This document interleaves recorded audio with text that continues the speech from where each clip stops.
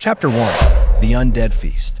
On the day the apocalypse descended, Ling Jing was taking a shower in her villa, while her phone on the sink incessantly rang, creating an unusual clamor in the otherwise tranquil abode. Ling Jing answered the call, inquiring, "Qin Ao, what is the matter? I am speeding towards your location. Prepare the weapons and food. I will arrive in 5 minutes." Qin Ao's voice came through the line, grave and loud, amidst distant gunfire and the piercing screams of terror. Ling Jing's brow furrowed with concern. What on earth is happening? Ling Jing, the end of the world has arrived. The line went dead with a beep, and Ling Jing's expression tightened. After a brief pause, she swiftly ascended to the upper floor to retrieve the bag containing her firearms from beneath the bed, hastily donned 2 articles of clothing, and rushed downstairs to gather food from the kitchen. Just as she finished, a black vehicle screeched to a halt outside.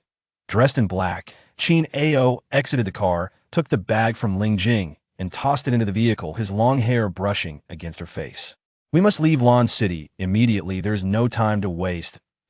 Ling Jing settled into the passenger seat. She observed the grim countenance of Qin Ao and asked, "What was that gunfire and those screams on the phone?" "Ling Jing, the end of the world has arrived." "Excuse me? What do you mean?" "There are zombies like those from a biohazard nightmare now manifesting in reality. The dead have risen, and they feast upon the living," Qin Ao explained, his face paling further with each word as he gripped the steering wheel, preparing to drive away. A piercing scream abruptly shattered the morning silence of the neighborhood. This shriek was jarring, especially at 5:30 in the morning, instantly awakening all. Ling Jing peered out the window and witnessed a man, bloodied and wildered, savaging an elderly woman mere 30 meters away, blood gushing from the gruesome scene. Qin Ao drew his handgun, flung open the door, and dashed towards the horror, muttering a curse under his breath. Ling Jing followed closely. With a swift motion, Qin Ao furried a single shot rang out, and the man's head exploded with a sickening thud, collapsing onto the bloodied, gasping form of the elderly woman, who was already on the brink of death. Without hesitation, Qin Ao shot her as well, ensuring her demise. This man must have been bitten before returning to the city. At this rate, Lan City will fall within hours. The gunfire and screams drew nearby residents, who recoiled in terror at the sight of the deceased, some frantically dialing for help, their eyes filled with horror as they beheld Ling Jing and Qin Ao. Ling Jing's expression darkened as she surveyed the terrified crowd, acutely aware that few among them would survive. Ignoring the onlookers, they returned to the vehicle. Turning back, Ling Jing coldly addressed the horrified bystanders. "The apocalypse has come. This is now a world of the undead. If you wish to survive, flee at once." Qin Ao, seated in the driver's seat, shouted at Ling Jing, "Why waste breath on these fools? They want to survive regardless. Just a word of caution. Forget them, our survival is paramount." Who would have imagined that the horrors of film would materialize in reality? If the military does not contain the outbreak in Lan City, the death toll will multiply, leading to unimaginable disaster. Though they spoke of calamity, neither Ling Jing nor Qin Ao manifested much fear. As SS-class agents, they had faced numerous perils, often teetering on the brink of life and death. Why are there zombies in Lan City? Is it truly a virus? I cannot confirm whether it is a virus. There has been no news from other stations. If it has begun spreading from the north, I can only speculate it is viral. The vehicle sped through the eastern part of the city, where chaos had not yet fully erupted, but signs of turmoil were already evident. Upon reaching the outskirts of Lan City, Qin Ao intended to merge onto the highway, only to find the exit choked with a long line of unmoving vehicles, a standstill that might last an eternity. The city was encircled by a river, and traffic was gridlocked at the bridge, compounded by an accident that had left 2 bodies trapped in a wrecked car, their lifeless forms now turned. The car moved at a snail's pace, and in frustration, Qin Ao pulled out a cigarette. Meanwhile, Ling Jing, who had remained silent in the passenger seat, retrieved her firearm and exited the vehicle. She aimed at the 2 bitten individuals sitting helplessly on the ground and fired twice, crimson blood splattering forth as they collapsed lifelessly. The abruptness of the act sent shockwaves through the crowd, causing screams to erupt as they stared in horror at Ling Jing. "There's been a murder. A murder!" "Silence!" Ling Jing snapped, her gun trained on a shrieking girl, her demeanor grave enough to suggest she would not hesitate to pull the trigger.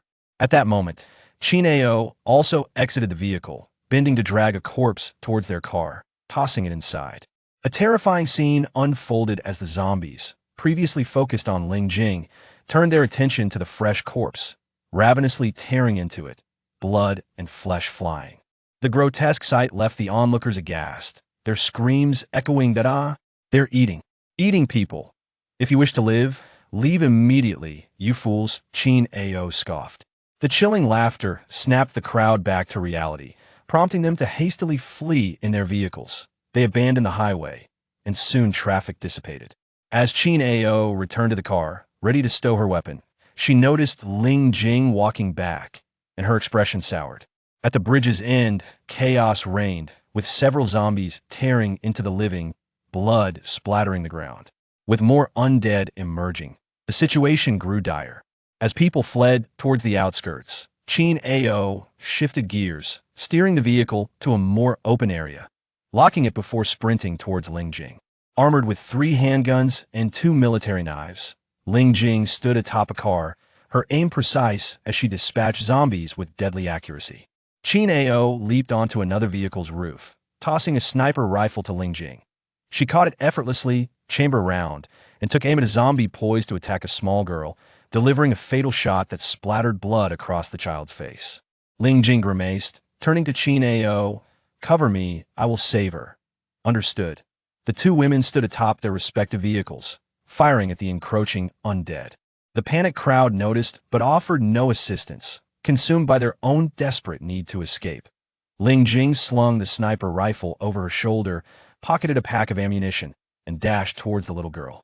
Her petite figure darted into the throng of zombies, a striking contrast against the chaos surrounding her. Chapter 2.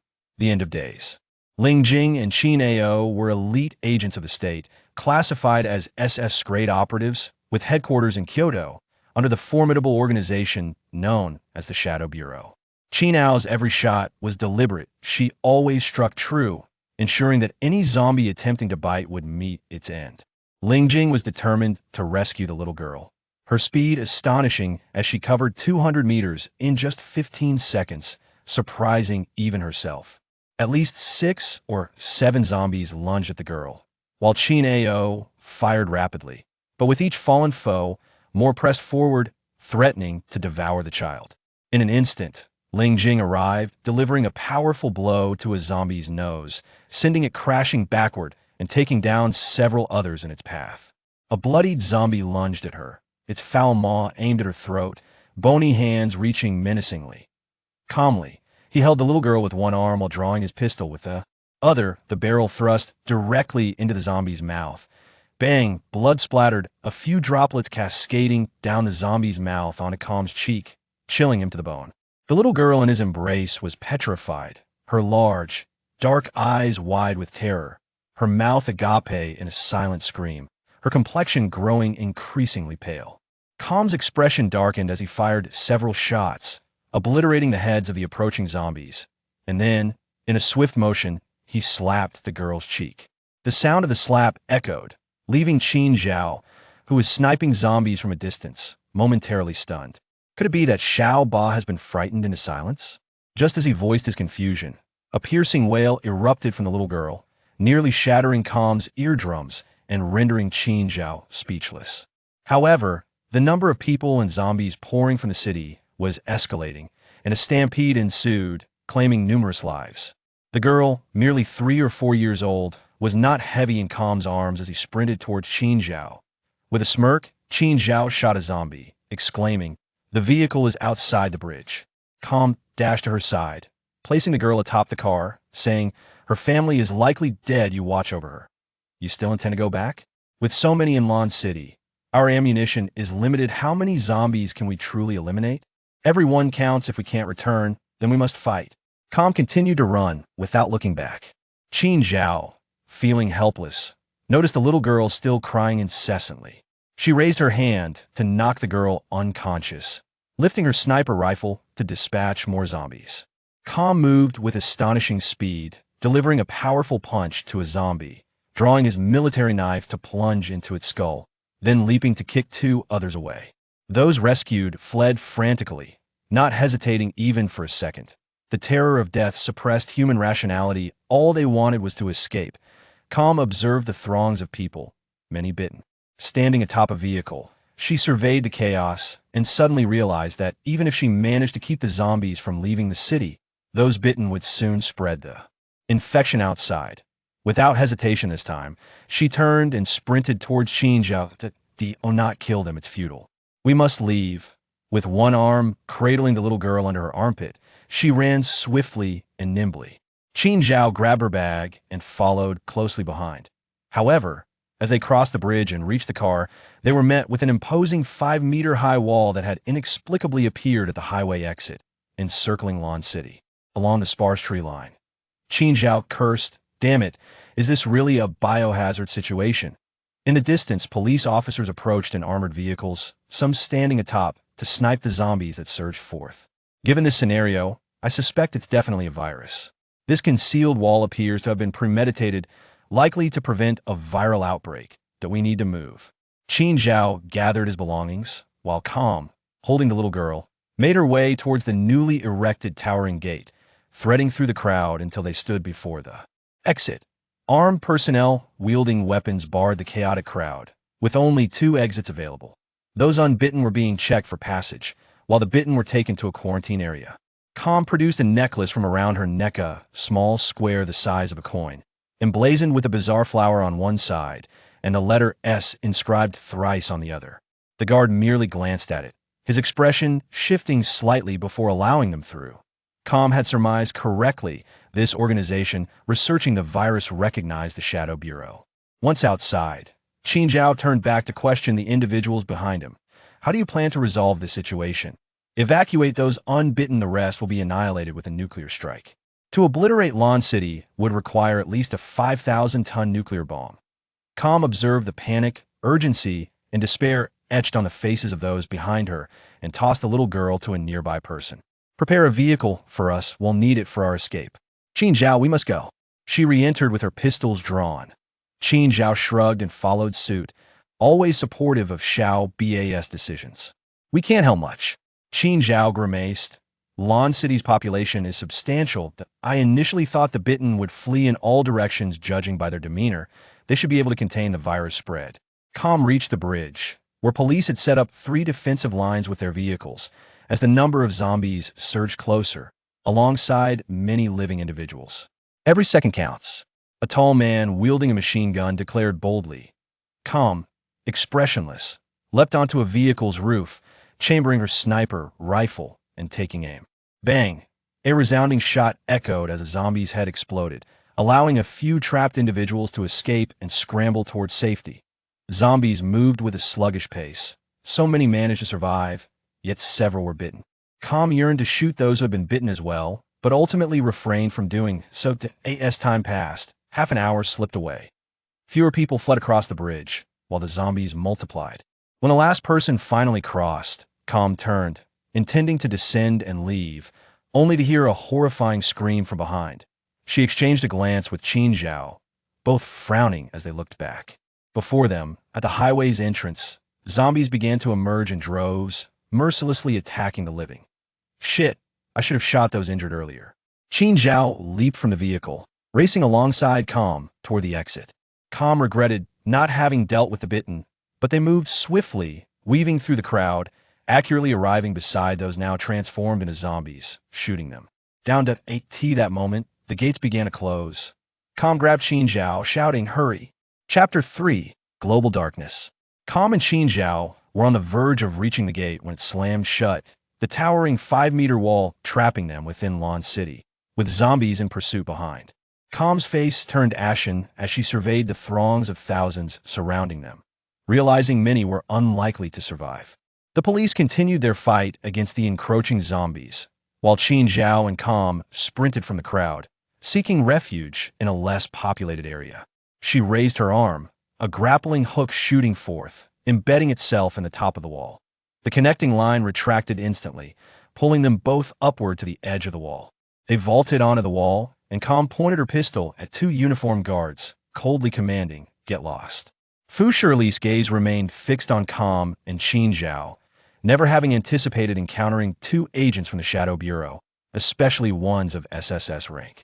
As they reached the wall, he approached, stating, "The vehicle is ready."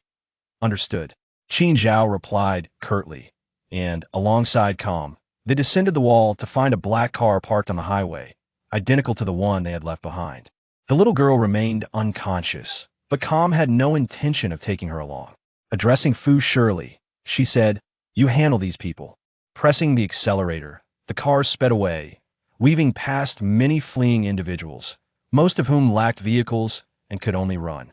The vehicle roared past as Qin Zhao lit a cigarette, exhaling smoke with one hand resting on the window, her hair tousled by the wind. "I feel that even if we were to obliterate Lon City, it might ultimately be in vain. AS agents. They possessed an extensive knowledge of various matters.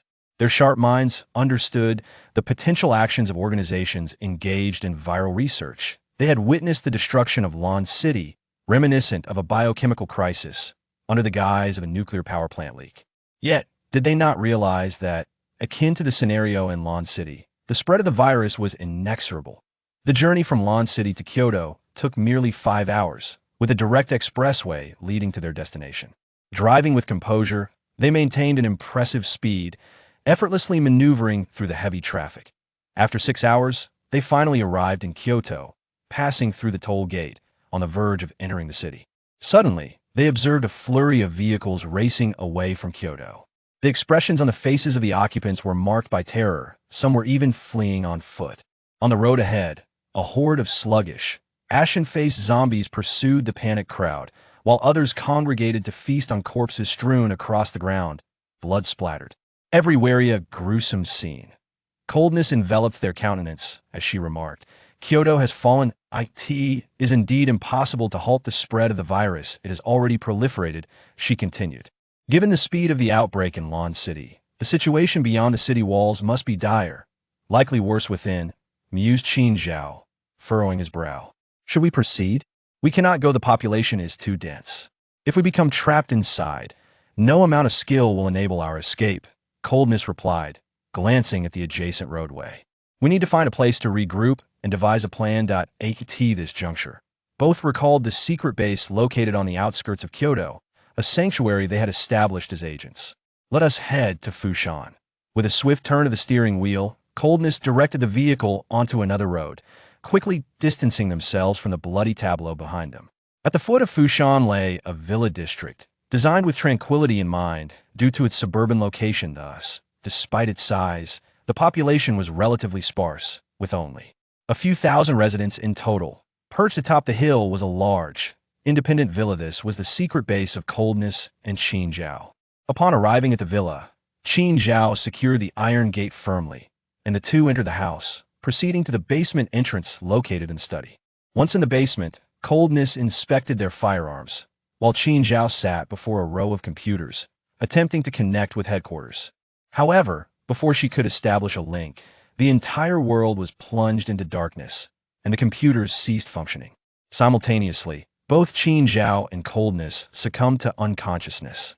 The digital clock displayed the time, frozen at 5:59 p.m. on November 1st, 2016. Outside, the evening sky abruptly darkened, and all living beings, including the zombies, fell into a deep slumber. Upon awakening, Coldness found herself in the dim basement, where the emergency energy-saving lights flickered, casting a faint glow that barely illuminated her surroundings. Rubbing her head, she stood and softly called out, "Qin Zhao." No response echoed in the basement apart from her own voice. Exiting the room, she retrieved her phone from her pocket, only to discover it was utterly inoperative, unresponsive to her attempts to power it on. Discarding the useless device, she armed herself with a handgun and ventured outside. Upon emerging from the basement, she spotted Qin Zhao seated in the hall, nibbling on a slice of bread. "You're awake? Come, have something to eat," Qin Zhao urged. Coldness washed her face in the bathroom before inquiring, "How are you faring?" "Not too bad. I just woke up a short while ago. When I called out for you, you wouldn't wake, so I decided to venture out," Qin Zhao replied. Taking a piece of bread, Coldness ascended to the second floor to survey the direction of Kyoto through binoculars. Smoke billowed ominously in the air, and the time displayed on her mechanical watch read 8:30 a.m. The sky outside bore no trace of sunlight, instead exhibiting an eerie crimson hue, reminiscent of blood. I could see that moment. Two figures appeared, moving sluggishly and with their heads drooping, presenting an unsettling sight. Dressed in the garb of security personnel from Fushan, they ambled forward in a mechanical manner, reminiscent of zombies from cinematic portrayals. Coldness brandished her handgun and swiftly approached the entrance of the villa, where she could clearly see their pallid faces and their eyes, a ghostly white with only a sliver of black pupils remaining truly terrifying. They had transformed into zombies. Sensing Coldness' presence, the two figures let out a guttural roar and advanced toward her. Qin Zhao stood behind Coldness, observing their slow, lumbering movements akin to elderly women, yet their expressions betrayed an unsettling urgency. Bang! Bang! The zombies collided with the door, baring their teeth at Coldness and Qin Zhao. Coldness aimed her firearm at the chest of one zombie and fired it staggered, but did not fall, continuing to assault the door. Bang! Bang! This time, she aimed for the head, and a gruesome spray of foul black blood erupted, splattering onto both of them. Qin Zhao grimaced, "Shit, that's disgusting. I just took a shower." "Apologies," Coldness replied, a smirk gracing her lips, devoid of genuine contrition. She holstered her weapon with precision, observing as Qin Zhao prepared to retreat for another shower. "Hold off on that. We should head to the villa district below to scavenge for food. Supplies will likely become scarce soon, and we need to stockpile," she suggested. "Understood. Let's drive." Chapter 4. Crushing zombies inside the garage. 3 vehicles were parked: a sleek black Audi, a modified Jeep Wrangler, and a striking red BMW sports car. Qin Ao placed a bag of ammunition on the back seat, along with 2 sniper rifles, 2 military machetes, and 2 handguns on their persons. The duo then settled into the vehicle and drove swiftly down the mountain. The modified Jeep, with its superior performance, emitted a surprisingly subdued sound. They soon arrived at the outskirts of the villa district beneath Fushan Mountain, where zombies wandered aimlessly along the road, their previously expressionless faces contorted into snarls upon hearing the Jeep's roar. And they lurched toward the vehicle. Qin Ao rolled down the window, affixing a silencer to his handgun, and swiftly dispatched several zombies blocking the intersection. Maintaining his composure, he rammed through the barrier at the road's entrance. Halting in front of a fresh produce supermarket point, 2 zombies lunged at them, their teeth bared in growls echoing against the glass. The scent of fresh blood drove them into a frenzy, desperate to devour the living within. With a swift motion, Qin Ao loaded his handgun and, without hesitation, shot a zombie in the head, black blood splattering as he did so, his gaze unwavering. Meanwhile, Qin Ao wielded both handguns, eliminating any approaching zombies with precision. Their sluggish movements posed no threat to either of them. Calmly, she brandished a machete in one hand and a handgun in the other. Addressing Qin Ao, "I'll handle the inside. You take care of the outside." All right. The supermarket was relatively small, its glass door designed to push inward. Inside, 3 zombies huddled at the entrance, attempting to force the door open. With a slight push, Com dispatched the 3 with 3 precise shots before stepping inside.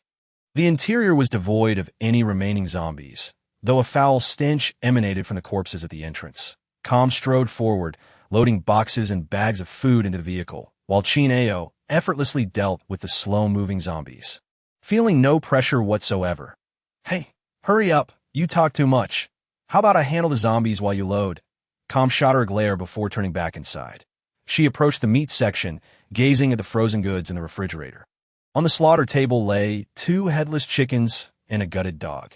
Initially, she merely glanced, but as she reached for the frozen food, she noticed the gutted dog twitch, then rise, its charred, fur-less head slowly turning towards her. Com squinted slightly, a chill creeping up her spine. The zombie dog, stiffened by rigor mortis, suddenly bent its legs and lunged at her. Com swiftly sidestepped, firing her handgun, and the dog fell lifelessly to the ground. Motionless this time, so, dead things can come back as long as they aren't shot in the head. It seemed the universe conspired to confirm her suspicion, as the 2 chickens on the table began to move as well. Com watched in horror as their heads slowly lifted, producing eerie, low sounds. Without hesitation, she shot one in the head, losing interest in the frozen food, and turned to exit. Zombies were converging from all directions, drawn by the noise from the villa district. "Let us go," Calm urged as she climbed into the vehicle. The car made a swift turn, quickly reversing direction. Chin Ao hastily approached, leaping into the vehicle and shutting the door, sealing off the foul odor from outside. However, they found the entrance blocked by a dozen zombies, all advancing toward the Jeep. Chin Ao reached for the silenced gun, but Calm's expression remained unchanged as she softly warned. Danti opened the window. Chin Ao hesitated, retracting the gun as Calm's dark eyes fixed on the front. She then whistled. "Let us run them over." Boom! Boom! Boom! The impact was immediate, causing the Jeep to jolt violently, yet maintain its course. Dark red blood splattered across the windows. Some zombies were flung aside, while others were crushed beneath the wheels, their heads popping like overripe melons. The already formidable Wrangler, now modified, withstood the assault, its windows impervious even to explosives. The Jeep's speed was moderate, and most of the zombies were crushed, those behind them flung off as they quickly returned to the mountaintop. After locking the gate, the pair unloaded the food into the basement before descending once more. Survivors from the Villa district, having first heard the commotion, were astounded to see two women slaying zombies and gathering food. They were shocked when, just half an hour later, the women returned. Damn, they have guns. Firearms are controlled in Z country. Only the police can possess them. Are they officers? But why aren't they rescuing us? So cool. Killing zombies.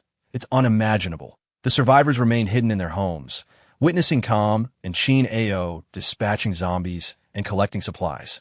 Yet none dared to venture outside or call out. Earlier that morning, they had witnessed someone attract the zombies with loud cries, leading to a breach of their villa, the screams still haunting their memories. Finally, having emptied the supermarket of its provisions, Calm loaded the last case of water into the vehicle. The surrounding zombies had all been vanquished, leaving a stench that made one want to retch. Just one last box. She removed her jacket, noticing Chin Ao toying with her handgun, gazing intently at the third and fourth floors of the adjacent villa. What's wrong? There are survivors. Calm lifted her gaze and indeed saw several faces peeking through the curtain. Their expressions a mix of fear and envy. Let us head back. We can come to their aid another day. She removed her gloves, preparing to get in the car, only to see the survivors from the third floor rush onto the balcony. Two zombies clinging to the glass door, banging against it that a woman in her 40s, a young mother, and two children aged 6 or 7 were all present. Damn it, what a hassle. Chin Ao cursed under her breath. Calm dashed forward. The 12-story villa had lost power, allowing her to push the door open with ease. 3 zombies were gathered at the entrance. Calm deftly dodged their claws, severing one zombie's head with her machete. The head rolling to Chin Ao's feet. As Chin Ao glanced down, she noticed the head still had wide, grayish eyes that blinked, its mouth opening and closing as if still alive. She shot and killed 2 more zombies. Pursuing Calm up the stairs. Upon reaching the 3rd floor, they could hear the faint cries of children, likely muffled by hands covering their mouths. The zombies' roars were deafening, and they zeroed in on room 302. Firing at the door lock, the 2 zombies banging against the balcony door turned to the sound. Calm kicked the door open and stepped inside. The zombies lunged at her, snarling in the terrified gaze of the 4 on the balcony. Calm swung her machete, dispatching one zombie, while Chin Ao eliminated the other, brain matter splattering across the room. Displeased, she wiped her hands on a tablecloth. Calm turned, her cold gaze fixed on the 4 on the balcony. Commanding, "Go hide in the next room." The 4 individuals on the balcony were visibly shaken, their faces pale, the elderly woman nearly fainting. After delivering her instruction, Calm exited and knocked on the door of room 301. The occupants, aware of the chaos outside, cautiously opened the door a crack. A 17 or 18-year-old girl stood there, wary. "WH, what do you want? Let those 4 stay with you. Do you have any objections?" Calm inquired. Her demeanor icy. Despite her beauty, the memory of their earlier encounter with the zombies instilled fear in the girl. Okay, not at that moment. Chin Ao emerged, guiding the tear-streaked children into room 301. The girl watched them leave, unable to suppress her hope. Could you save us?" Calm and Chin Ao paused, turning to the timid girl, raising an eyebrow, but offering no response. "You're so powerful, and you have guns. Aren't you afraid of zombies?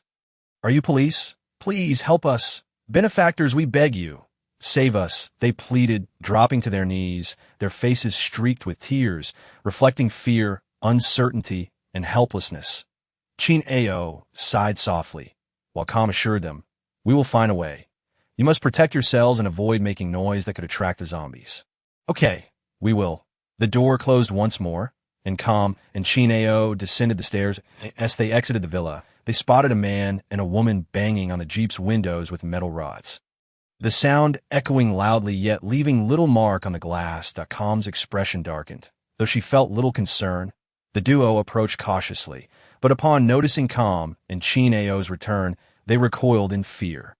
Hiding behind the vehicle, Chin Ao raised her gun, pointing it at their heads, and sneered, "Tell me, should I shoot you first or her? Please, don't do that. We just want some food and weapons for protection." We're sorry. Calm remained impassive. She felt no sympathy for these thieves. They had remained hidden during the zombie onslaught, and now, with the area mostly cleared, they sought to rob her, had the window not been made of shatterproof glass. Who knows what might have happened? Chin Ao scoffed. "No one can take my possessions. Get lost." She holstered her weapon, her expression unwavering. The two individuals trembled in fear, turning to flee, only to behold a gathering of over a dozen zombies at the entrance of the villa district, advancing towards them with chilling roars. The woman, cowering behind the man, was suddenly overtaken by an expression of sheer terror upon witnessing the scene. The woman's piercing scream erupted, its intensity almost surreal, as if it could shatter the heavens. Roar! The initially sluggish zombies, alerted by the sound, emitted excited howls and hastened their clumsy approach. Their darkened hands clawed at the air, propelled by the echo of the woman's scream, quickening their pace. "Zombies, zombies," the man, paralyzed by fear, stumbled and fell, scrambling backward. The woman's screams persisted, showing no sign of abating. The once cleared area was now besieged by zombies, emerging one after another with their stiff gait. The glint of murderous intent flickered in her eyes as she swiftly closed the distance to the woman, delivering a forceful kick that sent her sprawling, without a hint of hesitation. Her gaze then fixed upon the man, her voice dripping with menace. "Control your woman and silence her. Should she scream again, I will end her life." "Zombies, zombies." The man was already too terrified to respond, a warm stream escaping him. She, unfazed, scoffed lightly, just as she intended to assist Chin Ao. The woman, having regained her composure after being kicked 2 meters away, spotted a zombie approaching mere meters away and let out another scream. She swiftly dispatched the approaching zombie with a single shot to its head, her eyes ablaze with fury, coolly articulating through clenched teeth, "Be silent, or dare to scream again." The dark muzzle of her gun was aimed at the woman's head, rendering her momentarily stunned into silence. The terrified man and woman clung to each other, a pitiable yet comical sight. She paid no mind to such uselessness, delivering a swift kick to another approaching zombie, drawing her machete with a forceful flourish. The military-grade machete was extraordinarily sharp. With a single stroke, she cleaved the zombie's head cleanly in half, one half landing before the man and woman, further intensifying their trembling. Yet they dared not make a sound. The advancing zombies fell one by one under her relentless strikes, each blow powerful enough to split their heads as if they were ripe watermelons. Chin Ao, wielding his gun, swiftly dispatched over a dozen zombies, while she followed suit, eliminating those that emerged from other directions. They climbed into the car, igniting the engine and crushing the corpses beneath as they exited the villa district. Upon returning to the mountaintop villa, they unloaded the vehicle's contents into the basement, feeling a sense of relief at the sight of it filled with provisions. In this world overrun by zombies, humanity had fallen into a precarious position. Judging by the number of zombies they had dispatched in the villa district, it was estimated that 80% of 100 individuals had succumbed to the infection. They could only wonder about the situation at headquarters. Were there any survivors left? Fortunately, as agents, they had managed to maintain a semblance of safety. After resting for 3 hours, the two resolved to venture into the city to gather information. They drove from the floating mountain villa to the outskirts of Kyoto, ascending to the rooftop of a high-rise building, peering through binoculars at the scene below. Although the zombies moved sluggishly, their numbers were overwhelming. If they encountered a horde, even their skills might not suffice, for they were but ordinary humans. She glanced at her mechanical watch, murmuring, "It is now 2:15 p.m. on November 3, 2016, that the streets below were teeming with aimlessly wandering zombies." Kyoto was a colossal metropolis, with a population density reaching tens of millions. Should a horde erupt, even deities would struggle to escape. Chin Ao hesitated. "Should we proceed?" "Yes, but not just yet. Are we to slay all the zombies? How could two of us possibly eradicate them all? Even at our best, we are no superhumans." She bit her lip, gripping her military knife tightly. The mere entrance to the city was already swarming with zombies. The city center must surely be a death trap with no way in or out. Just then, Chin Ao, peering through the binoculars, spotted living humans 500 yards away.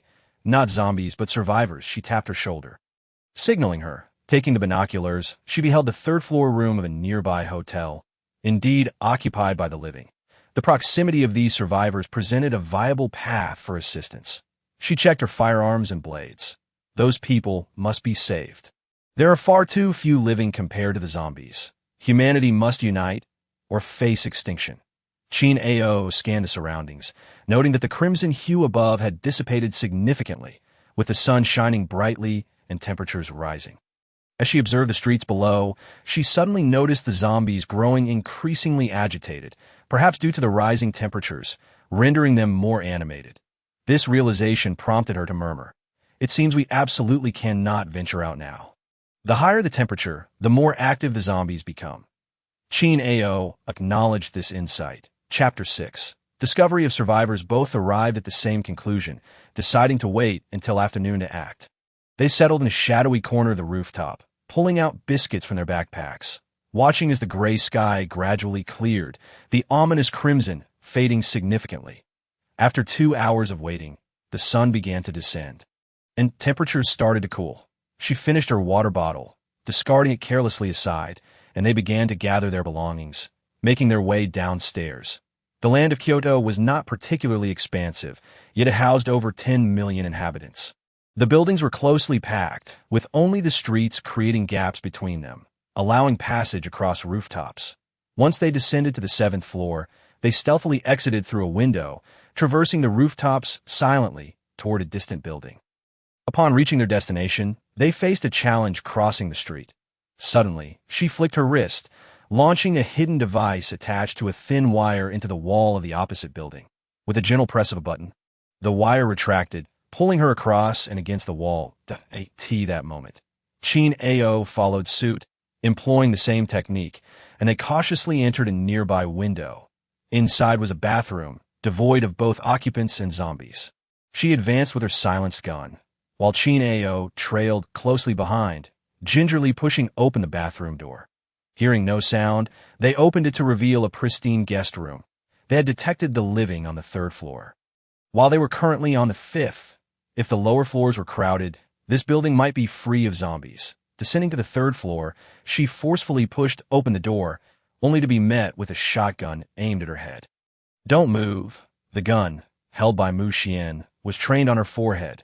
He had noticed their silent approach. Their agility and her demeanor astonished him. Yet for the safety of himself and his loved ones, he had to remain vigilant. However, the woman, unflinching, maintained her icy composure, her silenced gun aimed at him. Behind her, Chin Ao crossed her arms, observing with a smirk. "Little 8, it seems you are in quite the predicament." Little 8 was her code name as an agent, while Chin Ao's was 5. They were intimately familiar with each other. Despite the threatening demeanor of a young man wielding the shotgun, it was evident he was inexperienced. Likely no older than 22, probably still a student. Without a flicker of emotion, she leveled her silenced gun at Mu Xian's forehead, coldly proposing, "Shall we see whose gun is quicker? Don't move. Don't think I'm joking. I will shoot." Mu Xian's cold sweat dripped, intimidated by her unyielding gaze. A chill creeping up from his core, he felt like a helpless little rabbit, while the woman aiming at him resembled a predatory leopard. An inescapable terror enveloping him. "If we intended to kill you, would we not boldly enter through the door?"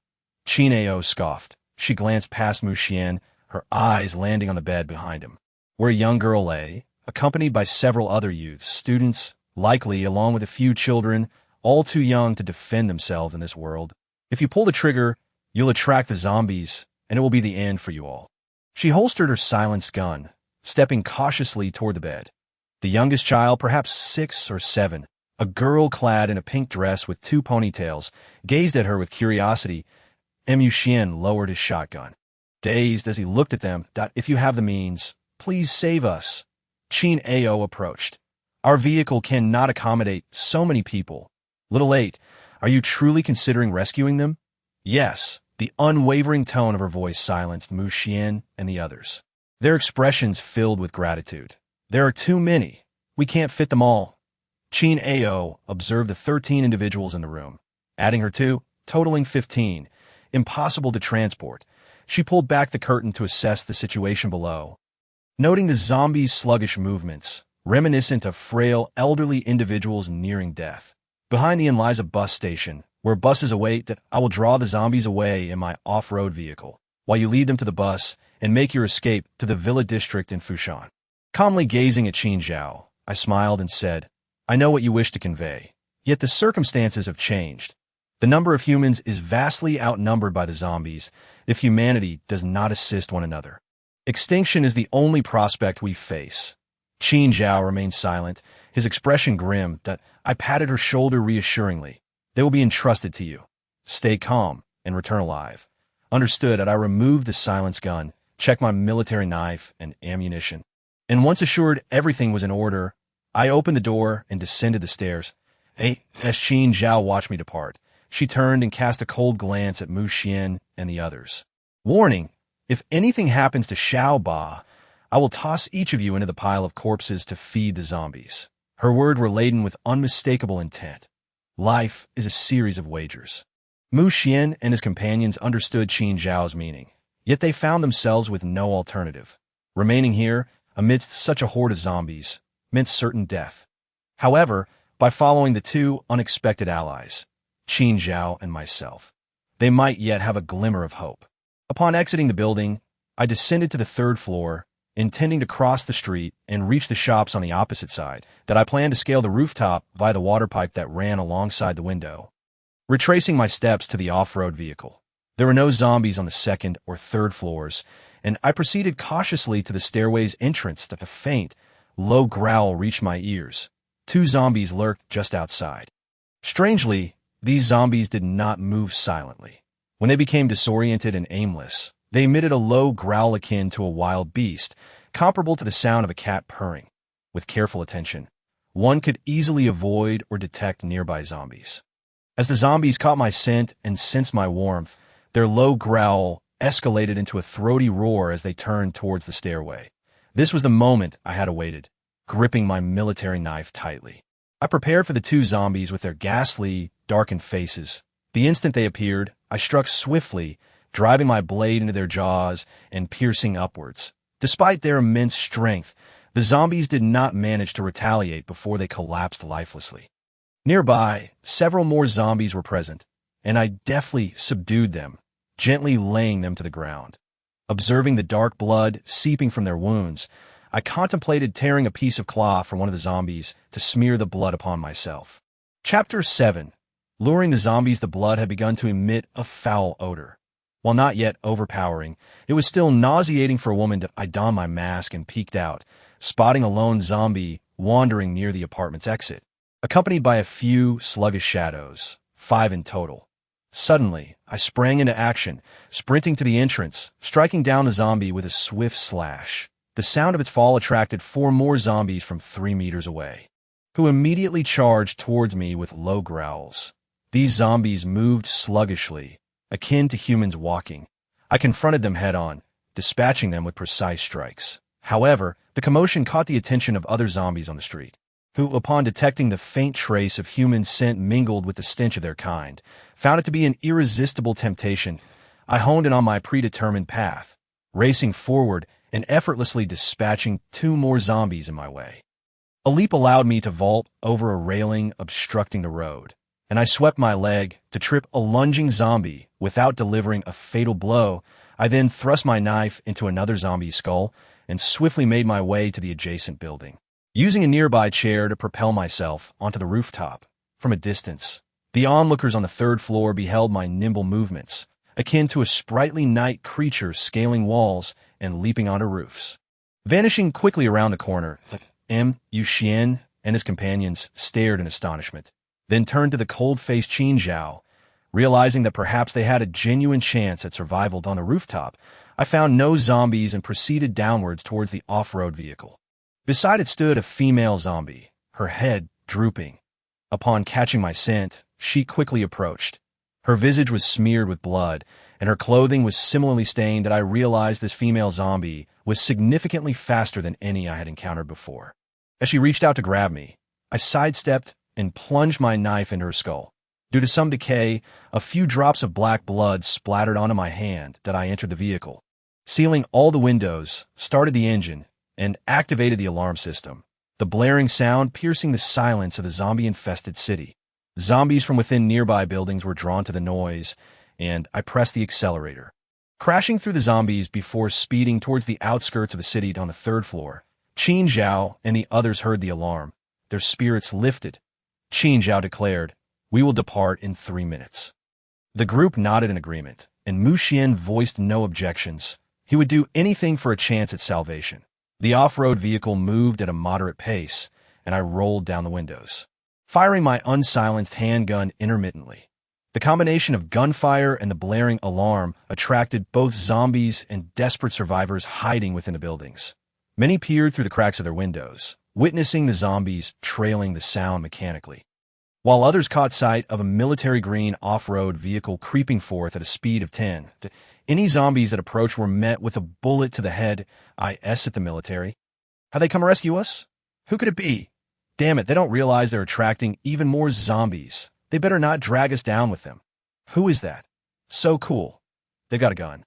They must be military personnel. Survivors admired the audacity of the individual below, while remaining too fearful to emerge at a throng of zombies. Lured by the alarm, shuffled forward at a sluggish pace, I methodically drove the off-road vehicle. Handgun in hand, inching towards the city's exit. An hour later, I successfully cleared the city and narrowly escaped encirclement by the zombies, continuing onward until I reached a point 1 kilometer outside the city limits. I observed the gathering horde of zombies drawn by the sound. If I advanced further, I would undoubtedly be trapped. Turning off the alarm, I maneuvered the vehicle around, crashing through zombies until I reached a secluded residential building. Spotting a vehicle parked nearby, I swiftly exited, dispatching the nearest zombies with precision, then opened the car door to discover the keys still inside. I quickly entered the vehicle, started it, activated the alarm, and dispatched 2 zombies at the windows before returning to my own car. The abandoned vehicle's alarm blared loudly, drawing more zombies, including those that had followed me out of the city. From a distance, the sight of countless zombie heads was enough to send a chill down my spine. Just as I prepared to leave, I noticed a pair of curtains drawn tightly shut in a nearby apartment, which suddenly parted to reveal a face. I hesitated for a moment before swiftly driving around the building to shield myself. There were still living people here. The small car, already surrounded by zombies, would soon be besieged. Without assistance, the inhabitants above would surely fall prey to the undead. I exited the vehicle, dispatching a few approaching zombies with my military knife, then quickly scaled the residential building's wall, spotting 2 zombies in the courtyard who had been drawn by the noise. One was male, the other female. They appeared to be in their 50s or 60s. As they caught my scent, they ambled towards the wall, eager to grasp the delectable morsel above. Maintaining a stoic expression, I raised my hand and swiftly plunged my knife into their skulls, eliminating both zombies. The courtyard's gate was locked, which explained why the zombies had remained trapped inside. I jumped down, quickly entering the house. Upon confirming the absence of zombies within, I ascended the stairs. The second floor was secured with a stainless steel door, and as I prepared to unlock it, the door swung open from within. Before me stood a boy of around 14 or 15, his cherubic face adorned with bright, animated eyes. He was undeniably cute, even possessing a somewhat feminine charm. "Who are you?" Two Bao's dark eyes scrutinized the unexpectedly adorable, yet formidable figure of me, his bow, an arrow lowering instinctively. I had not anticipated that the survivor in this house would be a boy. I turned and descended the stairs, stating, "Come with me." "Can we still leave now?" Tu Bao raised an eyebrow, recalling the vast horde of zombies he had glimpsed from above, at least 10,000, and still growing. The alarm blared incessantly, zombies relentlessly battering the vehicle. It would not cease until the car ran out of power or was dismantled by the undead. I glanced at him, and he smiled. My name is Tu Bao. What about you? Come. That's quite an interesting name. Having not encountered another living soul for several days, the lively boy began to chatter excitedly upon meeting a fellow survivor. He followed closely behind as I ascended the stairs, saying, "We can only wait for the alarm to stop before we can find an opportunity to leave, but with your skills and that cool vehicle, escaping shouldn't be too difficult." Chapter 8. The purging plan. He realized that had I not come for him, I could have driven away without delay. You lured the horde here to facilitate your companion's escape. I found his incessant chatter somewhat annoying and shot him a glare, prompting him to promptly silence himself. Peeking through the corner of the curtain, I surveyed the road already choked with zombies, all eager to approach the abandoned vehicle. She made her way to the other side, observing the relentless movement of the zombies in one direction, and coldly remarked, "We must depart swiftly." "Why?" came the response. "The alarm will attract 95% of the zombies, giving us a chance to escape. Otherwise, once the alarm ceases, even the slightest sound will lead to our encirclement by the horde." Calmly, she retrieved a handgun from her waist and handed it to Tabao. Tabao shrugged. "I can't. Pull the trigger just once," calmly insisted, indicating with a serious expression. "In a critical moment, this might afford you a slim chance of survival." Tabao finally nodded, but couldn't help but ask, "Sister, you truly are impressive. Firearms are prohibited for civilians in our country. Are you a police officer?" Calmly, disinterested in the inquiry, glanced outside and noted that only a few zombies lingered near the off-road vehicle, while the larger horde was in the opposite direction, with many more approaching from afar. "Remember, there's only one opportunity. Otherwise, death is our only fate. Stay close behind me and get into the vehicle quickly. Can you drive?" As she finished speaking, she glanced at Tabao's youthful face and added, "Forget I asked that. I can, although I don't have a license. My family sells cars, and my driving skills are quite commendable." Tabao proclaimed confidently, thumping his chest. Calmly nodded, handing him the car keys, her expression grave. "Be swift." Tabao's smile faded, and he nodded vigorously. They were surrounded by a horde of over 10,000 zombies, the front entrance blocked, leaving them no choice but to use the back door. The two hastily descended the stairs, with Calmly leading the way. The increasing number of zombies, combined with the midday heat, created an overwhelming stench of decay. Tabao nearly retched, seeing Calmly's unwaveringly cold demeanor. He felt compelled to endure, believing that he, as a man, should not appear weaker than a woman. Calmly peeked through the crack of the back door and noticed several zombies passing by. She made a gesture for silence. Then, she swiftly opened the door and whispered, "Run." Tabao immediately dashed out, exerting every ounce of strength towards the off-road vehicle. Their appearance attracted the nearby zombies, who quickly converged upon them. One particularly decayed zombie lunged at Tabao, who widened his eyes in terror, preparing to dodge when a deafening gunshot rang out behind him. Bang! Pop! Two successive sounds echoed as the zombie before him collapsed, its head blown apart. Calmly, observing Tabao's stunned expression, clearly frightened, shouted, "Run!" Snapping back to reality, Tabao hurried to the vehicle, flung open the door, and inserted the key, starting the engine. Any zombie nearing the car was met with a fatal shot. He felt a mix of shock, fear, and nervousness as he fumbled to start the vehicle. The front passenger door swung open, and Calmly slid in drive. The gunfire had drawn a multitude of zombies, watching them swarm closer. Tabao screamed and pressed the accelerator. The army green off-road vehicle surged forward, crashing into two zombies and sending them flying, black blood splattering against the windshield. Calmly frowned and admonished, "Steady yourself." Tabao nodded vigorously, feeling somewhat relieved as the vehicle sped away, weaving recklessly down the road. Calmly opened the window, reattached the silencer, and shot down the zombies obstructing their path. Soon, they had outpaced the horde, escaping danger.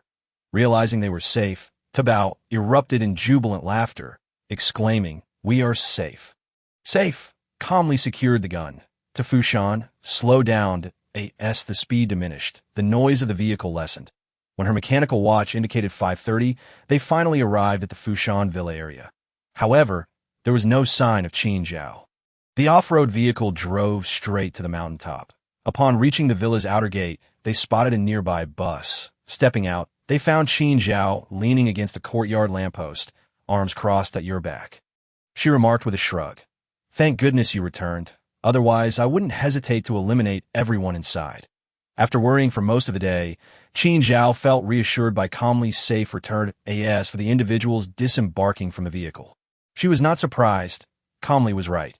In this apocalyptic world, humans and zombies were adversaries, and survival necessitated unity. Mushuan stood at the entrance, securing the iron gate. Calmly retrieved the car keys and entered the house with Qin Zhao. The hall was filled with people, the villa illuminated despite its modest 3 stories. In these dire times, residing in such a comfortable and beautiful place felt extravagant.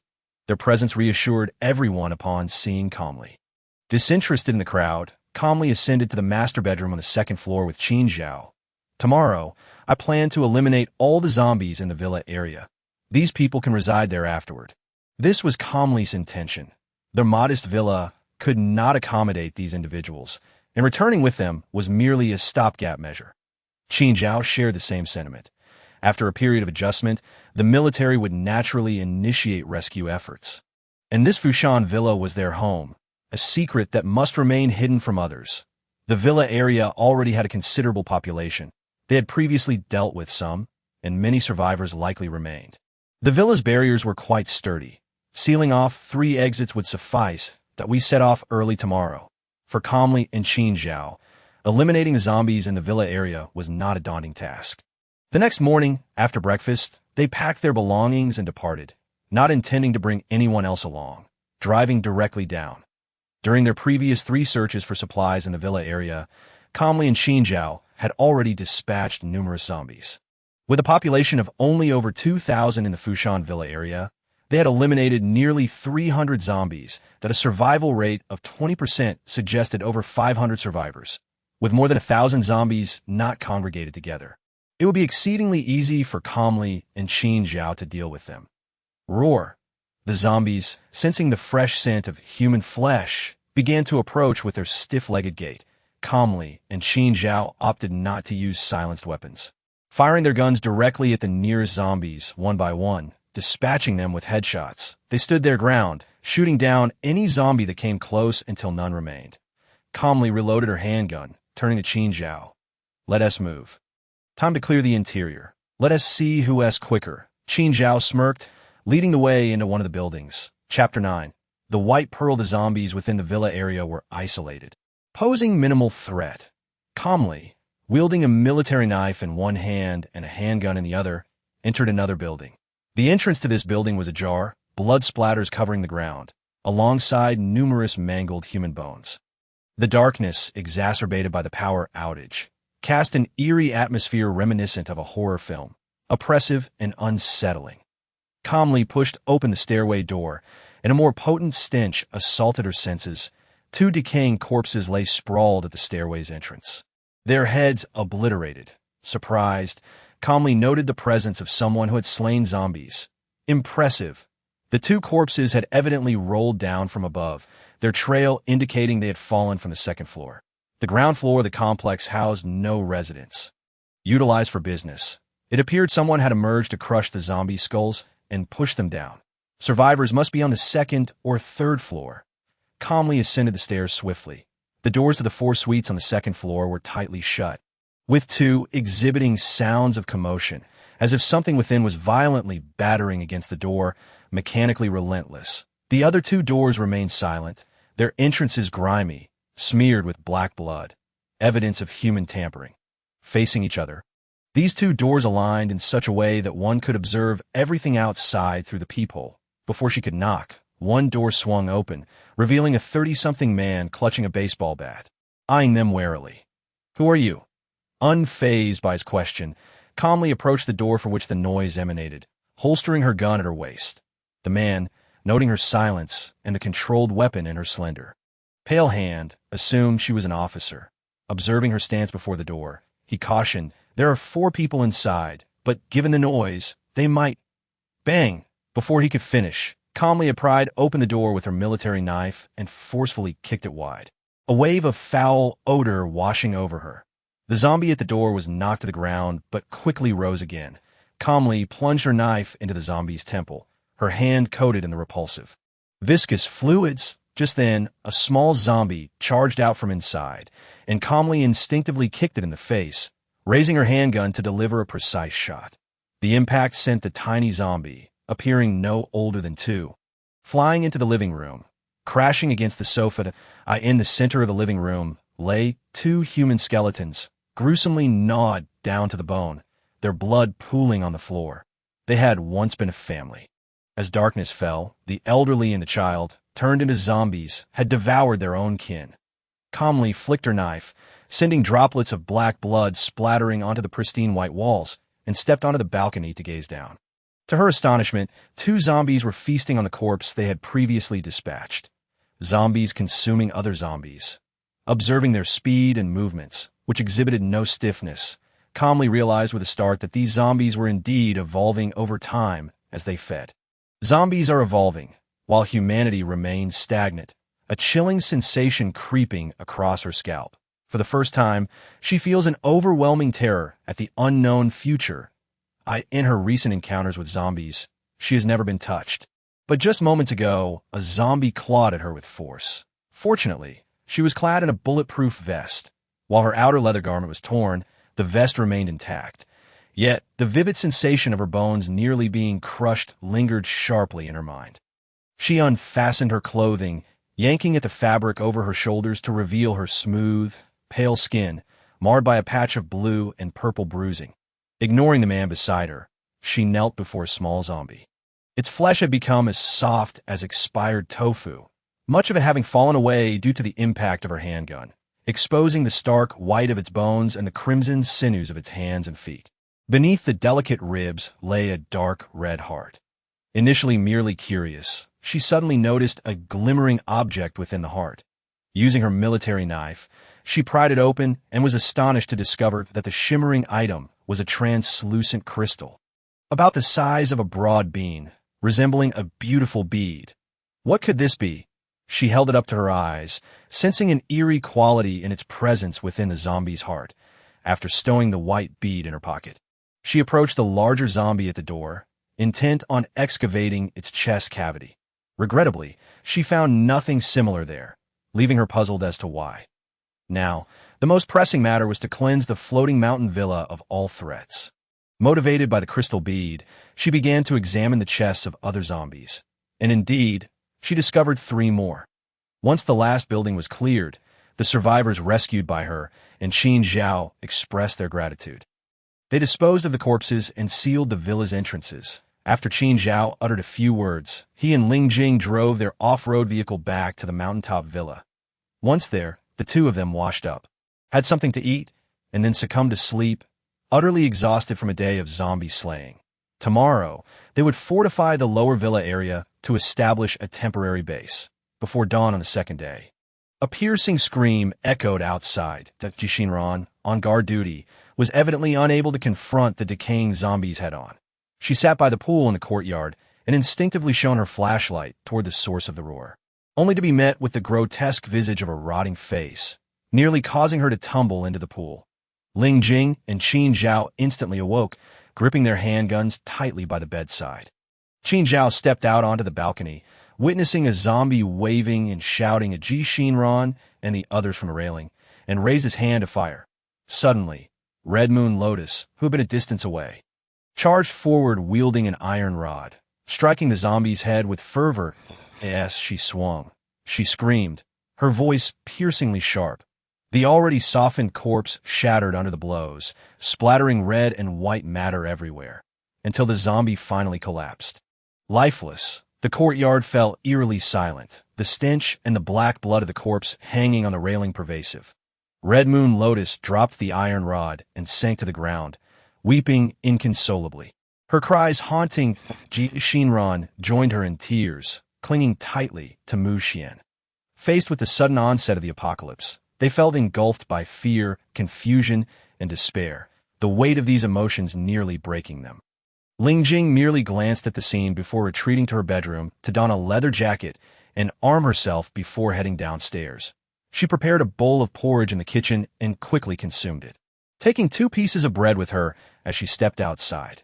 Red Moon Lotus had ceased her weeping, and several college students stood frozen, their faces painted with sorrow, despair, and helplessness. Ling Jing approached them. Let's go. Chapter 10. The psychopath. The bus delivered 13 individuals to the villa area, while Ling Jing and Qin Zhao paid no mind to their discussions, resting in the security booth. The survivors recognized that it was Qin Zhao and Ling Jing who had saved them, and they naturally accepted the two as leaders of the base. A palpable aura of coldness surrounded them, dissuading anyone from intruding. As night fell, all 3 exits of the villa area were locked. Ling Jing sat in the security booth, gnawing on a chicken leg, as the radio crackled with static. In the wake of the apocalypse, all systems had collapsed, and electrical devices had ceased to function. For the past 2 days, she had attempted to turn on the car radio, but to no avail. They had yet to clear the villa area, and she and Qin Zhao felt an unsettling apprehension at the thought of leaving, fearing something dire might occur in their absence.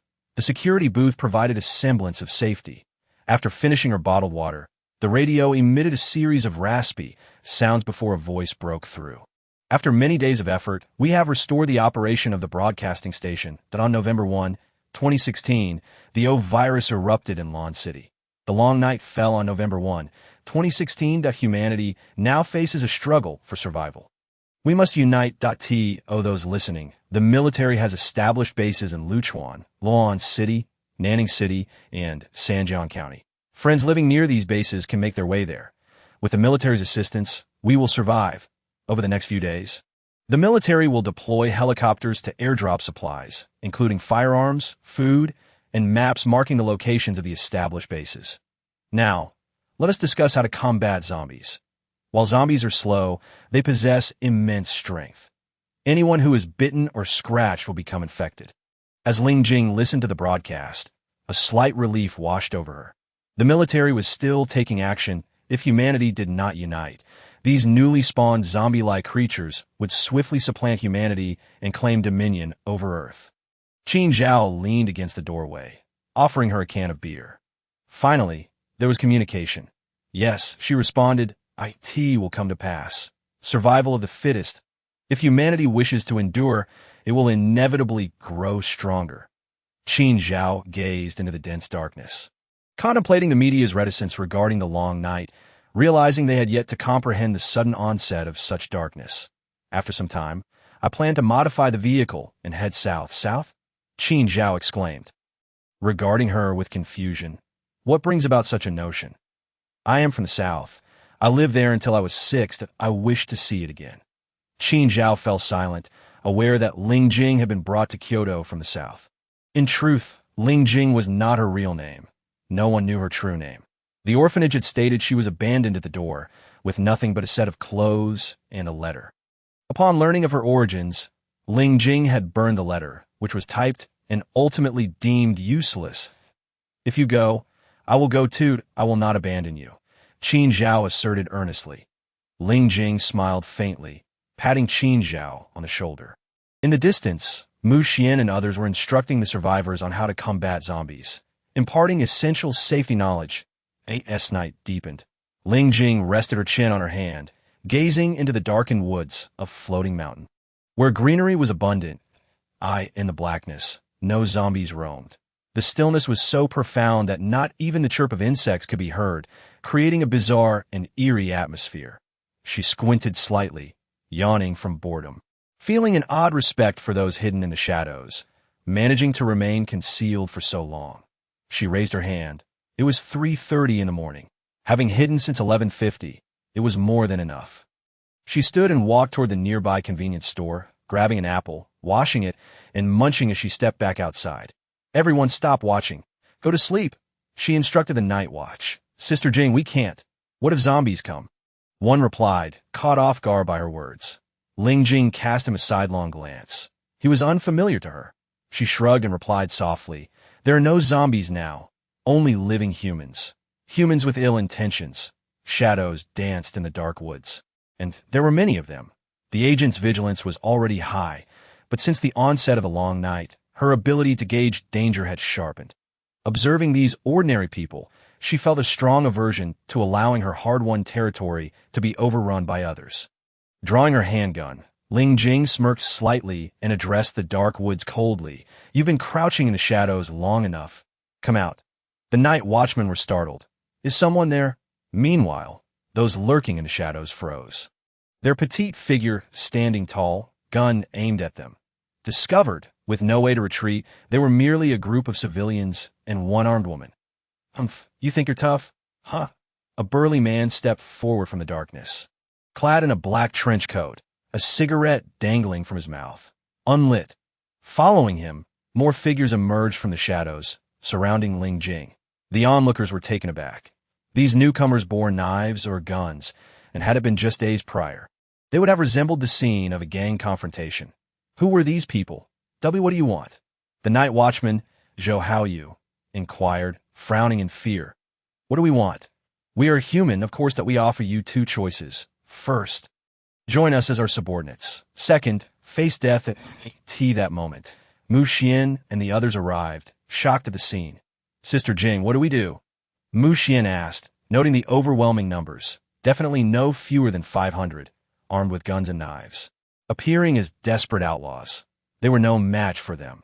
Ling Jing, unfazed by the crowd, had seen her share of battles, even infiltrating enemy headquarters to steal confidential documents. That it was the ordinary people behind her that worried her. A single sweep of the opposing guns could spell disaster. Qin Ao approached, raising an eyebrow upon seeing the imposing man at the forefront. The murderer Hidekai. The moment those words escaped her lips, Ling Jing recalled a mission they had once received to apprehend the notorious murderer Hidekai, complete with photographs. However, the task was later reassigned to others, while they were dispatched to undertake a more significant assignment. And the matter faded from memory. Almost 2 years had passed, and Ling Jing had long since relegated the incident to the recesses of her mind. The title of murderer attributed to Hidekai was not without merit. He certainly did not expect to be recognized. While the two women were aware of him, he had no knowledge of who they were. The others around were filled with dread, yet these two women exhibited not a trace of fear. Their calm demeanor utterly uncanny. "Hidekai. In Kyoto?" Ling Jing pondered, stroking her chin. Kyoto, one of the 3 major cities of Country Z, would have housed Hidekai in one of the S-class prisons had he been captured and imprisoned back in the day.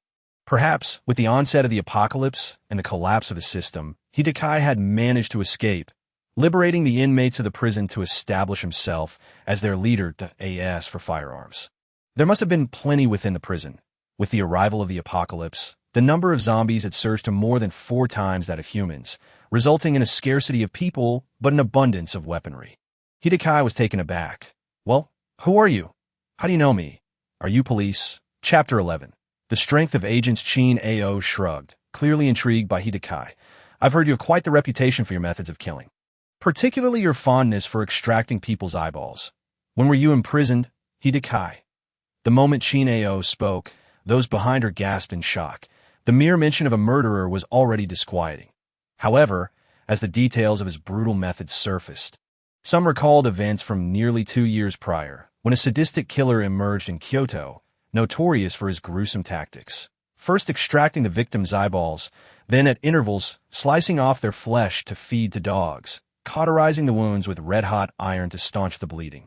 Repeating this cycle until death ensued. Hidekai was startled. "Who are you?" Ling Jing waved her hand at Mu Xian, commanding, "You all should retreat indoors and stay put." Jing Jia, Mu Xian recognized Ling Jing's intent for the hide. "But remaining here will only lead to your demise. Retreat now."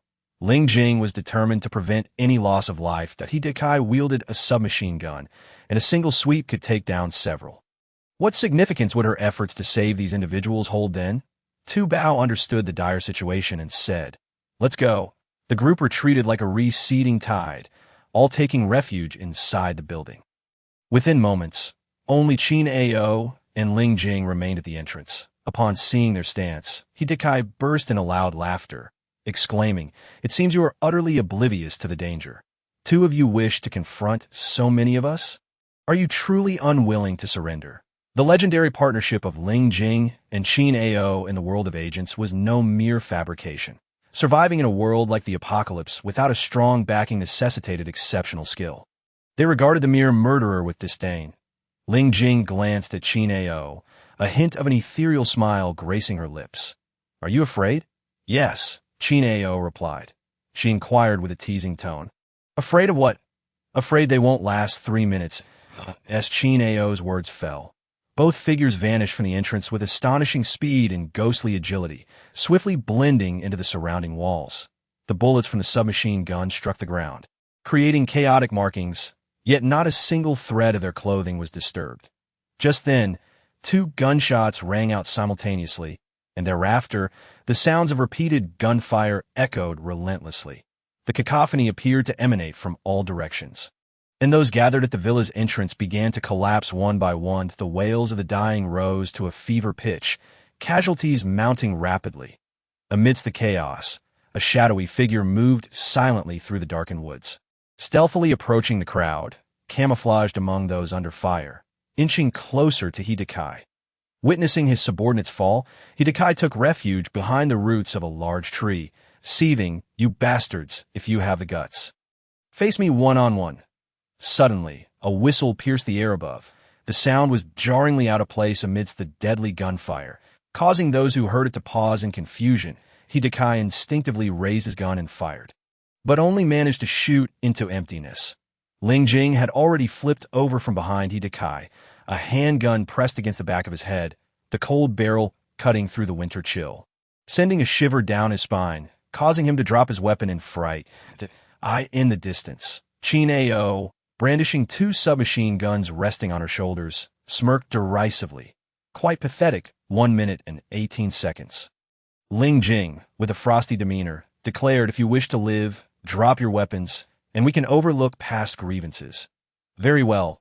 That sounds good," Hidekai began, but was interrupted by the sound of bullets being chambered, causing his legs to weaken, nearly collapsing. "This is even more pathetic. Heroine, spare me. I was only trying to survive," Hidekai pleaded. Without a moment's hesitation, Ling Jing pulled the trigger. Bang! Hidekai was shot in the head, his body crumpling at her feet. The remaining subordinates, witnessing their leader's brutal demise without a flicker of mercy, were taken aback. Despite their own numerous misdeeds, they had never encountered a woman so cold-blooded in her killings. "I said, if you wish to live, drop your guns," Ling Jing reiterated impatiently, observing the stunned expressions around her. Each of them was armed, yet in a mere 1 minute and 18 seconds, they had been utterly dismantled by 2 women. Their leader slain, some began to lower their weapons, asking, "Will you really accept us?" No one wished for death, especially not in an apocalypse. As one took the lead, others soon followed suit.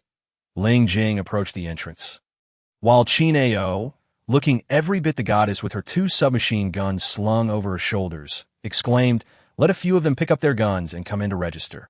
The crowd was astonished. They were all criminals who had just escaped from prison, and yet these 2 women were allowing them entry. "What are you waiting for? Don't you want to join?" "Of course we do." Instantly, a throng surged forward, filling the now secure plaza with a sense of exhilaration as if they had narrowly escaped death. The hundreds hiding inside, initially terrified and convinced they were doomed, soon realized that within a matter of minutes, nothing had occurred. Qin Ao called out to Mu Xian, "Mu Xian, come out for the head count." That Mu Xian hurriedly emerged, and a few brave residents inquired, "Sister Ao, what about that murderer?" "There's no need to keep a killer who strikes without a second thought. He was executed with a single shot," Qin Ao replied nonchalantly, causing chills to run down the spines of those listening. "That a single shot. Just that simple. Were they not more like the cold-blooded murderer?" Qin Ao dismissed their concerns, noticing Ling Jing gathering their belongings to head back to the car, and followed suit. Time to get some sleep. Ling Jing opened the car door, and as Qin Ao settled in, she glanced back at the group of vicious prisoners, chuckling. "Are you not worried? What if they take out the people here tonight? In this apocalypse, I trust that anyone with a semblance of sense won't resort to mutual slaughter when safety is at hand." As they shifted gears and exited the villa gates, Qin Ao rested her hands behind her head, sighing, "I wonder what the days ahead will hold." Ling Jing drove, her thoughts lingering on a scene she had witnessed while combating zombies. Her expression turning serious as she remarked, "I've noticed the zombies are evolving." Chin Ao looked puzzled. "What do you mean?" "They're eating each other, and their movements are no longer as stiff. They've become significantly faster. The zombies are evolving, yet I feel we humans are not changing at all." As Ling Jing finished her statement, an eerie silence enveloped the car, both occupants remaining still at the entrance. Chin Ao's face darkened, brows furrowing. If that's truly the case, how will humanity survive? They had initially believed that by clearing the zombies from the villa area, they had rescued many survivors, expecting some change afterward. Yet, they were confronted with the alarming reality that the zombies were indeed evolving. Chapter 12. The evolution of zombies. The establishment of the Fushan base did not take long. The sturdy barriers already in place rendered them largely impervious to the slow, unevolved zombies. Chin Ao spent half a day instructing the base personnel on firearm usage. And once a few grasped the basics, she allowed them to train their abilities independently. Ling Jing was inspecting the firearms in the underground chamber atop the mountain when Chin Ao returned. Having placed all necessary items in the vehicle, Chin Ao raised an eyebrow. "Are we going in now?" "Yes. The zombies are evolving, but I believe even rapid evolution requires time. That I want to visit the headquarters." With everything in place, Ling Jing started the engine and asked Chin Ao, "Are you coming?" "Of course. We've been partners for so long. I would never abandon you." As Chin Ao hopped in the car, they sped down the mountain and along the national road toward Kyoto's entrance. The entrance to Kyoto was swarming with zombies, aimlessly wandering, emitting low, guttural sounds. Upon hearing the vehicle, their vacant gazes suddenly flickered with urgency and anticipation. Chin Ao's aim was precise. Each shot found its mark, and the zombies fell one by one. The headquarters of the Shinying Bureau was located in the heart of Kyoto, where a massive square lay surrounded by skyscrapers reaching over 100 stories high. Driving in from here takes over an hour, yet the number of zombies encountered on the road is relatively sparse. Maintaining composure, she drives straight ahead, while Chin Ao opens the sunroof and stands up. Half of her body exposed to the outside, wielding a handgun to shoot down the approaching zombies. She furrows her brow. The deeper they go, the faster the zombies become. Chin Ao's expression tightens, and she coldly remarks, "What you said is not wrong. The zombies have evolved." Just moments ago, she witnessed several zombies actually running, their speed reminiscent of race walking, a stark contrast to the clumsy undead they had encountered at the onset of the apocalypse. Could it be that with the passage of time and nourishment, the zombies have changed? Without pausing, the SUV speeds onward, and at that moment, Calm and Chin Ao spots several students on the rooftop of a nearby high school, vigorously waving a flag. They remain silent, but through the binoculars, their gaunt faces reflect a mix of joy and terror. They have now entered the central part of Kyoto, still a considerable distance from the city center. Suddenly, Calm halts the vehicle at the school's entrance and instructs Chin Ao, "Let us go." Damn it, another rescue mission. Chin Ao is reluctant to help. Her preference leans toward heading to the city center. They exit the vehicle, and the nearby zombies, catching a whiff of their presence, instinctively shuffle closer, emitting low, urgent growls. Bang! The silenced bullet produces a mere whisper of sound as it explodes a zombie's head. This time, Calm opts not to use her firearm. Instead, she brandishes dual combat knives, moving with extraordinary speed, her figure akin to a wraith, as she swiftly dispatches the zombies. The blade plunges into a zombie's temple, only to be yanked out and immediately plunged into another's head. The edges of her knives become smeared with zombie brains and dark blood, splattering as she swings. The number of zombies in the school is not overwhelming, as it is vacation time, and only a few students remain for supplementary classes. Once they eliminate the zombies in the teaching building, Calm wipes her knives clean and tells Chin Ao, "You drive them away. I'll head to headquarters." "Alone?" Chin Ao frowns. "I don't agree. Take them to Fushan and come back for me immediately. I'll go in first, and you must come." Calm embraces Chin Ao, affectionately patting her back with a soft chuckle. Then she turns and dashes down the stairs. Chin Ao follows, not glancing back at the few teenagers trailing behind. They return to the SUV, where Calm straps a backpack on her back. Looking at Chin Ao, "You must come back." As they head towards Kyoto, an idea strikes Calm. and she turns back with a serious expression. If I die, you must survive and go to the south for me. You want to die. Chin Ao replies coldly. Calm waves her hand and approaches a nearby red sports car, opening the door and sitting inside. The car bears numerous bloodstains and even 2 gnawed human bones. She tosses them aside and twists the key, driving off. Calm accelerates swiftly, driven by her desire to ascertain if anyone at headquarters is still alive. If so, they will find a way to escape together. If not, she will leave at the first opportunity. Half an hour later, she successfully arrives at the vast square in the city center, parking the sports car in front of the headquarters entrance.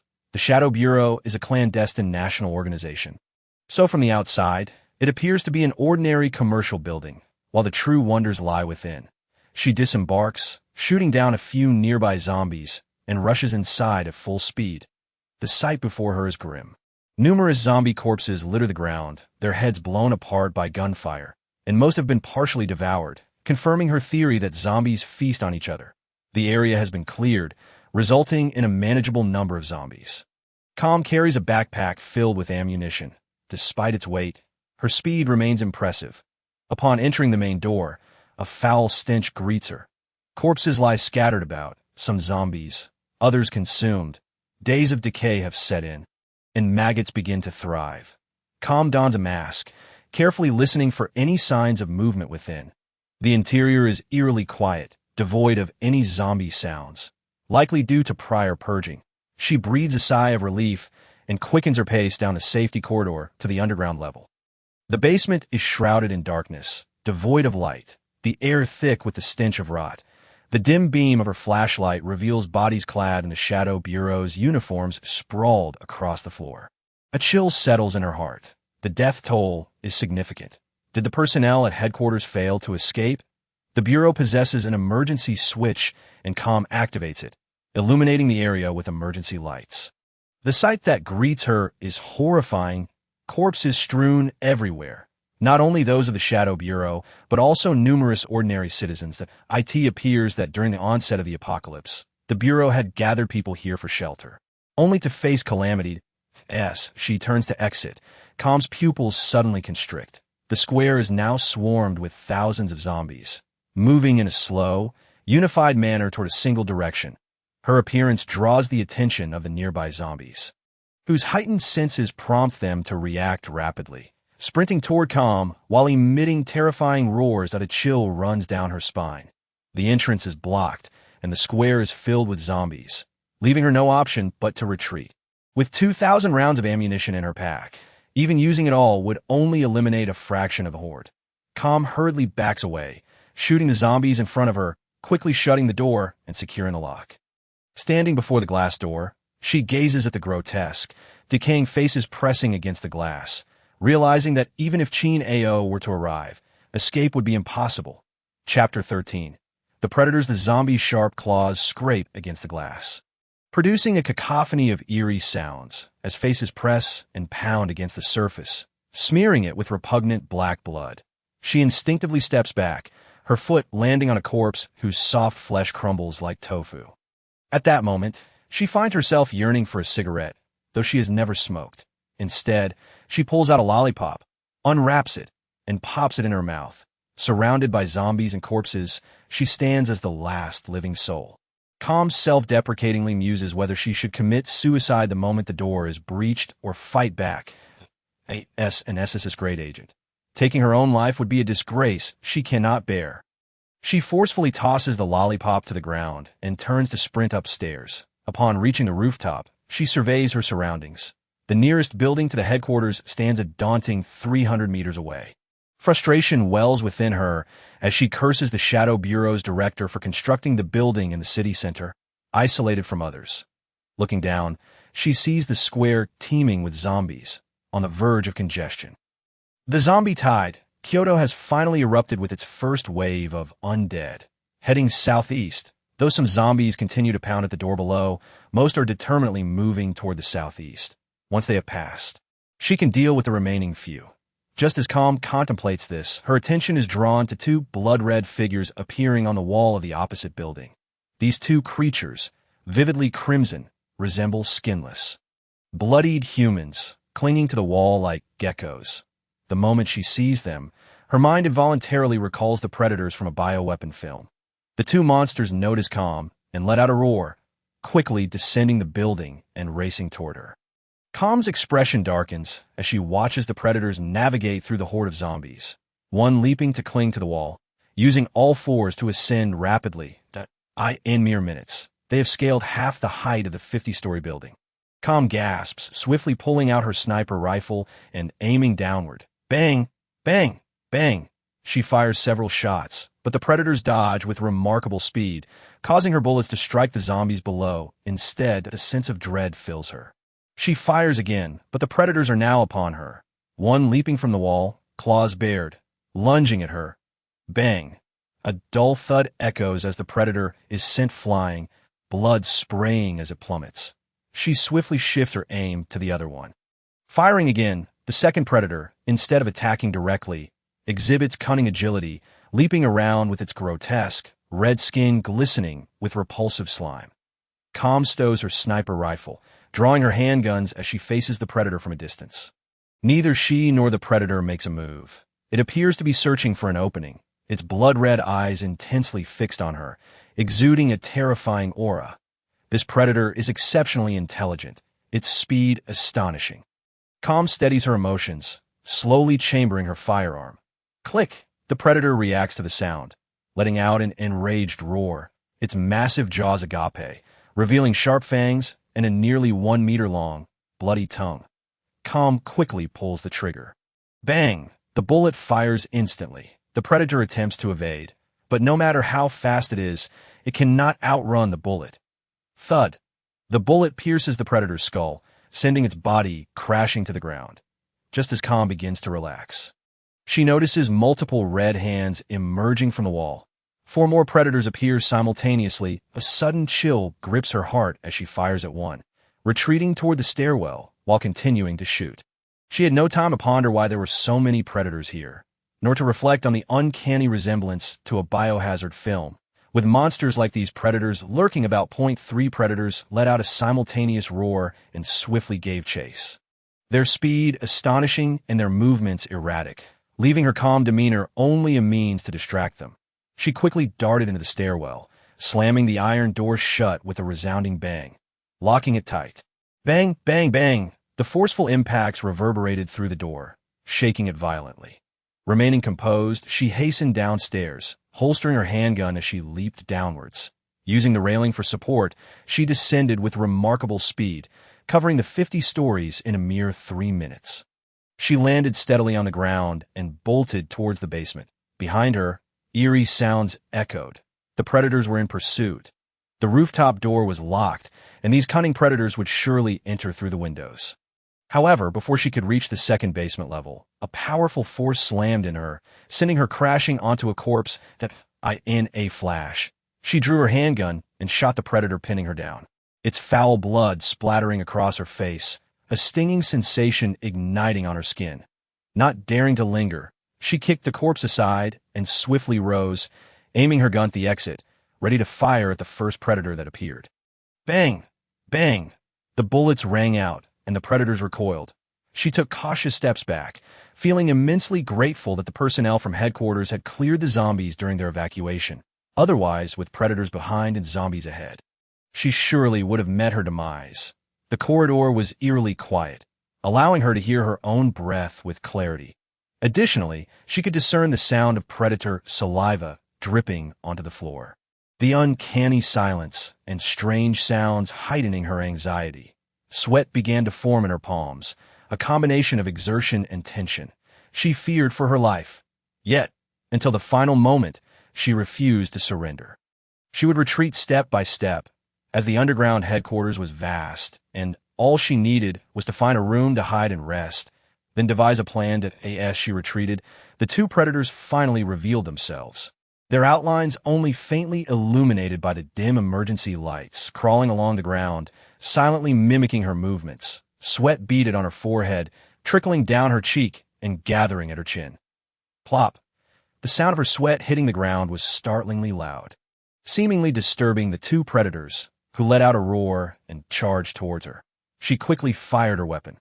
Though the dim corridor was not particularly large, her visibility was hampered, and the predators moved with blinding speed. Thud! The sound of a bullet embedding itself in flesh echoed. One predator fell to the ground, yet it was not long before it charged at her again. Click! The gun clicked empty, and one predator was already upon her. Causing her to drop her handgun, before it hit the ground, she swiftly grasped the machete at her waist, channeling all her strength into a downward swing aimed directly at the predator's head. The foul blood splattered across her face as the machete lodged into the predator's skull. Rolling onto the ground, she quickly reached for her other machete. I could see that moment. The remaining predator lunged at her, its putrid maw aiming for her neck. Chapter 14. Bodily mutation. With a clenched fist, she struck the predator's head with all her might, knocking its head aside just as it was about to bite her. As it twisted to bite again, she raised both hands, gripping its slimy head tightly, her fingers digging deep into its flesh. The predator writhed in pain, attempting to bite her still, its sharp claws flailing. One grazing her chin that a chill ran down her spine as she gritted her teeth and twisted with all her strength. Crack! The predator's head twisted an entire 90 degrees, its flailing claws coming to a halt, drooping limply at its sides. Not yet satisfied, she withdrew her military knife and plunged it into its skull.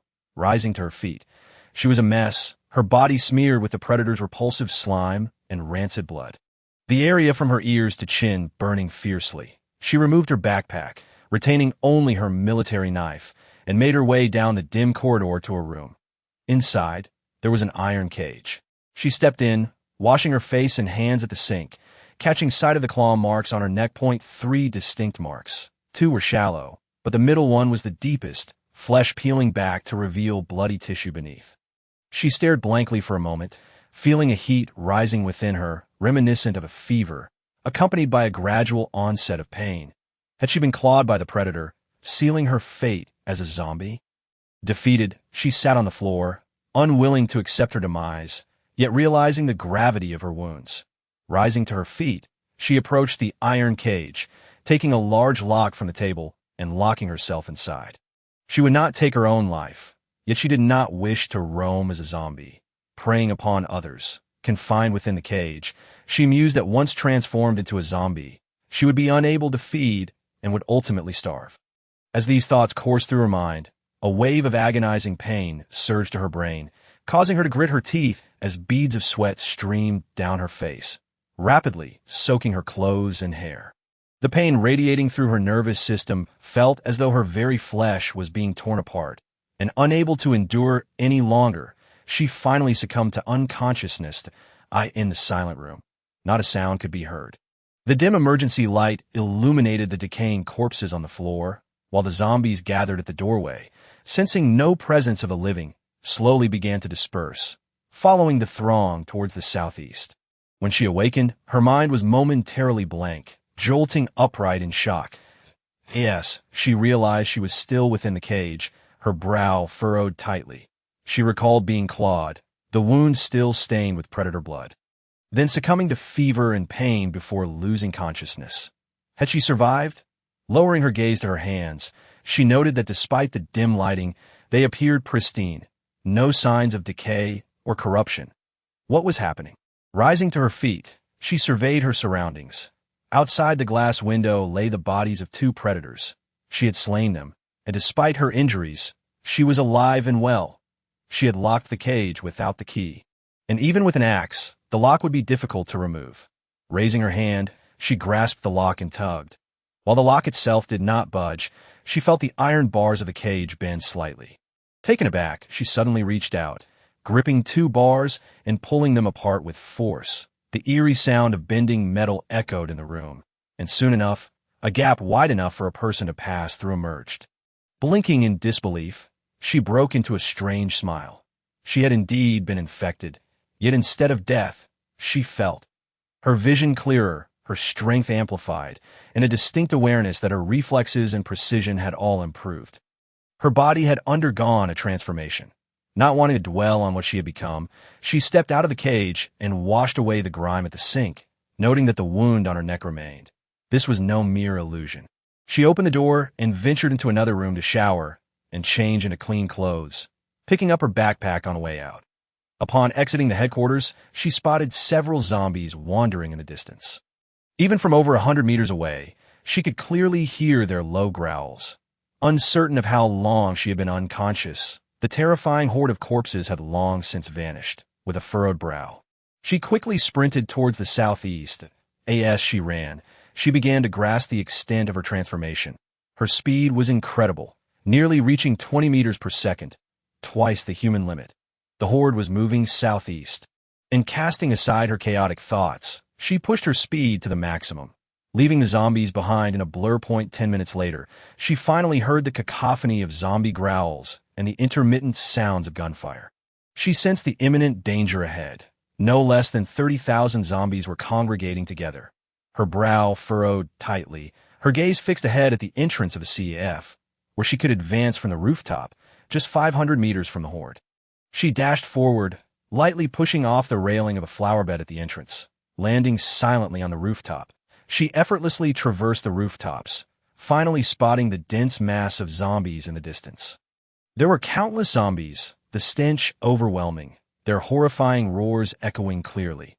Ahead lay a bridge, blocked by 2 buses, as the zombies pressed forward, eager to devour the fresh flesh before them, pushing and shoving one another.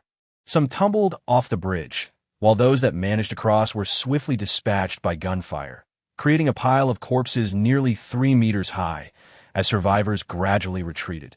She clearly observed that among the armed survivors, half were her colleagues from the Shadow Bureau. They were indeed alive in that moment. Her previously placid heart surged with a flicker of excitement and joy. Removing her backpack, she took out her sniper rifle. Loading it with bullets, bang! A zombie collapsed to the ground, the gunshot attracting nearby zombies, who began to converge around her high-rise. The survivors on the far side of the bridge also heard the gunfire, lifting their heads in astonishment and delight, spotting a figure clad in a sleek black outfit atop the 5-story building. An imposing sight of calm amidst chaos. As she fired, another zombie fell to the ground. And Qin Lang shouted with excitement, "It's Ling Jing! Sister Jing is here! Sister Jing has returned! Sister Jing, good heavens! I thought she had perished in Lancheng," Mingcheng exclaimed with a broad smile. Beside her, Panning Hui burst into laughter, exclaiming, "Sister Jing is here! What is there to be afraid of? Let's annihilate these mindless corpses." The arrival of Jing stirred the fighting spirit of everyone present from the Shadow Bureau. She and Qin Ao were their ace agents, the most formidable of them all. With her around, their survival was assured. Although the other survivors felt a surge of joy, they were also met with disappointment, for there was only one person to support them. Insufficient indeed. "Nonsense. As long as Sister Jing is here, we will surely survive," Lan Guofeng spat to the side, boldly proclaiming. Chapter 15. Sister Jing's strength. The moment Jing grasped her firearm, she comprehended the extent of her transformation. She swiftly pulled the trigger, loading bullets. Each shot was fired almost instantaneously, striking its mark with unparalleled precision. The speed of the sniper rifle was not particularly swift. Jing discarded it altogether and swiftly retrieved 2 handguns, loading them with remarkable speed. Bang, bang, bang. Each shot was both rapid and exceptionally accurate. The bullets expended in the blink of an eye. She promptly ejected the spent magazine and replaced it with a full one. Firing again, the process of reloading completed in the blink of an eye. A bag containing 2,000 rounds of ammunition dwindled swiftly until the last bullet was discharged. Jing discarded the firearms, clutching 2 machetes as she coldly surveyed the scene below. Despite her transformation, she was still encircled by over 20,000 zombies, and should they close in, her demise would be inevitable. She examined the railings on either side of the bridge. The supporting cables were remarkably suitable. Jing sheathed 1 machete and shot a triangular grapple into the wall of a nearby skyscraper. The thin steel wire contracted, pulling her across, pressing against the wall. She crashed through a window, dispatching an interior zombie with a swift stroke, before racing upstairs. Upon reaching the rooftop, she found herself facing the suspension bridge's ropes, which had become inoperative since the onset of the apocalypse. Without hesitation, Jing leaped down, sprinting along the power lines, landing deftly atop a streetlight. Below, the zombies quickly converged, attempting to climb the pole, which swayed precariously. Jing grasped the rope above her, shifting her weight to spring upward. Landing firmly on the suspension bridge's ropes, running across as if on solid ground. Her speed astonishing, rendering onlookers speechless. What the hell? Sister Jing has transformed into a superhero. Damn, my sister is incredible. Those unfamiliar with Jing gaped in astonishment, both amazed and in awe. She swiftly traversed to the other side of the bridge, easily dropping from a height of 5 meters. A zombie lunged at her, but she propelled herself off the ground, delivering a powerful kick to its head, sending it flying several meters, toppling several others in its wake. The onlookers were momentarily stunned by this spectacular display before quickly composing themselves, aiming their weapons to fire. This was no time for admiration. Exterminating the zombies and surviving was the priority. Jing sprinted towards Qin Lang and the others, and before she could approach, Pan Yinghui, clad in red, rushed towards her, her ample bosom crashing against Jing. Sister Jing, I miss you so much. Sorry to disappoint. I'm still alive, Jing replied. Her gaze softened, her words eliciting both irritation and amusement. Pan Yinghui retorted, Sister Jing, you're teasing me again. That's not what I meant. Sister Jing, you finally made it.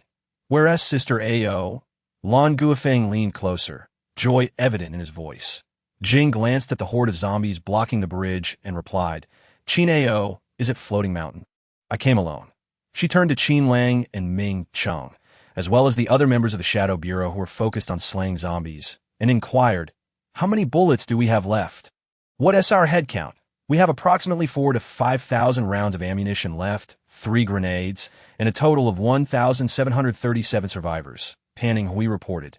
Jing nodded slightly, taking the gun from Lan Guofeng's hands, firing with remarkable speed and accuracy, each shot striking the zombies' foreheads without fail.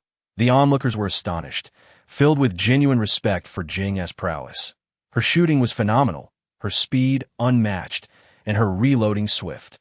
As it stands, there are over 26,000 zombies, and with the gunfire attracting more, our ammunition is rapidly depleting that we must retreat.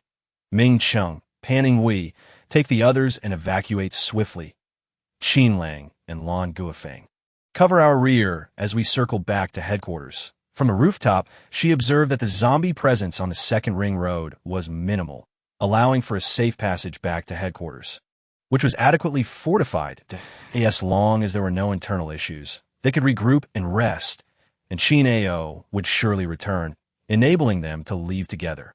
Most members of the Shadow Bureau held a deep trust and admiration for Jing.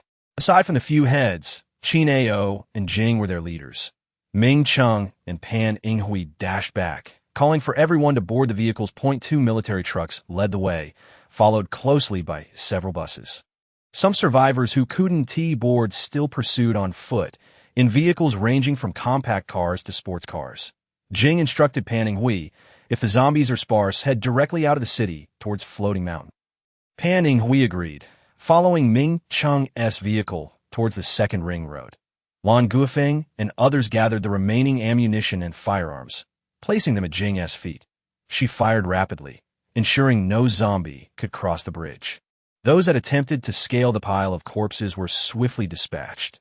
Zombies emerging from other directions were dealt with by Lan Guofeng and others, but this was not a sustainable solution. As the bodies piled higher, some tumbled over the edge of the bridge. This situation was untenable. Jing turned to Qin Lang and Lan Guofeng, commanding, prepare the vehicles. We must evacuate immediately. Lan Guofeng quickly rallied the others to ready the vehicles, moving the remaining weapons aboard. Jing, wielding her firearms, continued to kill as she retreated, urging Qin Lang, hurry. Sister Jing, come with us. Fool, stop wasting time and get moving. Jing snapped, reloading as she cursed under her breath. Qin Lang chuckled, swiftly making his way to Lan Guofeng's side, hopping into the vehicle and shutting the door, calling out to Jing, who was still battling zombies. Sister Jing, let us go. Jing grabbed the bag from the ground, preparing to flee, her gun hand firing off a shot. Suddenly, she spotted a blood-red head without skin emerging from the pile of corpses, its gaping maw letting out a horrifying scream. Jing's pupils constricted, and she sprinted towards Lan Guofeng, shouting, start the car. The other vehicles had already sped away, and Lan Guofeng revved the engine, flooring the accelerator. Jing was quick, tossing her bag through the window into the back seat, then leaping onto the vehicle's roof. Her figure vanished from Qin Lang's sight, and he caught sight of several crimson figures rapidly closing in, causing his heart to race. He gasped, "What the hell is that?" Lan Guofeng glanced in the rearview mirror, his breath hitching at the sight of the pursuing creatures. What the hell? The predators were incredibly swift. Jing stood firmly atop the vehicle, the military truck racing forward. Lan Guofeng's driving skills were exceptional, maneuvering easily through the congestion of stalled cars. Jing observed the predators closing in, aiming her sniper rifle steadily. A cold smirk graced her lips as she squeezed the trigger. Bang! The sound of gunfire echoed, and a predator's head exploded from 30 meters away, its body tumbling as the others dodged, persisting in their pursuit as they reached the opposite side of the bridge. They encountered a bottleneck of vehicles, with some halted ahead, clearing the path. Lan Guofeng stopped. Qin Lang grabbed his gun and leaped from the vehicle as a massive wave of zombies approached, with several ravenous predators closing in. Jing remained unmoved, addressing Qin Lang and Lan Guofeng. "Abandon this vehicle. You must leave with the others. We cannot remain in Kyoto. Quickly exit the city and rendezvous with Qin Ao at Floating Mountain." Chapter 16. Surrounded since being scratched by a predator, Jing had awakened without succumbing to the zombie plague. Instead, her abilities had intensified. In this apocalyptic world, she felt less fear than before. Her current responsibility was simple: to survive and ensure humanity's survival. Standing atop the vehicle, she fired her weapon with incredible speed. The recoil of the sniper rifle was significant, yet she stood resolute as a pine tree, each shot ejecting a shell. The approaching predators appeared sluggish in her eyes. With each pull of the trigger, a predator's head exploded, leaving onlookers in awe and admiration. Finally, the vehicles blocking the bridge were cleared, and those ahead immediately boarded their vehicles to proceed. Jing glanced back, noticing Lan Guofeng and Qin Lang approaching with guns drawn, and shouted, "Get in their vehicle and leave quickly. I'll hold them off."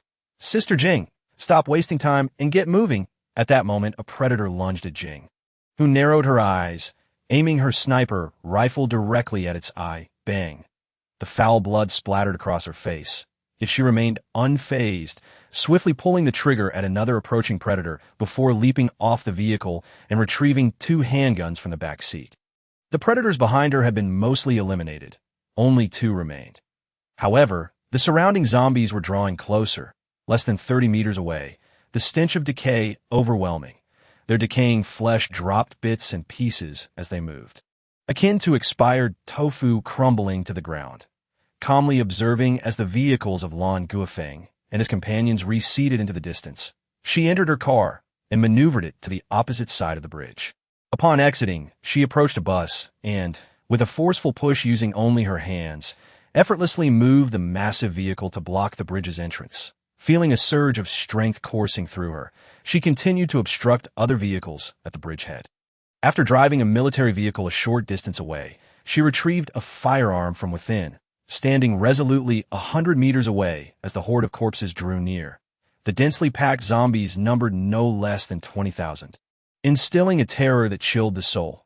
Their roars echoed ominously, as if threatening to bring down the heavens. 2 predators dangled precariously from the bridge's cables, eyeing her warily, their elongated tongues flickering in the air like agile serpents. 20 meters, 10 meters, 5 meters, 3 meters. She calculated the distance to the approaching zombies, then fired. A single shot dispatched an oblivious zombie, its head exploding as it collapsed lifelessly to the ground. In her hand was a state-of-the-art AK-47.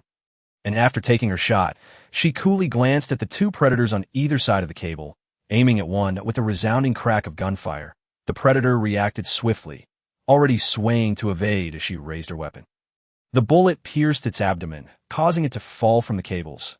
Writhing in agony on the ground to her horror, the zombies, previously disinterested, suddenly surged towards the downed predator, tearing it apart and consuming it in an instant. Having witnessed zombies devouring their own kind before, she felt no surprise at their predatory instincts turning towards the predator, instead casting a sardonic glance at the remaining one. This predator, witnessing the demise of its companion, was overtaken by fear and instinctively retreated. Ignoring its presence, she unleashed a barrage of bullets from her AK-47, hitting her targets with deadly precision. Each shot found its mark, zombies falling in droves and quickly piling up at the bridgehead. After depleting her ammunition, she swiftly reloaded, but soon found her 2 bags of bullets exhausted. Facing the relentless tide of corpses, with over 10,000 still approaching and only one predator remaining on the bridge, she discarded her firearm and drew a military machete from behind her. With a swift stroke, she dispatched a zombie that had crept up behind her. She then retrieved 2 grenades from her pack, tossing them into the middle of the bridge. Boom! Boom! The explosions sent decayed flesh and shattered bones flying, a shower of dismembered limbs raining down. As she ducked to avoid a flying head, she realized with dismay that the bridge had miraculously withstood the blasts. Hurriedly, she jumped back into her vehicle and began to drive away. With her car at her disposal and the zombies' speed lagging, she felt confident in her escape, especially with only one predator remaining. The path was clear ahead, making her exit seem effortless. In the rearview mirror, she noted the predator that had been hanging from the cables had vanished, but she dismissed it as she continued her journey. Thanks to Lan Guofeng's earlier efforts, the road ahead was clear. Initially intending to drive straight to the headquarters of the Shadow Bureau, she arrived at the square only to find a dozen vehicles blocking the entrance, their occupants trapped at the headquarters gates. Over 30 predators had encircled the Shadow Bureau, with thousands of zombies attempting to close in, their advance thwarted by gunfire from Lan Guofeng and his team. However, as the defenders were pushed further back, it became increasingly evident that being trapped was inevitable. Without hesitation, she pressed the accelerator to the floor, charging into the swarm of corpses that a few predators noticed her approach and roared as they rushed toward her. Yet their fear of her rapidly moving vehicle prevented them from leaping onto it. Seizing the opportunity, she collided with the nearest zombies, their dark blood splattering across her windshield. She activated the wipers to clear her view, revealing that she was now less than 30 meters from the Shadow Bureau's entrance. With deft movements, she spun the steering wheel, causing the vehicle to execute a 360-degree turn, slamming on the brakes. She leaped from the car, rolling to the ground and swiftly dispatching 2 nearby zombies with her machete. Without hesitation, she sprinted toward the entrance, shouting for Qin Lang and Lan Guofeng to close the door behind her. With rapid, decisive swings of her machete, she severed the heads of any zombies that dared approach. Pan Yinghui, standing behind Qin Lang, was left utterly astonished by the spectacle of her prowess. Wow, has Sister Jing truly transformed into a superhero? She mused, recalling how she had always perceived her as extraordinary, but now her abilities seemed almost superhuman. Those witnessing her formidable strength silently agreed with Pan Yinghui's sentiments. Indeed, the figure before them was nothing short of extraordinary. With remarkable speed, she reached the 2 men, who braced against the glass door, leaving just enough space for her to slip through. As she darted past them, they swiftly secured the door, locking it with utmost urgency. Bang, bang, a few predators, arriving just moments too late, found themselves barred from entry. Behind them, over 1,000 survivors had gathered, a seemingly vast number. In the grand scheme of Kyoto's population, the Shadow Bureau's defenses had only managed to protect a mere 1,000 souls. Far too few. Sister Jing, we are surrounded, Qin Lang declared, eyes fixed on the encroaching horde of zombies and the watchful predators. The situation appeared dire, and their numbers would only swell. Fortunately, the headquarters was stocked with ample firearms, and if they could access the underground armory, they might yet stand a chance. Jing's expression darkened. She instructed Pan Yinghui and the others to quickly retreat to the 3rd basement level, urging them to shut the door behind them. Sister Jing, Lan Guofeng began, but at that moment, a woman clad in a suit let out a shrill scream, pointing toward the entrance, her voice trembling. What is that? Chapter 17. The Great Predator. A collective gasp filled the room as everyone turned to the entrance, where the mass of zombies had parted, revealing a 1-meter-wide path leading to an even larger predator lurking just outside, flanked by several normal-sized ones. The sight sent chills down their spines. This predator towered over the usual ones, its menacing gaze fixed upon them. Jing's brow furrowed, a palpable chill radiating from her eyes. Could this be the leader of the predators in the area? "We must move," she commanded tersely, accepting 2 handguns from Lan Guofeng as she retreated with the others. The reinforced glass door would withstand the predator's assault, but she knew they could scale walls that as anticipated. The massive predator let out a deep growl, prompting the surrounding normal predators to spring into action, vanishing from Jing's sight in an instant. She understood that they were not retreating, but rather climbing the walls to breach the 2nd or 3rd floor windows. The evacuation was sluggish, failing to match the predator's speed. As they reached the staircase to the 2nd floor, the predators were already upon them. The building had 7 levels, with only 2 routes down: the staircase and the now-defunct elevator, standing at the top of the stairs. Machete glinting ominously, Jing stared coldly at the 3 predators that emerged, followed closely by more. The narrow passage was not advantageous for the predators, and she felt no fear of being cornered. "I'll assist you." "Sister Jing," Qin Lang offered, brandishing his handgun, while Lan Guofeng and Panning Hui readied their weapons, their expressions resolute. Everyone stepped back. "Xiao Hui, take them to safety." As she spoke, a bloodthirsty smile curled at the corners of her lips. With a deft flick of her machete, she sent a spray of dark blood splattering against the stark white walls. The predators, seemingly wary of her ferocity, hesitated to advance, inching closer instead. Suddenly, Jing whistled sharply, the sound echoing starkly in the silent stairwell, startling the predators. Although somewhat intelligent, they were still brutish creatures driven by instinct. The leading 2 let out a roar and charged at her. Their speed was remarkable. But in the dim light of the staircase, they were difficult to track. Despite Qin Lang and Lan Guofeng's desperate gunfire, the predators closed the distance rapidly. "Sister Jing, watch out," Qin Lang yelled, panic rising in his voice. They all watched as Jing stood motionless, as if frozen, just as the 2 predators reached within a meter of her. Fear gripped them, and they collectively inhaled sharply, unable to suppress their anxiety in that moment. A chilling smile spread across Jing's face, and she gripped her machete with both hands, performing an eerie spin before plunging it directly into the mouths of the 2 predators, with a quick twist of her wrist. She obliterated their jaws, and with a powerful thrust, the blade pierced through the back of their skulls. The predators collapsed lifelessly to the ground. Lan Guofeng and Qin Lang stood in stunned silence, their hearts racing before gradually settling back into their chests. "All right, Sister Jing is truly the most formidable," they acknowledged. With a decisive flourish, Jing swung her machete down with tremendous force, cleaving a 3rd predator in half before it could even descend upon her. The creature's head was split open, brain matter and dark blood splattering across her as she remained unfazed, the metallic scent invigorating her bloodlust. Advancing step by step, the aura of coldness emanating from her was enough to instill fear even in the heartless predators, who began to retreat. Behind her, Lan Guofeng and Qin Lang watched in awe, their astonishment beyond words as they witnessed the overwhelming power of Sister Jing. The day was filled with surprises, and they couldn't help but feel utterly insignificant in her presence. The corridor was packed with predators, hesitating between indulging in their anticipated feast or retreating at a thunderous roar suddenly echoed from above, reverberating through the air. It was the great predator, in the wake of that deafening cry. Ling Jing beheld a colossal crimson figure, oozing with repulsive slime, slowly emerging behind a dozen lesser predators, exuding an even more nauseating stench. From the depths of this predator's eyes, Ling Jing discerned a flicker of ire and contemplation.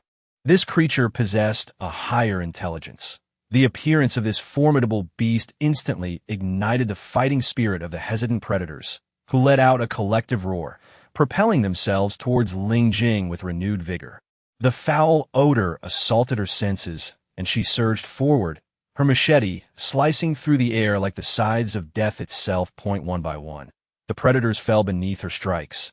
Some had their heads severed, while others lost their claws. Howling as they charged again, one predator seized Ling Jing's foot, momentarily halting her movements, as 2 others lunged from either side, aiming for her throat. Ling Jing's gaze hardened. She bent low and, with a swift motion, lifted the predator clinging to her foot and hurled it away. Her boot connected forcefully with the chests of the 2 advancing predators, who shrieked in agony as they clawed at her chest. tearing her clothing and exposing the bulletproof vest beneath. The two predators were sent tumbling to the staircase, where Lan Guofeng and Qin Lang, witnessing the predator's flight, promptly opened fire, dispatching them with two sharp reports. The bodies fell before them, splattering black blood onto their legs. They held their weapons aloft, remaining vigilant to Ling Jing's movements. After kicking away the two predators, Ling Jing rolled on the ground and sprang to her feet, her foot pressing against the smooth wall as she executed a graceful spin to evade a predator's claws. With her right hand, she swung her machete, severing half of the predator's skull with a single blow. The rigid bone shattered under the force of her strike, and, as the creature crumpled to the ground, Ling Jing crouched slightly, her foot poised behind her, ready to launch into action at any moment. The two sides poised themselves once more, blood dripping from Ling Jing's face and trailing down to the floor. At the end of the corridor stood three predators and a massive one, enraged at the loss of its minions. The large predator let out a furious roar that resonated deafeningly, causing Qin Lang and Lan Guofeng to instinctively cover their ears. Yet Ling Jing remained unfazed. Suddenly, the three predators charged simultaneously from above and both sides, their speeds equal, converging upon Ling Jing. With a remarkable flourish, Ling Jing spun her machetes, the sheer force of her movements rendering two predators headless before they could react. The third predator reached her, its claws gripping her shoulders tightly, attempting to hurl her towards the larger beast. In that instant, Ling Jing raised her right hand. As she was thrown, her machete plunged into the predator's abdomen, the blade slicing through flesh and spilling innards onto the ground as the creature wailed, collapsing amidst the corpses. Yet, Ling Jing was propelled towards the great predator, appearing almost as if she were leaping into its embrace. I could see that moment. Lan Guofeng and Qin Lang rushed forward, but they realized they could not catch up in time. Chapter 18. The Restoration of Power, suspended in mid-air. Ling Jing found herself unable to brace herself as she neared the massive predator, whose sharp claws were poised to grasp her shoulders. Should she be caught, she would likely be torn asunder. Pan Yinghui, ascending from below, witnessed this scene and let out a piercing scream. Lan Guofeng and Qin Lang swiftly aimed their firearms at the great predator's legs, their reflexes sharp. However, Ling Jing was swifter. Just as the great predator's claws were about to seize her, her machete drove into its chest. Although the great predator exhibited some intelligence, its singular desire to devour Ling Jing and eliminate the humans beneath it rendered it oblivious to the danger, and it seized her shoulders with both claws. Ling Jing struck its throat with one blade and its chest with the other, burying the entire length of her machete within, dark blood gushing uncontrollably. The great predator, in agony, loosened its grip, and seizing the opportunity, Ling Jing pressed down forcefully on the machete's hilt, propelling herself upwards. Her boots pressed down hard on the handle, driving the machete even deeper into the predator's chest, piercing its neck entirely. The creature opened its mouth to scream, but no sound emerged. Wounded, it stumbled but regained its balance. Raising its claws to strike at Ling Jing's head, I could see that moment. She retrieved a handgun from the corpse beneath her and aimed it at the predator's head. Bang! The bullet struck true, and the predator collapsed at her feet. Seeing the predator slain, Ling Jing relaxed momentarily, her grip on the handgun faltering as she swayed unsteadily, nearly losing her balance. Qin Lang and Lan Guofeng rushed to support her, and upon touching her arm, they felt her entire body tremble. "Sister Jing, you're hurt." Ling Jing's complexion had paled, her hands seemingly immobile as she spoke. "First, close the door that we can discuss things later." Lan Guofeng hurried to lock the staircase door, while Qin Lang lifted Ling Jing into his arms. Pan Yinghui, trembling with anxiety, asked, "Is Sister Jing all right?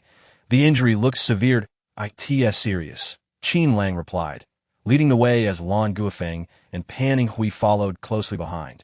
Descending to the third floor, they found each room occupied, the bodies in the corridor already cleared away, presumably piled in some room. The energy-efficient lights flickered dimly, prompting someone to switch on a flashlight. Qin Lang placed Ling Jing onto a chair and inquired, "Sister Jing, may I fetch some medicine for you?" "I'm fine. Just help me remove my clothes." Ling Jing's expression remained unchanged as she stated this matter-of-factly. The men from the Shadow Bureau gathered around, their faces turning crimson at her words, awkwardly silent as they exchanged glances at Qin Lang and Ling Jing. Ling Jing's arms throbbed with pain. She wished to avoid movement. Yet she felt no action from Qin Lang. Confused, she glanced up, surprised to see Qin Lang's face flushed in the dim light of the room. Frowning, she commanded coldly, "Hurry, Xiao Hui. Fetch me the medicinal alcohol." "I'll go get it," Qin Lang hastily replied. With that, the others finally dispelled their vivid thoughts, while Pan Yinghui swiftly cut away the fabric covering Ling Jing's shoulders, loosening the straps of her bulletproof vest. As Ling Jing's shoulders were exposed, everyone froze in shock. Both shoulders were blackened and grotesquely swollen, appearing utterly horrifying. The bones within were likely fractured.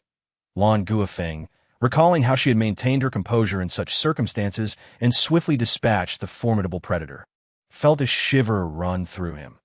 Everyone understood that had it not been for Ling Jing's intervention, their lives would have been forfeit long ago. They might have perished at the bridge of Yihuan Road. Qin Lang returned with the medicinal alcohol, his eyes widening in alarm upon seeing her injuries. "It seems to have damaged the bone. It's too severe." Yet with no electricity, the medical equipment in the bureau was unusable. "I'll fetch more medicine. Merely applying alcohol, 1 tea suffice." The group began to chatter, hastily moving to gather supplies. Ling Jing, however, paid them no mind. She could distinctly feel her fractured bones and bruises mending at an astonishing rate.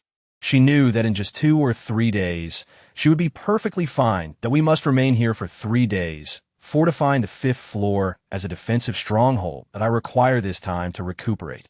Predators still lurk outside, and we cannot venture out. Lan Guofeng immediately instructed those behind him, "Move all food supplies to the 5th floor. We'll rest for 3 days. Hurry!" Instantly, everyone sprang into action, having witnessed Ling Jing's formidable strength. They offered no objections to her command. Most were members of the Shadow Bureau, relying on its protection to survive. None were foolish enough to jeopardize their lives at such a crucial moment. Before long, food from the 3rd and 4th floors was relocated to the 5th, while the corpses from the 5th floor were piled near the staircase on the 3rd and 4th. The stench of decay would serve to mask the scent of the living. They only needed to endure 3 days. Ling Jing sat near the staircase on the 5th floor, the odor of decomposition heavy in the air, yet the tightly closed door, along with the fragrant spices and lime scattered about, mitigated much of the smell. She sat in her chair, her gaze coldly fixed on the dark staircase. Pan Yinghui approached with 2 apples. "Sister Jing, have something to eat." Ling Jing accepted them, biting into one. It was fresh and sweet. 10 days had elapsed since the apocalypse began, and after 3 days on the 5th floor, her shoulder injury had nearly healed, leaving only some bruising. Most importantly, as time passed, she discovered her hearing and perception had sharpened significantly. She could even hear the door on the 3rd floor opening, several predators searching for the scent of the living, while outside, the moans of zombies grew louder, though indistinct. Had the zombies not vacated the square? Instead, their numbers seemed to swell. Finishing the 2 apples and taking a sip of liquor, Ling Jing set down her cup and stood, addressing Pan Yinghui, prepared to depart. "Gather everyone." There were over 1,700 survivors here. Among them more than 300 elite members of the Shadow Bureau. Com had no intention of facing this ordeal alone this time. Her sole focus was to deal with the predators while leaving the zombies to the capable agents of the Shadow Bureau, who could handle them even without firearms. Soon, everyone emerged, and Qin Lang, with a furrowed brow, inquired, "Sister Jing, your hand is still injured. We can manage this. You handle the zombies. Just avoid being bitten or scratched. Aim for the head. Leave the predators to me." Com accepted the AK-47 from Lan Guofeng, checked the 2 handguns, and ensured her pockets were stocked with ammunition. Clad in specialized agent attire, she concealed knives and hidden weapons within. Strapping 2 machetes to her waist, she cocked her handgun and commanded, "Open the door." Chapter 19. Decisive rearguard. As the door swung open, a fetid stench assaulted their senses, nearly causing those unprepared to retch. Com had long since stifled her breath. She sensed the lingering predators on the 3rd floor reacting to the opening door, drawn towards the 4th floor. Stepping forward, she positioned herself at the staircase between the 4th and 3rd floors, where a terrifying, crimson visage appeared upon the glass door. The predators, now aware of Com's presence, unleashed a frenzied assault against the closed door. The defenses of the Shadow Bureau were formidable. Though these predators were formidable in their own right, they could not breach the door swiftly. Otherwise, after 3 days, only 3 stairway doors would have been opened. With her handgun ready, Calm glanced at the 2 beside her, who promptly moved to either side of the door, each grasping the handle. "Open," they commanded in unison.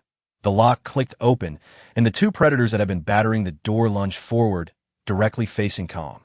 She raised her weapon, and with 2 resounding shots, the predators fell lifelessly at her feet, dark blood oozing from their wounds. The suppressor muted the gunfire. The predators had been swiftly dealt with, yet the number of predators outside remained uncertain. The decomposing corpses at their feet emitted a nauseating odor, swarming with maggots, making it unbearable for Lan Guofeng and Qin Lang to contemplate how Calm, despite her grievous injuries, could wield a weapon so effortlessly after just 3 days. Among humans, they were already formidable. Agents were no ordinary individuals. Yet in comparison to Calm, they felt woefully inadequate. The group arrived at the ground floor's entrance, where the imposing door was smeared with dark blood, granting them a view of the outside. In the distance, atop a tower resembling a pillar, sporadic gunfire echoed from a clock tower. Through the glass, Calm discerned Qin Zhao crouching against the railing, occasionally firing his sniper rifle, each shot resulting in a zombie's collapse. The gunfire attracted a horde of zombies gathering below the clock tower, where a sturdy concrete pillar, wide enough for 2 to embrace, supported it, adorned with iron rungs for climbing. However, the zombies, lacking intelligence, could only act on instinct despite their increased strength over time. They were incapable of climbing. Surrounding the clock tower, predators lurked, eyeing Qin Zhao with predatory intent. "Sister Zhao," Pan Inghui exclaimed, spotting Qin Zhao through binoculars, her excitement palpable that it's really Sister Zhao. "She's come to rescue us." Beside her, Li Huaran gripped his weapon tightly, filled with anticipation. Upon witnessing Qin Zhao, Calm felt her spirits lift. Her partner had finally arrived. With the zombies amassed around the clock tower, the area within a 200-meter radius of the entrance remained devoid of zombies, a prime opportunity. Calm quickly assessed the situation and instructed, "You all, cover everyone as they swiftly board the vehicles. Retreat while firing. I'll provide rear support with Qin Zhao. Remember, there's no need to accelerate excessively. We have ample firepower to eliminate a significant number of zombies." Lan Guofeng, Qin Lang, and Li Huaran, along with their respective teams, all readied their weapons for rear guard duty, aware that the zombies would pursue the vehicles out of the city. Over 1,000 individuals, nearly all armed with bags of ammunition, each containing around 200 rounds, had gathered, facing an estimated tens of thousands of zombies, a number that appeared to be steadily increasing. Calm's strategy was undoubtedly the best course of action. Lan Guofeng and the others recognized the prowess of Calm and Qin Zhao, offering no objections as they swiftly relayed instructions to those behind them. The thick layer of blood obscured their presence, preventing most zombies from detecting them as they were drawn toward Qin Zhao. After escorting several students back to Fushan, Qin Zhao had intended to head directly to the Shadow Bureau to see Calm. However, she encountered a tide of zombies en route. Over 10,000 heading toward a company housing hundreds of survivors. The road was blocked by the horde, and upon discovering the survivors, she felt compelled to intervene and rescue them. This delay extended to 2 days, and upon her arrival, she was met with a sea of zombies. The mass of zombies surrounding the Shadow Bureau suggested no survivors within. However, several predators on the walls seemed to indicate to the zombies that there were living beings inside. Potential prey. Quickly finding a vantage point, she ascended the clock tower with a bag of weapons and provisions, beginning her sniper assault on the zombies below. For nearly 3 hours, she remained prone, luring the zombies. Yet the doors of the Shadow Bureau remained steadfastly shut. Just as she contemplated giving up, the heavy door swung open, revealing Calm's petite yet formidable silhouette. Qin Zhao's heart soared, and she exclaimed, "Damn it! I knew you were tough." Energized, she quickened her firing rate, each shot targeting the zombies closest to Calm, as over 1,000 individuals rushed toward the awaiting vehicles in an orderly fashion. The zombies, sensing the living humans, began to react, moving toward them at a speed akin to a human's brisk walk. The 200 to 300 meters were not far. as the multitude of vehicles began to depart. Lan Guofeng and the others unleashed a hail of gunfire. Com wielded her new AK-47, firing relentlessly as the corpses tumbled to the ground, momentarily halting the advance of the zombies. Once everyone boarded the vehicles, Com swiftly retreated, dashing toward another direction, calling out to the others, Lan Guofeng, remember to pick up Qin Zhao. Understood, Sister Jing, Qin Lang responded, but Com had already vanished from sight. Behind a shadow bureau, the street housed a police station, and Qin Zhao's position was precarious, surrounded by vigilant predators with no escape route. After circumventing the area, Com hurled a bomb onto a nearby vehicle. The explosion reverberated, engulfing the surroundings in flames, capturing the attention of the zombies, who began to converge toward the chaos. With 2 bags of ammunition at her disposal, Com fired rapidly, soon depleting her supply. Upon reaching the rooftop of the police station, she noticed thousands of zombies trailing after Li Huaran and the others, while the zombies near the clock tower had largely been drawn away by the explosion. Observing the lack of survivors within the police station, she tossed another bomb into the empty courtyard, obliterating a vehicle and drawing in even more bewildered zombies. Com shouted toward Qin Zhao, Xiao Wu, follow Lan Guofeng and the others. I will join you shortly. An empty vehicle remained in the plaza, left for her by Qin Lang, and with abandoned vehicles littering the streets, there were myriad options available. Com's voice carried, reaching Qin Zhao even from a distance. Realizing Com's intent to divert the zombies, she seized her weapon and descended. Lan Guofeng and Qin Lang maneuvered their vehicles around the obstacles, drifting around the clock tower and sending zombies sprawling. Why this time? Qin Zhao had reached the ground, sliding into the vehicle as it accelerated, navigating toward a safer direction. Damn it, you 2 little brats, I'm glad you're still alive. Chapter 20. Who will come to the rescue? Com stood atop, observing the mass of zombies approaching below. There were indeed an overwhelming number of them.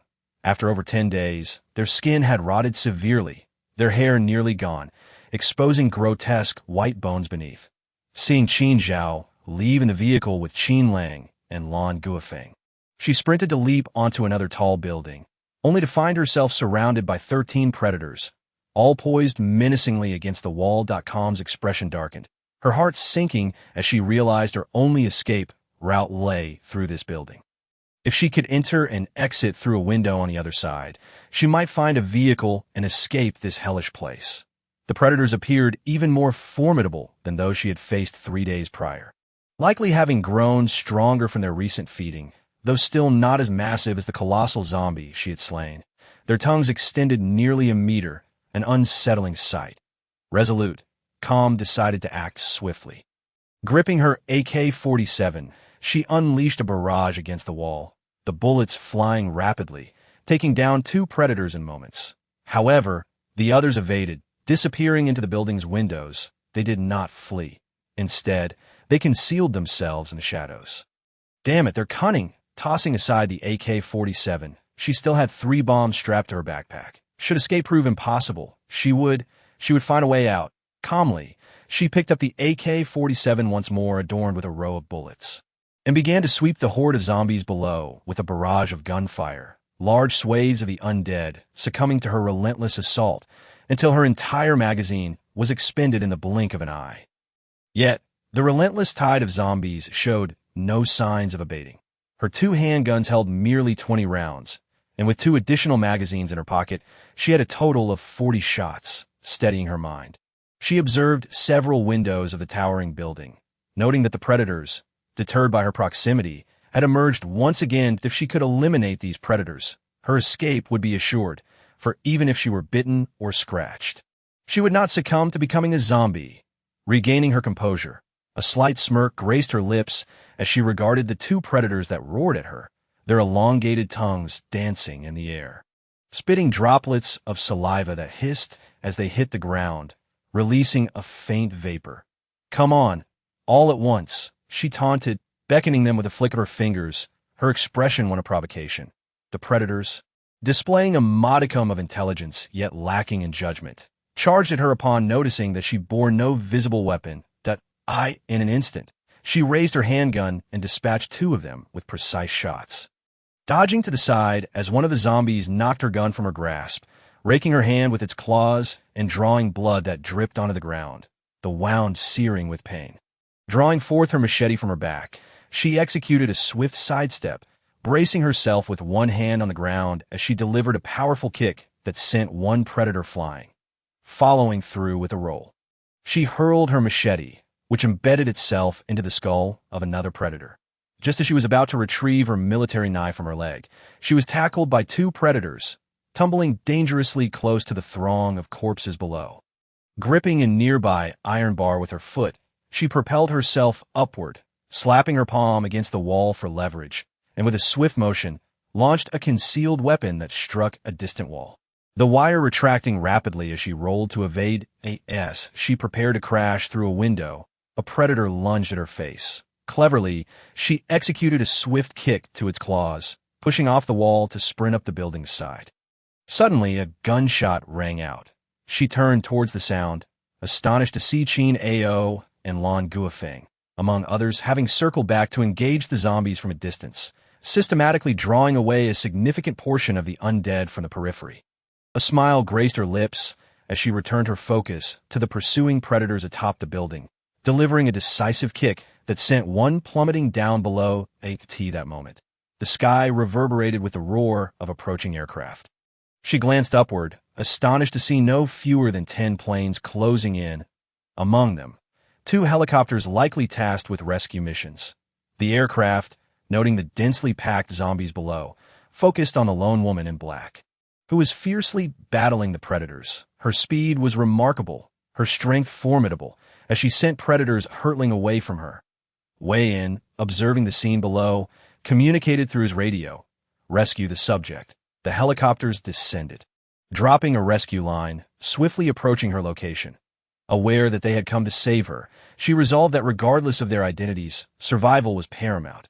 Armed with her machete in one hand and her military knife in the other, she faced off against the remaining 5 wounded predators, their black blood oozing from their injuries, the stench almost unbearable. Pain and her prowess instilled a flicker of fear within them, yet the sight of the aircraft above dispelled their trepidation as they charged at her. In a flurry, she dispatched one predator with a swift slice, but was soon overwhelmed by 2 others that pinned her to the ground.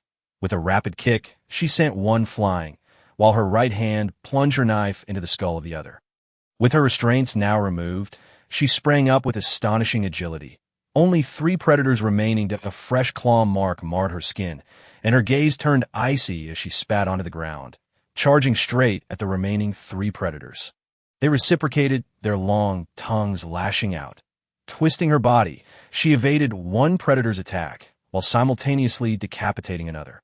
She slid backward, covering a distance of 2 meters before swiftly regaining her footing and hurling both knives with deadly accuracy, each finding its mark in the heads of the remaining predators. That moment, the rescue line reached the rooftop, and she sprinted towards it, grasping the rope tightly as the helicopter ascended, taking her away from the encroaching horde. From a distance, Qin Ao looked up, his heart finally at ease upon seeing her safely aboard the helicopter. He turned to Lan Guofeng, instructing to Fu Shan. "Yes, Sister Ao," he replied, confident that it would not be long before he was reunited with her. With remarkable speed, she climbed aboard the helicopter, being pulled in by Wei and as he assisted her. He noticed the claw marks on her hand. Anyone else with such injuries would surely succumb to the fate of becoming a zombie. His expression shifted slightly. As an agent, she was adept at reading people's emotions, and sensing Wei Yan's unease, she exuded an air of coldness, the faintest hint of murderous intent escaping her. She distanced herself. Seated at the edge, unashamed of her injured hand as she tore a strip of cloth from her attire to bandage it, Wei Yan closed the cabin door, observing her icy demeanor, and inquired, "What were you doing out there alone, attracting so many zombies?" "Who are you?" she retorted, her tone laced with suspicion. The presence of over a dozen aircraft was not something ordinary individuals could afford, especially with 10 of them being fighter jets. Those capable of deploying such resources were certainly no common folk. Yet despite her extensive experience as an agent, she found herself unfamiliar with the people before her. Chapter 21. Rescued Your Injured. "Are you all right?" Wayne did not respond to her question, his gaze fixated on the blood-stained bandage on her hand. Even with the dressing, The red stains were evident. A scratch, and one would turn into a zombie within a day. Would she also meet the same fate? If I'm scratched, let me off the plane after we leave the city, she murmured, fatigue lacing her voice as that familiar, feverish sensation washed over her. However, this time it was not severe. She sensed that she would be fine. Wayne continued to scrutinize the scratch on her hand, his focus unwavering as if searching for a flower amidst thorns. Suddenly, he was astonished to discover that the shallow wound appeared to be healing. Mere minutes had passed, and he struggled to believe his eyes, wanting to discern whether it was a figment of his imagination or reality. Despite his scrutiny, he could not ascertain the truth until she abruptly opened her eyes and shot him a cold glance. A smile flickered across Wei-Yin's face, and just as he opened his mouth to speak, she closed her eyes once more as he masked his expression, letting his gaze drift back to her hand. Then to her face, where he noticed additional claw marks, a pair of them, distinct and not overlapping. Initially, he had dismissed them, but upon closer inspection, he recognized them for what they were. Unconsciously, he tightened his grip. If her wounds were indeed healing, it implied that her cells could integrate with the virus, suggesting that even if infected, she might not suffer adverse effects. The more he pondered, the more exhilarated he became, slowly extending his hand toward a box behind him. Just as he opened it, she suddenly opened her eyes again, casting a weary glare in his direction. That you're injured, I have some antibiotics here. You should take them, he suggested with a calm smile. Or else. Not necessary, she replied, her brow furrowing deeper as she shifted her stiff neck, glancing out the window. Yet, the weariness only intensified, her skin growing warm again, the heaviness in her limbs overwhelming her. Abruptly, she sensed a surge of hostility and swiftly turned away, and her instincts kicking in as she prepared to strike him, but was suddenly seized by an electric shock that rendered her limp. Her vision fading to black, Wayne gasped as her grip tightened around his throat, coughing slightly from the discomfort, but fortunately he managed to subdue her with the stun baton. Return, he instructed the pilot, retrieving a medical kit from behind him to administer a dose of anesthetic to her. The helicopter sped away, and after departing the city of Kyoto, it landed at an airfield where several figures in white coats rushed forward. Pushing a gurney to the helicopter's side, Wayne carried her down, and the medical personnel took her, laying her on the gurney before boarding a private jet that departed Kyoto. Before long, the plane descended into a secluded mountain area, revealing a massive entrance on a prepared surface. The aircraft lowered gently, the ground closing above it, restoring the landscape to its original state. The medical team swiftly wheeled the gurney away towards an elevator, descending rapidly while the unconscious Jingling began to regain some awareness. With her eyes half open, she perceived the ever-changing lights around her, sensing that she was being pushed along by hurried figures clad in masks. As her surroundings blurred, she succumbed to unconsciousness once more. Time passed unmeasured, and when she awoke again, her mind was momentarily blank, only to realize that she was submerged in a transparent container, completely unclothed. Outside, figures in white coats bustled about, surrounded by electronic equipment. Before she could comprehend her situation, her body tingled, and she fell into darkness once more. However, before long, she gradually awoke, realizing that she seemed to be lying in a place where her body was devoid of strength. With only her eyes capable of movement, in the distance, she could discern a figure within a container, its body grotesquely decayed, revealing stark white bones. Nearby lay several corpses of zombies alongside those of humans. A man approached, crouching before her, gazing intently. She could not clearly hear what he was saying, her mind muddled. She then saw him produce a peculiar object filled with blue liquid. Moments later, he plunged the device in her arm, causing the blue substance to flow into her body. Suddenly, her previously numb body erupted in excruciating pain. She opened her mouth to scream, but no sound escaped before she fainted once more. Wayne observed her unconsciousness and inquired of a companion beside him. What's the situation? The reply came. The virus is merging with her cells. Indeed, her cells can assimilate the virus, why earlier conjecture has proven correct. This is truly splendid, simply splendid. Wayne chuckled heartily, his gaze toward the unconscious woman betraying envy, jealousy, and greed.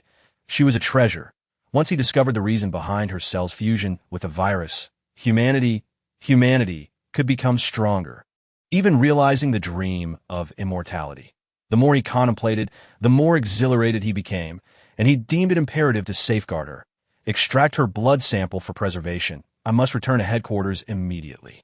The others will take the remaining samples to the branch. Upon awakening, she found herself cradled in the arms of a tall foreign man clad in black. From her vantage point, she noted his impressive height. Wavy blonde hair, a strong jawline, and chiseled features. He epitomized the archetype of foreign beauty that Z countrymen found irresistible. A strikingly handsome man, James Williams held her, while the rescue team walked ahead. He maintained a steady grip on the petite Z country woman, who felt light in his arms. Sensing her stir, he looked down to find her observing him with cold indifference. Unfazed, he smiled broadly. "You've awakened?" Spoke in slightly halting Z country dialect. She nodded, noticing that she was draped in an oversized suit, evidently belonging to him. She shifted her hands, coldly demanding, "Put me down." "Are you able to?" James Williams asked with a hint of concern. "What a gentle soul." She nodded, extricating herself from his embrace. Turning to see the laboratory she had glimpsed during her half-conscious state, she vividly recalled being rescued after being rendered unconscious, clad merely in the oversized suit jacket that reached her knees. She resembled a child who had pilfered an adult's clothing. James Williams and his companions chuckled at her diminutive stature, unfazed by her aloofness. Scattered across the floor were several corpses clad in white. Remnants of experimental subjects. Chapter 22. Breaking free, moving to the side, she spotted a changing room, presumably for those donning work uniforms. She entered, closing the door behind her. To her astonishment, she discovered an entire wardrobe filled with women's clothing, complete from undergarments to outerwear. Truly, when one is weary, a pillow appears. She retrieved undergarments and donned a black skirt, pairing it with a white shirt, which she tied at the waist before stepping out. Now dressed, she appeared beautiful and charming, her long black hair cascading down her back, resembling a doll. James Williams and his team stood, momentarily dumbfounded by her beauty and grace. She was truly captivating, standing before him. She extended her hand, stating, "Give me a gun and a knife." "Oh, you know how to use them?" James Williams asked, astonished that this seemingly delicate Z country girl, who appeared merely ordinary when discovered on the experiment table, would possess such combat skills. Nevertheless, despite his confusion, he instructed his subordinate to provide her with a handgun and 2 military knives. The black skirt she wore had a belt, to which she affixed the handgun. Pulling it slightly before questioning, "What is this place?" "This is a branch of AR Corporation, known in your Z country as the Dark Sun Company, which specializes in the research of the O virus." O virus, she realized suddenly, everything falling into place. The reason for her capture must be tied to her injury inflicted by a predator. The man on the plane sought to use her as an experimental subject. It took considerable effort to locate this place. Upon infiltrating, we found you and decided to rescue you. James Williams smiled gently. "How could you be an experimental subject? Were you captured? Is there anyone who would willingly become a zombie?" She retorted icily, casting a frosty glare at James Williams as she strode ahead. He shrugged, calling for his comrades to follow. They watched with great interest as she led the way, captivated by her striking presence. James Williams quickly caught up with her, whispering, "We entered stealthily. We just took this laboratory. The outside is likely heavily surrounded. Let us break through." Her expression was cold, her eyes radiating a palpable aura of menace. James Williams, having always perceived Z country women as delicate, was taken aback by the fierce, lethal gaze she directed at him.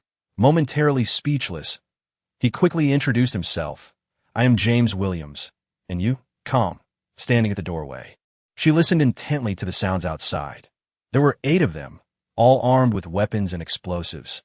Impressed by their capabilities, she inhaled deeply, preparing to act when a sudden wave of intense pain shot through her arm. Her grip slackened, and the handgun fell from her grasp. Cold sweat cascaded down her face as she turned pale from the agony. James Williams and his companions grew anxious, asking, "What's wrong?" without a word. She gasped, raising her arm to reveal a vivid red mark resembling a hibiscus blossom, with a small bulge forming beneath the skin. This bulge quivered slightly before vanishing. while a crimson thread snaked up her arm, disappearing beneath her clothing in an instant. James Williams and the others stood in shock, realizing she had been injected with something during her time as an experimental subject, as the red thread vanished. The pain subsided, and she leaned weakly against the wall, suddenly aware of her drenched state. Glancing back at James Williams and the 7 others, she was taken aback to find no hint of fear in their eyes. How bizarre! Did they not feel fear? She bent down to retrieve the handgun, checking it once more. James Williams, witnessing her swift return to composure, was momentarily astonished. Just then, she yanked the door open, simultaneously firing her handgun with rapid precision. Bang, bang, bang! James Williams and the others quickly took cover, observing her with a steely resolve as she fired with unerring accuracy. Within seconds, she tossed aside the handgun, seizing an assault rifle from a nearby comrade. Instructing, "Let us go to her command, they followed, soon confronted by a corridor strewn with corpses. There was little blood, and as they drew closer, they were astounded to discover that all the bodies had been shot through the head with pinpoint precision. In an instant, they were all left dumbfounded. There were 10 corpses, and she had expended precisely 10 bullets from the handgun, eliminating each with remarkable accuracy in mere moments. "Impressive, my sister," she declared, wielding the machine gun confidently. Perhaps due to her recent ordeal, she found her abilities heightened. She could astutely perceive every sound from outside, as well as the faint breaths of her companions. Their every move was transparent to her senses.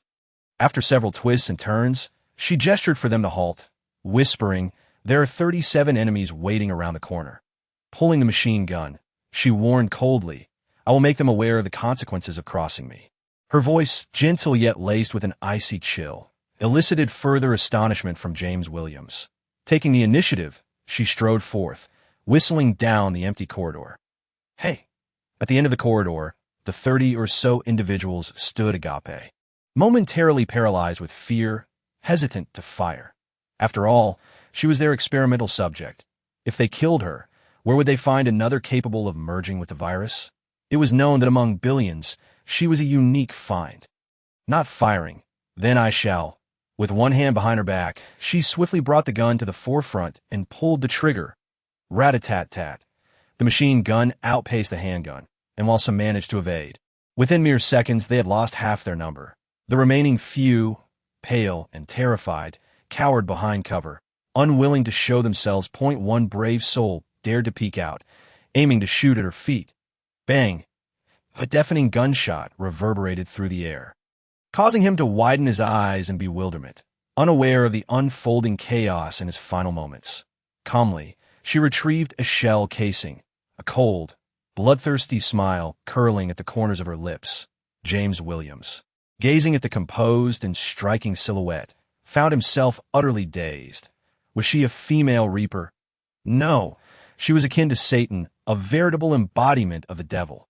Her prowess was astounding, leaving him in awe. What was he to do? Chapter 23. Her uniqueness. The lifeless body thudded to the ground, the crisp sound of her polished shoes resonating rhythmically against the floor, but to the ears of those present, it echoed like the tolling of death's bell. One individual pondered for a moment before coldly stating, "We cannot hold our position any longer. Quickly, retreat, seal off the entire research facility, do not allow them to escape." They promptly turned and dashed toward the end of the corridor, where the elevator awaited. Calmly, she heard their voices and, like a specter, lunged towards them.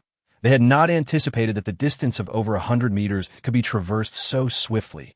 They thought they had ample time. Suddenly, a gunshot rang out. A scream pierced the air as one was struck, not fatally, but severely injuring a leg. Her marksmanship was unerringly precise. This shot landed squarely in the middle of the thigh, revealing a horrifying sight of shattered bone upon closer inspection. After a flurry of gunfire, each individual was left with incapacitated thighs, hastily raising their weapons to retaliate. Yet her speed was unmatched. She fired again, rendering their hands useless. The cacophony of their screams echoed, sending chills down the spines of James Williams and the others who were approaching. As they neared, they beheld her, resplendent and marching in her leather boots, towards the wounded. These casualties were compatriots, individuals skilled enough to work for the Dark Sun Corporation, Yet they had been utterly obliterated, with not a shred of resistance left. Terrifying, she planted her foot on one man's chest. Leaning slightly forward, her icy gaze fixed upon him as she coldly remarked, "I warned you.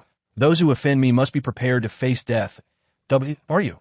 He stammered, bewildered. No one could possess such overwhelming strength. Even the fastest gunman cannot fire a dozen shots in mere seconds. You captured me for experimentation, yet you failed to investigate my identity.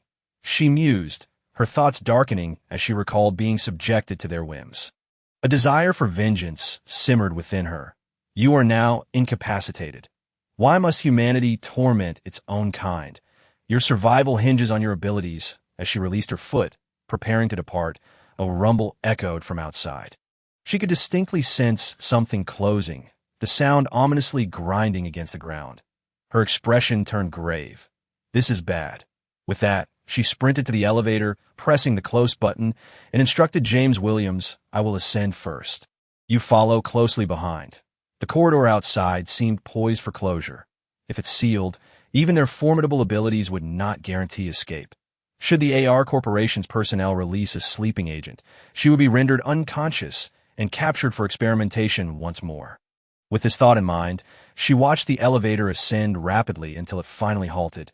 Kicking the door open with force, she burst forth, ascending the winding staircase. She found herself on a vast platform where an aircraft was stationed. Fixating on the closing exit above, she noticed two smaller exits rapidly shutting as well. Despite her swift pace, she could not outrun their closure.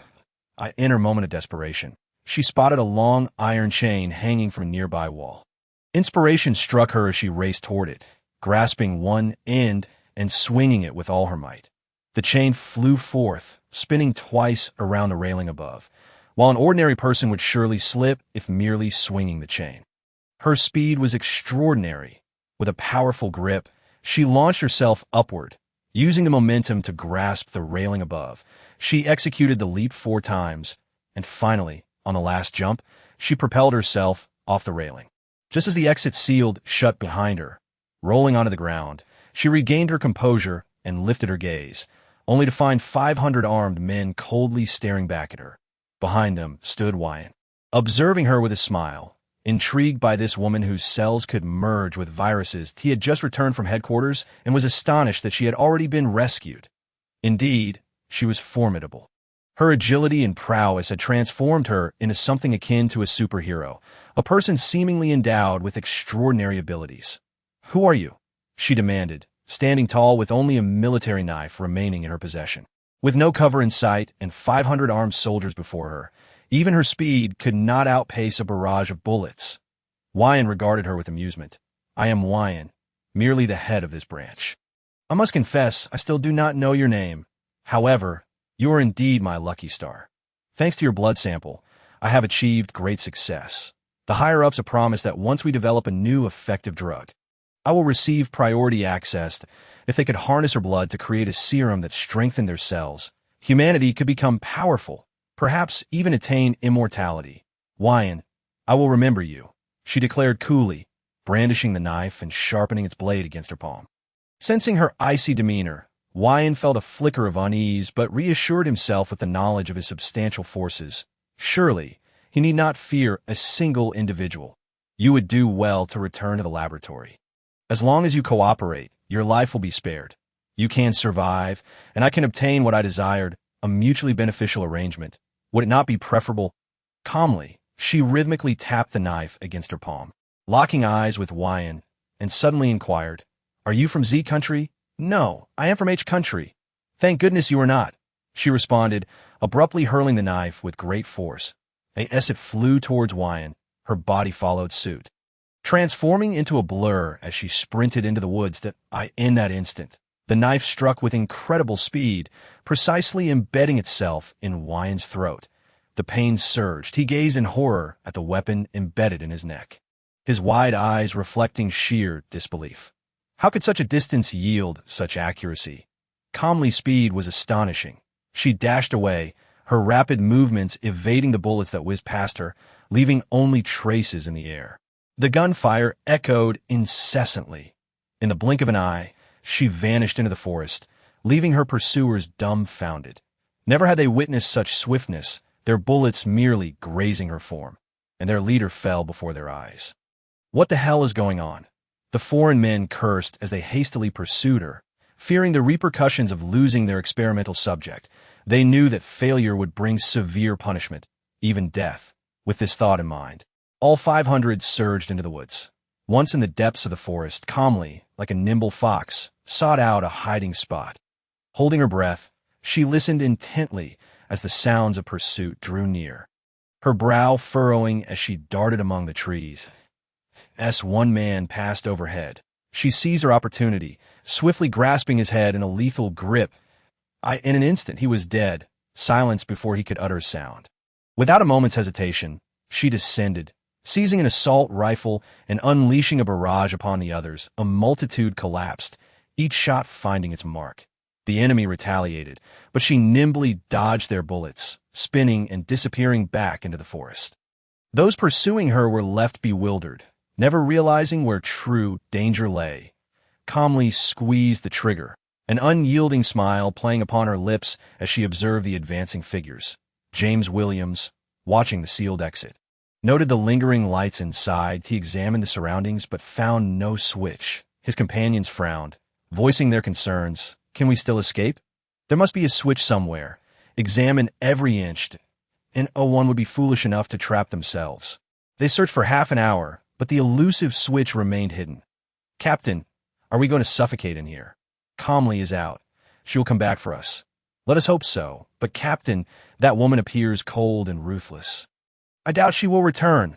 Stop speaking nonsense, James Williams retorted, his faith in her unwavering not cast doubt upon others. Yes, Captain, my apologies. He glanced at the sealed exit, irritation mounting as he lit a cigarette, exhaling clouds of smoke. Thoughts of Calmly, the little angel, filled his mind. What could she be facing? Is there safety? At that moment, the closed exit suddenly roared open. James Williams paused, while the others looked on joyfully at the wide-open door. Conceal yourselves, James Williams called out calmly, and instantly everyone hid, their guns aimed at the exit. A blinding light burst forth as the opening widened, revealing a woman clad in a white shirt and black skirt, standing resolutely, her cold gaze fixed upon them. James Williams was momentarily taken aback, but this time the others truly cheered. The woman, known as Ling Jing, held a bloody dagger in one hand and had a submachine gun slung across her back. Commanding them, step forward. Only then did a few of them venture out, finding the outside space devoid of anything but a distant aircraft and a corpse on the ground. James Williams, filled with confusion, inquired, "There can't be just one person outside, right? Have they all left?" Ling Jing walked steadily towards the airplane, coldly replying, "Eliminated. If they were to venture deeper into the woods, they would discover corpses sprawled haphazardly everywhere. But those were of little consequence." Ling Jing took her seat on the plane, with Williams beside her, his curiosity piqued as he observed her. "Your prowess stems from the experiments, doesn't it? Are you aware that such inquiries could easily invite peril upon you? Some matters are best left unsaid." Williams chuckled heartily. "Indeed, there are distinctions between your Z nation and our M nation. I meant no offense." His gaze lingered on Ling Jing's blood-stained dagger, though the blood was scant. It bore witness to the slaying of many. Clearly, some words should not be uttered lightly, and he opted for silence. The small aircraft took to the skies, accommodating 8 or 9 passengers with ease. Ling Jing wiped the blood from her dagger with a cloth and inquired of Williams, "Where's the headquarters of AR Corporation?" Taken aback for a moment, Williams replied, "In LSJ. You wish to visit the headquarters?" "That company serves no purpose for existence," she retorted, her lips pressed together, the lines of her face soft yet exuding an aura of menace. Williams chuckled. "True enough, we are here to dismantle their stronghold." At that juncture, the mountains below erupted in a cacophony of explosions, the aircraft's electronics crackling under the pressure of turbulent air. Ling Jing, slightly taken aback, chose not to comment further. Williams and his rescue team were visibly fatigued. He reclined his seat comfortably, grinning. "Once we reach LSJ, let's rest a while before heading to AR Corporation's headquarters." "What organization are you affiliated with?" Ling Jing inquired, also reclining. Williams grinned widely, raising an eyebrow. The Federation. Ling Jing closed her eyes, her grip on her military knife unwavering, her expression, even in slumber, radiating an air of aloofness and coldness. Unable to suppress his curiosity, Williams asked, "And you?" "The Shadow Bureau." Gasps of astonishment filled the cabin, as the admiration for Ling Jing shifted to reverence. The Shadow Bureau. It was the most formidable secret organization in Z Nation, eliciting both hatred and admiration among those present. They resented the uncertainty of when the Bureau's agents would seize their belongings, only to vanish in the blink of an eye, yet admired their elusive prowess to their astonishment. They were fortunate enough to encounter someone from the Shadow Bureau. At such proximity, one individual, unable to contain his curiosity, whispered, "May I ask, Miss Ling, what is your agent rank?"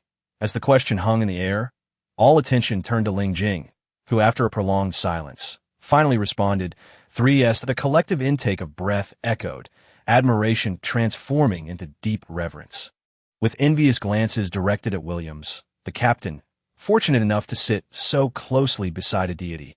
Upon hearing the gasps, Ling Jing opened her eyes, startled to find that the group had gathered around her. Gazing at her with adoration, a shiver ran down her spine. While men from Nation were undeniably handsome and rugged, she could hardly endure the sight of 6 or 7 men staring at her with such infatuation. Williams, unable to tolerate the spectacle, barked, "What on earth is this? Return to your seats." "Yes, Captain, my goddess. Please continue to rest." The chorus of voices chimed in unison. Ling Jing blinked, unable to restrain herself from turning away, resolving that in future encounters, it would be best not to respond to such inquiries. The plane had ample fuel, and they swiftly arrived at LSJ, landing at the Federation's base. Nation had also succumbed to a zombie outbreak. In fact, the entire globe had devolved into a zombified realm, with few survivors remaining. The Federation's base was vast, and upon seeing Williams return, many rushed forward, only to pause in confusion at the sight of the petite Nation woman disembarking from the aircraft. Ling Jing stepped off the plane, directly escorted by Williams. The others followed closely, discussing Ling Jing's identity in hushed tones, leading to a chorus of awe and excitement erupting around them. James Williams furrowed his brow, admonishing the crowd, "Is there no sense of order in front of Miss Ling Jing? Do you not feel ashamed? Return to your posts." Upon witnessing Ling Jing's presence and hearing Williams' words, the crowd obediently returned to their duties. Unaware of the respect Williams commanded, "I will now take you to meet our president," he said with a smile. The Federation signifies a military alliance among several nations, and within it, there are divisions by country. The President Williams referred to is not that of another nation, but the current president of Nation, Kareem Phillips.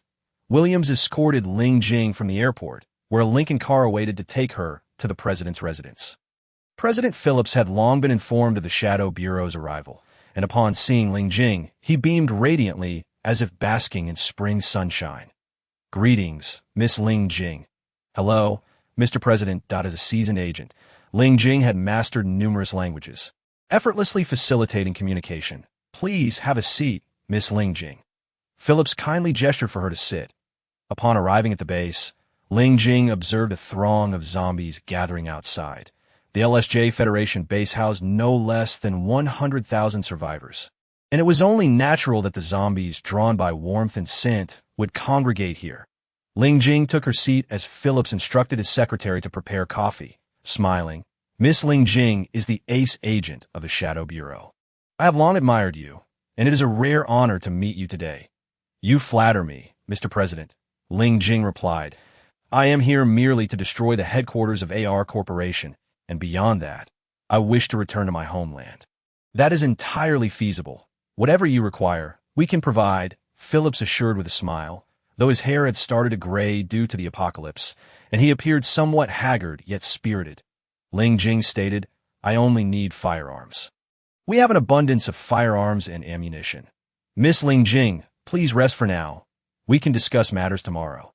Phillips summoned his secretary, instructing, "Prepare a room and food for Miss Ling Jing." "Of course, Mr. President," the secretary replied, turning to the already rising Ling Jing.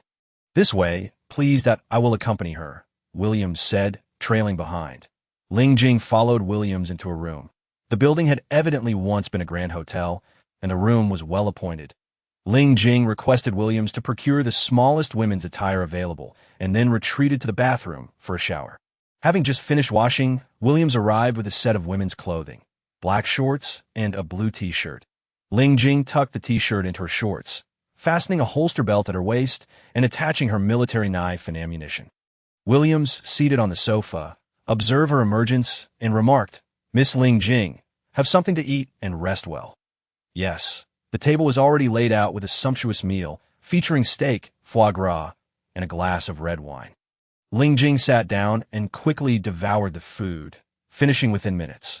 Williams, noting her satisfaction, said, "We will set out tomorrow by midnight. Ensure everyone is on high alert. A large number of predators and zombies will attack this base."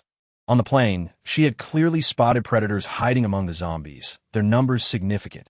Her keen vision left no room for error. The predators, possessing intelligence beyond that of zombies, would undoubtedly choose the most opportune moment to strike the base. Williams, taken aback, inquired, "What is it?" "The predators are indeed appearing. It's expected they will attack by midnight." Ling Jing's words bore a harsh truth, although much of it was conjecture. Williams took her seriously. He promptly rose, bidding farewell as he hurried to the president's chamber, knocking on the door and relaying Ling Jing's warning. Phillips was alarmed upon hearing this, exclaiming, "There is no time for hesitation. Increase security. No one is to sleep tonight. Better to be cautious than careless." "Yes, Mr. President, that Williams' administrative capabilities are unparalleled." At Felix's command, the entire base mobilized for defense, with vigilant guards stationed at the telescopes mounted atop the walls, meticulously observing the approaching horde of zombies from a distance. Although they found no evidence of predators within the mass of corpses, the sight of thousands of the undead gradually encroaching upon them sent shivers down their spines. The inhabitants of the base were acutely aware that a life-and-death battle awaited them, and whether they could survive this calamity remained uncertain. Calmly soaking in the bathtub, she had already bathed, yet her body, still tense, required the soothing embrace of essential oils and warm water. The impending chill of December was palpable, yet she felt little discomfort. Perhaps due to the integrated virus, her ability to withstand the cold had intensified. Even clad in a mere garment, the frigid temperatures posed no challenge. With a gentle sigh, she relished the warmth, allowing herself to drift into a half-hour slumber, only to be abruptly awakened. Raising her gaze, she beheld William's handsome and masculine visage, standing awkwardly at the door, his face tinged with a hint of crimson. Without hesitation, she exited the bathtub, her towel clinging to her form, effortlessly revealing her physique. Williams, blushing, reported, "We have identified a massive influx of zombies, with a rough estimate of around 100,000 at your LSJ possesses a substantial population." Calmly stepped outside. Williams dared not follow until she had donned her clothing. Fully aware of her intent, the LSJ's population was indeed vast. 100,000 zombies were merely a fraction, and they might not possess enough ammunition to contend with them. Moreover, there were even more formidable and swift predators to consider. "Our ammunition is certainly sufficient. Even in this apocalypse, we have individuals continuously crafting more. Tonight, I shall lend you assistance, but my capacity is limited. Your defenses have 3 layers. The zombies will be contained outside the first barrier. Yet the predators will breach it swiftly. Select individuals with strong melee abilities to protect the populace. Any predator that appears at the top of the wall must be eliminated immediately." "Understood. I shall make the necessary arrangements," Williams replied as he exited once more. Calmly reclined on the soft bed, she closed her eyes to rest and rejuvenate, preparing for the impending carnage in a few hours as tension permeated the air. The night grew ever darker. After 2 hours, she naturally awoke and ordered dinner from the hotel, a steak accompanied by a chicken leg, a slice of chocolate cake, and a fruit salad. Upon finishing her meal, she departed with her provisions. Williams had been waiting at the hotel entrance and, upon seeing her emerge, stated, "Miss Calm, please take a seat in the vehicle." She complied, and he joined her in the back seat. "What's the situation?" she inquired. "The zombies have completely surrounded the base, but the predators have yet to make their move," Williams informed her. Chapter 26. Zombie Siege 2, standing atop the city walls. Calm was garbed in attire that nearly melded with the night, her long hair cascading freely, rendering her an ethereal presence, a deity amid darkness, enigmatic and instilling fear. Beside her, Williams stood, the powerful floodlights illuminating the terrifying visage of the undead below. The majority of the zombies appeared desiccated, like withered leaves, their grayish-black forms crawling with maggots. Meanwhile, a portion of the zombies had lost all their hair, their darkened skin suggesting a potential for regrowth.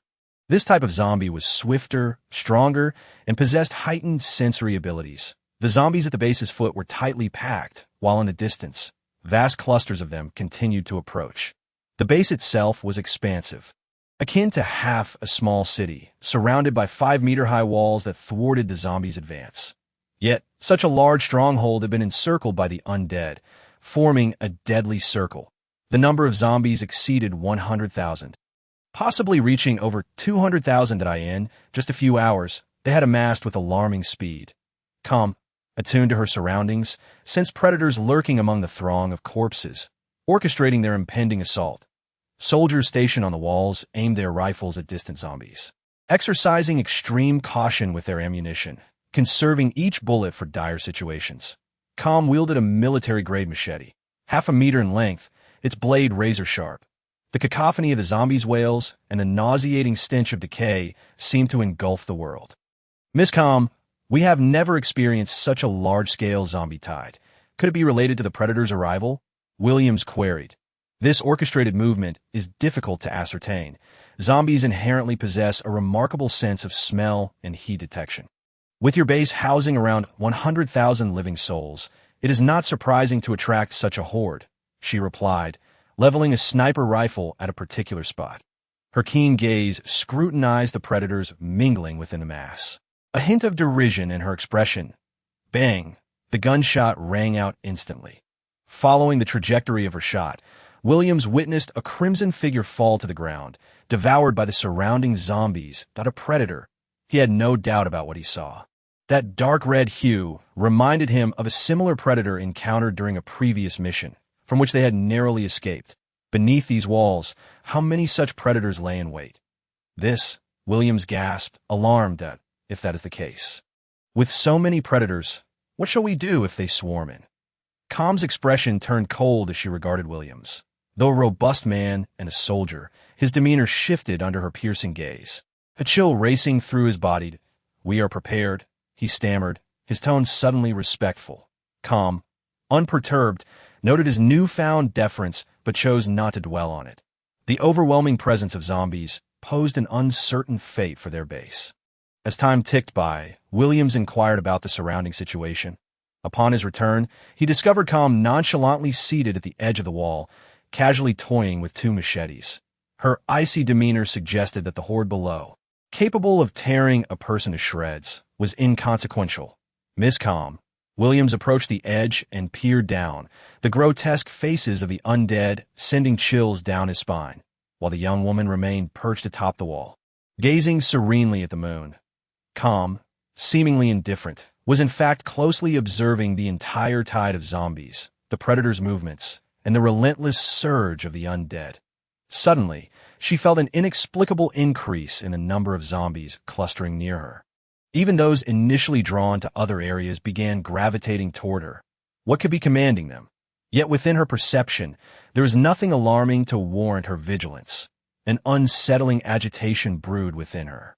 But she knew she must remain composed and not lose her poise. Suddenly, a voice rang out from afar. "They are coming." Williams' expression tightened as he leaned over the edge to look. Below, predators were already scaling the walls. Attempting to ascend, bang, bang, bang, gunfire erupted incessantly. The rapid fire of machine guns struck down the predators, most of whom fell lifelessly. The mindless zombies, sensing the scent of the predator's blood, surged forward to feast, limbs and flesh splattering everywhere as they devoured the remains. Calm observed the zombies' instinctual feeding and swiftly deduced that a far more powerful entity must be orchestrating their attack on the base. Was it a stronger zombie? Or perhaps an even mightier predator? In front of her, one predator narrowly evaded the hail of bullets and lunged toward the tantalizing blood and flesh. Just as it seemed poised to strike, a flash of cold steel glinted. With a swift motion, half of its head was severed, viscous liquid sprang forth, splattering onto Calm's hands. The corpse dropped silently, and as it fell, more and more predators charged toward her. Yet, inexplicably, as the predators multiplied, they suddenly veered away, splitting to scale the walls. The sound of machine gun fire persisted. Calm stood atop the wall, wielding her machetes, narrowly dodging a claw swipe and retaliating with a forceful strike that severed the appendage, which fell at her feet. She moved with remarkable agility, requiring no assistance from others. She could handle the onslaught of predators single-handedly. However, amidst her slaying of the predators, distant screams of terror echoed. The piercing cries rose in succession, and even the gunfire could not drown out the horror. Calm's heart sank. The predators were breaching their defenses. Instantly, she turned toward the source of the commotion, sprinting with incredible speed, covering 300 meters in the blink of an eye. Her machete reflecting the light ominously, she leapt into the air, delivering a decisive strike against a predator intent on biting her. The half-meter-long machete, wielded with calm determination, cleaved the creature in two, its corpse parting to reveal the individual trapped beneath. This person appeared unscathed, though clearly startled. Her serene, petite visage bore eyes as dark and deep as the starry night, radiating an almost blinding brilliance. Chapter 27. The great predator had she known that a legendary powerhouse from the Shadow Bureau had arrived. The sight before this female officer rendered her momentarily dazed. With a mere glance, the calm figure delivered a powerful kick to another predator, sending it hurtling away before swiftly pursuing its trajectory. She drew her pistol, firing in rapid succession as she chased, the bullet striking true against the predator's forehead. Under the dim lights of the night, her silhouette flickered occasionally, while the screams of the people and the roars of the undead intertwined, creating a cacophony reminiscent of hell. Yet, to the onlookers, she was a ray of sunlight descending from the depths of despair, moving with such swiftness that she dispatched predators before they could even strike.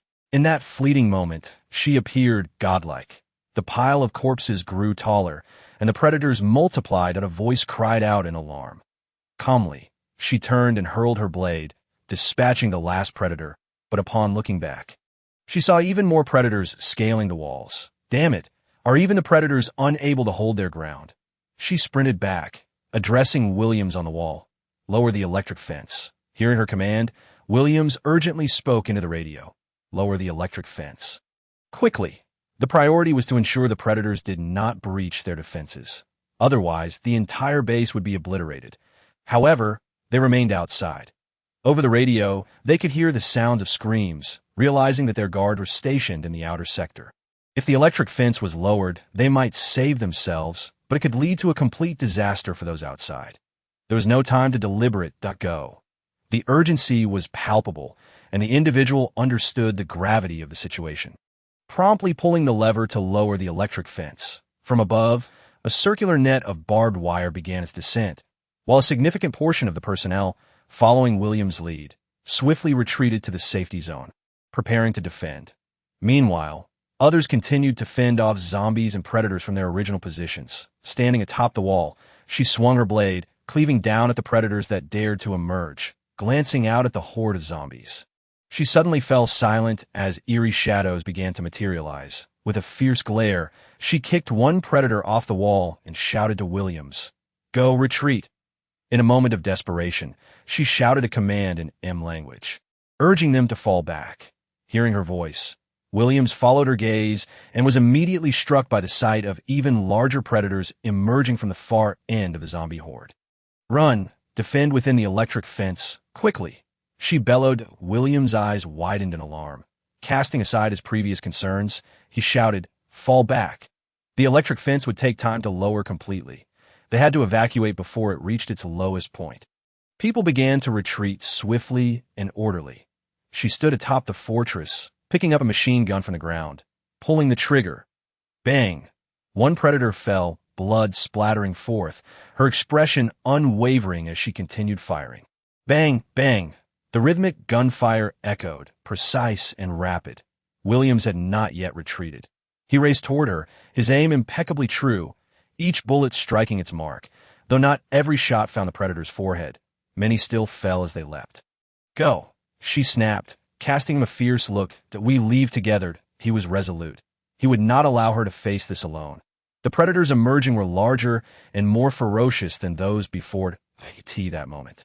The larger predators had arrived, and her piercing gaze discerned something peculiar. The creatures bore markings on their foreheads, a conspicuous set. What could it signify? Suddenly, she recalled the AR company's headquarters in LSJ. Could it be that these predators were their creations? Damn these lunatics. With her machine gun, she unleashed a torrent of fire upon the horde of zombies below, barking at Williams. "Are you not going to move? Do you expect me to collect your corpses?"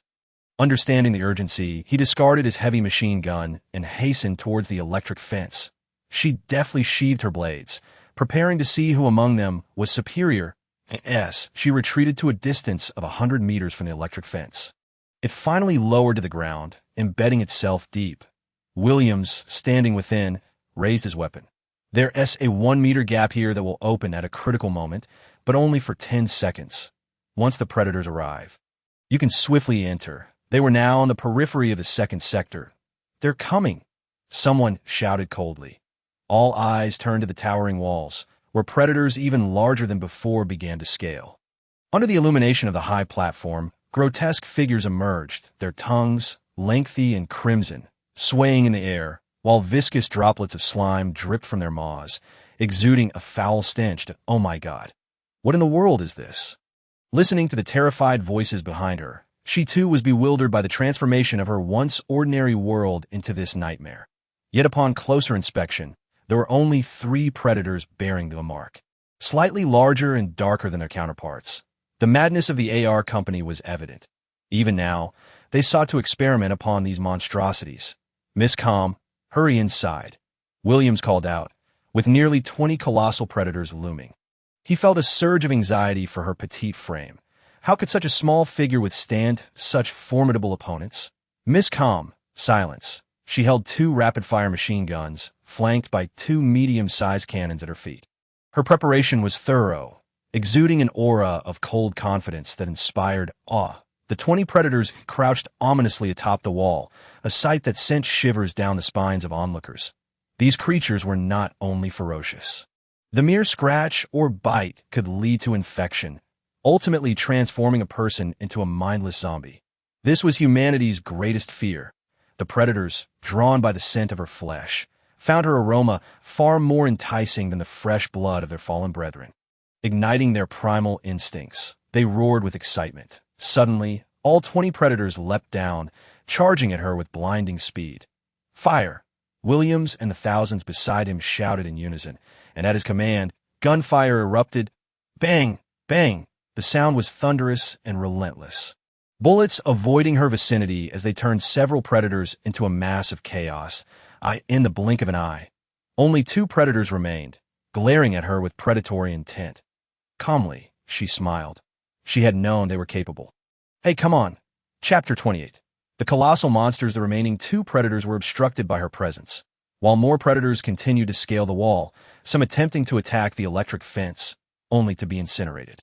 Their sole consolation lay in the fact that the predators possessed limited intelligence, incapable of opening doors, while the zombies outside were too clumsy to ascend. Curiosity piqued within her. She wished to test her newfound strength after being captured for experimentation. Drawing 2 gleaming machetes, she grinned menacingly. "Come, my lovely little treasures." In an instant, she surged forward like a wraith, charging at the 2 predators. Williams stood aghast, momentarily at a loss for how to react. What transpired next was utterly astonishing. Her spectral form reached the predators in an instant, her machete slicing through the air.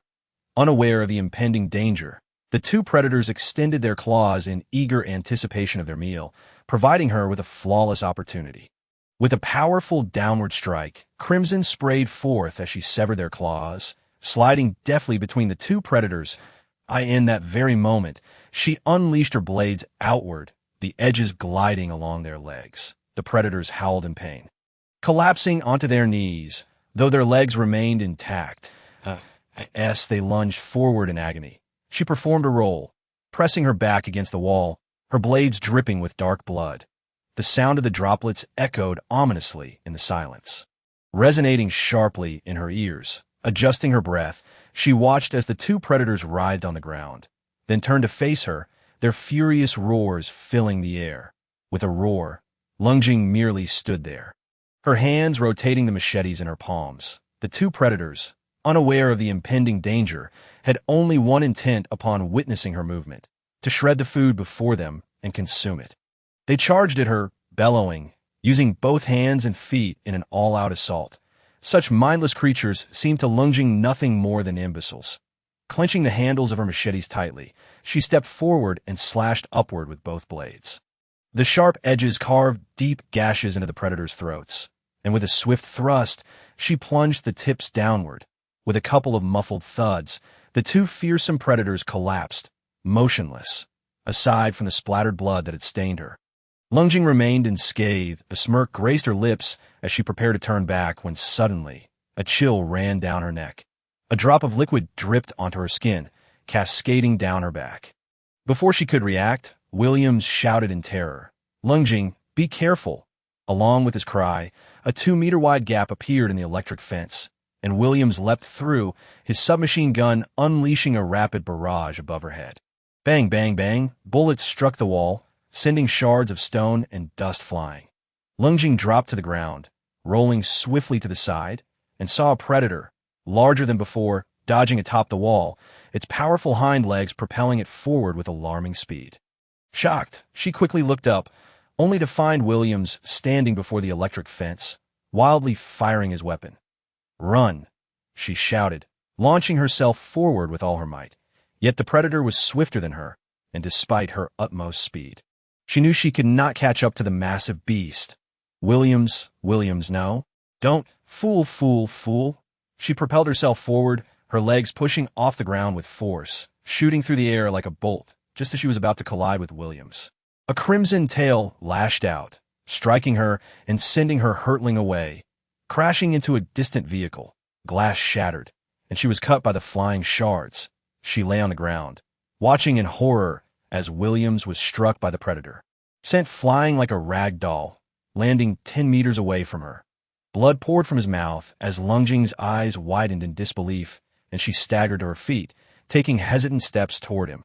Memories of their first encounter flooded her mind. It had only been 3 days since they met. If only he and T jumped out, and T fired at that predator. If only he had stayed safely behind the electric fence. Kneeling, she grasped his hand, a tear slipping from her eye and landing on his palm. "Williams, don't. Williams, hurry. Go." Williams coughed up blood, his gaze fixed on the approaching predator, his eyes wide with fear as he reached for the handgun at his waist. Lungjing held his hand, feeling the severity of his injuries becoming painfully clear. A glimmer of determination sparked in her eyes as she shouted to those still behind the electric fence, "Open it! Open it!" As she spoke, she hoisted the towering Williams onto her shoulder.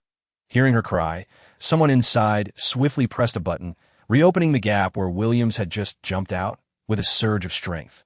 Lunging through Williams through the opening that he sailed through the air, arching perfectly over the predator's head and landing safely in the arms of several waiting individuals, while the gap sealed shut within seconds.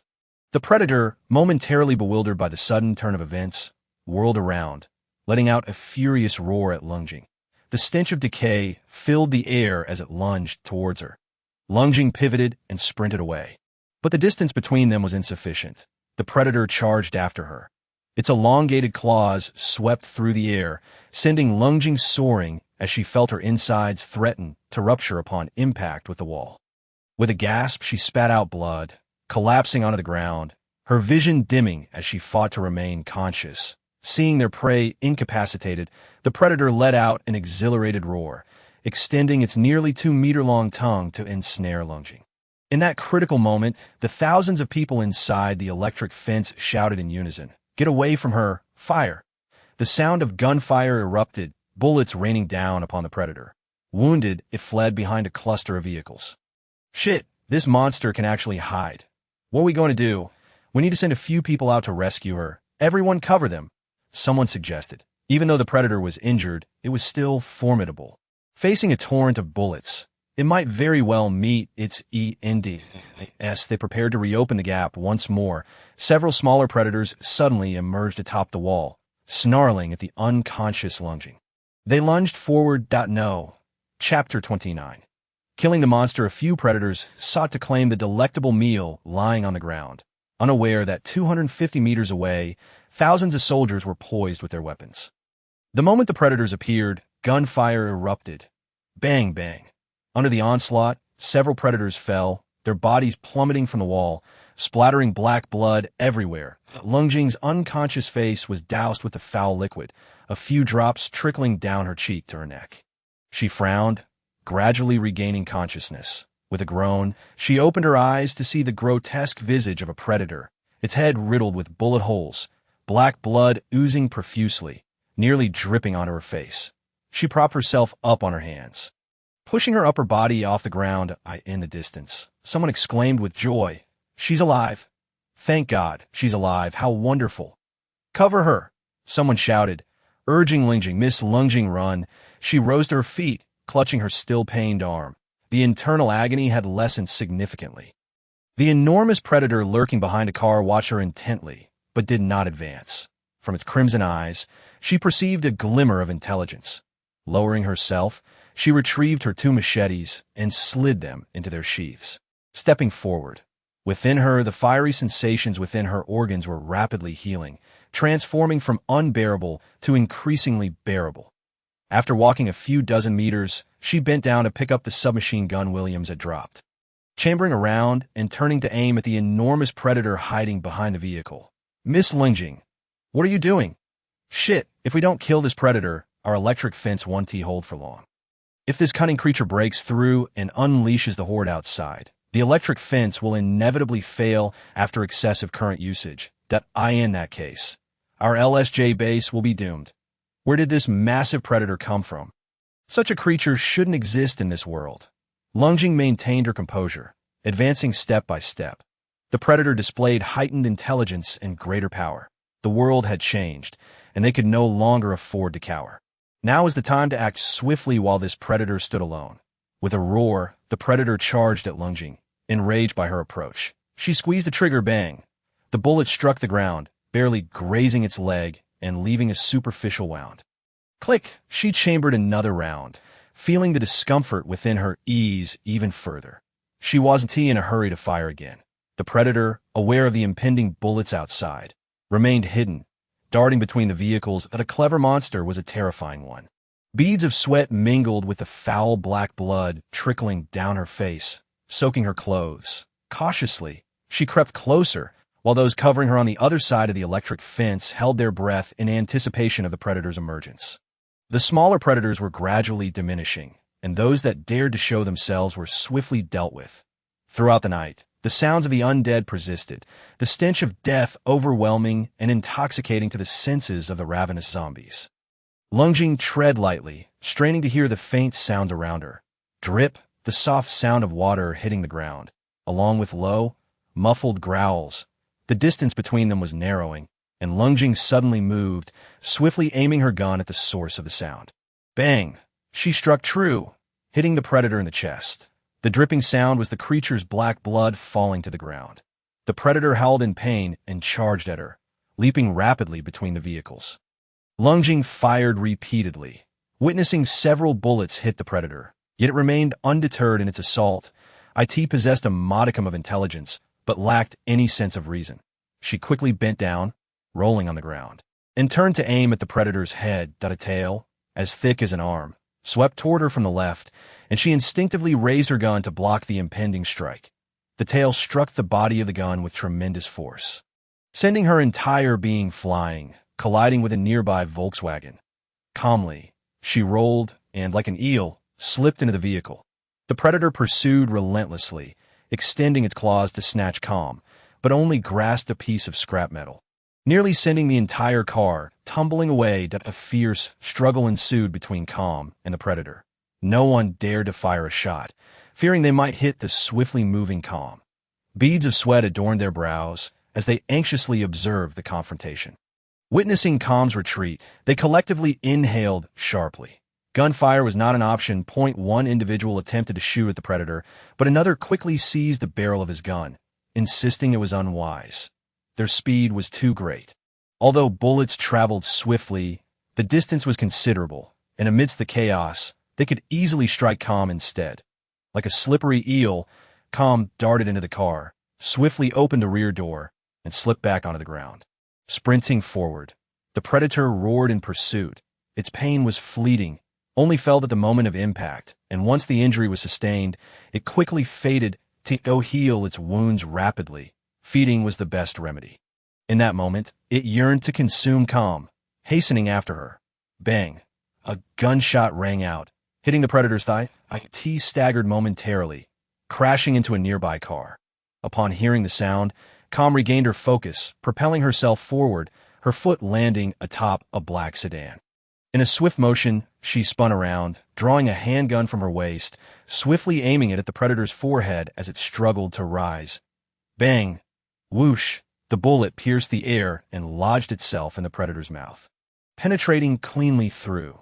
The predator's mouth hung open, and its flailing limbs stilled before it collapsed with a thud, crashing into the car behind it, shards of glass scattering everywhere. Finally, it lay dead. At this moment, the number of predators atop the city wall had dwindled, and any that dared to venture out were swiftly dealt with. Calm wiped her face with her hand, spitting a mouthful of blood onto the ground before heading towards the electric fence. She listened intently to the sound around her, acutely aware that the predators had vanished. At least for this night, no more predators would appear. The one she had just slain was undoubtedly the largest in the vicinity. Before dawn, the outside zombies needed to be cleared away.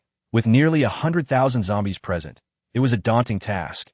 However, with thousands of soldiers, each could eliminate hundreds with relative ease. The mechanical wristwatch indicated it was 2:30 in the deep night. Plenty of time remained. The crisis had temporarily subsided, and they began to retract the electric fence. Someone shouted into a walkie-talkie.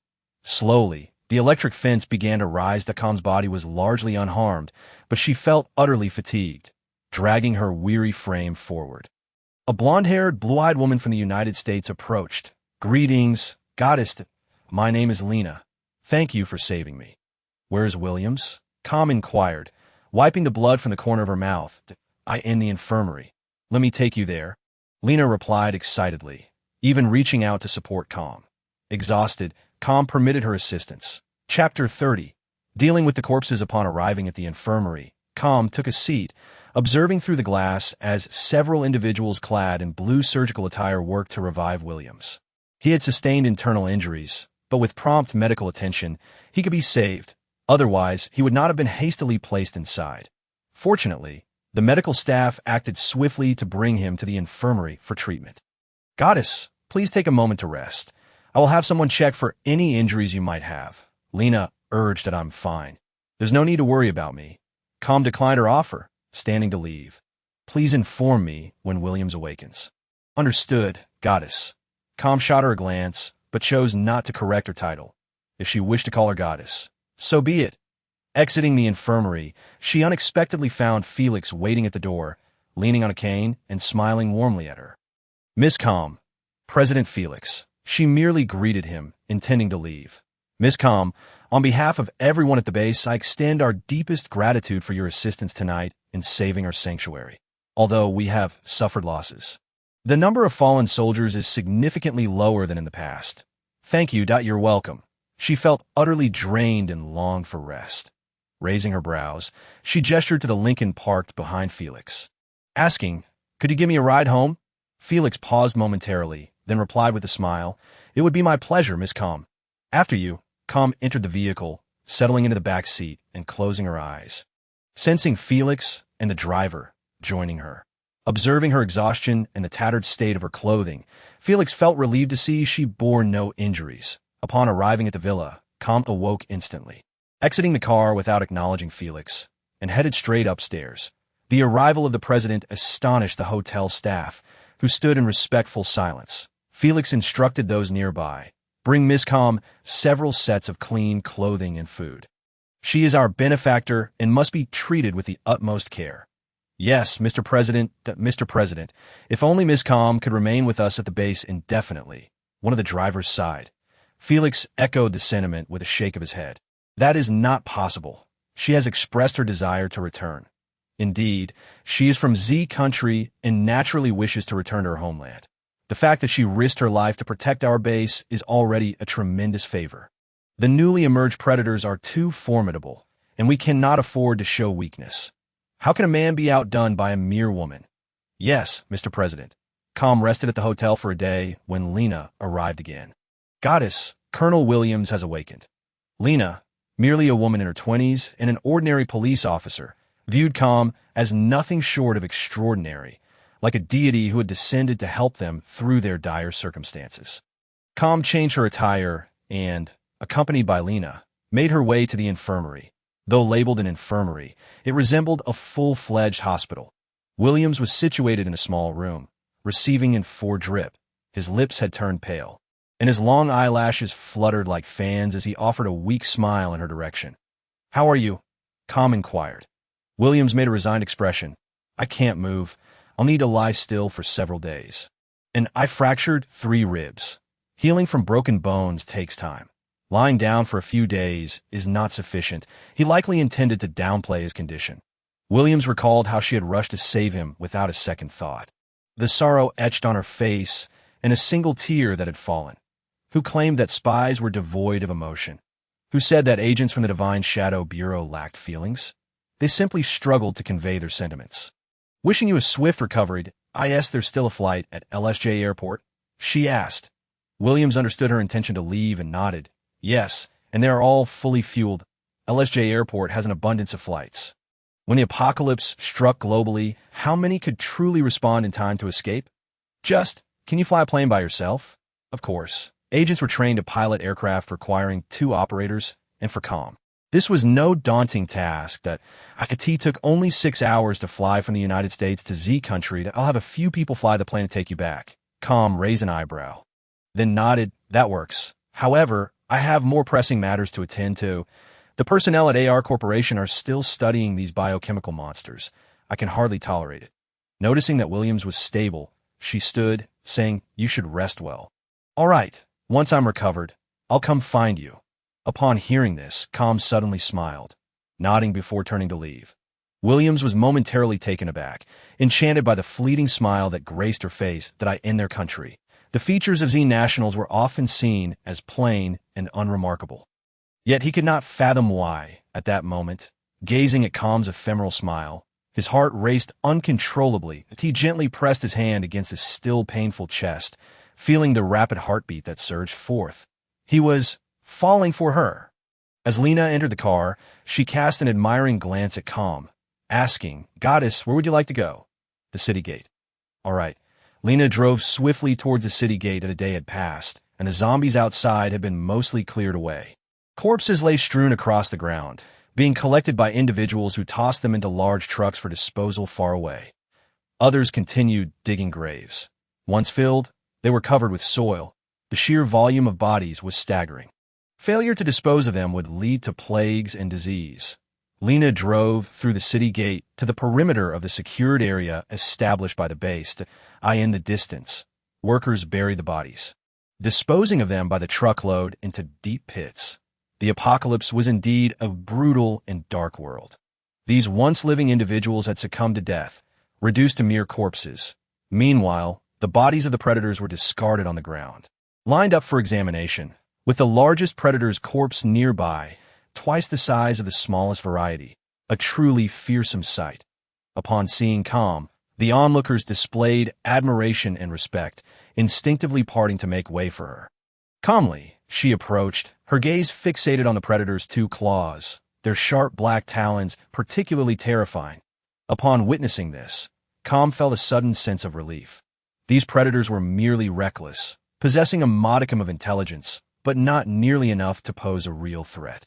Otherwise, she would not have been able to dispatch them so easily. Bang!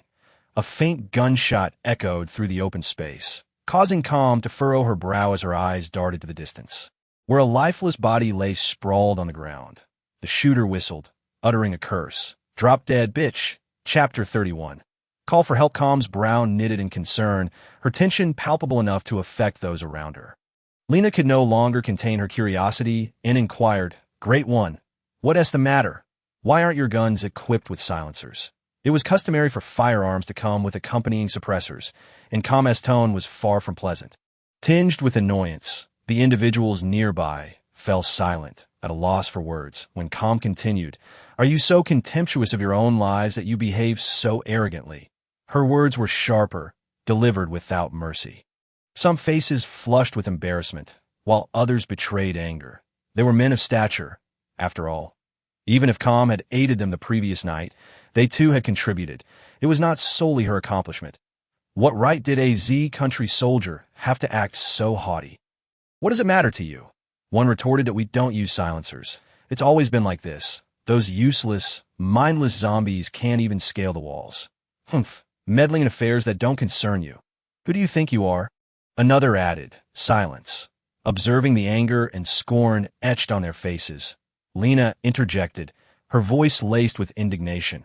Had it not been for the Great One's intervention, we would have been overrun before the electric net descended. Who among you dares to face this predator alone? And so what? What of it?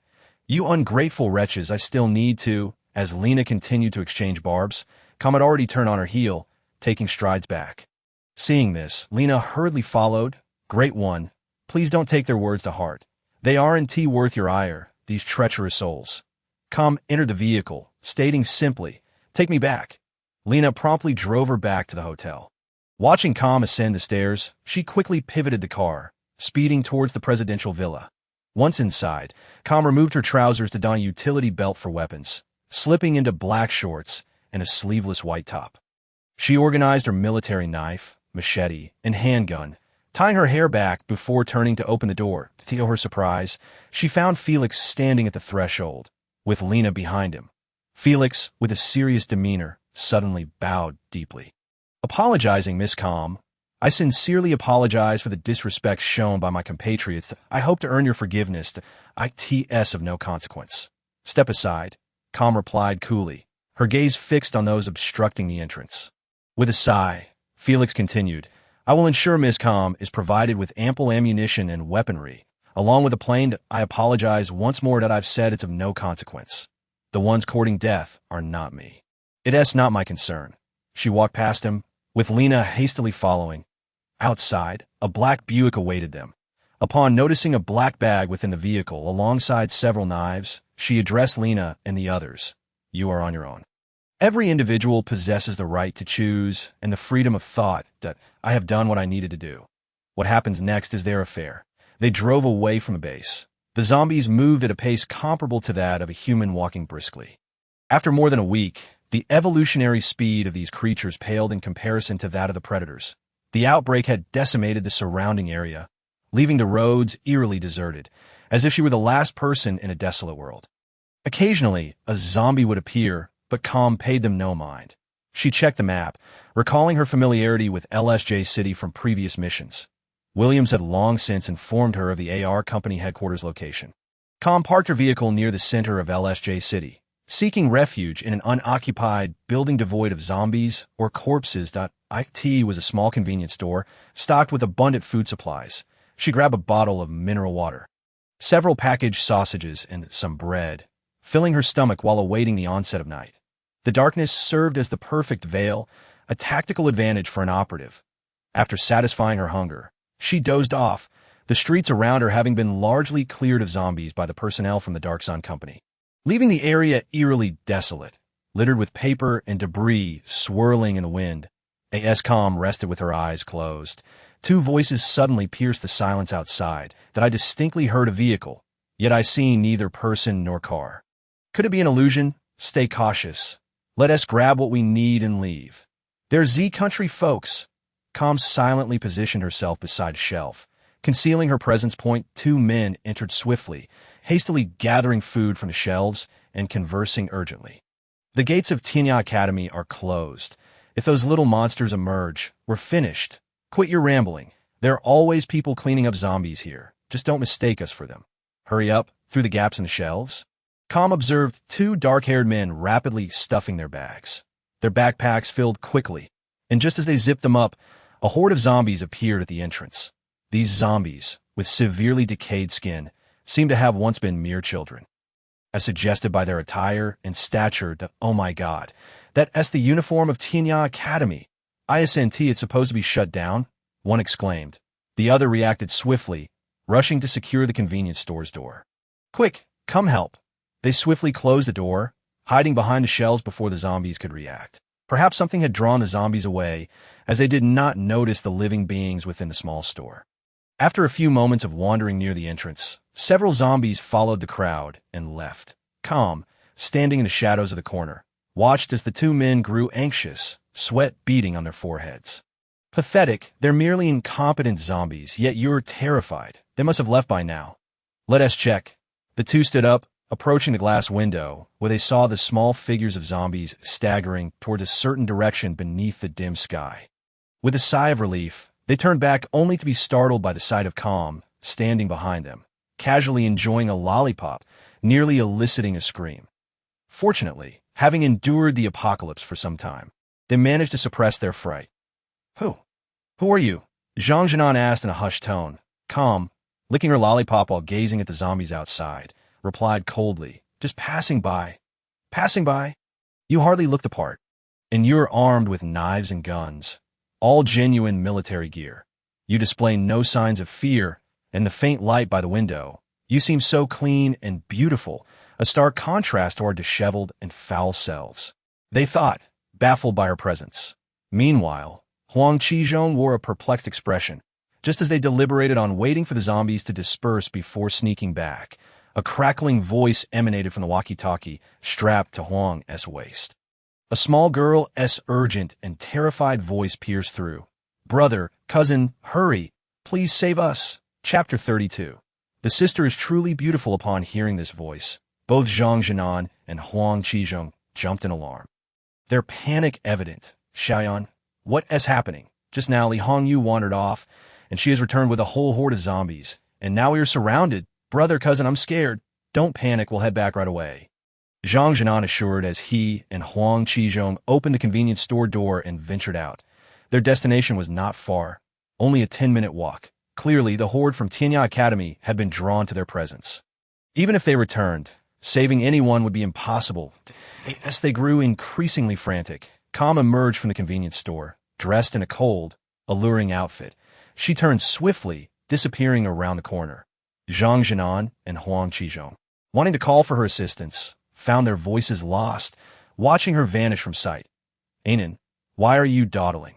Let us go, Huang Qizhong urged, pulling him towards the direction of the zombies. Night was fast approaching. In the building they sought was a small villa, its doors and windows fortified with shatterproof glass and security doors, providing temporary refuge from the zombies. However, a moment's delay could mean an extra measure of danger.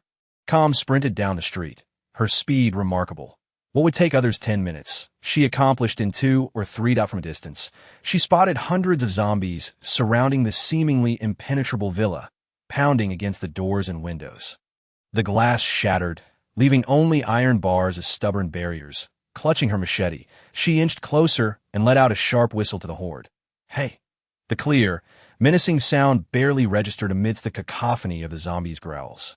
Yet the most significant factor was the scent emanating from Calm, intensifying as she approached. Originally, the horde of zombies, which was fervently intent on breaching the villa, suddenly shifted its focus, turning to gaze eagerly at the figures behind them. Their eyes glinted with a frenzied urgency as they lunged forward. Bang! Bang! Bang! The sound of gunfire erupted as the calm and collected figure, wielding an automatic rifle, unleashed a relentless barrage of bullets, each one striking the zombies' heads with uncanny precision. As she retreated into the alleyway, her speed was remarkable, and an increasing number of zombies became aware of her presence. Following her with a singular focus, the essence within her veins proved to be irresistibly alluring to the undead, a fact she had long recognized. This peculiar trait, while dangerous, also afforded her certain advantages in drawing the zombies away, making her task of luring and dispatching them considerably easier. One by one, the corpses fell, and soon a significant portion of the horde lay lifeless, with the remaining zombies being led into the narrow alley. This confined space could barely accommodate 3 individuals at a time, proving to be highly advantageous for her. Discarding her automatic weapon, she drew a military knife, her movements fluid and agile as she deftly evaded the clumsy grasp of the zombies. Each strike swiftly dispatched another undead creature, just as she was engrossed in her deadly dance. The sounds of slashing echoed from behind the horde, allowing her to glimpse the two individuals she had encountered earlier in the convenience store. Her expression remained impassive as some of the zombies were diverted by Zhang Jinan and Huang Qizhong, allowing her to intensify her assault. With a final thrust, she pierced the skull of a zombie. Withdrawing her knife to pursue the others, a dozen zombies pursued Zhang Jinan and Huang Qizhong, who found themselves cornered atop the roof of a public restroom. Helplessly observing the undead below, that moment, they spotted the familiar figure of Lungjing, bloodied but resolute, making her way toward them. When they had first seen her in the convenience store, they had merely noticed her beauty. But now her chilling demeanor sent shivers down their spines in their moment of despair. The zombies were drawn away by her presence, as she single-handedly dispatched the remaining creatures. This instilled a newfound courage in them, prompting them to join the fray against the zombies. However, when faced with the onslaught, they quickly realized their strength was no match for the undead, leading them to retreat.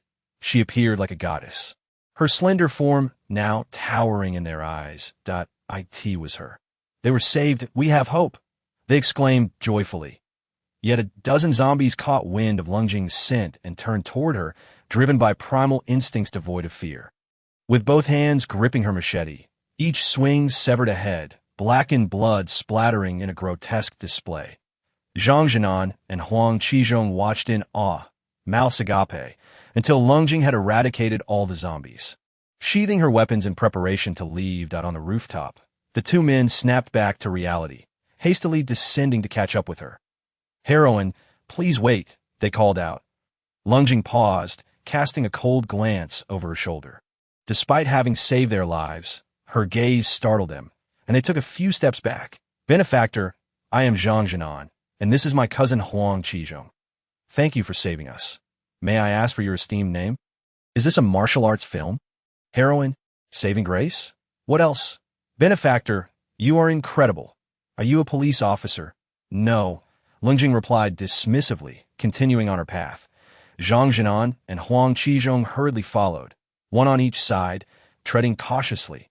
Lungjing paid them no mind, retrieving a tissue from her pocket to wipe the blood from her face. Just then, a young girl rushed toward them, calling out anxiously, "Brother, cousin, something's wrong."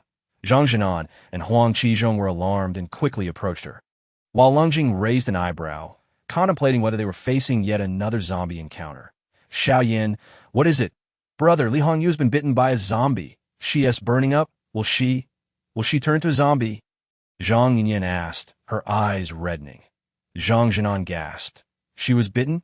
We need to go," Huang Qizhong said, glancing back at Lungjing, who remained quietly cleaning herself, showing no sign of concern. They understood that her willingness to help was already a tremendous favor. Expecting her to display warmth or affection was unrealistic. Not dwelling on it further, Zhang Jinan took Zhang Yinyan's hand and that moment. Zhang Yinyan, regaining her composure, looked back at Lungjing with curiosity. "Brother, who is that beautiful sister?" "Beautiful sister." Lungjing instinctively glanced at Zhang Yinyan, who bore an innocent face filled with curiosity and delight. "Brother, she's really pretty." Chapter 33. The cold goddess having wiped most of the blood from her body. The stench still lingered ominously. She surveyed her surroundings, seeking a source of water, hoping for a chance to cleanse herself. Suddenly, she recalled the young girl, who had appeared remarkably clean, even exuding a faint fragrance, so unlike the sweat-soaked odor of Zhang Jinan and Huang Qizhong. "I should go take a bath." Lungjing discarded the tissue at her feet and followed the sounds of Zhang Jinan and the others as they moved away. Upon reaching the villa, she found the front door ajar, and on a wooden chair outside lay a woman with a pallid complexion. She was already deceased. Zhang Yinyan was weeping over another woman, her sorrow palpable, while 3 men and 2 women stood 5 meters away, their expressions a mixture of grief and wariness as they gazed at the lifeless body. Lungjing approached, standing beside the corpse and observing its bloodless face. On the arm of the body was a bite mark, partially bandaged, but the blood had long since soaked through. Suddenly, the corpse's closed eyes flew open, revealing a ghastly, ashen stare. She becoming a zombie. Zhang Jinan and Huang Qizhong gasped, and the older woman holding Zhang Yanyan gasped in horror, causing the girl to tremble uncontrollably. The zombie sat up, its vacant eyes instinctively drawn to the living beings nearby, ready to grasp at them. Lungjing had her military knife poised, swiftly plunging it into the zombie's temple. Rendering it motionless, she withdrew the blade, a few drops of darkened blood splattering onto the wooden chair as the body slumped back, blood pooling and dripping onto the stone ground. Her expression remained icy, instilling a sense of dread in those who witnessed her decisive actions. Zhang Jinan and the others were momentarily speechless, but as they watched Li Hongyu lie lifelessly in the chair, sorrow mingled with a sense of relief. Though they had initially contemplated ending her life to prevent her transformation, the thought was too gruesome for them to bear, as Li Hongyu had been their friend. Yet upon seeing her become a zombie, they felt both fear and compassion. For Li Hongyu, this was perhaps the best outcome. She had once said that if anything ever happened, she would prefer to be buried as a corpse rather than become a mindless creature, wandering the earth and consuming flesh, her body decaying and putrid. The older woman sighed and led Zhang Yanyan inside. Zhang Jinan and Huang Qizhong exchanged glances and approached Lungjing with gratitude. "Benefactor, you've arrived." Lungjing flicked the blood from her knife, her gaze settling on the interior of the villa before drifting to the adjacent swimming pool. The water was not particularly clean, littered with leaves and debris. Yet it was devoid of corpses and quite clear. Ignoring the two men, she strode to the pool's edge and leaped in, cleansing herself of the grime. Zhang Jinan and the others watched in astonishment, hardly believing that Lungjing's purpose for joining them was simply to bathe, and that the slaying of Li Hongyu had merely been an inconvenience. Her attire was not thick. The thin fabric clung to her, revealing a hint of the black undergarments beneath. Zhang Jinan and Huang Qizhong were momentarily taken aback, but suddenly they felt her icy gaze upon them, causing them to avert their eyes in fright. The silent Shi Qiao, observing the scene, inquired, "Who is she? So beautiful. You should know. While you were trapped here, she was the one who drew the zombies away." "All those zombies, she killed them," Huang Qizhong declared, admiration evident in his voice. Shi Qiao was astonished. Such a petite figure. How could she possibly have killed so many zombies? "It's impossible. We witnessed it ourselves. You have no idea. She's incredibly capable. Did you not see the firearm she carried?" Huang Qizhong replied. "You think she killed all the zombies with those? Not at all. She wielded just 2 knives, methodically taking them down, one by one. That you have no idea how fast she is. She is truly my goddess." "Shoo, keep your voice down. The goddess can hear you." Zhang Jinan chuckled, playfully slapping him on the back. The three of them cautiously turned to glance back, only to be met with a chilling sight. Lungjing had finished bathing and now stood silently behind them, her expression unreadable. "To survive, you should leave quickly," she commanded. "Goddess, we wish to follow you." "Follow me to your demise." Lungjing meticulously wiped her clean knife and returned it to its sheath. Turning away, she remarked as she walked, "Head to the LSJ base. They will welcome you. Taxis can be found readily on the main road, and departing is quite effortless. We are aware of the existence of the base, yet we yearn to return home. We are also citizens of Z country, and we wish to go back." Huang Qizhong trailed behind, hesitantly following her. Lungjing came to a halt, her military knife suddenly drawn, pointing it menacingly at Huang Qizhong's face, and coldly declared, "If you follow me any further, I shall end your life." Huang Qizhong was so frightened that his legs nearly buckled. He managed to stand, chuckling awkwardly. "Goddess, I beg you, please take us with you." "I will not," she replied, continuing her stride forward, and this time Huang Qizhong dared not follow. Just as they were at a loss for what to do, Zhang Yin emerged from the room, seeing the drenched Lung Jing preparing to leave. She hurriedly called out, "Sister, are you leaving?" Lung Jing turned her head, merely casting a glance before averting her gaze. "Sister, your clothes are wet. You should change into dry ones before you go," Zhang Yin said.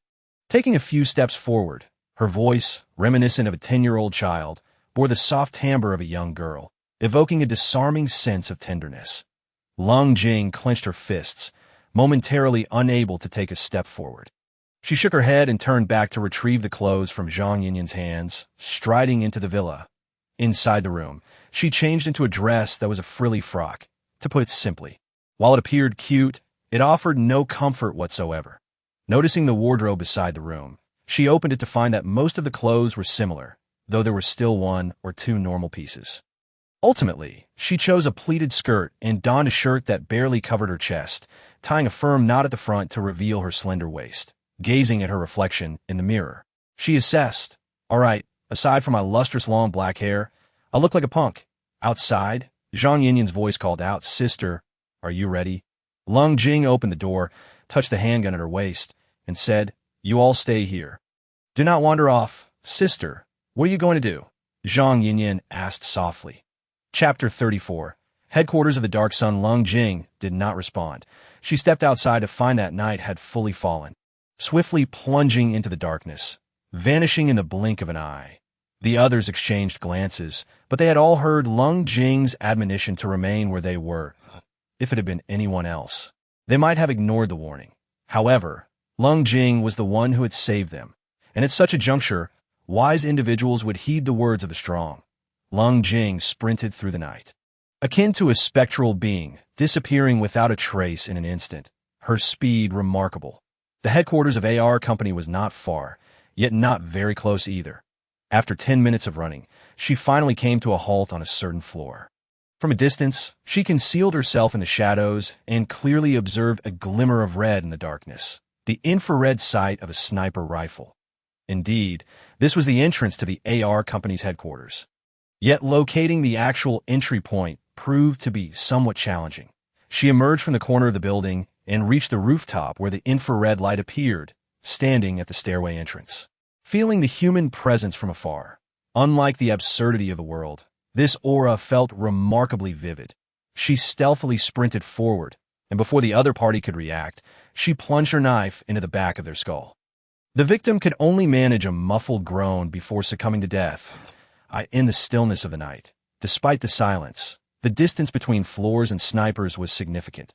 That slight sound of struggle did not attract any attention. What now? Sucking on a lollipop for a bit of energy, Lung Jing discovered that the sniper rifle was equipped with a silencer, and indeed, it was the latest model. A smirk appeared on her lips as she picked up the sniper rifle. In the darkness, her eyes resembled night vision goggles, capable of discerning movement clearly up to a distance of 150 meters. The distance between buildings exceeded 100 meters. But with this observation, Lung Jing spotted 5 snipers lying in ambush on nearby floors, leisurely aiming at the occasionally appearing zombies below. A silent shot felled a zombie. The snipers exhibited exceptional accuracy. Shooting a sluggish zombie naturally resulted in a headshot. Next, it was your turn to face death. Lung Jing calculated the distances and positions of the 5 individuals and aimed directly. Bang, one shot, and a person fell silently, their head merely thudding against the ground without a sound. Bang! Lung Jing did not rush. She fired every 3 seconds, and within 15 seconds, all 5 snipers lay dead. Suddenly, a voice crackled through the intercom on the ground. Predator incursion detected. Alert the guards. Lung Jing's hearing had sharpened. Even the in-ear intercom was crystal clear. Predators had arrived. Fortune was on my side. She set down the sniper rifle and descended the building, concealing herself in a discreet location. Although her body bore an odor, her hiding spot was a pile of corpses, the overwhelming stench and pervasive maggots creating the most horrid environment. In such a place, even predators would be disinclined to approach, allowing her scent to be masked. Over time, she would absorb the foulness, making her infiltration into AR Company much simpler. Lung Jing covered her face with several layers of cloth, revealing only her eyes as she focused on the open space in the center. Within 5 minutes, a crimson predator suddenly appeared at her line of sight, followed by 2 more. She narrowed her eyes, observing the 3 predators on the ground, sniffing and crawling slowly. As they moved, they left behind a thin layer of translucent slime. Lung Jing waited patiently for these predators to locate the AR Company's entrance, sparing her the need to act herself. However, the stench was nearly overwhelming. Enduring the discomfort, she followed the movement of the predators with her gaze. Roar! A low growl erupted as the three predators collided, bellowing at each other, akin to a quarrel or the playful antics of wild beasts. At that moment, two more predators leaped out from the opposite building. Lung Jing's gaze sharpened. The number of predators was increasing. Perhaps she would not need to intervene. These predators might demolish the base themselves. She pressed a cloth against her face, regretting not bringing a gas mask, as she felt herself on the verge of succumbing to the stench of decay. Finally, a sharp predator's roar echoed from somewhere, prompting the 5 predators in the square to suddenly move towards the source of the sound. Lung Jing's expression brightened as she swiftly exited the pile of corpses, removing the cloth from her face and taking deep breaths of fresh air. Goodness, it was even more odorous than a potter's field. Binding a black scarf around her neck to cover her face, she found traces of the predators on the ground and cautiously followed. Just as she turned the corner, she spotted 300 meters away in the park center a congregation of over 20 predators, among which one was significantly larger, clearly their leader. As soon as Lung Jing revealed herself, she quickly concealed herself in the shadows, holding her breath. The large predator, with its enormous eyes resembling bulging orbs, glanced in Lung Jing's direction, yet showed no reaction, instead growling at its subordinates. Lung Jing felt a slight sense of unease. These predators appeared to be in discussion. Perhaps their evolution was rapid, their intelligence and capabilities advancing nearly twice as fast as that of zombies. Lung Jing slowly moved, revealing a sliver of her view, captivated by the sight of the gathering predators. Suddenly, the large predator leaped into the park's pool, followed by the smaller ones. This was certainly not a suicide pact. Lung Jing remained still, and at that moment, she observed the water in the pool rapidly draining, forming a vortex in the center before completely drying up. Rushing over, she discovered an entrance to a tunnel beneath the pool. These predators were truly remarkable. Their scent was able to be isolated by the water, and they had managed to find their way. Terrifying. Nonetheless, this was a fortunate turn of events for Lung Jing. She readied her weapon and jumped into the tunnel's entrance, only to find it brightly lit inside, as if it were daylight. The sounds of predators roaring and humans screaming echoed from below, accompanied by the incessant crack of gunfire. IT had begun. She sprinted to the end of the tunnel, arriving at 2 passages leading left and right. Not choosing either side, she looked up, gently leaping to pry open the vent cover, slinking in like a serpent, and cautiously closing the cover behind her. The vent was devoid of anything but dust and various pungent odors. Lung Jing followed the vent until she reached a room. Landing on the floor, the space was empty, filled entirely with computers, and before her appeared a virtual woman. A strikingly alluring woman with fiery red hair sat in a chair, crossing her legs as she gazed at her. An electronic simulated voice echoed as the woman spoke. S-Class Shadow Bureau Super Agent, Codename 8, true name, Lung Jing, age 24 years, 9 months, and 25 days, height 158 centimeters. The origin of the apocalypse, survival in the apocalypse. It has been over a month since I began writing, and I have long desired to pen a tale of the apocalypse. However, my timid nature held me back, and I originally intended to write ghost stories, but ultimately lacked the courage. Thus, after much inner turmoil, I finally embarked on this journey. Survival in the apocalypse. In a post-apocalyptic world, survival unfolds amidst a backdrop of both horror and fervent passion. Here, one encounters sinister hearts as well as those that remain benevolent and bright. Terrifying monsters and repulsive zombies roam, alongside extraordinary abilities that empower individuals. Yet humanity's evolution lags behind that of the undead, and their numbers dwindle alarmingly. In such a world, without the technological advantage of firearms, humanity would likely have faced extinction long ago. Confronted with this grim reality, they persist, striving to endure. What I wish to convey is that in the face of despair, humanity should not forsake its intrinsic nature. One must not surrender, but rather face challenges with resilience and determination. Despite overwhelming obstacles, unity brings the promise of survival. Daily, I wrestle with my thoughts for hours on end, deeply engrossed in writing novels, feeling that if I pause, I might lose my sense of direction.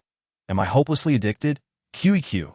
Nonetheless, I cherish this vocation, even as I succumb to the occupational hazards of my site. I have become acutely aware of the toll it takes on my body. Prolonged sitting leads to physical strain, sleep deprivation, and immense stress, culminating in lumbar discomfort. Is there any way to mitigate this? Oh, Chapter 35. New Abilities, known in Chinese as Anri, Dark Sun. This company possesses the capacity to research such phenomena. Its technology undeniably formidable. Yet as I coolly observe the electronic virtual entity before me, an unsettling feeling lingers. The digital figure appears overly exquisite, resembling a 3D creation from virtual artistry. Realizing this, I furrow my brow and raise my hand, intending to dismantle the halo screen hovering above the virtual figure's head. The previously serene digital entity suddenly interjects. Stop. Startled, my expression darkens. An electronic virtual being with consciousness. I holster my weapon and step forward, extending my hand towards the entity. In truth, my hand passes through it without resistance, as though it were mere air. Who are you? I inquire. Come, no matter your actions, this planet is beyond salvation. Come, no matter your actions. This planet is beyond salvation. I had hoped to glean the answers I sought from this virtual being.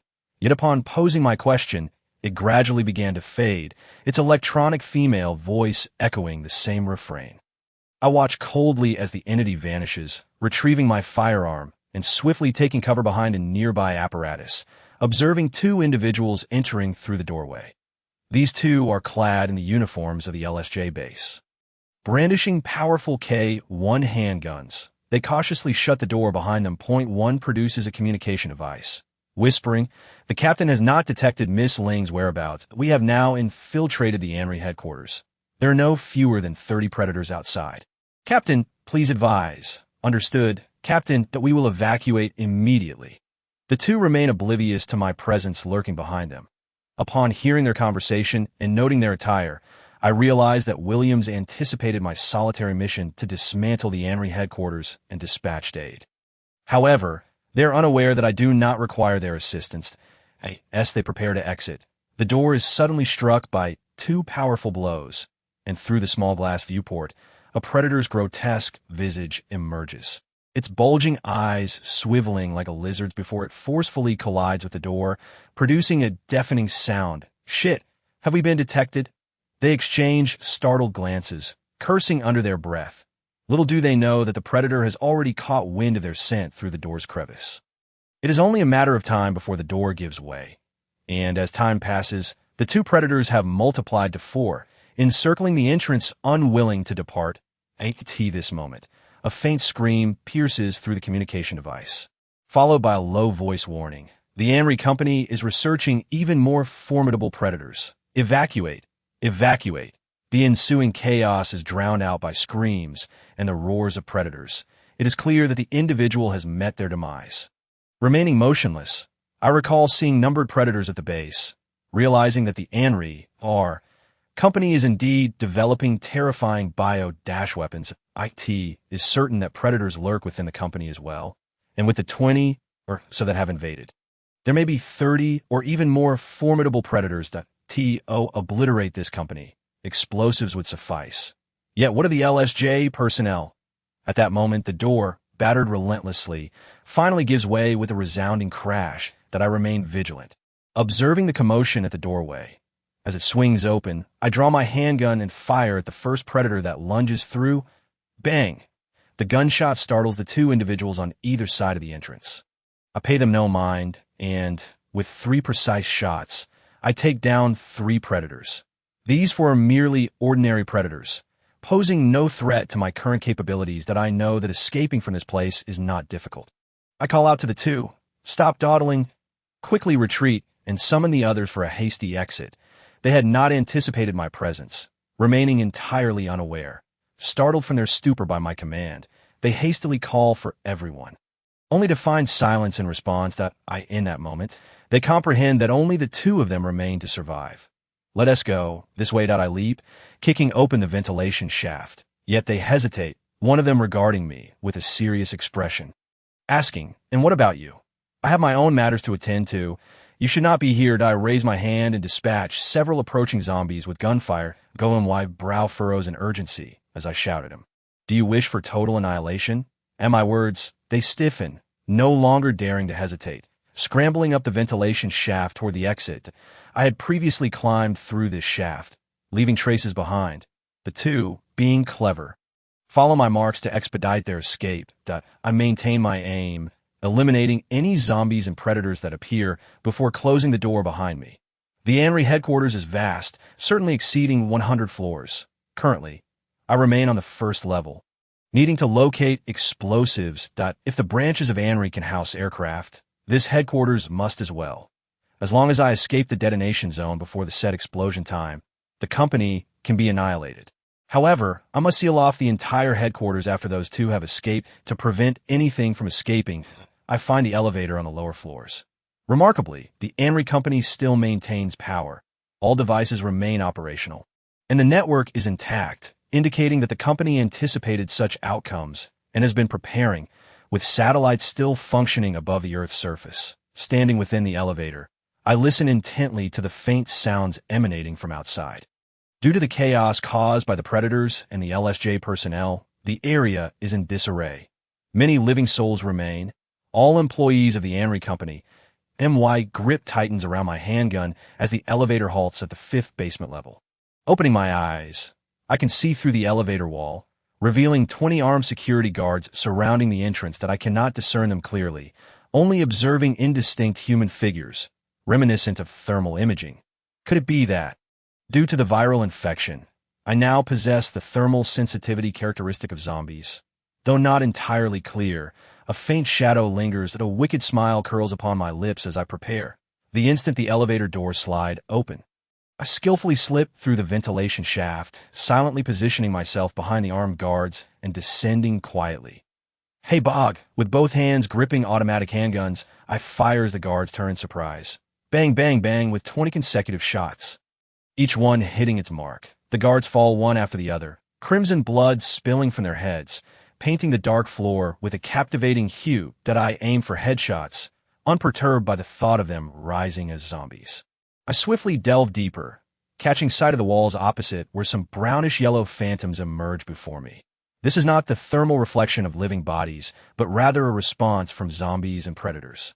I can sense both zombies and predators. In disbelief, I rub my eyes, confirming the reality of my newfound ability, and my sinister smile becomes more pronounced. Indeed, when God shuts a door, he opens a window.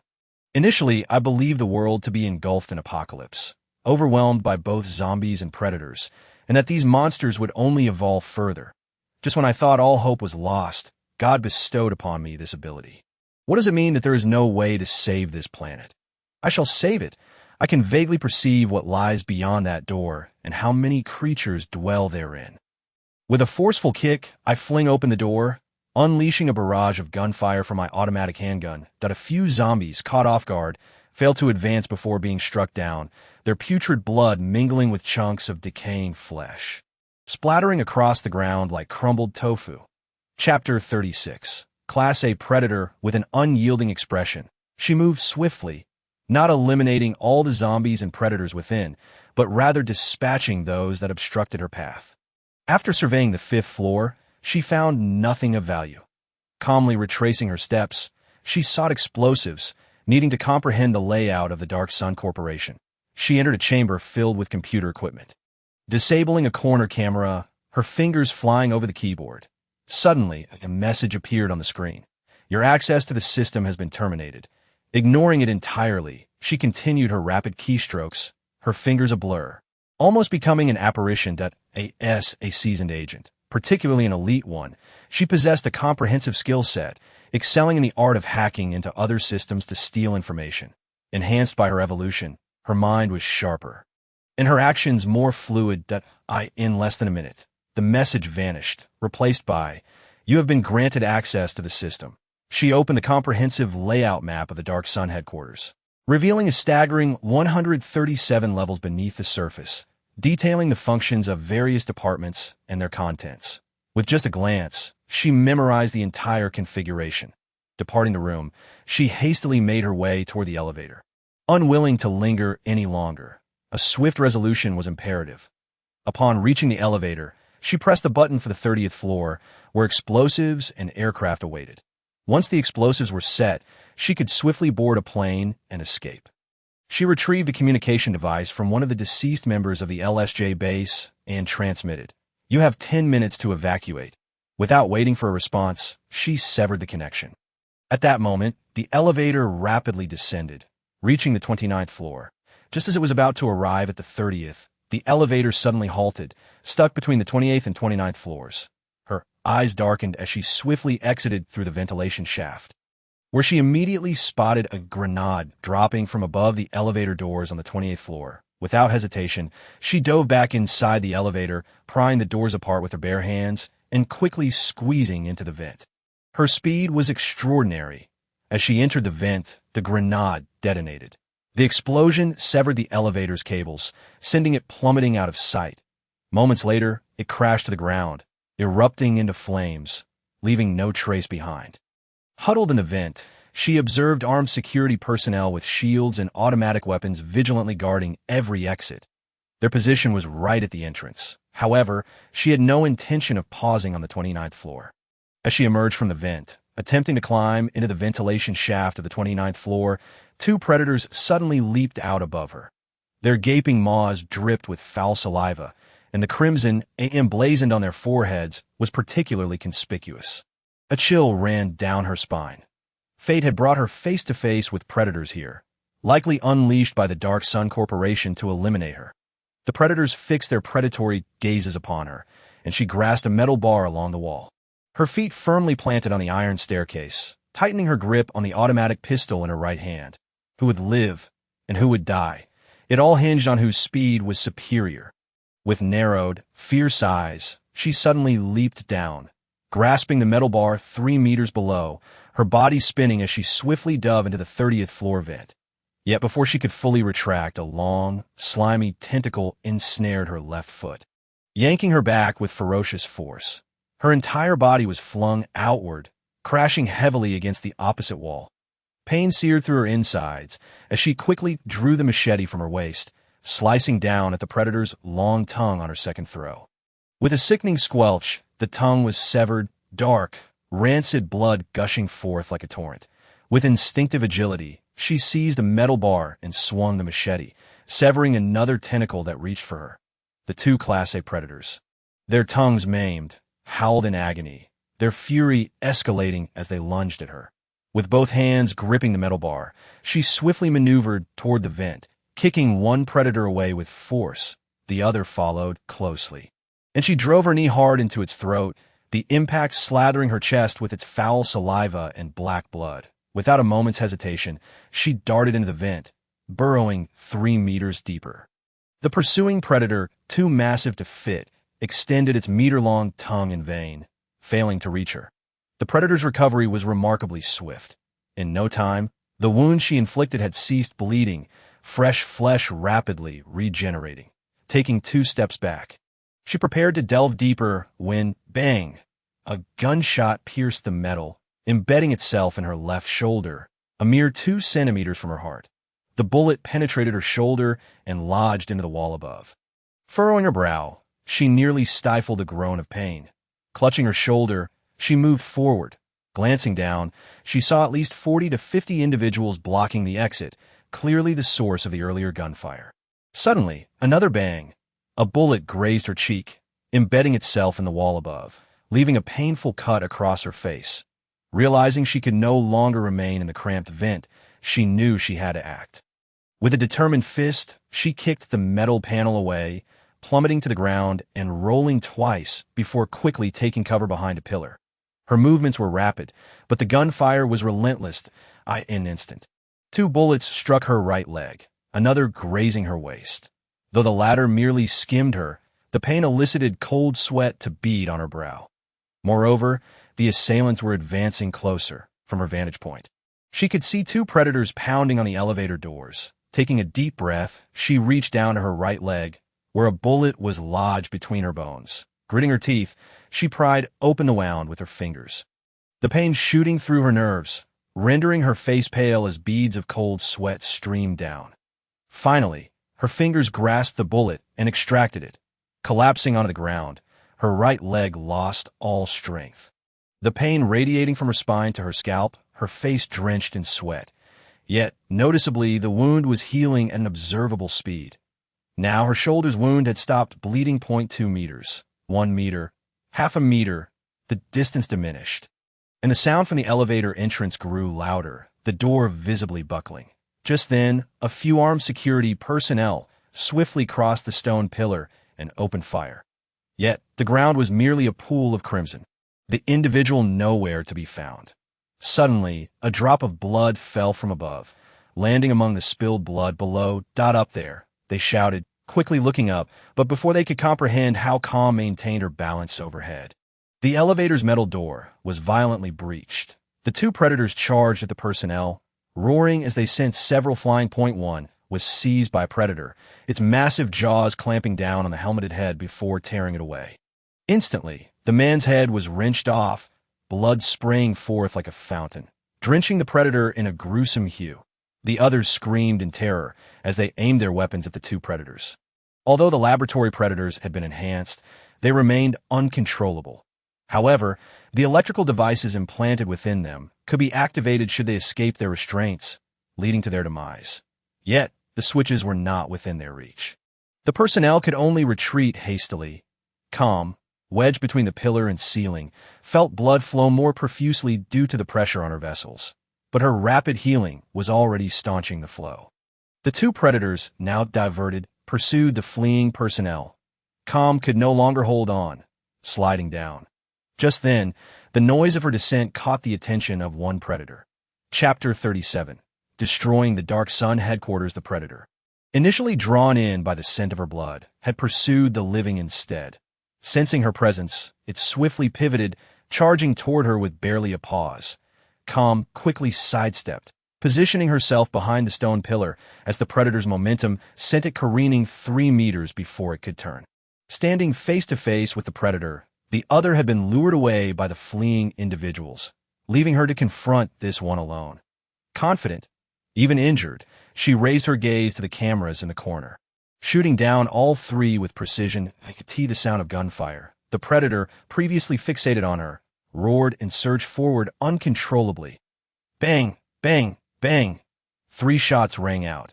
One bullet found its mark in the predator's throat, another grazed its head, and the third lodged itself in its shoulder. As her calm gaze deepened, the A-class predator accelerated with astonishing swiftness. The bullets, fired from a mere 3 meters away, astonishingly veered off course, evading their mark.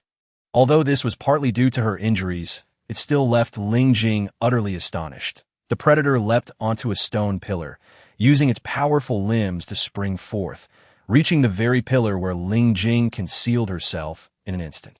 Its claws climbed to her very presence, lunging forward. With her right hand clutching an automatic pistol, Ling Jing fell backward as she descended. The firearm pressed against her chest, aimed at the predator's head mid-air. She pulled the trigger. Bang! The bullet struck the predator squarely in the forehead, dark blood splattering out in droplets that landed on Ling Jing's face and the ground. The creature's corpse brushed past her before crashing 2 meters away, rolling twice before becoming motionless. The predator's skin was as red as that of a flayed individual, covered in a repugnant, foul-smelling slime. It appeared to be a grotesque mutation of a human, its forelimbs transformed in an unsettling manner. The 3 central fingers elongated and enlarged, with sharp black claws, while the outer 2 fingers had shrunk to mere 2-centimeter stubs. Its feet bore a similar transformation, likely a consequence of the O-virus. Yet, the reason behind the existence of both zombies and predators remained a mystery. Ling Jing paid little heed to these thoughts, quickly determining a direction and sprinting forth. Thanks to her rapid healing, the severe injury on her thigh had ceased bleeding, though it still throbbed painfully. However, Ling Jing was more than capable of enduring such discomfort. Upon reaching a metal door, she beheld 3 thermal signatures resembling human forms inside, instantly realizing that they were indeed alive. Alongside them were 2 zombies shackled by handcuffs and a predator with a noose around its neck. The interior was a laboratory.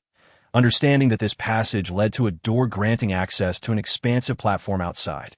Where their aircraft was stationed, Ling Jing stood at the entrance and promptly entered the password. The iron door swung open automatically. Just as a narrow gap appeared, Ling Jing fired 3 shots from her pistol, executing the 3 individuals within. She stepped inside, and the door sealed shut behind her. That moment, her gaze fell upon the shackled zombies, and the predator, to her astonishment. One of the zombies bore skin that had not rotted, only marred by patches of blackish-gray decay, and sported a shock of silver hair. Had this individual still been alive, he would have undoubtedly been an exceptionally handsome man. Regrettably, he was now a mere zombie.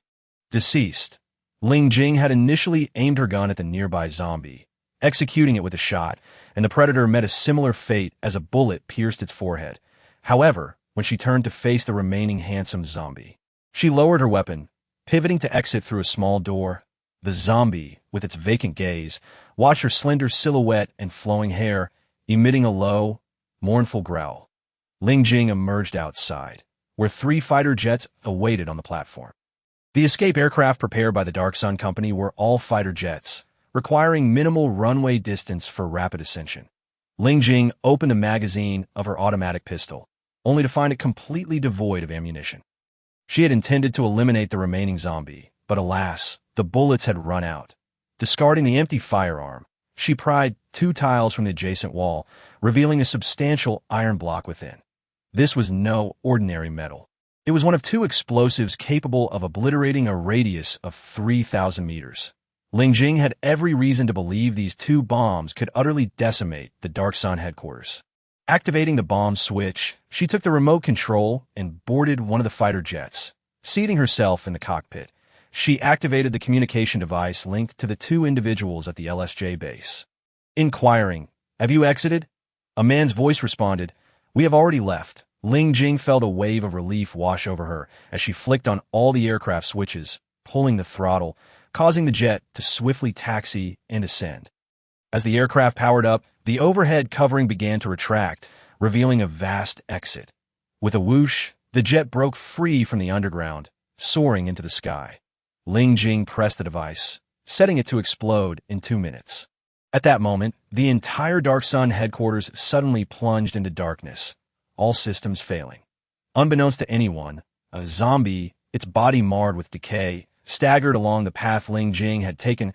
Akati opened the door of one of the aircraft, skillfully piloting the jet away from the base. Despite its stiffened body and gaunt visage, its vacant eyes betrayed a desire to survive.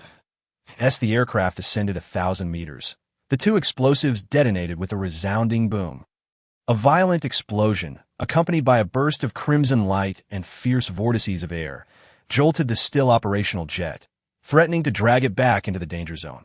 Yet the aircraft ultimately escaped peril, veering in the opposite direction from Ling Jing, vanishing into the night. The advantage of such fighter jets lay in their ability to land on any suitably spacious terrain, and their capacity was sufficient to accommodate around 10 individuals. Ling Jing touched down the aircraft on the open ground outside the villa, where Zhang Yinyan and the others had stayed. Now collapsed. The devastation from the explosion still lingered, and Ling Jing was grateful that Zhang Yinyan's group resided far from the Dark Sun headquarters. Had they been closer, even the bomb's tremendous force could have claimed their lives, and Ling Jing would have unhesitatingly triggered the detonation. Zhang Yinyan and Zhang Jinan stood outside, gazing in awe at the mushroom cloud still billowing in the distance. Ling Jing disembarked from the fighter jet, her attire stained with repugnant colors, exuding an unbearable stench, and her clothing was in tatters, with 2 buttons missing from her shirt, leaving her black undergarment nearly fully exposed. Zhang Jinan and Huang Qizhong averted their eyes, murmuring, "Sis, you're back." Shi Qiao stood in shock, his gaze fixated on Ling Jing's disheveled appearance as he shamelessly bled from his nose, provoking a slap from Zhang Yinyan. Ling Jing approached the nearly collapsed villa, fortuitously discovering a t-shirt amidst the wreckage.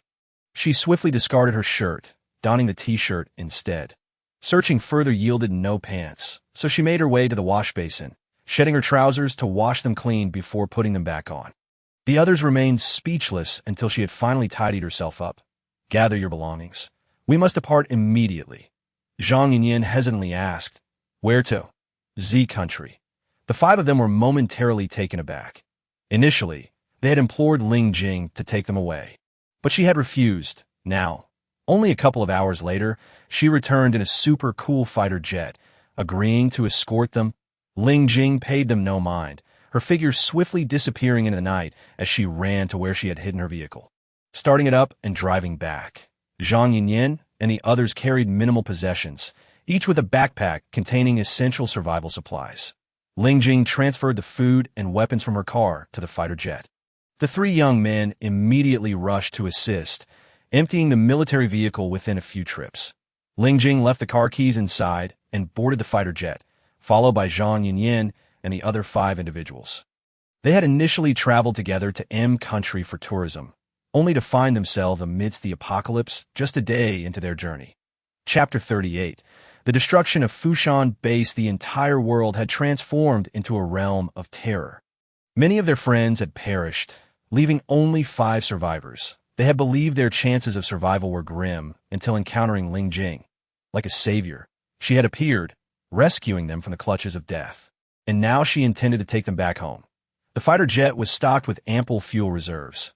Ling Jing conducted a quick inspection, confirming that flying back to Z country posed no issues. And the provisions she had prepared were sufficient for 6 people to enjoy 3 meals. The flight from M country to Z country would take only 6 to 7 hours. This new model of fighter jet could cover vast distances efficiently without consuming excessive fuel.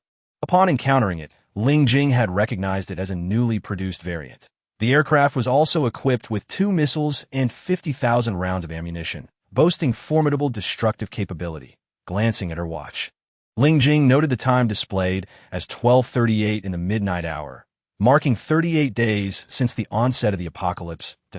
In the blink of an eye, she had been captured for experimentation. Unconscious for over 20 days, and fortunately rescued by Williams. The flight was monotonous, and everyone was fatigued, yet Ling Jing dared not sleep, as none among them knew how to pilot a plane. The responsibility fell solely upon her. Among the 5, Shi Qiao, Zhang Jinan, and Huang Qizhong were all cousins, while Zhang Yinyin was Zhang Jinan's younger sister. The other woman, appearing to be in her late 20s, was of average looks but seemed robust. Likely a fitness instructor, Zhang Yinyin introduced her as Shi Yaqi. Shi Qiao's cousin thought a family of cousins had set out together for a vacation, only to be thrust into an apocalyptic scenario. Fortuitously, they were related. Otherwise, in this world of survival of the fittest, it was likely they would have succumbed to infighting long ago. Ling Jing focused intently on piloting the aircraft away from M country, unaware that her destructive actions had startled the hidden forces of the Dark Sun Group. Through electronic virtual imagery, they had become aware of Ling Jing's existence and commenced a pursuit to capture her. On December 9, 2016, at 10:38 a.m., Ling Jing glanced at the clock on the fighter jet, spotting Kyoto in the distance. Just over a month ago, Kyoto had been one of the 3 major cities in Z country, a bustling metropolis. Now, it lay in desolation, a mere wasteland. Occasionally, some buildings still catch fire, while the majority lie cloaked in dust, their structures having succumbed to decay and collapse. The remnants of what should have been destroyed have indeed been reduced to ashes, with nature reclaiming the land as grass flourishes everywhere. Before the apocalypse descended upon the world, discussions revolved around safeguarding the ecological environment, warning that continued destruction would lead to annihilation. Yet the devastation has already occurred. Apart from the flourishing vegetation, humanity has dwindled to a mere handful. As she piloted the aircraft over the skies of Kyoto, Ling Jing observed the ground below, teeming with predators and zombies that roamed aimlessly. To the sound of the plane, they all looked up, howling and screeching in response. The earth was littered with corpses. After a month's time, along with the gnawing of the undead, the bodies had long since been reduced to mere skeletons. Zhang Yinyin stole a few glances outside, her face ashen as she leaned against her brother's shoulder, weakly querying, "Brother, do you think Mom and Dad and Grandpa are still alive?" Uncertainty loomed. No one dared to offer assurances. In M country, they had witnessed gruesome scenes of the undead devouring the living, where a vibrant individual could be reduced to a mere pile of bones in an instant. Silence enveloped the group, all cousins bound by familial concern, and Zhang Yinyan's words weighed heavily on their hearts. At this juncture, Ling Jing had navigated the aircraft to Fushan, only to find the base overrun with zombies. The gates of the villa district stood ajar, with the undead wandering freely, their heads lifted in response to the aircraft as presents. A foreboding feeling crept into Ling Jing's heart. She maneuvered the plane to land atop the mountain's villa, which remained intact, its doors securely locked, and its interior seemingly untouched. Upon entering, she found a layer of dust blanketing the belongings, indicating that no one had resided there for at least half a month. That a chill coursed through her as she descended into the basement, where piles of food were halved, clearly indicating that someone had come to pilfer supplies. This basement was a secret known only to Ling Jing and Qin Ao, undoubtedly raided by him. With a face so pale it seemed frozen, she emerged from the basement and addressed Zhang Yinyan and the others. Go inside. If I do not return, do not emerge unless the food runs out. Where are you going, sister? Zhang Yinyan asked, her voice laced with worry and fear as she watched Ling Jing prepare to leave, armed with several guns and a bag. The instinctual reliance on a strong protector was innate, and Zhang Yinyan had come to view Ling Jing as her steadfast support since their paths had crossed. Ling Jing remained silent, her tone chilling. Inside, Zhang Jinan, fearing to provoke her, hastily ushered his sister into the basement, followed by Shi Qiao, Shi Yaqi, and Huang Qizhong. They had already witnessed the transformation of the once vibrant Shengjing into a veritable city of the dead, infested with zombies and terrifying predators. Remaining above would attract attention to their scent, and should Ling Jing fail to return, they would surely be devoured. Ling Jing's insistence on their retreat into the basement stemmed from this very danger. Predators lurked in the villa district below, alongside the significantly altered zombies that had evolved over the past month. For ordinary individuals like Zhang Jinan, avoiding concealment would only lead to certain demise. After tossing the firearms and ammunition into the black vehicle in the garage, Ling Jing pressed the accelerator, bursting forth from the confines of the garage and crashing through the iron gates, careening down the mountain. Though she held no fear of the zombies, a twinge of dread gripped her as she imagined encountering Qin Ao among the undead, seeing those familiar figures once more. Soon, the vehicle halted before the gates of the villa district, where Ling Jing, laden with an automatic rifle and 2 powerful hunting shotguns, as well as 2 military knives and 2 large machetes, sprang into action. She unleashed a barrage of gunfire at the oncoming horde of zombies, each shot finding its mark in their skulls, the stench of decay intensifying as more of the undead approached. With her ammunition dwindling rapidly, Ling Jing brandished her machetes, advancing towards the oncoming zombies, swiftly severing their limbs before decapitating them. If she could contend with A-class predators, these relatively swift zombies posed little challenge.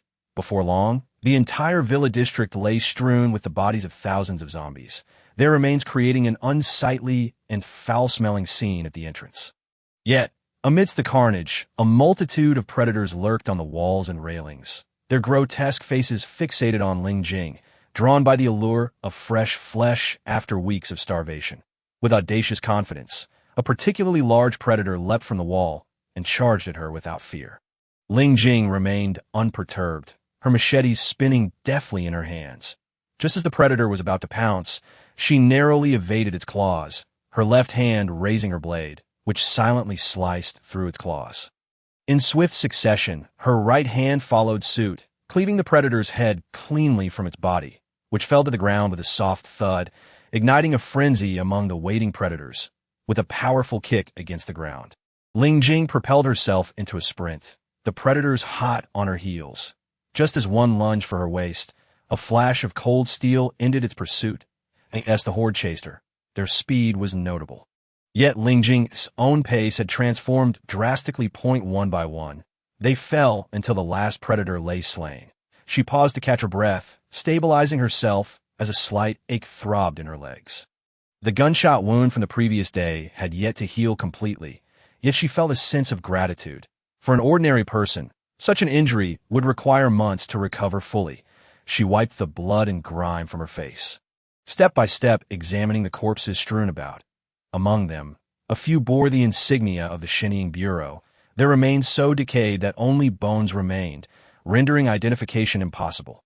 Nonetheless, it was evident that nearly 2,000 survivors existed. If saved in succession, there could easily be 3 to 4,000, with only a little over 1,000 zombies in the villa. Even if some had perished, it was likely that most had already fled. From the road behind Fushan, there lay a direct path to escape by vehicle. However, the military trucks and several buses once stationed in the villa district had vanished. Ling Jing hurriedly exited, steering her vehicle toward the mountainous road. Upon reaching the stone tablet beside the floating bridge, she finally discovered the signal left by Qin Ao, inscribed with a sharp instrument.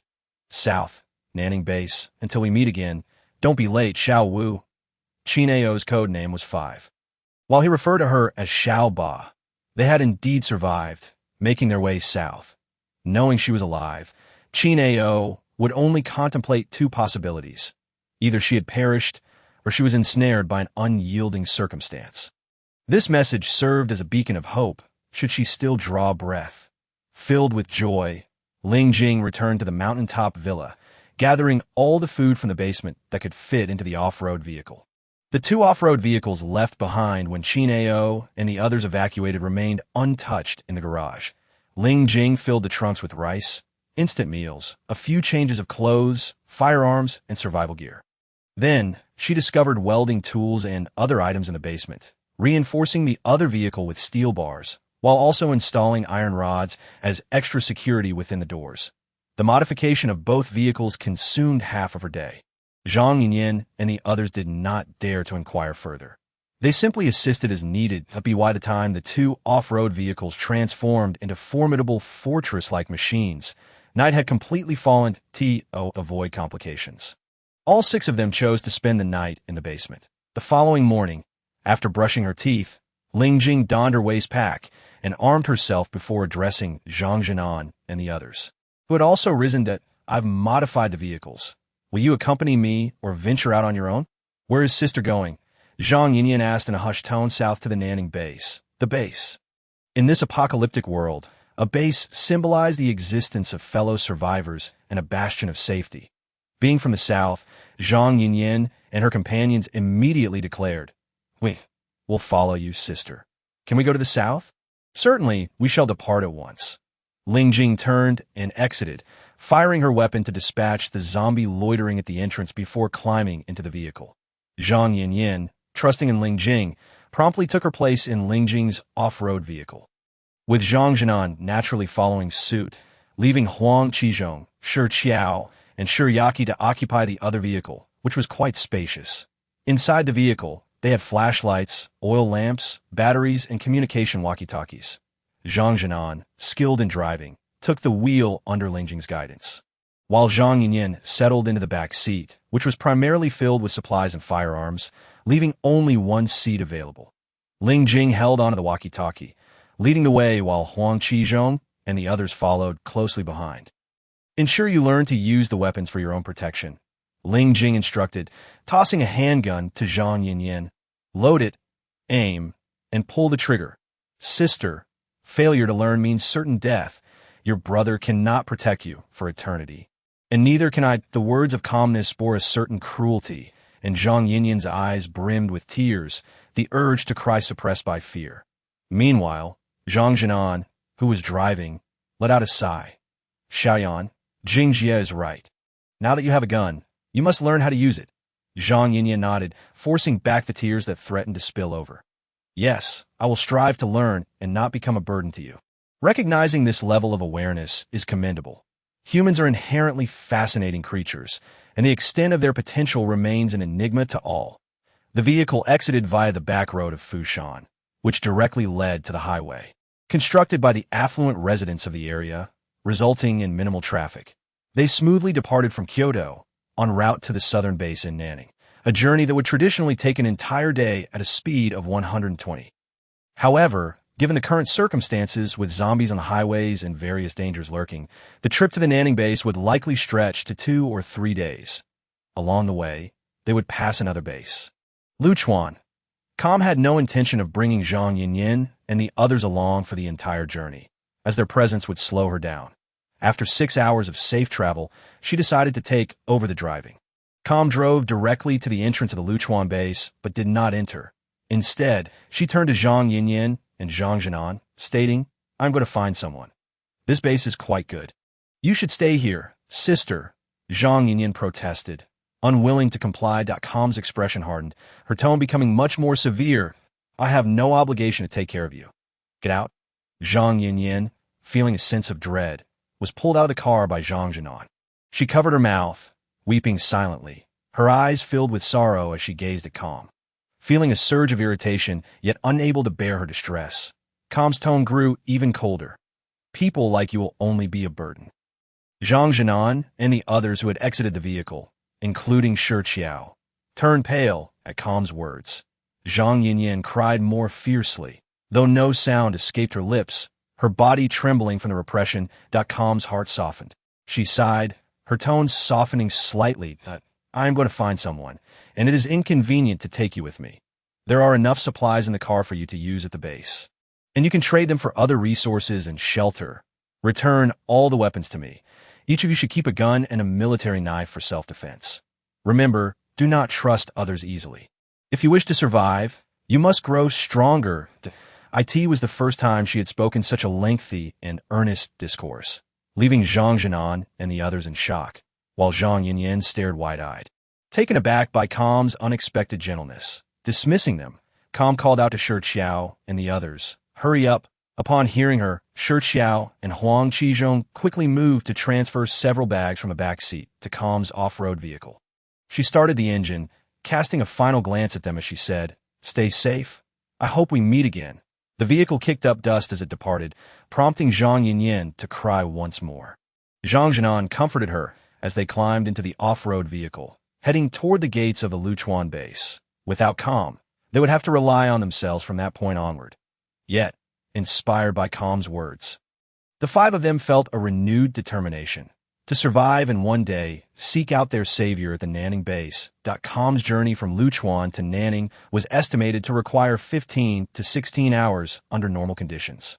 After several hours of travel, she encountered a traffic jam on the highway, forcing her to reverse and ultimately opt for a smaller road to reach the Nanning base. This detour would extend the journey to at least 2 or 3 days. After 5 hours on the road, darkness enveloped the sky. Calm found an unoccupied house within a residential area, which had a courtyard suitable for parking her off-road vehicle. She lit an oil lamp, discovering several orange trees thriving in the courtyard, ripe for picking. Savoring the fruits, she consumed a dozen oranges, followed by a pack of beef jerky, before finally lying down in the vehicle to sleep. The off-road vehicle was fortified with bulletproof glass and various defensive steel bars, transforming it into a miniature mobile fortress. Locking the vehicle, Calm slept soundly. The next day, she awoke to the presence of wandering zombies at the entrance. After brushing her teeth and fetching water, she filled a cloth bag with oranges and tossed it into the back seat. Once outside, she dispatched the zombies before driving off. Traveling alone proved to be exceptionally convenient. The small road was far less congested than the highway. Occasionally encountering abandoned vehicles, she would simply push them aside and continue on her way. With her reinforced vehicle, she didn't even need to fire a shot. Any zombies that obstructed her path were easily crushed. As she drove, munching on oranges and jerky, Calm observed the road ahead. The occasional zombies that appeared were dwindling, and perhaps due to their transformations. Many had begun to decay, sprouting new flesh beneath their rotting exterior. While passing through a small, tranquil town, the sporadic groans of the undead added an eerie vibrancy. Slowing down, Calm searched for a gas station to refuel and gather some bottled water. At that moment, she spotted 2 men wielding axes sprinting out of a nearby shopping mall, pursued by several fast-moving zombies, with 2 predators lurking ominously on the rooftops. Chapter 40. Rescue saliva dripped from the mouths of the predators as the evolved zombies relentlessly chased the 2 men, their cries echoing in the air. The men, upon noticing Calm's striking off-road vehicle, were momentarily taken aback, their eyes nearly popping out of their heads. Yet, they understood the predator's menace all too well, despite the vehicle's modifications. The road ahead was infested with zombies, and the presence of predators meant that being surrounded would spell certain doom. "Run! Get out of here!" they shouted as they fled. Calm, already brandishing her weapon, felt an unwavering resolve to save them. In a world filled with chaos, good-hearted individuals were a rarity. She flung open the car door and fired several shots, eliminating the zombies that pursued the two men in an instant. However, more zombies were approaching from the distance, and the predators on the rooftops were drawing nearer. The men's shouts attracted even more predators, who turned their attention toward Calm. Upon witnessing her take aim and eliminate the zombies, they paused, moving closer. Thank you. Thank you. Hurry, get in the car and shut the door, but you. Enough chatter, quickly. Calm's demeanor was icy, showing no fear in the face of zombies and predators. The two men hurried into the vehicle. But instead of locking the doors, they tightened their grips on their axes, exchanging a knowing glance that spoke volumes. Should she be in danger, they would leap out to assist her. Calm was equipped with 2 automatic rifles, each loaded with 50 rounds, and 2 handguns at her waist containing 20 rounds. Additionally, she carried a military knife and a machete, her weapons always within reach, sweeping her automatic rifle across the horde. She felt a multitude of zombies. Meanwhile, the predators on the rooftops were closing in. The approaching predators were formidable beasts, akin to the A-level predators Calm had encountered at the Dark Sun Company. Aligning her vehicle closer, she instructed the two men, if danger arises, drive away immediately. And you, how can there be such good people in this world? Inside the vehicle, Chi-Young and Park were astonished. Yet they would never abandon her to flee. Calm had no time for idle conversation. She sprinted forward, effortlessly leaping onto a single-story civilian house. She landed atop the building. 2 massive predators charged at her.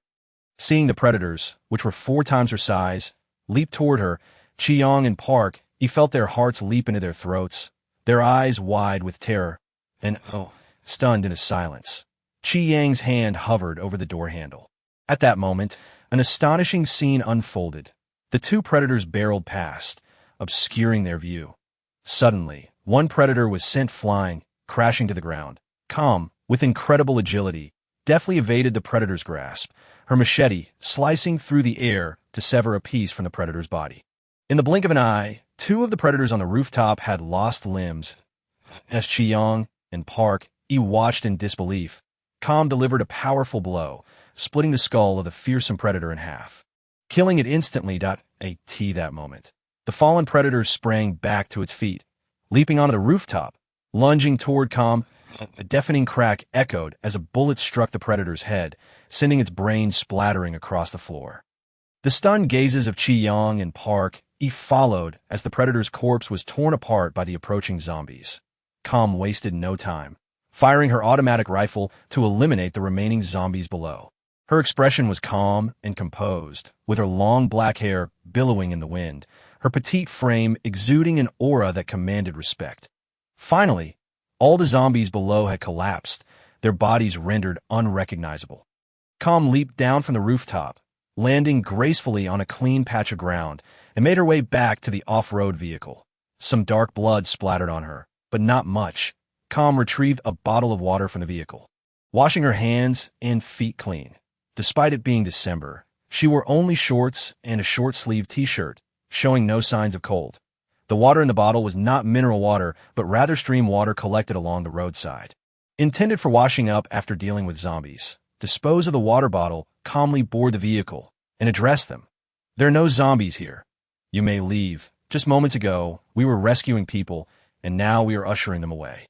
Chi-Young and Park appeared utterly bewildered, yet they had no choice but to exit the CARAT that moment, calmly slammed the door shut, and pressed the accelerator to depart. Observing this, Chi-Young hastily called out, "Heroine, wait a moment," calmly halted the vehicle. "Is there something else?" "Heroine, we are deeply grateful for your life-saving assistance that we are en route to the Nanning base from elsewhere and have our own vehicle. But we have run out of supplies and came here to seek some. Are you also heading to the Nanning base? If it is on your way, might we accompany you? And what of your companions?" Calmly was not averse to the idea. After all, they were all in this together, and the Nanning base was not far off. Approximately 10 more hours of driving should suffice. They are hiding in the air raid shelter over there, fearful of encountering predators. We are simply driving over now. Understood. Calmly sensed that the predators within were no longer present. She recognized that this area was devoid of danger, thus allowing them to boldly retrieve their companions. After a brief rest, two modified trucks approached, laden with numerous individuals, at least 30, comprising men, women, and children of varying ages. Calmly remained silent in her vehicle, not alighting, and the newcomers hesitated to approach a few children. However, were captivated by the truck's formidable appearance, encircling it with exuberance, only to be chastised by Park, Chi-Yang, and the other youths proceeded into the shopping mall to gather supplies. With over 30 people aboard the two trucks, the provisions were naturally abundant. Calmly's rations could sustain her for several months, including 3 bags of rice weighing 300 pounds, some compressed rations, and the rare luxury of beef jerky. Once they had finished collecting supplies, Calmly took the lead in driving. Apart from small towns where zombie hordes congregated, the desolate areas outside showed little signs of undead. The occasional stray posed no threat, and those who obstructed the path were simply run down. Their remains splattered upon impact. With Calmly at the helm, they traveled unscathed for over 4 hours at a speed of 60, before stopping to rest. It was now midday, and they had halted beside a highway. With easy access to the expressway ahead, Calmly exited the vehicle, perched atop it, and leisurely consumed a dozen oranges at this moment. While most were preoccupied with survival, few could match Calmly's comfort. She was clean, well-dressed, and armed. A few children, noticing her atop the vehicle enjoying oranges, scampered over, gazing at her longingly. They had gone too long without fruit, yearning for the vitamins they lacked. Calmly cast a cold glance in their direction, tossing an orange to each child, leaving Chi-Yang and Park, who were distributing food, wide-eyed in astonishment. How could someone so cold and formidable also possess such kindness at times, yet be so chillingly ruthless at others? Such a perplexing individual. As Calmly savored her oranges, she scanned the highway and surrounding areas for potential hordes or predators. Her keen hearing allowed her to catch snippets of conversation from those behind her. With many people, conflicts arose. Soon, a few women began to bicker. Their quarrel was simple.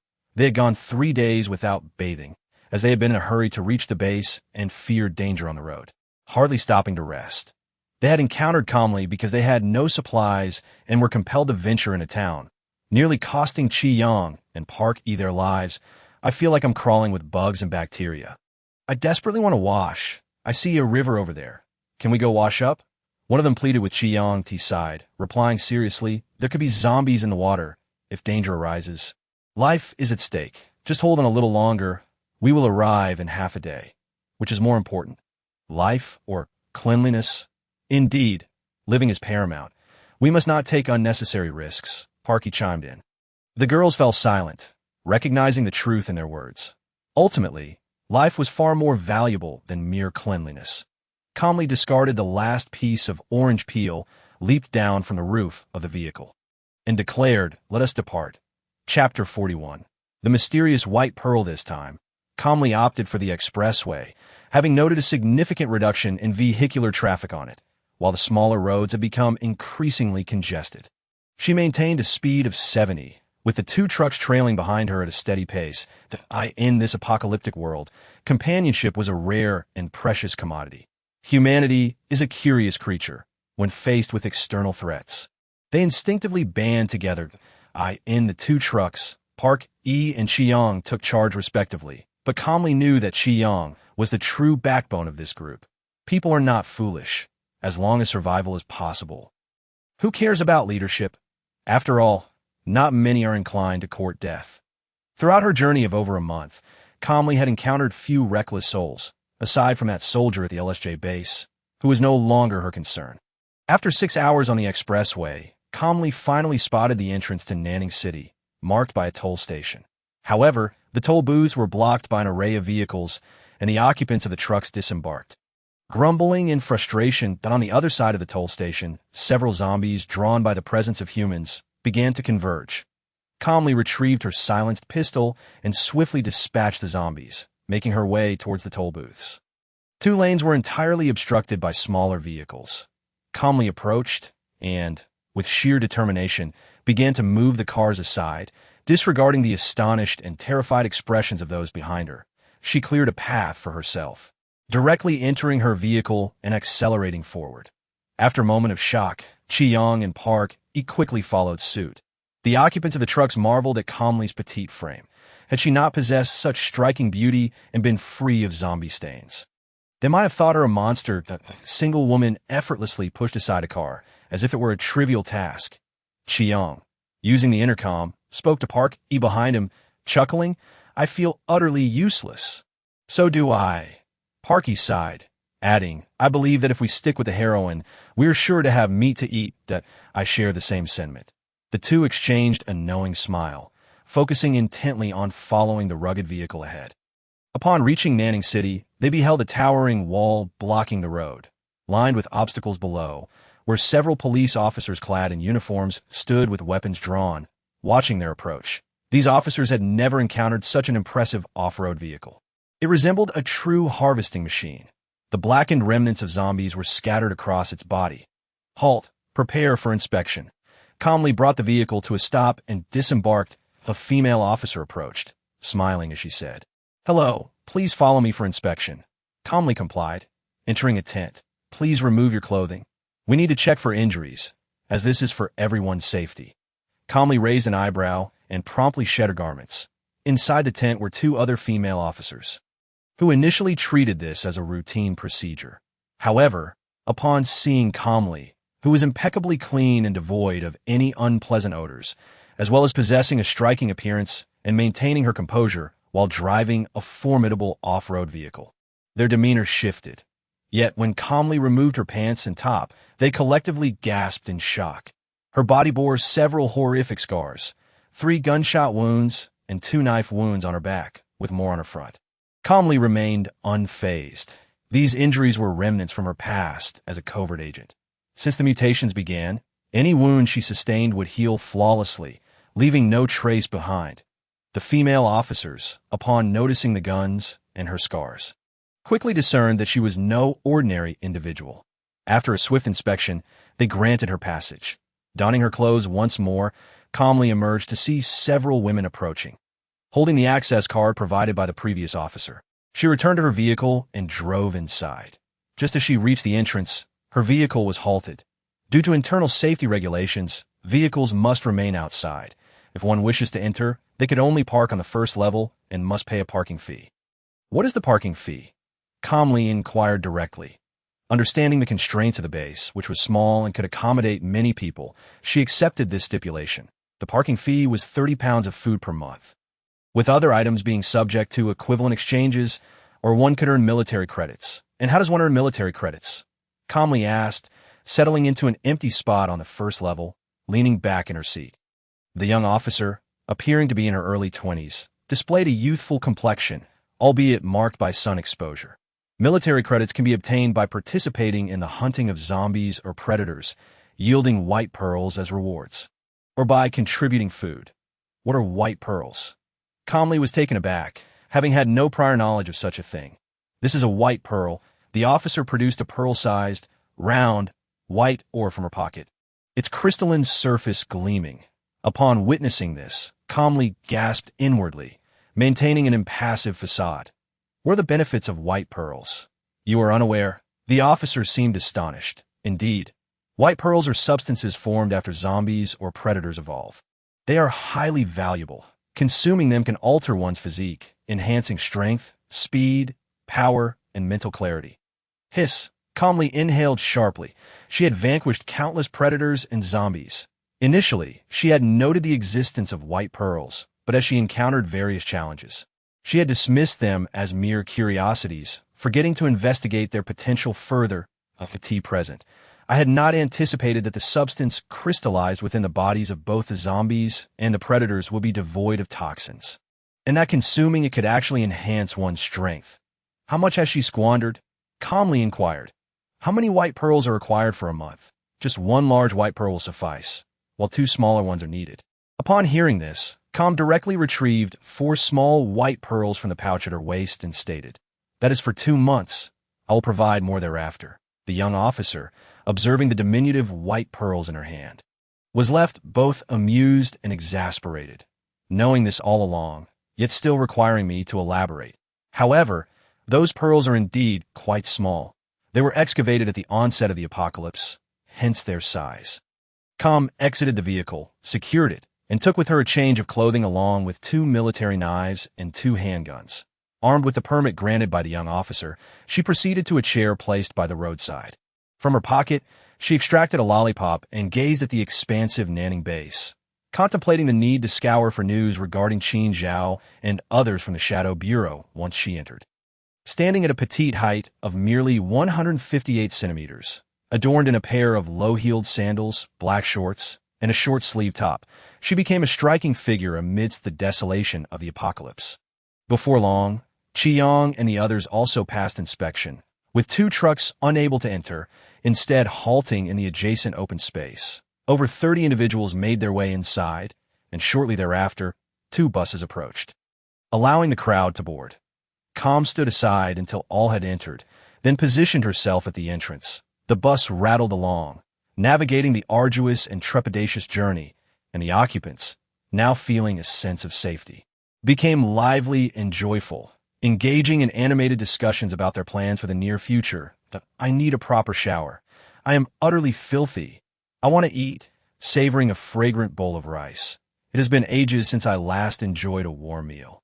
I wish to sleep soundly. Do not disturb me. Com, with a lollipop in her mouth, noticed the pungent odor emanating from those around her, a consequence of several days without bathing. She drew closer to the bus door and called out to the driver. Please stop. Miss, are you disembarking here? Yes, it is still quite distant from your residence. The driver, possessing a kind heart, cautioned her. Undeterred, Com insisted on alighting, leaving him no choice but to open the door upon exiting the bus. She discovered a small bar nearby and ventured inside, instantly engulfed by the rich aroma of alcohol. Standing at the bar, she surveyed the establishment, noting that it was primarily a place for drinking. Devoid of any entertainment, merely a sanctuary for libations, Com inquired of the bartender, "What is the price for a drink?" Newcomers receive their first drink for free.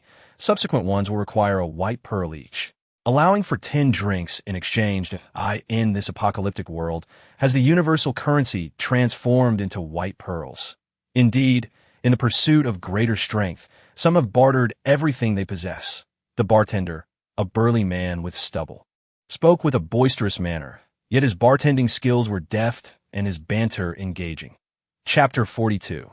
The foolhardy blonde Com produced a pearl the size of a green bean, placing it before the bartender. Upon seeing the diminutive pearl, the bartender's eyes widened. It is rare to encounter one so small. This will only exchange for 4 drinks. Com remained silent, consuming the complimentary drink offered by the bartender, and asked, I have a query for you. In exchange for this pearl, would you oblige? Is that so? Such a generous offer. Have you seen a woman with long, wavy hair who favors black bodysuits around here? This is her. Com held out a photograph of them together from the past, knowing she would need assistance in her search. The bartender scrutinized the image carefully, shaking his head. No, I have not seen her. Please take another look. Com, growing increasingly anxious, furrowed her brow and pressed further. The bartender exclaimed, Your friend is truly stunning, precisely to my taste. Had I seen her, I would certainly remember. I assure you, I have not encountered her. Disheartened, Com tucked the photograph away and exited the bar. She walked deeper into the establishment, pondering that if this bar lacked her, perhaps another might yield results, upon arriving at the accommodations arranged by the base. Com was surprised to find herself sharing quarters with 3 girls from Qiyang's group, who had previously lamented their inability to bathe. The layout consisted of 2 bedrooms and a living room, with Com sharing a room with a young girl named Qiu Hui, who sported a bobbed hairstyle. Just 19, Qiu Hui was adorably chatty. As Com entered, the girl immediately began chattering incessantly. Com placed her backpack on her bed, lay down, and closed her eyes in silence. Qiu Hui, perched at the edge of the bed, inquired, Sister, what is your name? How brave you are to come to the Nanning base alone. I have heard Qiyang speak of your prowess in confronting predators. Moreover, those small vehicles are quite heavy, yet you manage to push them effortlessly. How impressive! Com attempted to meditate, yet the incessant chatter buzzed in her ears. Abruptly, she opened her eyes and shot a cold glare at Qiu Hui. Silence. Startled by the intensity of her gaze, Qiu Hui froze momentarily, her eyes welling with tears, before she fled, covering her mouth in distress. Now, it was Calm's turn to be bewildered. When had she become so terrifying as to frighten an adult to tears? It was utterly incomprehensible, yet she could hear the other two girls in the adjacent room comforting Xiaoyahui. She turned over and buried her head in her pillow, falling into a deep sleep. At 6 o'clock, there was a knock at the door. Someone had come to deliver food for the new residents and to impart the necessary tasks to be undertaken at the base, rather than merely indulging in leisure. Complimentary meals would be provided for 5 days, after which labor would be required in exchange for sustenance. How does this work? Do we women also have to hunt zombies? Women are exempt unless you believe you possess the capability. Due to the shortage of population, women are now categorized into 2 groups. The first must swiftly find partners who will share half of their living resources, requiring only to bear children. The more children, the better, as the base will provide resources for their sustenance until they reach 10 years of age. Does that not reduce women to mere breeding tools?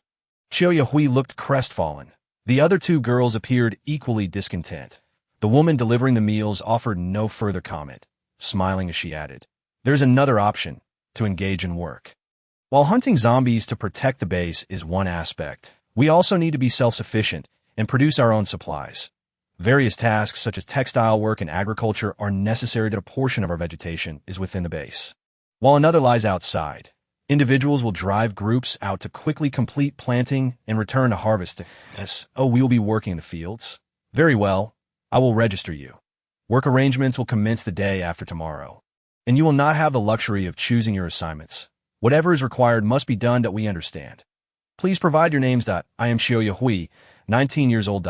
I am Chen Min 21 years old. I am Su Ying, 21 years old. Calm then stepped forward, addressing the meal deliverer. I am Calm, 24 years old. I will not participate in any work, so please do not concern yourself with me. And you, I will hunt zombies. Calm had already turned and returned to her room, seeking more sleep. Enjoy your meal. Take care to rest well. The meal deliverer was momentarily rendered speechless, documenting the information before departing. Calm soon fell asleep, reassured by the absence of danger, allowing her to lower her guard. The meal left on the table went uneaten, shared among Xiaoyahui and the others, at the break of dawn. Calm awoke. After enjoying a hot shower, she donned her clothing and ventured outside. She collected 2 vegetable buns from the dormitory supervisor, eating as she familiarized herself with the environment of the Nanning base, meandering aimlessly until she had explored thoroughly. Despite missing lunch, she did not feel particularly hungry. She had inquired at every hotel within the base, yet found no trace of Qin Zhao. She had also failed to spot any personnel from the Shadow Bureau. Not one was in sight. Now she believed that Qin Zhao and his group had yet to arrive at the Nanning base. However, he had promised to come, asserting they would reunite at the Nanning base, and she was convinced he would keep his word. With Qin Zhao and the Shadow Bureau members, survival in this apocalypse was entirely feasible. She had resolved to settle here and had learned that living comfortably was indeed possible. Provided one had enough white pearls, 50 pearls would secure a suite, while 100 pearls could afford a small villa. Those small villas were scarce and often occupied, as long as one possessed sufficient white pearls. The right to residence could be obtained.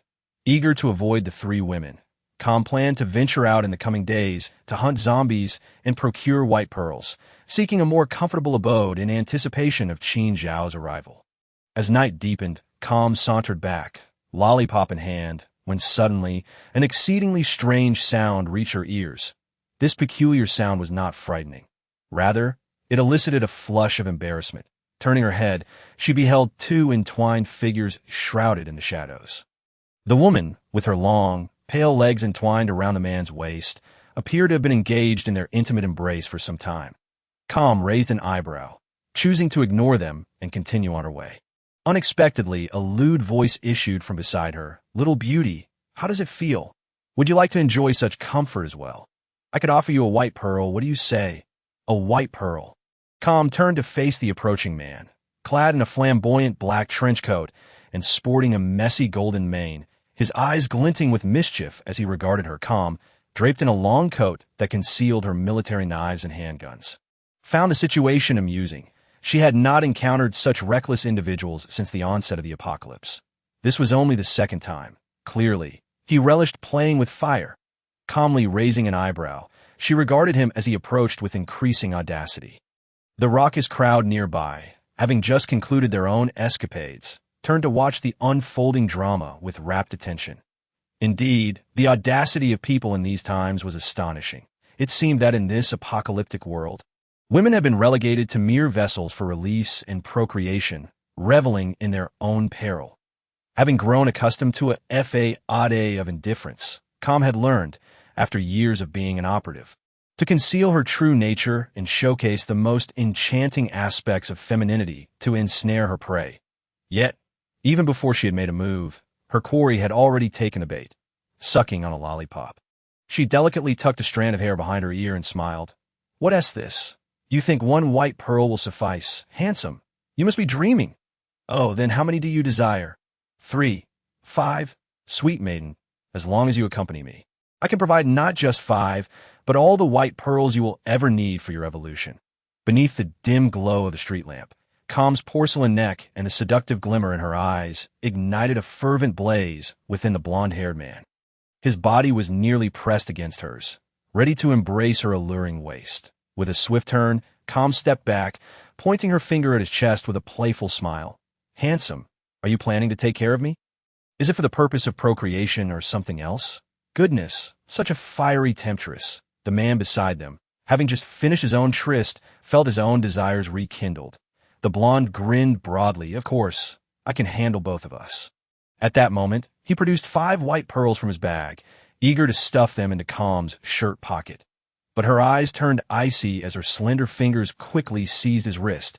"I fear you might not be able to afford me." Chapter 43. One plays with fire and gets burned with a firm grip on his hand. Com exerted a gentle yet decisive force, causing the blonde to tumble uncontrollably in midair before crashing to the ground. Though the maneuver was swift, he merely dislocated his arm rather than rendering it useless, and he lay there wailing in agony.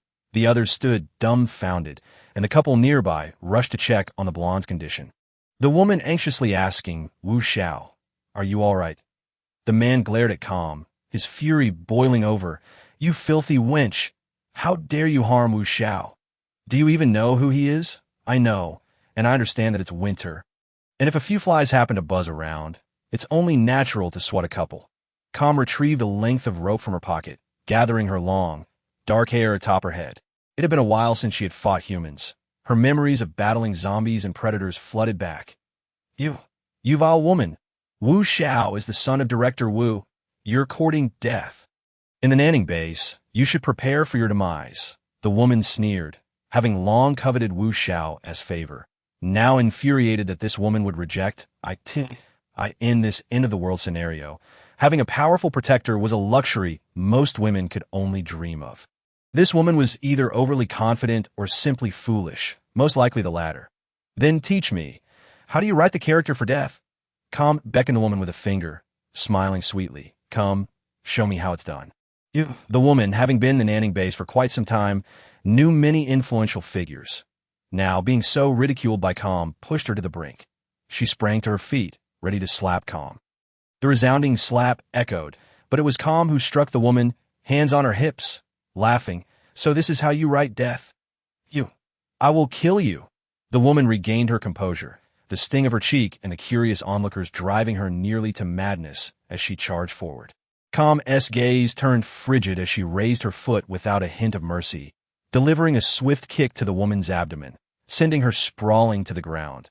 The onlookers stepped back, watching as the woman coughed up blood and lost consciousness. That Wu Xiao had not anticipated that flirting would lead him to such a formidable opponent. He glared at Com with malice. "You will regret this." "What's this? In these apocalyptic times, you have such energy to flaunt your power over women instead of fighting zombies to protect the weak, resorting to your connections when you can't handle it. And what if I do?" Com stepped forward, kicking Wu Xiao to the ground. She placed her foot gently on his groin, applying pressure gradually. That Wu Xiao's face turned pale with fear. Losing limbs was one thing, but losing his manhood was a fate worse than death. The spectators felt a chill at the thought, instinctively tightening their legs. "Please, let us discuss this. Everything can be negotiated." Wu Xiao's voice trembled as he gazed at Com as delicate. yet terrifyingly beautiful face. Backlit, her expression appeared almost ghostly. Others chimed in. Everything can be resolved. After all, Wu Xiao is the son of Director Wu. If you harm him, you won't survive either. Oh. Calm feigned indifference, though she didn't recognize Director Wu. She was familiar with mayors and other officials. Amidst the astonished gazes, Calm suddenly withdrew a gleaming military knife from her coat, twirling it playfully between her fingers. The blade flashed ominously as it traced a delicate arc across Wu Xiao's groin. Wu Xiao nearly broke into tears, desperately holding back the urge to urinate. What? Aren't you going to summon someone? Didn't you say Director would not let this go? Right, and perhaps invite the mayors and directors as well. Just calling Director Wu alone would not suffice for a proper gathering. Not enough excitement. One man had already dashed to a nearby bar to make calls, and soon, more people emerged. Such spectacles were not uncommon in the apocalypse. They occasionally occurred, but it was rare for a woman to respond with such bold defiance. The girl was enchanting, with flawless skin and bright, sparkling eyes that gleamed with mischief, captivating all who beheld her. It was no wonder that the notorious Wu Xiao could not resist her allure. Even men uninvolved found themselves drawn to her. Half an hour later, 5 luxury vehicles pulled up and parked by the roadside.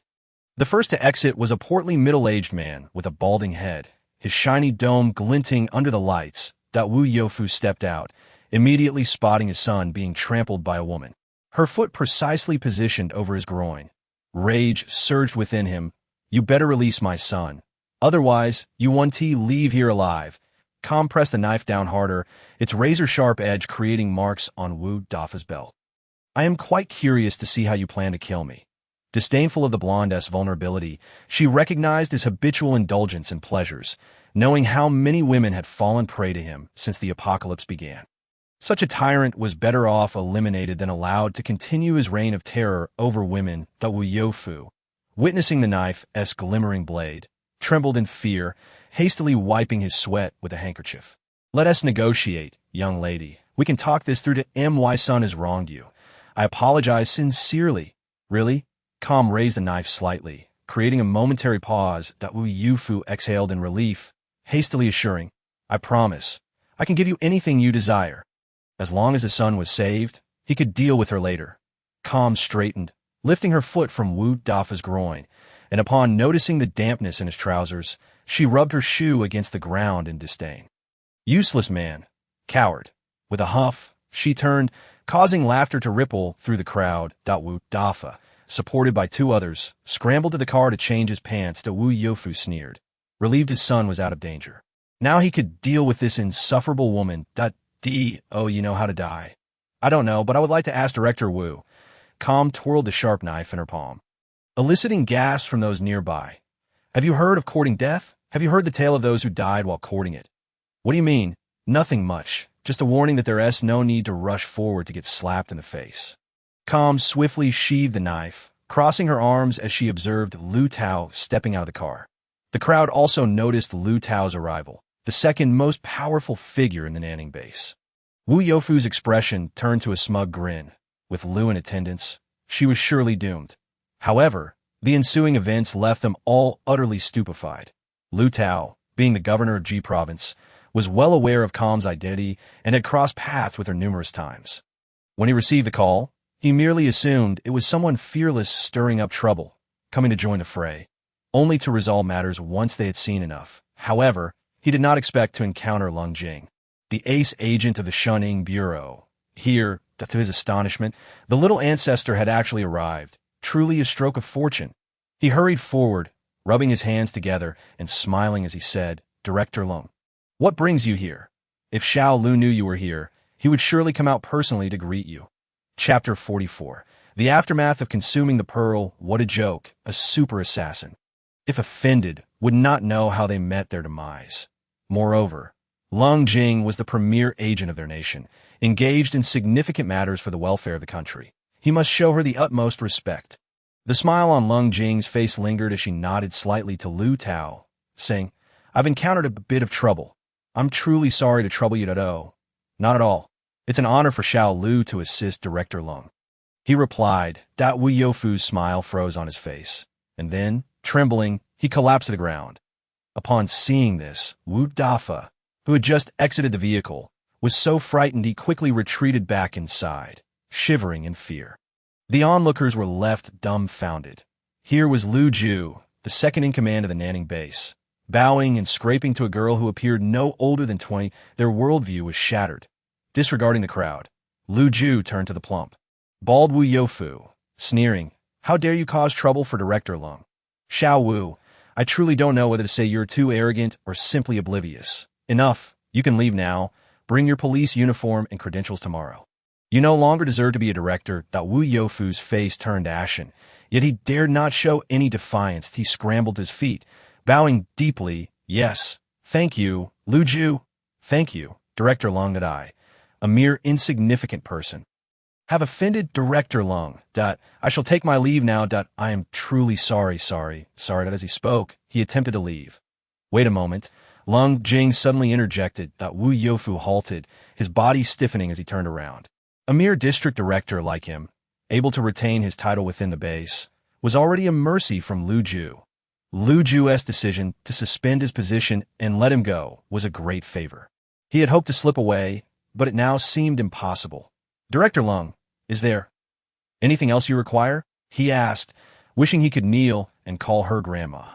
The saying about being caught off guard by one's own arrogance applied perfectly to him. At this moment, Wu Youfu felt as if he could die. The contrast was simply too stark, leaving everyone in a state of shock.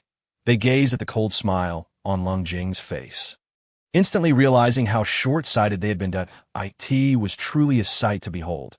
Who could have imagined that such a seemingly adorable young girl could wield such power? Lung Jing regarded Wu Youfu, her hand resting on her arm, her fingers tapping rhythmically, causing the crowd to hold their breath, uncertain of her next move. Just as their anticipation reached a fever pitch, she finally spoke. "I've just arrived here, and my accommodation leaves much to be desired. Shouldn't you express some gratitude before you leave? This is outright robbery. Director Lung, anything you desire is yours. I have a villa in the East District. I'll offer it to you as a gesture of respect. Rest assured, I will fulfill your every request." He stammered. "Very well. Be at the Joan apartment early tomorrow morning." Yes, Director Lung. I shall take my leave." Wu Youfu hastily retreated, hastening to his luxury vehicle, leaving with a sense of defeat. Just when everyone thought the matter had concluded, a Bentley, followed by 2 BMWs, came to a stop at the roadside. Mayor Wu Shi emerged from the car. Noticing the crowd gathered and seeing Lung Jing beside Lu Tao, he was momentarily taken aback. Unlike Lu Tao, Wu Shi approached with an air of respect, bowing slightly as he said, "Miss Lung, what a pleasant surprise. Your presence truly delights me. In this apocalypse, it's refreshing to see you, Mayor W. It has been a while. Indeed, it has been 2 years. If it weren't for Miss Lung, I would have lost my life long ago." Wu Shi expressed with genuine gratitude. 2 years prior, a heinous crime had occurred in Province G, targeting high-ranking officials, with the perpetrators notifying their victims before each murder.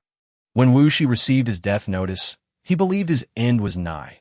Luckily, Lung Jing had appeared, saving his life and eliminating the criminal on the spot. She was his savior. Lung Jing waved her hand dismissively, saying, "Enough of this. You need not concern yourselves with me. I have secured accommodation. You may disperse now." "Yes, Director Lung." "Yes, Miss Lung." Lu Ju and Mayor Wu Shi watched Lung Jing's slender silhouette depart until she was out of sight before they too got into their vehicles and left. However, the onlookers were left in utter disbelief, jaws dropped. A woman had garnered such esteem from Lu Ju and Mayor Wu Shi. Unbelievable. Their worldview had been irrevocably altered. After leaving the scene, Lu Ju did not return home, but instead stopped by the roadside. He entered Mayor Wu Shi's vehicle, while the guards remained 5 meters away, vigilant. With Miss Lung arriving at our base, it indicates that those people will soon follow. This is a good thing. Ensure they remain vigilant and do not offend her. Also, regarding Wu Youfu's blunder earlier, yes, I heard from those nearby that it was Miss Lung who was accosted by that lecher, Wu Dafa, while she was walking along the road. Was anything amiss? Wu Shi inquired. Furrowing his brow, Lu Ju shook his head. Wu Youfu and Wu Dafa were indeed fortunate. The latter sustained no serious injuries, merely a near-dislocated arm, Yofu's villa in the East District has been claimed by Miss Long. They should be eternally grateful for having their lives spared for the price of a mere house. Lu Ju shared this sentiment. Lu Tao returned to his vehicle, taking his leave with his entourage. As Wuxi sat in his car, it continued onward. He took a drag from a cigarette and instructed his aide in the front seat. Tomorrow, find Miss Lung and see if she requires anything. Also, allocate 100 personnel to her service. Understood, Mayor. You can rest assured. The following morning, before dawn had even broken, Wu Youfu arrived with his son, driving 5 luxury cars to wait outside the Joan apartment. Lung Jing, having brushed her teeth, washed her face, and eaten breakfast, came down at 6:30 to Wu Youfu, and Wu Dafa dared not utter a word, eagerly ushering Lung Jing into the vehicle and directly taking her to the exquisite 3-story villa. The villa was charming, modest in size, yet beautiful, complete with a parking area out front.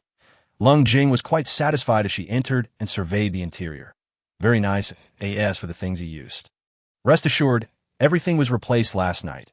These are all new. Miss Lung can use them without concern. Lung Jing nodded in approval and settled onto the sofa to take tea that moment. Wu Youfu presented a small jar before her. Director, please accept this. It is all the white pearls I have acquired. Wu Dafa remained utterly silent, keeping his head bowed, obediently trailing behind his father like a dutiful grandson. Lung Jing waved her hand. You may leave. Yes, yes, yes, Director. Please rest well. Wu Youfu and his son hurriedly exited, leaving behind an Audi at the villa. Lung Jing inspected the 3-story villa, noting 4 bedrooms, 5 bathrooms, and an independent kitchen, with 2 bags of rice neatly stored in the cupboards. The refrigerator contained some frozen meats and vegetables, which pleased her. Reclining on the sofa, Lung Jing took the jar before her, opened it, and extracted a single white pearl. These pearls appear to be of exceptional quality, each about the size of a broad bean, round and resembling pearls that it was said they could be consumed without causing any toxicity. Lung Jing opened her mouth and tossed one into it.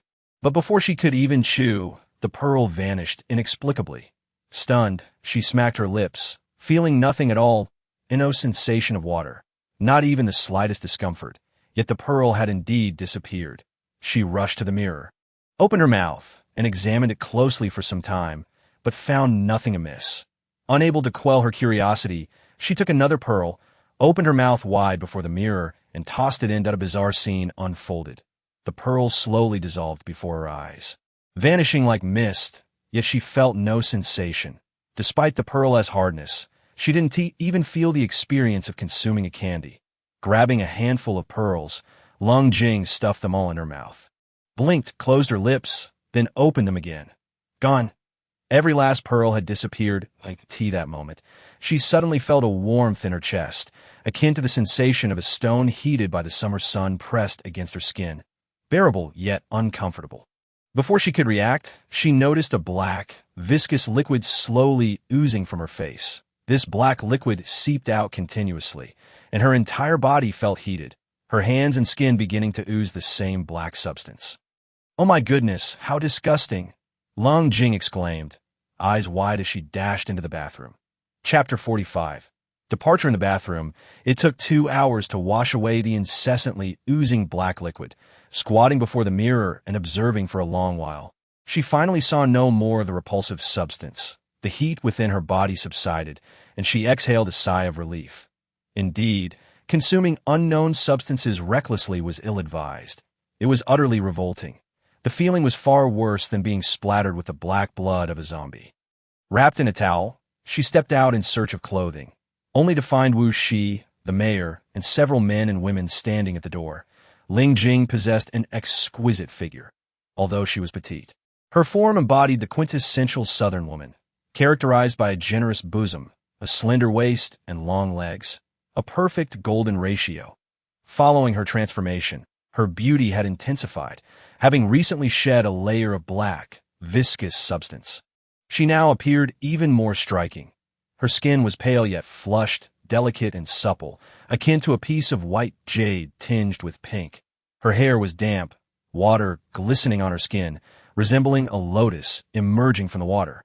Exuding an irresistible allure, Wu Shi and the men could not help but narrow their eyes, instinctively swallowing hard, while the two other women were similarly entranced, frozen in place. They dared not enter, merely standing guard at the threshold, aware of Ling Jing's presence inside, yet feeling the weight of the mayor's authority. Unexpectedly, they were met with such a tantalizing scene. Ling Jing cast a fleeting glance without uttering a word and ascended the stairs. In the master bedroom's wardrobe upstairs, she surveyed a closet brimming with garments, various styles, along with 2 drawers filled with new undergarments. After changing into a white floral dress, she retrieved a hairdryer from the closet and seated herself to dry her hair. "Come in. What brings you here?" Ling Jing casually draped her legs over the coffee table, absorbed in her task. Wuxi quickly signaled to the female secretary beside him, who promptly approached. "Miss Ling, allow me to assist." Ling Jing replied, relishing the leisurely moment, leaning back against the sofa with her eyes closed. Her lips were a vibrant red, teeth pearly white, and her skin was as smooth as a peeled egg. Wuxi suppressed the stirrings within him and respectfully took a seat beside her. "Miss Ling, if there is anything you find uncomfortable about your stay, please do not hesitate to inform me." "No, it's perfect. I want to be leaving for the time being, as for the safety of the base. With Baiju's assistance, I trust everyone's abilities have improved, and the base will remain secure." "That is good to hear. Miss Ling, here is a list of 100 soldiers. They are all elites that I hope you won't find it troublesome to keep them." Ling Jing glanced at it briefly before placing it on a coffee table. "It's fine, Mayor Wu. There's no need for such formality. You are now the leader of the base. Focus on its affairs, and let the others return. Just leave a few behind." "Understood." Miss Ling, hearing this, Wuxi led the others away. The secretary, Yi Zixin, remained behind, tasked with managing Ling Jing's villa and meals. Ling Jing slipped on a pair of black wedge shoes from the shoe cabinet by the door and stepped outside. At the villa's entrance, 10 rows of 10 people stood in formation, weapons at the ready, trained special police officers. Ling Jing surveyed them with satisfaction. Though she preferred solitude, there were times when a formidable presence was necessary to instill caution in the hearts of any potential adversaries. "You all should return and rest well. Prepare yourselves. We will assemble at the East Gate at 7:30 tomorrow morning." Ling Jing dispensed her orders without hesitation. The 100 responded in unison, yes, and promptly departed. Back inside, she instructed Yi Zixin, "Go prepare a meal." The following morning, Ling Jing arrived at the East Gate in her black Audi, with 100 soldiers awaited her, standing in 10 neat rows. Upon seeing her alight from the vehicle, they shouted in unison, "We await your orders, leader." Their resonant voices and orderly ranks attracted the attention of those nearby, preparing to hunt zombies. However, when they realized that their leader was a youthful woman who appeared no older than 20, they were momentarily taken aback. Had the world truly changed? 100 seasoned men calling a woman their leader? Yet, Ling Jing maintained her composure, standing before them and declaring, "Follow my lead, and as long as you are with me, you shall not go hungry." "Thank you, leader." Outside the base, zombies roamed freely. Even if they were slain, more would inevitably wander in the following day, sometimes in greater numbers than others. These zombies, drawn by the vibrant scent of the living emanating from the base, would inevitably converge upon it. Since the onset of the apocalypse, the ratio of humans to zombies had shifted to 20:80. However, as survival became increasingly difficult, the incapable were swiftly eliminated. From a population of 13 billion, only about 100 million remained, and this number continued to dwindle. Even with new life emerging, it was but a drop in the bucket, and the growth of children required time. There were 4 large bases in total, one of which, the Nanning base, housed a staggering 20 million people, densely packed like bees in a hive. Fortunately, the Nanning base was expansive and continuously expanding, with layers of walls being built outward. Thus, even with the rising population, the living conditions gradually improved, providing greater space and better lives for its inhabitants. Moreover, the government was actively constructing additional secure bases. Ling Jing led her 100 soldiers on foot. The Nanning base was situated outside the city and did not occupy the center. This time, her intention was to traverse the outskirts of Nanning City while also assessing the environment and the evolution of the zombies. However, she did not plan to take everyone with her. The initial target was too large and would complicate matters.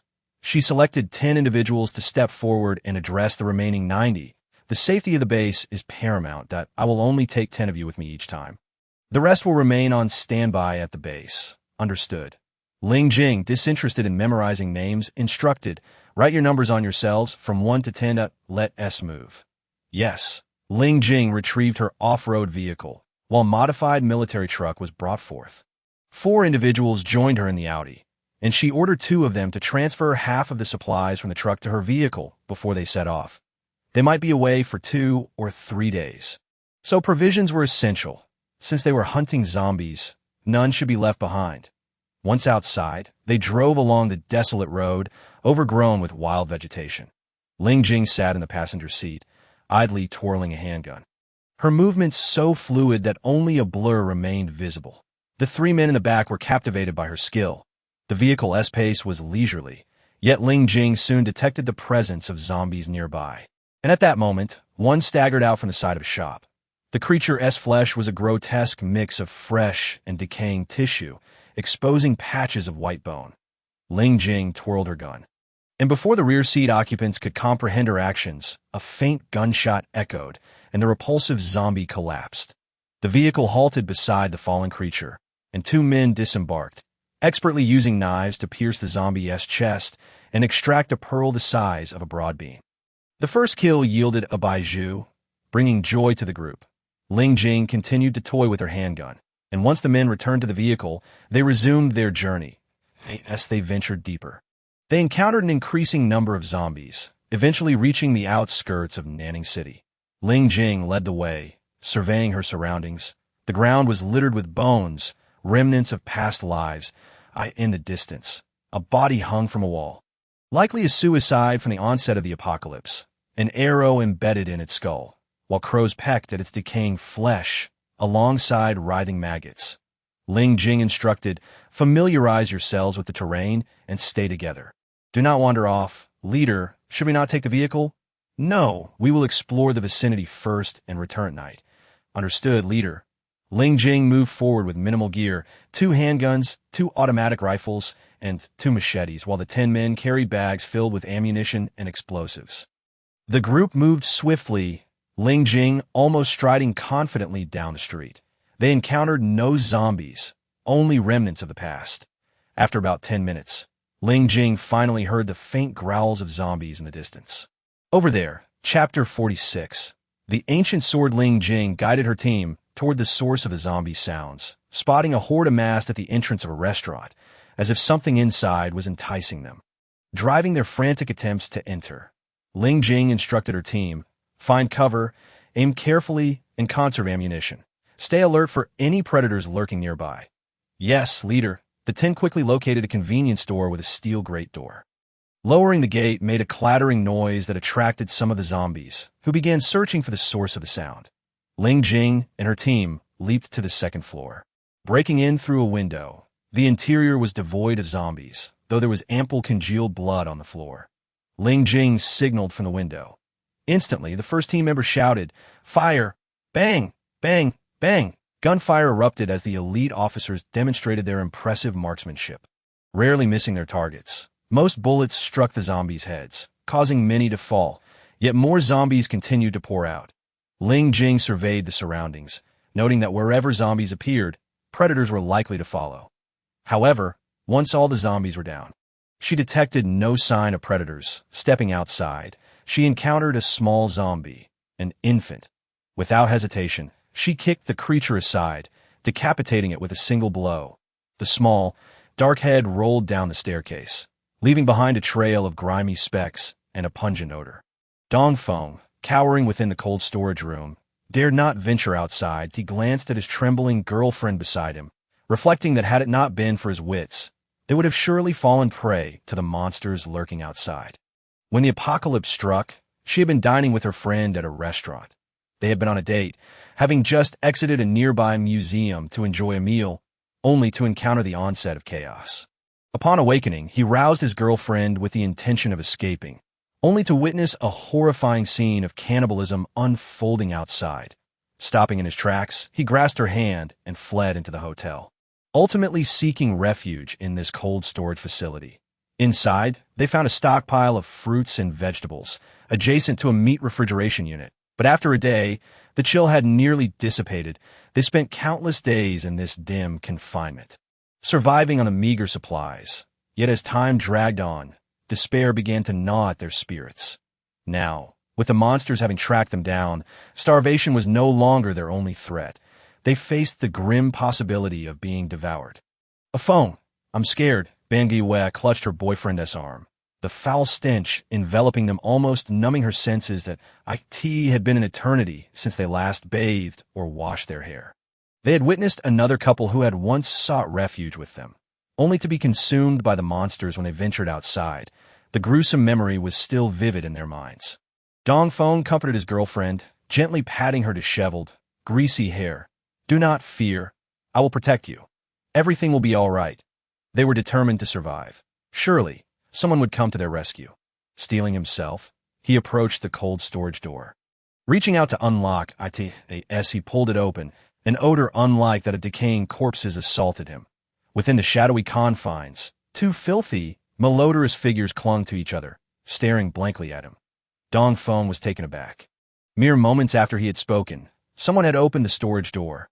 Instinctively, he closed his eyes against the brightness. They had been deprived of sunlight for so long that they were unaccustomed to it.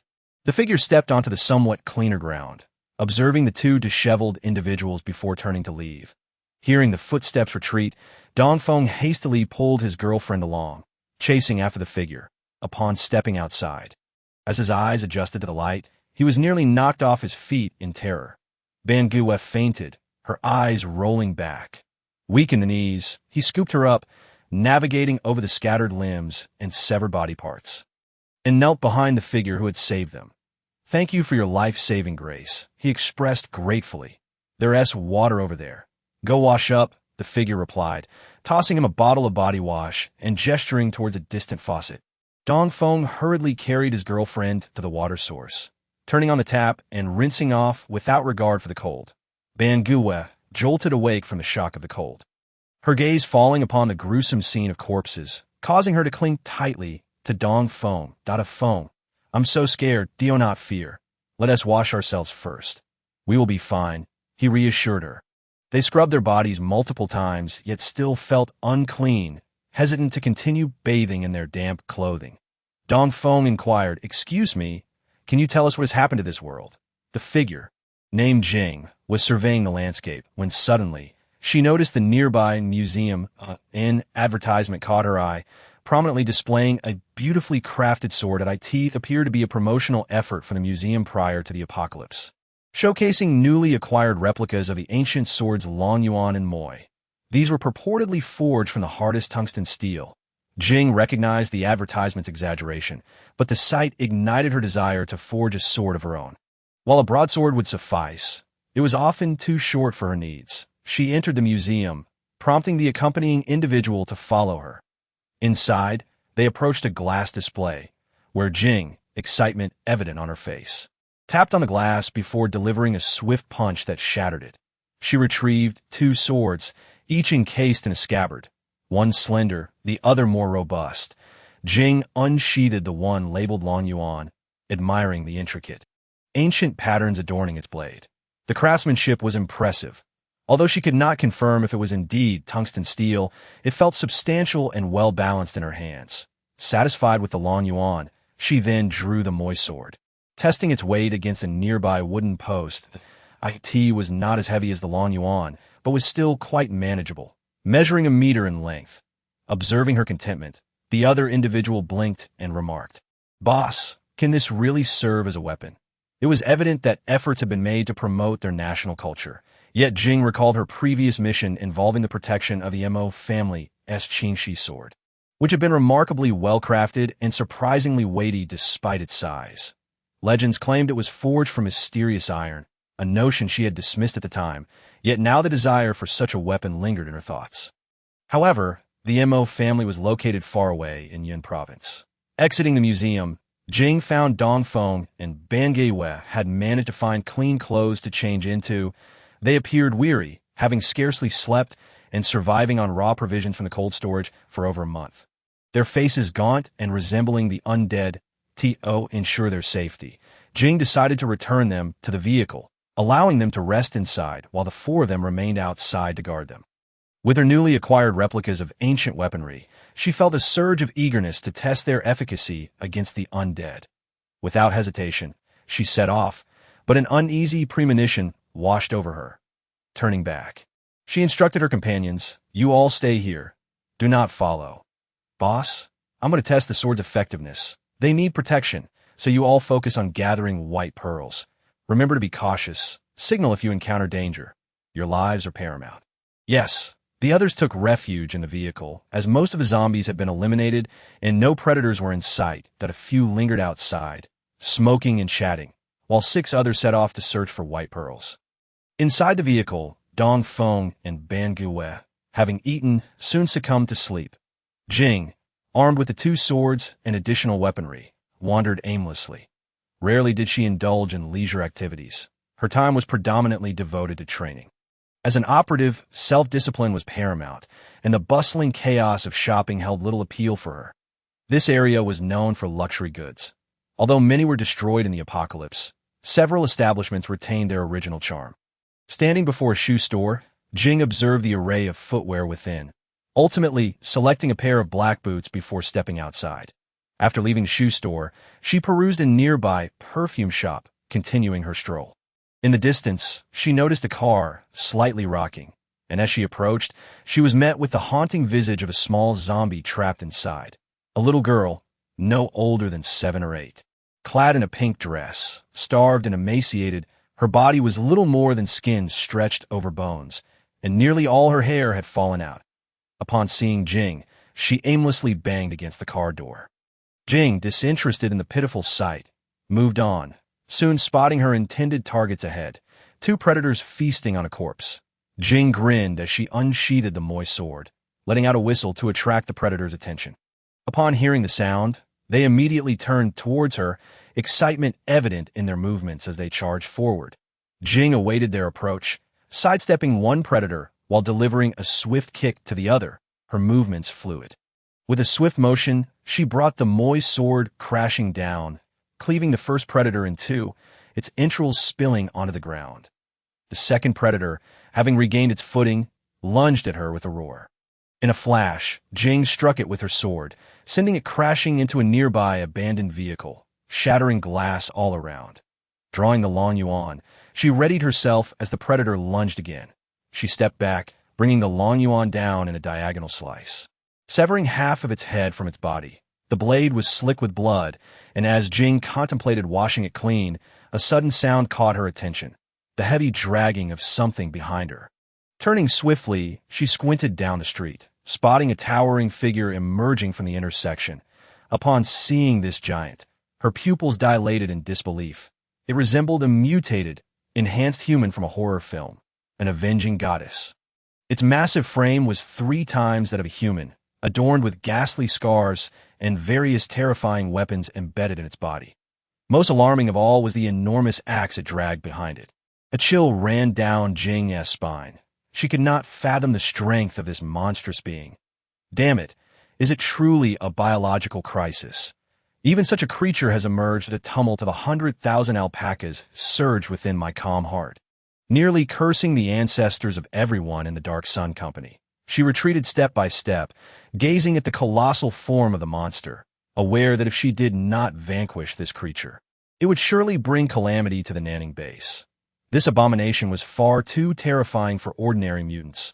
She remained composed, her grip on the long yuan sword tightening like a T that moment. The monster finally made its move.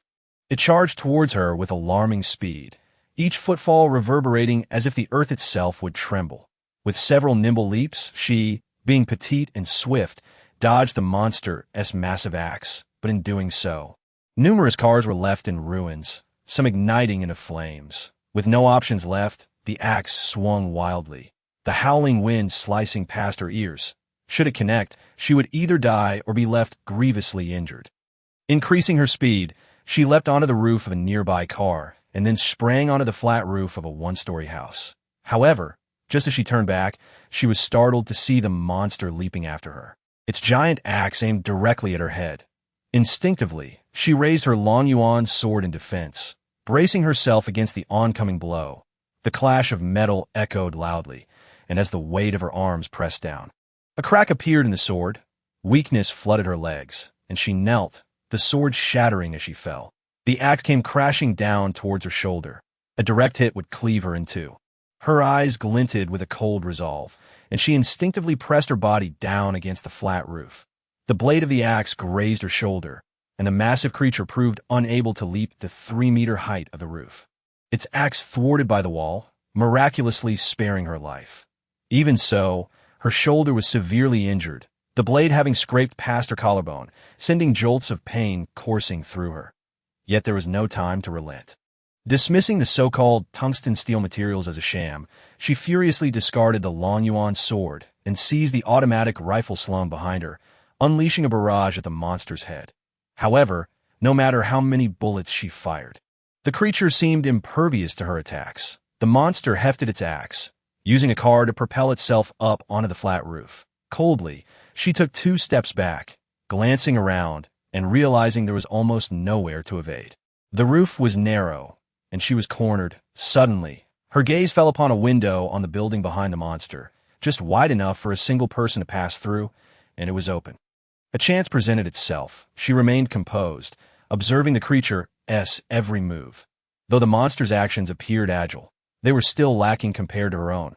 Waiting for it to strike first, she bent low. Keeping her eyes fixed on the monster's legs, the beast had difficulty bending down, an opening that in an instant. The monster lunged, its massive axe descending towards her. The motion seemed simple and brutal, yet fraught with vulnerabilities. At the very moment the axe was about to strike, she executed a swift maneuver, darting to the side, ducking down, and sliding beneath the creature, rolling to the opposite side and bouncing back on her feet. Her legs propelling her through the window. Standing inside, she turned just in time to see the monster pivot and hurl its axe with force. The giant blade whirled towards her, prompting her to dash out through a door. With a thunderous crash, the collision shook the entire floor. She quickly traversed to the opposite window, using her wrist to secure a wire to the adjacent building. Leaping across, she descended rapidly, without hesitation, sprinting to the next building, where she gazed back to see the monstrous figure charging towards her. Her expression shifted to one of alarm, but what frightened her more was the sight at the end of the road. Zombies and predators were advancing toward her location. Their pace was not rapid, but their numbers were overwhelming, a tide of the undead. The Nanning base was on the brink of a zombie outbreak. She had initially intended to devise a strategy to eliminate the giant monster.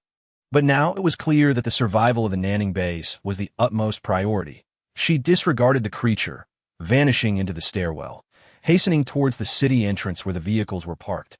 Despite her shoulder wound being severe, it was healing as she ran with remarkable speed.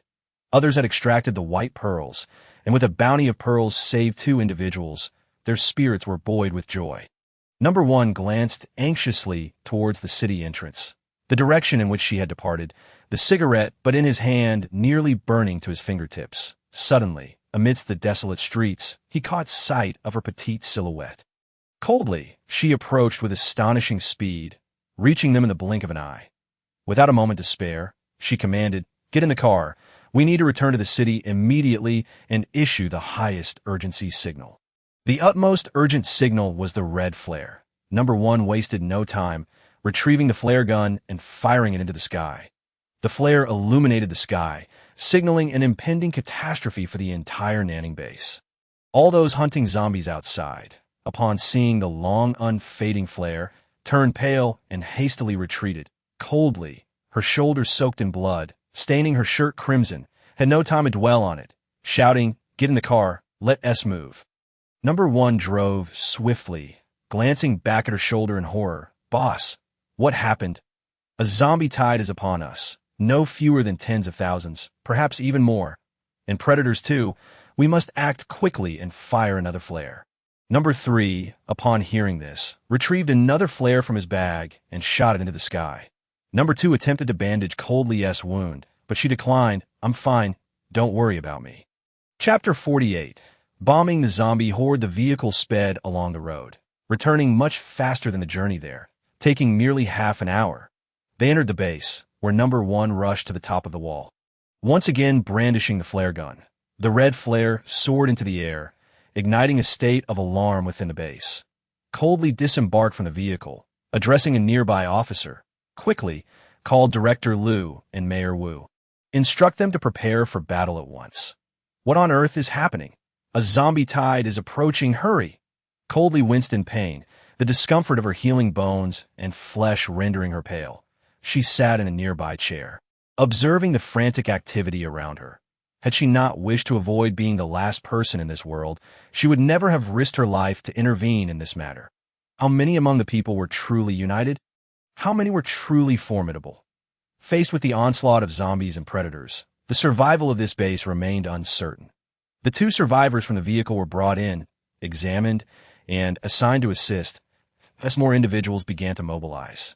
Clearing obstacles and positioning weapons atop the walls, a slick, dark substance was applied to the walls to deter climbing predators, something even geckos could not ascend. After half an hour, Director Liu and Mayor Wu arrived. "Miss Lung, are you all right?" Both were taken aback at the sight of her bloodied shoulder. What manner of creature could injure a top-tier agent like her? If she could not defeat it, who could? After an hour of healing, Coldly felt the bones in her shoulder mending, with only the muscle needing time to regenerate. The tingling sensation was uncomfortable, yet she waved it off, stating coldly, "This is serious. The zombie tide is likely to arrive within an hour to D. Oh, you have any solid plans? Well, forget it. You need to immediately prepare explosives. Over there, bury all the explosives. When the zombies gather, ignite them. Speed is of the essence. If you wish to survive, you must act quickly." Liu and Wu obeyed her directives, swiftly issuing commands. Soon, explosives were delivered, and special police were deployed to bury bombs in the ground. Observing their efforts, Coldly remarked, "No need to bury them so meticulously. Once one explodes, the rest will follow. Zombies are not humans. They are unaware of the danger explosives pose. Just place them down." Liu promptly relayed her instructions. Meanwhile, others began moving artillery to the high walls, the weaponry on the walls increasing rapidly. Yet despite this preparation, Coldly still felt unease regarding the enormous creature. She pondered and asked Liu, "Do you have a rocket launcher?" "Yes, we do." "Miss Long, do you need it?" "Of course. Why else would I ask?" "Hurry, bring me the rocket launcher and evacuate everyone without combat capability. Everyone must return to the city, seal the gates." Understood. A massive horde of zombies was on the verge of attack, and Coldly could envision the rapidly evolving undead. Humanity's only advantage lay in their advanced weaponry and fortified barriers. She could only hope that this tide would not be overwhelming. Otherwise, even with ample ammunition, they would be unable to endure. Moreover, there were even more formidable predators, including that colossal humanoid monster. Time ticked away amidst the tension, seeming to pass even more swiftly. Suddenly, someone shouted, "It's here!" With that fervent shout, those standing atop the city walls gazed into the distance, far, far away, where a shadowy mass was ominously advancing towards them. The speed was not particularly rapid, yet through the telescope they could discern the grotesque visages and the horrifying, dark, putrid hues of the approaching figures. Witnessing the dense and overwhelming tide of corpses surging forth, many felt their legs weaken, while only those who had ventured out to hunt zombies maintained absolute composure, gripping their weapons tightly as they watched the undead draw nearer. Calmly rising from her seat, she massaged her shoulders. The wound had yet to heal, though it had long ceased to bleed after her mutation. The most peculiar aspect of her physique was that no matter how severe the injury, it would staunch within 3 minutes, followed by rapid self-healing of the flesh. It was precisely for this reason that she dared to be so audacious. She took a few steps onto the wall as the outside crowd hurriedly entered, securing the gates with vehicles. Time passed slowly. The zombies moved at a leisurely pace, and despite not being too far away, it took a full half-hour to discern them clearly. The zombies had already reached the open ground outside the walls. Stepping into the traps they had set as they drew closer, tension escalated, and everyone held their breath, peering through the gaps to observe the approaching horde. The arrival of the undead was accompanied by a pungent stench that gradually eroded their sense of smell, prompting everyone to hold their breath and don masks. The evolved zombies, a grotesque amalgamation of decaying and fresh flesh, occasionally shed putrid parts. Calmly shouldering a rocket launcher, she attempted to spot the colossal creature among the throng, but found nothing. She scanned the area with her binoculars, yet there was no sign of it. "Miss Lung, when do we commence?" Mayor Wu inquired, watching as the horde drew ever closer, a dark mass that seemed endless. How many zombies could there be? 100,000? 200,000? Lung had not anticipated such a vast number. Using her binoculars, she estimated the count to be 500,000. That a gasp escaped her lips. But she dared not voice her thoughts. "We will commence as soon as they crowd together." Lung observed as the zombies neared. The low growls of the undead grew louder, their terrifying faces drawing closer. And the stench intensified. The tension among the humans was palpable, akin to a tightly drawn bowstring. Everyone anxiously watched as the zombies approached. 10 meters, 8 meters, 5 meters, 3 meters. Their hearts raced, counting down as the distance closed. 2 meters. 1 meter. Suddenly, Lung called out, "Detonate!" At her command, someone pressed the detonator switch. A resounding explosion erupted, followed by a cacophony of successive blasts. With each explosion, severed limbs and decaying flesh were propelled into the air, some even landing inside the walls upon the people present. Yet, no one dared to move, holding their breath as they witnessed the horrific demons being obliterated, their breathing growing shallow. However, the explosions soon ceased, and the undeterred zombies continued their relentless march forward. Director Liu commanded the soldiers, each clutching explosives. As the horde drew nearer once more, Liu shouted, "Throw!" With determination, each soldier launched their explosives, resulting in another thunderous explosion. The power of the blast had diminished, and fewer limbs were scattered.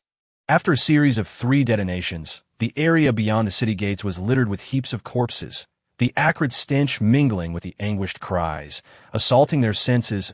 "I could see this moment," Liu whispered. "Miss Lung, our explosives are limited. Shall we continue?" "Detonate," she replied tersely, her gaze fixed upon the advancing horde. "Once they crowd again, explode." "Understood." Liu tightened his grip on the flag. Mayor Wu interjected, "But Miss Lung, we have little explosives left. What if we run out? Then we will use bullets. If we cannot kill these zombies, we are all doomed." Lung was taken aback. After merely 3 rounds of explosions, the Nanning base had nearly depleted its explosives. And with ammunition so scarce, it would come down to hand-to-hand combat. As the zombies amassed at the base of the walls, Liu raised his flag and brought it down with a firm command. Everyone unified in throwing their explosives once more, annihilating the zombies. But in the distance, a relentless stream of the undead continued to flood. At this juncture, Lung stood and seized a sniper rifle, declaring, "Conserve ammunition, aim before firing." Aside from predators, these zombies pose no threat. Be vigilant for any predators concealed within the horde. "Prepare." Fired at long shot, sounded the alarm, and despite being a seemingly youthful girl, she exuded an imposing aura. They were formidable men. What was there to fear? "Let us fight," someone shouted in response. Chapter 49. The southern gate breached with a semi-automatic sniper rifle in hand.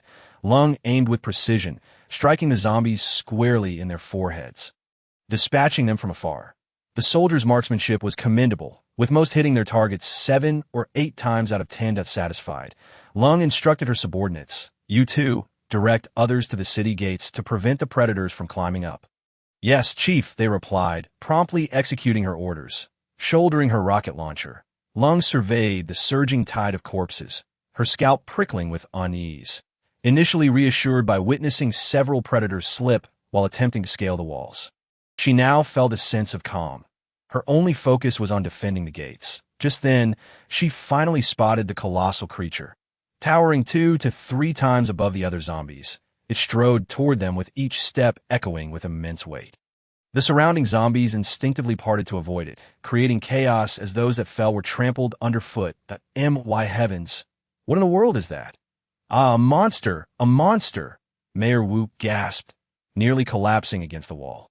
Liu stood in shock, turning to Lung, "Chief Lung." But before he could finish, Lung had already lifted the rocket launcher, aiming directly at the towering beast. At that moment, he realized why she had prepared the weapon. She had anticipated the arrival of such a monstrous entity. With her eyes narrowed, Lung aimed at the behemoth. And no matter how formidable you may be, you cannot escape this shot. Steady and cold, she locked on her target and fired. An unintelligent beast faced with such a weapon was destined for demise. Lung exuded confidence as she watched the projectile soar, crashing against the creature with a thunderous explosion, reducing it to fragments. "Oh yes," she exclaimed, exhilarated as the monstrous figure vanished, even taking down nearby zombies in the blast. With a smirk, she approached the wall, observing the predators scaling the iron bars at the gates, and opened fire. Bang! One predator was dispatched with a shot to the head, its body plummeting and crushing a nearby zombie. Without the monstrous threat, she felt no fear of the predators, no matter how many came. They posed no problem.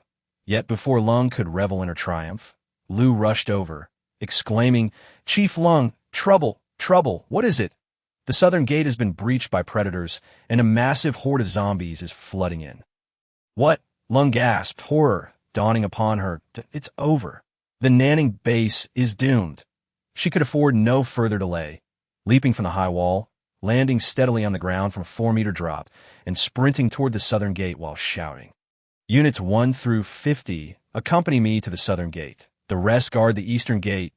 We must not falter, even at the cost of our lives." "Yes," came the resounding reply from Units 51 to 100, their voices invigorating the spirits of the troops.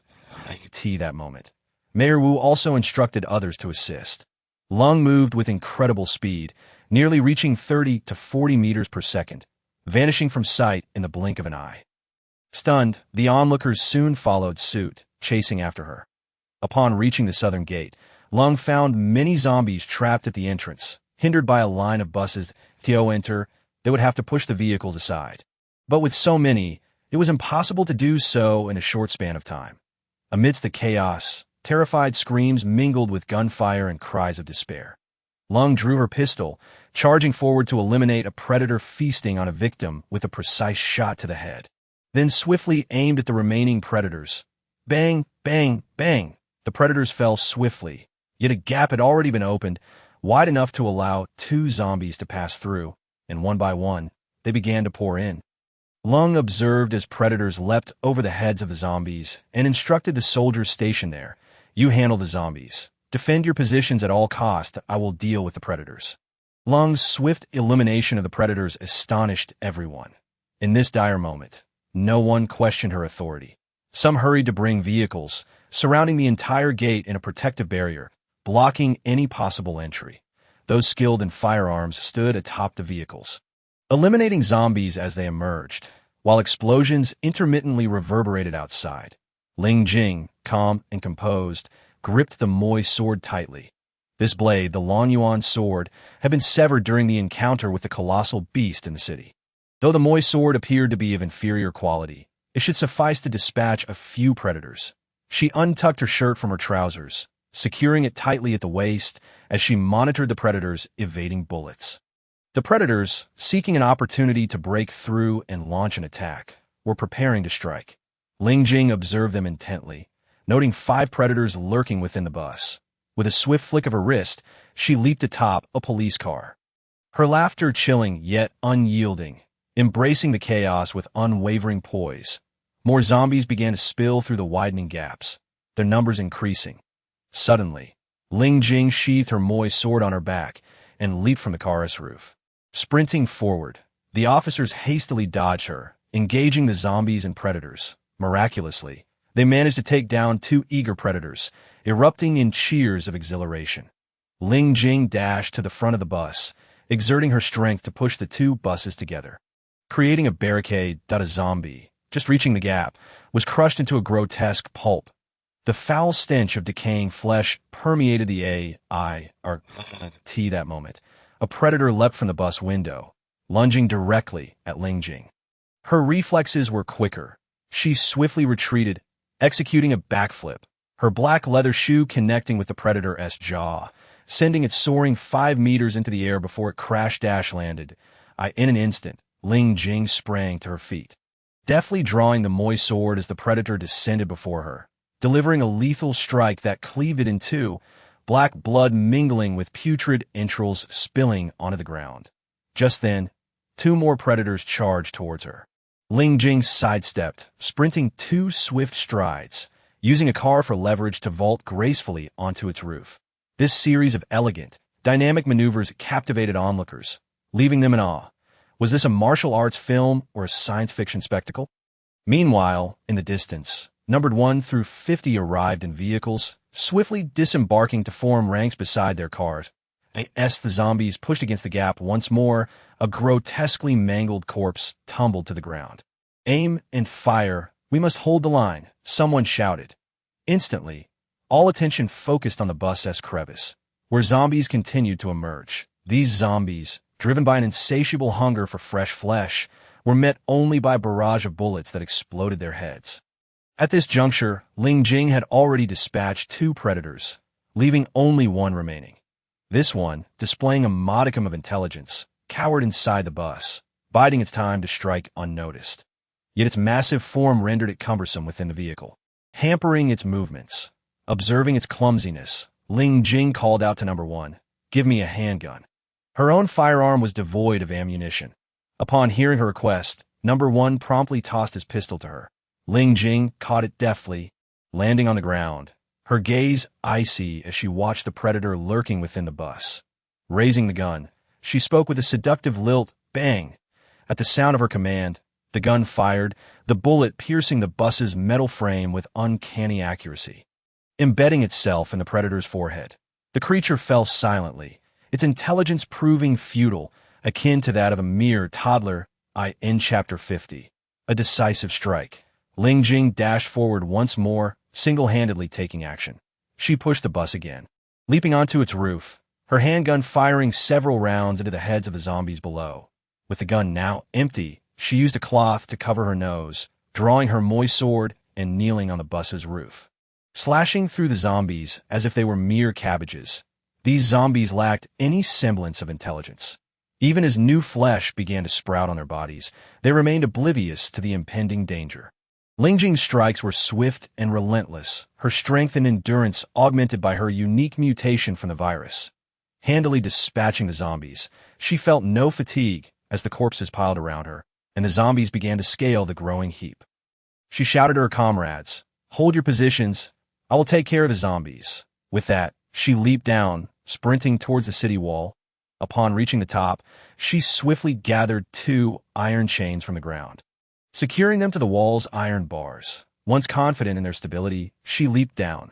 "Boss, Ling!" The sight of Ling Jing jumping from the 4-meter-high wall startled everyone, yet those engaged in combating the zombies recognized her determined stance.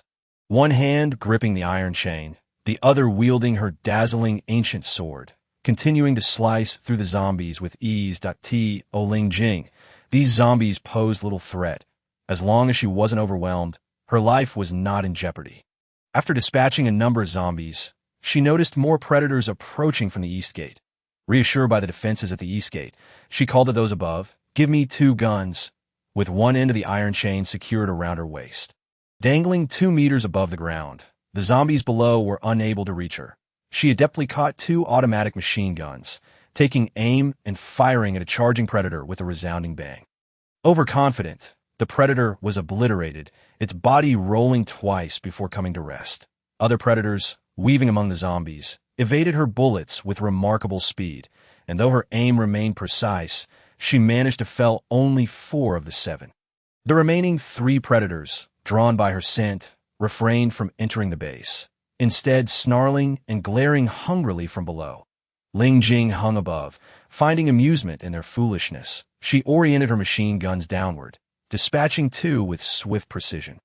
The last predator leapt away, narrowly evading a fatal shot, only to be grazed on the shoulder. With a swift motion, Ling Jing kicked a tall zombie as head clean off, using the iron chain to pull herself upward, narrowly avoiding a swipe from another. However, the sheer mass of zombies seemed endless, causing her to feel a creeping sense of fatigue. There must be at least 200,000 to 300,000, perhaps even more. As the injured predator retreated, Ling Jing emptied her machine gun's ammunition and unsheathed her Moi sword once more, calling to those above, "Lower the backup gate." The Nanning base had only 2 gates, the east and the south, each with a backup. Her voice rang clear, and soon, a dozen men struggled to lift the heavy iron gate, which was positioned directly above the south gate. Seeing their weary faces, Ling Jing recognized the urgency. If they failed to lower the gate or it toppled, all would be lost.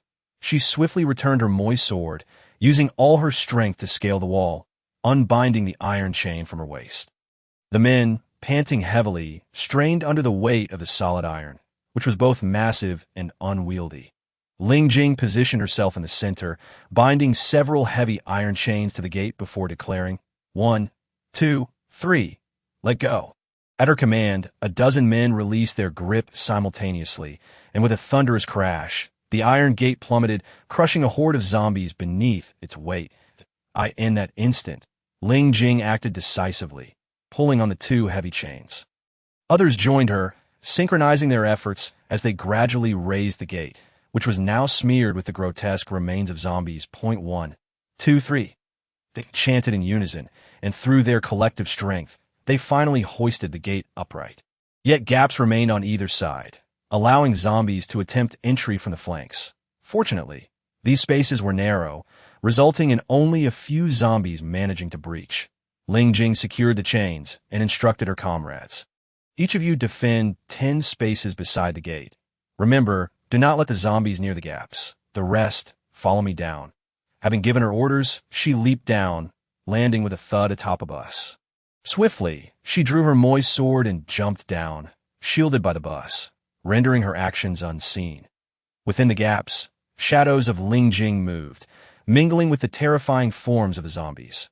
Minutes later, amidst the collective anxiety of her comrades, a bus was pushed aside. Ling Jing emerged, her attire stained with grime and blood, her face smeared with dark ichor, the stench overwhelming. "Come quickly and assist," she called out. As her comrades hurried to help, a zombie surged through the gap. Lunging at Ling Jing, "Boss!" one and the other shouted in alarm. Without hesitation, Ling Jing spun around, severing the zombie's head in one fluid motion. Taking the iron chain from one, she swiftly secured it to the gate, instructing everyone to pull with all their might. 1, 2, 3, pull. With immense force, she exerted her strength. She exerted herself. The scant clothing she wore clung tightly to her body, revealing the muscles in her legs and arms that bulged with effort, drawing the attention of onlookers from afar, who gaped in astonishment, their jaws nearly dropping. With her muscles erupting in a display of raw power, the heavy iron gate scraped against the ground, moving with a clattering sound until it finally pressed flush against the wall. She calmly grasped the iron chain, wrapping it around a massive pillar, successfully barricading the zombies outside, which allowed the onlookers to breathe a sigh of relief. However, the corpses on the ground, having been bitten by the predators, began to stir and rise, their stiff bodies shuffling towards the crowd. A scream pierced the air, snapping the police back to reality as they swiftly opened fire. Bang! Bang! Bang! Several shots rang out, and the newly turned zombies fell lifeless to the ground. Forever silenced. Taking a moment to catch her breath, she wiped the blood from her face. Ascending the high wall once more, she surveyed the mass of corpses below. The atmosphere in the base was charged. The zombies would not stray far from here. After observing for a while, she calmed herself and hopped into a vehicle, driving to the front of a restaurant. Stepping out, she addressed the startled proprietor. "Give me something to eat, quickly." Upon hearing her words and seeing the zombie blood splattered across her, the owner hurried inside, swiftly returning with a bowl of rice drenched in vegetable soup, generously topped with minced meat and a piece of beef. While she washed her hands and face nearby, she quickly consumed the entire bowl of rice.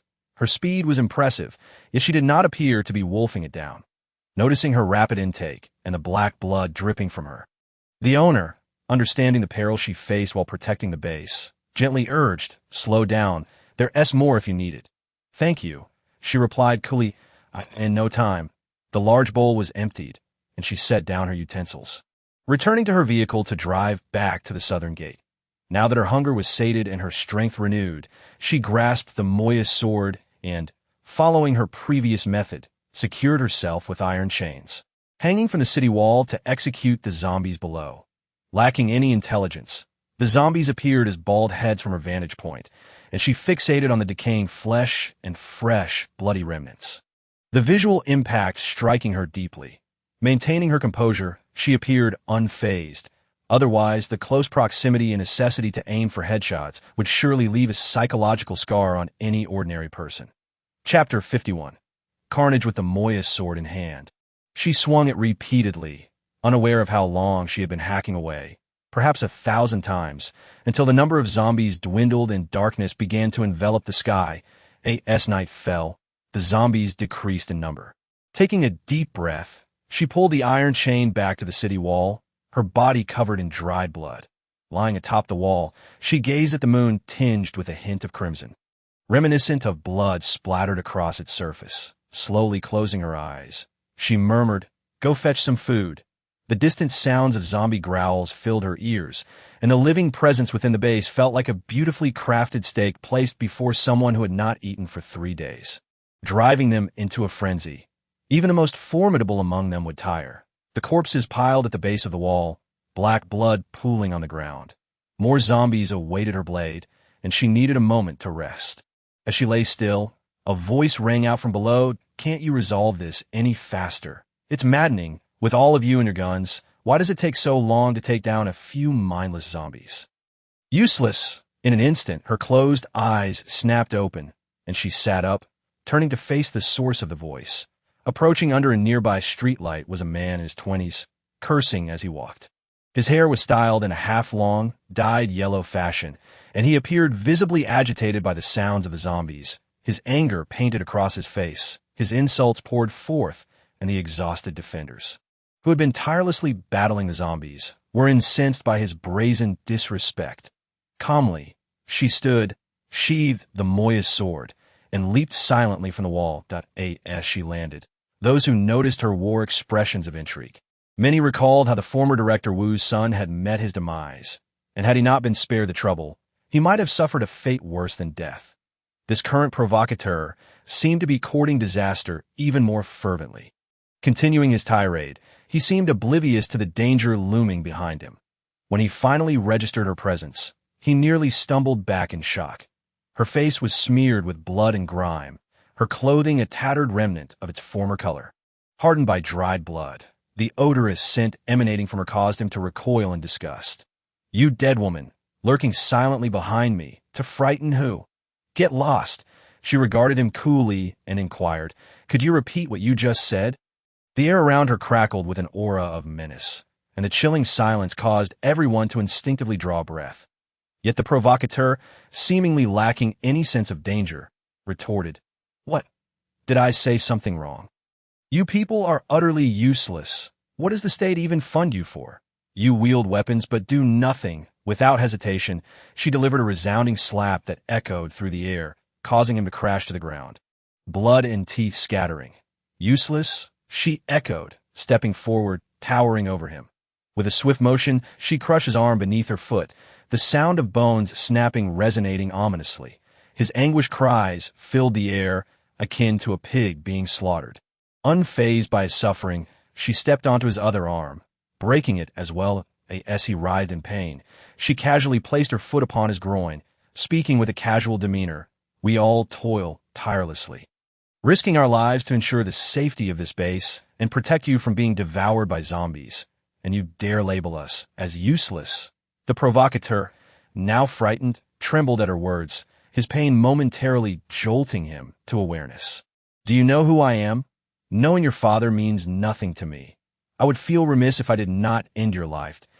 A chilling smile crept across her face, the bloodstains accentuating her expression in a haunting manner.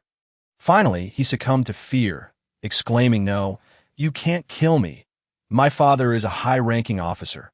His protests were cut short by a horrific scream, accompanied by a sickening crunch. The onlookers felt a chill run down their spines, instinctively tightening their legs as they witnessed the gruesome fate that befell him. The man, once a source of annoyance, was hurled effortlessly by her, his body soaring through the air before landing beyond the city wall, never to rise again from a distance. A man named Xiao Wu felt a shiver of terror, realizing how fortunate he was to have escaped unscathed that night, attributing his survival to her merciful nature. The others, witnessing the petite woman with an angelic face transform into a ruthless executioner, were left in awe. This was no angel. She was a demon incarnate. Soon after, a companion brought food, and she approached a nearby faucet to wash her face and hands. Once cleaned, she devoured the meal, her complexion improving significantly. Satiated and re-energized, she readied herself to continue the slaughter. The Moya's sword had become stained with blood, obscuring its original form. Climbing back onto the wall, she leaped down into the darkness, engaging in the fray. The floodlights followed her movements, illuminating her like a war god as she swiftly cut through the horde. 1, 2, 3. Onlookers gathered on the wall, holding their breath. Captivated by her prowess, they began counting the zombies she felled. 300, 500, 1,000. More and more people watched, yearning to assist, yet none possessed her extraordinary capabilities. They were entranced, unwilling to miss a single moment of her fierce display. Finally, as the last of the zombies fell, she came to a halt, holding the Moya, sword aloft, blackened blood dripping from its tip. Her attire, once stylish, was now unrecognizable beneath the layers of grime, yet her hair danced gracefully in the night breeze. Be it human or zombie, she acted without hesitation, exhibiting unwavering resolve and unmatched strength. The carnage was nothing short of a massacre, her solitary might decimating tens of thousands of zombies. She had transcended the bounds of humanity. In that moment, those standing upon the city walls felt a mixture of admiration bordering on reverence. Yet overshadowing it all was an overwhelming sense of dread, a fear born of their formidable prowess. Their invincibility and an insidious danger lurking in their midst instilled terror within them. The dawn's light rose steadily on the horizon, and amidst the collective gaze of the crowd, the calm figure of Jing unexpectedly lost grip of her sword, which clattered to the ground, and she fell backward onto a heap of decaying corpses. Silence. A deathly stillness lingered for several seconds until a voice pierced through, shouting, "Godslayer, quick, save her!" Number 1 had already slid down the iron chain, followed by the others, numbers 3, 4, and 5, who ran with all their might, finally reaching Jing's side. Panic and fear gripped them as they cautiously extended their hands to check for her breath. Terrified, she might have been scratched by a zombie during the fray and turned into one herself. At last, they felt the warmth of her breath upon their fingertips. Number 1 nearly wept.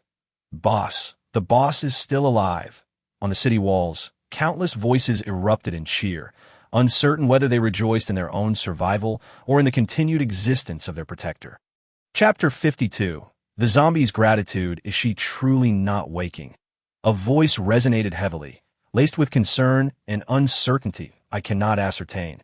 All bodily functions appear normal, with no signs of injury. Perhaps she is simply exhausted, her body overwhelmed. When life is threatened, the body instinctively protects its own.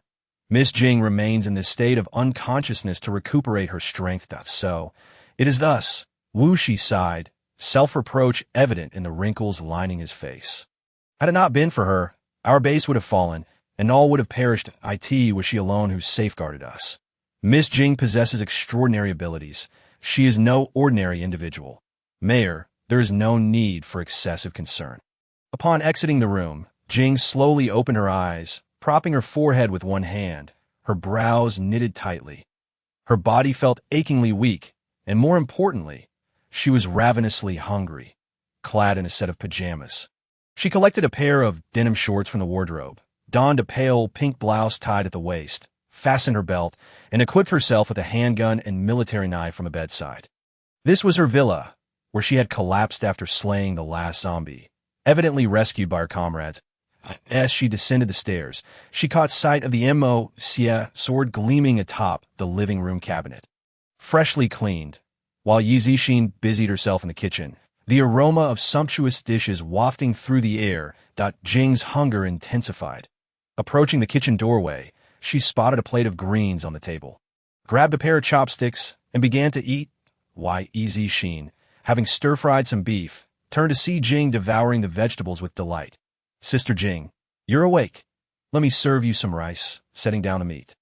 Yi Zixin ladled a bowl of rice for her, observing Jing's rapid consumption with a smile. "How long have I been asleep?" Jing inquired between mouthfuls. Zixin poured soup from the pot. She replied, "Sister Jing, you have been in slumber for 2 days and 3 nights." The fact that she awoke feeling normal indicated the base was secure. Having finished her meal swiftly, Jing strapped the Xie sword to her back and drove to the southern gate.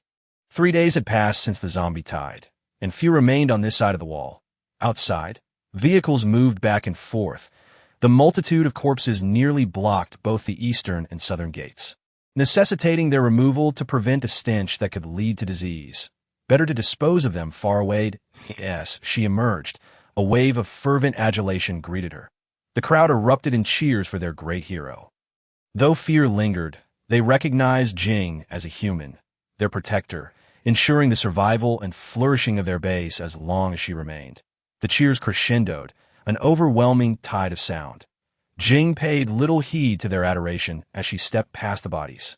Her movements light and graceful. She walked deliberately. Her long hair, nearly reaching her knees, billowed in the wind, creating a surreal beauty amidst the carnage surrounding her. She appeared almost ethereal, captivating the onlookers, ignoring their gaze. She continued onward, her steps light yet purposeful, until she was little more than a silhouette against the horizon. As she advanced, an unease rippled through the crowd, a fear that she might depart and never return. Jing paused at a low spot, lowering her gaze, her cold eyes revealing a hint of surprise. An arm partially emerged, marred with numerous zombie spots, as if he were attempting to conceal himself. There's still a zombie alive. She pondered, noting the figure's evasion. He did not charge forth like the mindless undead. Taking 2 steps forward, she scaled a low wall, only to find a man. No, not quite. He was a male zombie. He showed no signs of decay, his striking white hair standing out. Yet what astounded Jing most was his face. A well-defined visage, sharp yet not harsh if her memory served her correctly. She had encountered this face at the M Nation's Dark Sun base. Such a remarkable countenance could not be mistaken, and the hair was identical. Could this be that zombie? Astonishment coursed through her. Even her resilient nature could not quell her surprise. His expression remained rigid, his eyes void of life, yet exuding a chilling sorrow she found inexplicable. Suddenly, he raised a hand, as if to touch her. Reacting instinctively, Jing withdrew the Xie sword and plunged it into his chest. As dark red blood flowed from the wound, Jing's brow furrowed deeper. She did not comprehend why she had not simply decapitated him, but opted instead for a thrust to the chest. Perhaps it was due to his face. "I think." The words escaped the zombie's lips, slow and almost exasperatingly drawn out, yet tinged with a faint glimmer of gratitude. Caught off guard by her own actions, Jing extracted the sword from his chest. Her astonishment palpable. "You are indeed that zombie. The explosion's aftermath was merely 2 minutes long, and you managed to escape from such a place, arriving in Z Nation. You have retained your memories and intelligence. Truly, a monster, a creature akin to herself, a being capable of merging with the O virus, while he was a zombie who had retained his wits and refused to decay." The male zombie's expression remained unchanged, perhaps due to the rigidity of his features. Observing that he bore no bloodstains, she inquired, "Have you consumed humans?" The zombie responded succinctly, "Yes," a single word, yet he answered with such swiftness that Jing's gaze hardened, a palpable intent to kill emanating from her. "I only eat humans without killing."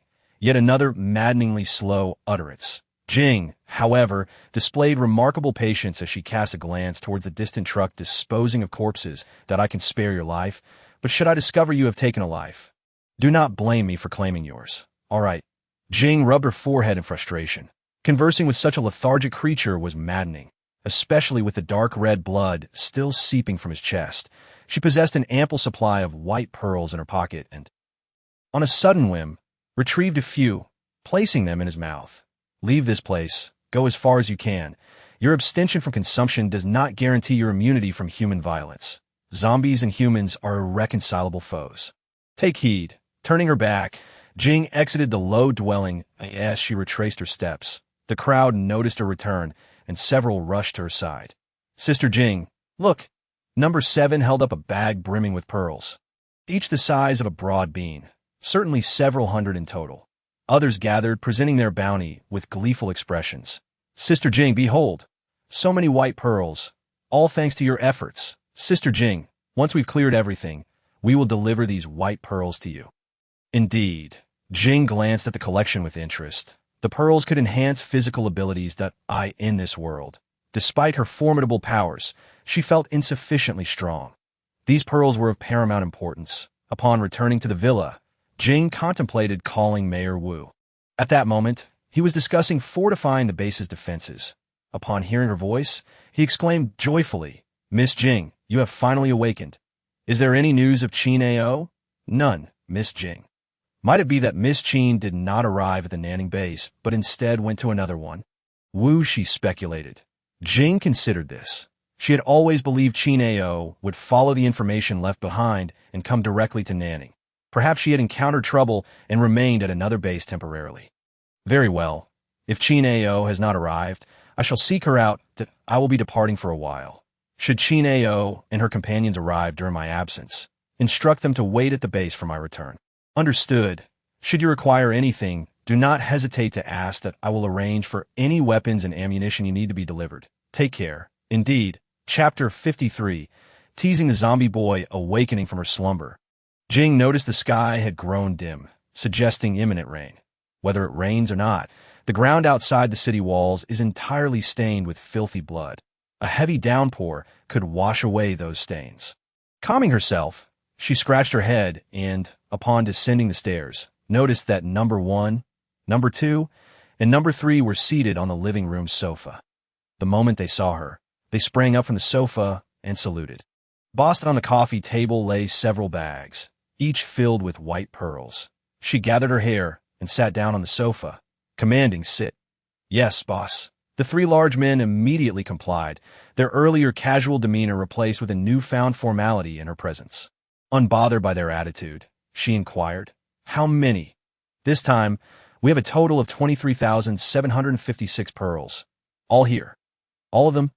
Calmly raising an eyebrow, she acknowledged that while she had slain most of the zombies, others had also contributed. She stated, include everyone who participated in the battle. I'll keep a small portion for myself. The rest should be distributed among everyone. But boss, no buts, everyone has grown stronger, which fortifies the base. She directly took the 3,756 pearls from one bag, ignoring the other 2 large bags. Extracting a pearl from the bag, she tossed it into her mouth without needing to bite down, and it vanished without a trace. She felt nothing, as if it were mere candy. Waving her hand dismissively, she ordered, You all can leave now and each of you, 100 men, take 10 pearls, and I'll give you 50 more each to distribute. Calmly grabbed a nearby fruit bowl and swiftly filled it with pearls. In an instant, the bowl was overflowing. The 3 large men, witnessing this, felt their eyes welling up. Annoyed, she waved her hand again, prompting their departure. She took the remaining pearls to the car, alongside 2 bags of bullets, 10 handguns, 3 automatic rifles, and a rocket launcher, as well as 10 bombs, all while the back of her vehicle was filled with bottled water and rations. After preparing these, she grabbed 3 sets of simple clothes for a change and drove to the east gate, tossing everything in her modified off-road vehicle before departing. The journey to find Qin Ao was long and uncertain. Yet she felt the necessity to search. When they became partners, they had vowed that no matter how the world crumbled, they would remain together, never abandoning one another, unless both had someone to protect their backs. 2 months had passed since the apocalypse began. The once bustling world was now overrun by rampant vegetation, and remnants of human-processed chemicals littered the landscape, with buildings beginning to sprout grass. As the off-road vehicle traversed the road, Calm leaned out of the window, hearing faint growls. Ahead, beneath a small car, a zombie was trapped, its lower half crushed under the wheel while its upper body still struggled to move. Severely decayed, only a thin membrane clung to its bones. Upon hearing the sound, it waved its arms in the air, yet it was immobilized, forced to await its inevitable demise as the last remnants of its membrane deteriorated. Calm paid it no mind. Such scenarios were commonplace, with countless zombies crushed under wheels. No longer a threat. Why dirty her belongings? Perhaps due to a surge of undead, there were no walking zombies in the vicinity. any moving ones were crippled. What puzzled Calm was that while zombies could evolve by consuming their kin, these disabled ones remained untouched. Upon closer inspection, she noted that these zombies were little more than skin and bones, devoid of any flesh worth devouring. Consuming them would yield little benefit. Calm believed that as zombies grew stronger, so too would humans. Some individuals could survive without relying on the base, as they had no fixed location and could flee at the first hint of danger, living more freely as a result.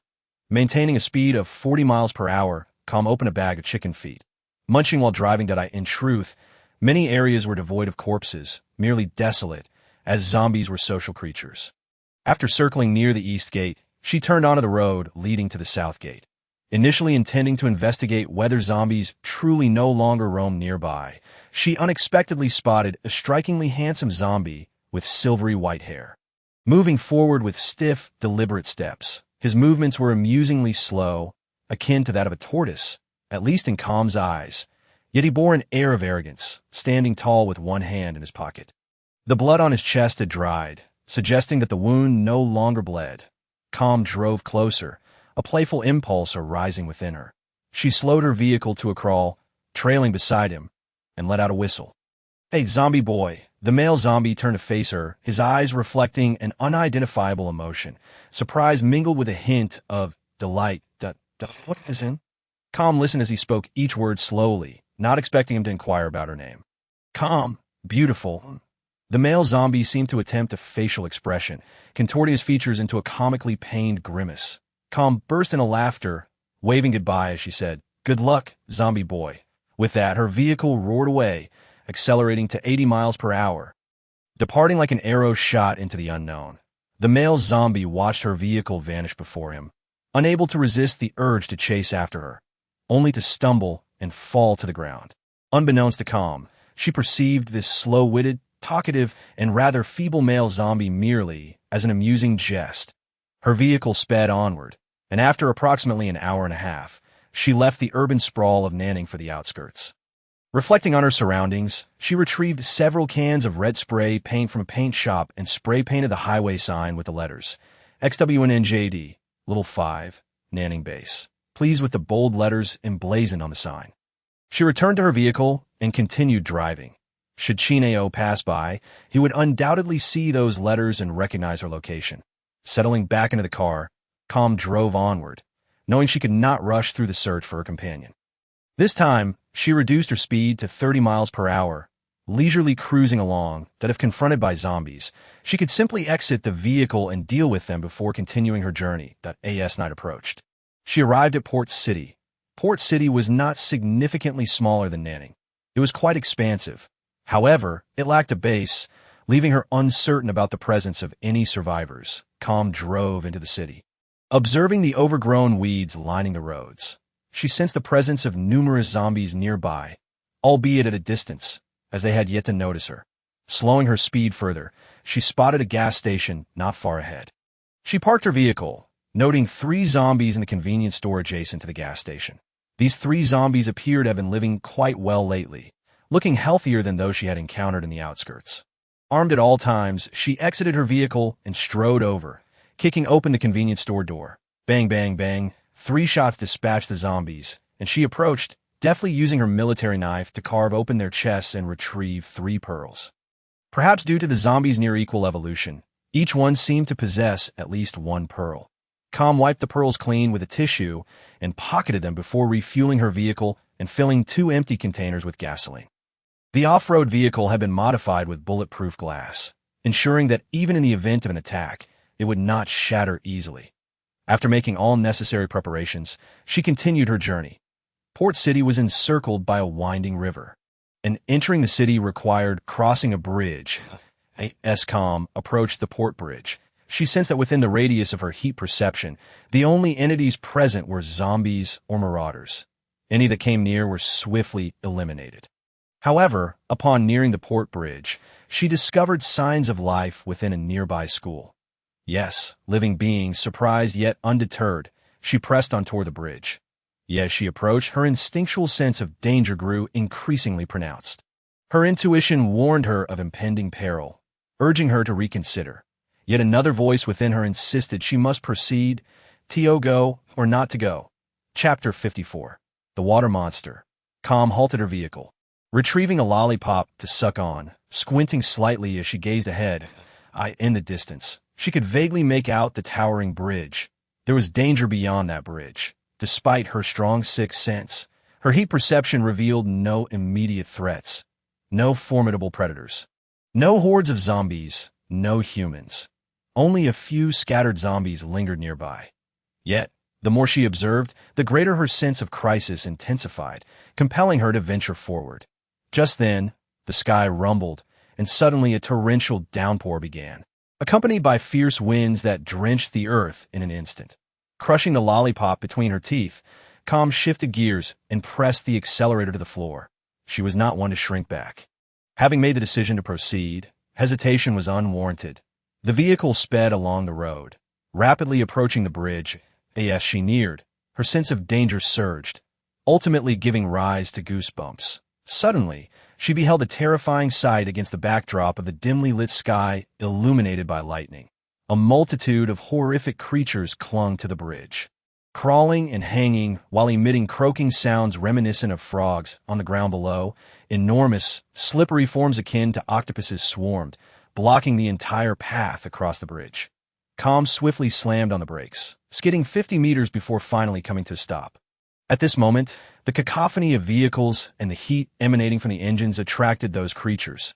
They swiftly leaped towards this direction, each bound spanning 10 meters. Upon witnessing this, Long Jing instinctively gasped, quickly shifted gears to reverse, and executed a sharp turn.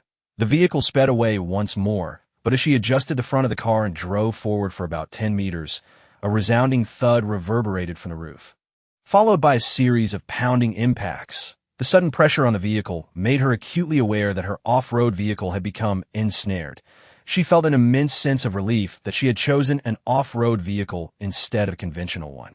Otherwise, that barrage of blows would have undoubtedly crushed her car. Glancing upwards, she noticed a slight dent on the roof. Swiftly, she maneuvered the steering wheel and pressed the accelerator to the floor, causing the vehicle to spin gracefully in place. The items within the car were flung out like projectiles. They resembled grotesque, anthropomorphized frogs, yet they more closely resembled mutated predators steeped in water. What manner of monstrous beings are these? With a low curse, she hastily adjusted the vehicle to escape. Suddenly, two scarlet appendages appeared before the window, gripping her C-A-R-T that moment. Those creatures leaped up once more.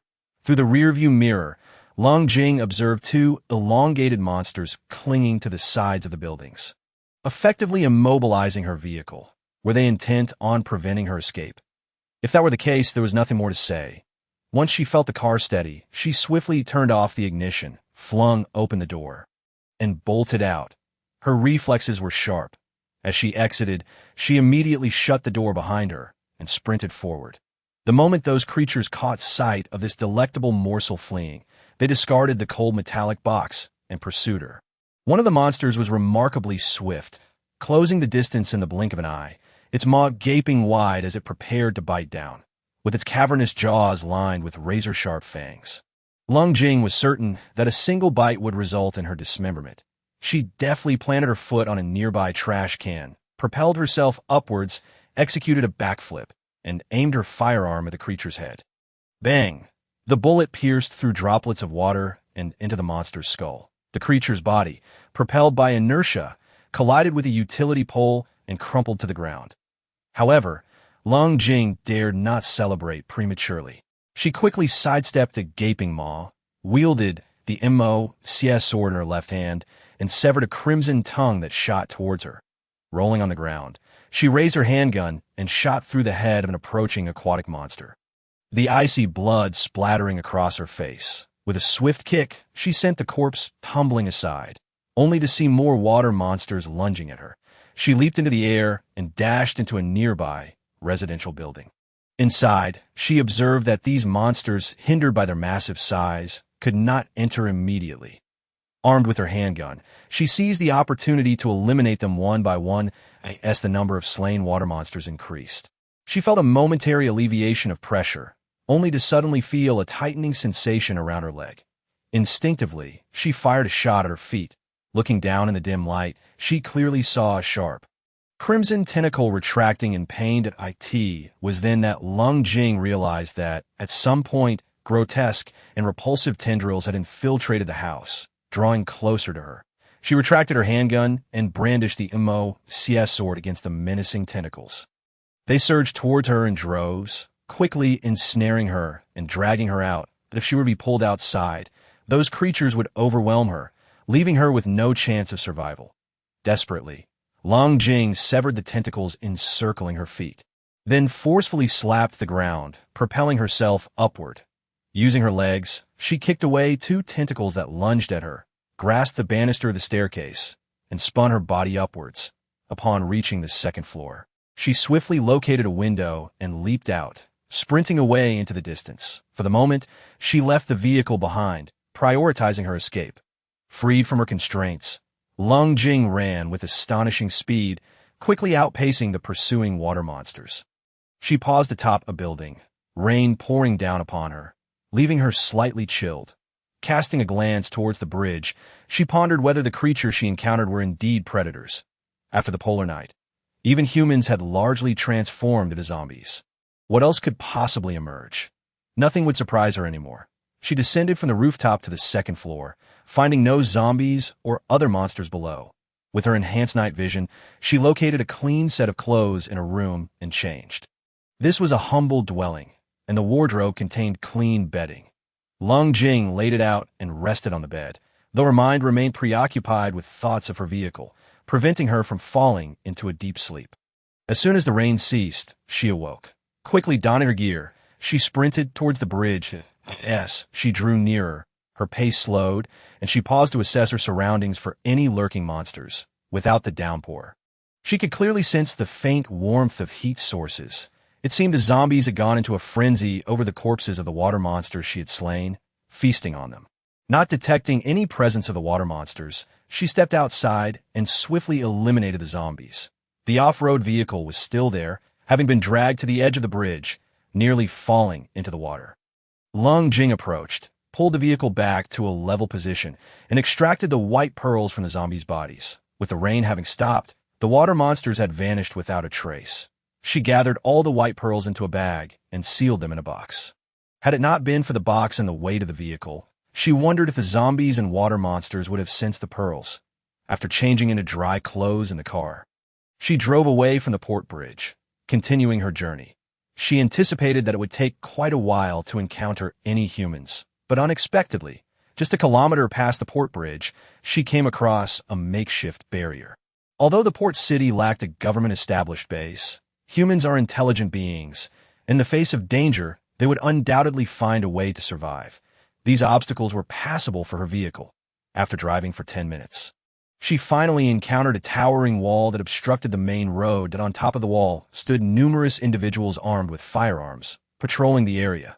Lung Jing merely glanced at them, paying them little mind. She promptly reversed, turned, and returned to the opposite side of the bridge. Observing the cold glint in the eyes of those individuals upon spotting her off-road vehicle, she discerned a blatant sense of possessiveness. Their intentions were all too apparent. She resolved to investigate this so-called base under the cover of night. After meandering through the area, she found an unoccupied warehouse with a roll-up door, parked her off-road vehicle inside, and locked the door. After satisfying her hunger and thirst, she retrieved the white pearls from the box and tossed a handful into her mouth. The initial sensation of crunching faded quickly, replaced by a gentle warmth in her lower abdomen. However, as she began consuming the pearls, she noticed that the unpleasant slime and impurities were absent this time. Frowning slightly, she pondered before grabbing another handful and consuming them. Feeling no adverse effects, she furrowed her brow, steeling herself as she continued to shove handfuls of white pearls in her mouth. Chapter 55. Where did the sign come from? The white pearls in the box diminished rapidly as she stuffed them into her mouth. Each time, they seemed to vanish the moment they touched her tongue. Gradually, she noticed that the rate of disappearance slowed until it eventually ceased altogether. That moment, a wave of heat coursed through her body, her lower abdomen radiating warmth as if flames were ignited within her, causing her to feel restless. She hurriedly exited the vehicle, inspecting her hands for any signs of change. Finally, she spotted the return of the black slime, which increased in quantity as the warm, viscous substance began to envelop her once more. However, compared to the first time she consumed the white pearls, this time only a thin layer of the black slime clung to her after a considerable duration. Once her body cooled down, Lung Jing slipped through a small window and found a water basin to cleanse herself of the repugnant slime. After everything was settled, she could feel the transformation within her body, which had become noticeably lighter. This was the effect of consuming the white pearls. No wonder they had begun to replace currency, as they could be exchanged for virtually anything after changing into clean clothes. Lung Jing crouched by the water basin to wash her garments 1,000 meters away. Someone peered through binoculars to observe her. "How about it? Are there others?" a voice inquired softly. "None," came the reply, lowering the binoculars. Wang Dejuan raised an eyebrow. "It's just her, a solitary woman traversing these lands. There's only one possibility. She's formidable. Her abilities suggest she is no ordinary individual." Wang Dejuan informed them to set out together in half an hour. Alive, in that vehicle. It's quite impressive that in their eyes, the sight of Lung Jing's off-road vehicle was already a foregone conclusion. It was destined to be theirs. After cleaning her clothes, as she reached for the MO/CS sword in her belt, she sensed a horde of footsteps approaching with an air of self-assured stealth. Lung Jing raised an eyebrow, her pitch-black eyes scanning the surroundings, quickly spotting 15 individuals hiding 100 meters away. They appeared to be armed, their predatory gazes fixed intently on her. Piecing it together, she surmised they were likely from the base across the bridge. Harboring ulterior motives, she returned to the warehouse, laid her wet clothes on the ground, ensured her concealment, and stealthily approached with 2 military knives in hand. That a mere 15 individuals posed no threat to her. Eliminating them would be a trivial task. A bloodthirsty smile curled upon her lips as she silently maneuvered closer to their rear. Those individuals remained utterly oblivious to the fact that the people they were surveilling had vanished, believing instead that they had not been detected. Calmly crouching down, she picked up several bones from the ground, remnants of some unidentified creature, and deftly fashioned them into sharp spikes. For her, employing such stealthy weapons was child's play. Grasping a handful of these pointed implements, she deftly pinched 4 between her fingers and, with a flick of her wrist, sent them soaring silently through the air. Initially, she presumed that this silent maneuver would incapacitate all 4 targets. However, one individual seemed to possess an uncanny sixth sense, pivoting just in time to evade the lethal projectiles. The other 3, however, fell lifeless to the ground. The sudden turn of events startled the remaining onlookers, and Wang Dejuan was particularly taken aback by the unexpected assault. He turned to survey his surroundings, but the dimly lit sky revealed nothing amiss. The enemy lay concealed in the shadows, fully camouflaged. Wang Dejuan sensed he was in grave danger. Had he not instinctively ducked at the last moment, he too might have met a grim fate without understanding how it had befallen him.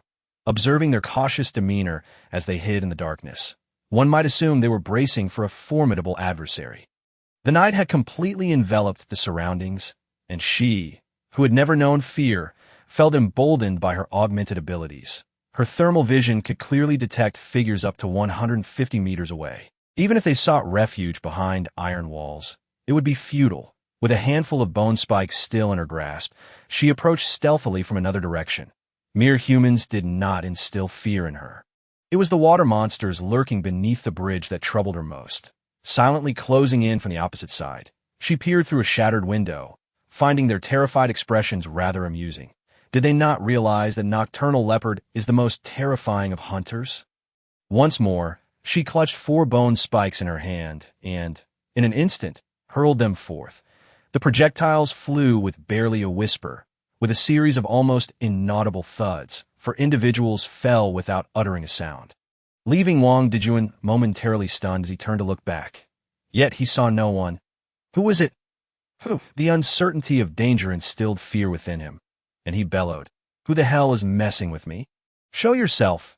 But the only response he received was the silence of the 4 fallen spikes. Wang Dejuan quickly pressed himself against the wall, and 4 more bodies crumpled to the ground, in the span of mere moments. He had lost 11 men. Now, only he and 3 others remained. He observed the terror in their eyes, and the desire to retreat had long since taken root. "Withdraw," he whispered, turning in another direction, pushing open the door. Wang Dajuan cautiously stepped outside. Just then, 3 more bone spikes suddenly flew in from the distance. Wang Dajuan sidestepped, seeking refuge behind one of his comrades, narrowly avoiding the deadly projectiles, but the other 3 were not so fortunate. They had no time to react before meeting their demise. Wang Dajuan's legs trembled in fear, nearly causing him to collapse as he fled desperately, as if pursued by a monstrous flood, calmly sprinting forward. She intercepted Wang Dajuan, delivering a powerful punch that sent him flying 3 meters away. He crashed against the wall, coughing up blood. In the hazy moonlight, her petite figure and flowing hair were etched into his memory from the day he had observed her. He had not anticipated her terrifying prowess. Who are you?" She smiled enigmatically, pressing the moxie sword against his throat, its tip glinting menacingly. "You sought trouble with me, and yet you dare inquire who I am? Do you not find that laughable?" Wang Dajuan felt a chill spread through him, goosebumps prickling his skin as an icy dread coursed from his feet to the crown of his head. What sort of monster was she? How could she be so fearsome? "Please don't kill me. I'm merely following orders. I could beg you. Spare my life. I'm sorry. I'm so sorry." As he spoke, he prostrated himself on the ground, repeatedly bowing his head. She regarded him coldly, initially indifferent, but suddenly her gaze sharpened, fixating on a pendant that had fallen from his neck. Though darkness enveloped the scene, she could see it clearly. The pendant around Wang Dajuan's neck bore 3 conspicuous S symbols that caught her attention. She seized the pendant, examining the 3 S on one side and the emblem of a bauhinia flower on the reverse. "Where did you obtain this pendant?" Upon noticing her action, Wang Dajuan's heart sank, and he stammered, I found it. Found it? There are only 2 of these pendants in existence. Are you telling the truth?" Wang Dajuan's fear escalated, and he exclaimed, "I swear it wasn't me. I was just..." Before he could finish, he let out a blood-curdling scream as, upon regaining his senses, he realized one of his arms had been severed. Blood gushed forth, the scent of fresh blood drawing the nearby zombies closer, still not willing to speak the truth. The edge of the moxie sword was now aimed at his other arm, and Wang Dajuan's face drained of color. In this apocalyptic world, losing one's life equated to death itself, and he did not wish to perish. We stole it. We stole it. Please don't kill me. I'll tell you everything." He cried out just as she prepared to strike again, "that I will tell you everything. We established a base in this city, and the leader is named Shang Yuanhao, that he is the ruler of our base and very powerful. Anyone who defies him must die, though we expand our numbers by seizing resources and capturing people. A week ago, we took in a fresh batch, and I got this pendant from one of the women. They are currently locked in the base's prison." Wang Dajuan's voice faltered, unable to continue, as she swiftly severed his head with a single sweep of the moxie sword. The blood splattering against the walls. With a steely expression, she leaped onto the rooftop, observing as the zombies approached and ultimately devoured the corpses. She watched impassively as the scene unfolded before her. Before turning and returning to the warehouse, she gathered her belongings and strapped them to her back before leaping into the night. The darkness posed no challenge to her. Her thermal vision allowed her to perceive her surroundings clearly. Akin to a scanning device, the temperature of the buildings exceeded that of the ground, while the zombies, though cold-blooded, still emitted a trace of warmth that she could detect. Chapter 56. Cannibalism. Calmly, she approached the riverbank, where the water lay still due to the absence of rain. Yet, she was acutely aware of the terrifying creatures lurking within its depths. Armed with weapons, she swiftly crossed the bridge, concealing herself within the abandoned structures. Her keen eyesight detected a few aimless zombies wandering about, but their numbers were few. With a base nearby, most zombies were likely eliminated. The water monsters beneath the river were far more formidable and terrifying. Whenever it rained heavily, they would emerge in droves, devouring any zombies that ventured near the port bridge. If the pendant was indeed authentic, it would undoubtedly belong to Qin Zhao.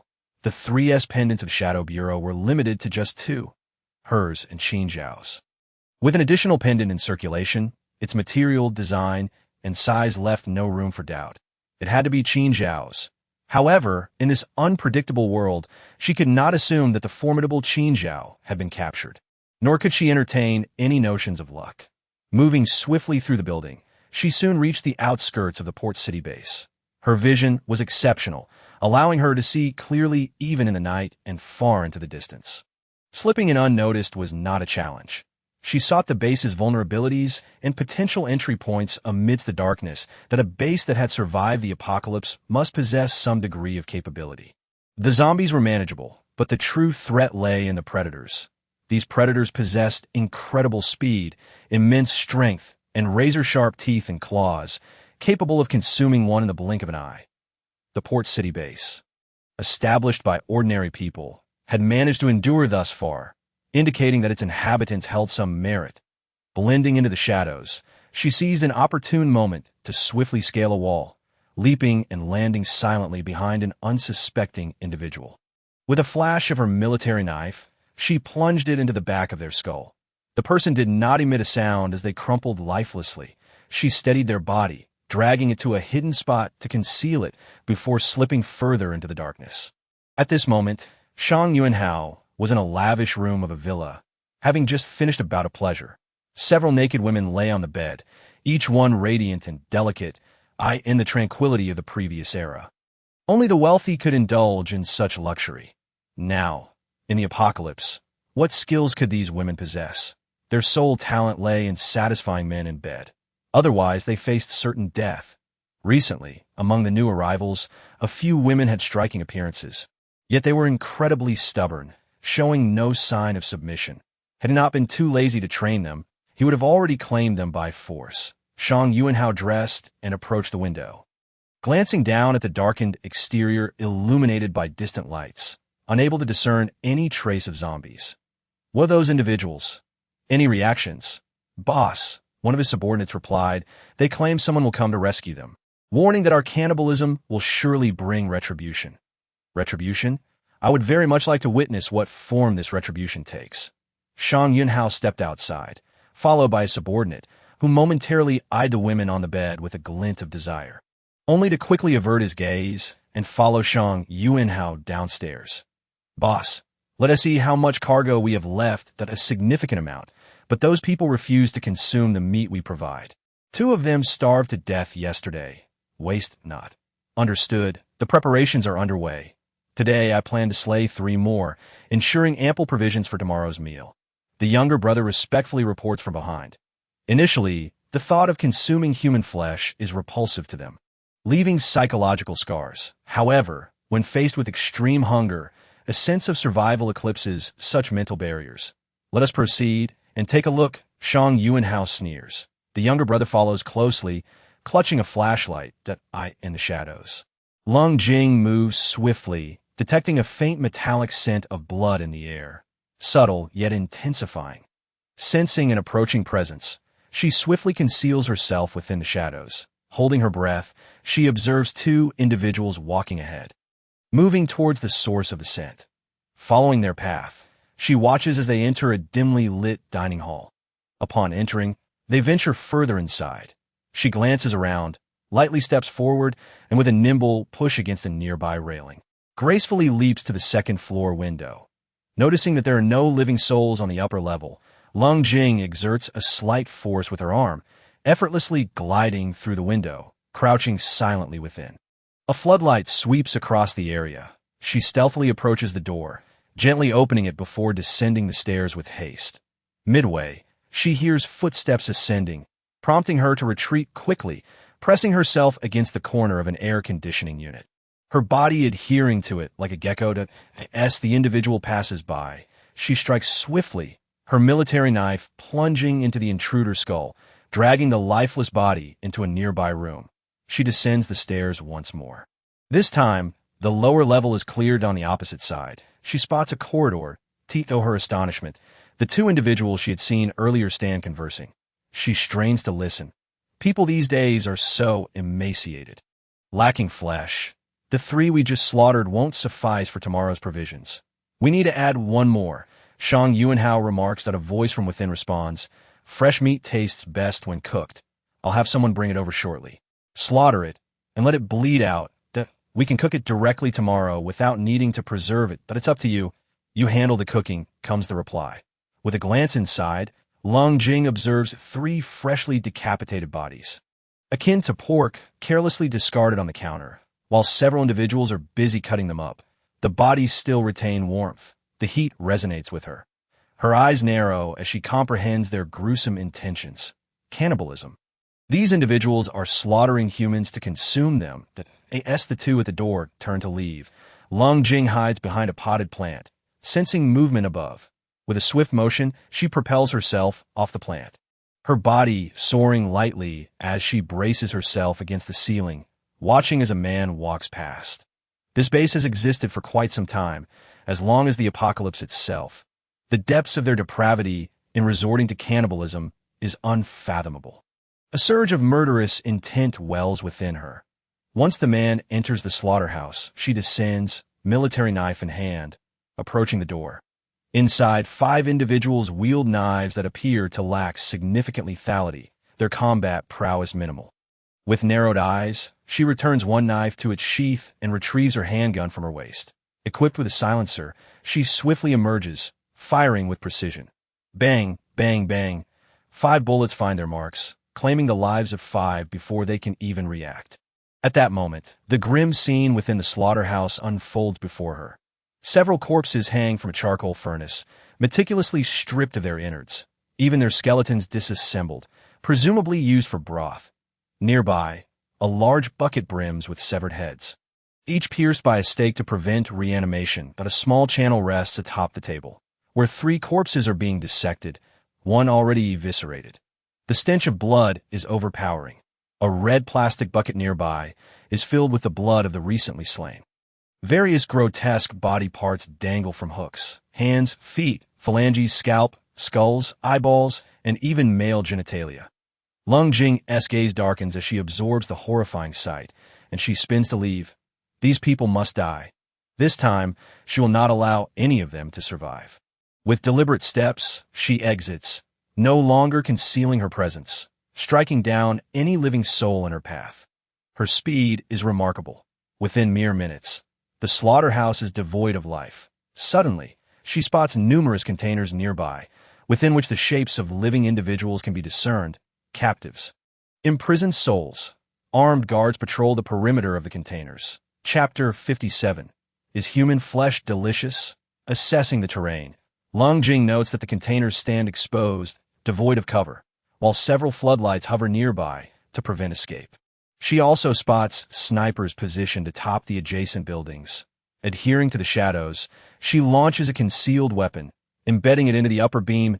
As the wire retracts, she ascends silently, gripping the edge of the beam and cautiously peeking out. On the rooftop, 2 figures stand, a sniper and the one controlling the floodlight.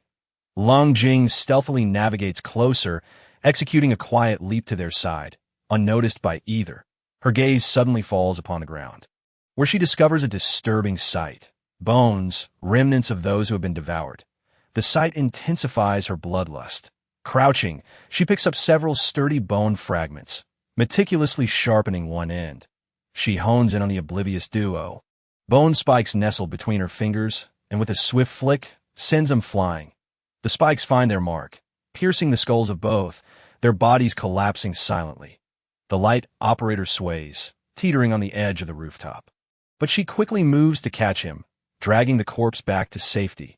Descending, she eliminates the remaining sniper using the same method, leaving only the guards of the containers. With her handgun raised, she aims at one.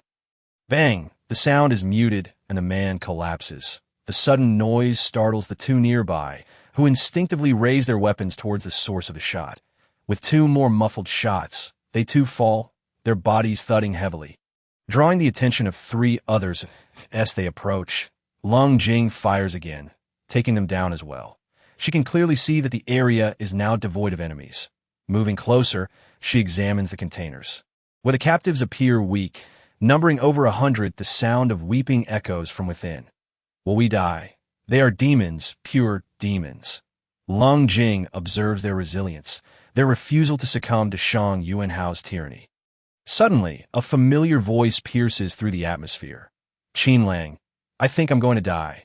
Pan Inghui leans against Qin Lang's chest, her stomach aching with hunger, parched and hollow-eyed from 5 days of confinement in the dark container. She has witnessed familiar faces dragged away, never to return. The reality of the base's cannibalistic practices leaves her resigned. She knows her fate is sealed, yet she clings to life. I Haven T even confessed to Sister Jing. Don T speak nonsense. You'll be fine, Qin Lang reassures her, though he too is nearing his limit after 5 days without food. Pan Inghui struggles to sit up, cradling Qin Lang's face in her hands. Tears streaming as she confesses, I never imagined I would die so young. Qin Lang, I know my end is near, but there's something I've kept hidden in my heart. I like you. Qin Lang, I like you. Her words cast a somber pall over the group. Xiao Hui. Qin Lang is taken aback that I like you. I don't want to die. I like you. I want to be with you. I want to see Sister Jing again. I refuse to accept this. The only comfort I have now is that you are still by my side. To die together with you. Suddenly, the container door swings open, flooding the interior with blinding light. Shocking the occupants, they anxiously peer towards the exit, wondering who is next after the previous 3 captives.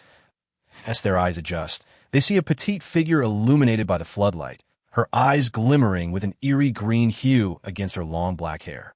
Upon catching sight of that figure, Qin Lang and Pan Inghui rushed forward in a surge of excitement, yet their frail bodies betrayed them, causing both to collapse onto the ground.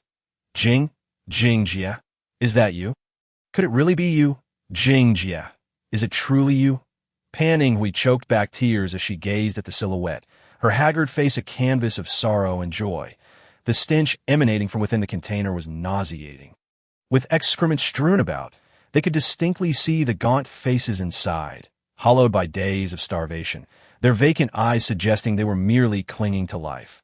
Qin Lang and Pan Inghui crawled slowly towards her, inching along the ground. Jing Jie stirred, finally approaching them, reaching out to lift both Pan Inghui and Qin Lang to their feet. I'm sorry for being late, she said, setting them down beside her. She surveyed the desperate expressions in the eyes of those around her. A hint of a cold smile graced her lips. Leave the rest to me. Jing Jie. Pan Inghui wept, her soiled face streaked with tears. I've missed you so much. Jing Jie paused, a flicker of a smile appearing before she resolutely turned to leave. Shang Yunhao, I'm coming for you now. She closed the container door, commencing her hunt.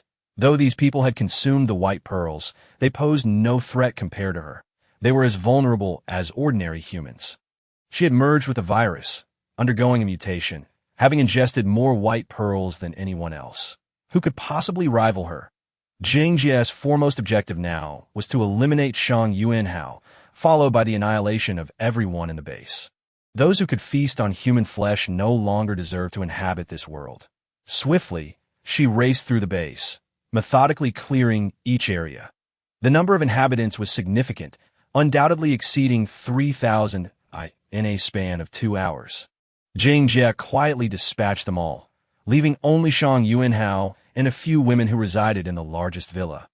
Unwrapping a lollipop, she let it rest in her mouth while she wiped the blood from her military knife with a cloth. Discarding the stained fabric on the ground, Jing Jie nimbly entered the villa through a window. The lights were on, casting a soft glow that illuminated the interior sufficiently for the human eye. She concealed herself not at all, instead ascending the stairs deliberately. The villa was adorned with opulence. Exquisite Persian rugs, jade coral, and on the walls hung a 9-ring dagger, its blade glinting with lethal sharpness. Approaching the master bedroom door, she turned the knob, revealing Shang Yunhao, who was pointing a gun at her. Who are you? He demanded, clad in a bathrobe, wielding a formidable automatic rifle. Jing Jie sheathed her knife, her expression as cold and impassive as a corpse. Shang Yunhao, is human flesh delectable? You, a mere woman, have audaciously evaded all defenses to arrive here. Impressive, yet you shouldn't be so brazen as to approach me directly. My hearing is keener than most. He relaxed upon realizing she was alone. He had confidence in his ability to handle anyone, no matter how formidable. Having consumed a great deal of white pearls, he had gained immense strength and remarkable hearing. He had sensed her presence the moment she entered the villa, but chose to remain still, eager to uncover who dared to challenge him. The three women on the bed were unclothed, and upon seeing Jing Jie, they scoffed at the notion that such a young girl could pose a threat merely because she bore a sword. "Little sister, you seem quite young. Let me kindly inform you that Hao Ge is incredibly powerful. If you wish to live, you should obediently listen to him and become his woman. With your looks and figure, you could live quite comfortably." One woman grinned at her. Jing Jie remained expressionless, casually twirling the handgun in her hand as if it were an extension of herself. "I apologize, but I consider myself a human, neither a beast nor a monster." Chapter 58. The approaching danger. With those words, Jing Jie's petite frame suddenly sprang into action, swiftly blending into the shadows of the wall. At the same moment, Shan Yuanhao unleashed 3 rounds from his machine gun, shattering the crystal chandelier above, which crashed to the floor below with a resounding crash, surprised that none of his shots had hit their mark. He stood up in fury, inching toward the doorway with his weapon at the ready. Jing Jie remained silent, holding her breath, her gaze as frigid as ice, fixed on the doorway. Just then, Shan Yuanhao extended his machine gun.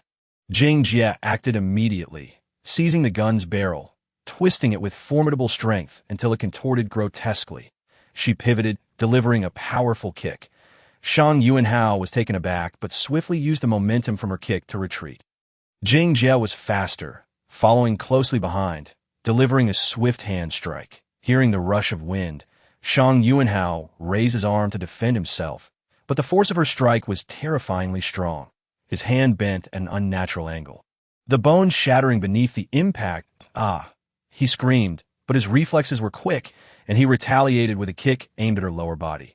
Jing Jie twisted her ankle, leaning back, and forcefully slapped the ground. Propelling herself upward, as she leaped, she spun in midair, delivering a backward kick to Shan Yuanhao's head. The impact was devastating, her boot striking with lethal intent, shattering his skull and causing blood and brain matter to splatter as his body slammed against the wall. Collapsing onto the expansive bed, the 3 women instinctively recoiled, tumbling to the ground in terror.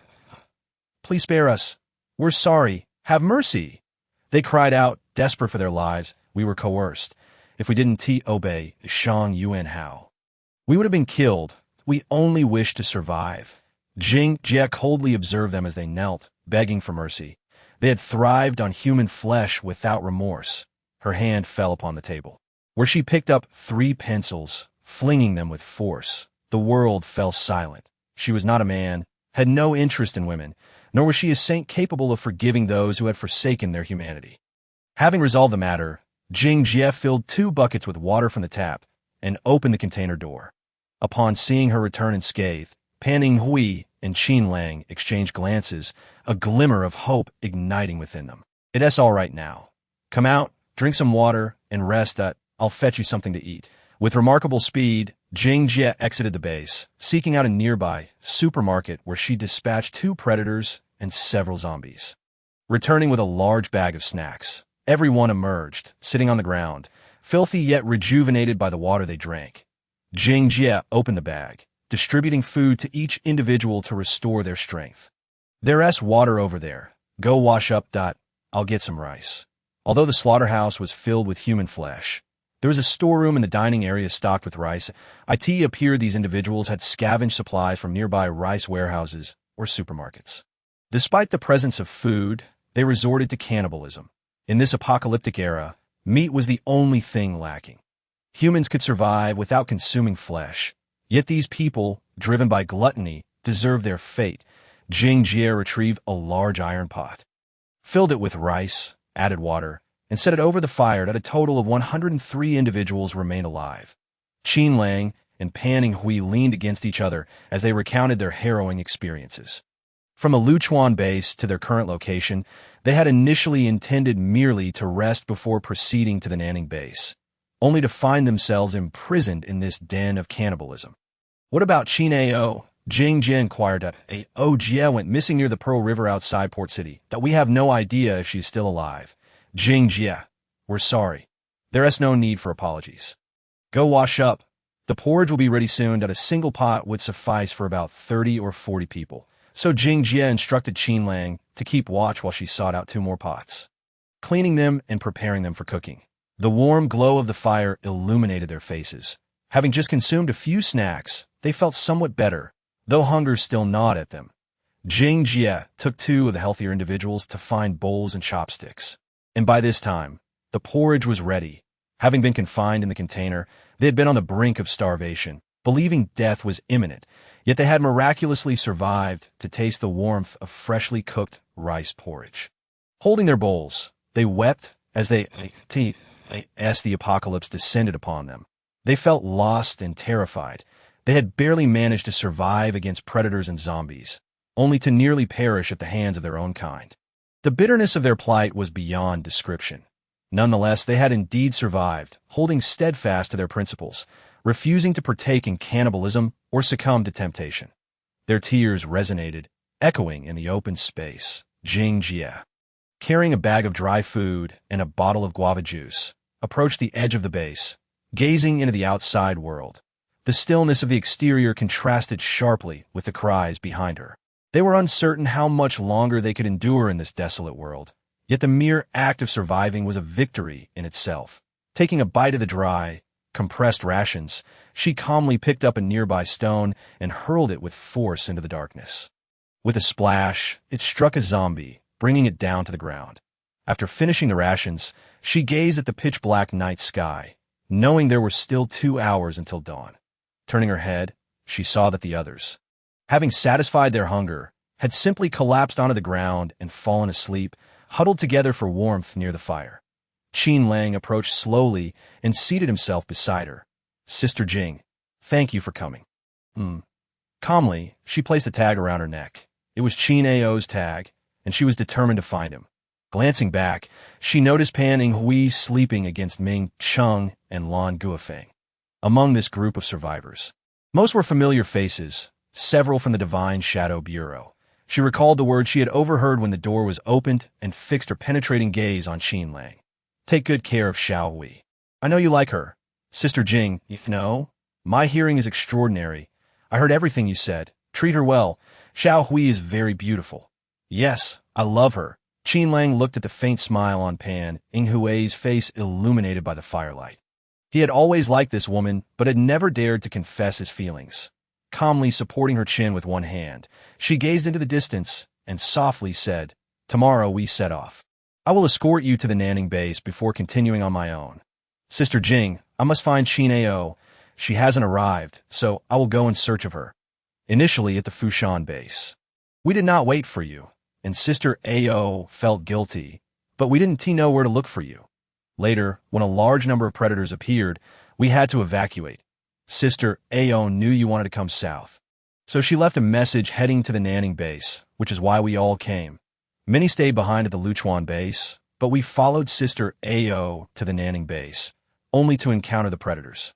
Calmly closed her eyes, noticing that she needed rest. Qin Lang also settled down beside her. By mid-December, winter was in full swing. The southern nights at this time were quite cold, ranging from 5 to 10 degrees Celsius. After sitting for a while, Qin Lang began to feel the chill. Calmly, sensing his discomfort, spoke up, "You should move closer to the fire." Yes. Qin Lang understood the importance of resting. Otherwise, they would surely become a burden to her during their departure the next day. As time passed slowly, 2 hours later, dawn finally broke, revealing the pale light of morning. Beneath the city wall, several grotesque and hideous zombies stretched their hands, attempting to grasp Calmly, who sat atop the wall. But they could not reach her, remaining in that futile position. Calmly observed their terrifying faces without a hint of fear. Honestly, for reasons unknown, she felt utterly indifferent to everything in her current state. Perhaps due to her mutations, she found herself even colder than before. At her feet lay remnants of human bones previously gnawed upon. Calmly picked up a bone fragment and hurled it down. The sharp spike pierced the zombie's skull, finally bringing it down. Suddenly, she noticed a massive creature, towering at least 2 meters, clinging to the wall of a nearby high-rise building. Its smooth, blood-red, grotesque forehead bore a gaping maw filled with enormous fangs, and 2 crimson eyes glared at her. Calmly frowned, staring at the creature that resembled a predator, yet was not quite the same. "What is that?" Chapter 59. Another predator. The creature on the wall bore a striking resemblance to a predator. Yet its massive, gaping mouth consumed half of its face. Most terrifying were the long, sharp teeth resembling human fingers, accompanied by a blood-red tongue. Its enormous body and muscular limbs were complemented by a tail that measured 1.5 meters in length. This being bore a striking resemblance to the colossal predator she had slain at the M Country LSJ base. S calmly recognized the creature. Her expression turned grave. Instead of hesitating, she shouted, "Everyone, wake up!" However, the exhausted individuals behind her, having feasted well the previous night, were still deeply asleep after only 2 hours, showing no signs of response. That Comley's expression grew increasingly serious. She drew her merciless sword, picked up a nearby automatic rifle, and checked her handgun for ammunition. Once assured, she dashed over to Qin Lang and the others, shaking them awake. "Sister Jing, what is going on?"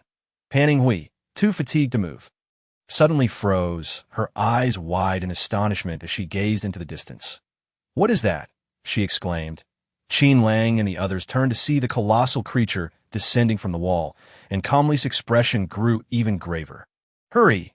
Qin Lang and the others quickly regained their composure, rushing to awaken the others and help them towards the distant building. The entire base had been cleared overnight by Comley. All the humans had been killed with headshots, leaving no corpses to rise as zombies. Inside the building, bodies were dragged out, and everyone entered, securing the doors and windows tightly. And no one knew if Comley could handle that creature, but they were all too weak to assist. To avoid becoming a liability, hiding away was the most prudent course of action. The doors and windows of these houses had been reinforced and welded shut, making them difficult to open. Comley stood in the open space, watching as the large predator leaped onto the wall, its gaze fixated on her. Having slain such creatures before, she was not unfamiliar with their terror. The last time, the personnel from the LSJ base had provided her with cover fire, allowing her to seize the opportunity to kill that monster. But this time, she would have to rely solely on herself. The people inside peered through the windows, witnessing the blood-red giant emerge, causing them to collectively gasp in shock. Calmly, wielding her automatic rifle, knew she had to ensure her shot struck the creature's head. Failure would spell danger. The distance between them was merely 20 meters, and she was confident that her speed matched that of the beast. The predator's large eyes locked onto her, and she felt an unmistakable sense of danger. The predator roared at her, its foul-smelling maw spewing saliva. In that instant, Calmly fired her weapon. Bang, bang, bang! Several shots rang out, and the unprepared predator was struck in the head, tumbling from the wall. Yet before Calmly could celebrate, 2 more enormous predators suddenly leaped from either side, snarling at her and lunging forward simultaneously. Calmly quickly opened fire at one of them. Bang, bang, bang! The bullet struck the predator's chest, causing it to fall but roll behind the wall to evade further shots. Sensing a rush of wind behind her, Calmly rolled forward instinctively, reflexively raising her rifle to strike downwards. The rifle struck the predator's claw, and Calmly twisted her body, executing a backflip and delivering a powerful kick. Her strength sent the massive predator flying. However, in midair, a red whip-like appendage lashed out. Unable to leverage her position to evade, the speed of the strike was too swift. It struck her chest, tearing through her thin outer layer and leaving a faint red mark. Calmly felt a crushing pain in her chest, spitting blood as she collided against the constructed wall, another spurt of blood escaping her lips. Damn it, this creature's strength exceeds my own.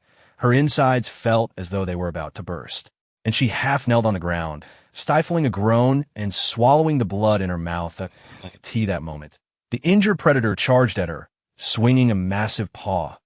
Calmly was alarmed, rolling on the ground to evade the strike, leaping up swiftly to draw her merciless sword, aiming to slash at the outstretched claws. With a whoosh, the sharp sword sliced through the predator's arm, giving Calmly a moment to kick its head forcefully, following up with a thrust of her sword into its mouth, ending its life.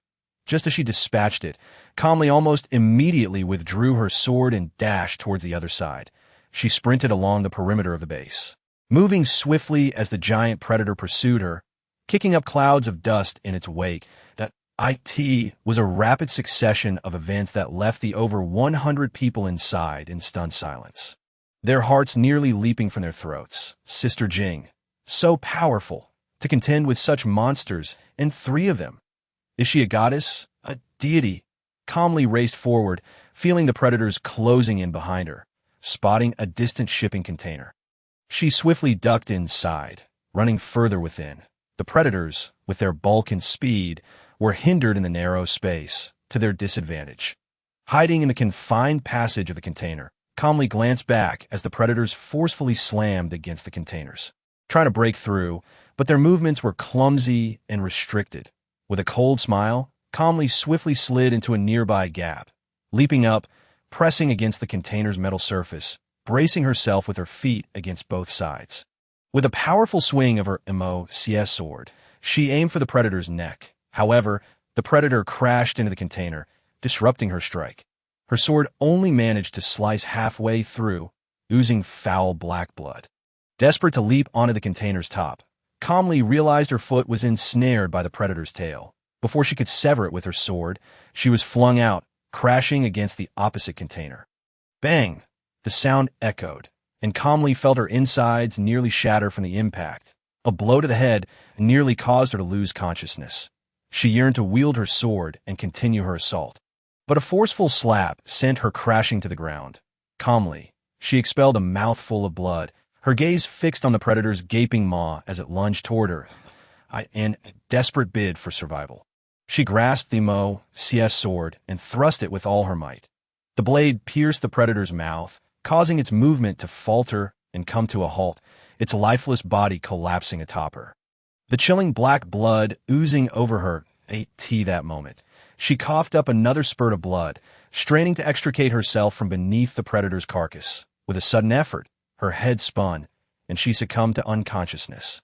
Inside the room, Qin Lang and Lan Guofeng, unable to bear the silence any longer, opened the door and stepped outside, only to find the calm one pinned beneath the predator. Sister Jing? Hurry, come help. Lan Guofeng called out. Together, they worked diligently to remove the heavy predator's body from atop her and carried her back inside.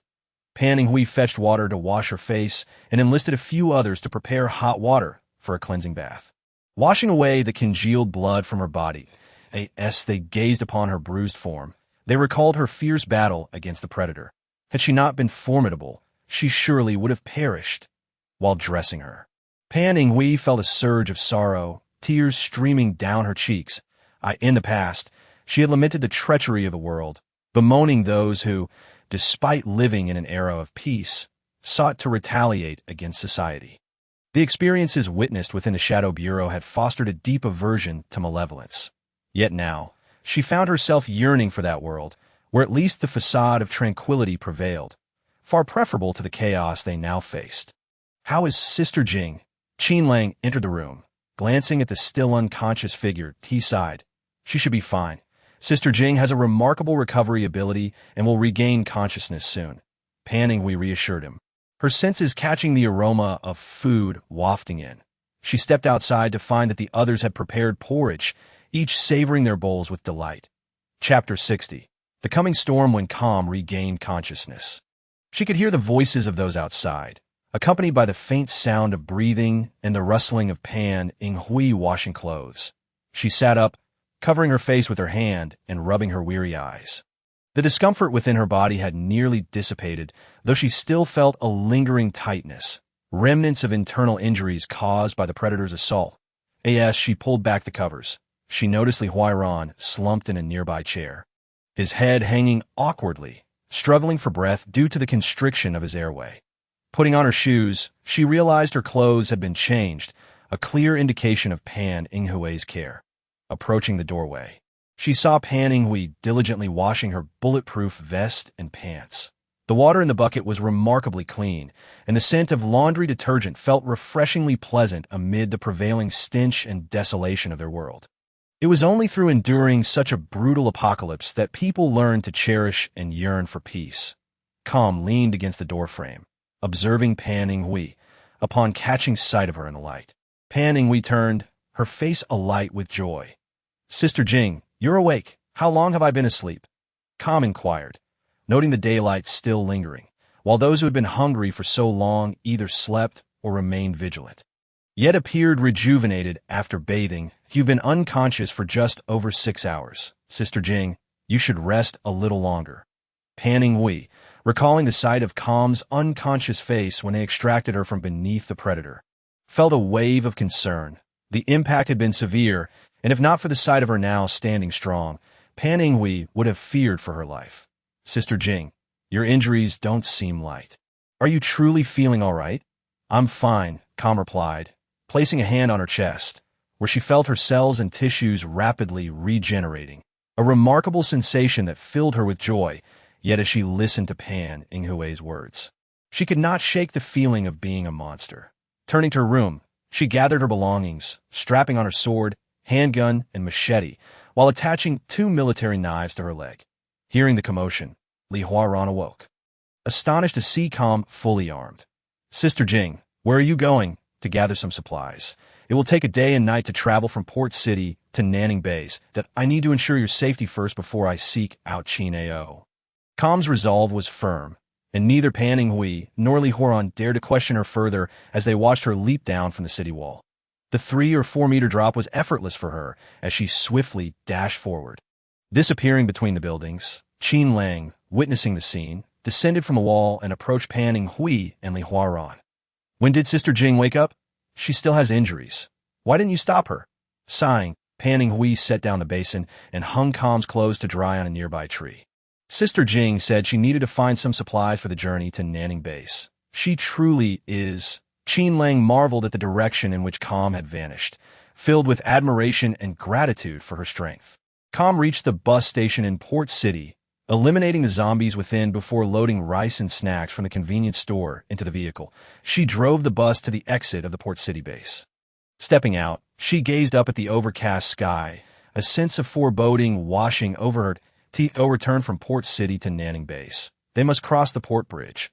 She squinted at the distant outline of the bridge, an unsettling feeling gnawing at her.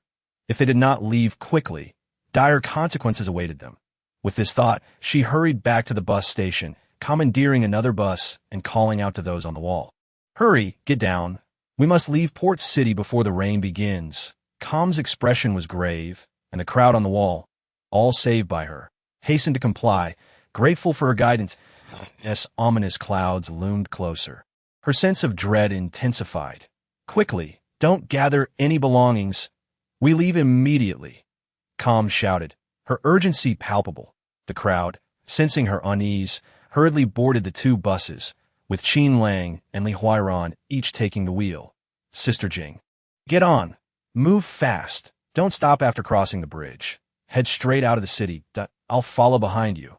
Calm instructed, swiftly making her way into the residential building. Qin Lang and Li Huaran understood that Calm had a plan and did not hesitate. Accelerating as they departed, moments later, from the rearview mirror, they spotted a modified, sleek off-road vehicle racing toward them. Seeing Calm behind the wheel reassured them. The sky darkened ominously, thunder rumbling as rain threatened to fall. Their vehicles approached the port bridge, the air growing humid and the wind picking up, heightening the tension among everyone. Calm trailed closely behind, her gaze fixed on the empty bridge railing ahead as they drove. Not a single zombie appeared. Where had they all gone? 200 meters away, she sensed no trace of zombies or predators, as if they had vanished completely. She vividly recalled the terrifying horde that had once thronged the bridge. Calm's heart raced, her breaths becoming shallow. The sky began to drizzle, the air thickening with moisture.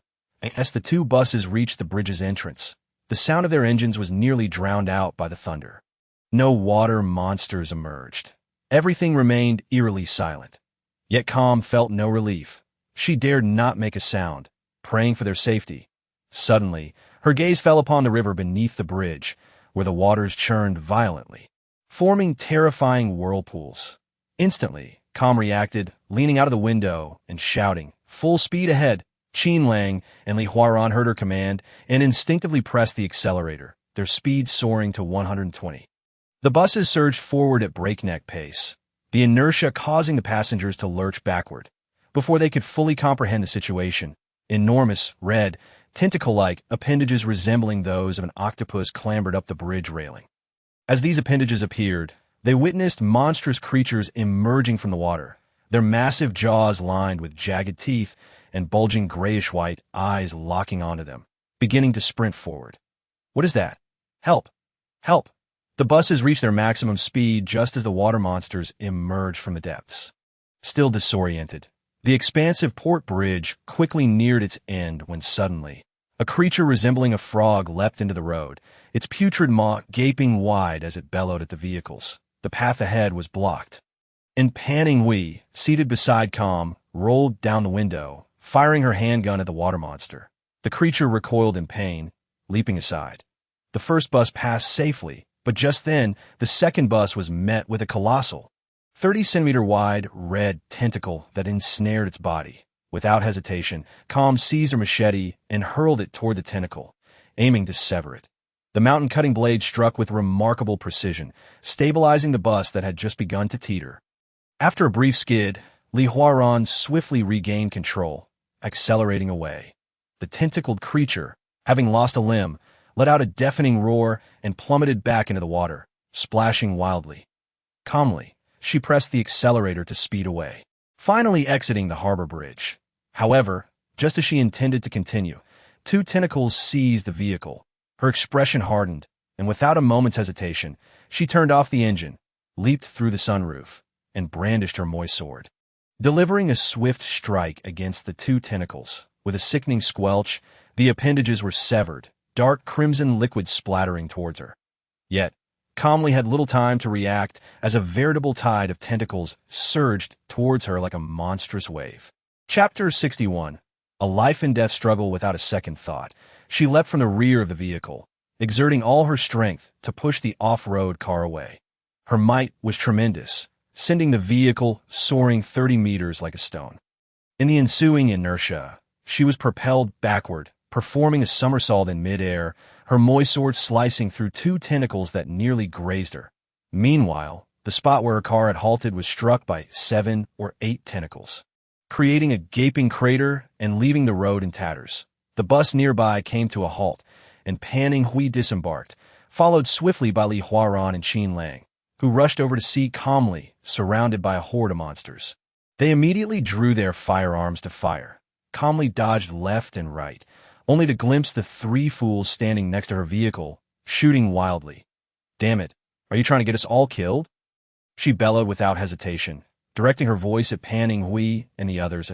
"If you don't get moving now, hurry. We'll regroup outside the city and leave in my car." "Jingjia," Panning Hui shouted in terror, attempting to approach, only to be restrained by Li Huaran, "that we must go." The rain intensified, and the number of 4-legged creatures crawling up the riverbank increased, having just emerged from the water, still disoriented by the air and warmth. They clumsily collided with one another. Li Huaran opened the car door and shoved Panning Hui inside. "Jingjia will surely survive. We must leave the city and wait for her." "That I refuse. Jingjia is alone. She will die." Panning Hui protested. "Oh, you want her sacrifice to be in vain." Li Huaran gripped her firmly, "that if we all perish, what will happen to those left behind?" His words steadied Panning Hui. Tears streaming down her face, she took the driver's seat and called to Qin Lang. "Get in." The 4-legged creatures that had just emerged from the water were now alert, howling towards their vehicle and rushing forward. Qin Lang pulled out a bomb from his waist, yanked the pin, and hurled it, quickly climbing into the car, tailing the 2 buses ahead. The bomb soared, only to be intercepted by a water beast that leapt up and bit down. Boom! A violent explosion ensued, shattering the water creature into bits, with several others nearby meeting the same fate. The thunderous blast drew the attention of the water monsters, all of them awakening with furious roars. Turning to charge at Qin Lang and his companions, Panning Hui, seated in the driver's seat, immediately accelerated. The gunfire never ceased, striking down the pursuing water monsters, knocking some to the ground and causing others to collide with their fallen brethren. Only half of the creatures continued to chase after Qin Lang, relieving some of the pressure on Calmly, who swiftly transformed into a blur, sprinting towards a nearby building.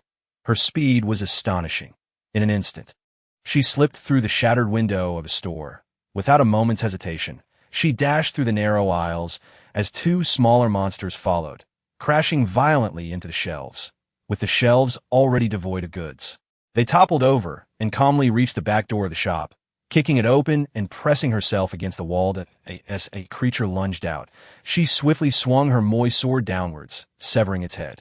The pursuing monster crashed into the corpse, sending it flying. Calmly sidestepped and seized the opportunity, plunging her sword into the creature's skull before swiftly retreating through a small window into the building's backyard. The backyard led to an alley, and as she glanced back, she witnessed a growing horde of monsters in pursuit. These water-dwelling predators leaping from rooftops in relentless pursuit.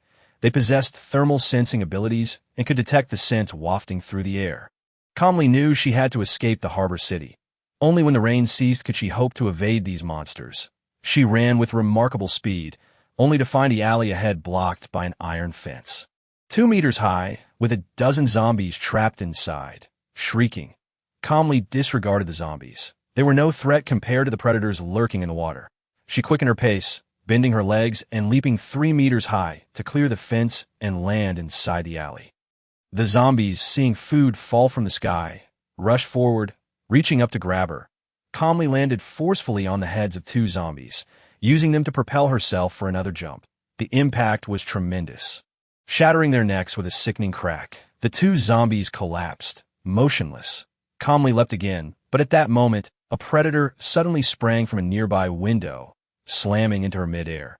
She crashed into a window of the adjacent building, shattering the glass. The impact left her lungs aching, and the predator seized her left hand, tearing at it in agony. She drew the military knife strapped to her calf and plunged it into the creature's head. The predator ceased its assault, releasing her with its immense bite force. Without a moment to assess her injuries, calmly scrambled to her feet and leapt from another window, knowing hesitation could cost her life. Blood dripped profusely. She felt her wounds healing, severed blood vessels mending on their own. Dragging her weary arm, she quickened her pace, sensing the water monsters closing in, spurring her to run even faster. Yet, with each collision and bite, she suffered more pain, and a shard of glass embedded itself in her leg. Slowing her down while the predator remained relentless, it seemed inevitable that they would catch up. Chapter 62. The mysterious roar as calmly felt the predator closing in. She focused intently on her surroundings. Just as the rain began to lessen, the humidity remained oppressive as night descended. She was losing blood rapidly, her vision blurring, but she steeled herself and leapt onto the wall. The pressure forced the glass shard from her leg to dislodge slightly, landing on the ground. Calmly stumbled, regaining her footing, only to hear a splash as a creature leapt atop the wall, bellowing at her. With a swift motion, she evaded the monster's gaping maw. Pressing against the wall, the moist sword gripped tightly in her right hand, ready to confront the beast. It lunged at her again, and in an instant, she thrust the sword forward, meeting its advance. The creature would have to contend with the moist sword if it sought to devour her. Calmly nestled into the corner as the monster's enormous jaws descended upon her. The blade pierced its mouth and drove through to its brain. With a calm demeanor, she raised her injured foot, placing it against her body to absorb the impact of the monstrous assault. The creature's gaping maw loomed before her, emanating a pungent, decaying odor that was overwhelming. 3 rows of razor-sharp fangs were barely 2 centimeters away. Swiftly, she kicked aside the corpse and pulled the shard of glass from her leg. As it was removed, a greater flow of blood gushed forth, yet she could feel her flesh regenerating at an astonishing rate. That moment, sensation began to return to her limbs, the pain diminishing. She turned and dashed into a nearby building, navigating through the maze of structures that shielded her from the monsters outside, gradually distancing herself from the threat. Glancing back, she sensed no pursuit, although an undercurrent of unease still lingered within her. The rain had ceased, the dark clouds dispersed, and the moon emerged, casting a hazy blue glow over the shadowy landscape. Crouching by a window, her gaze swept the surroundings, finding no signs of heat sources except for a few scattered zombies. Had the creatures truly departed? With a slight relaxation, she exhaled deeply. Despite her prowess, she knew she could not contend with monsters that evolved even faster than they did. This was her second encounter with the creatures from the water, and the thought of them emerging without the need for rain was unfathomable. How could humanity possibly survive? She felt a pang of anguish as she observed the scattered remnants of bones at the door. The dwindling number of humans and the uncertain fate of those white pearls. Would they bring fortune to mankind? Suddenly, while resting with her eyes closed, she rolled aside just as a blood-red tentacle slammed down where she had been crouching. Instinctively, she sprang to her feet and continued running. Leaping through the window, I could see that moment, she caught sight of a creature perched atop the building, its gaze fixated on her with predatory intent. Upon noticing her escape, a flurry of crimson, ribbon-like tentacles surged toward her. The chill ran down her spine as she unleashed concealed weapons from her arms, embedding them into the opposing wall. The wires retracted quickly, propelling her body towards the wall with renewed speed. Turning back, she beheld the colossal monster, a terrifying behemoth, its scarlet skin glistening under the blue moonlight. Squinting, she felt as though she were caught in a scene from a sci-fi epic. Her feet pressed against the wall as she sprinted, shattering glass with a swift kick before sliding through the opening. Just then, the creature on the roof bent its legs and leaped towards her side of the building. The structure trembled violently, resonating with a deafening roar, while debris cascaded down, threatening the stability of the edifice. Tentacles appeared once more, and she wielded her sword, merciless, to slash at them, quickly retreating in search of an escape route. Suddenly, a thunderous roar erupted, reverberating as if from a slumbering beast beneath the earth, akin to the awakening of a demon from the abyss. Instinctively, she covered her ears, her heart momentarily stalling, nearly choking on her own blood. It was a sonic attack, yet, in response to this sound, the tentacles retracted rapidly, and the water creature that had been brandishing them fled in haste, the sound of its retreat echoing loudly. She hurried to the window, witnessing a massive, tank-like monster vanish into the night, followed by the other pursuing creatures retreating towards the harbor. Blinking in confusion, she picked up merciless, narrowing her eyes in an attempt to discern the source of that mysterious roar. However, the surroundings were unsettlingly quiet, an eerie silence enveloping the area. The buildings were in ruins, charred, collapsed, and littered with glass, decaying corpses, and skeletal remains, all illuminated by the ghostly blue moonlight, resembling a scene from a horror film. Yet, with the echo of the mysterious roar, she felt no sense of danger. It was as if the primal instinct of facing death had been alleviated in an instant. Weakly, she sank to the ground, spitting out a mouthful of blood, pondering the fate of Qin Lang and the others. Had they successfully evaded the onslaught of the water monsters? Rising, she leaped down to the street, finding it devoid of zombies and predators. Determined, she set her course and sprinted swiftly to the outskirts of the harbor city. Atop a gas station, she spotted Qin Lang and the others. The area was clear of zombies, but among the more than 100 people, only half remained. The ground was strewn with the bodies of severely decayed zombie dogs. They stood anxiously on the platform of the gas station, gazing toward the entrance of the harbor city. Were they not leaving? Perhaps she was already dead. Qin Lang and the others had been waiting for her, aware of her situation, but faced with so many terrifying monsters, even a cat with 9 lives would struggle to survive. Glancing at her shoulder, she noted the fabric of her clothing had been torn, revealing a gruesome wound. Yet the flesh was healing, no longer bleeding. Concealing herself in the shadows, she found a clean garment in a nearby store, washed the blood from her shoulder with water, and bandaged the wound, concealing the injury.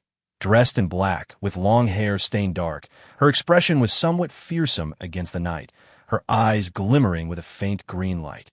Emerging from the darkness, her shadow was intimidating, sending shivers down the spines of the 50 or so people atop the roof as they aimed their weapons at her advancing form. Suddenly, Pan Inghui shouted, "Stop! It's Sister Jing!" Climbing down the edge, she hurried toward Jing, tears mingling with her smile as she drew closer. Her excitement was palpable, and she rushed into Jing's arms. Softly pressing against her, she exclaimed, "Sister Jing, I was so worried about you." The embrace caused Jing's injury to throb painfully, blood seeping from the healing wound. She gasped slightly, pushing Pan away. "Let's go." The others atop the roof, relieved to see Jing, descended one by one. Qin Lang and Li Huaran approached. tears nearly spilling from their eyes upon realizing she was unharmed. El Ihuaran covered his eyes, choking back sobs. Sister Jing, you're safe. That's such a relief. Witnessing their reactions and recalling their daring return to draw some of the water monsters away while she was surrounded, a wave of warmth surged through Jing's icy heart, filling her with gratitude. She gazed at them, a hint of a smile breaking through her otherwise stoic facade. I'm fine, don't worry. Sister Jing, Pan Hui began to cry, wanting to embrace her once more. Jing sidestepped, grabbing Qin Lang as a shield, causing Pan Hui to inadvertently hug him instead. Both flushed, they quickly distanced themselves. Jing lightly squeezed Qin Lang's arm before returning to her all-terrain vehicle. Seeing her move, Li Huaran followed suit. Sister Jing, we lost 43 people. When they had gone back to find her, battling the water monsters, a thunderous roar had sent the creatures fleeing, prompting them to rush out of the city to regroup, only to discover most of their group had perished. Now, only 57 remained, including the 4 of them. Totaling 61.1 bus was wrecked, but another was intact, though the streets were littered with abandoned vehicles. El Ihuaran located 2 drivable vans and instructed everyone to board. As Jing washed the blood from her body at a nearby water tank, her gaze fell upon a middle-aged man among the 50 or so survivors. His pallor was striking, and he appeared unwell. With dark blood oozing from his foot, Jing's brow furrowed as she discarded the water ladle and approached him directly. The onlookers were filled with curiosity and admiration, tinged with fear of her formidable presence. Her cold gaze, glimmering with a hint of green, resembled a fierce predator eyeing its prey. Unconsciously, they recoiled. Qin Lang and the others, puzzled by Jing's unusual approach toward the group, followed closely behind. Her focus remained fixed on the middle-aged man, who, noticing her stare, shrank back in fear, attempting to evade her gaze. Yet, she was quicker. Seizing his clothing, she yanked him forward. The man stumbled, his injured foot making it difficult for him to maintain balance. No. What are you doing? Let go of me, he protested, struggling against her grip. Others stepped back, a middle-aged woman emerging alongside a boy of around 13 or 14. Let go of my father. Please, let go of my husband, they pleaded. Grasping at Jing's hands in a sudden motion, she drew a cleaver and, without hesitation, severed the man's leg.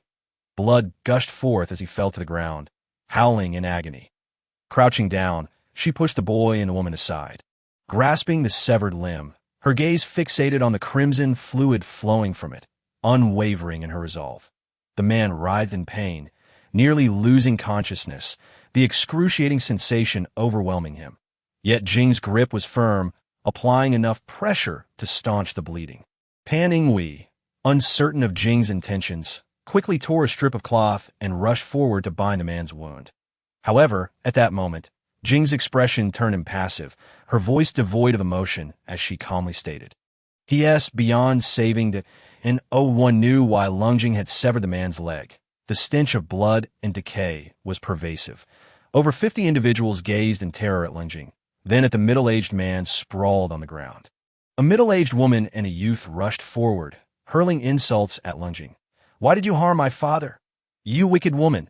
In response to the boy's outburst, Pan Hui, who was tending to wounds, struck him without a moment's hesitation, nearly sending him sprawling to the ground. If it weren't for Sister Jing's intervention, you would have been devoured by now. Pan Hui's words served as a stark reminder during their confinement at the Port City base. It was this very woman who had rescued them from becoming food for the undead. Qin Lang approached, lunging from behind, observing the blood oozing from the man's leg in the beam of the flashlight. The vibrant red fluid darkened to a deep crimson, the foul odor following closely behind. In that instant, Qin Lang understood, letting out a sigh. He had been bitten. Oh wonder Sister Jing had resorted to amputating his leg. It was indeed a shocking revelation. A single utterance from him caused a collective gasp from those behind. Their eyes filled with dread as they regarded the middle-aged man on the ground. They all understood that a bite meant only one outcome, death. The hope that severing the leg might halt the virus's spread was in vain, and the realization had come too late. He had likely been bitten during an assault by zombie dogs. It was far too late now. The middle-aged woman and the youth wept inconsolably, collapsing onto the man's body, their grief palpable, a heart-wrenching scene indeed. The man, gasping for breath, looked at his wife and child, crying out, "I can no longer protect you. Son, live well, and take care of your mother. Dad." The boy cried out in anguish, lifting his gaze to Lung Jing and the others. "I beg you, save my father, save my father." All eyes were upon him, expressions filled with sorrow. Lung Jing silently observed as the middle-aged man coughed up blood, his complexion rapidly turning ashen, his breath fading away.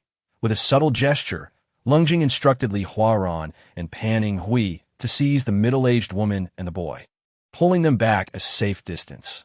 Everyone watched the lifeless form of the man, who had just moments ago been full of life, now rendered silent. They all knew that soon, this body would awaken as a zombie. Time passed agonizingly slowly. Qin Lang stood beside Lung Jing, the flashlight illuminating the man's grayish face.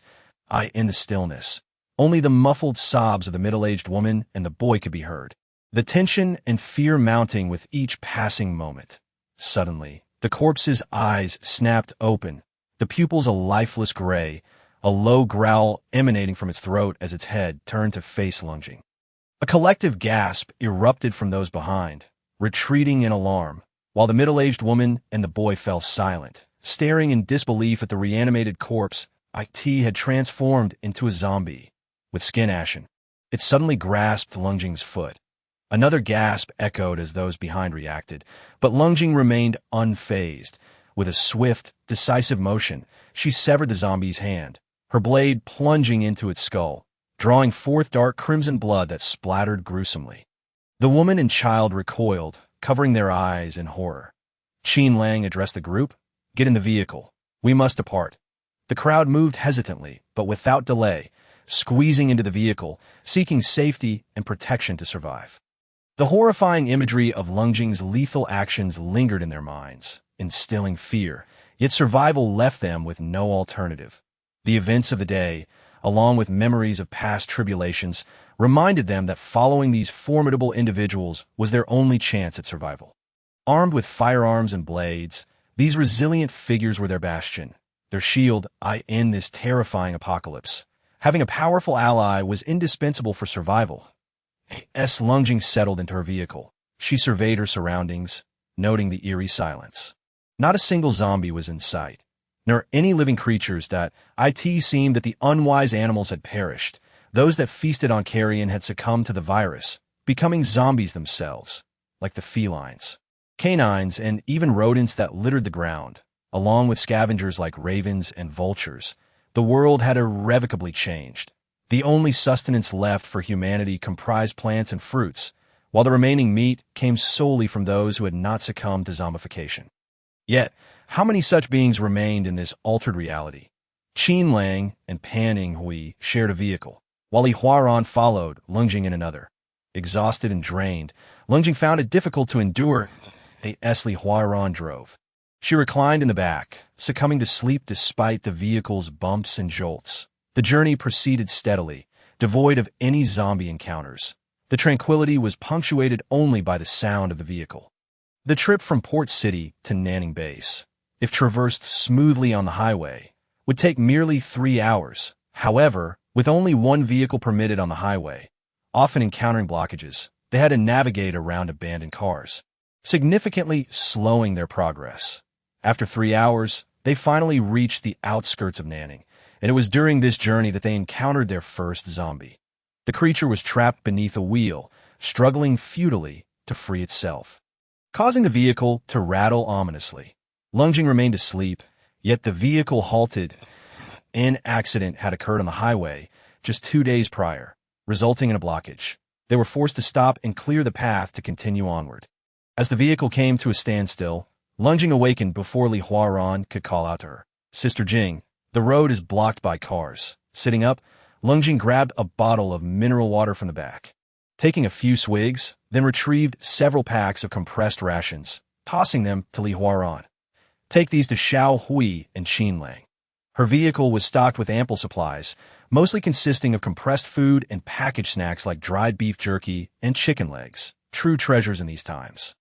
Li Huaran disembarked to deliver the provisions to Pan Ing Hui and Qin Lang, noticing individuals from other vehicles stepping out to discuss pushing the obstructing cars. Lung Jing observed them as they struggled to clear the way, their physical condition evidently still recovering. Yet, she had no intention of assisting. She merely waited silently for the road to be cleared. The zombie trapped beneath the wheel was dispatched by a man wielding an iron rod. Dark blood splattering across the ground. The nauseating stench of decay permeated the air, and even with the doors and windows closed, Lung Jing could distinctly detect it in the wild. Perhaps the scent would be less pungent. But on this open highway, where numerous corpses lay strewn about, the odor was overwhelming. Once the road was cleared, the vehicle resumed its journey, with Lung Jing at the helm, a lollipop perched between her lips as she surveyed the desolate landscape below the highway, overrun with weeds. Even amidst the apocalypse, these grasses were edible. Survival was assured as long as one avoided the undead. Yet, the thought of cannibalism repulsed her. The grim reality she had witnessed was too much to bear. She retrieved a pack of chicken feet, chewing thoughtfully while glancing at the familiar yet foreign surroundings. Finally, she spotted the toll booth sign, the letter she had inscribed lingering in her mind. She had located Pan Inghui and the others, but could not find Qin Ao. Qin Ao, are you still alive? Her thoughts were consumed by her partner, with whom she had once vowed never to abandon, no matter the circumstances, during the last outbreak that besieged the Nanning base. Lung Jing had safeguarded it. Thus the area was now relatively free of zombies. Even if another wave were to strike, humanity was growing stronger, bolstered by the presence of the White Pearls, enhancing the base's capabilities. Allowing them to endure this apocalypse, soon, they arrived at the Nanning base, the familiar sight stirring a sense of nostalgia. Within Lung Jing, it struck her that time had flown by. 10 days had passed in the blink of an eye. She glanced at her mechanical watch, which read January 23, 2017, as she recalled seeing a calendar indicating that the new year would arrive on the 27th, meaning only 4 days remained. The prospect of celebrating the new year loomed ahead. She refrained from entering the city, instead remaining in her vehicle, observing as individuals passed through the checkpoint, those deemed unharmed being allowed entry. Pan Inghui, Li Huaran, and Xin Lang stood beside their vehicle, watching Lung Jing intently. She understood their unspoken concerns and advised, "Go in and ensure your safety. Sister Jing, wait for me to bring Qin Ao back." Understood, they nodded in agreement. Lung Jing reversed the vehicle, pressing the accelerator as it kicked up a cloud of dust, departing from the Nanning base once more. Many might argue that in this apocalyptic world, mere survival was a victory, dismissing notions of humanity, morality, or vows. Yet, Lung Jing knew she could not abandon Qin Ao, not for any reason. The vehicle sped along, with Lung Jing clutching a map marked with a circle around Wuqing, the city where Qin Ao had vanished. Zhang Mengmeng needed to head north to Wuqing in search of any trace of Qin Ao. Even the faintest clue. Her pace quickened, and by the next day, she navigated the ring road surrounding Port City, halting on the highway as night fell. She produced a small pot, tossing in a handful of rice and adding water to cook over the flames. The flickering light cast a pale glow upon her features, revealing a hint of chilled in this desolate world. The cold wind blew as if rain were imminent. When the world is reduced to a solitary existence, one truly comprehends the essence of desolation. Lung Jing calmly cast a handful of wild vegetables into a pot, seasoning it with salt and oil to prepare a nourishing vegetable porridge, which wafted a delightful aroma. In this post-apocalyptic era, greens would not become scarce. Only meat would be in short supply. Aside from a jerky she had made before the world fell apart, Lung Jing had not tasted fresh meat in quite some time. She ladled the porridge into a bowl and set it on a nearby table to cool. Suddenly, amidst the night, a fierce wind howled, followed by a resounding roar. The sound signified the presence of a tiger. Without a moment's hesitation, Lung Jing sprang to her feet and dashed towards the source of the noise, her speed remarkable, and she soon reached her destination. Before her lay a half-grown black beast, a panther, roaring defiantly at the zombies encircling it, swiping its claws in desperation. Observing its fearful yet furious demeanor, Lung Jing approached and swiftly dispatched the dozen or so zombies gathered near the great stone. At that moment, she finally recognized that the creature atop the stone was indeed a black panther, nearly fully grown. Upon noticing Ling Jing's presence and the demise of the zombies, the panther turned and fled without a second thought. But Ling Jing would not allow it to escape. She swiftly pursued, tackling it to the ground. Such a sizable panther would provide ample sustenance for her. Pressing the panther down, she firmly held its head, drawing her military knife, poised to deliver the fatal blow. Yet, the panther emitted a whimper, a sound of submission and plea. The glinting blade hovered dangerously close to its neck, but Ling Jing hesitated, having hunted many ferocious beasts in her past as a competent agent. She understood what such a sound signified. It was a gesture of acquiescence, a plea for survival. Ling Jing felt a flicker of reluctance at the thought of ending its life. Its fur was smooth and soft, and she reluctantly sheathed her dagger, rising from the panther. The creature whimpered softly, gazing at her with its luminous green eyes, likely starved and trapped atop the stone for far too long. Ignoring it, Ling Jing returned to the highway, resuming her meal of slightly cooled porridge, only to find that the panther had followed her, looking at her with an expression of pitiful longing. Its mournful gaze, coupled with its sleek, ebony fur, prompted her to pause. She placed an iron plate on the ground, pouring half of her porridge onto it and sliding it towards the panther. It sniffed the offering and let out another whimper. Ling Jing's eyes flashed coldly as she warned, "You may choose not to eat, and then I shall kill you and consume you instead." Her words dripped with icy resolve, yet the panther seemed to comprehend, shrinking back slightly before beginning to lick the vegetable porridge. Once it had eaten its fill, Ling Jing gathered her belongings and turned around only to see the panther still lingering. Frowning, she asked, "Not leaving?" The panther emitted a couple of soft whines, cautiously inching closer and nudging her leg with its large head. Startled, she withdrew her foot and retreated into her vehicle, slamming the door shut. "Suit yourself," she muttered, closing her eyes, but soon found herself unable to shake off her apprehension. Opening her eyes, she could hear the panther lying beside the car door, sleeping, though it appeared to be shivering from the cold. Ling Jing, uninterested, closed her eyes again, drifting into slumber. As dawn broke the next day, Ling Jing awoke to the sound of approaching zombies, their numbers nearing 30, roughly 100 meters away. She opened the door, intending to step out, but felt the ground beneath her foot give way. Retracting her foot, she spotted the panther still beside her. Startled awake by Ling Jing's movement and the imminent danger, it leapt to its feet, its fur bristling, growling towards the direction of the zombies. Ling Jing observed it, then stepped out, armed with her knife, quickly confirming the presence of over 30 zombies shambling towards her. Though their movements were still staggered, they were now capable of a slow run. In an instant, they were upon her, charging forward. Ling Jing moved with agility, her blades striking with precision, severing heads as the bodies crumpled to the ground. Once the threat was neutralized, she returned to her vehicle. Prepared to continue her journey, she retrieved rice and water, boiling porridge anew, sharing half with the panther. After eating, she drove away, only to glance in the rearview mirror and discover the panther sprinting behind her. This panther was a striking specimen, nearing adulthood, exuding grace and strength. Ling Jing frowned, choosing to ignore its presence. However, after 2 hours of travel, she noticed the panther still trailing her, now visibly exhausted. Panthers were not built for endurance, and Ling Jing's vehicle was moving at a swift pace. For it to keep up, the panther had to exert all its energy, and now it seemed on the verge of collapse, with zombies lurking along the highway. Why was it still following her? Ling Jing watched as it stumbled yet continued to follow. She halted her vehicle, observing several zombies inching closer to the panther. Finally, she exited, firing her weapon to eliminate the approaching threats.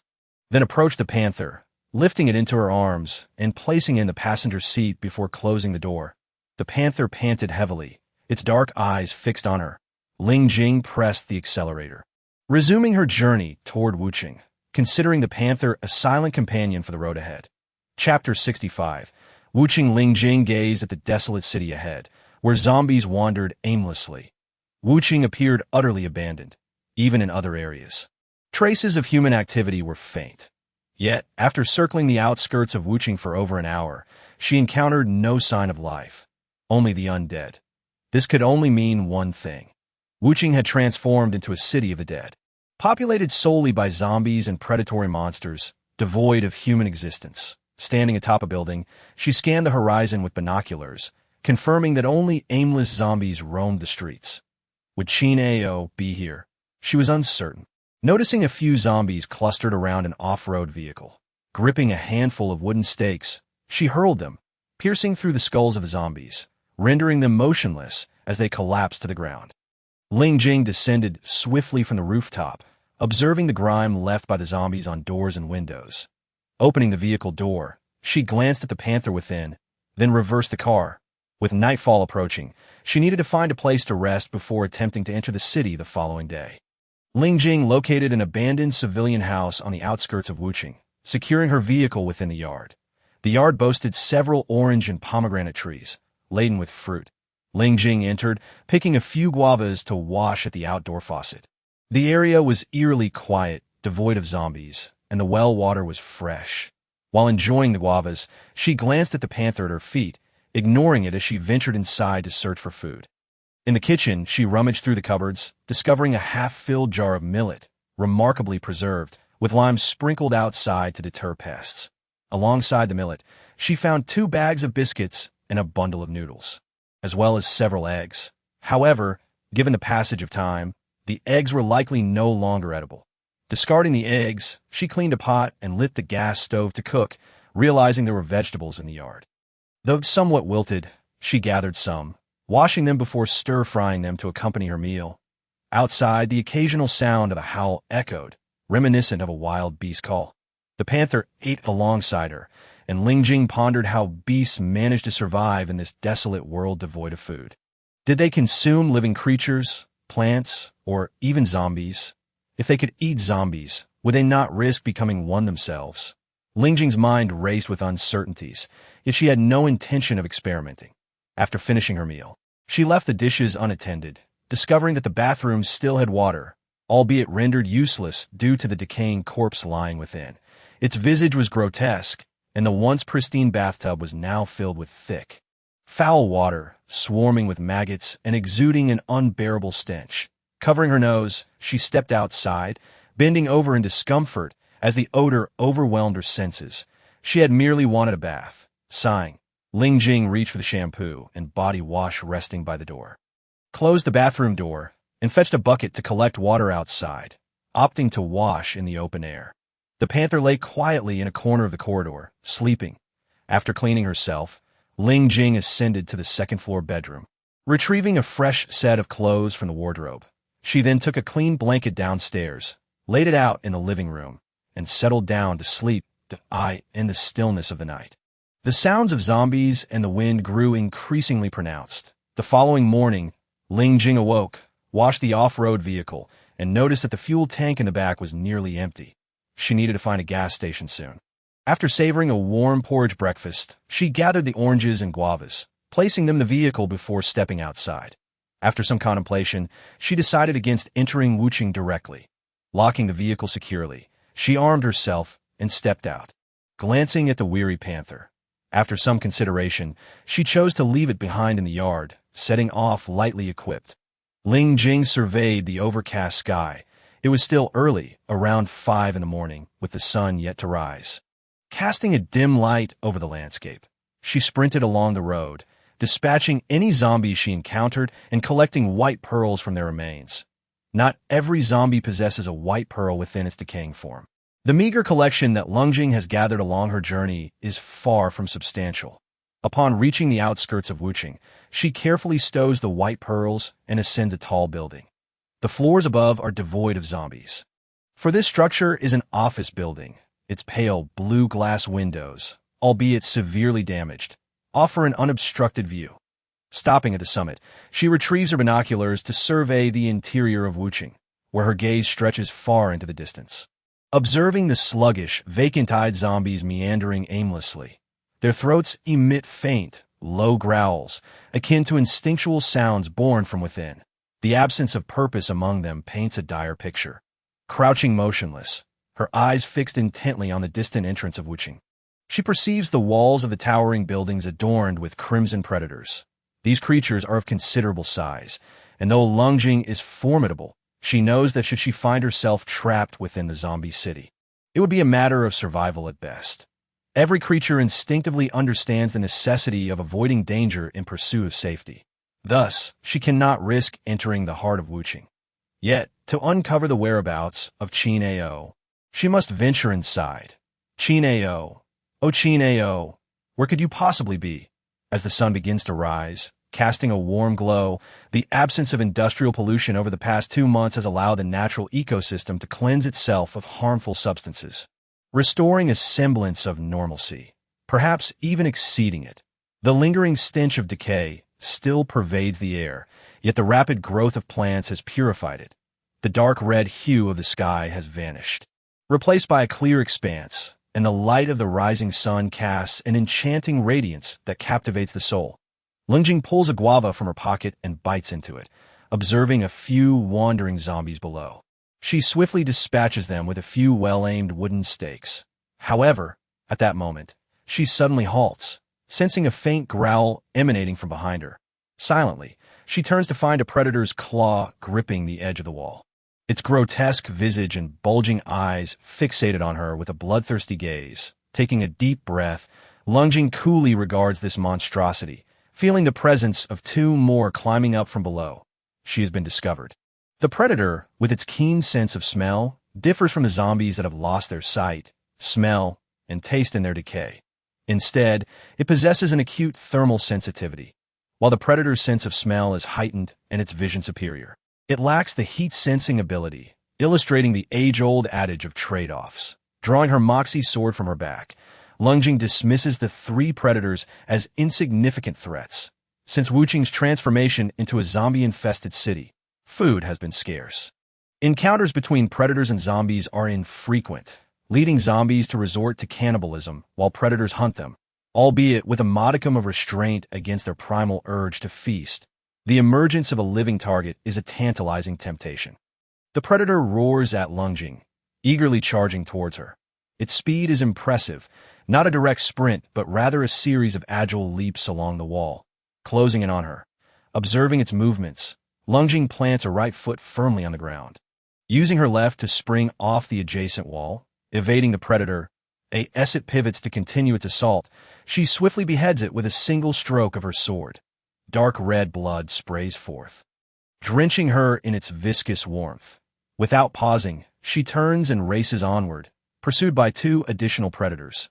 Bending low, she rolls on the ground as the predators lunge at her, delivering a powerful kick to one, sending it plummeting off the 30-story building with a resounding crash. The impact incites a frenzy among the zombies below, who swarm the fallen predator's corpse, ravenously devouring it. Lungjing, not daring to glance at the chaos below, leaps upwards, gripping her moxie sword tightly. As the remaining predator charges at her, she sidesteps and delivers a horizontal slash. The predator reacts swiftly, narrowly avoiding her blade, but one of its legs is severed, crashing to the ground. Chapter 66. The living in Wuching after severing the predator's leg.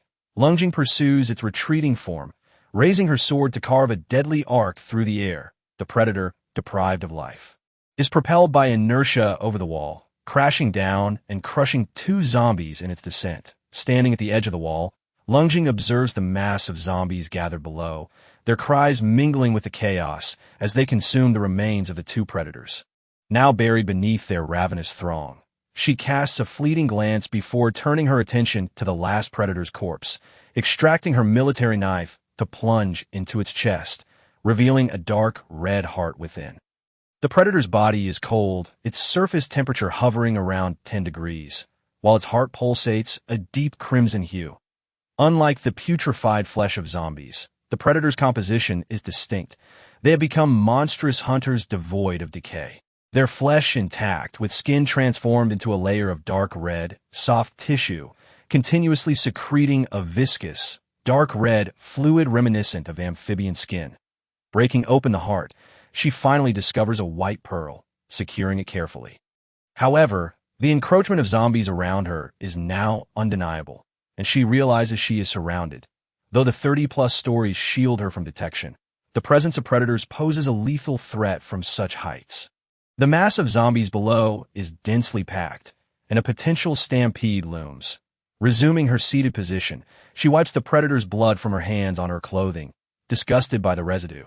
Squinting at the blazing sun above, she gazes directly into its rays without flinching, perceiving only a crimson orb against the vast sky. Removing her coat, now sullied by the predator's dark blood, she feels a sense of discomfort that a sigh escapes her lips. Fatigue stemming from her fruitless search for Chin Ao weighing heavily upon her. Rising once more, she observes the motionless predators clinging to the high walls, her heart calming slightly. The two corpses are rapidly consumed by the ravenous horde. Their blood licked clean by the insatiable zombies who, devoid of flesh on their lips, incessantly seek nourishment, devouring not only humans and livestock but also fish, insects, and even their own kind in times of desperation. Just as Lungjing prepares to descend and eliminate the zombies below before making her escape, she suddenly perceives a movement that seems distinctly different from the mindless shuffle of zombies. Straining her eyes, she realizes that the shadow has vanished. Furrowing her brow, she questions whether her eyes have deceived her. The fleeting figure had slipped by too quickly for her to discern. What could it be? A zombie? Or perhaps a human? With narrowed eyes, she resolves to remain vigilant, her binoculars never straying from her grasp. Fortune favors the diligent, and as she waits, she finally identifies the elusive shadow. It is a person. Astonished, Lungjing observes an individual cautiously navigating the throng of zombies, skillfully avoiding their notice as they are hindered by iron railings. He retrieves a drone from the periphery and opens a concealed hatch in the floor before sealing it once more. Never did Lungjing imagine that within this city of the dead, a living soul remained. Yet, what astonishes her further is the individual S attire, unmistakably branded with the insignia of the Dark Sun Corporation. Is there a branch of the Dark Sun Corporation hidden within Wuching? If so, could this underground sanctuary be part of their operations? The existence of Dark Sun personnel implies the likelihood of more survivors. If Chin Ao yet lives, his absence suggests he too may have been captured by the corporation, subjected to their experiments. A chill runs down her spine at the thought. Blood is not uniform in this world, and Dark Sun's inhumanity knows no bounds, injecting the virus into unwitting subjects. Should Chin Ao fail to assimilate the virus? Resolutely, she stows her binoculars and surveys the terrain once more. The periphery of Wuching is relatively free of zombies, and the iron railings serve as a barrier, preventing the undead from sensing anything enticing. With this knowledge, she swiftly descends the building. The glass doors below shield her from the outside world, allowing her to remain undetected. Over 30 zombies lurk outside, and she contemplates that now is not the time for action. The higher the temperature, the more active the zombies become. After some deliberation, she concludes that nighttime will be the most opportune time for her endeavors. With remarkable speed, she darts away, her agility allowing her to outpace the feeble zombies, vanishing within the blink of an eye. The zombies, having noted her presence, let out a few disoriented growls before succumbing to confusion. Returning to her small courtyard, she retrieves a map of Wuching, committing its layout to memory. She marked the location of the entrance she had discovered, situated on the edge, making it easy to remember. It was an area enclosed by iron bars, spanning a considerable 200 meters. The bars were draped with black fabric, obscuring the weak sight of the zombies. After determining a route, she turned to glance at the Black Panther beside her, then entered the house to prepare a meal before resting in the vehicle, conserving her energy for the impending night. She slept until 3:30 in the afternoon, only to be awakened by the low growl of the panther. Startled, she opened her eyes and turned to the closed door. The gate of the courtyard was made of iron, featuring a series of hollow iron bars designed to shield against the feeble gaze of zombies.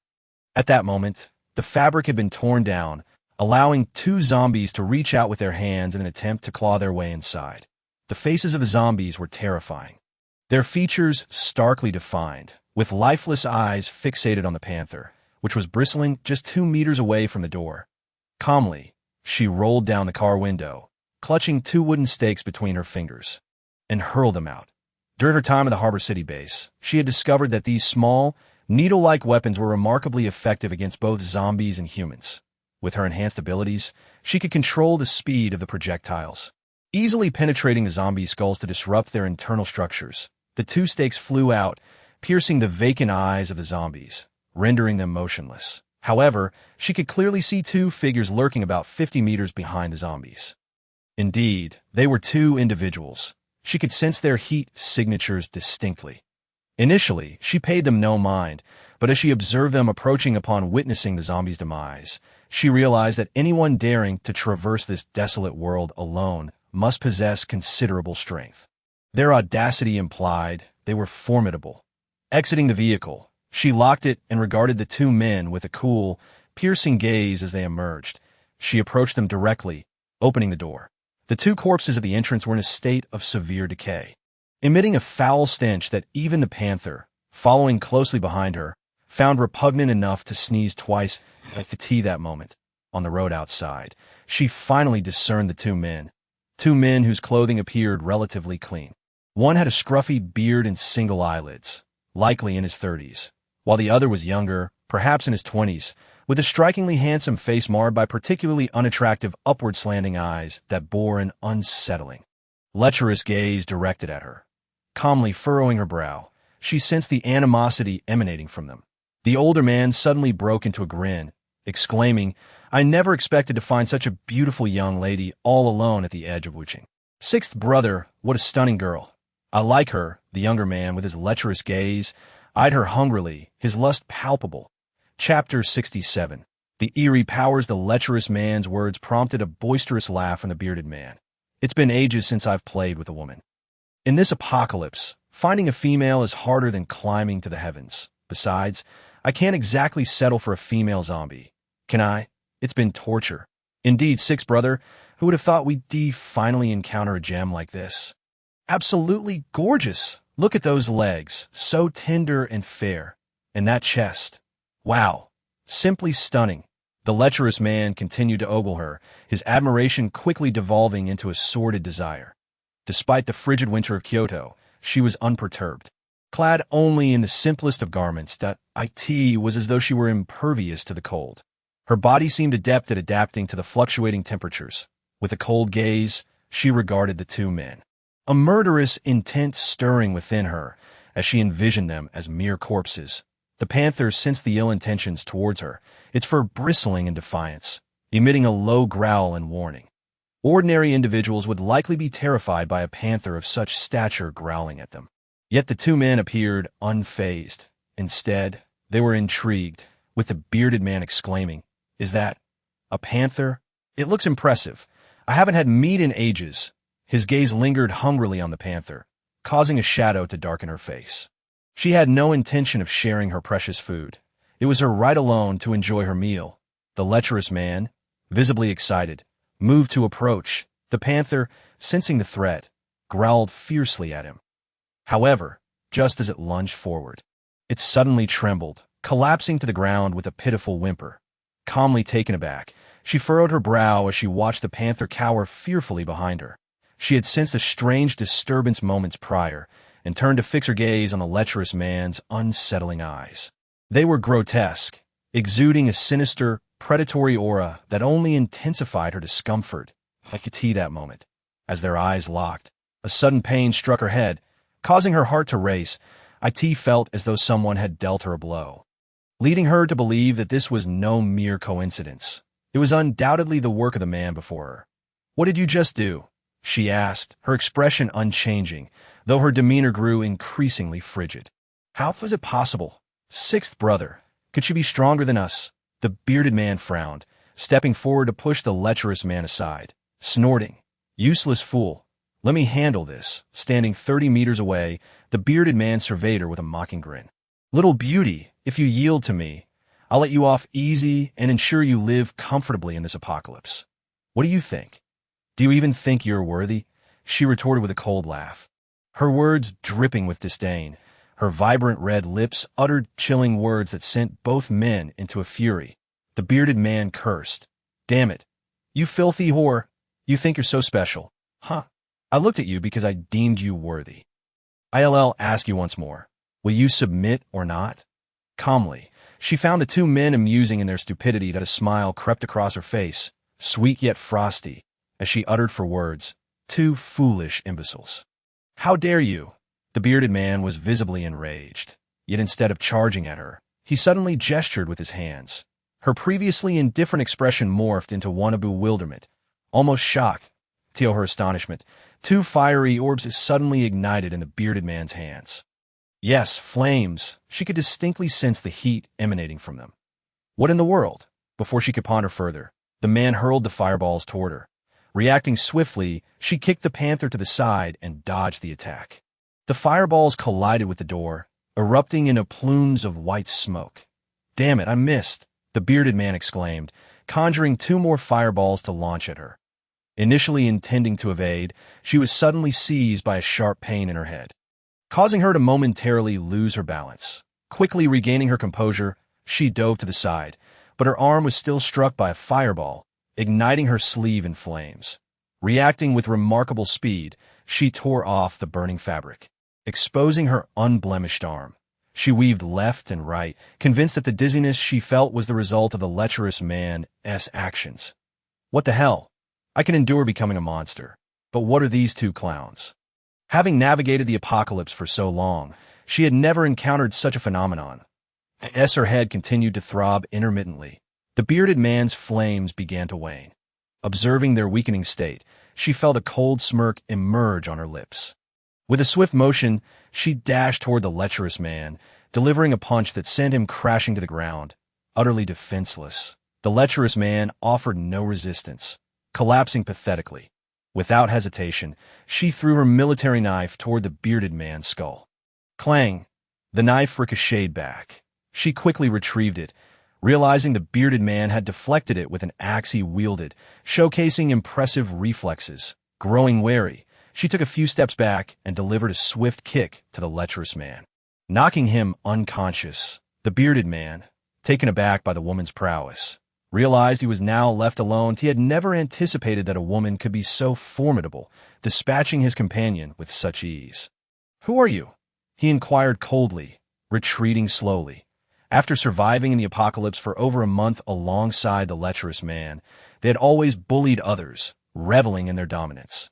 Yet now they faced someone they could not afford to provoke. What sort of creature was this? A woman who appeared no older than 20, yet with lightning-fast speed that if a confrontation ensued, he knew his fate would be sealed. With that thought, the bearded man turned to flee, disregarding the lecherous man behind him. Calmly, she made no move to pursue. Instead, she drew her gun, aiming at the back of his head. Bang!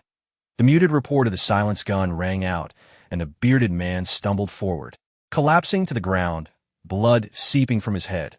She holstered her weapon, hoisting the lecherous man back into the courtyard, where she secured him to an iron post with handcuffs, pondering the bizarre events that had just transpired. She was utterly bewildered. Had she inadvertently stumbled into the realm of supernatural abilities, akin to the tales spun in novels and films before the apocalypse? Raising her hand to examine herself, she found she felt no different at all. Calm let out a sigh. Just as she was about to fetch a bucket of water to rouse the unconscious man, she suddenly sensed an impending danger. Almost instinctively, she dropped to the ground as a five-pointed throwing star zipped past her back, embedding itself in a distant pillared AT. That moment, two more darts flew towards her. In an instant, Calm sprang to her feet, leaping into the air and deftly kicked the two incoming darts, sending them soaring away. Where they landed in the bushes across the entrance. Fixating her gaze on that spot, she swiftly moved towards the thicket. Just then, a large knife suddenly lunged out, aimed directly at her abdomen. Calm bent down to evade it, the blade's tip barely grazing her clothing. With a flash of cold steel, the knife was raised again. Reacting immediately, Calm leaned back, her body arching to the ground as she supported herself with her hands and swiftly kicked upward, propelling the knife away. That moment, a figure concealed in the bushes finally revealed himself. A man clad in black. Though his knife had been sent flying by Calm, he remained unfazed, his fist clenched as he delivered a punch to her abdomen. His voice, gravelly and grating like rusty hinges, suddenly shouted, "Die!" Chapter 68. Strengthening oneself, damn it. A mere appearance, and he wants to kill her. Calm was genuinely speechless. She sidestepped and delivered a kick, sending him sprawling. Then quickly mounted him, pinning him to the ground with one hand around his throat. It was then that Calm clearly saw the man's face. It bore a grotesque countenance, scarred from burns. With extensive, fresh wounds that reddened his skin, in no wonder he wore a black hat to obscure his features. Her grip was formidable, reddening his face and constricting his breath. However, the man clutched her hand as well, his grip equally strong, making her feel as though her bones might fracture. "Spare me," he gasped, his face flushed, struggling to catch his breath. Witnessing his plight, Calm slightly relaxed her grip, but maintained her cold tone. "Why did you attack? You wish to kill me. I merely sought some resources," he replied, still in discomfort, greedily inhaling air. Gazing at Calm's frigid expression, he realized she was not a mutant, yet her strength was formidable. Calm's fingers nearly pierced his throat as she coldly stated, "I could end your life in an instant, without a hint of hesitation. I end this apocalypse. It is human nature to seek resources for survival. Every creature is the same," the man asserted. Yet Calm remained unmoved, retorting with a sneer, "But you should not resort to killing so readily. This world is filled with abandoned houses, if you seek sustenance. Is it not easily attainable? It is different now. What we require are white pearls, not mere food," the man countered, perhaps realizing that Calm disdained those who would go to any lengths for resources. Straining against her grip, he found her slender fingers surprisingly unyielding and ultimately surrendered. "Fine, do as you will." Calm indeed contemplated killing him. Yet upon reflection, she recognized the validity of his words. However, the thought of someone devoid of empathy, ready to hunt their own kind, made her wish to eliminate him outright. Gradually loosening her grip, she stood and lifted him by the throat. A man weighing over 120 pounds was hoisted effortlessly by her. And the black-clad man, astonished, realized that any rash movement would result in his demise. This woman was powerful. If only he could follow her. "I beg you, spare me," he pleaded. Calm's expression remained icy as she observed his desperate demeanor, as if the earlier threats had vanished into thin air. Yet, she had to admit that his throwing stars were quite impressive. Had they been aimed at someone else, that person would likely have perished. She slammed him heavily to the ground, causing him to cough up blood. "Oh, he moaned, but his face betrayed a flicker of relief as he quickly added, "Thank you for your mercy." "Get lost," Calm replied coldly. Her gaze fixed on him. The man hurriedly scrambled to his feet. Thoughts of allegiance were now irrelevant. Survival was paramount. However, just as he took a few steps, he felt a chill on his back. Turning around, he saw Calm aiming a handgun at his head. Terrified, his knees buckled, and he immediately knelt before her. "Spare me, please, do not kill me." Bang! The gunshot rang out, whizzing past his ear as the bullet struck a zombie emerging from the bushes behind him, causing it to collapse, black blood and rotten flesh splattering the ground. The black-clad man realized that Calm had no intention of killing him. She sought to save him. Stunned, he bowed repeatedly, tears of gratitude streaming down his face. Thank you. Calm deftly returned the gun to its holster, contemplating the dire state of the world. With zombies growing faster and predators becoming increasingly formidable, allowing him to live might not guarantee his survival. She turned and slammed the door shut behind her. Calm poured a bucket of water over the unconscious man bound to the iron pillar, commanding, "Open your eyes," and a swift kick to his abdomen jolted him awake. The sudden impact, combined with the cold water, roused him from his stupor. Upon seeing Calm standing before him, he nearly screamed in terror, but managed to stifle it. Bound and at her mercy, the only possibilities for him were that either his leader had perished or had abandoned him to flee. Regardless of which was true, his fate was sealed. He would die here. "Please, spare me. We are all human. Humanity should help one another rather than slaughter each other. For the sake of our kinship, please let me go." He pleaded incessantly. Calm, wielding a piece of wood, struck him across the face, causing his mouth to bleed and a tooth to fall. He howled in pain, his cries sharp and piercing like an overly frightened woman's. Grating on the ears, Calm delivered another slap, scolding, "Silence." He immediately fell silent, closing his mouth in fear as he gazed at the strikingly beautiful yet youthful woman before him. This angelic figure harbored a heart as ruthless as a demon's. Terror swelled within him, yet he dared not utter another sound. His cheeks were already red and swollen, and any movement sent pain shooting through his face. He understood that she had spared him for a reason. She had questions to ask. "What do you want?" he mumbled, calm, her icy gaze fixed upon him, settled into a chair with an air of leisure, inquiring, "I truly am at a loss. Enlighten me about your companion's fiery abilities, if I am not mistaken." "Your power lies in." She gestured to her own head, embodying a knowing demeanor. "Should you dare utter a single falsehood, I shall render you incapacitated and feed you to a zombie, allowing it to savor you."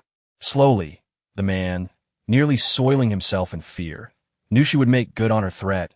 He nodded vigorously. "I will tell you everything I know. Please do not kill me. That is not guaranteed. Your performance will determine my decision to spare or execute you. However, should you remain silent, as I previously mentioned, your fate will indeed be most entertaining." Calm flashed a bloodthirsty smile, which vanished as quickly as it appeared, returning to an expressionless facade, leaving no trace of her true intentions. The man said, "Every individual possesses the 5 elements, and their strengths began to manifest after the onset of the eternal night. Metal, wood, water, fire, earth. Each person can only possess one ability among these 5, but beyond them lies the most formidable power, mental strength. So, when I felt dizzy, it was your doing." Calm regarded him with a frigid stare. "However, mental prowess appears to be rather weak. I merely felt a twinge of pain, which faded gradually." The man nodded. "I have never encountered someone like you, who cannot be easily controlled. That I in the past, I would collaborate with my leader, I would attack with mental force, and he would follow up with fire abilities, and one could escape. But you are truly powerful." Calm raised an eyebrow, pondering. She had fused with the O virus, yet had not developed any extraordinary abilities. Instead, her overall skills, including speed, strength, reflexes, vision, and intuition, had all heightened.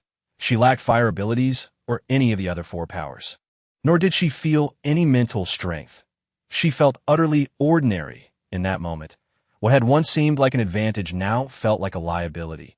Frowning deeply, her brows knitted together, her eyes brimming with murderous intent, the man exclaimed, "Survival is human nature. Why must we turn against one another?" Calm's gaze grew colder the longer she regarded him, akin to a bloodthirsty beast poised to devour its prey. Such individuals, willing to forsake everything for resources, had no right to live. She suddenly regretted letting that previous man go. Just then, a loud bang echoed from outside. A resounding crash echoed through the air. Chapter 69. The Vampire Zombie Bay. Calmness surged within her as she dashed outside, catching sight of the man in black whom she had previously released.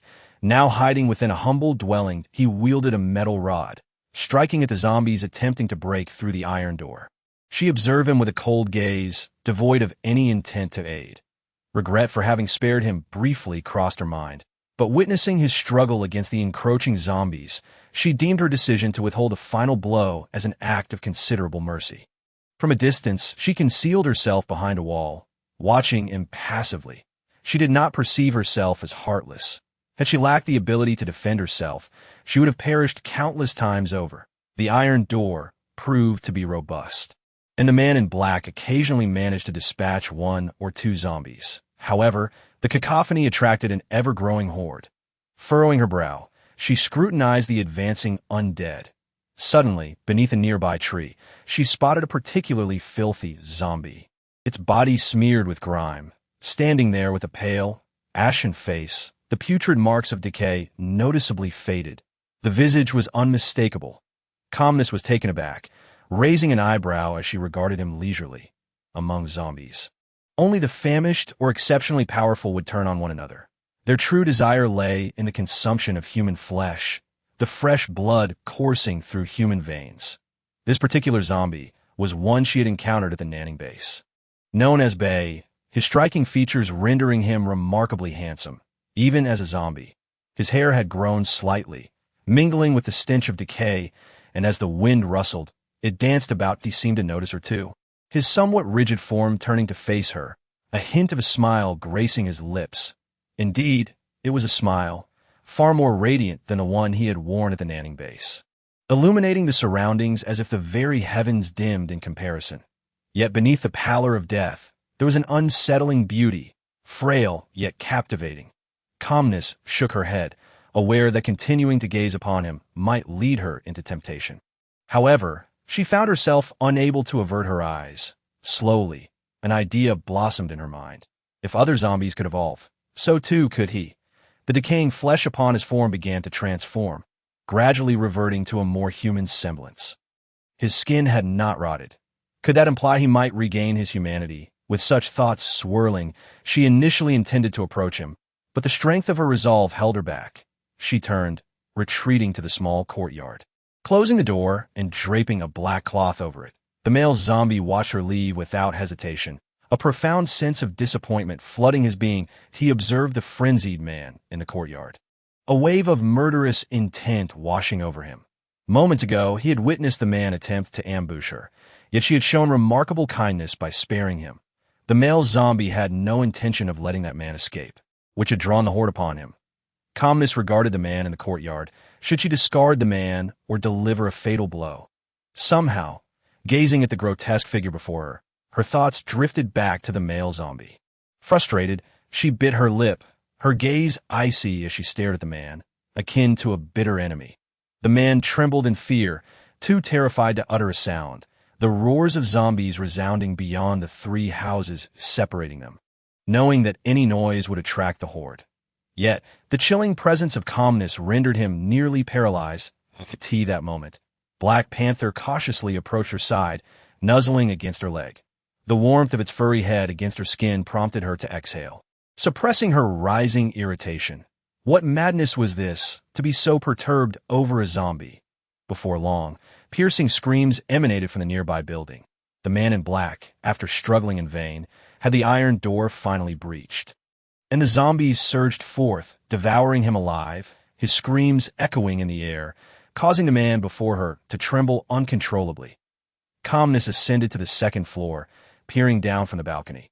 Suddenly, she spotted the male zombie crouching beside the mangled remains of 7 or 8 corpses, extracting a heart from within, seeking the hidden white pearls to consume. Even freshly retrieved, those pearls remained untouched by tainted blood, pristine despite his hands being smeared with dark ichor. He unearthed 4 pearls from the 7 corpses, a meager haul that left him somewhat despondent as he rose. Calmness watched him turn to leave, her brow slightly furrowing. That moment, she noticed the male zombie seemed to sense her presence. Glancing back in his lifeless eyes, she discerned warmth, a ridiculous notion for a zombie to grasp. Yet, she recalled that he had once expressed gratitude towards her. How absurd. He turned to depart. She instinctively hurled a wooden stick in his direction that landed beside him, successfully garnering his attention. After an internal struggle, she ultimately succumbed to her impulses, beckoning him with a wave. The male zombie's expression brightened, his smile widening, though his stiff features still appeared somewhat awkward. Gathering her composure, she approached the entrance of the small courtyard and pulled aside the curtain, finding him standing at the threshold, gazing at her. Calmness opened the door, reaching out to pull him inside with considerable force, annoyed at her own actions. Despite the changes he had undergone, his gait remained unsteady, and her tug caused him to lose balance. Falling to the ground in a pitiable heap, face down against the earth, upon locking the door, she turned to witness his sprawled form, and a laugh escaped her. Uncharacteristically unkind, the male zombie slowly pushed himself up, then gradually rose to his feet. Calmness stood before him, observing his handsome yet grimy face, marred by dirt and injury that a gash on his forehead oozed dark red blood. Sighing, she tore a strip from her sleeve, raising it to wipe away the grime and blood from his face. I apologize. It's nothing. Why do you still speak so slowly? Have you not hunted in all this time? Calmness crossed her arms, finding amusement in teasing him, delighting in his unfortunate, expressionless visage. Yes. His response was quick for a single word. Calmness shrugged, glancing at the man beside her before turning back to inquire, "Do you consume humans?" "Yes." His honesty was striking. Calmness raised an eyebrow, declaring, "This one is for you." She feigned generosity, yet the man beside her trembled in fear. Upon hearing their exchange, the man seemed to finally comprehend the nature of the unexpected arrival before him. No, he was not human. This was indeed a zombie capable of speech. Ugly. The male zombie advanced step by step towards the man, not missing the opportunity to mock him. The man cowered, desperately pleading, "No, please don't kill me." "Weak, Ling," the male zombie retorted, eliciting a sense of amusement within calmness. She had encountered a zombie with a sharp tongue. How entertaining it would be to witness his witty remarks when he was more articulate. She watched with interest as he continued to approach the trembling man, showing no signs of remorse. "No, please, I beg you don't." The man sobbed, nearly losing control of his bladder, upon witnessing the liquid seeping from the man's trousers. The male zombie cast a disdainful glance back at calmness. She couldn't help but laugh, finding the situation increasingly humorous. Black Panther remained vigilant beside her, utterly perplexed by her amusement. Not eating, such a waste. She chortled, relishing the moment. With a stoic expression, the male zombie suddenly quickened his pace, seizing the man's neck and drawing him closer, sinking his teeth into the flesh. Calmness did not shy away. Instead, she watched with keen interest. She had anticipated a gruesome feast, but instead, she witnessed the man's expression rapidly fade, his face turning pale and distorted. Calmness, taken aback, realized he was drinking blood. Chapter 70. I am called Ghostly Charm. Calmness observed as the male zombie drained the man of his blood, reducing him to a mere desiccated husk that collapsed to the ground. She frowned, her demeanor growing cold as she regarded him, his long, white hair swaying in the breeze as he turned towards her. A trickle of blood escaped the corner of his mouth, two sharp fangs protruding from his upper jaw, presenting a terrifying yet alluring sight.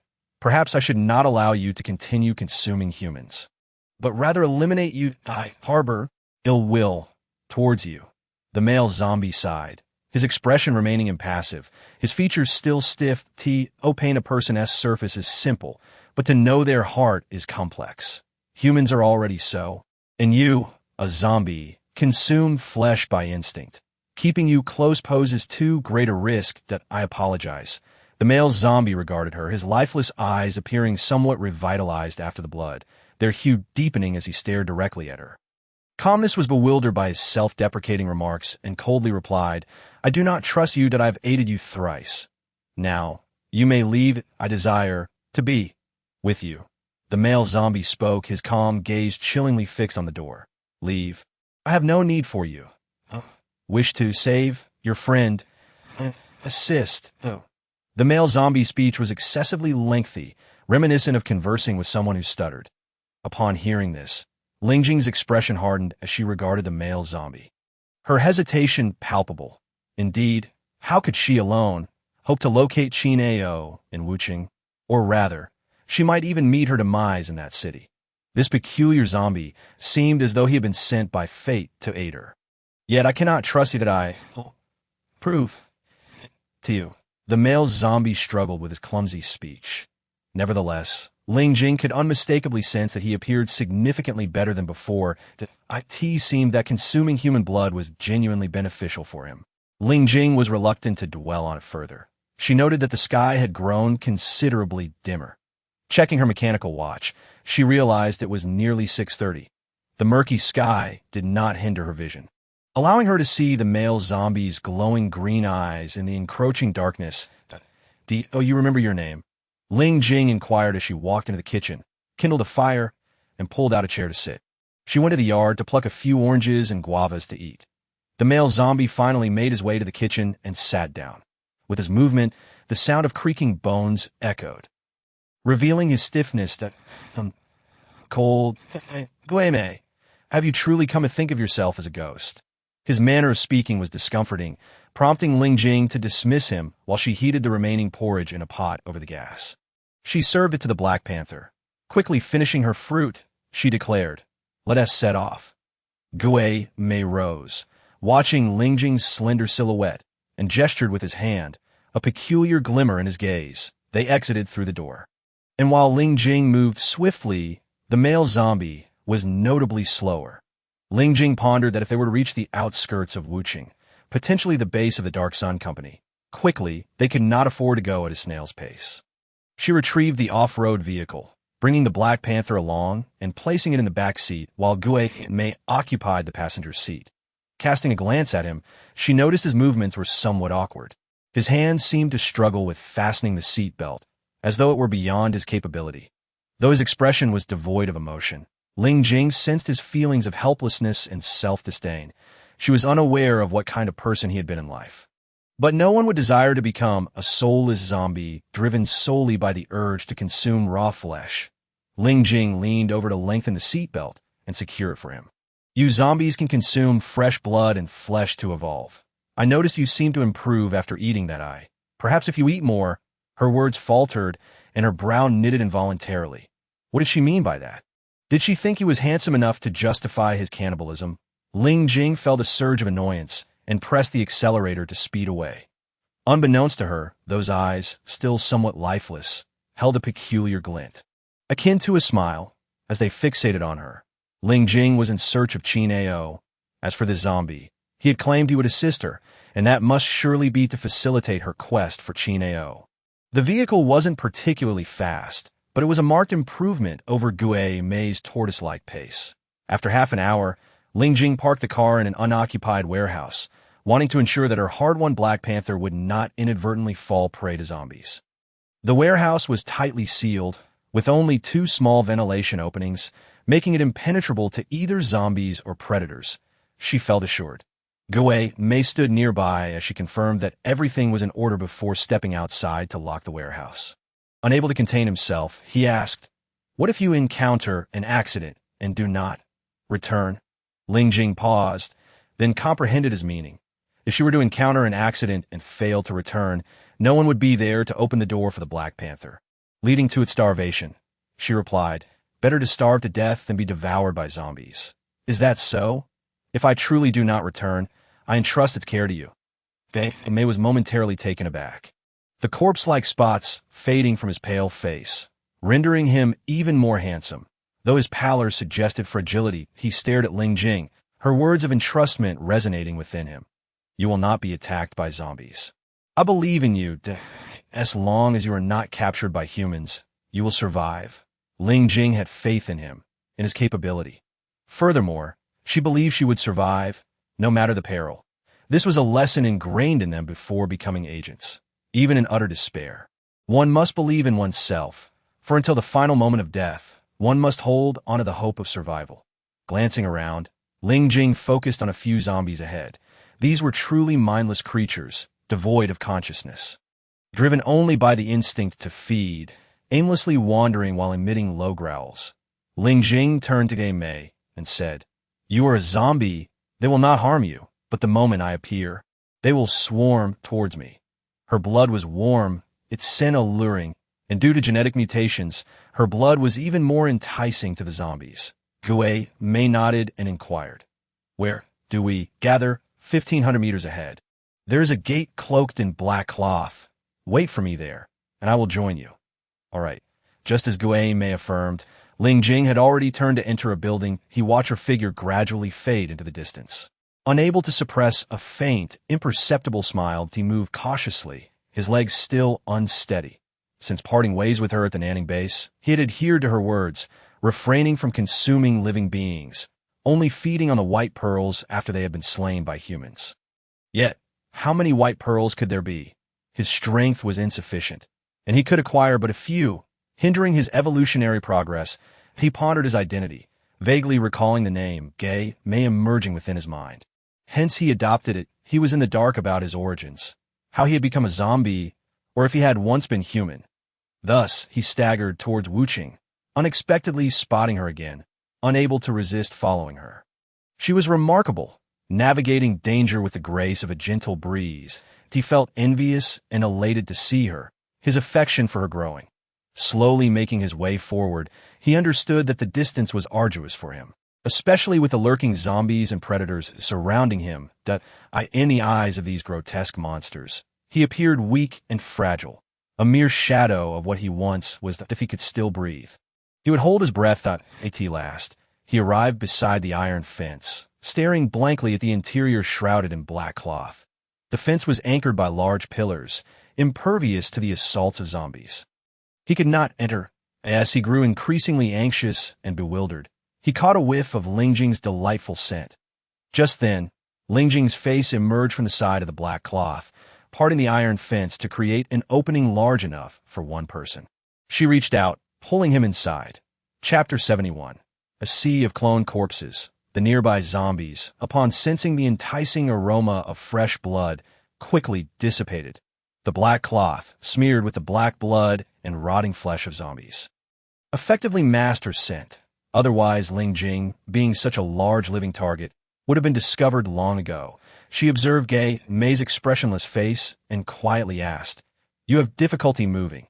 I merely wish to know how you can assist me in finding Qin Ao." Since Ling Jing pondered briefly, then decided against further inquiries. Furrowing her brow, she surveyed the pitch-black surroundings, spotting a ravine in the distance emanating a dreadful stench. A nagging feeling told her that numerous corpses lay within. Unable to resist, she approached the ravine and peered down. However, just a fleeting glance caused her pupils to constrict, her countenance growing icy. The ravine was filled with bodies in ghastly states of decay. Yet what shocked her further was the fact that the corpses bore only 3 distinct faces. 1/3 of the faces resembled hers, another third belonged to Qin Ao, and the last third belonged to a young boy. There were no fewer than 300 bodies piled together, a sight brimming with terror. She instinctively took 2 steps back, gasping for breath, that if predators could appear, if the goddess of revenge, the Dark Sun Company, studying zombies, a virtual entity where the O virus could manifest, then the existence of these clones would hardly be surprising. However, upon witnessing these corpses, she realized a grim truth. Qin Ao had also been captured by the Dark Sun Company and was being subjected to extensive research. Having been captured herself by the Dark Sun Company and used as a research subject for nearly a month, it was hardly unexpected that they had retained her DNA. May finally approached the edge of the ravine, peering down with an impassive expression, yet instinctively turning to look at Ling Jing. His pale complexion betrayed no emotion. Appearing rather dull, he stepped closer to Ling Jing, extending his hand to grasp her. Ling Jing retreated a step, evading his touch, and replied, "I am fine." Apologies. He suddenly offered an unprompted apology, which felt rather abrupt. Observing him calmly, she still could not discern any other emotions from his expression. "You are merely a zombie. What does the Dark Sun Corporation's actions have to do with you? There is no need for you to apologize to me." She glanced toward the entrance of the Dark Sun Corporation and proceeded forward. The corporation's technology was extraordinary, capable of cloning humans, so it was no surprise that Qin Ao was in their grasp. This realization provided her with a modicum of reassurance. She pressed the switch, and with a calm demeanor, watched as the floor automatically shifted aside, revealing a staircase leading downwards. The Spectre's speed would only serve as a hindrance. Casting a glance at him, she stated, "You stay here. I must go." However, the Spectre did not acquiesce, asserting, "I am not weak. Truly not weak." With a raised eyebrow, she observed his stubborn determination to accompany her, choosing not to argue further, and thus stepped ahead.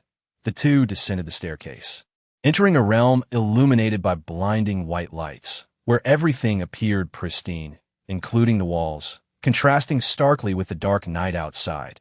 This place was excessively clean and excessively bright. Proceeding cautiously, she whispered to the Spectre, "You are at a disadvantage. If someone points a gun at your head, you will perish. Why not remain outside?" "I feel at ease," he replied candidly. She turned to regard him, and they finally reached the end of the staircase, where broad, flat corridors stretched out on either side. Lifting her gaze to the ventilation shaft, she reminded herself that her objective was to locate Qin Ao, not to eliminate anyone. Thus, finding him and ensuring his escape was paramount. With a gentle leap, she pushed open the vent and effortlessly slipped inside, vanishing from sight. The Spectre gazed upward at the vent, his snow-white hair blending seamlessly with the alabaster world surrounding him. When her face emerged, he found himself staring at her in a daze, and she suddenly regretted their agreement to come together. This zombie was impervious to attacks from fellow zombies or predators, able to wander freely in the streets. Yet, in the realm of humanity, it was an entity fated for execution. In frustration, she slapped her forehead and murmured, hurry and exit." With that singular remark, she disappeared from beneath the white ceiling. The specter watched as she maneuvered through the vent, annoyed by his own impotence. A flicker of anger ignited in his otherwise vacant expression, his grayish eyes taking on a hint of crimson. Suppressing his frustration, he turned and stepped outside. Approaching the edge of a ravine, where he surveyed the corpses below, each met their demise in varying manners, many having been dismembered into cleanly severed pieces. As he observed this, he descended into the ravine, fixating on the lifeless face of the calm one, and for the first time, his previously unfeeling heart skipped a beat. He pressed a hand to his chest as low growls escaped his throat, mirroring the sounds of the zombies outside. Reaching down, he grasped the lifeless body of a small boy, opening his mouth wide and sinking his teeth into the cold, lifeless neck that he yearned for strength. He desired to become powerful, a sensation he had never felt so intensely before. He refused to remain a feeble zombie. Oblivious to the events transpiring outside and unaware of the specter's burgeoning disdain and anger towards his own inadequacy, she swiftly advanced through the vent until she finally heard her first voice. A man spoke, his face contorted with rage, a cigarette dangling from his lips as the vent absorbed the second-hand smoke he expelled. "Consistent failures. I truly cannot discern where the fault lies. Perhaps it is due to the cell's insufficient healing capabilities, failing to match the original. That woman and the boy are indeed dissimilar, yet compared to Subject 1. Subject 1 cells are the most compatible with the O virus." Another voice chimed in. The woman and the boy.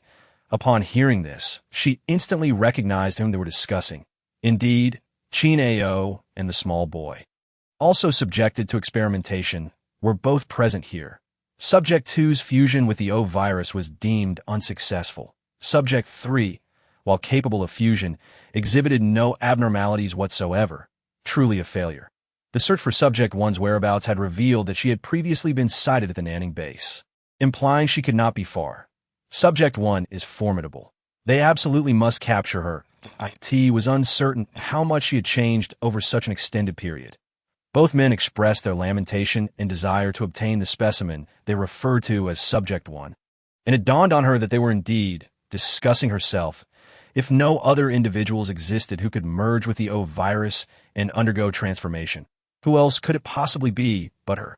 Com had always believed that her potential as a top-tier agent stemmed from her exceptional mentality, formidable willpower, and a repertoire of skills enabling her survival amidst peril.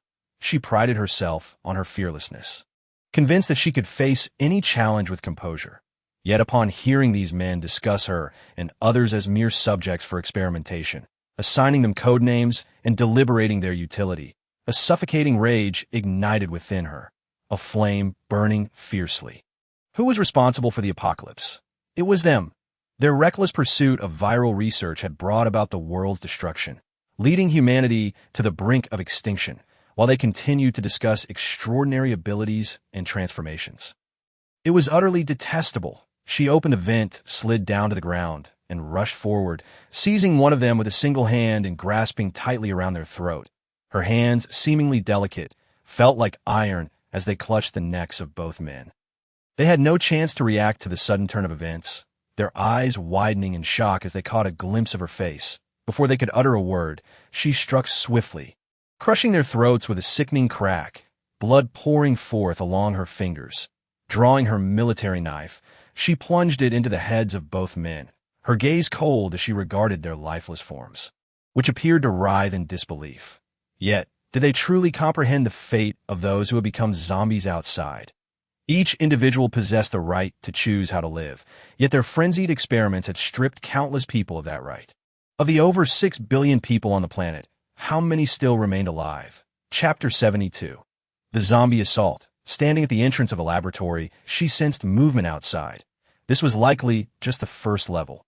The laboratory itself bore no surveillance cameras, presumably to maintain the secrecy of its operations. Who knew how many more levels lay beneath?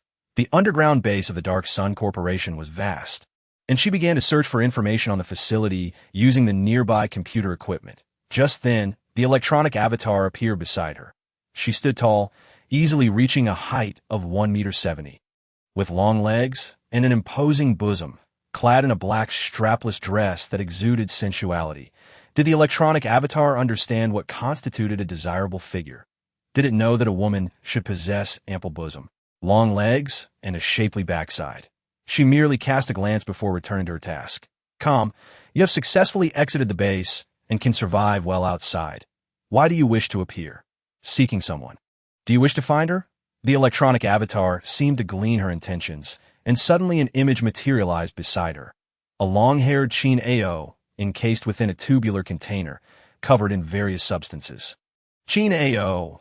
Her gaze turned icy as she fixed her stare on the electronic avatar, coldly inquiring, "You possess your own consciousness. You are smarter than anyone else. What is your objective? Come, if you wish to find her.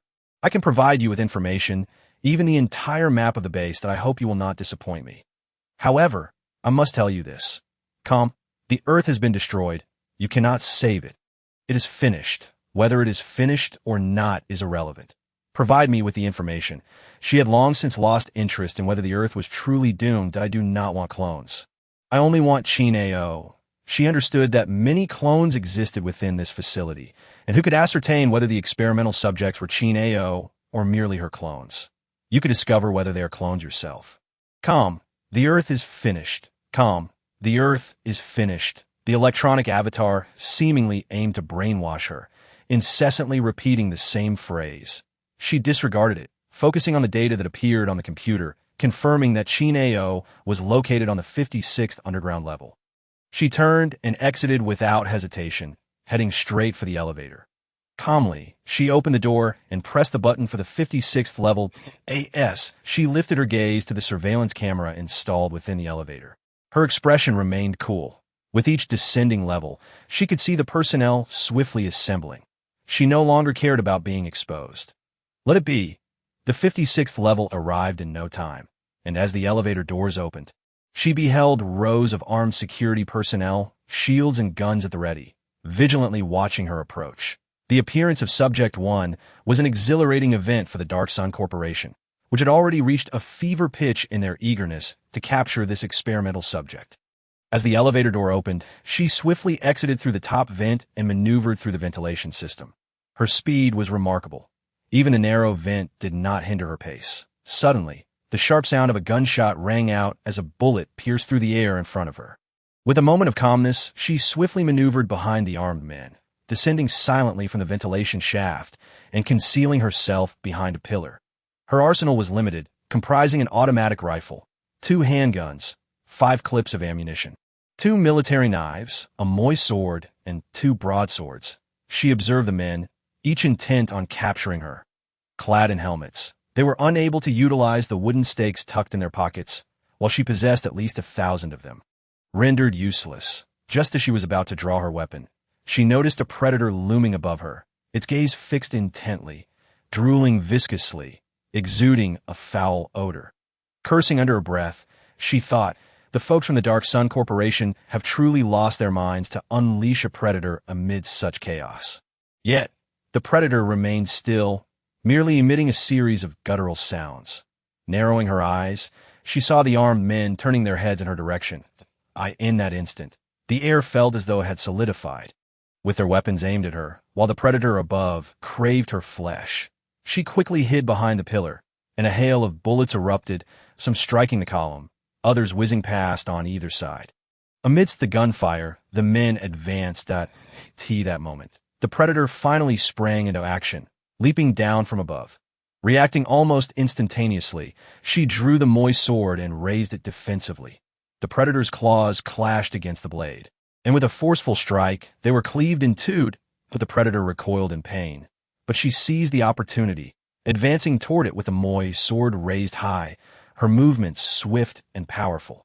Almost as soon as the predator halted, she hurled the moist sword, its cold gleam piercing into one man's throat. He fell without a sound, leaving the others in shock as they opened fire at her emerging form. She quickly retreated behind the pillar. The floor was slick, and the clean walls allowed her to see their shadows. She could see the men lined up against the wall, awaiting her emergence. She would soon find Qin Zhao. She could not afford to fall here. A cold smile crept onto her lips as she pulled out her 2 handguns, leaping into the narrow space between the pillar and the wall, effectively hiding herself. The men remained oblivious to her position, their attention fixated downward. In a swift motion, she extended her handguns upward and suddenly fired. Bang, bang, bang. The shots rang out in rapid succession, her right hand steady as she dispatched 5 men with pinpoint accuracy. Realizing her presence, the others began firing wildly at her elevated position, and some gestured for their comrades to take cover. 5 of them approached the pillar. Under the cover of the gunfire, she silently pried open the ceiling tiles above, stealthily ascending into the ventilation shaft, and then sealed the ceiling shut. When the 5 men reached the pillar and looked up and down, they found no one there. Only the predator remained, having left behind traces of its presence. Where had she gone? The group was in disarray. Meanwhile, she had made her way further into the upper levels. From her vantage point, she observed the scene below, noting the red heat signatures of the individuals milling about. Many were stationed at the entrances, vigilantly guarding against intrusion. Yet, she remained undetected. The outside world was oblivious to her whereabouts, surely believing she was hiding somewhere. Peering into a nearby container, she discerned the faint heat signature of Qin Zhao within. Her heart raced. She had pinpointed Qin Zhao's location. But how could she rescue the weakened Qin Zhao from the clutches of those men? As she pondered her next move, a cacophony of gunfire and desperate cries erupted from the communication devices of the men below. The entrance had been besieged by zombies, and both zombies and predators had infiltrated the base, calling for reinforcements. How could this be? She watched as the men began issuing commands, some remaining behind while others from different floors were dispatched to assist. If formidable predators were involved, their numbers would be insufficient and chaos would ensue, an ideal opportunity for her to escape. Additionally, the 33rd floor housed parked aircraft, much like those at the New York base.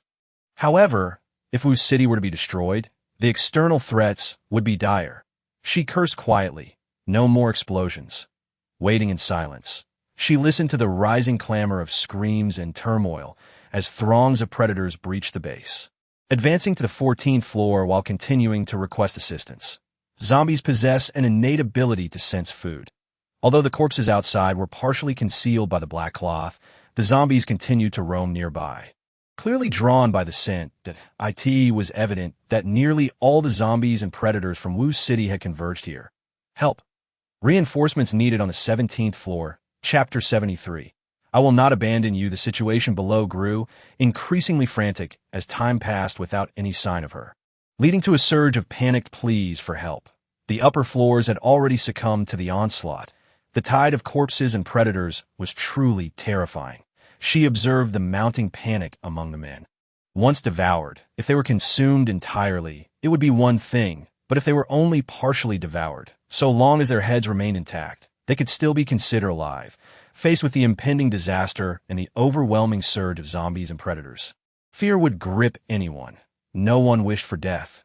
Recognizing that the moment had come, she drew her handgun, determined to resolve the situation swiftly. This floor was a significant laboratory, and it was packed with personnel. Selecting a column for cover, she subtly lifted a section of the ceiling tiles and gracefully slid down to the ground, unnoticed by anyone. Upon landing, she swiftly drew her handgun, efficiently neutralizing the dozen or so guards stationed at the entrance. The sound of gunfire sent the researchers into a frenzy, each scrambling to draw their weapons and retaliate. Although they were trained, they were merely inept bookworms. Handling firearms was akin to children playing with toys. She deftly sidestepped the barrage of gunfire, skillfully dropping the empty magazine and swiftly reloading. Bang! Bang! Bang! Her shooting was rapid and precise, her eyelids barely fluttering as both handguns discharged simultaneously, unleashing a storm of bullets that felled the researchers. Compared to the terrifyingly fast-moving predators, these individuals were no match for her. It was almost comical how clueless they were, failing to seek cover behind objects to ensure their safety. She hastened to the door, locking it securely. Rushing to the large container, she gazed at the unconscious Qin Zhao, her body exposed, subjected to the grotesque curiosity of those despicable individuals. An intolerable sight. Finding the switch to drain the container, she initiated the process, and, as the liquid was extracted, the container's door opened automatically. Leaping inside, she embraced Qin Zhao, carefully removing the instruments affixed to her body. Jumping back down, she grabbed a white garment from a nearby rack and draped it over her. Xiao Wu, she softly called, gently patting Qin Zhao's face in an attempt to rouse her. Yet, after several attempts, there was no response, and outside, the men were trying to force open the large door. She secured it with a chain, buying herself some time. Xiao Wu, please wake up. Though Qin Zhao seemed unresponsive, she could feel her warm breath. She was alive. That was enough reassurance for her, clinging tightly to her. She felt her warmth seep into her, calming her racing heart. Nearby, another large container housed a boy of about 10, similarly unclothed and ensnared by the instruments. She freed him in the same manner, clothing him as well. Both remained unconscious, and she was at a loss as to how to escape with them. What if they didn't awaken? Just as she contemplated abandoning the boy, he suddenly opened his eyes. Gazing blankly ahead, supporting him, she asked, "You're awake? Are you all right?" "Who are you?" he replied, his demeanor remarkably calm, seemingly unfazed by the lifeless bodies surrounding them. "My name is Huang Haisheng. You rescued us. Can you help us escape?" "I can't. Rescuing you was merely incidental." Her tone was blunt as she reached for Qin Zhao, shaking her gently. "Qin Zhao, please wake up." She failed to integrate the virus. Sometimes she might go berserk. "You need to be cautious." As her words lingered in the air, Qin Zhao, who had been in a deep stupor, suddenly opened her eyes. Her once deep brown irises now transformed into a sinister crimson. In an instant, she lunged, grasping Jingling's throat, emitting a low growl that a chill ran down her spine as she desperately seized Qin Zhao's fingers, attempting to pry her grip loose. "Qin Zhao, it's me, Jingling." With a primal roar, Qin Zhao lunged to bite her neck, but at that moment, Huang Haisheng, who had been sitting nearby, intervened, shielding her with his arm. Qin Zhao's teeth sank into his forearm, blood gushing forth, causing the boy to scream in agony as Qin Zhao consumed a significant amount of his blood. That moment, the once frenzied Qin Ao suddenly calmed down, the dark red hue in her eyes gradually fading, and her expression became lucid. Ling Jing, observing this transformation, was slightly taken aback. She gazed at Qin Ao and inquired, "Qin Ao, can you see me clearly now?" "Ling Jing, you're still alive? You had me worried sick," Qin Ao replied, her voice tinged with exasperation. "What do you mean? Who's your mother? Were you not worried sick about me too?" Finally, face to face, the two were at a loss for words, their hearts laden with unspoken sentiments. Ling Jing helped her to her feet and asked, "How do you feel?" "I'm fine," Qin Ao said, wiping the blood from her lips. However, upon noticing the bite marks on Huang Haisheng's arm, her countenance darkened. Qin Ao glanced at Ling Jing, then back at Huang Haisheng. "That it's all right. Let's head outside first. We're currently beneath Wuching." "Qin Ao, can you still fight?"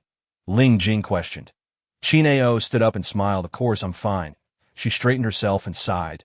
"It's just that I've become something other than human." Ling Jing suddenly laughed. "Who curses themselves as not human? I'm not jesting that I have eyes to see. No matter what you become, you are still Qin Ao as long as you are alive." That is enough. Ling Jing cared little for what Qin Ao had transformed into. After all, she too had become quite peculiar, and everyone had grown strange in this tumultuous world. In this superficial realm, everyone clung to life, unaware of the reason, driven by a subconscious desire to persist. "Qin Ao, live well and don't despise yourself. Promise me, live well.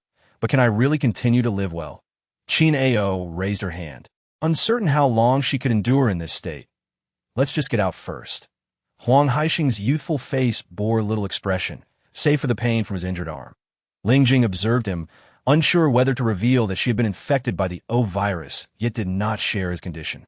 She feared Qin Ao might not handle the truth well. Even the strongest heart cannot bear the thought of becoming an outcast. Such is human nature. Outside, chaos reigned, yet they had yet to reach the 33rd floor. There, planes awaited for a swift escape, and they could obliterate the entire base afterward. However, the prospect of the lurking specters and Black Panther outside, along with her off-road vehicle, weighed heavily on Ling Jing's heart. Qin Ao rummaged through the nearby changing room and found 2 sets of clothing, tossing one to Huang Haisheng. She hastily donned her own attire and picked up the weapons scattered on the ground. There are too many zombies for us to kill. You and Huang Haisheng should head to the 33rd floor and take a plane directly to the Nanning base that I'll follow behind. I disagree.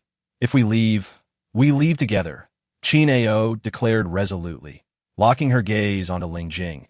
She had witnessed once before the anguish of watching her depart without returning. This time, she would not allow her to face danger alone. Qin Ao, Ling Jing began, her voice cold, but Qin Ao interrupted, shouting, I will not abandon you. Don't even think about it. With that, Ling Jing fell silent. Suddenly, a smile crept upon her lips as she bit her own lip and looked at her. All right, we shall go together. Chapter 74. I am a weakling. Every individual harbors someone or something they cannot let go of. Yet Ling Jing found it bewildering that she could not part with a Black Panther and a zombie. Armed with her gun, she opened the door and, after eliminating the individuals blocking their path alongside Qin Ao, they took the elevator directly to the 33rd floor. Upon entering the plane on that floor, Ling Jing surmised that the cunning specters would likely stay outside the base, waiting for her. Inside the aircraft, she activated the surface exit above, piloting the plane into the open skies. This aircraft allowed for effortless control over its speed and altitude, boasting capabilities akin to a helicopter, yet superior in many ways as the plane glided along its trajectory, soaring into the heavens. Ling Jing threw down a rope for Qin Ao to take control of the aircraft. I am going down now. Qin Ao, Huang Haisheng is in your hands that I'll return as soon as I stop the plane. Qin Ao nodded, adjusting the plane's altitude to deposit Ling Jing atop a tall building. She descended the rope and stood on the roof, surveying the scene below, where an overwhelming mass of zombies surged towards the base entrance. The smaller entryway had been forcefully opened, revealing a larger one nearby. These zombies, like a relentless tide, clamored to squeeze through. Their pace was sluggish, yet the chaos was deafening, and the stench was so potent that even from several stories above, it was unmistakable. Ling Jing gazed at the dark throng below, pushing and shoving without pause, and felt an immense headache wash over her. In this inky night, she struggled to locate the specter amidst the sea of undead, since she had no intention of destroying the base. There was no need for her to rush down to seek the specter. Below, the zombies and predators threatened to obliterate the entire base. Descending now would be tantamount to courting death. Wuqing had already become a death city.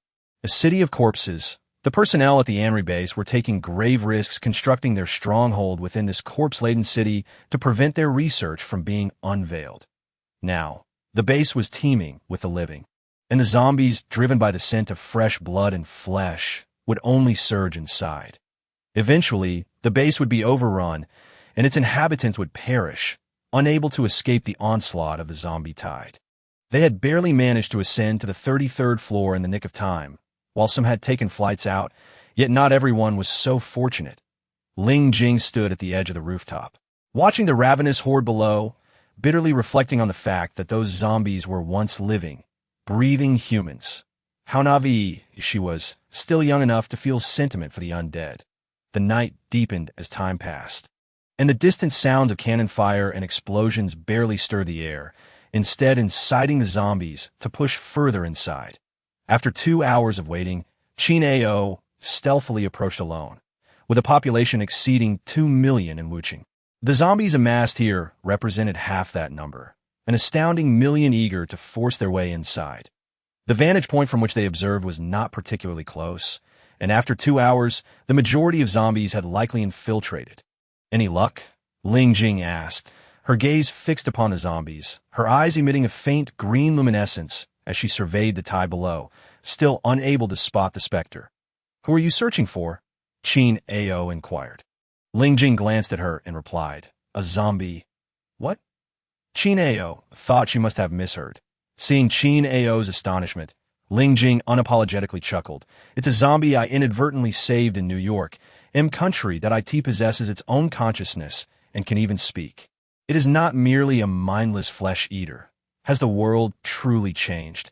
It feels as if there are many more monsters, Qin Ao lamented. Ling Jing smiled. What you don't know is that humans have evolved.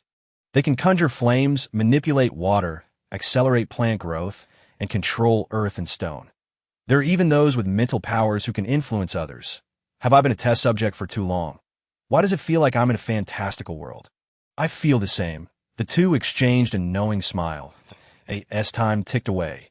3 hours passed, and the mechanical watch on Lingjing's wrist indicated it was 3 a.m. on January 25, 2017. The lunar calendar marked it as the early hours of December 27th.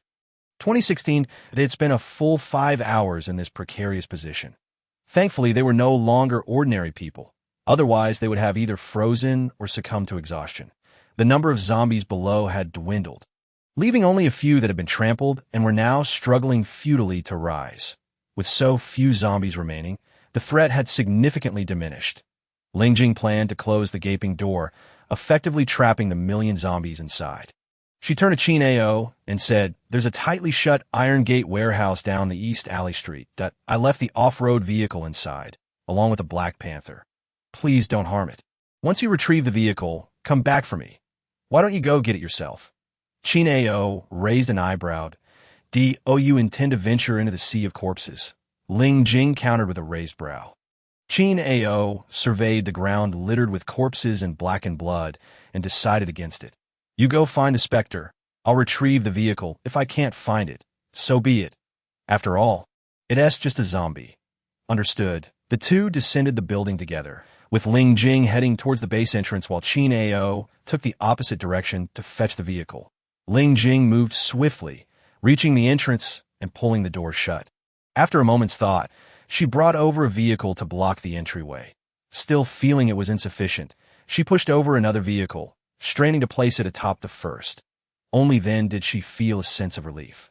Noting that several zombies had been trampled and lost their ability to move, lying on the ground in a futile attempt to grab her, Lingjing drew out her machete and struck at their heads, collecting any white beads she found on the ground. As she searched the fallen corpses, she found no trace of the specter. A small consolation amidst the grim news. Contemplating, she called out, "Specter, where are you?" The sound was not particularly loud, yet if the specter were nearby, it would undoubtedly be able to hear.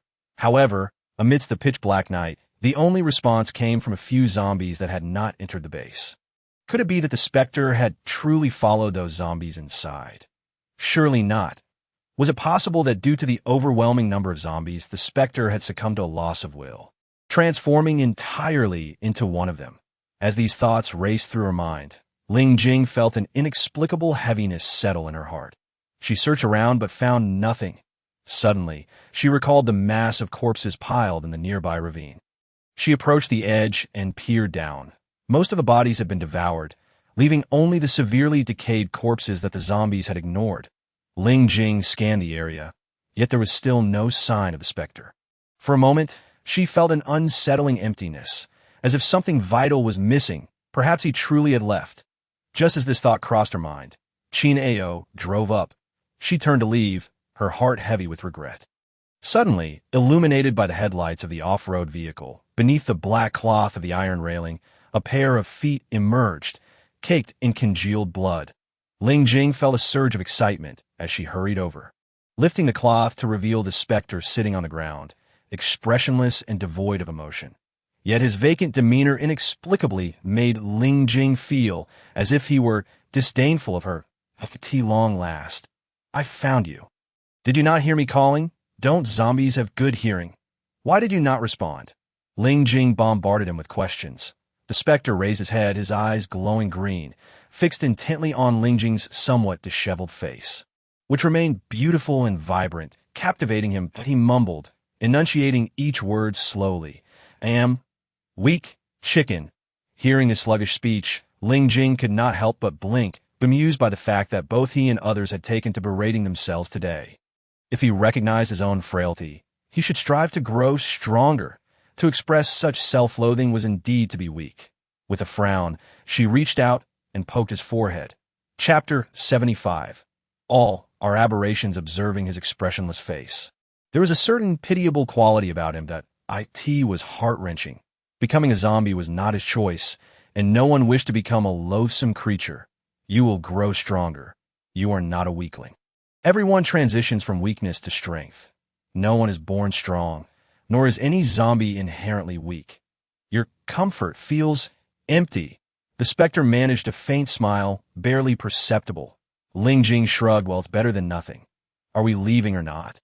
Yes. The specter rose, his body slightly stiff, and he hesitantly followed Ling Jing. Then he noticed a woman in black leaning against the side of the off-road vehicle. Your friend? Her name is Qin Ao. She is my partner. Ling Jing's face brightened at the prospect of reuniting with Qin Ao.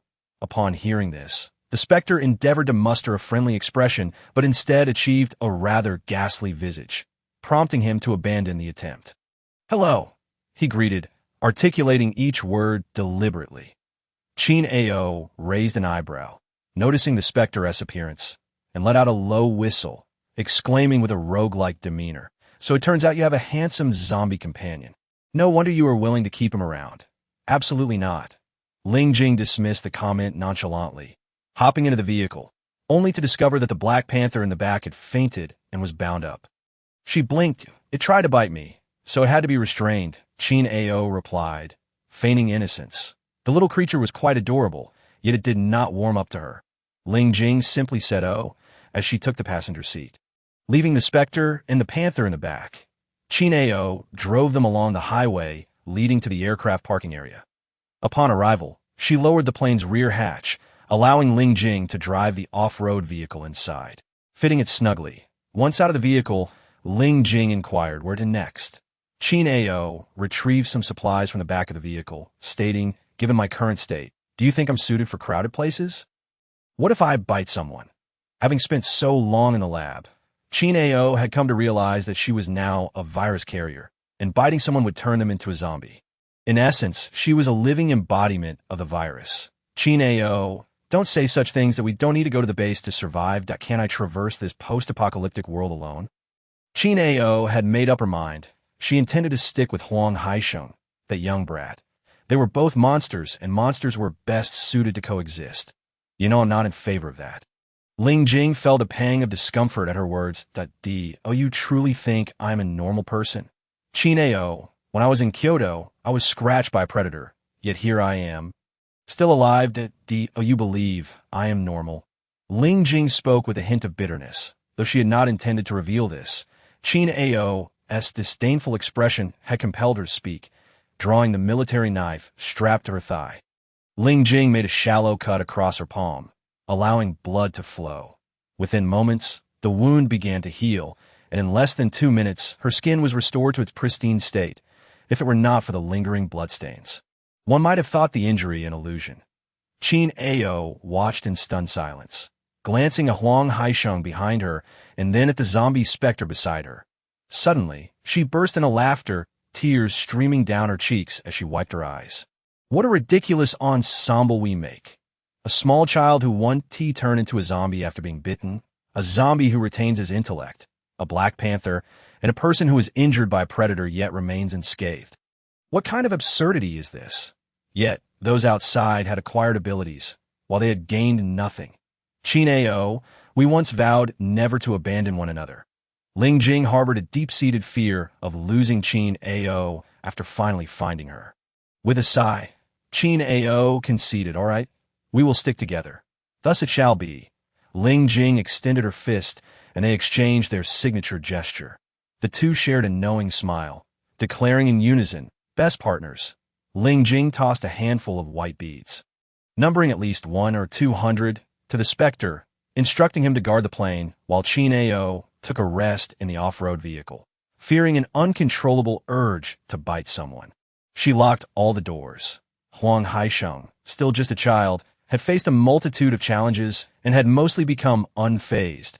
Observing him asleep, Ling Jing untied the panther, settling down on a chair to rest, while the panther nestled beside her, resting its head on her lap, seeking the most comfortable position.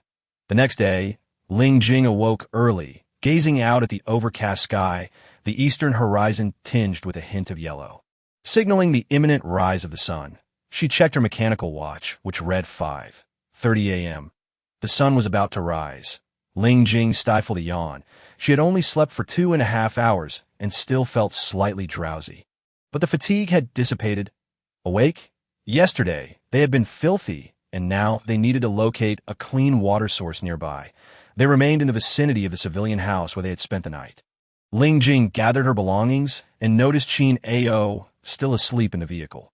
Just as she was about to knock on the door to wake her, Qin Ao suddenly opened her eyes, her blood-red gaze gleaming with a predatory glint. In an instant, she lunged toward the car window, screaming at Ling Jing.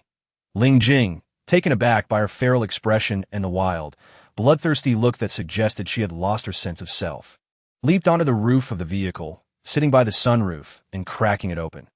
Qin Ao immediately followed, attempting to pry the sunroof open. Ling Jing held fast, using her handgun to secure the window. The off-road vehicle had been fortified and was not easily compromised. Qin Ao struggled, but in her frenzy, she roused Huang Haisheng, the young boy. The Spectre approached, along with the agitated Black Panther. Ling Jing drew her military knife and made another cut on her palm, allowing blood to drip down. Instinctively, Qin Ao opened her mouth, catching the droplets of blood. The wound was not deep, but despite her rapid healing, she lost a fair amount of blood. Yes, the wound healed completely. Qin Ao had consumed a few drops. The redness in her eyes faded, and clarity returned to her gaze. With the metallic scent of blood lingering in her mouth, she wiped her mouth, noticing the bright red stains. And her expression darkened. Ling Jing had already descended from the roof and knocked on the car window. "Let us go find some water to clean up." Everyone had a stench about them, despite having changed clothes. The disgust lingered. Qin Ao opened the door. Her previous aversion to drinking Huang Haisheng's blood had vanished, replaced by an inexplicable sense of relief, the burning sensation within her body completely alleviated. "Little 8, I am a monster too. If Huang Haisheng can do it, I believe I can as well. Don't worry. From now on, I will take care of you." She retrieved a bag from the back of the vehicle, glanced at its contents, and then set it back down. Even the aircraft required a key to start, so there was no need to worry about it being stolen. After securing the hatch, the four, a human, a beast, and a zombie, set off toward a small village not far away. The road lay desolate, overgrown with weeds and brimming with life, while dead branches and leaves littered the ground, rustling in the wind. The date was January 26, 2016, and in 2 days, it would be New Year's. The winter chill enveloped the air, yet Qin Ao and Ling Jing, despite their thin frames, felt no cold, while the Spectre, as a zombie, felt nothing at all. However, Huang Haisheng was not faring well. He donned a leather jacket, was barefoot, and wore only a thin pair of trousers. As the wind blew, he trembled uncontrollably. The others hastened their pace. The Spectre was able to keep up with them, perhaps due to the consumption of those white pearls. Ling Jing calmly approached him and inquired, "What about the ones I gave you last night?" "I ate them," he replied, his tone considerably lighter, enunciating clearly. Ling Jing was momentarily taken aback. Though subtle, she sensed a change. Moreover, the deathly pallor on his face had vanished, and he walked as normally as any other person. No longer stiff, she blinked, realizing she had discovered a method to expedite his transformation, concluding that his evolutionary speed likely surpassed that of humans by a significant margin, provided there were ample resources. Observing this, Qin Zhao pulled Ling Jing aside and said, "Are you certain it's safe to keep him with you? After all, he is a zombie." Chapter 76. A kiss from Qin Zhao in this world. Human hearts are inscrutable, and while one may paint a person's visage, capturing their essence is an entirely different matter. Who can truly fathom the thoughts lurking within the human heart? Do you know what has angered me the most since the apocalypse began? Ling Jing gazed at the azure sky, dotted with wispy white clouds. Such a pristine sky was rarely seen before the world fell into chaos, especially in heavily polluted Kyoto. Qin Zhao listened intently, as did Huang Haisheng and the Spectre. Ling Jing's face was usually a mask of calm, unperturbed even amidst acts of violence against both humans and monsters. Yet, the source of her anger was elusive. "Xiaoba, Qin Zhao, I witnessed with my own eyes people being treated as mere food, bled out and laid out like pigs to slaughter. Is this what humanity has come to? Some individuals are more terrifying than zombies." This was her experience, cannibalism, observing a cold-hearted individual, one who exhibited more emotion than anyone else. Qin Zhao fell silent. She reached out to pat Lung Jing, feeling a profound discomfort. She had also witnessed the so-called scientists transform living beings into zombies or monsters, having been subjected to experimentation herself. What, then, is the essence of humanity? It is the insatiable pursuit of their desires, devoid of any moral boundaries. Especially now, in this post-apocalyptic world, Lung Jing had not navigated through crowds much. And what she had seen was still limited. Acts of arson, murder, and plunder had been rampant long before the apocalypse. Moreover, in this current state of chaos, the inherent evil of humanity had been unleashed, compelling them to commit unspeakable acts for their own fleeting gratification. Upon reaching a small village, Lung Jing suddenly spotted a stumbling, ineffectual zombie. Its skin was ashen but not decayed. It was the one from whom blood had been drained. Yet the specter had not shattered its skull, leaving the brain intact. Thus it transformed into a zombie. Huang Haixing stood alongside the Black Panther, while Qin Zhao approached, plunging his military knife into the zombie's forehead, rendering it motionless as it collapsed to the ground. The zombies in this small village were few, especially since the chaos in Wuqing had lured many of them away. Lung Jing ventured inside, rummaging through a wardrobe in a bedroom, where she found several outfits. She took a white t-shirt and a pair of black bell-bottom jeans, washing them in a nearby bucket, concerned about Huang Haixing feeling cold. She pointed to the kitchen, saying, "There's a gas stove and a pot. You can boil some water and wash up in there. There are clothes inside." Qin Zhao also entered, emerging with a t-shirt and a pair of casual pants, washing himself nearby. Soon, the small courtyard was filled with the scent of body wash. Naturally, it was impossible to clean oneself thoroughly without undressing, as hot water boiled in the kitchen. Qin Zhao shooed the specter and Huang Haixing out of the courtyard and shut the door. The two of them quickly stripped off their clothes, cleaned themselves, and donned fresh garments. Qin Zhao sighed. "The only silver lining to becoming a monster is that I no longer fear the cold. This must be some form of compensation for my injuries, an emotional solace." Lung Jing secured her pants and went to open the front door, returning to the bucket to clean the moist sword and 2 military knives. After scrubbing and drying them, she tucked the 2 knives at her thighs. Noticing that Qin Zhao carried only 1 military knife and 2 guns, she offered him her 2 machetes. "How many weapons did you bring?" Qin Zhao inquired. Lung Jing smiled. "Just a bag full. As long as we don't encounter any major monsters, we'll be fine." Aside from the enormous creatures encountered in Port City, she remained unafraid even when facing the most formidable and rapidly evolving predators. At that moment, Huang Haixing announced that the hot water was ready to be washed up in the small courtyard while Lung Jing and Qin Zhao stood outside, gazing at the desolate world. Nearby, corpses of animals were being picked at by scavengers. With maggots crawling over the remains, the foul stench wafted toward them, making them feel quite nauseous. "Where shall we go next?" "Let us explore it. I've noticed that while there are many survivors at the base, there are also countless others outside that we certainly don't belong in the base. What about the plane?" Qin Zhao asked. Lung Jing pondered briefly and replied with a smile, "We'll drive it to the Nanning base. Panning Hui and the others are there, and then we can set off in the off-road vehicle. I'm fine with that." Qin Zhao thought to herself that if she were amidst the crowd, a moment of madness could easily lead to her demise, that it was better out here. She looked at Lung Jing and suddenly hooked her arm around Lung Jing's neck, kissing her lips. The action was so abrupt that Lung Jing was taken completely off guard. Feeling Qin Zhao's lips against hers, she pushed her away, exasperated. "What on earth are you doing?" "Kissing you," Qin Zhao replied, smacking her lips. Lung Jing, wide-eyed in shock, exclaimed, "You're actually a lesbian." Qin Zhao laughed joyfully, pretending to lean in for another kiss, prompting Lung Jing to jump back. That moment, they noticed the specter standing a short distance behind them, his expressionless face betraying no emotion.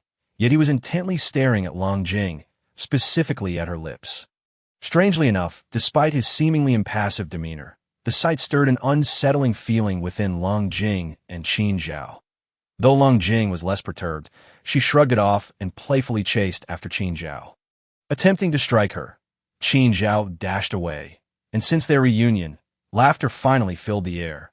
Meanwhile, The specter's dark eyes reflected a complex mix of emotions, a bittersweet sensation washing over him as he observed Lung Jing's lips pressed against another's, albeit merely for a fleeting moment. Yet, the discomfort lingered within him. Why did he feel so bitter? He suddenly shifted, raising a hand to touch his chest, only to find it devoid of any heartbeat, a heart that had ceased to live.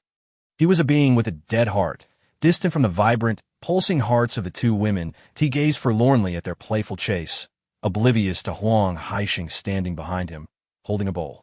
Huang Haisheng, with the bowl in hand, approached the doorway and called out to the two in the distance, "Time to eat." Lung Jing and Qin Zhao quickly returned, entering to consume the hot porridge. Lung Jing placed a large plate on the ground for the Black Panther.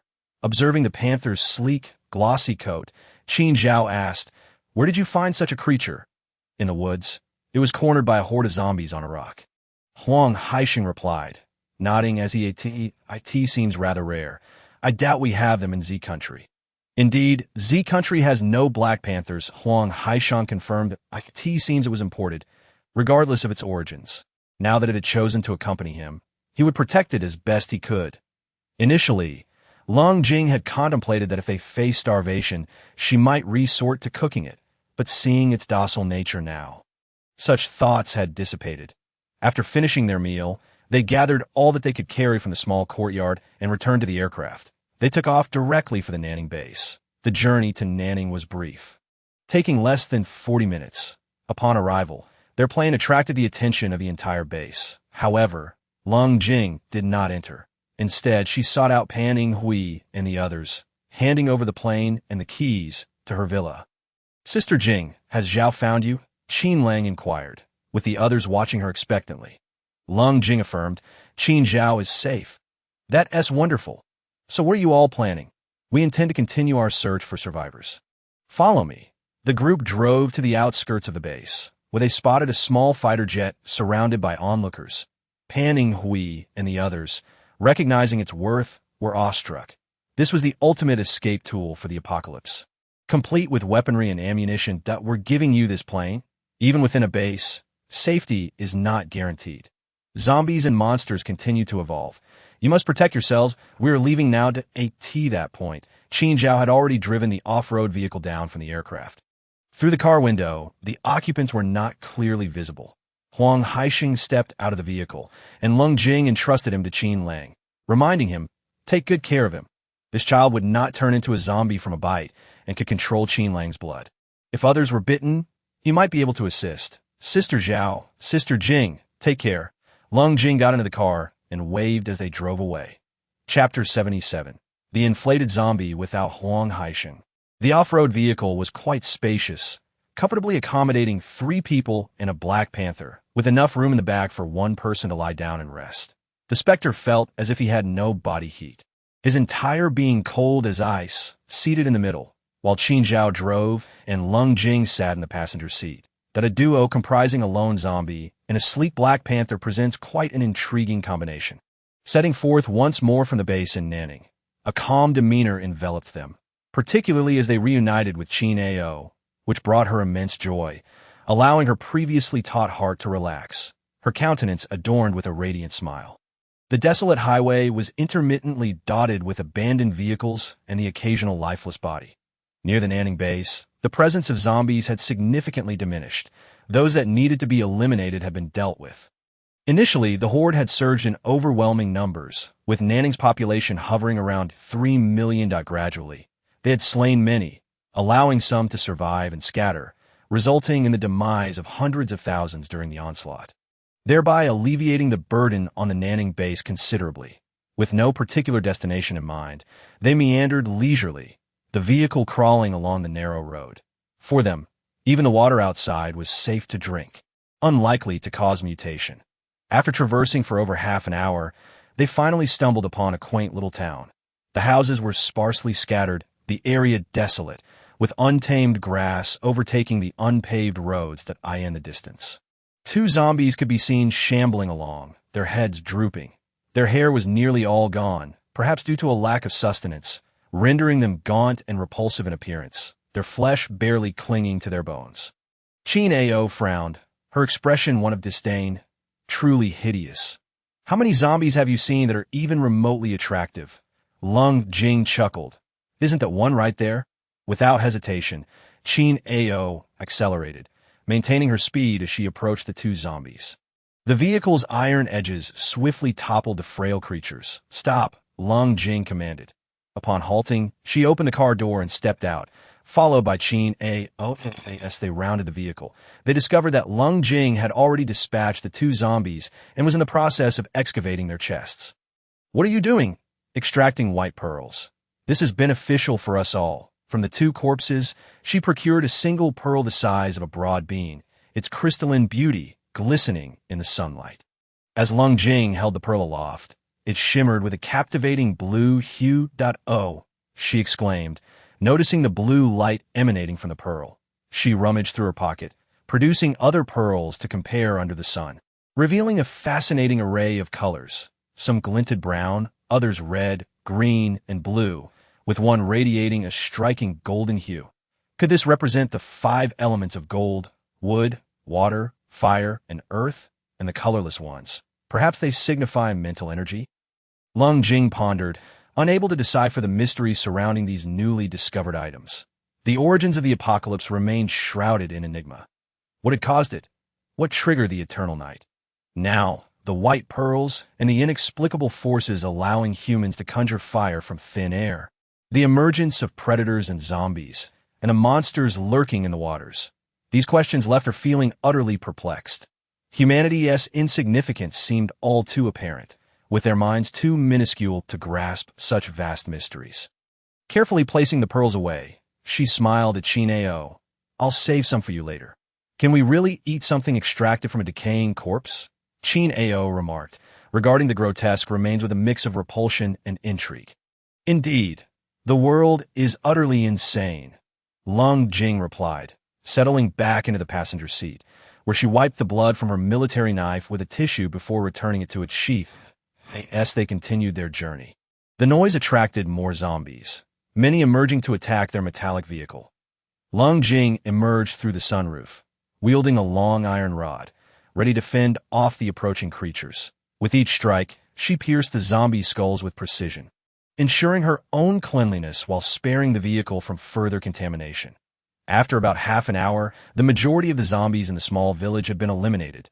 The last one, a small creature that had likely been a toddler in life, crawled towards them with a grotesque visage, one eye nearly dislodged.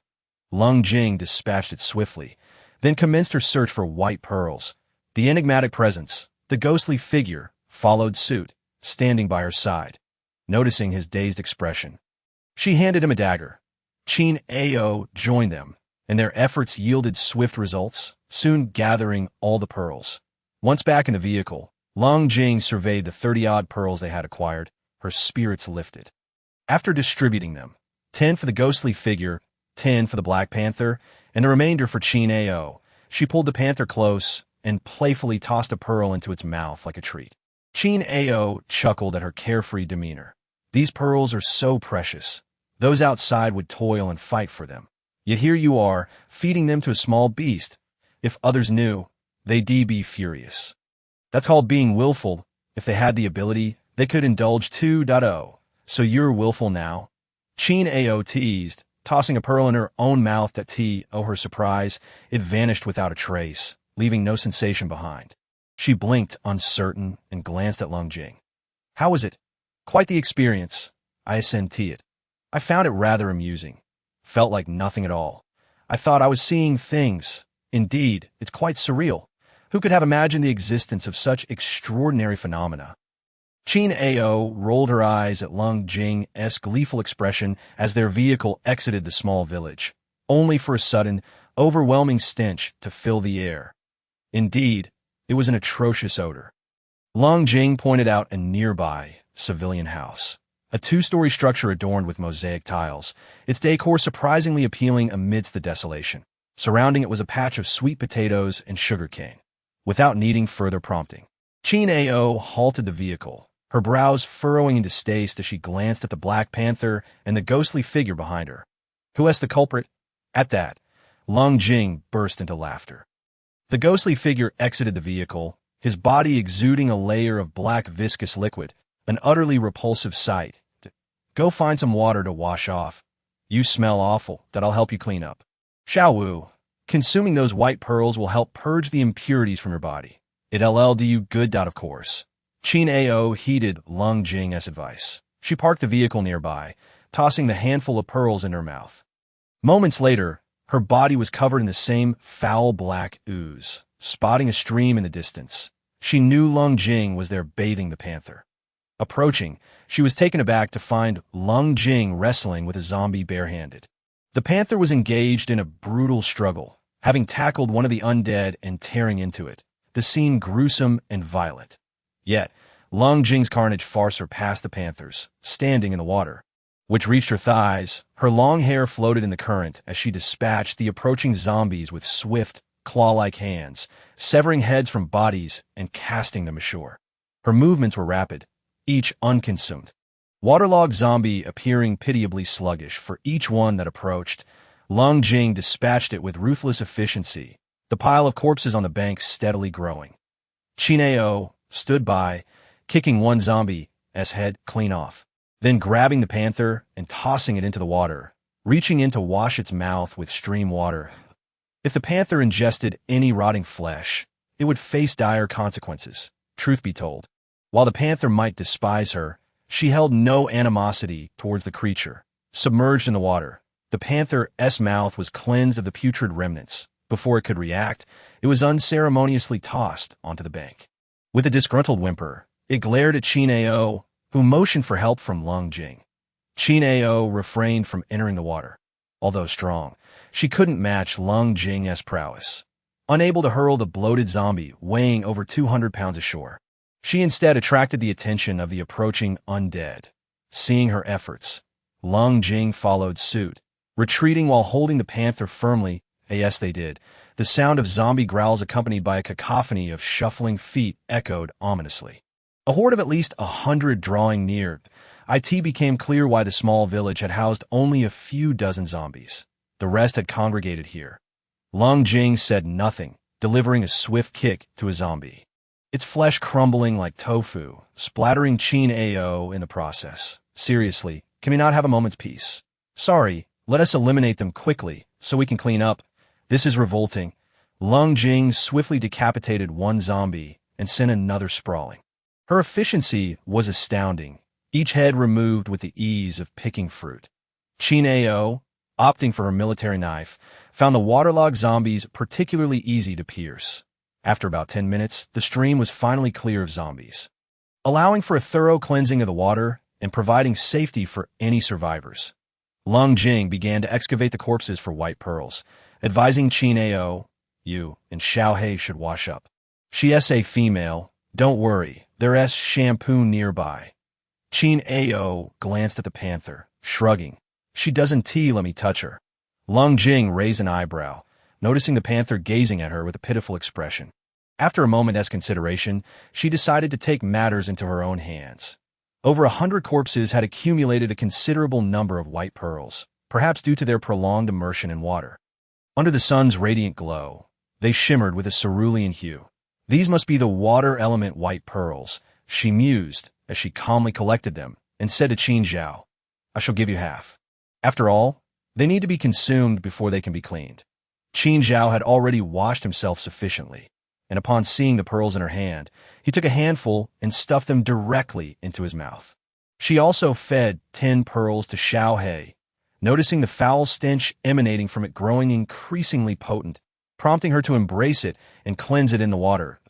Yes, she lathered it with bubbles. Watching Xiao He revel in the experience, she reflected on the merits of having rescued it. Had she been ruthless enough to roast and consume it back then, her enjoyment would have diminished significantly. Even a little creature like this won't assist me in washing, Qin Zhao grumbled, feeling disgruntled as he scrubbed nearby. Glancing at him, she smiled softly. There's no need to bicker with a mere animal. Qin Zhao, feeling rather unfortunate, wondered what was wrong with her taking such matters to heart. Once their bathing was complete, the trio ambled away from the creek and returned to the roadside, just in time to spot Gay May emerging from a civilian house. 2 fish in hand. Qin Zhao immediately whistled in delight, exclaiming, "Wow, what a find! Where did you catch those?" Behind them stood a tall wall, beyond which lay a fish pond, after consuming several white pearls and a fresh blood meal. Gui may have become surprisingly articulate over the past couple of days. Moreover, the ghastly marks on his body had vanished entirely. Although his pallor was devoid of any color, it exuded a peculiar, frail beauty that somehow made him appear particularly vulnerable to one's impulses. Cold Jing found it strange that instead of feeling pity, she felt a desire to tease him. Grilled fish or boiled fish? Let us start a fire. It's been a while since I've had meat. Cold Jing ventured inside to see what useful items might be found. The kitchen was stocked with various supplies. But there lay a small pile of human bones discarded near the stove, with the pot exuding a nauseating stench. The sight of these bones rendered her expression grave. They were unmistakably those of a child, likely no more than a few months old, accompanied by several pieces of infant clothing and diapers. Having witnessed cannibalism before, the sight of such grim and infuriating evidence stirred a cold rage within her. She pondered who could have devoured this child, speculating that the perpetrator must have been dreadfully famished to resort to such an act. Qin Zhao followed her inside, and, upon seeing the bones, his expression mirrored her own somberness. Cold Jing turned to leave, taking nothing with her, while Gui Mei approached the car, retrieving a pot to prepare the fish, cleaning and gutting them before setting up a makeshift stand to cook fish porridge. With several mouths to feed, aside from Gui Mei, who did not require sustenance, both Qin Zhao and Xiao Hei needed to eat. Cold Jing's originally planned small pot proved inadequate, but fortunately, she had prepared for such a contingency. A large pot of fish porridge soon simmered, its aroma wafting enticingly, enhanced by a generous array of seasonings. She was quite skilled in the kitchen, so cooking was no challenge for her. Each of them received a hefty bowl, while the remainder was poured for Xiao Hei.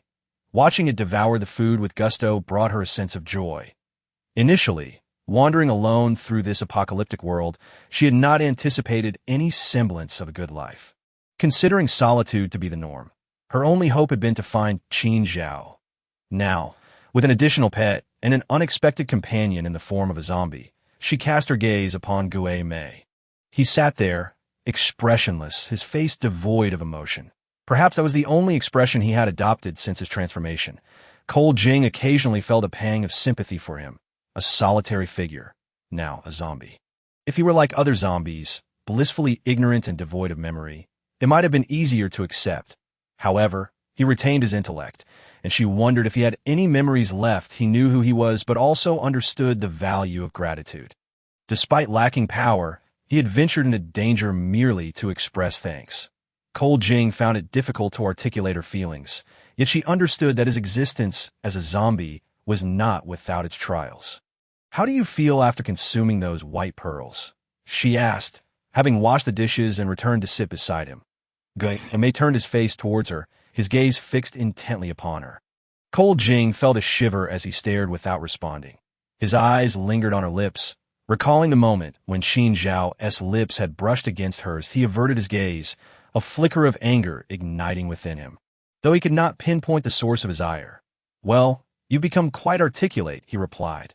Cold Jing, sensing his improved speech, smiled. "That's good. I'll search for more white pearls for you later." Just as she finished speaking, she noticed him adopting his usual stoic expression, his eyes silently scrutinizing her. Frowning, she suddenly pinched his cheek, demanding, "What are you staring at? I am a weak zombie. Why do you bother helping me?" He queried. Why assist a zombie? He was no longer human, but a creature of the undead, an anomaly in this world.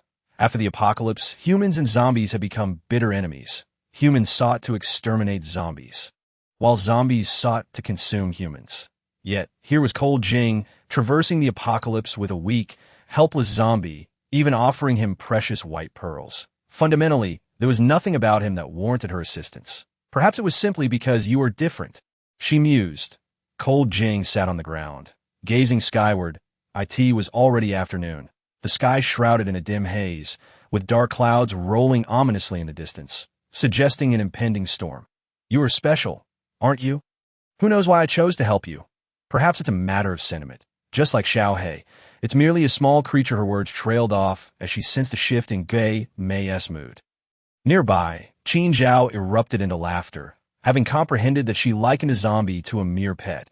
Who perceives a zombie as a small creature? He chuckled. Cold Jing, momentarily at a loss for words, approached Qin Zhao with the intention of playfully striking him. He promptly dodged, and the two engaged in a light-hearted chase. Their abilities were closely matched, leading to a spirited exchange of punches and kicks.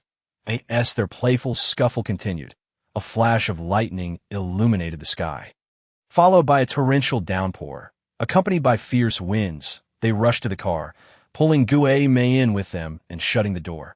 Large droplets of rain pelted the vehicle, and as the downpour persisted, a sense of unease settled within Cold Jing. Her mind involuntarily drifted back to the terrifying creatures that had emerged from the river in Port City.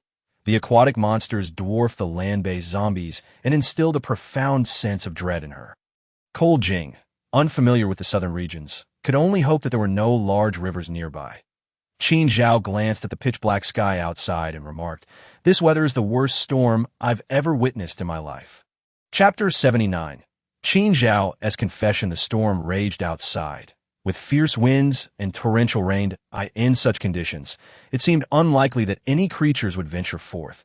She watched as the hurricane howled, toppling trees in its wake. Fortunately, their vehicle was situated far from any large trees, sparing them from harm. With nothing to occupy her time in the downpour, Cold Jing decided to rest. She reclined the seat and pulled Xiao He, whose fur had dried, onto her head as a pillow. Its soft, fluffy texture was quite comforting. Qin Zhao observed this and chuckled. "Aren't you afraid of lice? In a world like this, who doesn't have a few?" "Your heart is quite carefree," she replied with a laugh. As she closed her eyes, Qin Zhao's expression shifted, and she felt a sudden warmth drawing nearer. Startled, she opened her eyes to find Qin Zhao's face almost directly in front of hers. His hand resting on her waist as he leaned closer, in front of them. A pale, slender hand blocked the two, shielding Qin Zhao's face. "Qin Zhao." She pushed him away, turning to Sige, gazing coldly at Qin Zhao. "What are you doing?" "Nothing, just suddenly feeling a desire for you," Qin Zhao replied, tossing her long curls aside with an eerie smile as he glared at Gui Mei in the back seat. His expression tinged with irritation. Cold Jing furrowed her brow, sensing something was off with Qin Zhao. Just as she was about to voice her thoughts, Qin Zhao abruptly turned to her, his gaze intense and fervent. "Can't you see? Xiao Ba, I like you." Cold Jing froze, staring blankly at Qin Zhao, unsure of how to respond. They were partners, sisters, not lovers, but don't give me that nonsense about being two women. "I like you. Yes, I'm that strange that I'm a woman who loves another woman. Do you think I'm insane, Xiao Ba? How about you? Knowing I like you, do you feel disgusted, or do you share my feelings?" "Qin Zhao, we're both women." Suddenly, Qin Zhao seized Cold Jing's arm, her eyes burning with intensity as she shouted, "I know we're both women. I don't need you to remind me, Cold Jing. I've never seen you as just a sister. My feelings for you have never been simple, yet you've never noticed." Cold Jing was taken aback by this outburst. Feeling dazed, she had never anticipated that their relationship would evolve in such a direction, nor had she considered that Qin Zhao harbored feelings for her. "However, I regard you merely as my sister. My affections lie with men." Lungjing harbors profound feelings for Qin Ao, yet she is acutely aware of her own preferences, understanding that her orientation is entirely normal. Her emotions towards her partner have always been of a particular nature. "Lungjing, Qin Ao, you must regain your composure. I have restrained myself for 15 long years. From the very first moment I laid eyes on you, I was smitten to you understand why I strive so desperately. My life, deemed insignificant, was never meant to endure while being trained as an agent. It is solely because of you that I yearn to live. I have trained tirelessly, endeavoring to keep pace with you. Lacking your innate talent and brilliance, I rely on my own perseverance, fortuitously partnered with you." Qin Ao, in a fervent display, grasped Lungjing tightly, her grip firm, revealing her sincere heart. "I loathe the fact that I am a woman and not in the past. I suppress my innermost feelings. I love you, and I only wish to remain by your side. Yet now, in this apocalyptic world, who cares about the gender of those we are with? I can be with you, wholeheartedly. Chineo, I love you. Chineo exclaimed with fervor, her face contorted with emotion, her gaze gradually turning blood red. Upon witnessing this, Lungjing was taken aback, hastily retrieving a military knife, slicing her hand and placing it in Chineo's mouth. Chineo, calm down, do not act impulsively, remove it. Chineo tasted a drop of blood, her crimson eyes returning to normal as she beheld her bleeding hand, her expression somber, pushing Lungjing away. Observing this, Lungjing also withdrew her hand. Leaning against the car window, gazing at her. Chineo, I do not harbor romantic feelings for you. Then do you feel that way towards him? She retorted, he is a zombie. Are you with him because you're fond of him? Regardless of his appearance, he remains a zombie. A sharp slap echoed, clear even amidst the tempest. Lungjing stared at her own palm, her expression troubled. Chin-Ao covered her face, sorrowfully regarding her. Just as Lungjing attempted to speak. Chin-Ao flung the door open and dashed into the storm. Without a moment's hesitation, Lungjing pursued her, her speed surpassing Chin-Ao's, soon tackling her to the ground. What on earth is wrong with you? She shouted, pressing down on Chin-Ao's flailing hands. The rain drenched them, turning both into drenched figures. Chin-Ao looked at her face in the darkness, seemingly illuminated by an enchanting glow, and suddenly burst into tears. Lungjing, I love you, I love you. Hearing her confession, Lungjing felt a pang in her heart. She was pained and moved, yet she knew that her feelings for Chin-Ao did not equate to love. Chin-Ao, I know you do not love women, Xiaoba. I am sorry, I am so sorry. Chin-Ao extended her arms, embracing Lungjing tightly. I apologize. Allow me to remain by your side, and from now on, I shall refrain from uttering such words. We are sisters, just sisters. I will no longer speak of such things. Chin-Ao, let us return to the car. Lungjing gently patted her shoulder. Xiaoba, I have traversed great distances to find you. You ought to understand my heart. I cannot afford to give you the hope of love, but Lungjing sighed, wrapping her arms around Chin-Ao. Chin-Ao, I have always regarded you as my family, and that is enough. Upon hearing her words, Chin-Ao finally smiled. As long as they could be together, it was sufficient. After returning to the car, Lungjing covered the ghoul's head with a dark cloth, allowing Chin-Ao to change her clothes. Clutching a blanket, she gazed at the torrential rain outside. The sky began to clear, indicating that the storm would soon pass. She did not change her clothes. Previously, it had not seemed significant, but after Chin-Ao's heartfelt words, she felt that revealing her body before Chin-Ao was too. Sighing, she rested her chin on her hand. Chin-Ao appeared weary. Glancing at her, she said, You sit here. I will drive. The sky is clearing. We must continue our journey. They switched positions, and Chin-Ao leaned back in her seat. Falling asleep, the ghoul, however, stared intently at the drenched Lungjing, bringing the black cloth closer. Though his movements were clumsy, he gently wiped her hair. He longed to inquire about their conversation outside and whether she had reciprocated her affections. But the words caught in his throat. What right did he have to speak? Though he was male, he was not human. Compared to Chin-Ao, this zombie felt even less deserving. Wait! Deserving. His hand paused, observing Lungjing with her eyes closed. Allowing him to tend to her hair without protest, a sudden tremor coursed through him. Thud! He jolted, his hand trembling. Lungjing, waiting for the rain to cease, sensed his movement and opened her eyes in confusion. What is it? In nothing, he continued to wipe the water from her hair, ensuring it no longer dripped, before returning to his seat, leaning back and gazing outside. Slowly, he raised his hand, touching his chest. Quietly, there was no response. The earlier tremor felt illusory, his eyes dimming, a faint red glow subtly emanating from them. Chapter 80.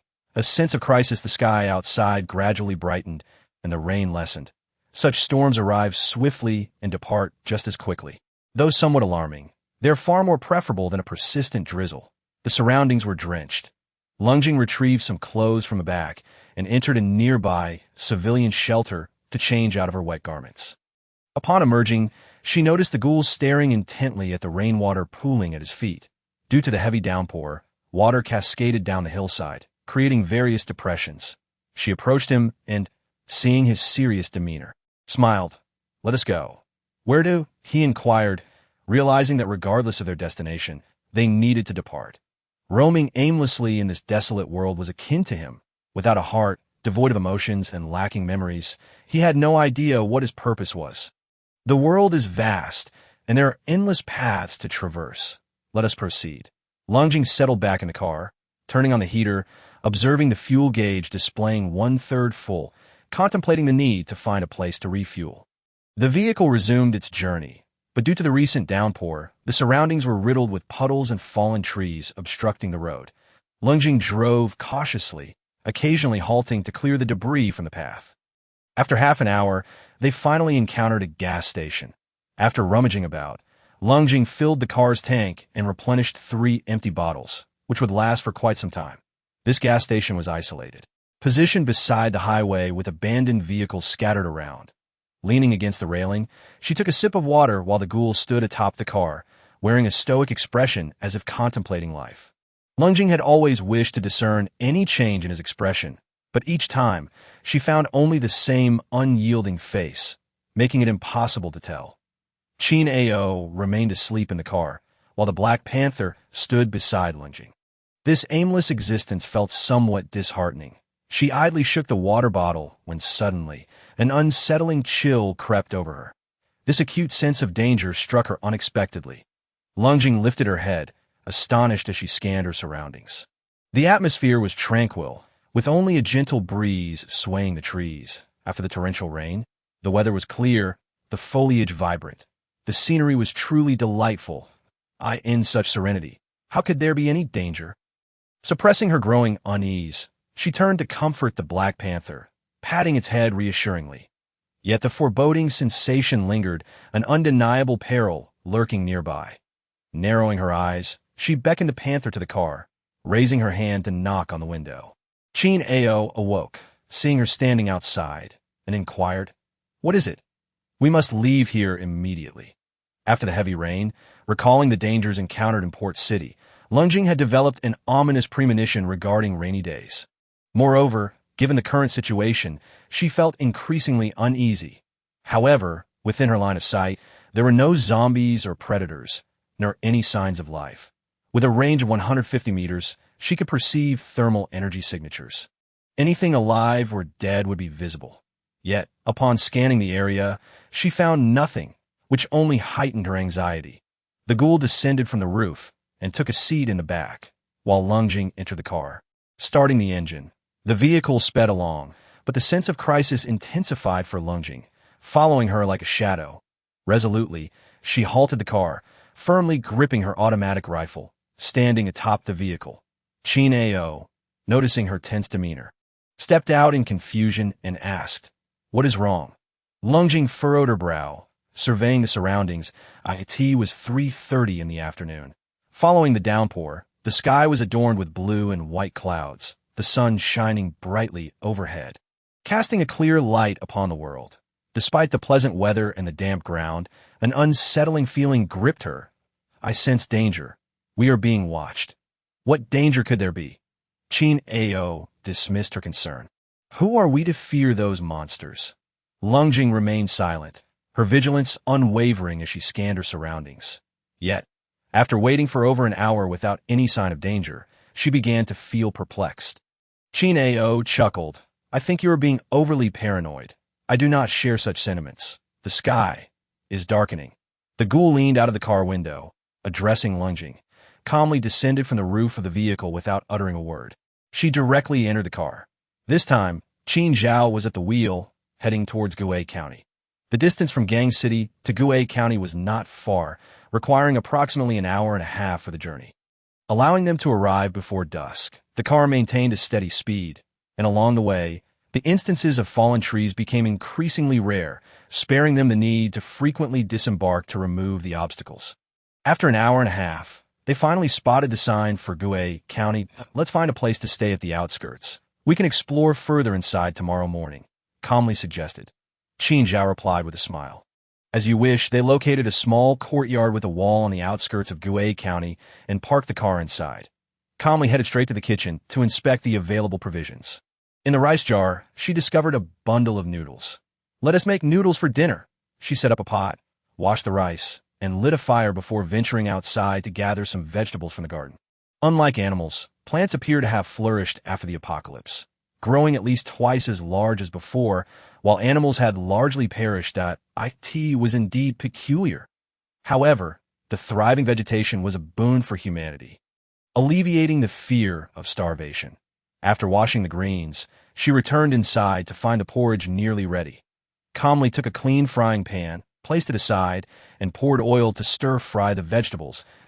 In this post-apocalyptic world, few could enjoy such a bountiful existence as they did.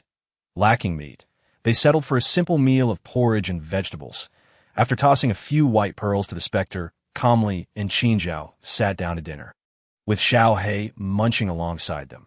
Following their meal, Calmly took a shower and ascended to the second floor, discovering that the house was relatively clean, albeit somewhat disheveled and covered in dust, but devoid of any corpses. She turned back the disordered sheets on the bed and found clean bedding in the wardrobe to lay out. After securing the windows and doors, she settled in for the night, with the specter and Xiao He keeping watch. There was no need for their vigilance. Qinzhao slept in another room. After a downpour, the night settled into a profound silence. Before the apocalypse, rural nights were filled with the cacophony of insects and frogs. But now, with the insects largely vanished and animals either dead or missing, the night felt eerily tranquil. Calmly lay awake for a while, her eyes glowing faintly green in the darkness, reminiscent of nocturnal creatures, lending an unsettling air to her presence. Unbeknownst to her, she scanned the surroundings, detecting no immediate danger. The specter sat in a chair outside, with Xiao He at its feet, a beast and a zombie keeping vigil on the balcony. She grinned and turned to continue her slumber. In the dead of night, a sudden, eerie roar jolted Calmly awake. Startled, she sprang from her bed, one hand grasping her gun and the other her sword. She swiftly dashed to the balcony, but saw nothing in the darkness. "What is going on?" she inquired. Qinzhao emerged from her room as well. The specter raised a hand, pointing into the night. "There are predators." Chapter 81. The ambush of monsters. Calmly had never anticipated witnessing the rapid evolution and terrifying abilities of monsters so soon. She gazed into the darkened night, where strange thermal images reflected back at her. A dozen massive predators were slowly approaching from over 100 meters away, moving with a deliberate caution, their speed unhurried, yet their intelligence was unmistakable. Calmly tightened her grip, feeling the sense of impending danger she had sensed during the day resurge. Furthermore, despite the sight of these predators, she felt an even more formidable presence lurking nearby, hidden from view. These zombies and predators had finally evolved to possess intelligence, lying in wait for them to fall asleep before launching an attack. However, they had not anticipated a zombie keeping watch. Clearly, the opposing group realized they had awoken. Their formation hesitated for a moment, and from the shadows emerged a larger predator, gazing intently at Calmly and Qinzhao. "Shit," Calmly muttered under her breath.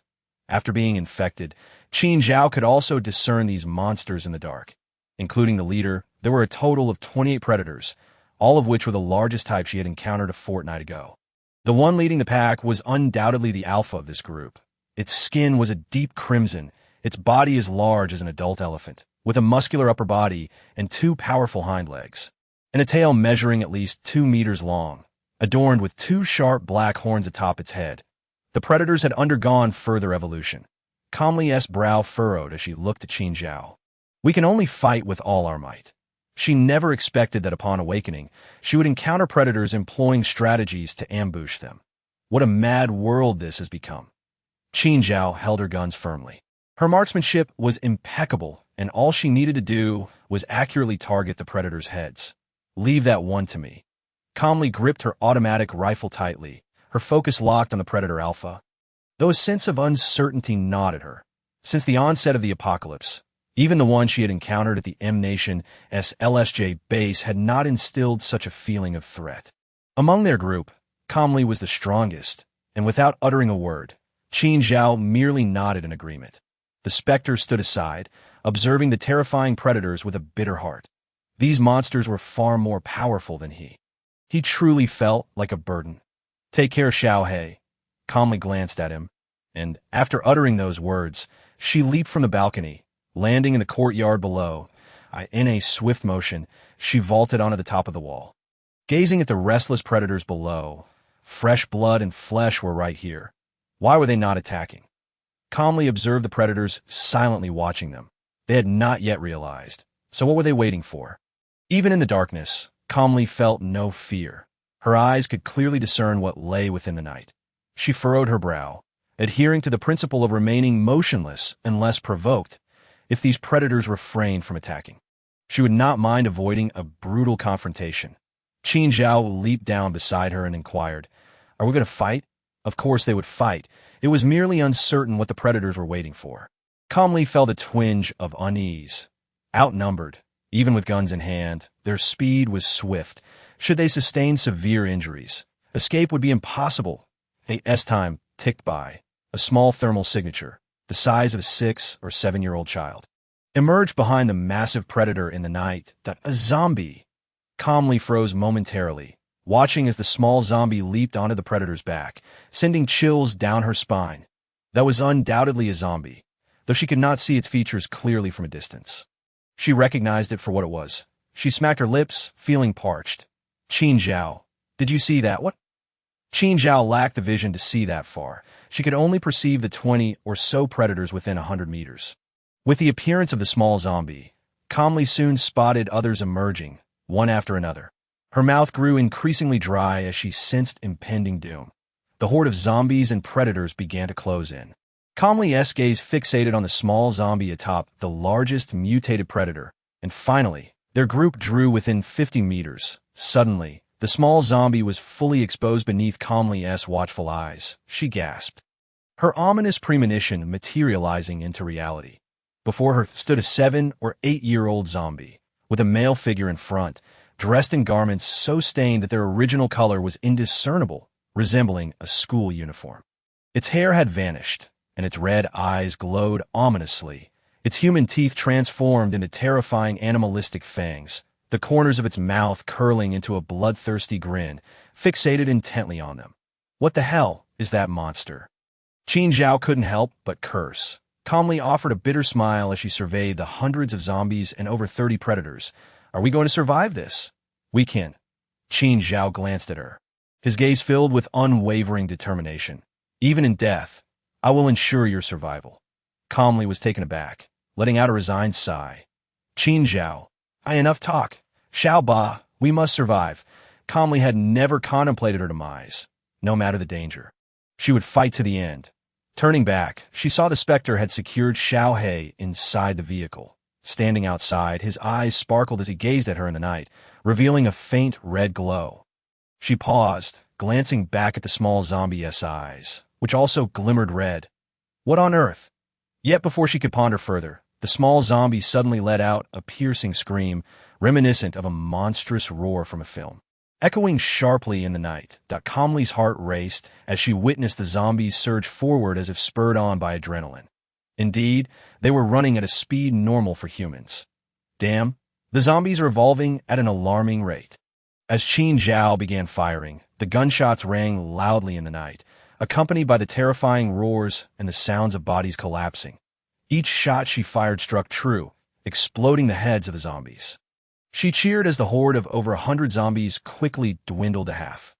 Calmly also fired rapidly, targeting the foremost zombies at a distance of 50 meters, and soon, only about 10 zombies remained capable of movement. With a resounding bang, Qin Zhao shot a zombie that had reached the wall, hitting it squarely in the forehead, exposing its decayed and grotesque face, revealing numerous bones within. Upon witnessing the dwindling numbers of his subordinates, the diminutive zombie appeared enraged, letting out a thunderous roar. The horde of approaching zombies momentarily halted, turning to retreat. Qin Ao chuckled derisively and swiftly opened fire, bringing them down with a series of shots.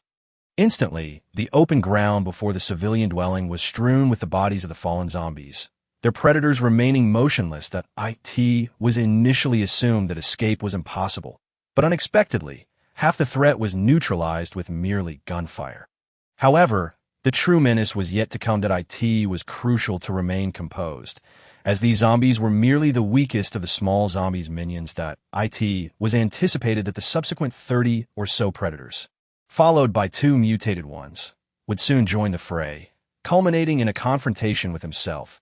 This loathsome little creature bore repulsive fangs that appeared as if writhing worms were burrowing beneath its flesh.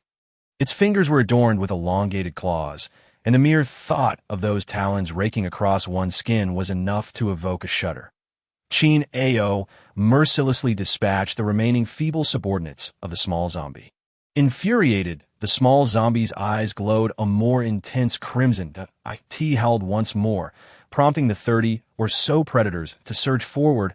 At this moment, calmness was paramount. She quickly fired her weapon.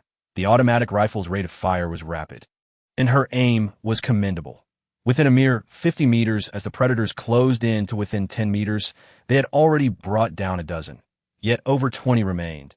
Without hesitation, she discarded her firearm, grasped the merciless sword, and delivered a powerful strike to a leaping predator. The blade sliced through with a sickening sound, black blood splattering onto her. Due to inertia, the corpse of the predator flew towards her. She deftly sidestepped, and the body crashed into the courtyard. With no time to dwell on it, she sprinted along the wall, leaping onto the balcony. That a dozen predators followed closely behind her, eager to pursue. Her movements were swift, gripping the balcony's railing. She kicked one predator away and evaded another. Cold and calculated, she darted into the room, slamming the door shut. One predator collided with the door, shattering a wooden panel.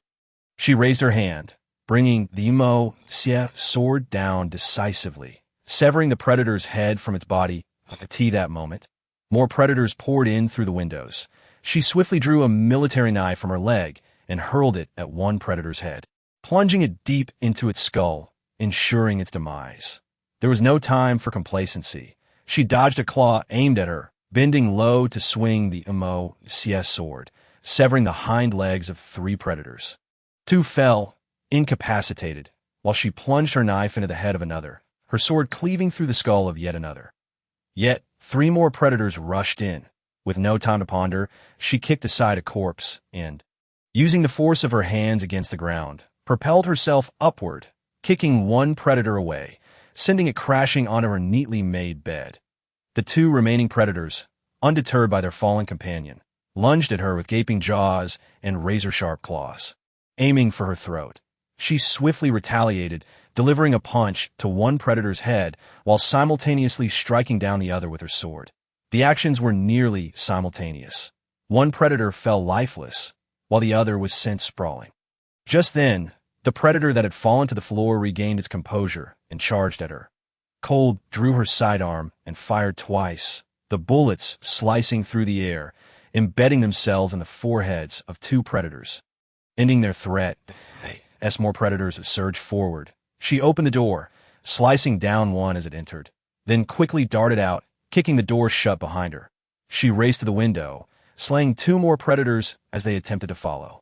A glance into the darkness revealed that Chin Ao's silhouette had vanished from view. With no time to search for him, she focused on eliminating the pursuing predators, one sword strike after another. Until at last, the final predator fell. Her arm bore a scratch, but it was a minor issue. She was otherwise unscathed. Looking down, she was surprised to find 2 predator corpses lying beside the off-road vehicle, their bodies desiccated as if all their blood had been drained by a ghostly presence.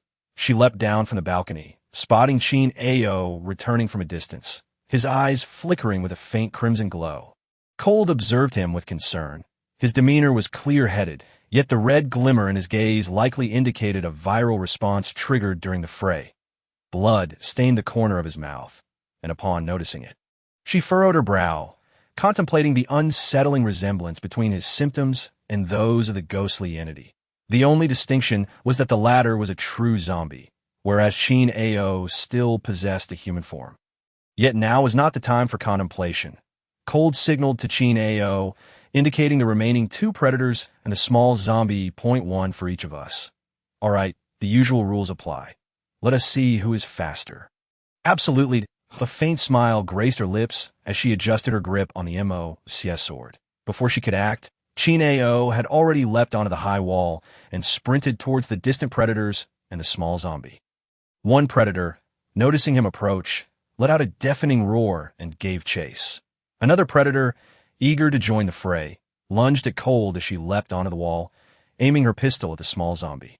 With a sharp crack, the gun fired, yet the small zombie survived, its head tilting slightly as the bullet grazed its cheek, leaving a bloody mark. Enraged, the small zombie emitted a shrill scream, causing Cold to feel momentarily dizzy. In a disorienting moment, the small zombie seemed to multiply before her eyes. Shaking her head, the dizziness subsided, but within her surged a sense of dread. This was no ordinary small zombie, but one imbued with mental acuity. Explaining its rapid mutation and its ability to control both predators and the horde of zombies, it was likely on its way to becoming a zombie king. Determined, she steeled herself to eliminate the small zombie. Feeling threatened, it leapt from its mutated predator's back, which, receiving its command, charged toward Cold. She stood her ground, waiting until the predator was upon her, then swiftly sidestepped, raising her knee to deliver a forceful blow to its abdomen. The predator, formidable in its own right, retaliated by lashing its tail against her back. Cold evaded the strike, but still felt the sting of pain. Gritting her teeth, she thrust the merciless sword into the predator's abdomen. The creature roared in agony, its claws raking at her back. Anticipating this, she lunged forward, using the momentum to leap onto its back, raising her sword high to deliver a definitive strike. Just as she was about to bring the sword down, a sudden pain shot through her forehead, nearly causing her to topple from the predator's back. In that brief moment, the predator regained its senses, clawing at her leg and dragging her down with force, slamming her onto the ground. The predator's gaping maw descended toward her throat, but Cold snapped back to reality, crossing her hands with the merciless sword before her. The predator's teeth clashed against the sword, producing sparks but failing to shatter it. The creature continued to thrash, desperate to sever the sword and overpower her, throwing Cold into the air. Clutching the merciless sword, she used her descent to her advantage, plunging the blade into the predator's mouth and twisting it fiercely. Just as its claws were about to reach her, the predator fell silent, turning her gaze to the small zombie as their eyes met. A sharp pain pierced her mind, causing her to collapse to the ground. She cried out, feeling as if her head might explode. Gritting her teeth, she fought against the pain and slowly rose once more. At that moment, Chin-Ao, having dealt with his predator, turned to face the small zombie, which fixed its intense gaze upon him, its eyes glowing a fierce red. Chin-Ao froze, his own eyes reflecting the crimson light as he slowly turned to Cold. Emitting a low, guttural growl, "Chin-Ao, it's me Cold that I'm Xiao Ba. Please, regain your clarity. Do not succumb to control." Chin-Ao merely roared in response, the red glow in his eyes fading slightly in reaction to her words, only to flare back to life. Realizing the urgency, Cold drew her sidearm, aiming at the small zombie.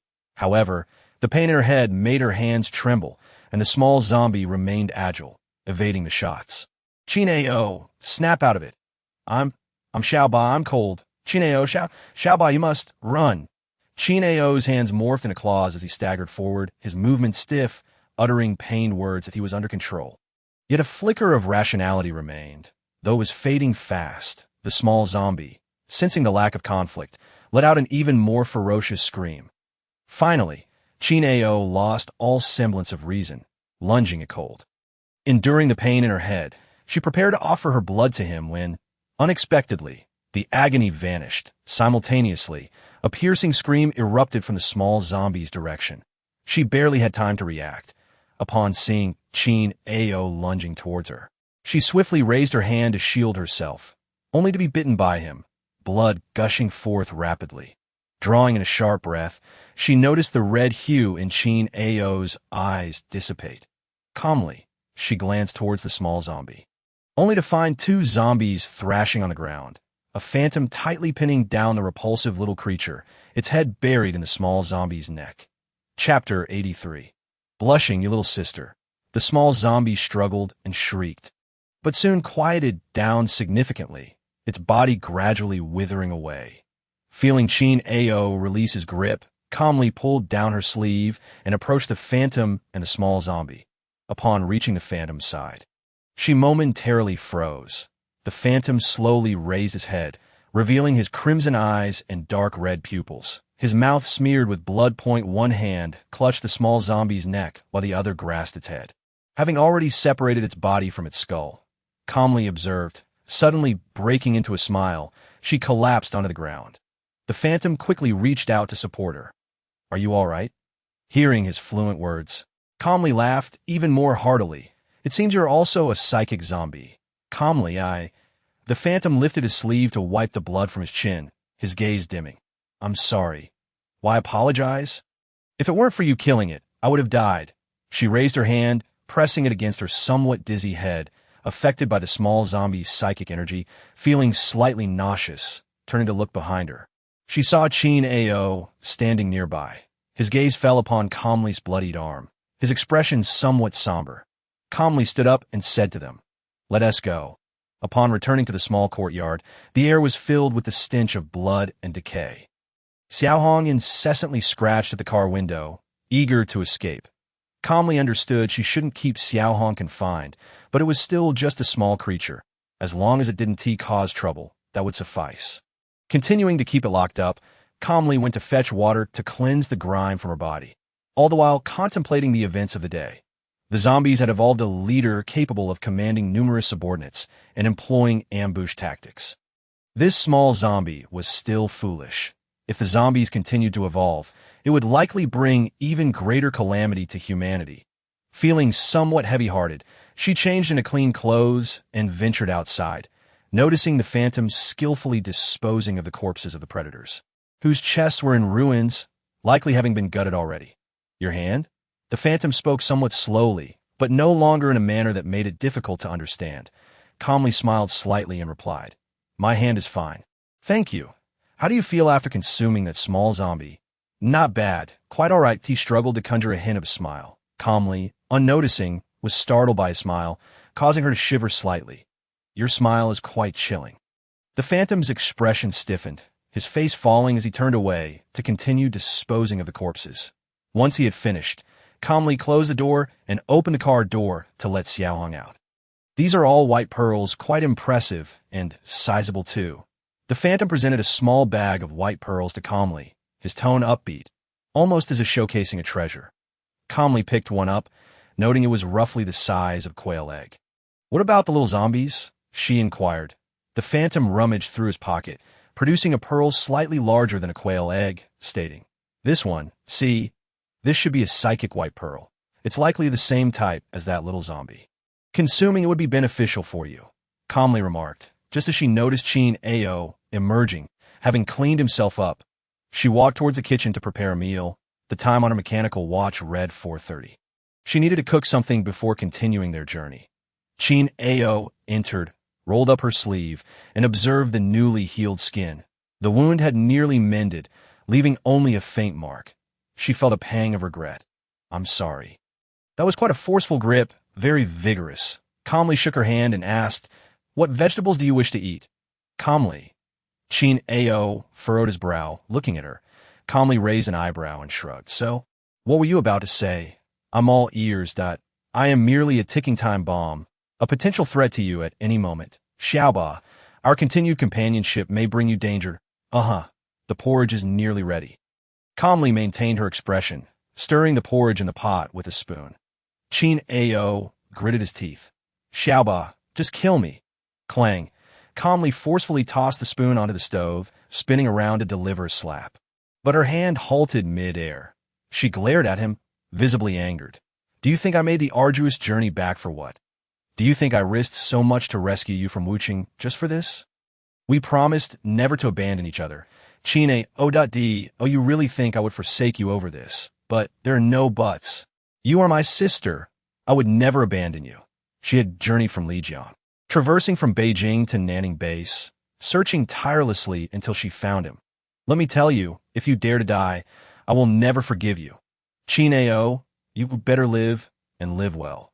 She turned and exited the kitchen, heading to the vegetable garden to gather greens, washing them and tossing them into the pot to cook. She served a generous bowl to Xiaohong and sat on the steps outside with her own bowl to eat. The lingering scent of blood and decay permeated the air, but she paid it no mind, quickly finishing her meal. Setting down her bowl, she noticed Qin Ao sitting silently in the kitchen. Sighing, she wondered where the phantom was. Turning back to the house, she found him absent from the bathroom. Frowning, she opened the door to a dimly lit room. Moonlight streaming through the window, calmly's entire being stiffened, and she blinked repeatedly before slamming the door shut with a thud. Inside the room, the phantom appeared dazed, his expression blank, his body completely exposed, holding a pair of trousers he hadn't yet put on. Had she just seen him undressed? How infuriating! Calmly sat on the steps, covering her slightly flushed face with her hands, utterly refusing to admit that she had shamefully blushed. Damn it! What an idiot! She slapped her forehead, perplexed as to why she hadn't sensed the phantom's heat. And even more shameful was the fact that she was blushing over a zombie. Blushing, my foot. No matter how handsome a guy is, he is still a zombie. Can a zombie be considered an ordinary living being? She tugged at her hair in frustration. I could see that moment. Qin Ao emerged from the house, and upon seeing her, softly called, "Xiaobum?" She didn't lift her head, a cute sound escaping her lips. Qin Ao sat beside her and spoke. "I'm sorry." In such a light-hearted manner. She and T intended for it to be so, but becoming a mindless monster with such feeble willpower filled her with self-loathing. Calmly patted her shoulder. Everyone exists in this world for a reason. You may find your way in the future, and from now on, don't let me hear those words again. I don't like them, Madam. Calmly gazed at the stars in the sky. Since the apocalypse, the stars had appeared larger than ever. She raised her hand, examining her palm.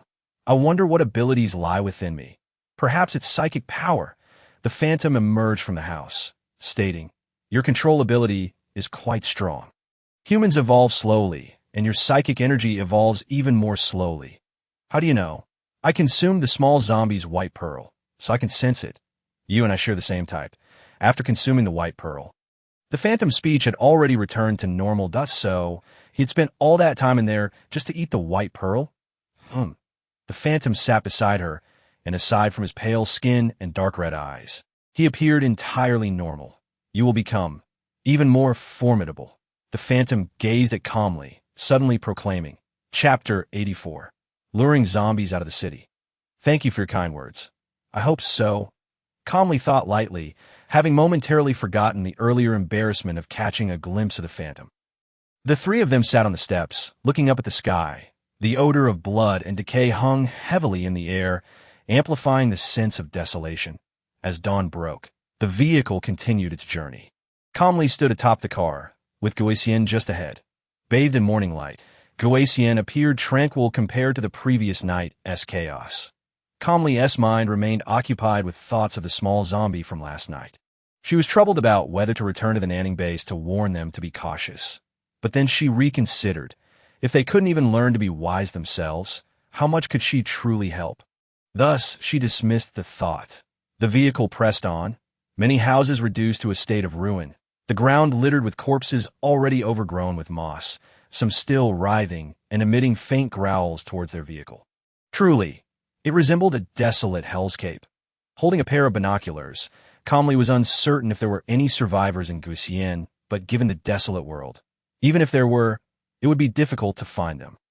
The vehicle came to a stop by the roadside, and Calmly stood still, scanning the surroundings with her binoculars, yet the low vantage point rendered her view inadequate. Descending from the car, she checked her waist holster for her handgun and said to Qin Ao, "I'm going to check that way." She pointed towards the tallest building nearby. Qin Ao nodded, and the phantom in the back seat had already opened the door to exit. "I'll accompany you." His speech had become more fluid, and he often engaged in conversation now. Calmly nodded and instructed Qin Ao, "Wait for me here. Don't worry, I won't run." Qin Ao smiled at her, his gaze still filled with deep affection. Calmly disregarding the gaze, she followed the specter towards the distant building. Xiaohei leaped from the vehicle to accompany her. After dispatching the zombies lurking below, the trio, one human, one specter, and one small creature, ascended to the rooftop. The edifice towered 15 stories high, offering a panoramic view. With a binocular in hand, Calm scrutinized the streets of Gue County below, spotting zombies shuffling about, and no predators were visible. The mere presence of the undead suggested the absence of any living souls, unless humanity had retreated underground. As her eyes flickered, she raised the binoculars for a closer look, hoping to glean some insight. If humans could not inhabit the surface, perhaps they thrived beneath it, much like the base of the Dark Sun Corporation. Yet, despite her observations, nothing substantial emerged. It was mere speculation. Who would truly reside underground indefinitely? Lowering the binoculars, she rubbed her weary eyes and addressed the specter. Let us descend. Have you found any survivors?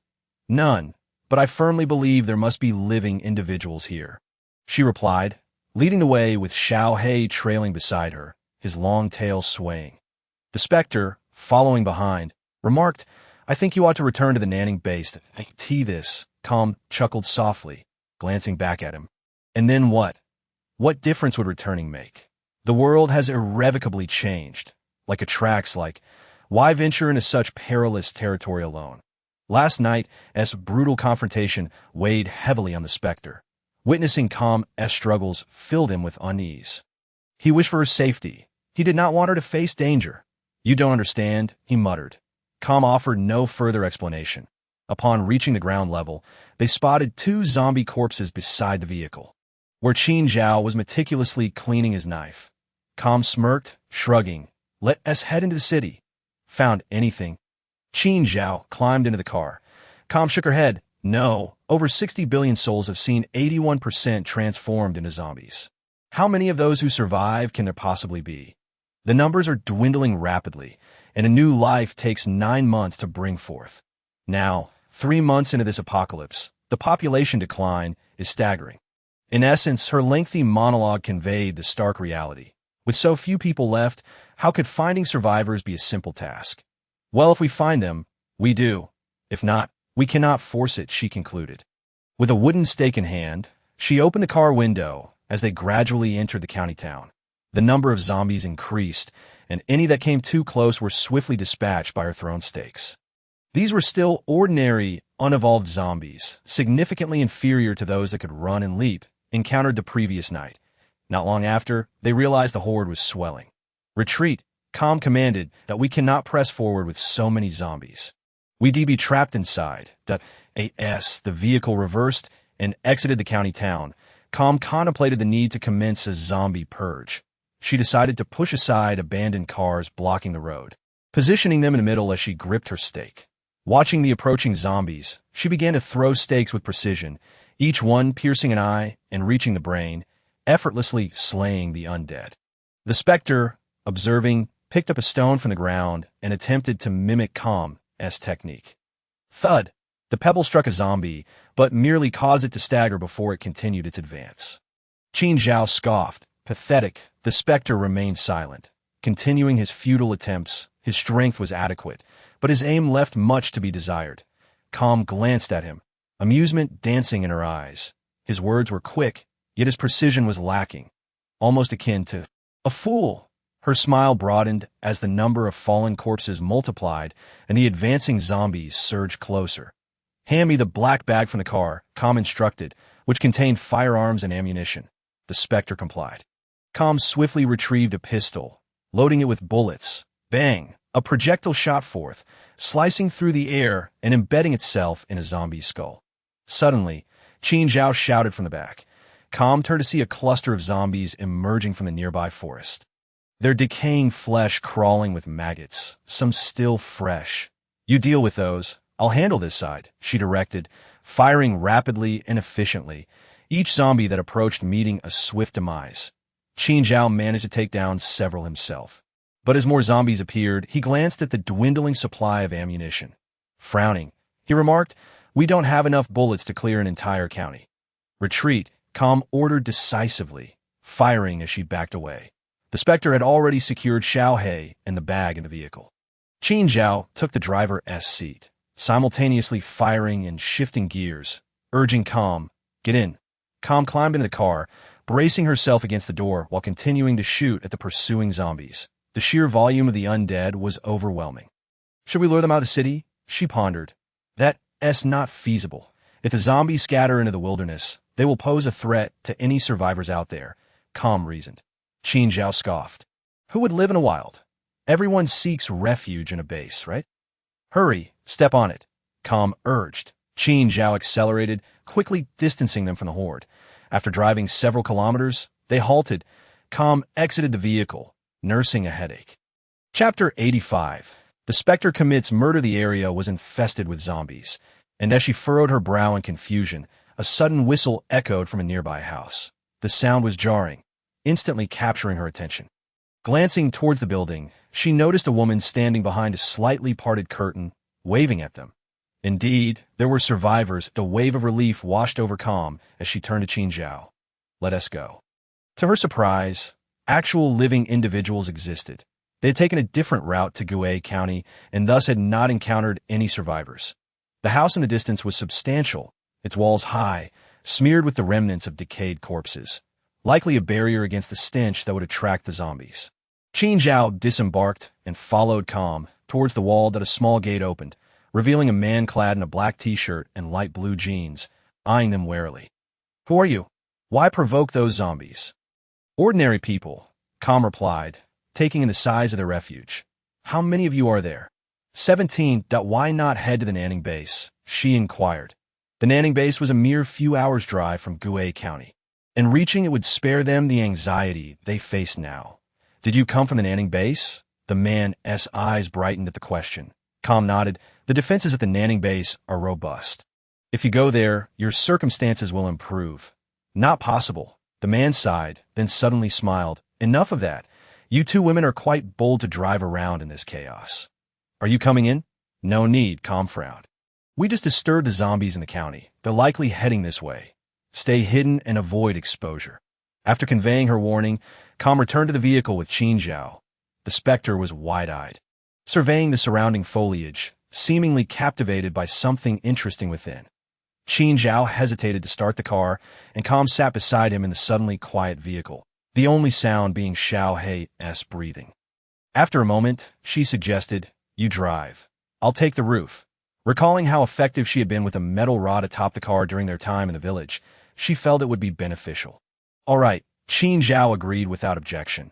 The vehicle remained stationary on the road while Calm gazed up at the window, where several pairs of eyes were watching them. After a half-hour wait, a horde of zombies finally came into view.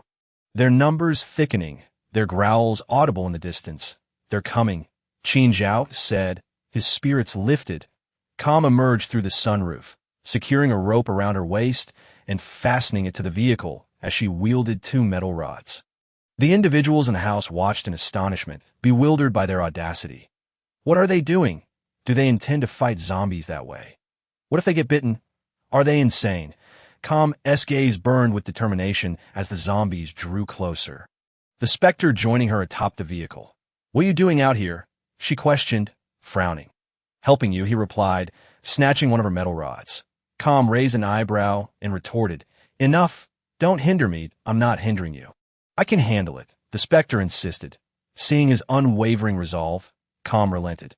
She contemplated for a moment, then bent down to detach a sharp metal rod, 1.5 meters long, from the vehicle's body. Taking one for herself, the horde approached, their cacophony growing louder, resembling a chorus of wails. Calm struck fiercely as the first zombie neared. Thud!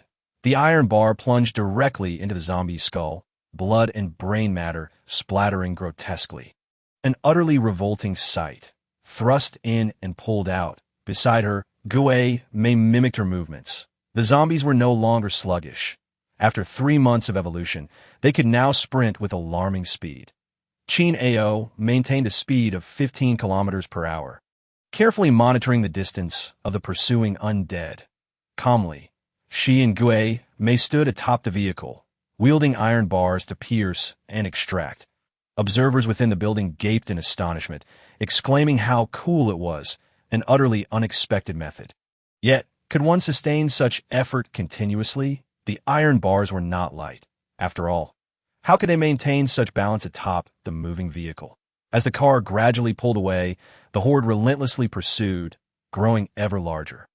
From a rooftop, one could see the throng of corpses converging in the distance, surely numbering no fewer than 30 to 40,000, perhaps even more, representing the entirety of the undead in the vicinity. Calmly, she thrust the iron bar with remarkable speed, the horrific visages of the zombies already repugnant. But with each piercing thrust, they resembled rotting pumpkins, exuding nothing but disgust, observing the splattered black blood and brain matter on the car window. She frowned at the mass of approaching figures, letting out a sigh. "Are you tired?" May suddenly inquired. "Not too bad," calmly replied with a smile. Her movements were swift, producing the distinct sound of ruptured skulls. As she dispatched the zombies, memories of the horde encountered at the Nanning base resurfaced. Suddenly, she discarded the iron bar, untied the ropes binding her, and leaped from the vehicle, wielding the merciless sword with both hands, swinging it with fierce speed and precision. Limbs and heads fell away under her onslaught, her actions exuding a ruthless ferocity as she carved through the undead, retreating as she fought that moment. May also descended from the rooftop, joining the fray, charging in unarmed. His body bore no trace of human scent, and initially, the zombies did not target him. Yet upon witnessing his assault on their kind, they roared in fury and lunged at him. The battle on both sides intensified, prompting Chin Ao to halt the vehicle and secure Xiaohei inside. Armed with 2 machetes, she entered the fray. The 3 of them fought and retreated, the bodies piling up around them, as calmly fought on. Her arms felt as if weighed down by 1,000 pounds, mechanically swinging toward the grotesque heads. Slash after slash, her attire was drenched in congealed blood, rendering it unrecognizable and sticky, an uncomfortable sensation. Both hands coated in dark, viscous blood, she spotted the last approaching zombie and raised her sword, delivering a decisive blow. With a sickening thud, the zombie was cleaved in 2, its innards spilling onto the ground. Overcome with fatigue, calmly nearly collapsed, propping herself up with the merciless sword, her gaze wandering as her vision began to blur. The ground was littered with corpses, and she realized that the number far exceeded 30 to 40,000, at least 100,000, if not more. Otherwise, how could she feel so fatigued after such a prolonged battle? Chin Ao, she began, but her words faded as darkness enveloped her point 3 meters away. Chin Ao, drenched in blood, heard calmly S' voice. Her gaze sharpened, morphing into a shade of crimson. Step by step, she approached calmly, poised to leap onto her when a shadow lunged forward. Colliding into her, May, in a dire state, bore numerous bite wounds, a chunk of flesh missing from his neck, presenting a gruesome sight. "What do you intend to do?" May questioned. Chin Ao's eyes glowed red as she regarded him. Teeth bared in a snarl, he restrained her, his desire to end her life and consume her quelled by thoughts of calmly-s concern for her. Suddenly, May's expression hardened, just as he turned.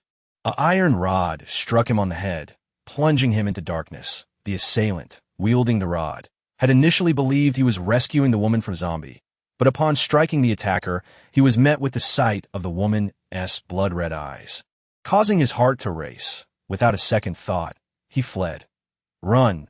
But as shadows enveloped him, pain seared his neck, and with a scream, his life was extinguished. Chin Ao drank his blood and, spotting a throng of men and women approaching, abandoned him, leaping toward the group. When calmly awoke, she found herself resting on a clean bed. The overwhelming fatigue had dissipated, replaced by a refreshing vigor. She sat up as the door creaked open, revealing Chin Ao, who entered with a bowl of warm porridge. "That you're finally awake. Have some porridge to warm your stomach." Calmly slipped on her shoes and, seeing she was unharmed, inquired, "Where is May?"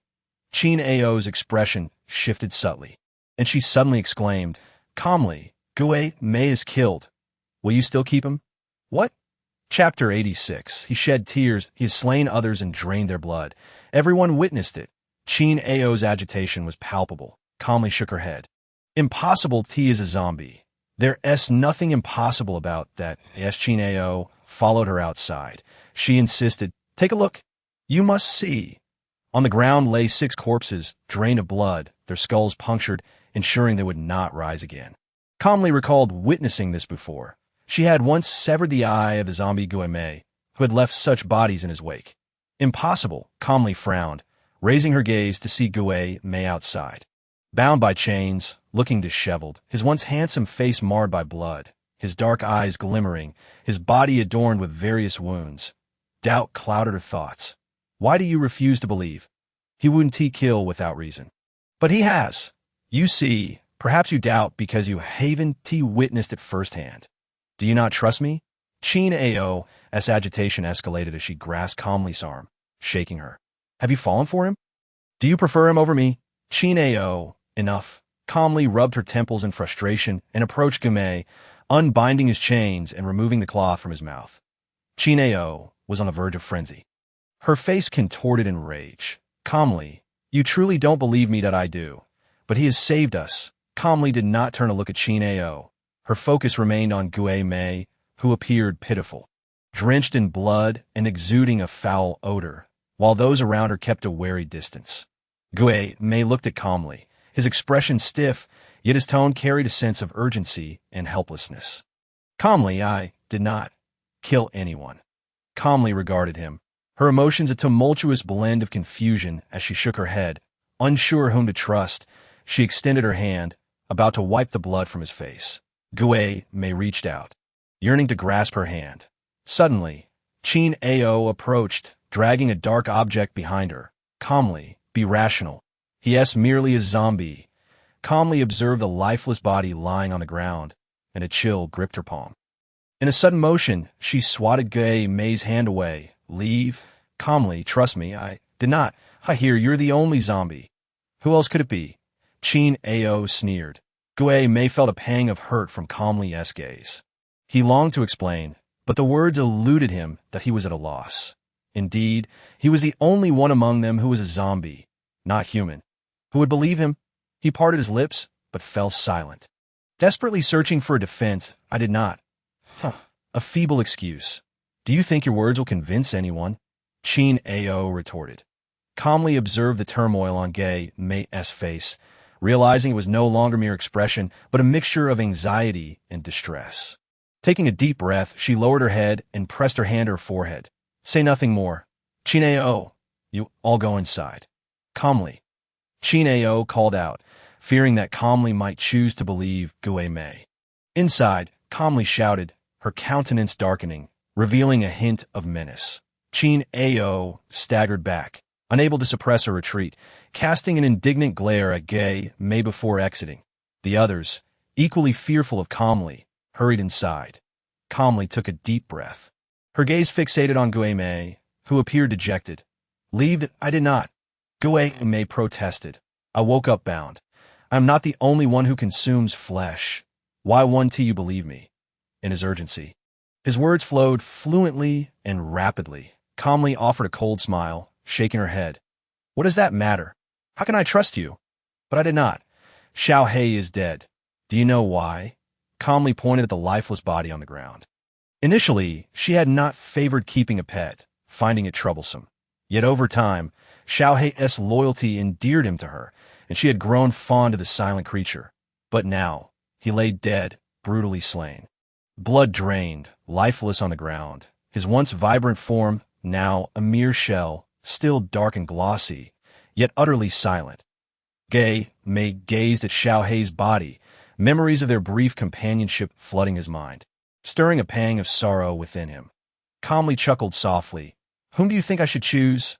You are not among my options. To me, to us, you're merely an anomaly. Go live. Well, calmly, she turned and opened the door, stepping inside and slamming it shut with a forceful bang. The specter stood bewildered at the threshold, his gaze vacant. He felt an undeniable bitterness, yet could not comprehend the nature of this emotion. How heart-wrenching, how sorrowful. She did not believe him. She had chosen that woman. She had chosen that woman. Stay calm. Stay calm. Open the door. Trust me, it wasn't me. It was her. It was Chin Ao who did this. He raised his hand to knock on the door, unwilling to depart, unwilling to leave her. Stay calm. Open the door. Standing at the entrance, she looked up at the sky, then turned her gaze to Chin Ao and the others inside. Her eyes fell upon Chin Ao's face. Clenching her teeth, she opened the door once more. As the door swung wide, a faint smile broke the rigidity of the specter's face. Did she believe him? But suddenly he felt a jolt in his chest as she pressed against him, step by step pushing him outside, across the road. Lowering his head, he saw the dagger in her hand nearly embedded in his chest. Her delicate fingers stained with his blood.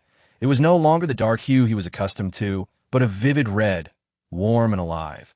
Are you leaving or not? Get out, with a fierce shove. She knocked him to the ground, nearly expending all her strength to roar, her face shadowed with fury, leaving the specter momentarily stunned. Get out. If you don't leave now, I swear I'll kill you. Her demeanor was icy. Her gaze laced with a palpable distance. The specter sat on the grass, watching her, a single tear streaming down his cheek, cascading down his face. Upon seeing the tear fall from the corner of his eye, her previously gloomy expression froze in shock. She found herself yearning to reach out and lift him up. Was crying, zombie shedding, tears, specter, she gasped, her mouth opening as she instinctively extended her hand. The specter, gritting his teeth, suddenly sprang to his feet, using all his might to flee into the forest, another tear slipping from his eye as he vanished from sight. Her hand hung suspended in midair. She stood there in a daze, her rigid fingers slowly retracting, crouching by the roadside, gazing at the shadow he had left behind upon his fall. He had wept. He was regaining his humanity, transforming back into a person. But what had she done? For Chin-Ao, she had harmed him. She raised her hand to cover her face, feeling something welling up in her eyes. Chin-Ao emerged from the house, standing at the doorway. Observing the diminutive figure of her crouched form, her heart devoid of joy, she approached, reaching out to help her up, yet calmly suddenly recoiled, rising to gather the little black creature from the ground. She walked over to the roadside, retrieving a shovel from the vehicle to dig a grave, burying the little black creature. Calmly, Chin-Ao watched in disbelief as she ignored her, her eyes wide with incredulity. Chapter 87. The Apocalypse. Turtle Soup calmly, quietly buried the little black creature, staring at the small mound of earth beside her, lost in thought. Seeing her in such a daze, Chin-Ao felt a pang of anxiety within. Calmly, what is wrong with you? The specter is gone. Aren't you supposed to be happy? Tell me, what is love and hate? You profess to love me, yet what have you done? Calmly raised her gaze, her eyes cold and unyielding. In her gaze, there was an incredulous disbelief, and she lowered her brows, daring not to truly meet Chin-Ao's expression. Chin-Ao flinched, averting her eyes. I don't know what you're talking about. Calmly stood up, walking step by step toward the SUV. Very well. What's done is done. The specter has left. From now on, do not act this way again, that I do not want you to become that kind of person. Upon hearing her words, Chin-Ao finally grasped her meaning. She knew. She hurriedly pursued her, grasping her arm. You know, what does knowing change? What does ignorance change? Calmly pulled her hand away, opening the car door to sit inside. Chin-Ao gazed at her frigid, detached face, unable to restrain herself from shouting. You knew all along, so why didn't you say anything? Why let the specter go? Because we once promised, no matter what happens, we would not abandon one another. I sacrificed him to save you. Chin-Ao, I will not leave you. That if she were to expose this lie, it would lead to endless bloodshed, and Chin-Ao would be seen as a complete monster, a being more deranged than a zombie. Listening to her words, Chin-Ao chuckled softly. You think this is for my sake? Calmly suddenly exited the vehicle, kicking a nearby stone with such force that it shattered into pieces. Her voice laced with anger. What do you expect me to do? You've taken lives? You've taken lives? Do you want me to shoot you too? This was their first quarrel. Calmly's face was a tempest of emotions, even a shade of iron gray. She had never anticipated that Chin-Ao would resort to such measures to drive the specter away. She had long known that losing control and consuming human flesh was a possibility for Chin-Ao. And if she couldn't contain herself, Calmly would not feel sorrow. But to provoke her anger, she had killed several people, including the little black creature. She raised her hand to cover her eyes. Biting her lip, feeling overwhelmed, Chin-Ao looked at her, unsure of what to say. Calmly suppressed her emotions, stating, Enough, let's not say anything more. Let us go.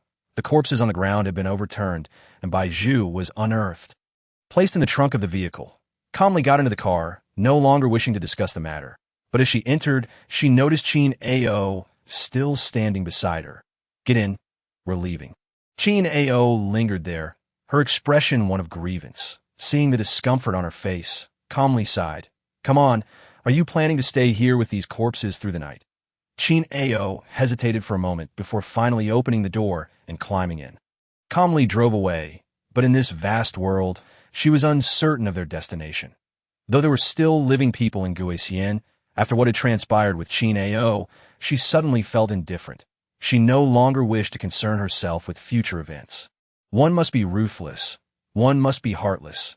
Just as she had been ruthless in driving the specter away, the mere thought of him caused her heart to ache. Thus, they wandered aimlessly for several days. Neither Calmly nor Qin Ao mentioning the incident again. Having made their choices, they would not alter them. On this day, she halted the vehicle outside Lucien, gazing at the desolate town and its barren surroundings. "Let us find a house to stay in for now." The SUV slowly rolled forward, revealing dilapidated residential buildings on either side. These structures appeared unremarkable, yet were overgrown with weeds, surrounded by crumbling edifices. Eventually, Calmly stopped in front of a seemingly intact three-story tenement, peering inside to find no zombies or living souls within. Calmly stepped inside first, pushing open the rusted iron gate, which emitted an unpleasant screech. Upon entering, she noticed two large water tanks piled in a corner. The water within was murky and foul-smelling, yet rippled slightly. Calmly focused, sensing that there was something alive inside, she approached, bending down to peer into the murky water, which obscured her view, but she was certain it contained living creatures, not zombies or infected beings. She picked up a stone from the ground and struck it with force, shattering the tank with a resounding crash. The foul, murky water poured out, revealing its contents. Qin Ao, who had followed her in, exclaimed in surprise, "It's a turtle." There lay two large turtles, each weighing about 2 to 3 pounds. Turtles could survive for extended periods without food. So even after 3 months of the apocalypse, they remained alive in this tenement void of humans. The presence of turtles did not attract any zombies, and even if one passed by, it wouldn't elicit any attention. It seemed they would have turtle soup tonight. Qin Ao scooped up the two large turtles from the ground and ventured further inside. Calmly surveyed the yard, which was small and somewhat cramped, filled with various flowering trees, but lacking any fruit-bearing trees. Securing the gate, she locked it, wandering through the little courtyard but finding nothing noteworthy. She entered the kitchen, detecting a strong smell of blood.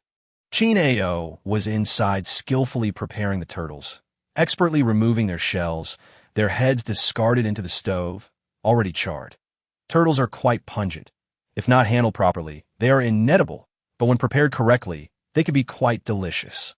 After cleaning the turtles, Qin Ao scalded them with boiling water, then harvested fresh ingredients from the yard. Ginger.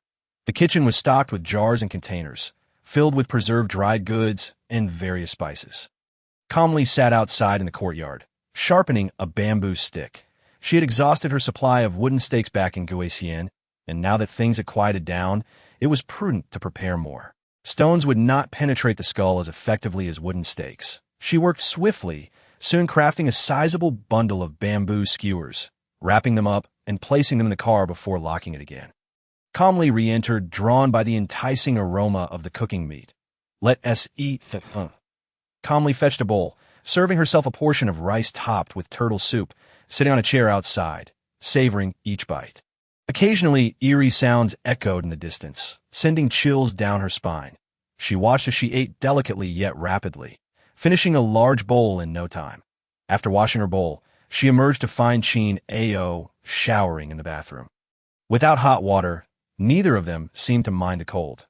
Calmly climbed onto the wall, intending to survey the surroundings, but noticed a swarm of small creatures approaching from a distance, a dark mass. Frowning, she suddenly felt a prickling sensation at the nape of her neck. The creatures on the ground were a multitude of tiny mice. "Qin Ao, hurry out. We must leave immediately." She leapt down from the wall and swiftly ran to the car, starting the engine. Upon hearing her, Chin Ao emerged from the bathroom and rushed over. Chapter 88.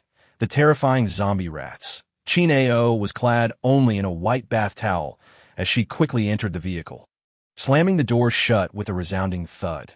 Jing, calm and collected, pressed the accelerator and sped away. In the rearview mirror, she could see a horde of rats pursuing them.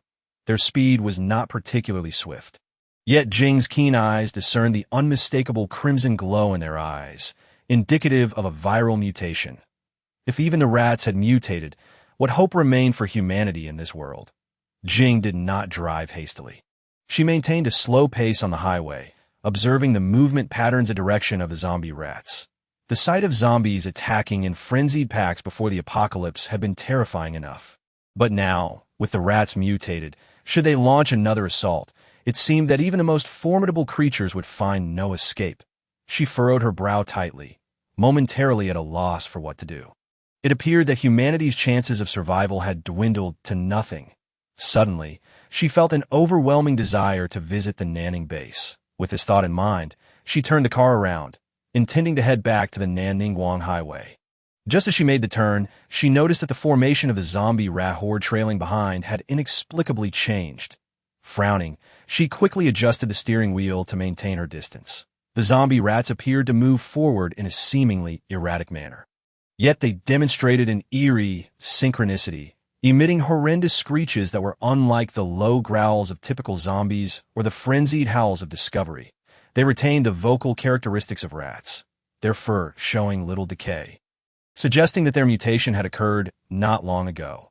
While the rats were not particularly fast, after a prolonged chase, they finally arrived at their destination. A.S. Jing beheld a vast pile of at least 300 corpses being devoured by the zombie rats. Her eyes widened in disbelief, and she instinctively covered her mouth. The mass of zombie rats, numbering in the tens of thousands, formed an ominous black tide. Jing believed that if she were to be encircled by such a horde, escape would be utterly impossible. As Jing prepared to turn the car around, she suddenly halted. Chin Ao raised her hand, pointing at a particularly large rat that was surrounded by several others within the mass of corpses. Her expression one of shock. "Is that the Rat King? Shit, we've been spotted." Jing pressed the accelerator, her gaze darkening. Without a moment's hesitation, she pushed the speed to its maximum, aiming directly for the large Rat King. The off-road vehicle surged forward at remarkable speed. Jing gritted her teeth, feeling the crunch of the zombie rats beneath the wheels. Some of the creatures leapt onto the hood, but were swiftly obliterated, leaving a gruesome smear of dark blood across the windshield. Jing activated the windshield wipers, her eyes fixed intently on the Rat King. Just as the wheels were about to crush it, she saw the Rat King darting beneath the vehicle in an instant. Ignoring it, Jing accelerated to a staggering 150 kilometers per hour, not expecting to kill the Rat King with a single strike. If fortune favored her, it would be a tremendous stroke of luck. But if not, there was no reason to dwell on it. The road was bumpy, the entire vehicle bouncing as she spotted the highway in the distance. Jing drove directly onto it and executed a sharp turn. The car skidded, spinning around before heading towards the city of Nanning. Chin Ao glanced back and saw the horde of zombie rats still in pursuit, their speed pathetically slow.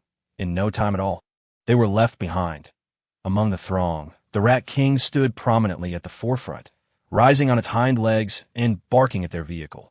Initially intending to find a place to rest, Jing felt compelled to return to the Nanning base first, to confer with Wu Shi on how to deal with the mutated carnivorous zombies. Today it was the zombie rats. Tomorrow, it could be snakes or even other large predators. Jing sensed a profoundly ominous premonition. She needed to reach the Nanning base swiftly, for it surely possessed means of communication with other bases or even nations. Given the magnitude of this crisis, coupled with the emergence of the Rat King, capable of ambushing and stalking in the darkness, the situation was far too grave. She turned on the radio, tuning through several channels only to find silence, until at last, a voice crackled through. The more they listened, the graver the expressions became on Jing's and Chin Ao's faces. The radio broadcast issued a statement from the Federation, advising against venturing out to hunt zombies and predators, as numerous hunting teams had gone missing. Presumed dead, I suspect those hunting teams fell victim to ambushes by the Rat King or encountered swarms of zombie rats just as we did. Jing reflected. Qin Ao understood the urgency of returning to the Nanning base. However, since their departure from the Nanning base, they had been heading north, and even driving at full speed would require 2 days to return. Let's first head back, Jing decided. The number of zombies is terrifying, and their increasing numbers far surpass those of humanity. Not only do humans transform into zombies upon death, but any animal that dies also becomes one that. But even if we reach the Nanning base, what can we do? If the base is besieged by a horde of zombies, it's so vast, what can 2 people possibly contribute? Qin Ao frowned, expressing her reluctance to enter a crowded place, fearing that the presence of living beings would trigger the virus within her. Inciting a frenzy, she recalled the incident in Gue County when she had killed several people, using the specter as a scapegoat. But what would happen later, with so many people at the Nanning base? If she were to lose control, she would undoubtedly become a monster. Jing sighed. It will be all right. There will be a solution. You haven't experienced many episodes lately, and our abilities can be of assistance. I have ideas to fortify the Nanning base even further. The layers of walls constructed at the Nanning base were broad and tall, and modern technology had exceeded that of the old world. The human brain, following the onset of the apocalypse, had undergone substantial development, achieving between 5 to 10% enhancement, along with physical capabilities, even resulting in the emergence of superpowers that IT could indeed be considered a form of superpower. Although the apocalypse had arrived, the Creator had been fair, endowing the living with additional abilities to survive in this harsh reality. Jing drove at maximum speed, stopping by abandoned vehicles to siphon fuel when necessary. After a day and a half of travel, she finally returned to Wuqing. From Wuqing, it was a short distance to Nanning City. Jing found an unoccupied civilian house on the outskirts of Wuqing. Parked there, fetched some clean water, and prepared a meal. They would spend the night here before setting off again in the morning. Chapter 89, Sisters at Odds. After finishing their meal, Jing sat on the steps of the courtyard, watching the sky darken. Nighttime was indeed suitable for human activity, yet the multitude of unknowns lurking in the shadows was daunting, and after a long day of travel, rest was warranted.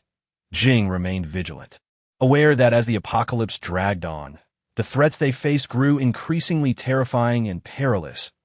In this fearful world, danger could emerge at any moment, and it was wise to remain cautious. She absent-mindedly carved a wooden stick with her military knife. Initially a mere act of fidgeting, but soon it transformed into a sharp stake, with shavings littering the ground around her. Qin Ao stepped outside, noticing her focused demeanor. What's wrong? Nothing. You should go take a shower. They hadn't bathed all day in their haste to travel.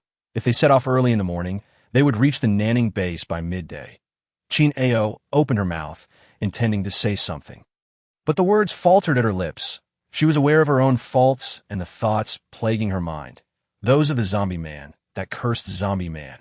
How could he? Merely a zombie. Warrant Jing's concern? Just watch.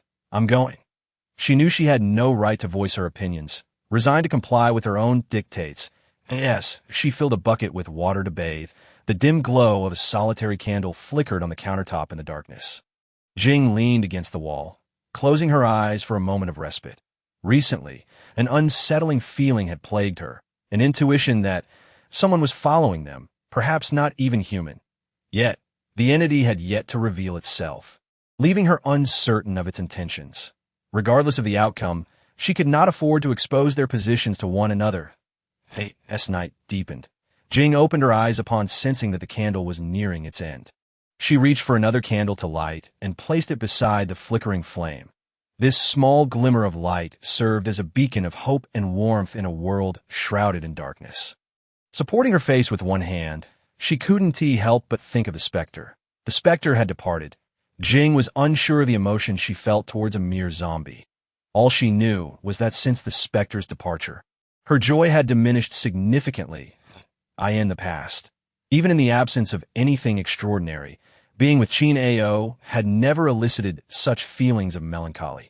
She slapped her forehead with some force, hearing the sound and turning around.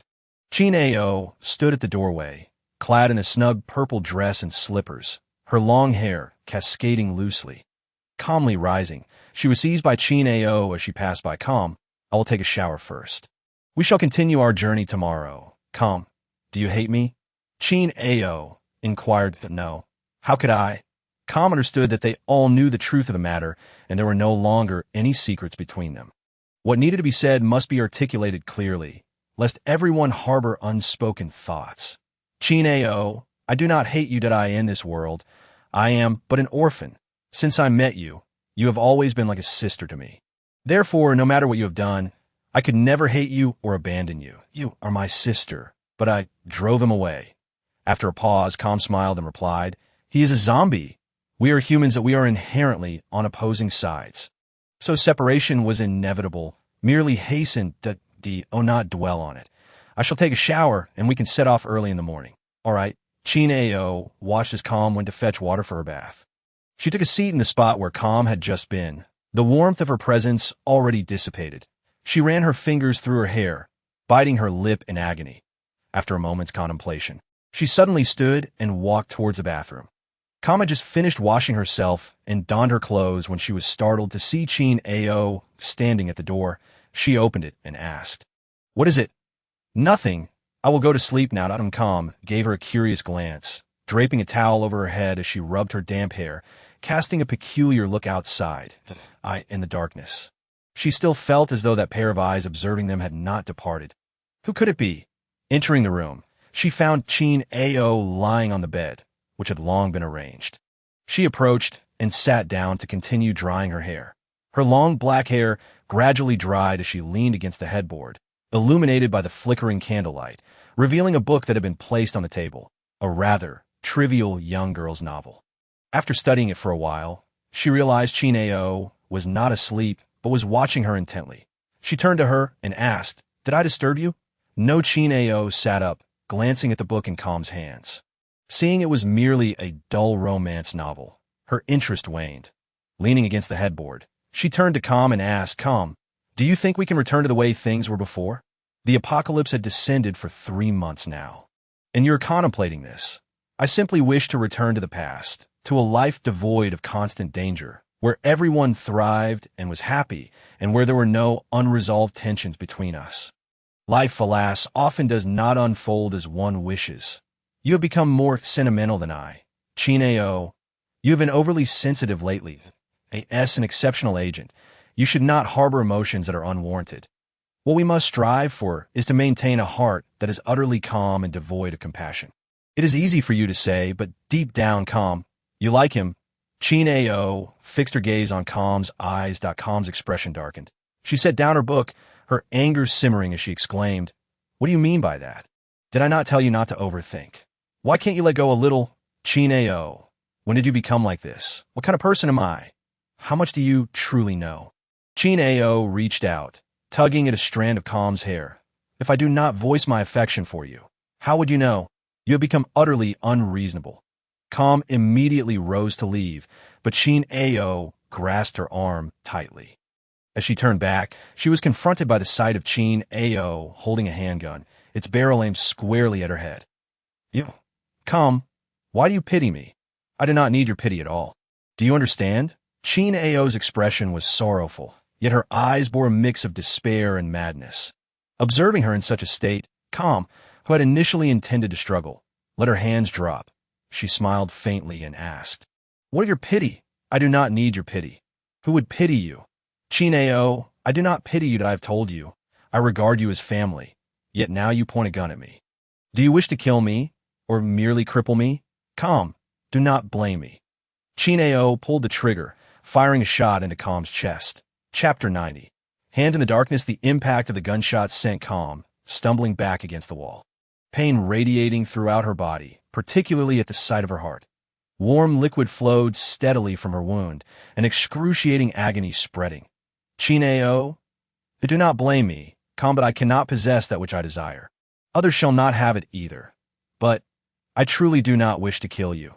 Tears streamed down Chin Ao's face as she discarded the handgun, stepping closer to gently caress Calm's cheek. Blood trickled from the corner of Calm's mouth, and she coughed, expelling even more blood. I love you, but I am sorry. Chin Ao pressed a kiss to Calm's forehead before retrieving the handgun from the bedside and leaving. Calm trembled all over, cold. In pain, and darkness swiftly enveloped her. She felt herself on the brink of collapse, her eyes slowly closing. Perhaps this was her fate. Chineo had betrayed me. You are no longer my friend. The courtyard lay desolate.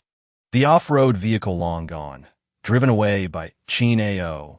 The suddenly quiet large door creaked open, revealing a pair of long, pale hands that slowly pushed it ajar in the inky darkness of the night.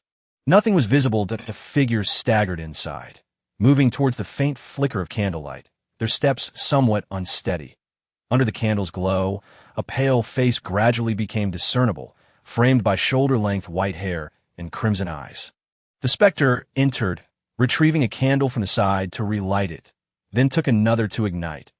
Calm lay motionless on the ground, her white shirt soaked in blood, devoid of any breath, as if she were dead. The specter lit the candles around the room, then approached and gently lifted Calm. Placing her onto the bed, he reached to unfasten her shirt, revealing a black bra, and slightly pulled it down to expose the wound.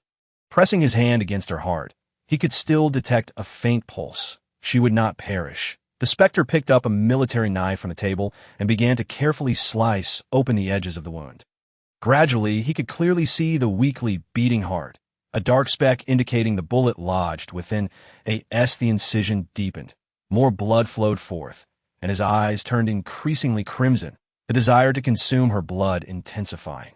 Suppressing this urge, he finally felt the knife's tip touch the bullet. The bullet was obstructed by a rib, barely grazing the heart. He had to proceed with utmost caution to extract it. The specter inserted 2 fingers into the wound, her flesh radiating heat, almost scalding to the touch. His movements were slow, yet still caused her pain. She parted her lips, emitting a soft whimper, but did not awaken Ekiti last. His fingers brushed against the bullet, and he swiftly grasped it, pulling it free. The moment the bullet exited her heart, Calm's healing abilities surged forth, and the specter felt the rapid regrowth of flesh. He raised his hand, observing the blood staining his fingers. Unable to resist, he licked them, sweet, fragrant. He craved more. His gaze darkened to a deep red as he leaned closer to Calm's chest, where blood continued to seep. Extending his tongue, he tasted it and lost all self-control. When he regained his senses, the bleeding had ceased, and the blood that had flowed from her was now completely consumed. He gazed at Calm and felt an inexplicable joy. He tenderly arranged her clothing and held her hand. The warmth of his hand intertwined with her coldness. Illuminated by the flickering candlelight, Calm's breathing began to normalize, and the specter admired her porcelain complexion, tightly sealed lips, and delicate features. Leaning closer, he softly kissed her. A faint sound pierced the silence, causing the specter to abruptly open his eyes. A heartbeat. Whose heartbeat? He sat up, pressing his hand against his chest, but felt nothing. Still, he sensed nothing amiss. However, he felt the softness of her lips. Warmth enveloped her, and Calm opened her eyes. She was covered by a blanket, a faint pain lingering in her chest. She lifted the blanket and tore open her shirt to inspect the wound. The injury remained, yet it had been treated. Gazing at the grotesque wound, devoid of blood, she thought, had it not been for the wound in the bloodstained shirt, she might have believed Chineo had shot her, and she had departed. But who had saved her? Rising, she slipped on her shoes and stepped outside, only to find the off-road vehicle had vanished. It would be a lie to say she felt no sadness. She recalled the lengths she had gone to find her. Fortunately, the MOCS sword and several military knives remained, and her bag, containing a change of clothes, lay discarded on the ground. She picked up the bag, opened it, and retrieved a clean outfit to change into. Calm secured her weapons and pushed the door open to venture outside. The desolation beyond contained nothing. No zombies, no other infected creatures. The overgrown grass swayed gently in the wind along the cracked road. She surveyed her surroundings, noting the absence of vehicles or any other signs of life at the outskirts of the city. Her stomach growled slightly with hunger.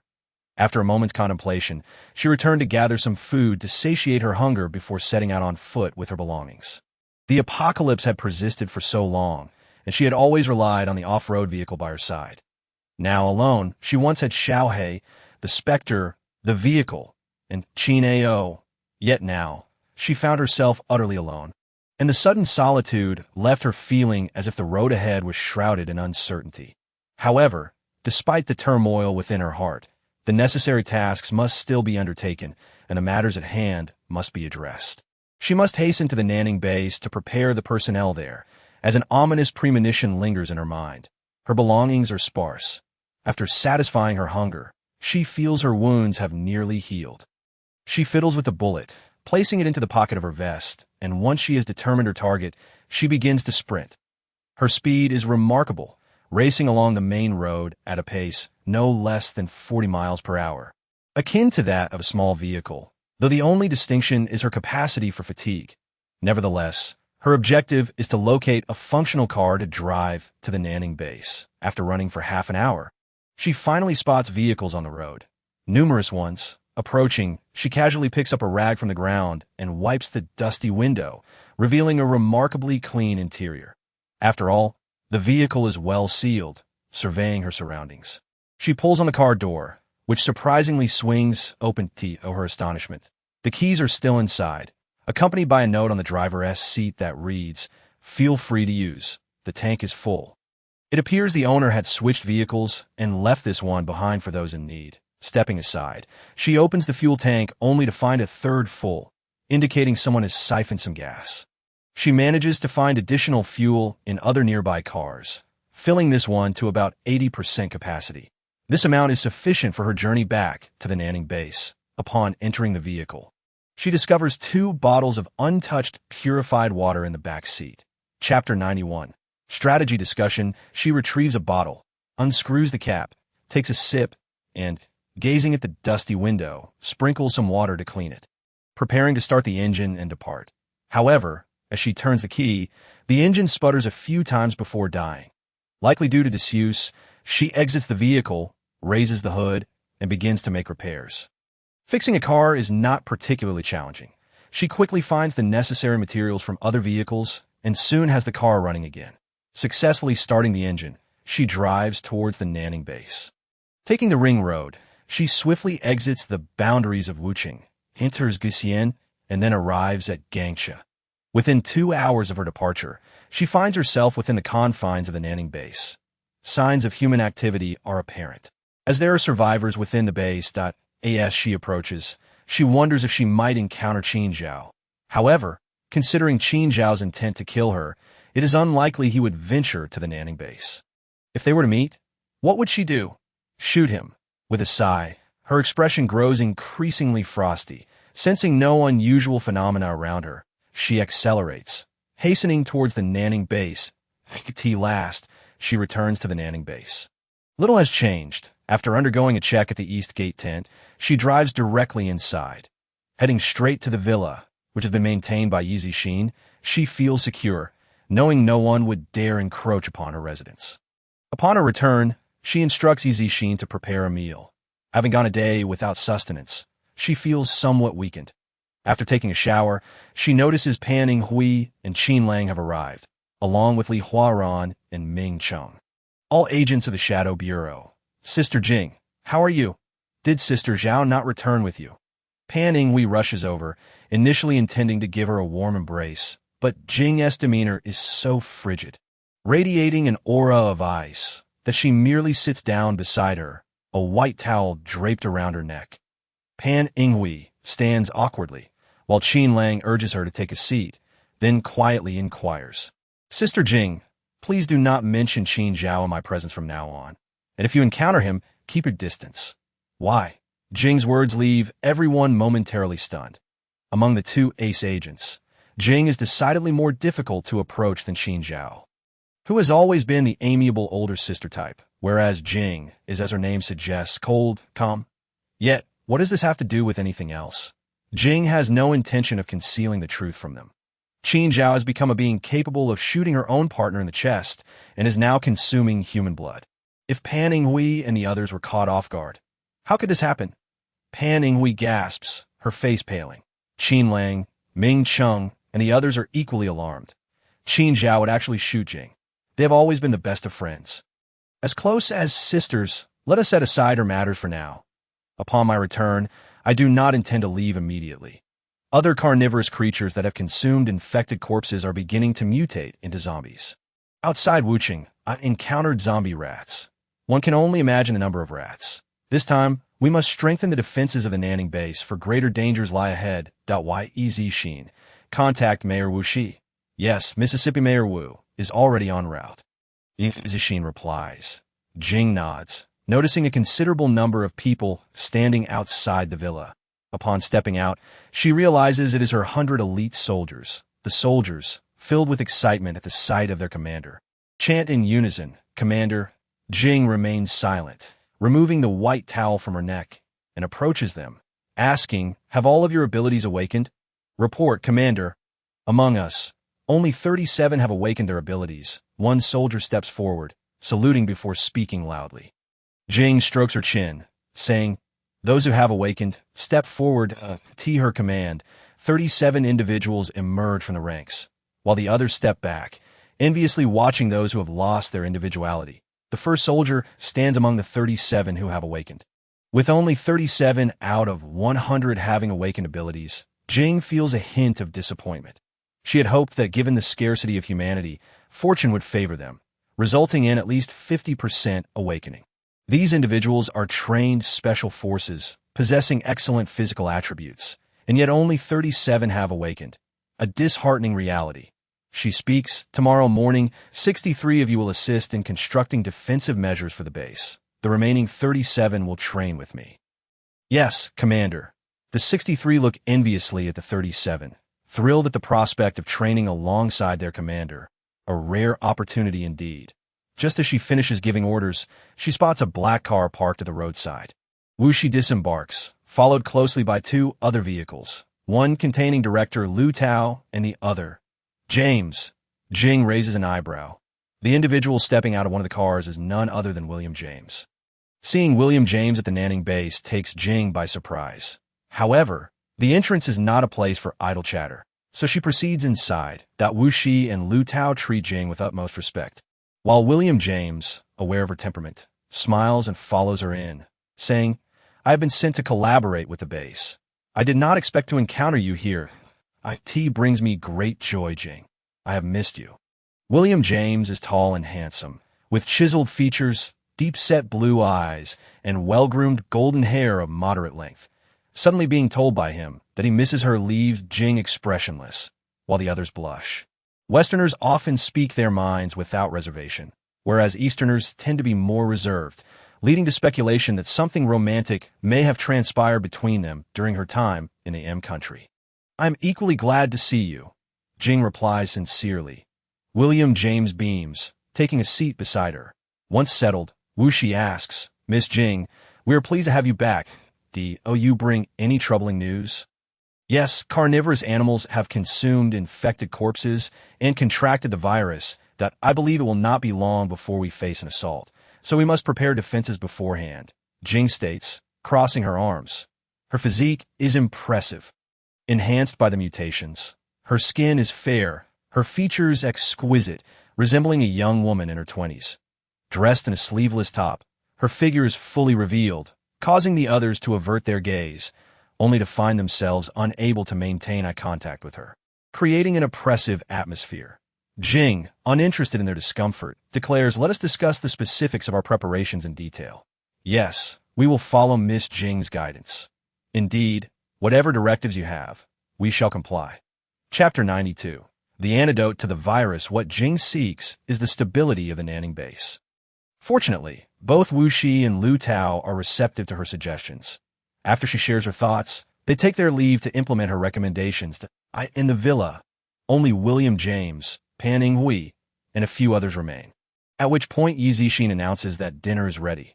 Feeling hungry herself, Jing says, "Let us eat first." She rises and heads to the dining room, where they all take their seats. Jing picks up her chopsticks, takes a piece of food, and says, "Dig in."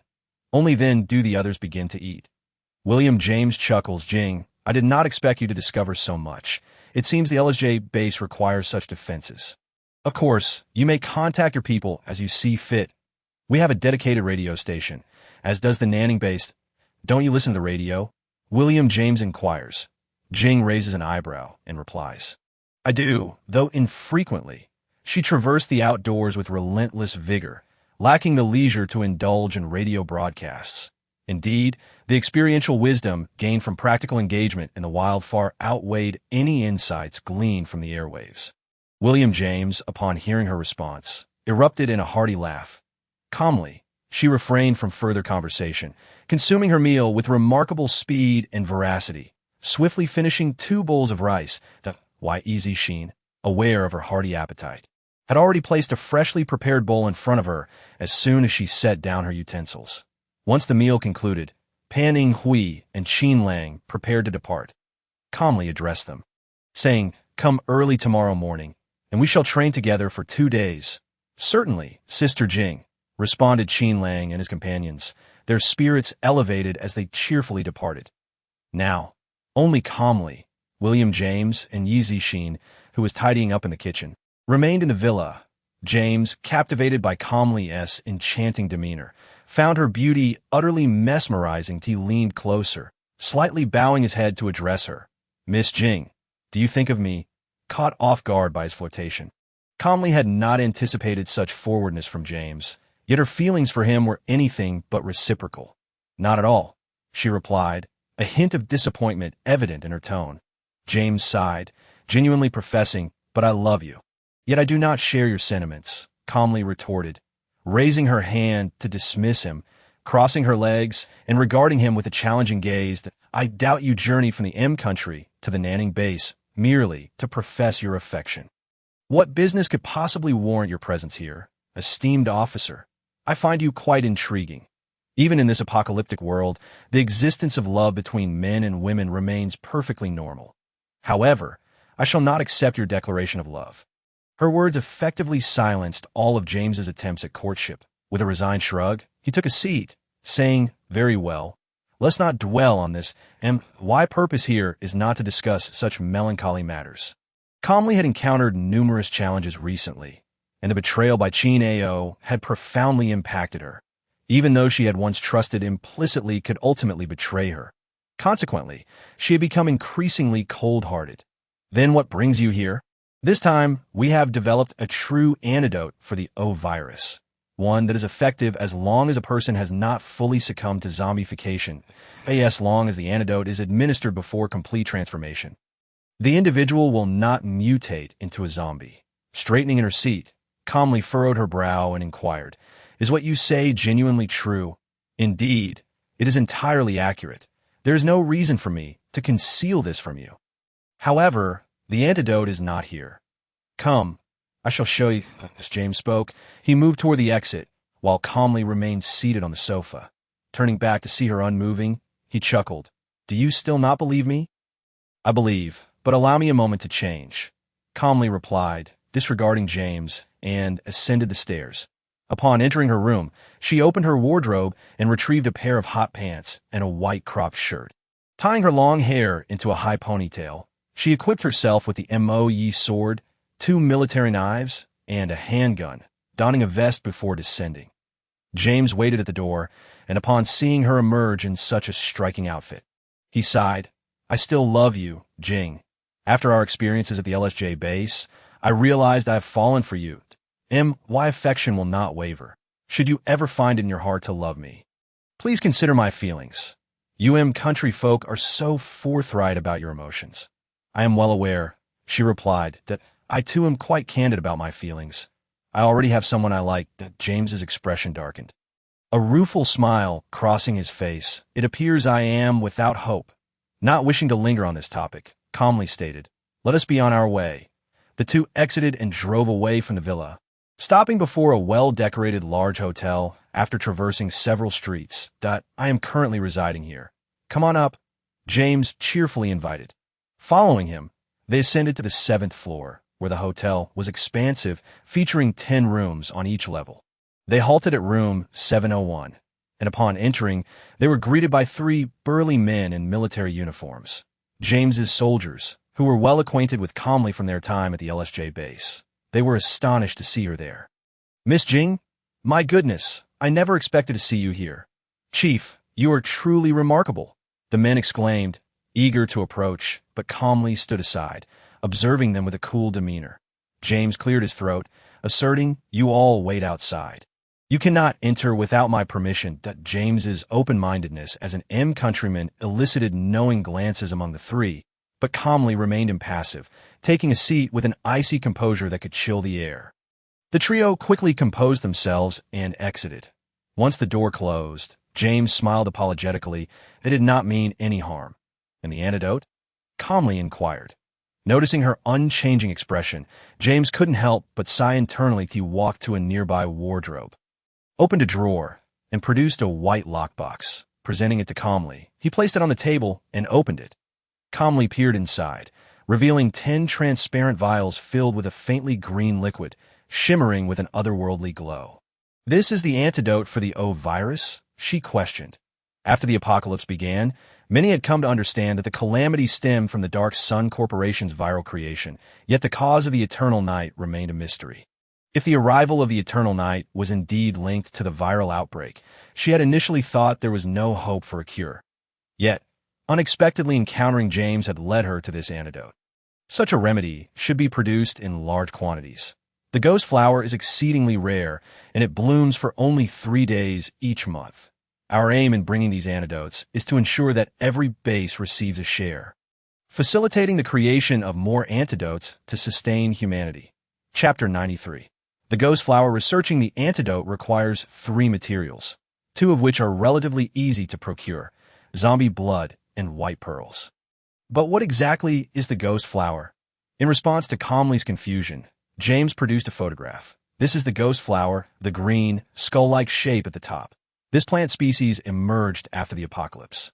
By chance, we discovered that zombies avoid it, leading to the development of the O virus antidote. That it was entirely serendipitous. Calmly studied the image of the plant, resembling a nightshade, devoid of its small white flowers, replaced by large, peach blossom-sized green blossoms. That moment, the ghost flower was in full bloom, displaying over 20 blossoms, resembling small green skulls. Perhaps due to its color, it was not easily spotted, and Calmly had never encountered it before. The ghost flower was not difficult to cultivate, but its flowering was a challenge. Although it bloomed monthly, each flowering period lasted only 3 days, during which harvesting was perilous due to the presence of zombies and predators nearby. Thus, the ghost flower was not easily harvested. Examining the antidotes, Calmly stated, "It is indeed imperative that we mass-produce the antidote, and harvesting the ghost flower is equally essential. That I thought you would not believe me. You came here to discuss the antidote, did you not? Indeed, is this not of great significance?" "Yes, but I have other matters to attend to, so I must take my leave." Calmly rose, adjusting her vest as she prepared to exit. James, noticing her departure, suddenly called out, "Wait a moment." Producing 3 vials, wrapped in cloth, he said, "Take these. Should any unforeseen circumstances arise, use them. Is it permissible for you to give me these so freely?" Calmly queried, understanding that he had brought the antidotes for research purposes and was now parting with a significant portion. "Do not worry. I have more," James reassured her with a smile. Recognizing his goodwill and reflecting on Chin Ao's situation, Calmly felt compelled to accept the antidotes, believing they might assist her, shaking her head. She pondered why she still wished to help someone who had betrayed her. Nevertheless, she accepted the antidotes and exited, driving back to the villa. Aware of the fragility of the vials, she considered their safety. After some thought, she found 3 small empty bottles, filled them with paper towels, and carefully placed the vials inside, filling the rest with water. With this precaution, even if an accident occurred, the vials would remain intact. In the coming days, she intended to assess the strength of those who had undergone mutations and those who had not, particularly those who had consumed white pearls. Furthermore, she needed to gather a team to collect ghost flowers and fortify the defenses of an Anning base. Early the next morning, Calmly rose, having breakfast before dressing. Upon stepping outside, she discovered 37 individuals already waiting at the door, including Pan Inghui and Xin Lang, calmly leading them to the training ground at the base. She crossed her arms over her chest and surveyed the 41 individuals before her. "Now that you possess these abilities, let me witness the extent of your powers. I'm of the fire element. I am of the water element. I belong to the wood element. I am of the metal element. I represent the earth element." "Excellent. Now, I want each of you to stand separately by your respective elements. Fire users, step forward first, and let me see just how formidable you truly are. Calmly, she disregarded any further thoughts. She deemed them unnecessary. Her sole focus was on enhancing the capabilities of her own people, ensuring their survival in these trying times. The powers of the five elements were the only bargaining chip humanity had to continue existing in this world. If utilized wisely, they could thrive amidst the chaos. Let me go first. One individual stepped forward, standing before calmly. He raised both hands, and in an instant, flames erupted from his palms. The fire was incredibly real, and calmly felt its intense energy coursing through her. He exhaled sharply, sending two fireballs soaring toward a distant target. With a thunderous explosion, the target disintegrated into ashes. Calmly raised an eyebrow, impressed. This was significantly stronger than the first fire user she had encountered. A remarkable display of power. Next came the wood element. As calmly spoke, another individual from the wood user group approached her, saluted, and stated, "Chief, I will demonstrate." Very well. Calmly felt a surge of anticipation. After all, she lacked such abilities. Possessing only mental fortitude, the soldier merely stood still, and suddenly, a plant erupted from the ground before her. It grew rapidly, transforming into an enormous thorny vine, its glistening spikes intimidatingly close. Calmly never imagined that wood users could gather elemental essence to conjure desired flora. The soldier explained, and she nodded. Following this, the water, earth, and metal users showcased their abilities. This moment, calmly realized that the initial fire user's capabilities paled in comparison to those she was now witnessing.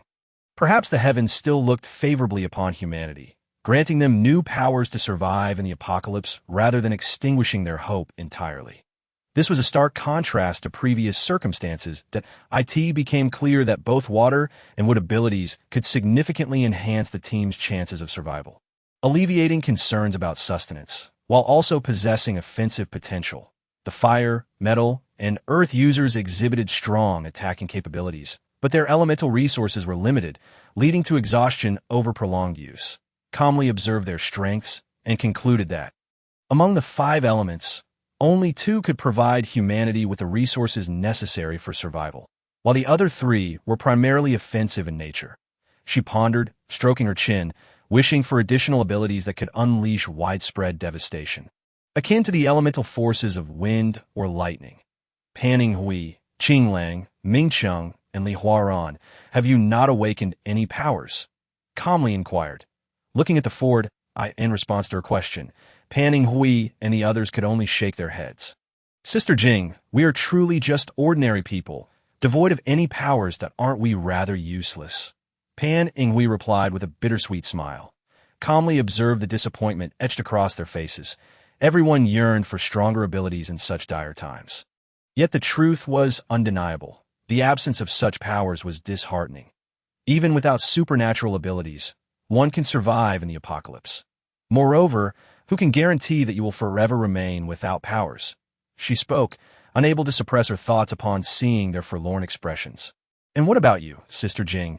Do you possess any abilities? Ming Chang suddenly asked. Calmly raised an eyebrow and replied, I do not possess any of the five elemental abilities. However, even without powers, I am still capable of navigating and surviving this apocalypse.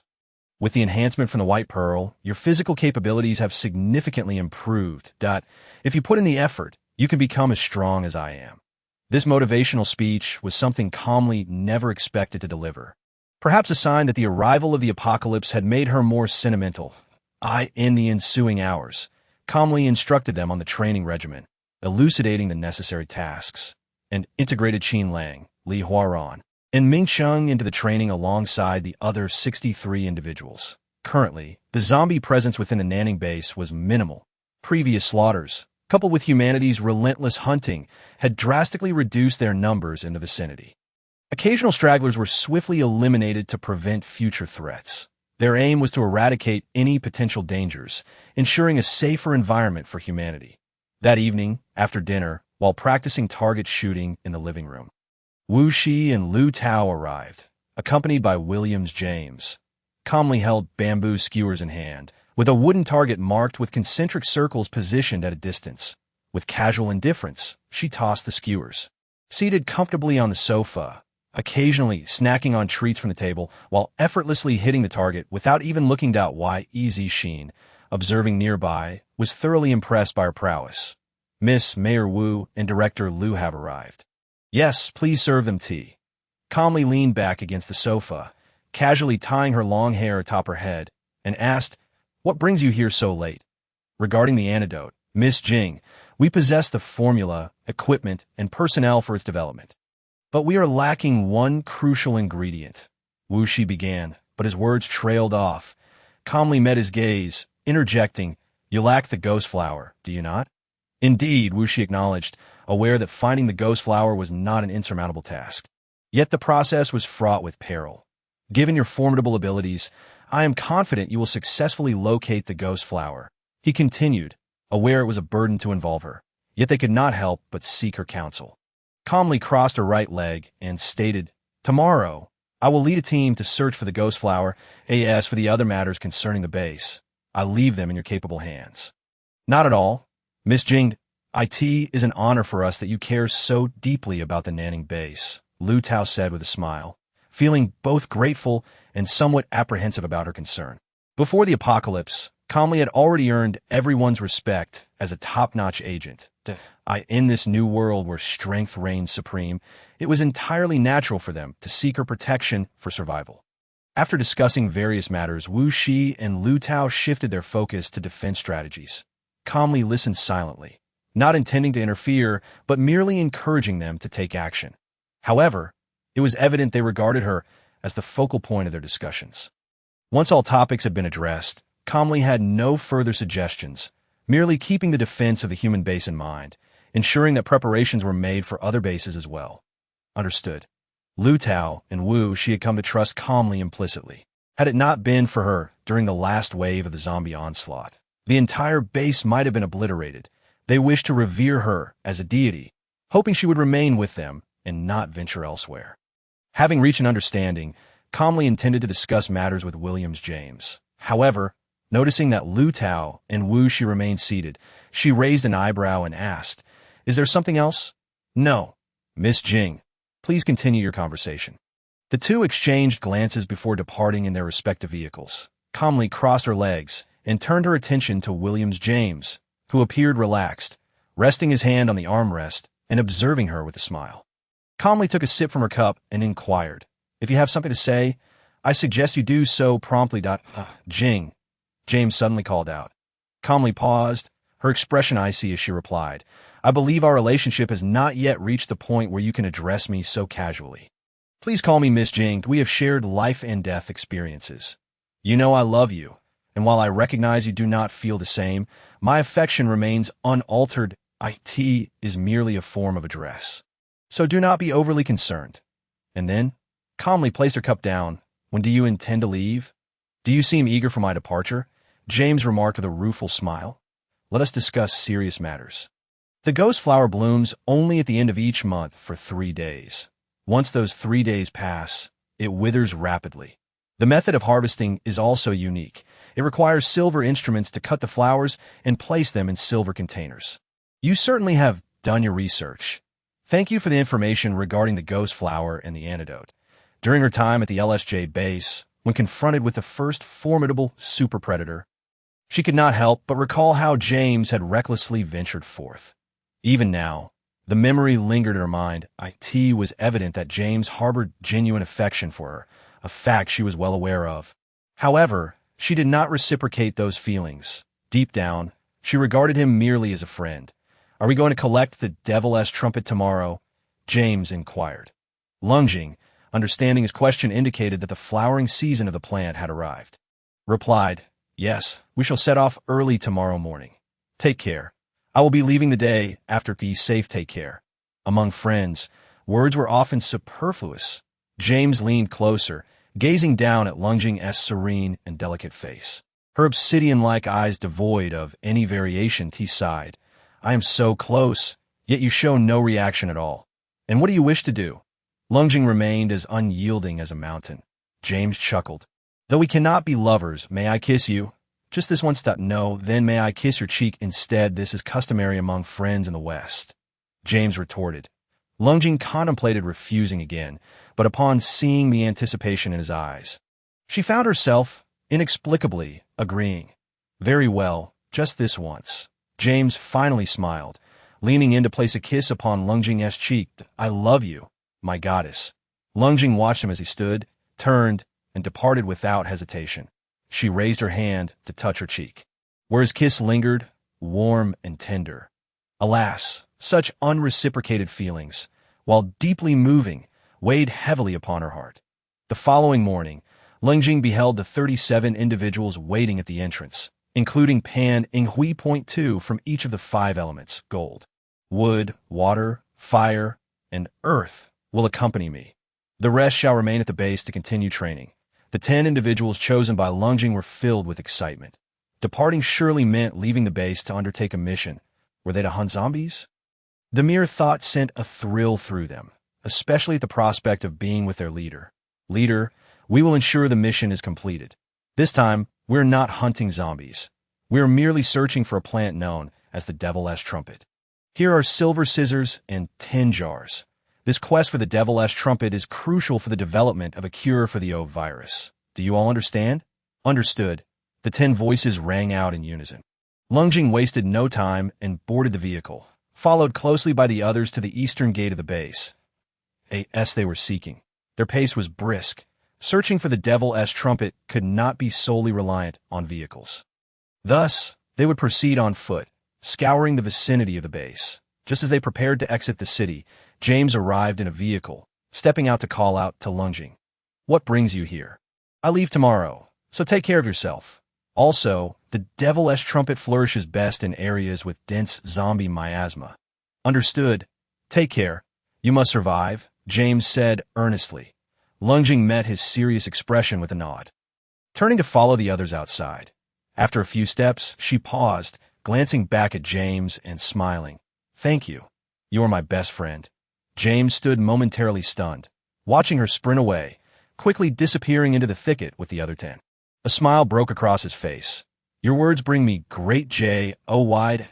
In places where the miasma was densest, the devil-esque trumpet thrived, and not far from the Nanning base lay several massive zombie pits, where countless corpses had accumulated. Lungjing's focus sharpened. Once the bodies had decayed to a certain extent, they no longer incited the zombies' appetite. While they consumed everything, the thoroughly rotten were often left untouched. The pits were somewhat distant, dug deep into a ravine to prevent outbreaks from the bodies. Originally filled with water, it was now obscured by the corpses, the sight of which was undoubtedly grotesque. Lungjing led her 10 companions directly toward their destination, their pace swift. Within half an hour of walking, they arrived. Even before reaching the pit, the nauseating stench assaulted their senses. The proximity of multiple pits was evident. The sheer number of corpses overwhelming that it stinks. This odor is repulsive, Wang Minglei remarked, covering his nose.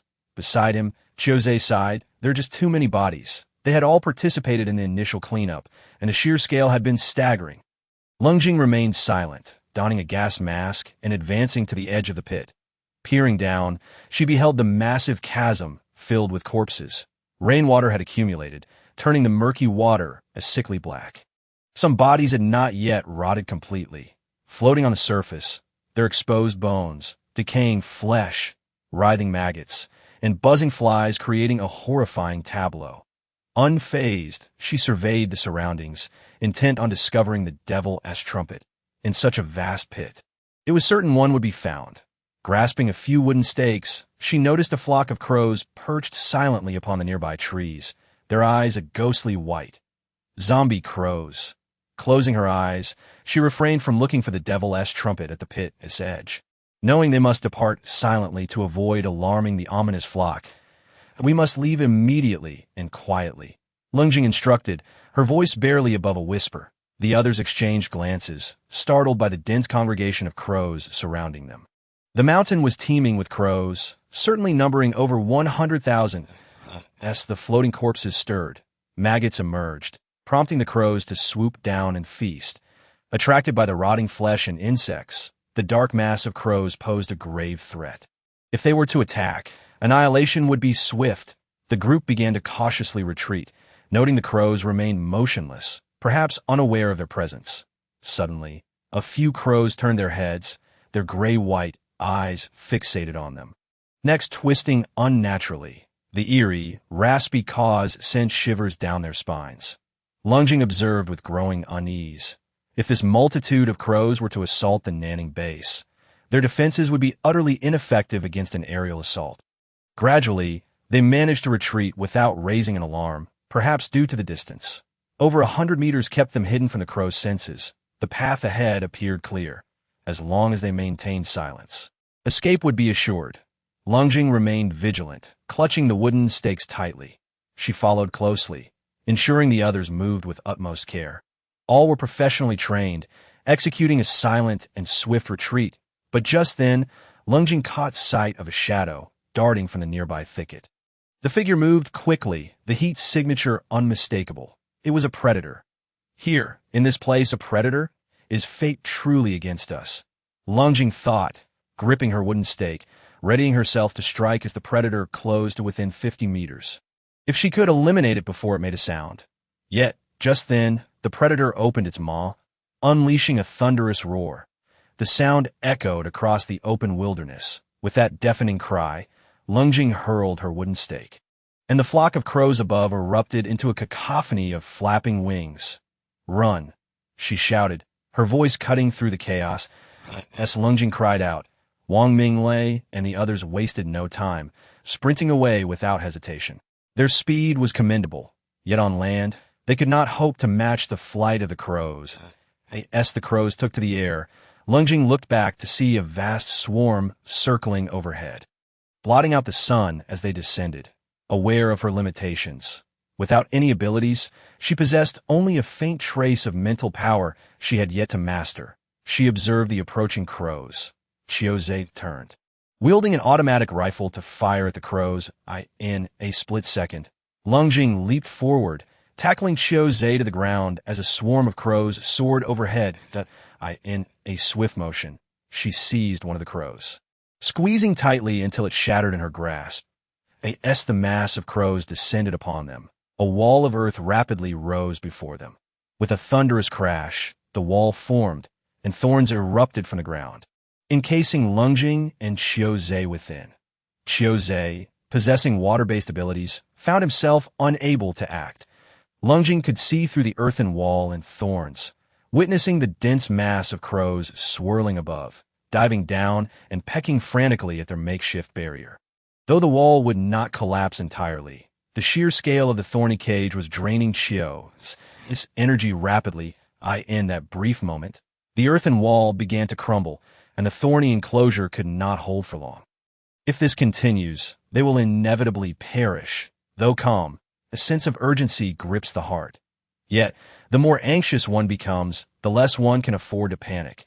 The cacophony of the cawing corpse crows is relentless, and Chiozei's complexion pales as he grips his gun and ammunition tightly. Who could have foreseen encountering a swarm of corpse crows upon emerging? Are they truly destined to meet their demise before achieving victory?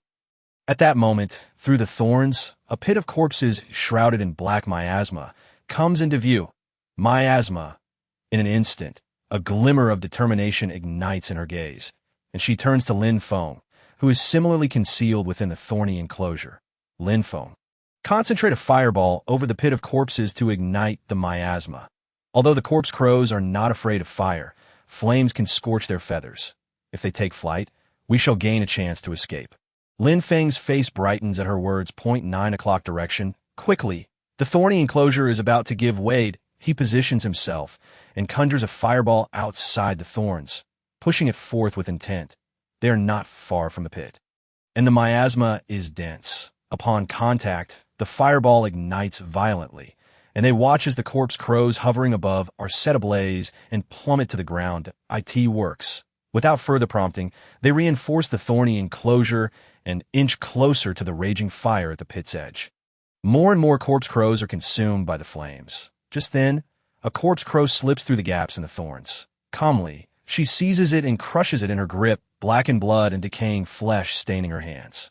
As more and more corpse crows alight upon the thorny barrier, the thorns rapidly diminish. Suddenly, she lunges forward, grasping Qiu Zhe by the collar and pulling him up, just as the crows prepare to breach the thorns. She tears through them, grabbing Qiu Zhe by the shoulders and swinging him in a wide arc, sending a multitude of crows scattering. With a flourish, she hurls Qiu Zhe towards Wang Minglei and the others. At that moment, they have emerged, encased within a metallic shield that gleams with protection. "Boss, over here!" Lin Feng shouts. With both hands gripping the Majia sword, she moves with astonishing speed, the blade emanating a myriad of shimmering, icy reflections. Enveloping her entirely, the onslaught of corpse crows is swiftly cleaved into fragments, cascading to the ground. Beside her, the inferno of the corpse pit blazes mightily, and her movements are so rapid they become a blur. Yet, the sky above is thick with crows, and she cannot discern when this relentless slaughter might cease. Suddenly, a thunderous roar erupts from the edge of the pit. Lin Feng and the others look up to see a massive predator poised at the brink, lunging ferociously towards her. "Boss!" Without a moment's hesitation, Lin Feng and the others push aside the metallic shield, raising their guns to fire at the swiftly approaching predator. In the midst of her battle with the crows, she catches a glimpse of the many crows she had drawn towards her now, converging upon Lin Feng and the others, a torrential wave descending from above. If they pounce, Lin Feng and his comrades will be pecked to death in an instant. "Lin Feng!" She cries out, her heart pounding as she witnesses their frantic expressions. They understand they will meet their end upon emerging. They all know this, yet still they bravely push aside the shield. These people, calmness envelopes her heart, and suddenly she feels a surge of strength. With a colossal roar, a powerful shockwave bursts forth, sending the surrounding crows spiraling away. The force knocks Lin Feng and the others to the ground. At that moment, the raging flames transform as if possessed, swirling into a cloud of fire above. The crimson light illuminates the scene as the crows are incinerated, raining down from the sky. Her pupils turn a deep crimson. Gritting her teeth as she watches the fiery cloud consume the crows, then dissipate that instant, a predator, wounded by Lin Feng and his comrades, lunges at her from behind, with her right hand gripping the Majia sword. She swiftly turns, cleaving the predator in half with a single stroke. It's as flying away to either side and crashing down near Lin Feng and the others. "Boss, boss!" Lin Feng exclaims, unable to contain his astonishment. The fierce expression on her face gradually fades, her vision darkening as she faints. Lin Feng and the others rush towards her. "Boss, boss! She has merely fainted. It is unwise to linger here. We should return to the base." Agreed. The pit is not far from the base, and Lin Feng carries the unconscious calm on his back as the 10 of them swiftly make their way back. Their hearts are filled with shock and awe. The vision of the fiery cloud lingers vividly in their minds, and the resonance of the shockwave still echoes in their ears. "Boss, truly remarkable." Pan, Inghui, and Qinlang, along with their 4 companions, have been anxiously waiting at the eastern gate. Suddenly, they spot 10 figures in the distance, pursued by a dense swarm of corpse rats. "Defend! Defend!" Lin Feng shouts as he carries calm, the relentless horde of corpse rats hot on their heels. Almost upon them, prepare for an attack. "Defend!" With Wang Minglei and Qiu Zhe's urgent cries, the others finally respond. The immense bell atop the city wall tolls with a resounding clang. Chapter 97. The Swarm of Zombie Rats. The sound is deafening, and everyone braces for defense. This moment, the ability users stationed at the city gates spring into action. The Earth-type ability users activate their powers simultaneously, and suddenly, a wall of earth rises swiftly beneath the pursuing corpse rats, impaling them with spikes as they are halted in their tracks. Yet, the sheer number of rats is terrifying, a dark mass that sends shivers down the spines of those atop the city wall. To be overwhelmed by such an onslaught would surely spell their doom in an instant. The corpse rats are momentarily impeded, granting Lin Feng and his group just enough time to sprint into the safety of the base. They place calm aside, panting heavily. "Defend, defend." Those on the city wall have already begun to attack the swarm below. The dense horde of zombie rats poses a significant threat. their rapid approach igniting panic among the defenders. "Ignite the oil!"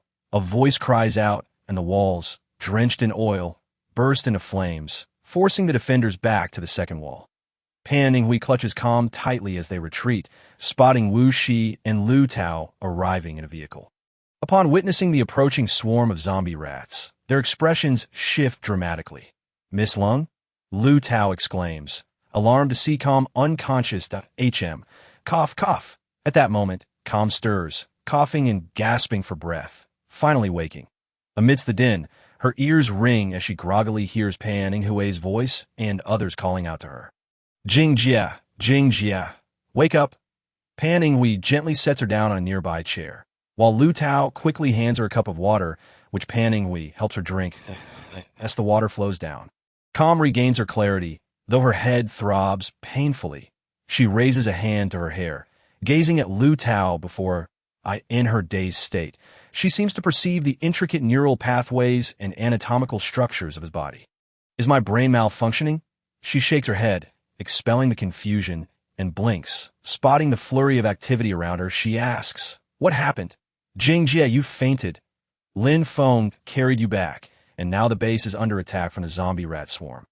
Lu Tao adds, echoing Pan Ninghui's words.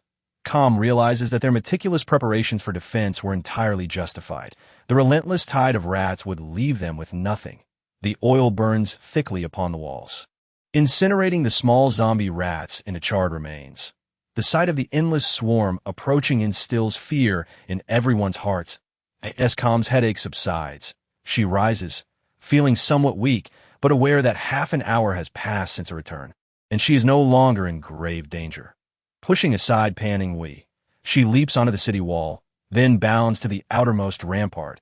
Her powerful jumps draw the attention of the previously chaotic crowd, which falls silent at her presence. Standing beside the roaring flames, she watches the relentless zombie rats climbing the walls, being reduced to ashes.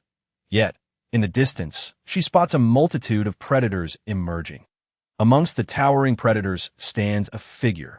Calm's keen eyesight allows her to discern the long-haired woman amid the throng of predators. This woman is clad in tattered garments, caked in filth and bloodstains, her crimson eyes glaring, with half her face missing, revealing jagged bones and raw, bloody flesh. A chill runs down Calm's spine as she realizes this is the Zombie King. She had not anticipated encountering a Zombie King so soon. Each one is a formidable psychic entity. This one appears even more powerful than the small Zombie King from her previous encounter, and with her blood-red eyes, she has likely evolved into something greater. And no wonder such a frenzied horde of rats has gathered so rapidly. Not only the rats, but other undead monstrosities swarm behind her, numbering in the thousands. What is that? Everyone notices the distant predators and the Zombie King at the center. Wu Shi and Lu Tao rush over, along with Williams James. That is, the Corpse King, the little Zombie King I previously mentioned encountering. And this one is even more formidable than that. Calmly, she spoke in a chilling tone, her words emanating an eerie calmness that sent shivers down the listeners' spines. While the Corpse King stood at a distance, its blood-red eyes devoid of whites, coldly fixated on them, as if observing each individual. Terrifying, horrifying. How could this be? Why is the evolution of zombies so rapid? How could it happen so swiftly? Lu Tao exclaimed in shock. The emergence of the Corpse King, commanding such a multitude of zombie rats to assault them, and behind them, there should be tens of thousands of zombies. A Corpse King capable of controlling such a horde of zombies and undead creatures. A powerful, psychic Zombie King. Calm was uncertain whether she possessed the capability to slay this Corpse King. The speed of zombie evolution was alarmingly swift. Humanity had only just begun to harness superpowers, while zombies had already evolved to control such a vast number of their kind.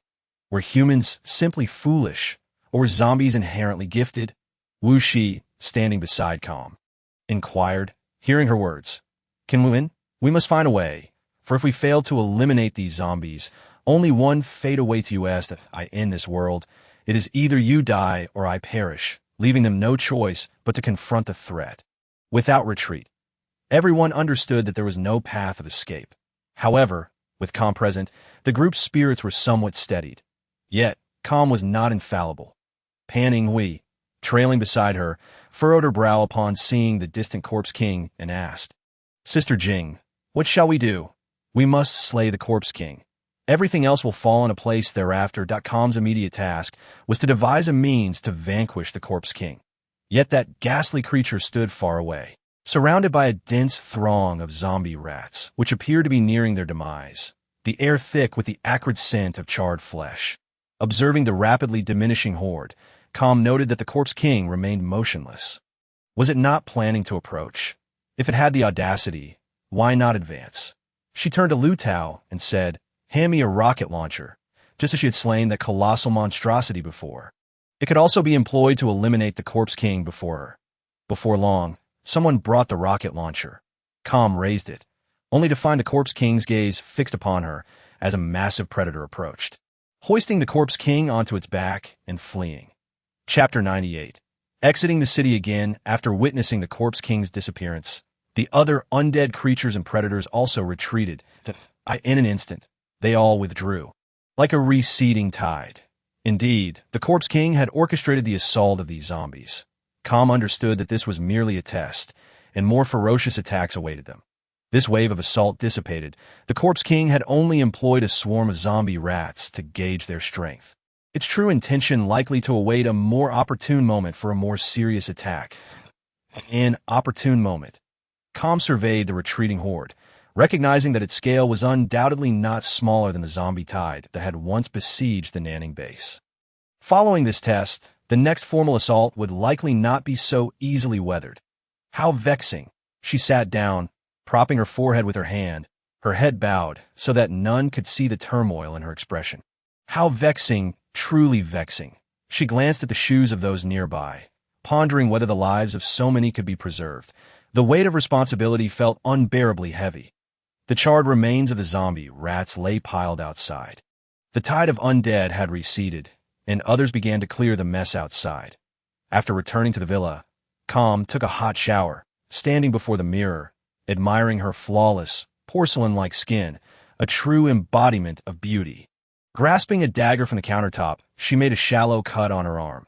The wound appeared deep, yet before much blood could flow, it had completely healed.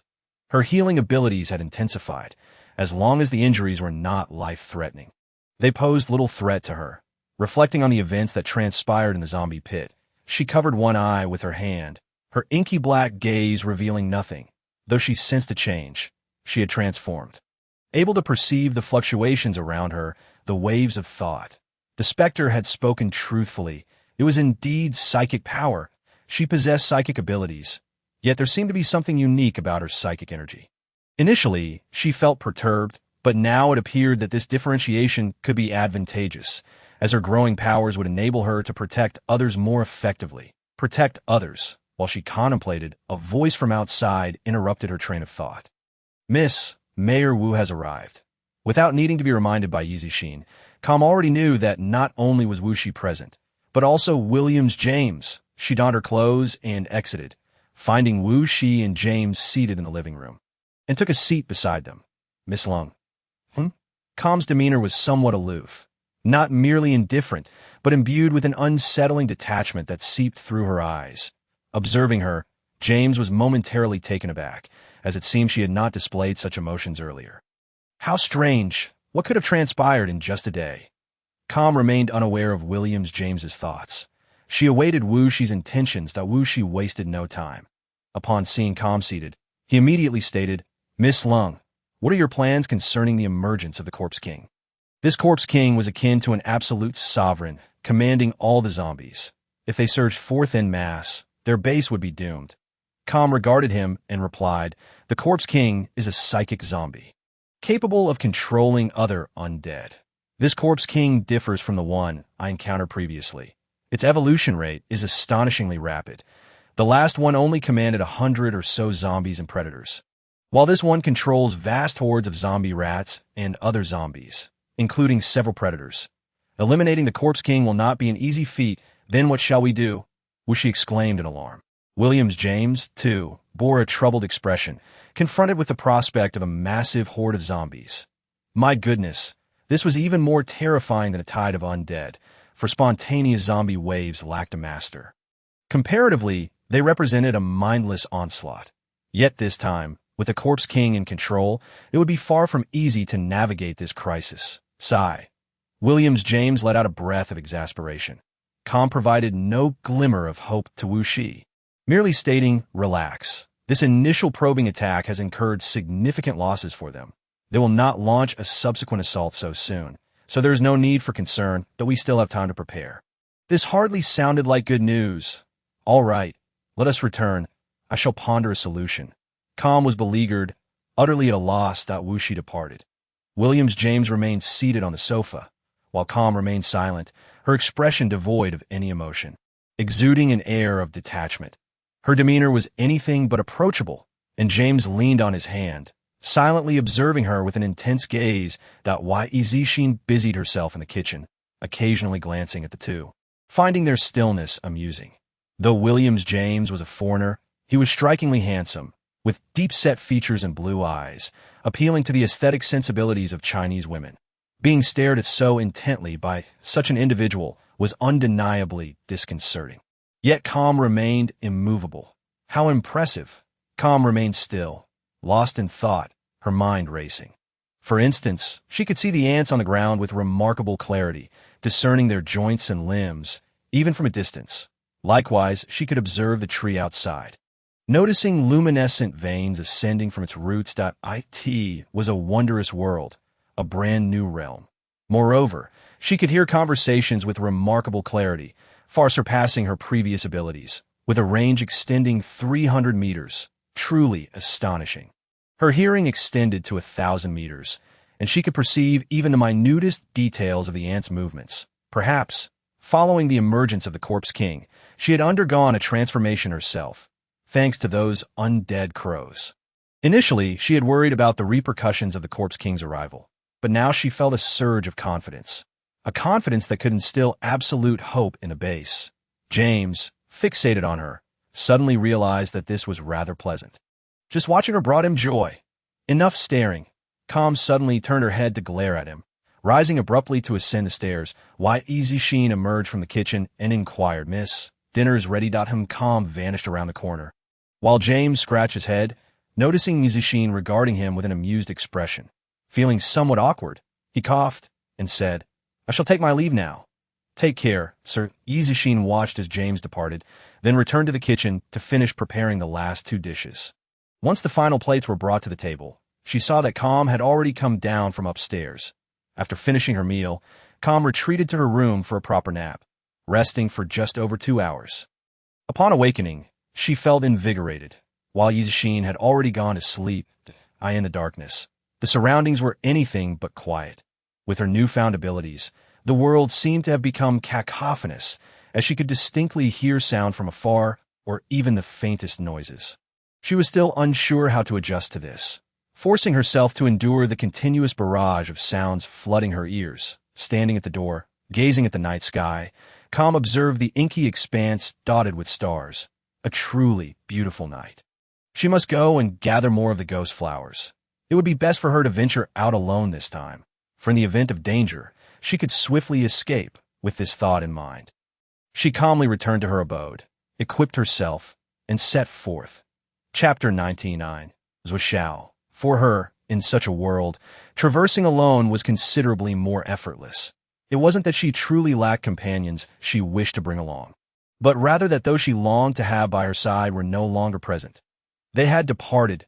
She hastened to the east gate, where the guards atop the fortifications were taken aback to see her emerge with a knapsack. Ignoring their astonishment, she ascended the wall, preparing to leap down when a voice cried out beside her. "President Lung, what are you doing?"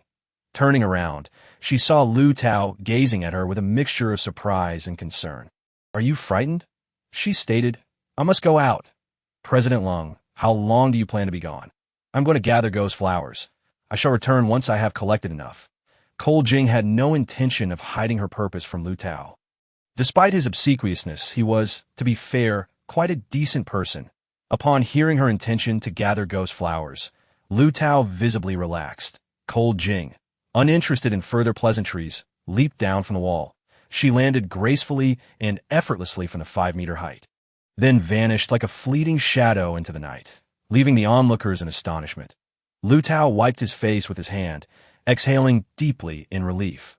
With Cold Jing in their midst, it felt as though the base had gained a formidable shield, safeguarding thousands of lives. Cold Jing moved swiftly, covering several hundred meters in the blink of an eye, resembling a specter in the darkness, rapid and elusive. Her speed was remarkable. Within 10 minutes, she had arrived near the pit of corpses. The carrion crows had likely been incinerated, but that did not imply the absence of other lurking dangers. Cold Jing scanned her surroundings warily, sensing a serene quiet, devoid of anything but insects, seemingly safe. She quickly advanced, leaping a few times until she reached one of the pits where the ghost flowers were found. The corpses were submerged in foul, murky water, and the miasma was stifling. Holding her breath, she approached a ghost flower which thrived splendidly, untouched by the recent inferno. Cold Jing retrieved her silver tools and jar, deftly severing the flower from its stem. Each ghost flower bore 3 to 5 blossoms, and soon all 5 of her silver jars were filled with the blooms. Accomplished in her task, she turned to leave, but just a few steps away, she heard a faint sound of breathing. Someone was approaching. Cold Jing swiftly concealed herself, listening intently to the increasingly close breaths. Gradually, she discerned the source of the sound. A man, clad in tattered clothing, appearing quite disheveled, with a gaping wound on his face, blood streaming down. Behind him, a predator was in pursuit. Though he was quick, he appeared to be nearing exhaustion, his long, unkempt hair a testament to his plight. Observing his state and the encroaching predator, Cold Jing acted almost instantaneously. Her speed accelerating as she reached the man. Her sword, merciless, was drawn and swung with lethal precision. With a swift motion, the predator was cleaved in two before it could react, its innards spilling forth. Blood splattered onto Cold Jing's face, staining her porcelain skin with dark crimson, her gaze as cold as a blade. The remaining predators howled and lunged at her. Cold Jing's lips curled into a bloodthirsty smile as she stepped forward slightly. 4 predators charged at her. With a gentle flick of her wrist, merciless transformed into an ethereal blur. One predator, moving at an incredible speed, reached her in an instant. The flash of her sword cleaved its head in half as she deftly sidestepped, the corpse careening past her shoulder. Without a moment's pause, she unleashed a series of strikes, dispatching the mindless brutes that collapsed beside the man, one even falling atop him. Cold Jing glanced back to see the man, stifling a groan before losing consciousness. She kicked the corpse off him, crouching down to examine his face. Covered in grime and blood, he appeared to be a young man, likely in his 30s, with striking brows and long lashes framing his closed eyes, a rather handsome visage. Without hesitation, she seized his collar and dragged him along, showing no inclination to carry him. The unfortunate man was treated like refuse, leaving a trail in his wake. Cold Jing chose not to return him to the base, but instead found an abandoned building. Unceremoniously depositing him on the floor, he bore 2 wounds that, while not severe, would not prove fatal. Taking a seat on a nearby chair, Cold Jing waited quietly for him to regain consciousness. As time passed slowly, he finally awoke with the dawn.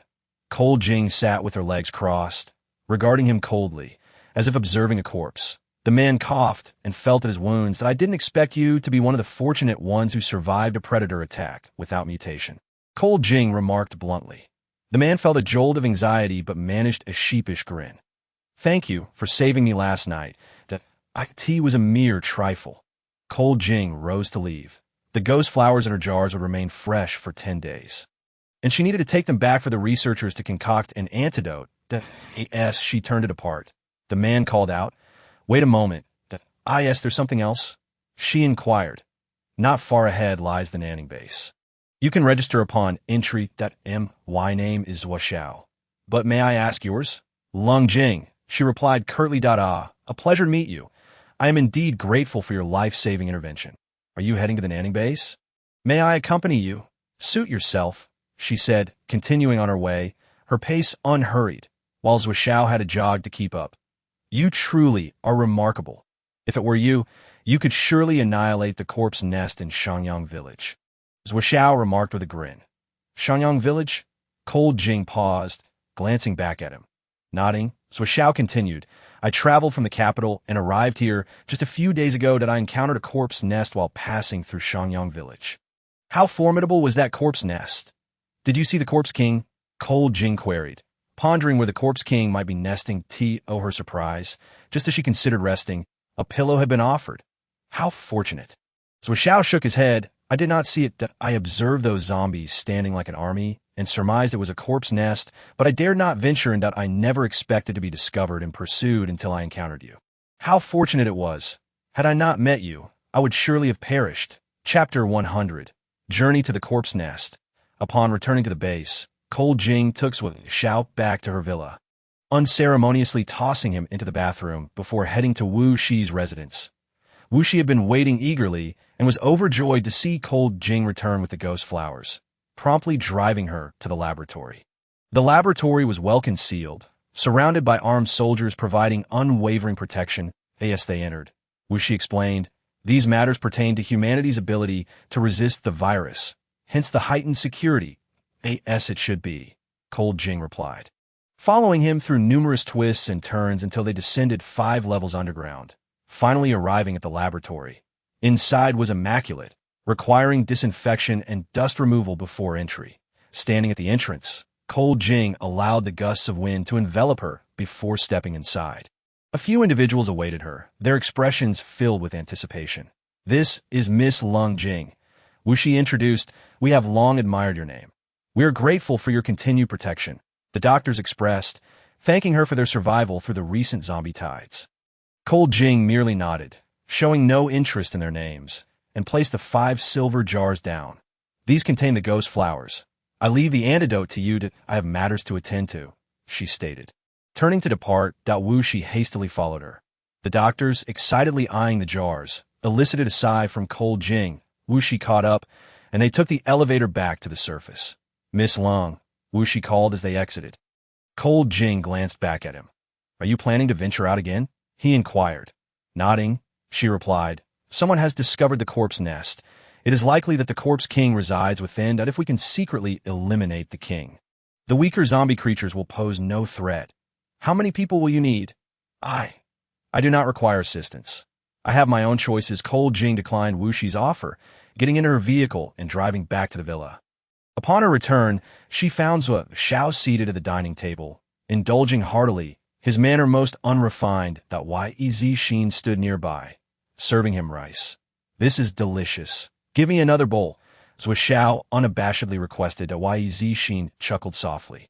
Obliging him, Cold Jing observed the stack of 6 bowls beside him and 3 plates piled on the table. You certainly have quite the appetite, she remarked. Xiao, undeterred, laughed. I was on the verge of starvation.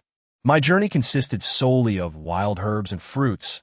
Nothing compared to this delectable fare. The fragrant and tender rice accompanied by meat. Indeed, there is meat, the oil, salt, soy sauce, and vinegar. My heavens, it feels as though I am dreaming. Maintaining her composure, Lung Jing stifled a laugh. After finishing another bowl of rice, Xiao polished off the dishes as well, clutching his full belly and sinking into the sofa. Clean and freshly bathed, Xiao appeared quite handsome, with sword-like brows and starry eyes, his slightly long hair pulled back with an elastic band, clad in a pair of jeans and a white t-shirt. What do you think? Am I handsome? Xiao noticed Lung Jing observing him, playfully gesturing at his chin while raising an eyebrow at her. Shameless? What face? The harshness and malevolence of the apocalypse have long washed that away. With a chuckle, Yizixin, who was tidying up the dishes, couldn't help but laugh again at his words. Lung Jing remained unfazed, merely instructing Yizixin, cook. Yes, miss. Yizixin obediently headed into the kitchen. Lung Jing crossed her arms, casting a cold gaze at Xiao. Reveal your identity, and then tell me about the corpse nest in Shanyang village. Xiao scrutinized Lung Jing, his hand rubbing his chin thoughtfully, suddenly exclaiming, you are truly beautiful. But you are covered in blood. Shouldn't you wash up? Lung Jing furrowed her brow. In the blink of an eye, 2 wooden skewers appeared between her fingers. Xiao felt a jolt of fear and quickly forced a laugh. No need to be agitated, I'll tell you. The skewers vanished as quickly as they had appeared, and Xiao bitterly smiled. This is truly spine-chilling. Well, I am Zhuo Xiao, a resident of Shangjing. I was a martial arts instructor before the apocalypse descended, and I have been heading south ever since. The village center of Shanyang should be the headquarters of the corpse nest, surrounded entirely by zombies, with many predators lurking nearby. What about the zombie rats? Lung Jing inquired. So Xiao paused, bewildered. Zombie rats? You mean mutated mice? I haven't seen any. They are so small that they are not easy to spot. Perhaps he hasn't noticed them either. Heading upstairs to wash up, Lung Jing returned in a fresh set of clothes, only to find that Yi Zixin had already prepared a new meal. As she approached to take a bowl, was Xiao, with eager eyes, reached for a chicken placed on the table. Smack! Before Lung Jing could react, Yi Zixin's hand had already struck out. You ate so much earlier. Do you still want more? Seeing Yi Zixin protectively shielding the chicken, so Xiao pouted. Why wasn't there any chicken before? That was for the miss. Did I not prepare enough for you? Yi Zixin glared at him angrily, her fierce expression surprisingly adorable. So Xiao chuckled, wary of offending this talented young cook. I wouldn't dare. Thank you for your hospitality, sister. Hey, who's your sister? Shameless. Lung Jing ate rapidly, effortlessly clearing the table, yet her stomach remained flat. After rinsing her mouth and wiping her face, she gathered her belongings. Come with me. Where to? Zhuo Xiao asked, bewildered. Lung Jing shot him a glance. Shanyang village. I'm not going. Zhuo Xiao recoiled, a look of refusal etched on his face. That's the corpse nest. How many people do you plan to bring? You what? Zhuo Xiao clicked his tongue, shaking his head vigorously like a rattle drum. I'm not going. You can bring an entire army, or even fly in and bomb Shanyang village. But going alone with just the two of us is a death sentence. I absolutely refuse. Really not going? Lung Jing's cold gaze bore into him. Her piercing stare sent a chill down Zhuo Xiao's spine, and he hesitated, his heart sinking. How about we bring more people? He suggested softly. Lung Jing remained silent, merely watching him. Zhuo Xiao felt increasingly uneasy under her gaze, gritting his teeth as he attempted to stand his ground. Suddenly, Lung Jing turned away, ignoring him, and said, A man who fears for his life is hardly a man. Yi Zixin, throw him out. Hey, don't be like this. As one of your kind, lend me a hand. With a sharp glare, Lung Jing's eyes swept over him, causing Zhuo Xiao to shudder, with an uncharacteristic nervous chuckle. He conceded, All right, I'll go. Poor fellow. He thought he was merely enjoying a meal, yet now he found himself heading into the corpse nest, feeling as though his life was forfeit. Lung Jing strode out, loading firearms and ammunition into the vehicle until the trunk was filled to the brim. With a flamethrower perched on the roof, fully equipped, she hopped into the car. Zhuo Xiao observed her cool demeanor and muttered under his breath before following suit. Emotionless woman. To his surprise, Lung Jing suddenly slammed on the gas, shooting off like a bolt from a crossbow, prompting him to grasp the armrest tightly while staring at her in disbelief. Slow down. Miss Hero. Lung Jing shot him a sidelong glance. Weakling. The distance to Shanyang village was not great, and there was food in the vehicle, so Zhuo Xiao did not cease his eating during the journey. Lung Jing frowned as he munched away incessantly. Are you a starving ghost reincarnated? If I don't eat now, I might just lose my life soon. Should I wait to become a starving ghost?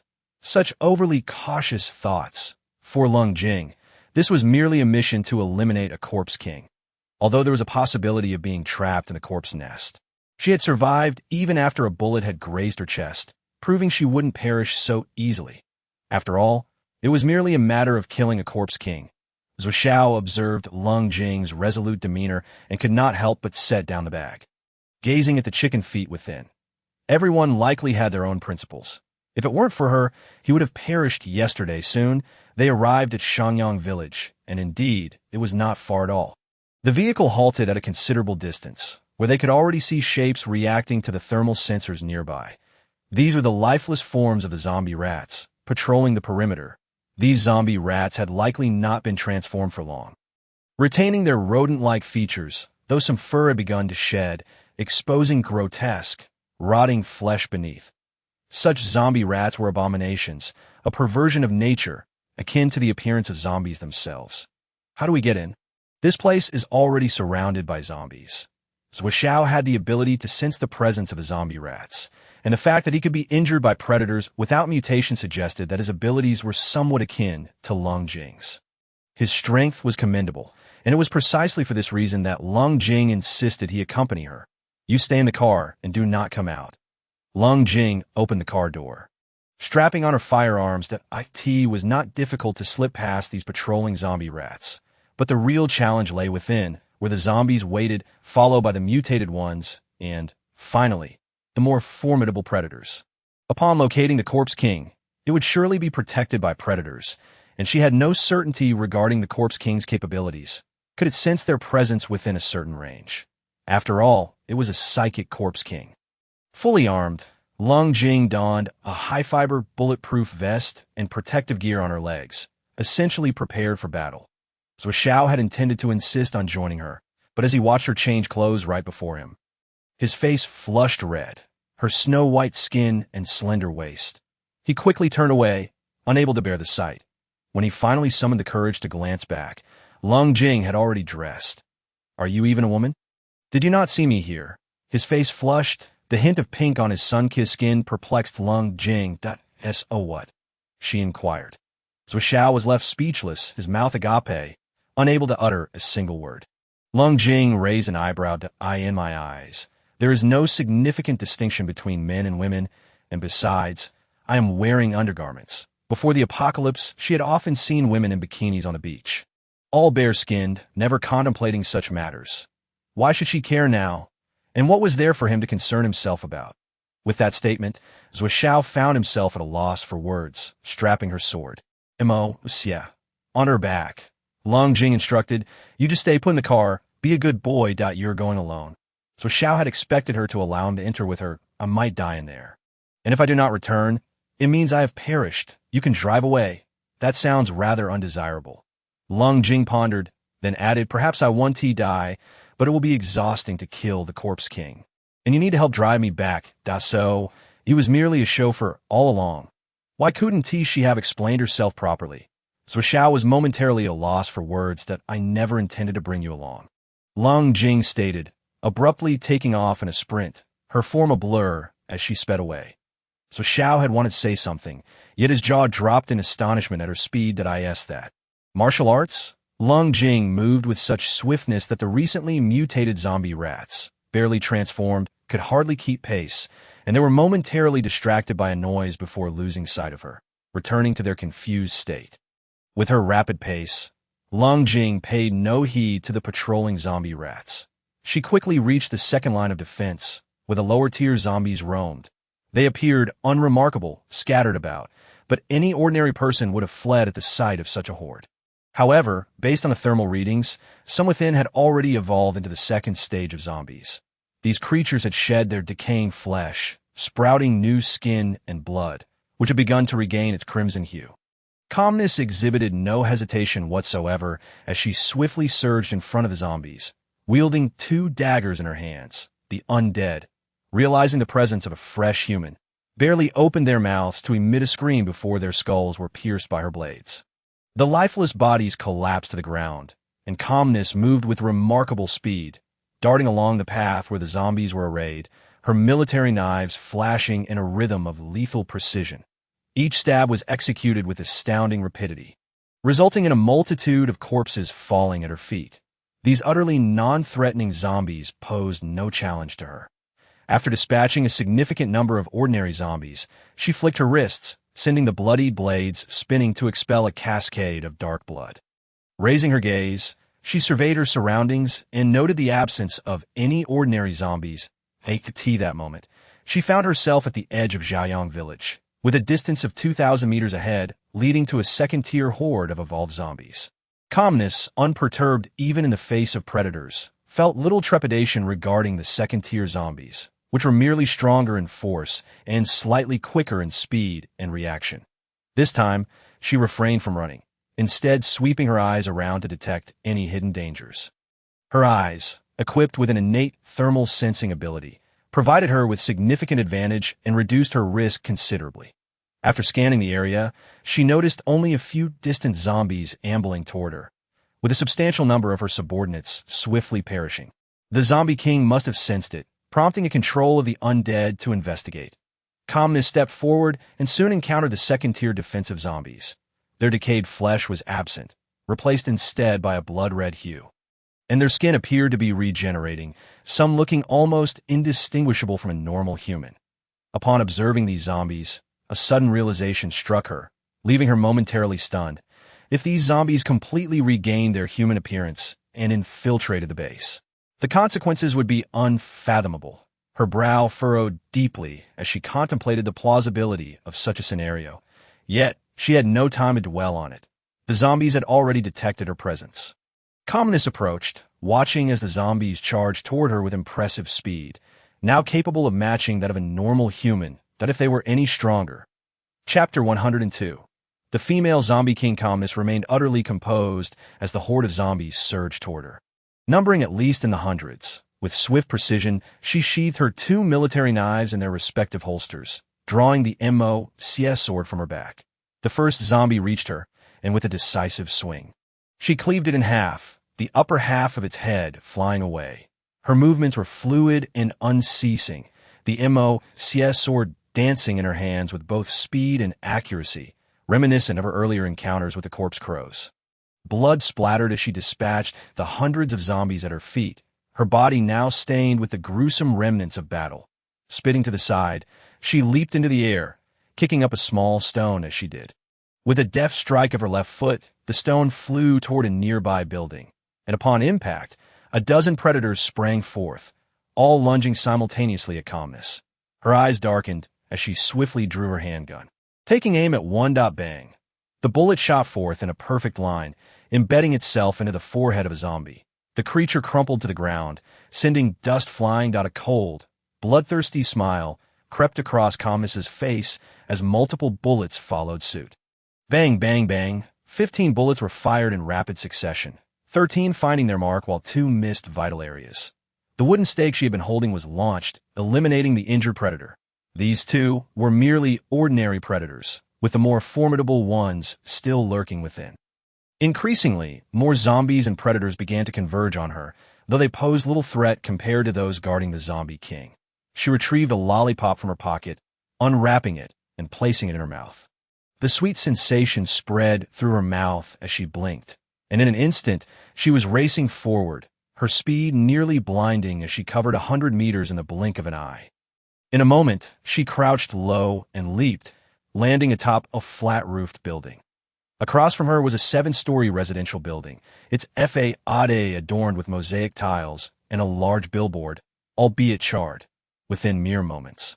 She had pinpointed the hiding place of the zombie king, located less than 500 meters away.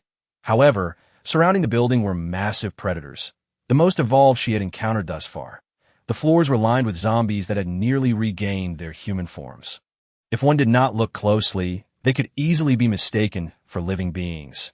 Observing the orderly formation of the zombies standing at the building's periphery, Calmness's eyes darkened. Her suspicions seemed to be confirmed. If these zombies truly regained the intelligence of their human selves and disguised themselves to infiltrate the base, the ramifications were too dire to contemplate. The thought sent a shiver down her spine. It was astonishing to realize how far the zombies had evolved around the zombie king, and if she did not return to inform the base, allowing even one to slip and would spell immense trouble. Their evolution was alarmingly rapid. At this rate, dear heavens, Calmness discarded the lollipop, gripping 2 handguns tightly. From a distance of 400 meters, she spotted even more formidable predators lurking, all of them watching her intently.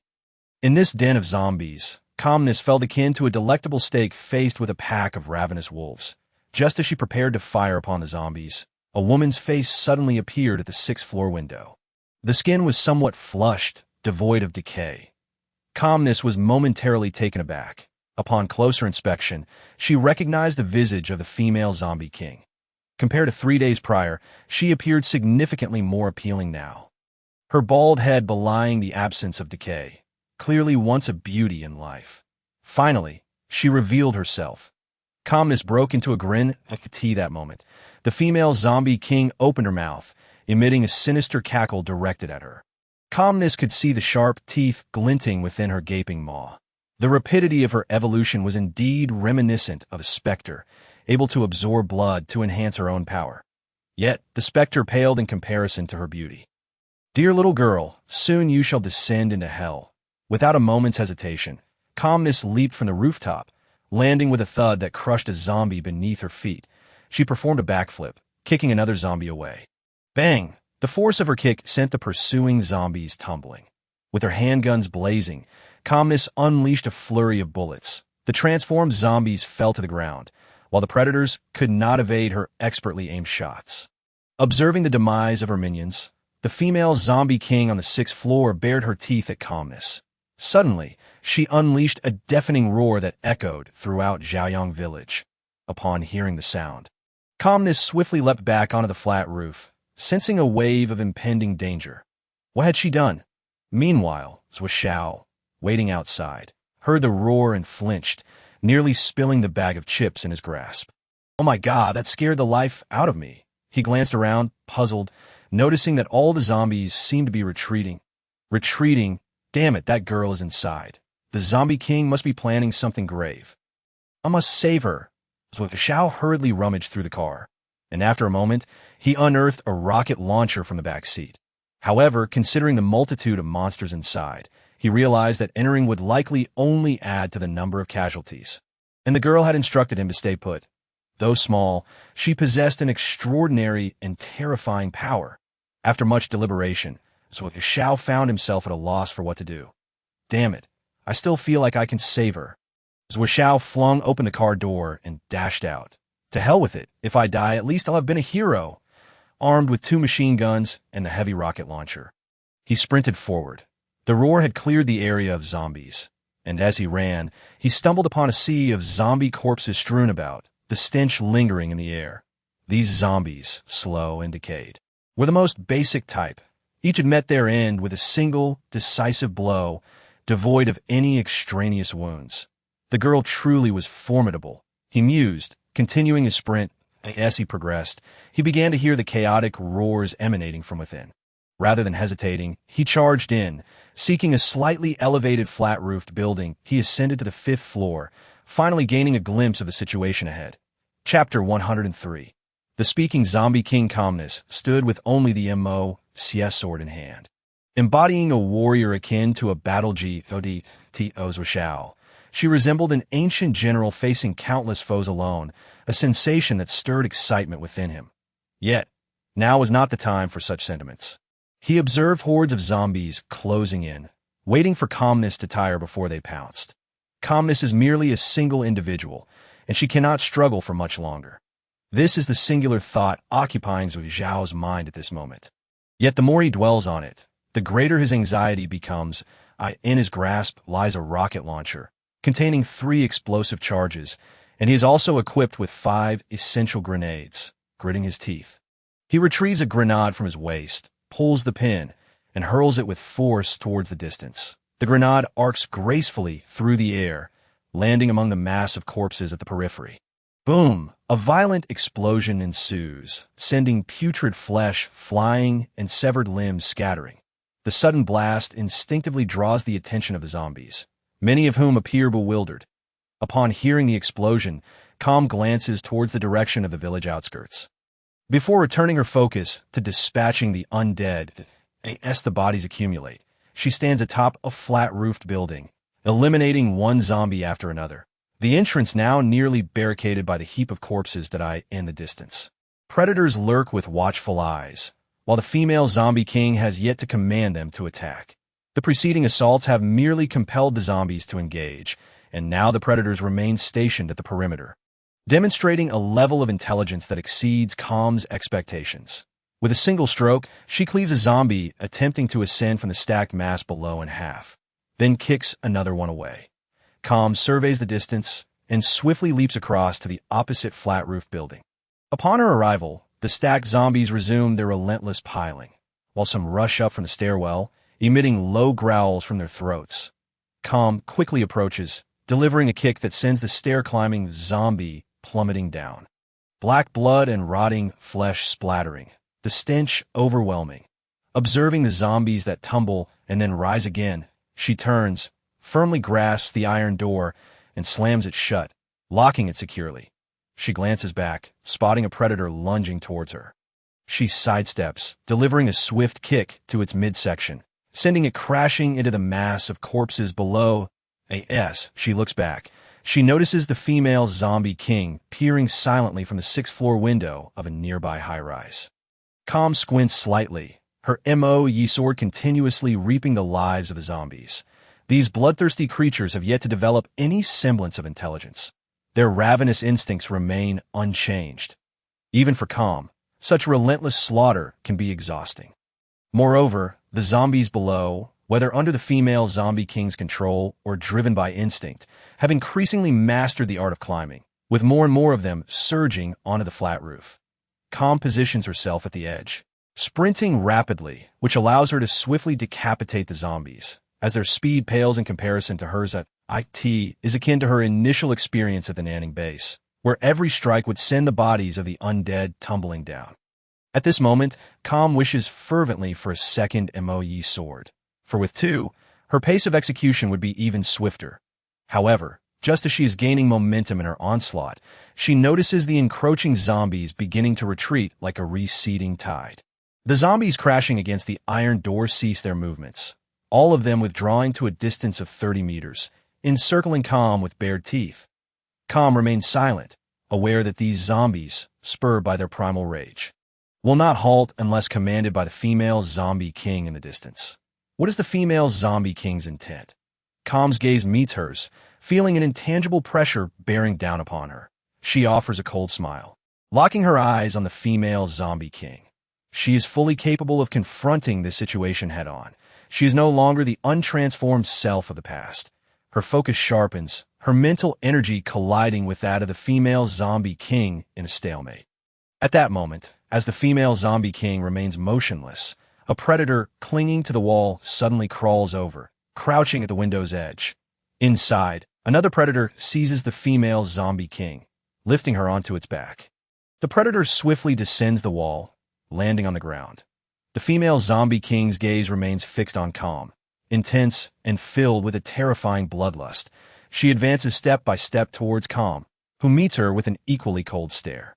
Observing from a distance, Zhuoxiao feels a surge of excitement upon spotting the female zombie king through his binoculars. He is ready with a projectile that, once aimed, would reduce her to a puddle of decaying flesh. Yet, the proximity between Calm and the female zombie king raises concerns about her fluidity of movement. Who can truly gauge her real capabilities? Human, leave this place, and I shall spare you, the female zombie king suddenly declares when she is within 100 meters of Calm. Startled by the revelation that the female zombie king can speak so fluently, Calm raises an eyebrow. You think I would fear you? Perched at the edge of the flat roof, she chuckles coldly.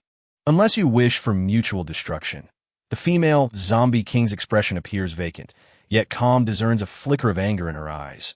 Amused, Calm bursts into laughter, declaring, "Why should I seek mutual destruction when I have come here with purpose? My target has always been you." The MOE sword in her hand is stained with black, the stench of decay pervasive, yet the surrounding zombies and predators remain eerily silent, as if time itself has momentarily paused. In this densely packed realm, resembling a nightmarish abyss, Calm's confidence and derisive smile remain undiminished as the dark blood of the base stains her visage. The female zombie king, taken aback by Calm's audacious response, appears both surprised and incensed. "Are you not afraid of death?" Calm retorts, "I believe you are far more terrified of it." Rising to her feet, she swings her arm forcefully, sending the black ichor from her sword splattering to the ground with a faint plop. At that moment, the female zombie king seems genuinely enraged. She suddenly opens her mouth, revealing sharp fangs, her previously human visage morphing into a grotesque display of crimson veins. "Kill her!" with the female zombie king's roar. Zhuoxiao, who has been steadily aiming at her, takes action as the previously still zombies and predators erupt into chaos. He launches a rocket from his prepared launcher, aimed directly at the female zombie king. The projectile is released with a thunderous boom. Chapter 104. The Coming Storm. The ammunition hurtles toward its target. Upon hearing the sound, Calm quickly retreats 2 steps, crouching behind the iron door. The projectile grazes the top of her head, crashing down where the female zombie king had stood, yet she has vanished in the distance. A colossal predator, bearing the female zombie king, scales the wall of a high-rise, abruptly turning a corner and disappearing from sight. With the disappearance of the female zombie king and her accompanying predators, the previously controlled zombies revert to their primal instincts, launching themselves against the iron door with frenzied abandon, while the other predators follow suit. Calm draws her handgun, firing several shots at the advancing predators, successfully taking down two that leap toward her. She swiftly jumps, landing amid the corpses on the opposite flat roof, just 5 meters away from a higher-level building. Calm leaps across, sliding into a dilapidated window, where she kicks a zombie out with force. As she does so, two predators pursue her closely, lunging at the window. Calm quickly turns, wielding her MOE sword, which she slashes horizontally, the blade scraping against the wall. Clang! A sharp sound rings out as the sword halts against the stainless steel on the other side of the window. The heads of the two predators slide off, crashing to the ground. With the sword partially embedded in the steel, Calm forcefully withdraws it, swiftly cleaving a zombie in half. She darts to the doorway, where two massive claws lunge at her. She deftly sidesteps and retaliates with a strike that severs one of the claws. The predator, howling in pain, shows no sign of retreat and continues its advance. Calm swiftly thrusts her sword, dispatching it, and makes her escape. The zombies' reaction times lag, and their running speed is insufficient. The predators will be the first to catch up. She moves rapidly, sliding down from the other side, her steel cord piercing ahead as she lands on the ground. Below, several zombies stand with outstretched arms, howling at her. Calm delivers powerful kicks that send their heads flying. Her strength is formidable. Each kick sends the heads of the rearing zombies soaring like deflated balls. She quickly lands, drawing 2 military knives from her waist, dispatching any zombies that obstruct her path as she runs. Her speed is astonishing. In an instant, she reaches the spot where the first wave of zombies she had slaughtered lies dead. Calm looks up, spotting Zhui Xiao descending rapidly from his floor. She kicks another zombie away and shouts to him, "Toss me your gun." Without hesitation, Zhui Xiao complies, casting an automatic rifle towards her. Calm takes a step forward. A predator closes in. She catches the rifle with one hand, but in doing so, she leaves herself vulnerable to the predator's claws. One claw rakes across her left shoulder, tearing open 2 gashes. Adorned in a high-fiber bulletproof vest, 2 distinct marks were etched into the areas that remained unprotected, while the regions enveloped by the vest bore bruises. Remaining composed, she swiftly pivoted and delivered a powerful kick to the predator, leveling her submachine gun at its forehead. Bang! One shot was sufficient to obliterate the predator's head. At that moment, an increasing number of predators surged forward, while the other zombies lingered at a distance. With calmness, she observed one predator lunging towards Zhui Xiao and instinctively pulled him behind her. The predator's claws grazed past Zhui Xiao's face, the foul odor and viscous residue brushing against his nose. With her right hand firmly gripping the submachine gun, she aimed directly at the predator's forehead. Bang! Another predator closed in, and with both hands on the gun, her speed intensified. Bang, bang, bang. Several predators, caught off guard, were instantaneously dispatched, their lifeless bodies accumulating around them, the grotesque visages of the predators looming nearby. Zhui Xiao wielded 2 handguns, firing at the oncoming zombies. She glanced back at him and instructed, "Leave the firearms behind. Use the rocket launcher and grenades to eliminate the zombies behind us, then return to the vehicle." She could distinctly sense that the horde of zombie mice was encroaching, preparing to encircle them. Following her orders, Zhui Xiao wasted no time, discarding his ammunition and a bag of guns, retreating a few steps before tossing a grenade after pulling the pin. The grenade soared through the air, detonating among the mass of corpses 30 meters away, limbs and torsos flying in all directions. Remaining steadfast, she continued to fire her submachine gun, systematically taking down the approaching zombies. Once the ammunition was depleted, she swiftly retrieved a handgun from the ground and resumed firing. At this juncture, she finally spotted the horde of zombie mice approaching. Though their speed was not particularly swift, their numbers were staggering. They swarmed in dense clusters, a dark mass on the ground, the zombies mindlessly rushing forward. While many of the zombie mice exhibited little to no reflexes, the zombies' feet trampled numerous zombie mice into a mushy pulp. Having mutated into zombie mice, their their once flexible bodies had become frail, and in their early stages, their bones and flesh were almost as fragile as tofu. A mere step would crush them. She slung the bag over her shoulder, retreating while continuing to fire. After exhausting his grenades and the last 2 rounds from the rocket launcher, Zhuo swiftly hopped into the vehicle and started the engine to eye in the distance. Dark clouds loomed ominously, rolling thunder heralding an impending downpour. Instead of entering the vehicle, she leapt onto the roof, firing her handgun. Thud! A zombie collapsed. It was a known fact that once zombies reached a certain level of evolution, their flesh would become more appealing, attracting both other zombies and recently evolved zombie mice. However, her shoulder bore wounds, and her blood was anything but ordinary. Human blood, in stark contrast to zombie blood, was decidedly more enticing. Gazing at the relentless horde of pursuing zombies, she furrowed her brow, observing the increasing density of clouds above, an unsettling feeling gnawing at her. Jingjie, are we leaving or not? Zhuo called from inside the vehicle. While dispatching zombies, she replied, Why would we leave? Do you wish to dine with those zombies? How utterly revolting. Zhuo chuckled helplessly, quickly starting the vehicle. Dining with zombies? Was it a feast on human flesh or zombie meat? Chapter 105. Confronting the swarm calmly, she surveyed the road ahead, Zhuo hastily retracing his steps. The journey from Shanyang village back to the Nanning base would require considerable time.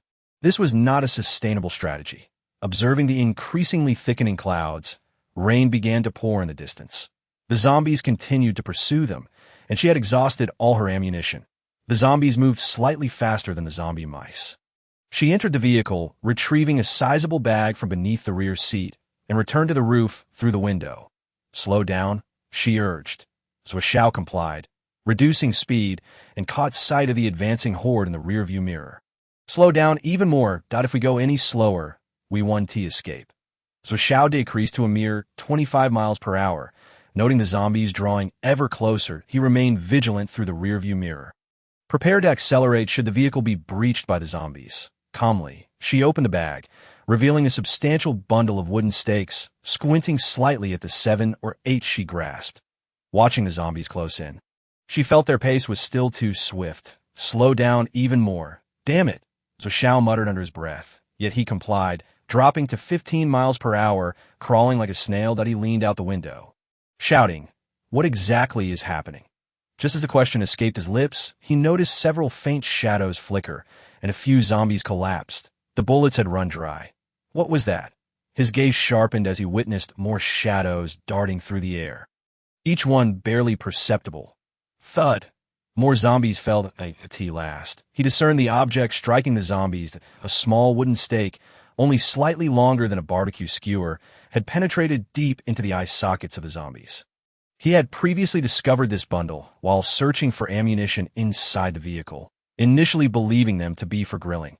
It turned out they were not. He maintained the vehicle's speed, keeping a distance of around 20 meters from the zombies, watching in astonishment as calmly, expertly hurled the stakes like darts.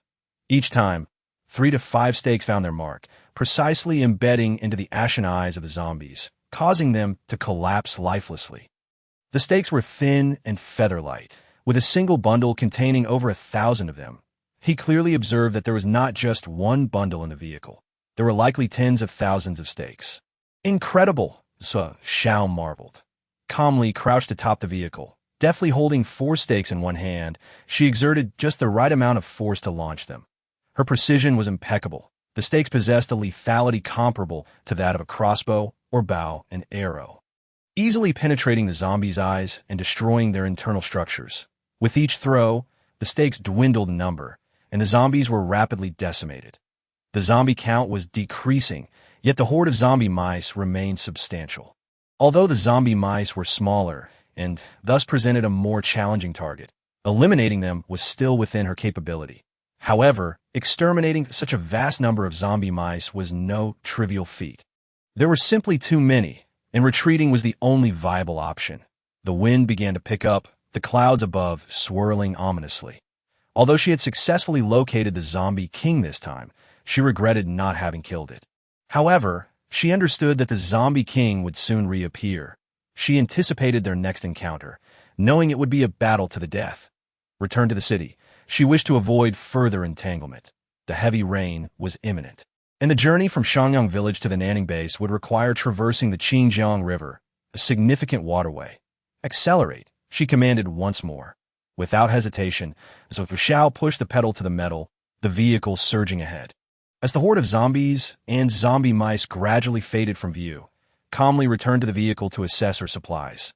There were still 2 handguns with ammunition, but only 11 rounds remained. 11 bullets, an abundance of steaks, yet if they encountered a large monster in the water, they would be utterly useless. She possessed 2 military knives and the Moi sword, along with a machete stowed in the vehicle. Calmly's expression soured, as Xiao remained silent, observing her. Suddenly, the first raindrops splattered against the vehicle, tracing a streak down the glass, followed by a deluge of rain pummeling down. The view ahead became obscured, the rain falling rapidly and heavily, transforming the scenery into a blur. The wind howled fiercely. While it wasn't as torrential as the last storm, it belonged to the category of heavy showers. Calmly felt a weight in her heart. Just ahead lay the Qingjiang River. She was uncertain whether a monstrous creature would emerge from the depths, but for now, they could only return to assess the situation. The vehicle pressed on through the rain. Visibility reduced to a mere 50 meters. Suddenly, a figure stood in the middle of the road. Not a person, but a zombie. Hit it, calmly commanded. So Xiao wasted no time, maintaining speed and crashing into the zombie. Bang! The deafening impact sent the zombie flying off the roof, dark blood splattering onto the vehicle, quickly washed away by the rain. So Xiao let out a whistle, somewhat exhilarated by the brutal act. Ahead lay the Qingjiang River, which spanned multiple cities, and there was a section near the Nanning base. The waters were deep, undoubtedly harboring monsters. Calmly's gaze sharpened, instructing Zhuo Xiao to halt the vehicle 100 meters from the river. The sound of rain enveloped them, accompanied by the rumble of thunder, the sky a menacing shade of gray. Calmly's cold gaze fixed ahead, her vision extending to 150 meters, where she spotted what appeared to be octopus-like tentacled monsters clinging to the bridge. Motionless, their long, supple, resilient tentacles resembled those of predators, yet were tenfold larger. Calmly had once been pursued by such colossal creatures back in Port City that on both banks of the river, massive creatures, resembling toads yet not quite, akin to hippos, crawled ashore, clashing with one another. A chill ran through her as she warned Zhuo Xiao, retreat cautiously and find a sheltered spot to avoid the rain. Zhuo Xiao, whose vision was not as sharp as hers, sensed the danger from the bridge. Realizing that something terrifying was emerging from the river, he started the engine, the vehicle emitting a soft purring sound. The sound, in theory, should have been drowned out by the cacophony of rain and the thunderous winds, making it impossible for the creatures to detect them from a distance of over 100 meters. However, the reality was despairing. The moment the vehicle started with a faint noise, Lung Jing noticed the colossal tentacled monster clinging to the bridge stir slightly, and 3 crimson tentacles shot towards them. Her expression shifted dramatically as she shouted, "Retreat!" Her voice was laced with urgency, prompting Zhuo Xiao to instinctively accelerate. After a brief slip, the car reversed 10 meters, whereupon the 3 tentacles crashed down at the precise spot where they had just been. My God! What in the world is that? Zhuo Xiao cursed vehemently, and without needing Lung Jing to prompt him again, he swiftly turned the car around, speeding away. Chapter 106. Life and Death. It was the first time he had encountered such a creature, and as Lung Jing climbed atop the vehicle, she could see through the rain that all the monsters had been drawn toward them, chasing after the tail of their car. The enormous water creatures leaped with remarkable agility, while 2 massive tentacled beasts sprinted in their direction. That if this continued, it was only a matter of time before they would be caught. Lung Jing watched as a gigantic tentacled monster charged towards them, forcefully swiping away the water creatures in its path, its long tentacles slashing toward her. Gripping the Mo.CS sword, she swiftly struck down as the tentacle approached. With a sickening squelch, crimson blood sprayed forth, severing a tentacle that writhed in pain, yet showed no signs of halting. Raising her gaze to the darkened skies, she realized they were on the cusp of the rain's edge. If they could just escape this area and reach the sunlight, the monsters would retreat on their own. "Accelerate," she commanded. So Xiao grimaced. "Sister, This is the fastest speed I can manage. Hearing this, Lung Jing ceased her protests, focusing on enduring the ordeal. The water creatures seemed to have grown even faster and appeared significantly evolved. Yes, she severed another tentacle. A large water monster suddenly lunged at her with its weight. How could it possibly be avoided? In an instant, she bent low, grasping the handle on the roof while her right foot prepared to deliver a powerful kick, just as the monster was about to reach her. She unleashed her foot with all her might, striking the beast squarely in the head. The creature was sent flying, crashing down to the ground and colliding with another unfortunate water creature. However, the handle she had grasped could not withstand the impact and snapped with a loud crack. Lung Jing was flung off the vehicle, and the massive tentacled monster, seeing its prey come to it, opened its gaping maw in anticipation. Lung Jing hurled the broken handle away, swiftly aiming her right hand towards the vehicle. Launching a steel cable that lodged itself firmly, the cable retracted rapidly, pulling her back onto the roof just as the enormous tentacled beast missed its intended meal and was pierced by the iron rod. Rolling backward in pain, having dispatched one, another tentacle creature surged forward, with the other water monsters closing in. Furrowing her brow, Lung Jing lay prone on the roof, reaching inside to retrieve wooden stakes, grabbing a handful. She deftly hurled them at the approaching monsters. With the added momentum from her throw, the stakes struck with tremendous force, embedding into the bodies of the water creatures and significantly slowing their pursuit. Allowing the car to gain distance, a surge of relief washed over her as she quickly bent down to grab another bag of stakes. Flinging them once more, the stakes found their mark, embedding into the heads and faces of the monsters, with several piercing the eyes of two water creatures, rendering them immobile as they rolled away and vanished from her sight. Noticing this, Lung Jing's focus sharpened, and she quickly seized two stakes, squinting as she aimed at a water creature's eye. The stakes flew with impressive speed, but just as they were about to strike, the creature evaded, the stakes embedding harmlessly into its body. Shit, she muttered under her breath. Realizing that aiming was futile against the swift monsters, she grabbed another handful and tossed them again, glancing ahead to see the rain's edge was close. Just hold on a little longer. She urged herself. Zhuxiao, too, spotted the rain's boundary not far ahead, erupting in a laughter. Almost there. Almost there.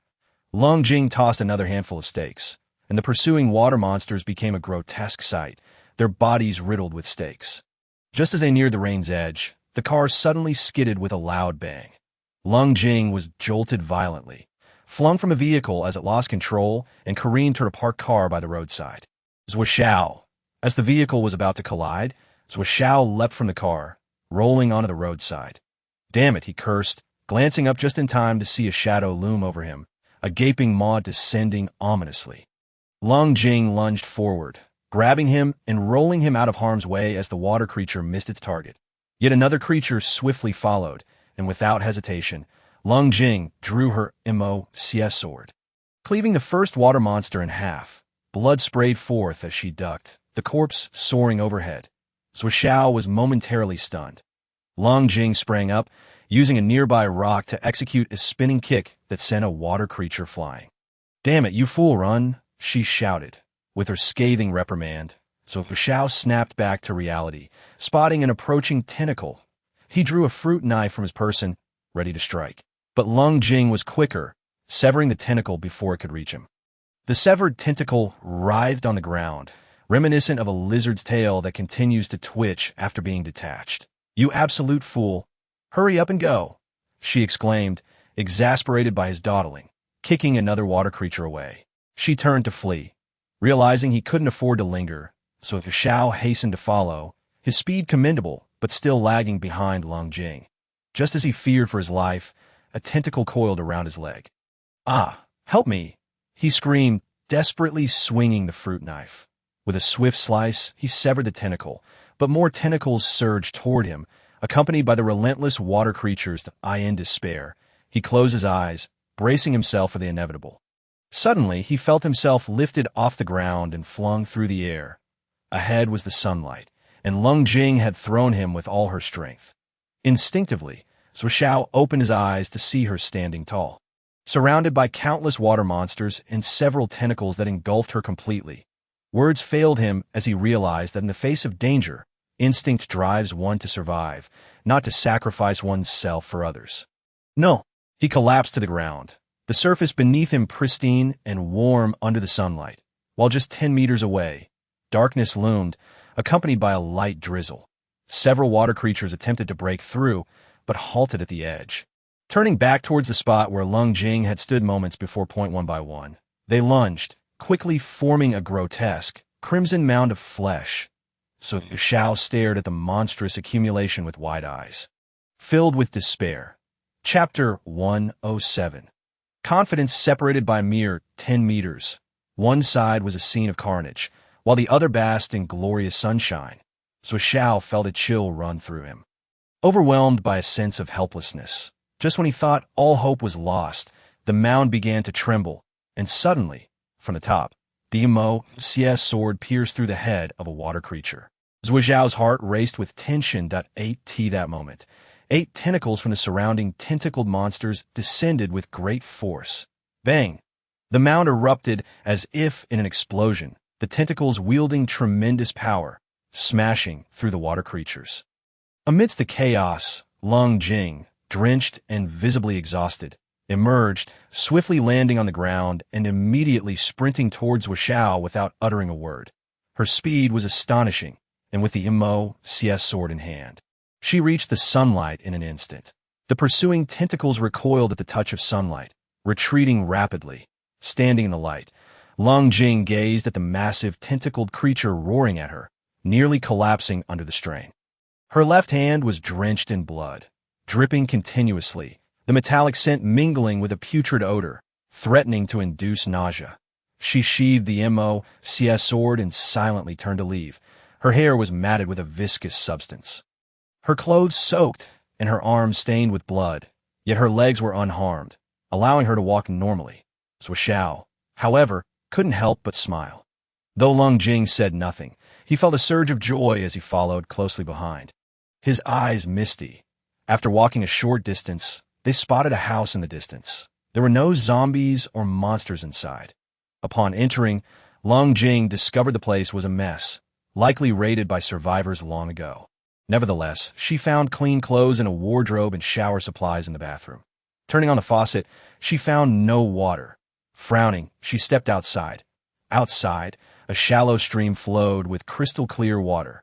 Lung Jing returned to the house, taking the shower gel and shampoo before stripping off her outer clothing and standing in the waist-deep stream to wash herself. A significant wound marred her arm, resembling the aftermath of a vicious bite. Deep enough to expose bone, yet it was now rapidly regenerating flesh in a remarkable display of self-healing. Remaining composed, she applied shower gel to her body, scrubbing with a towel before washing her hair. Once cleansed, she dried herself and donned a fitted pair of jeans accompanied by a pink t-shirt. Letting her damp hair cascade freely, she fetched a bucket of water, but upon searching the kitchen, found no sustenance. She meticulously cleaned an iron pot, filled it with water, and ignited a fire, then ventured outside to forage for wild vegetables. Meanwhile, Zhou Xiao sought out a set of male attire and went to the creek to fill a bucket with water for his bath. Upon his return, the vegetable soup was already prepared. Lacking oil and salt, they nonetheless finished the entire pot of wild vegetable soup in the distance. A dark mass was slowly dissipating as thunderclouds seemed to drift away. Glancing at the wound on her arm, she noted it had healed considerably, with no blood oozing forth, only a slight tingling sensation, a sign of rapid recovery. Her hair, now dry, hung down to her ankles. Rising to her feet, she resheathed her sword and stepped outside. Xiao hurried to follow her, inquiring, "Where to?" "Back," she responded, surveying their surroundings. Having fled, they found themselves some distance from the Nanning base. It would take at least 5 hours to walk back. And even running would take 2 hours. They needed to depart swiftly, lest darkness envelop them. She moved ahead, her thick black hair flowing gently in the breeze. Zhou Xiao, captivated by her grace, recalled the last fleeting glimpse of her slender figure when she had thrown him aside.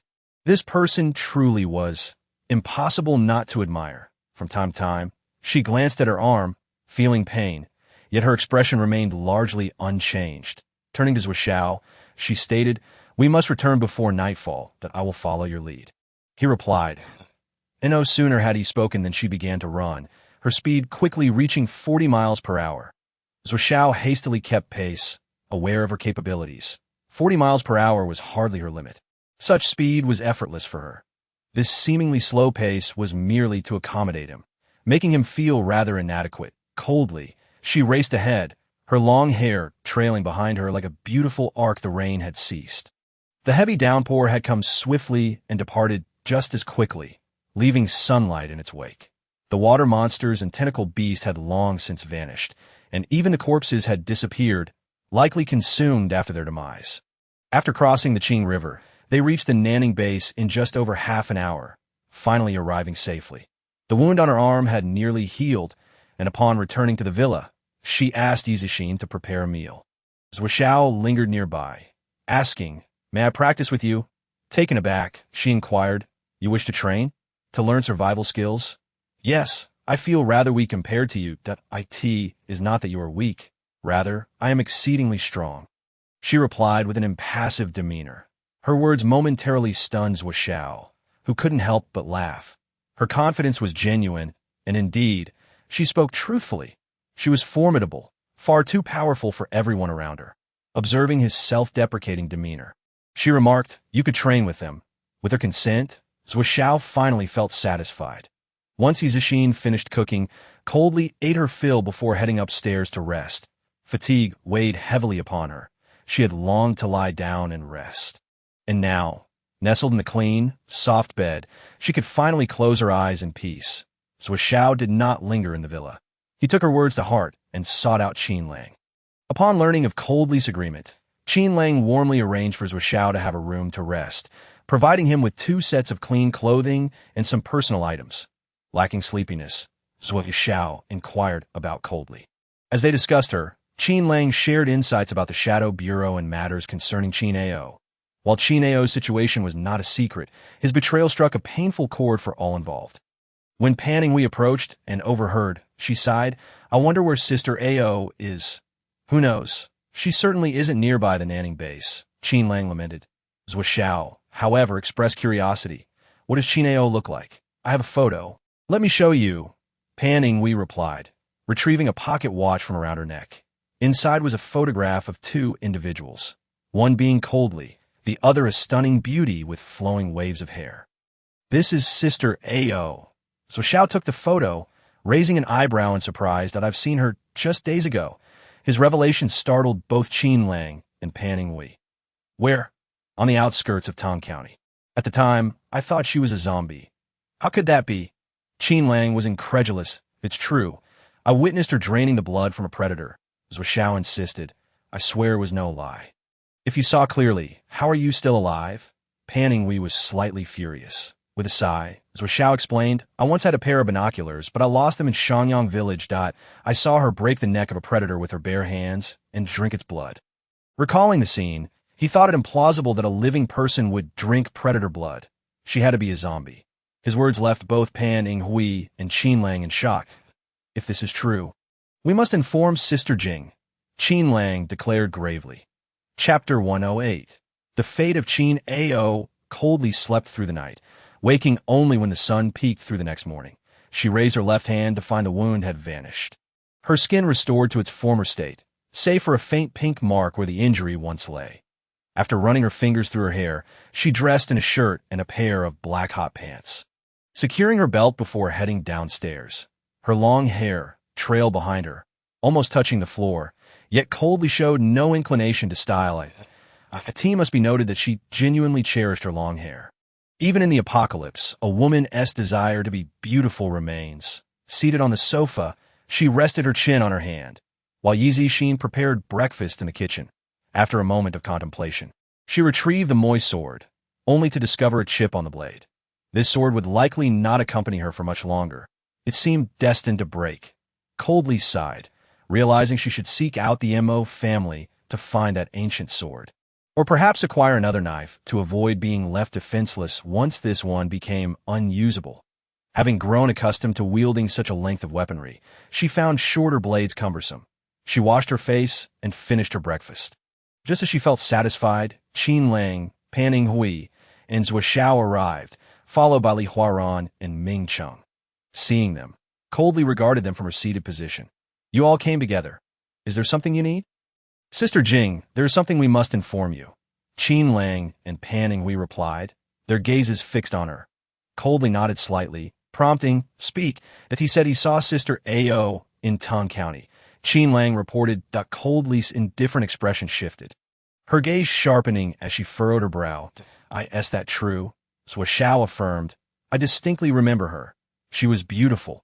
Despite feeding on a predator, she showed no signs of decay, and her eyes were perfectly normal. Pointing at the watch in his hand, which held Qin A.O.'s likeness, he insisted, that's her. I couldn't have mistaken her.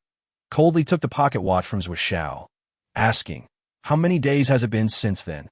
5 days. Today marks the 6th. He replied, 0.6 days. She murmured, realizing that after encountering her in Tong County, Zhou Xiao had been pursued to the corpse pit by the corpse king and subsequently rescued. She had returned to the base not long after. She must have driven her off-road vehicle away, arriving in Tong County just as her hunger for flesh began, instinctively hunting the predator to feed. Coldly's expression darkened, her gaze chilling as she tossed the pocket watch back to Panning Hui. Everyone leave. Sister Jing, are you going out? Coldly's voice rose sharply, startling them all, and one dared to provoke her wrath. And they obediently vacated the room. Once Yixin finished tidying up, she too exited, leaving Coldly alone.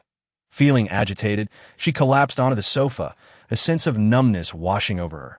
After some time, she stood, arming herself with a moist sword and a military knife, and departed to seek out Wu Shi. Where is the armory? She inquired. Wu Shi, in the midst of breakfast, replied, I'll take you there, Miss Coldly.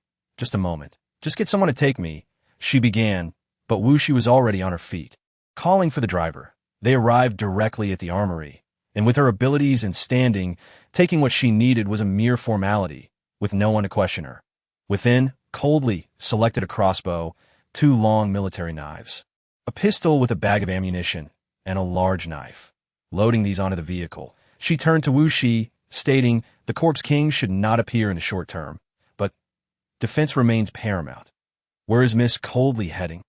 To Tong County, to find someone. After returning to the villa, she sought out an off-road vehicle and modification tools, reinforcing the vehicle for better defense. This vehicle could not compare to the one Qin A.O. had driven away, but it was certainly superior to those fragile little sedans. Spending half the day on modifications, Coldly loaded her gear, ensuring she had ample food, clean clothing, and drinking water before departing the base. The journey from the Nanning base to Tong County, which once took a little over 4 hours, would now be a far more daunting endeavor. Calmly departed from the Nanning base, leaving the city behind as she traversed the highway towards Tong County. Along the way, she encountered occasional obstacles that delayed her progress considerably. Several hours later, she reached the outskirts of Gue County, the very place where the incident had occurred, leading to her divergence from the malevolent spirits. She halted her vehicle and took a respite for an hour before continuing her journey. Alone in this desolate world, she faced nothing but terrifying monsters and zombies. For an ordinary person, such an ordeal would be truly tormenting. Calmly tuned into the radio, where the voices discussed strategies for defending against the undead. The number of dispatched hunting teams had been steadily dwindling, with faster rates of zombie evolution leading to the emergence of more corpse kings in various regions. Authorities suspected that those missing hunting teams had been ambushed by the zombies, resulting in total annihilation. Her expression remained unchanged. It seemed that not only had corpse kings appeared near the Nanning base, but also in other locales, exhibiting heightened mental acuity and intelligence as they began to set traps for humanity with a high success rate. Survival for humankind was becoming increasingly difficult, and a sense of discomfort nestled within her. Suppressing her unease, she quickened her pace. After 5 hours, she finally arrived at the periphery of Tong County. Stopping her vehicle, she retrieved her packed lunch and began to eat while observing the surrounding barren and lifeless landscape. Calmly pondered whether Qin A.O. still lingered in Tong County, questioning her own emotions for coming here. Was it to kill him? Or perhaps, after finishing her meal, she closed her eyes and rested for an hour, the darkness enveloping the land. Her vision remained sharp in the night, and upon surveying her surroundings, she found no zombies. Gathering her weapons and belongings, she concealed her vehicle in a relatively hidden spot. Exited and locked it behind her, in the shroud of night, she swiftly dashed along the road, silent as a whisper. There were neither zombies nor predators, nor any signs of humanity. Grasping her firearm, she pressed onward. Eventually, she reached the outskirts of the city of Tongue County, where abandoned vehicles, scattered bones, and dilapidated buildings lay in wait. Remarkably, there were no zombies, an eerie cleanliness devoid of corpses. Had the military cleaned this area? Such a place without a base, zombies, or people felt profoundly strange, unless it had indeed been purged by others. Continuing her advance, she suddenly spotted zombies wandering in the distance. A small horde. Focus sharpening, she stealthily approached, and as she drew near, her crossbow came into play. Thwack! An arrow flew, striking a zombie down. The sound of its fall attracted the attention of others, yet no cries escaped their lips, only the stillness of the deceased. The remaining zombies approached, beginning to feast upon the fallen. Calmly dispatched another, and soon the ground was devoid of any movement. She systematically eliminated all the zombies present, and as the area fell silent, she scanned her surroundings. The Corpse King had indeed manifested. Perhaps these were patrols set by it, or there could be predators lurking as well. Fortunately, no predators appeared, and she swiftly infiltrated a nearby building, using its cover to evade detection from the zombie hordes. Since her mutation, she had discovered her ability to control her body temperature and scent, closing off all pores to mask her presence. Successfully evading two groups of zombies, calmly found refuge in a house. Shrouded in darkness, in the distance, she sensed a multitude of zombies and predators. If discovered, escape would be uncertain. Although she feigned calmness, apprehension surged within her, and she inhaled deeply, peering cautiously from her hiding spot. Chapter 109. The Corpse King. Xiao Han. Among the distant throng of zombies, several predators loomed large, clustering together. In their midst stood an unknown entity. Was it a Corpse King or something else entirely? Tension mounted as she awaited further developments, silence enveloping the scene. Gradually, the zombies began to disperse, presumably alerted by the demise of their companions, as a mass of zombies and several predators surged forth. Calmly withdrew into the shadows, concealing herself in a dark corner. That moment, a predator halted suddenly as it approached her hiding spot, seemingly detecting something as it sniffed the air, its noseless nostrils making inhaling sounds. Calmly remained utterly still, focusing intently on controlling her scent and temperature. After several seconds of exploration, the predator, finding nothing, darted away. A sigh of relief escaped her, yet she remained motionless until the predators and zombies retreated to a distance. As tranquility returned to the world, calmly cautiously shifted, striving to minimize any sound, peering out once more in the dimness. A flicker of light caught her attention, revealing a silhouette. The stillness was unnerving, as if something momentous was about to unfold. A sixth sense of danger surged within her, intensifying her gravity of thought. It was unwise to linger here. Assessing her surroundings, she determined that she could only escape from a concealed exit. Yet, with her agility, evading these creatures was not impossible. She awaited the opportune moment. Suddenly, an inexplicable chill coursed down her spine, a tingling sensation prickling at the back of her head. Almost instinctively, she sidestepped by 10 centimeters. In the space where her heart had been, a black claw, sharp as daggers, suddenly emerged. A gaping maw lunged towards her, letting out a thunderous roar that echoed through the vicinity. It was the predator from earlier. Calmly reacted in tandem, drawing her military knife and utilizing the narrow entrance to swiftly evade the predator's grasp, emerging on the other side where her blade plunged into its skull.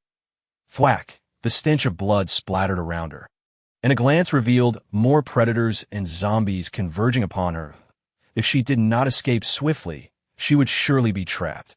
Her foot followed the collapsing predator's body as she leapt, soaring 3 meters into the air, grasping the edge of a window and clambering up the opposite side. Roars of pursuit echoed behind her as more predators drew near, accompanied by the chilling cries of zombies that resonated as if to pierce the heavens. calmly sprinted with remarkable speed, utilizing a steel cable to traverse to another high-rise building, landing deftly on the ground. There, two zombies awaited her. She crushed their skulls beneath her feet, drawing her two long military knives from her back. She executed a mid-air flip, severing the heads of two more zombies with finesse. As the horde closed in, calmly maneuvered through the gaps, her resolve unwavering. Cursing under her breath, she marveled at the sudden surge of zombies surrounding the exit of the city. Upon entering, the numbers had been far less daunting. Recalling the broadcast she had heard in her vehicle, her eyes narrowed in realization. She had been ambushed. If she did not devise a plan soon, death would be her fate. Swiftly, she began to slice through the zombies, reminiscing about her first encounter with a horde at the Nanning base, where she had single-handedly dispatched countless undead, though the zombies were now different. She too had evolved. With a knife in each hand, her strength surged. Each strike beheaded the zombies with precision and speed. Dark blood splattered across her, staining her once pristine attire. Her singular focus was on annihilation. As she continued her relentless assault, a roar erupted from behind her.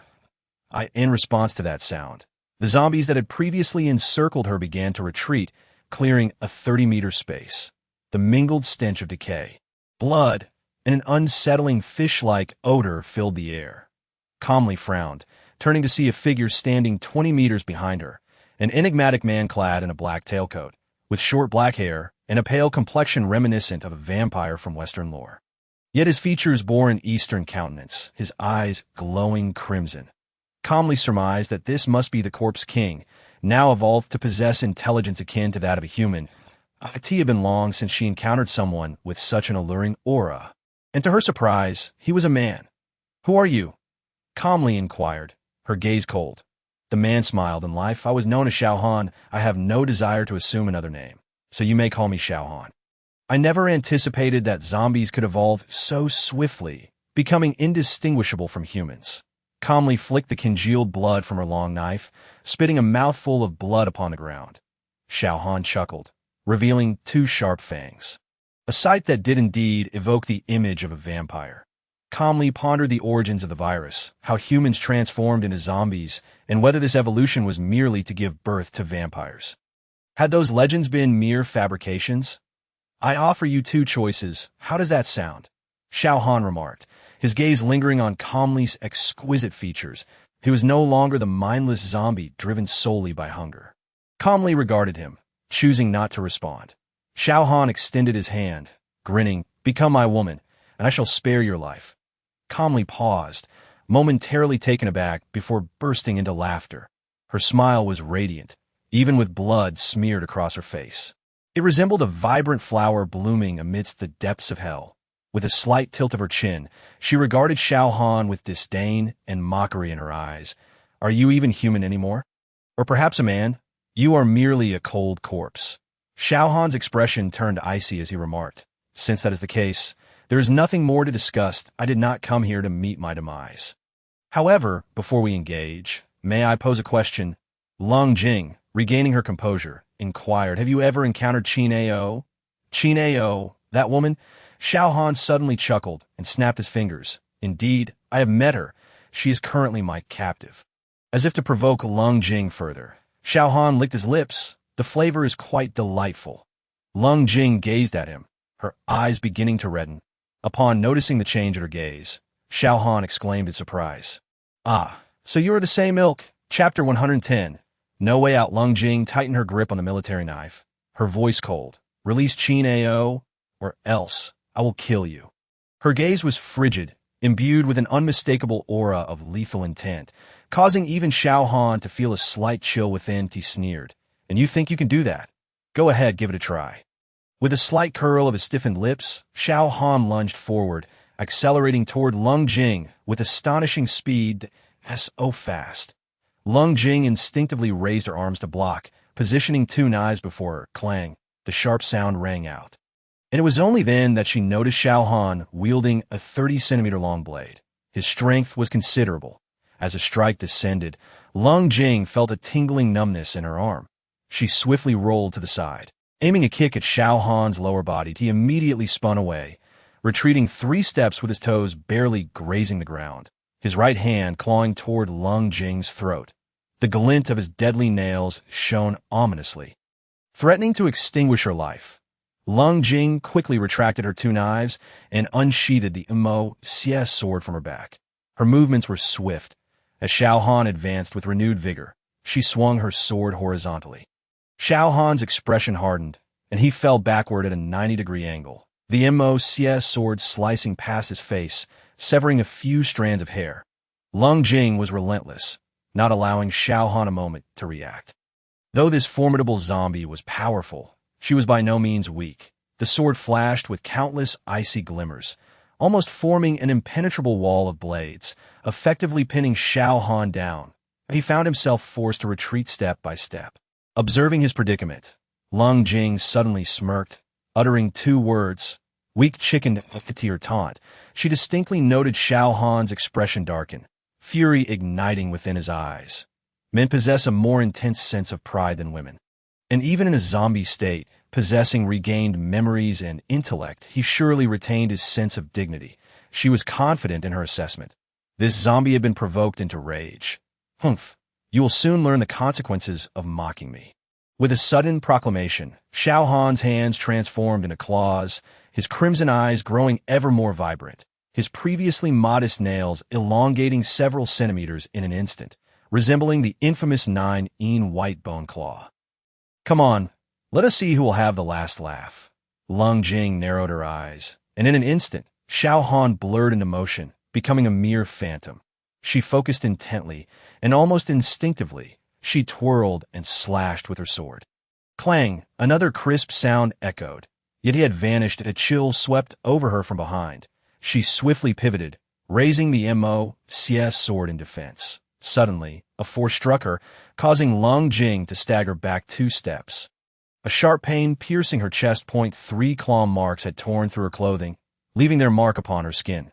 Stifling a groan, she remained vigilant, concentrating even more intently. Yes, she calmed her mind. She could perceive Xiao Han as a blurred shadow, darting around her. His speed was alarming. With her heightened awareness, she felt the claw marks multiplying on her shoulders and back. The indistinct apparition gradually sharpened until she finally glimpsed Xiao Han clearly on her left. His sharp right claw aimed directly at her throat. In a swift motion, Lung Jing thrust the merciless sword forward with utmost speed. Time seemed to freeze. She was but 5 centimeters from her throat. When the razor-sharp claws halted, before her stood Xiao Han, blood spewing forth as the merciless sword pierced through his chest, chilling him to the core. Not granting him a moment to react, she withdrew the sword, aiming to sever his head. Just then, Xiao Han retreated with astonishing speed, narrowly escaping her strike. Retreating several meters, the surrounding zombies and predators, always lurking, surged forward. Lung Jing, witnessing this, instantly reverted to the state she had been in when she had wounded Xiao Han. Perceiving the movements of the zombies and predators around her, as if they were in slow motion, she had never imagined that she would one day experience such a state, one that felt entirely ethereal. Everything outside seemed to belong to a different realm, their actions becoming increasingly sluggish, slower and slower. With a flash of the merciless sword, she transformed it into a stream of light, following her movements. Where the blade passed, half a head would fall. The corpses collapsed, brains and skulls scattered, while she moved like a wraith amidst the horde. The once swift and powerful predators now appeared almost dim-witted. Damn, humans can possess such formidable beings. Xiao Han reflected on the earlier event. His speed had reached its zenith, yet this individual had pierced through his chest with a single strike. Doubt if he had still been human. That blow would have been fatal. Suddenly, he felt gratitude for becoming a zombie. If this continued, this woman, despite her evident might, surely had her limits. He would wait for her to tire, and then he would feast. Lung Jing was acutely aware of her state. While she could navigate and hunt within the horde, Xiao Han was no fool, evading her approach. This detestable zombie, Qin Ao, was among them. Should she strike forcefully now? Or should she flee? With a swift strike, she dispatched a zombie and quickly darted into a building. The swarm of zombies had surged toward her, but the entrance was narrow, allowing only 4 individuals side by side to enter. The number of approaching foes diminished drastically, making it easier for her to attack. Suddenly, she seized a grenade, pulling the safety pin and tossing it out the window. The grenade ricocheted off the wall across the street. Landing on the ground, boom, a violent explosion erupted, sending dozens of zombies flying, many perishing instantly, while others managed to rise, evidently not gravely injured.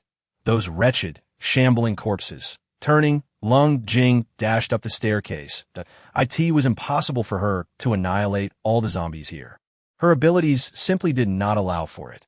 Moreover, her mental strength could not control others. Upon closing the door, Lung Jing stood atop the 5th floor, gazing down at Xiao Han, who was coldly watching her. You have nowhere to escape. Nowhere to escape? Not necessarily. Lung Jing observed the nearby skyscrapers. The buildings were closely spaced, and she could see that the rooftops were within a 10-meter range. You. Xiao Han's gaze shifted as he instinctively realized her intent. Lung Jing leaped, soaring toward the adjacent building and landing steadily. Humans, you are impressive, but wait, soon I shall return with an army to confront you once more, Xiao Han shouted, as Lung Jing sprinted across the rooftop. Quickly distancing herself, she heard his words. Chapter 111. The hidden observer having escaped from Tung County, Lung Jing landed on the ground, nearly losing her balance. She coughed, reaching up to touch the claw marks on her chest. That zombie king was formidable. The wound still throbbed, yet it was no longer a significant concern. Dragging her weary body back to her vehicle, she spotted a nearby water basin. Covered in blood, she scrubbed herself clean, using some shower gel to wash away the stench of blood. After donning fresh clothing and returning to the car, she indulged in food from the back, closing her eyes to rest. Qin Ao was still within Tong County, imprisoned by that zombie king who called himself Xiao Han. Why had he not consumed Qin Ao? What was this zombie king's ultimate goal? To keep him alive, feeding him daily. After all, knowing Qin Ao's physical changes and the speed of his self-healing, his blood capacity was certainly beyond that of an ordinary human. Suddenly, a feeling of being watched enveloped her.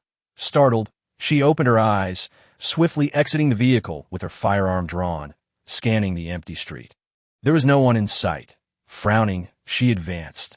Her earlier sensation was unmistakable, a feeling of being spied upon, chilling her to the bone. Yet the dark surroundings allowed her to see far, and her thermal sensing capabilities revealed nothing. Damn it, this unknown feeling is utterly frustrating. Turning back to the car, she closed her eyes, activating all her senses, waiting for that sensation of being watched to return. The wound on her chest was healing rapidly. A tingling sensation coursing through her cells. Lung Jing raised her hand to scratch, but restrained herself. Hundreds of meters away, atop a large tree, a shadow concealed among the leaves observed the vehicle parked amidst the grass, eventually shifting its gaze toward Tung County. After resting for 2 hours, Lung Jing had nearly fully recovered. She digested her food rapidly, likely due to the energy required for her physical strength and the healing of her wounds. After merely 2 hours of rest, she awoke feeling hungry. However, there was scant fast food left, though she had managed to bring a bag of rice and a bag of flatbread with her. Taking a pot, she exited the vehicle and found a clean stream nearby to fetch water. Calmly, she boiled the water to prepare porridge. The flames flickered fiercely in the darkness, casting a glance around.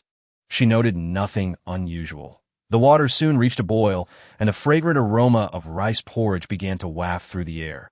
Once the porridge was fully cooked, she tossed in some wild vegetables she had prepared earlier, added a touch of oil and salt, and filled a bowl, sitting atop the car to eat.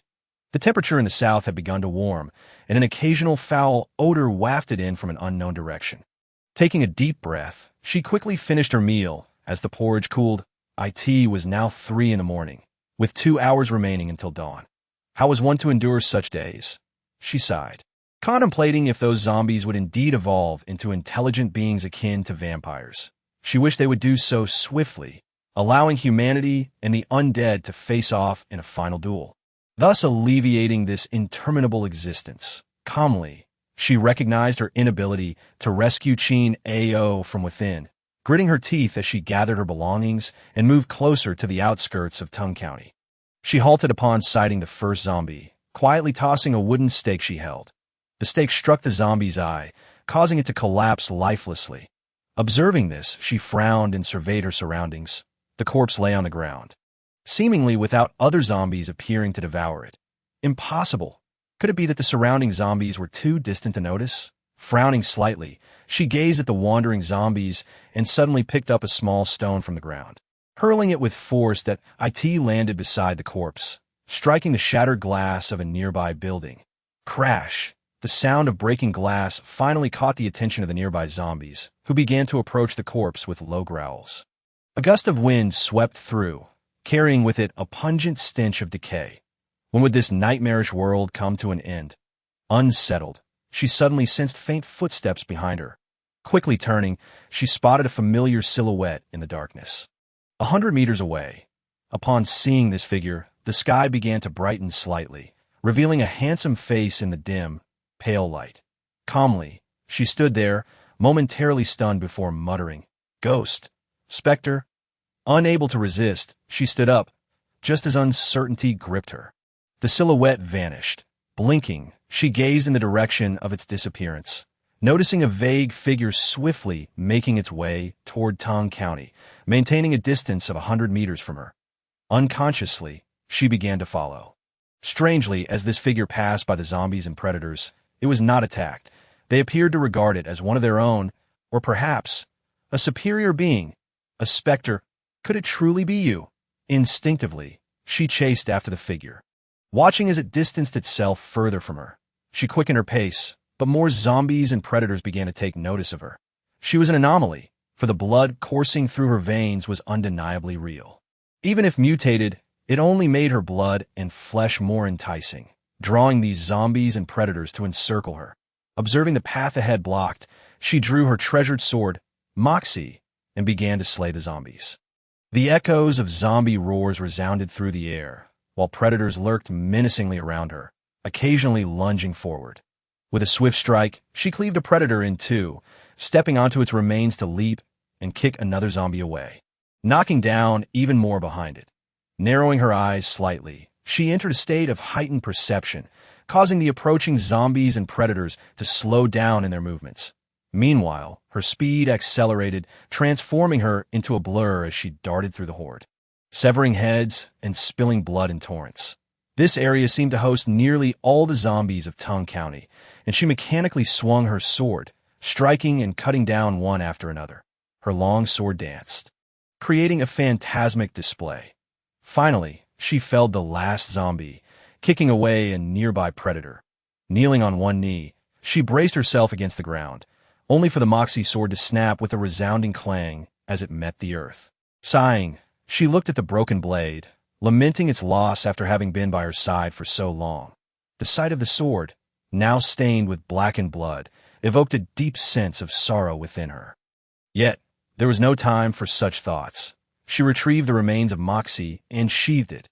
Her steps felt heavy as she pressed deeper inside, beyond the area where she had begun her slaughter. She found herself surrounded by the corpses of zombies and predators.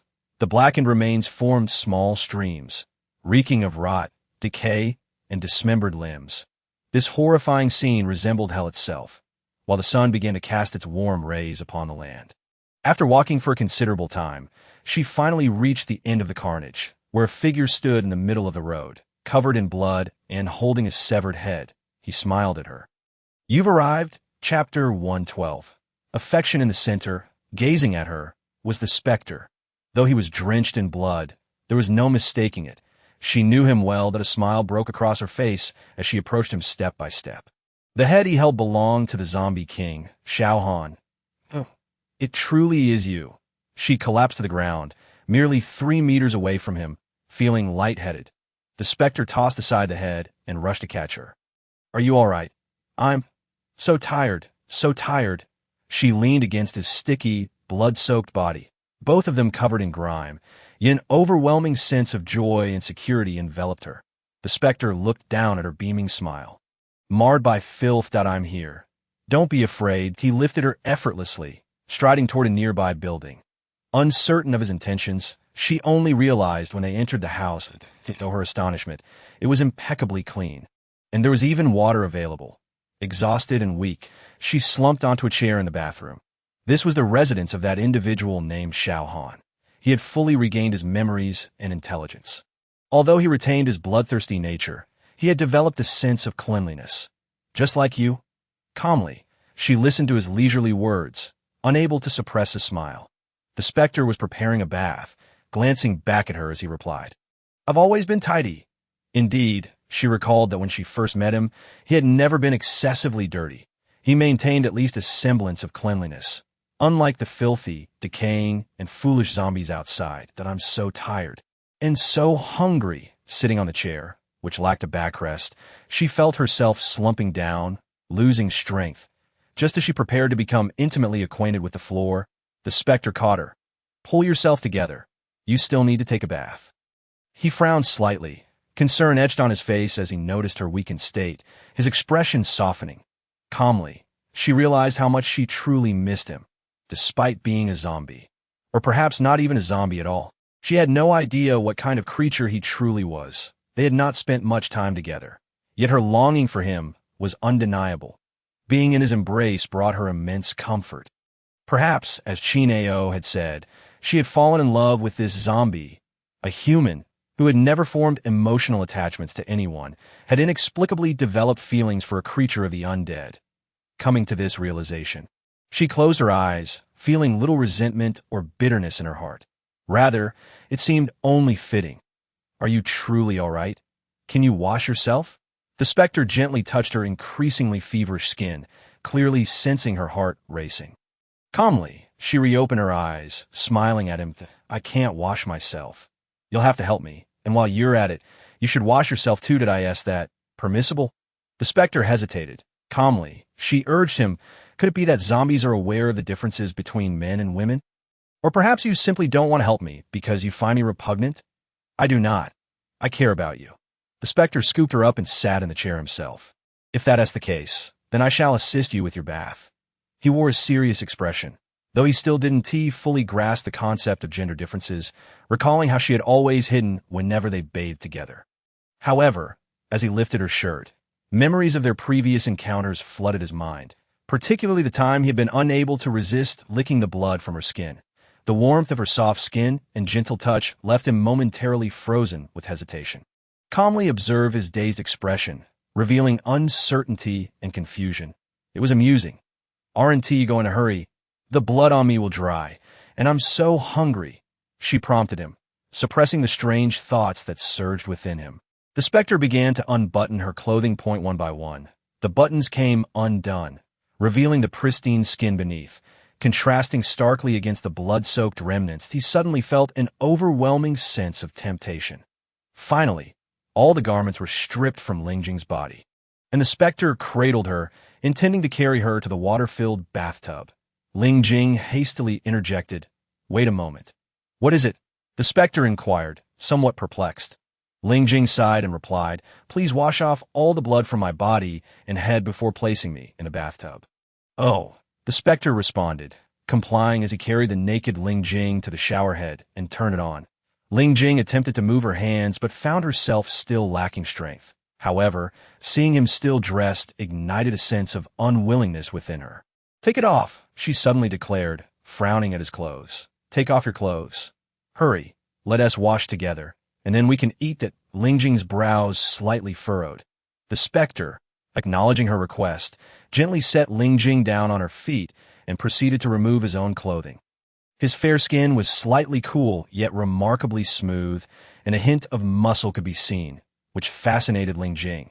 The specter mechanically cleaned the blood from both their bodies and heads before they settled into the bathtub together. With shower gel and shampoo, they washed away the foul odor. Ling Jing commanded him in a steady rhythm, amused by his methodical compliance, as he seemed oblivious to the distinctions between genders. Although Ling Jing had developed feelings for him, she understood that their relationship could only exist in a realm of sight and touch. Anything beyond that was implausible. She sighed softly, and once the specter had finished bathing her, she felt a semblance of strength returning. Yet her hunger grew increasingly acute.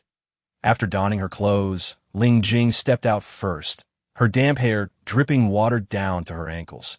She surveyed her surroundings, her nostrils assaulted by an unbearable stench, intensified by the glaring sun.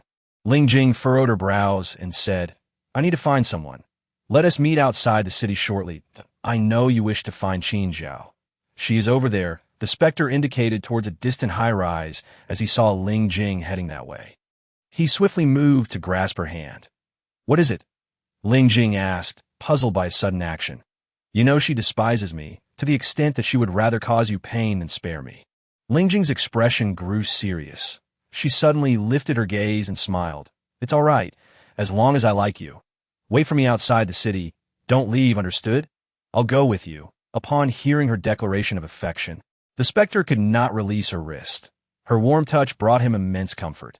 They traversed the field strewn with corpses and arrived at the opposite building, where they found Qin Zhao bound by countless iron chains to a steel pillar on the 10th floor. Her eyes were bloodshot, consumed by fury, and upon seeing them, she let out a blood-curdling roar. Ling Jing suddenly recalled the antidote she had obtained, which she had brought along, resting in the car. She drew a drop of blood and let it fall into Qin Zhao's mouth. Watching as her crimson gaze softened, allowing Ling Jing to exhale a sigh of relief, the atmosphere calmed. The specter stood by, clad in a simple pair of casual trousers and a white shirt, his black belt cinched tight. A necklace with a luminescent sapphire pendant hung around his neck, his expression cool and detached. Ling Jing admired his attire, thinking to herself, how dashing. Chapter 113. You Are Mine. Qin Zhao finally regained consciousness. The frenzy in her eyes dissipating. Ling Jing observed her transformation and glanced at the keys hanging on the wall, moving to retrieve them and unlock her restraints. Ling Jing, it's me, she replied coolly. Qin Zhao flinched, her gaze shifting to the specter, and suddenly she exclaimed, after everything I did to you, why would you still come to rescue me? Ling Jing, why would you still come to rescue me? Ling Jing unlocked all the chains, smiling as she said, because I promised I would never abandon you, even after your treatment of me.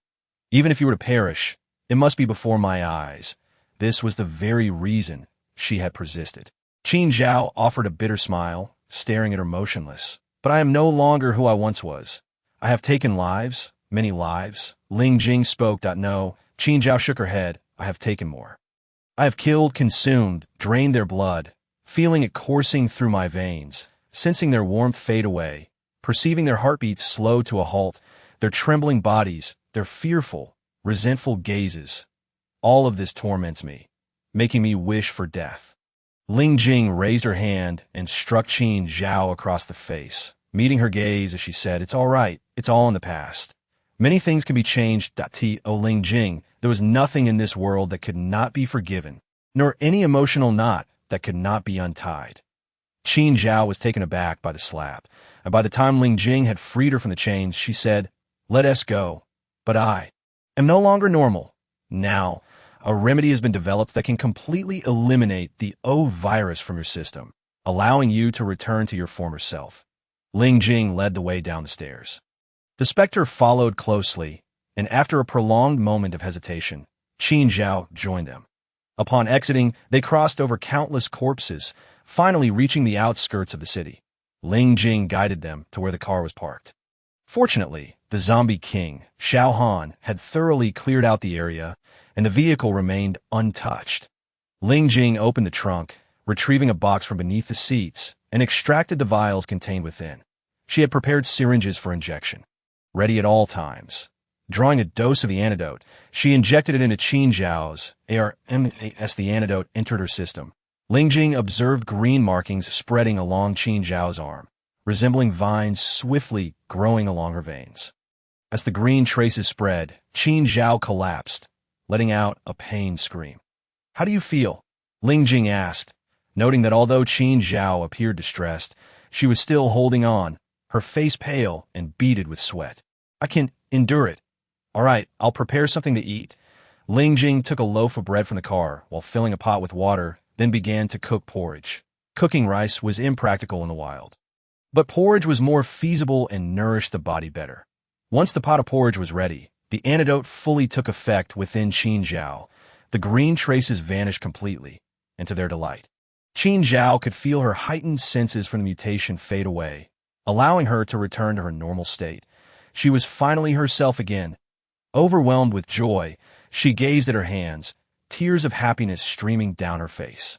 Ling Jing prepared 2 bowls of porridge, one for Qin Zhao and one for the specter, but retracted it halfway. "Can you eat?" "No," Qin Zhao replied. Understanding, Ling Jing sat on a nearby stone and quickly finished her bowl. Then continued serving. After satisfying their hunger and thirst, it was time to leave. With Qin Zhao restored to her former self, Ling Jing intended to head back. The speed of the zombie evolution was alarming. They needed to return swiftly, fearing the emergence of undercover zombies. The distance from T County to the Nanning base was not far, and now that everything was settled, with Qin Zhao restored and having reunited with the specter, she pondered, "Are you truly not planning to return with me?" "Why?" Ling Jing was taken aback to learn that the specter did not wish to accompany her. The specter gazed at Ling Jing's reluctant expression and said, "I am not human. I would likely be unwelcome at your base. Moreover, there are matters I must attend to." "What matters?" Ling Jing questioned. "I do not wish to part ways with you." "Ling Jing, I have never truly left your side. I have always been following you, wanting to protect you, but now, given the rapid evolution of the zombies, I have decided that if this is the case, I must become the strongest among them. Once I gain control over the zombies, they will no longer pose a threat to you, and everything can be resolved." The specter turned to leave. Ling Jing watched his retreating figure. His hair had grown remarkably long, cascading down to his waist, and the silver strands tugged at her heartstrings. "Will you return?" she asked softly. "Yes, I will come back for you. From the moment you chose not to kill me in LSJ, I resolved to follow you always." Despite the challenges he faced, he had persevered, flying across oceans to be by her side. Yet now mere presence was insufficient to ensure her safety. What mattered to him was the entirety of humanity, and he was willing to do anything for her sake. "Then I will wait for you." "Yes, take care of yourself." The specter gently caressed her face. Ling Jing mirrored his gesture, touching his cheek as she whispered, "I will wait for your return." Despite forming an inappropriate attachment to a zombie, she felt no remorse. Rising on her toes, Ling Jing unexpectedly pressed a kiss to the specter's cheek, declaring, "You are mine." The specter stood momentarily stunned, an inexplicable joy swelling within him. As he turned to leave, Ling Jing watched silently. Beside her, Qin Ao remained silent throughout, her expression not particularly pleasant as she observed Ling Jing's calm, yet reluctant demeanor. "Ultimately, I realized, you have indeed fallen for him. But so what?" Ling Jing remained indifferent. "Whether you two can be together is of no consequence now. I've let go that it is we two who ultimately cannot be together. And I consider myself fortunate that you do not blame me." She never anticipated that Ling Jing would return to seek her out, yet here she was, vividly present before her. "Because you are my partner." Chapter 114. The new antidote. Merely 2 days had passed since driving back from Tung County to the Nanning base. The base was as it had always been, reinforcing defenses, agricultural production, mechanical manufacturing, and hunting monsters and zombies. Ling Jing returned safe and sound, astonishing Panning Hui and others as she brought back Qin Ao. However, as Ling Jing conducted her tasks, the others dared not voice their opinions. Qin Lang, standing beside Ling Jing, quietly inquired, "What is the situation now?" "She is fine now, and will reside here for now on .my affairs are none of your concern." "Understood." With Ling Jing having spoken, there was little else they could say in my absence. "Did any survivors arrive?" Ling Jing asked, noticing Yizishin was already cooking. Ming Chung responded, "Yes, Sister Jing. During your days outside the city, 7 survivors came to the base." 7 together? Ling Jing raised an eyebrow. "If they came together, then it should not be." "No, they arrived in 2 groups, one consisting of 6 individuals, while one person came alone." Ming Cheng's words, Ling Jing's mind stirred. Yet she chose to remain silent. "If there is nothing else, you may all return." "All right." A few individuals exited in succession. Qin Ao was resting upstairs, and Ling Jing understood that she struggled with the psychological burden of having consumed human flesh. Yet, this too would eventually pass. Given time, one could forget many things. After Yizishin finished cooking, Ling Jing glanced at Qin Ao, still asleep in bed, noting her lack of intent to awaken. Recently, everyone felt exhausted, burdened by various matters since the apocalypse began, all pressing heavily upon their hearts, causing distress. Moreover, the zombies had undergone significant transformations. It was likely that not only the Corpse King would emerge, but even more formidable entities. However, Lung Jing harbored little concern. Having met with the specter once more and received its assurances, she felt quite at ease. She set out, instructing Yizixin to ensure that Qin Ao ate well upon waking. First, she visited the laboratory, pondering the progress of the antidote's development. The O virus within Qin Ao had completely vanished, and now Lung Jing contemplated the possibility of mass-producing the antidote, if that were the case. She would need to seek out more ghost head flowers. Upon arriving at the virus research facility, Lung Jing opened the door and, just as she closed it, spotted Williams James standing at the entrance of the research institute. Surprised, Lung Jing approached. "I thought you had returned to the country." James extinguished the cigarette, but he had been holding, smiling as he replied, "Not so soon.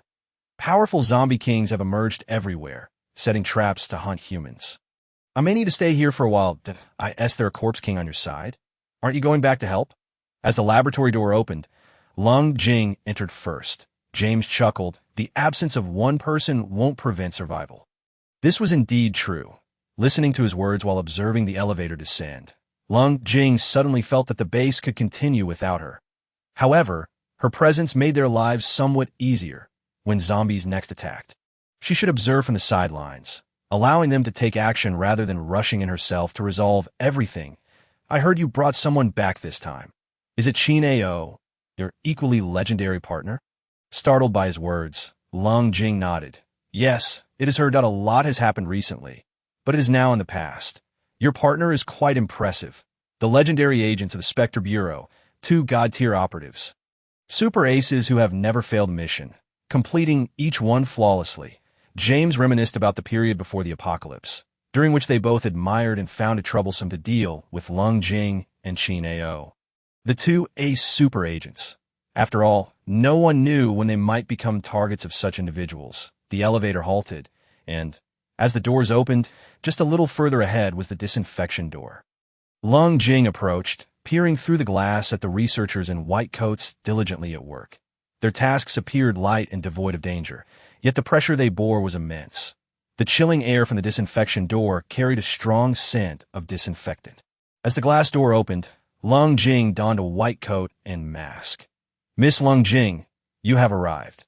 "Miss Lung Jing." Along the way, many greeted her, and she nodded in acknowledgement as she approached 2 staff members, observing them extracting the essence from ghost head flowers using their equipment. This process was akin to the method of perfume production, extracting the antidote elements from the ghost head flower and combining them with zombie blood and other substances. The ghost head flower yielded a green liquid, which then merged through a test tube with red liquid extracted from zombie blood and an unknown white powder. Watching these substances come together and gradually transform into a transparent liquid, one researcher suddenly exclaimed, "Success!" The others nodded in agreement, visibly elated. Lung Jing observed the liquid, noting its transparency, a stark contrast to the black liquid she had initially obtained. Wasn't it black at first? She raised an eyebrow. James, standing beside her, chuckled. "You are unaware that in recent days, the researchers made significant discoveries. The quantity of black virus antidote required is substantial, as you likely recall from the 3 doses I provided you." Lung Jing nodded. Indeed, the amount of the 3 antidotes was considerable, capable of filling a small syringe.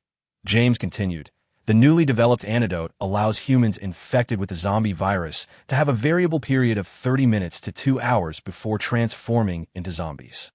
It is impractical for individuals to carry syringes at all times, and consuming the antidote directly would render it ineffective, failing to completely eliminate the virus. However, this current white liquid will eventually transform into these beads resembling white pearls, which can be ingested and absorbed rapidly." While speaking, James produced a small plastic bottle containing several white beads, each the size of soybean. Observing this, Lung Jing raised an eyebrow. "It seems quite convenient. Easy to carry, and unlikely to spoil." "Exactly.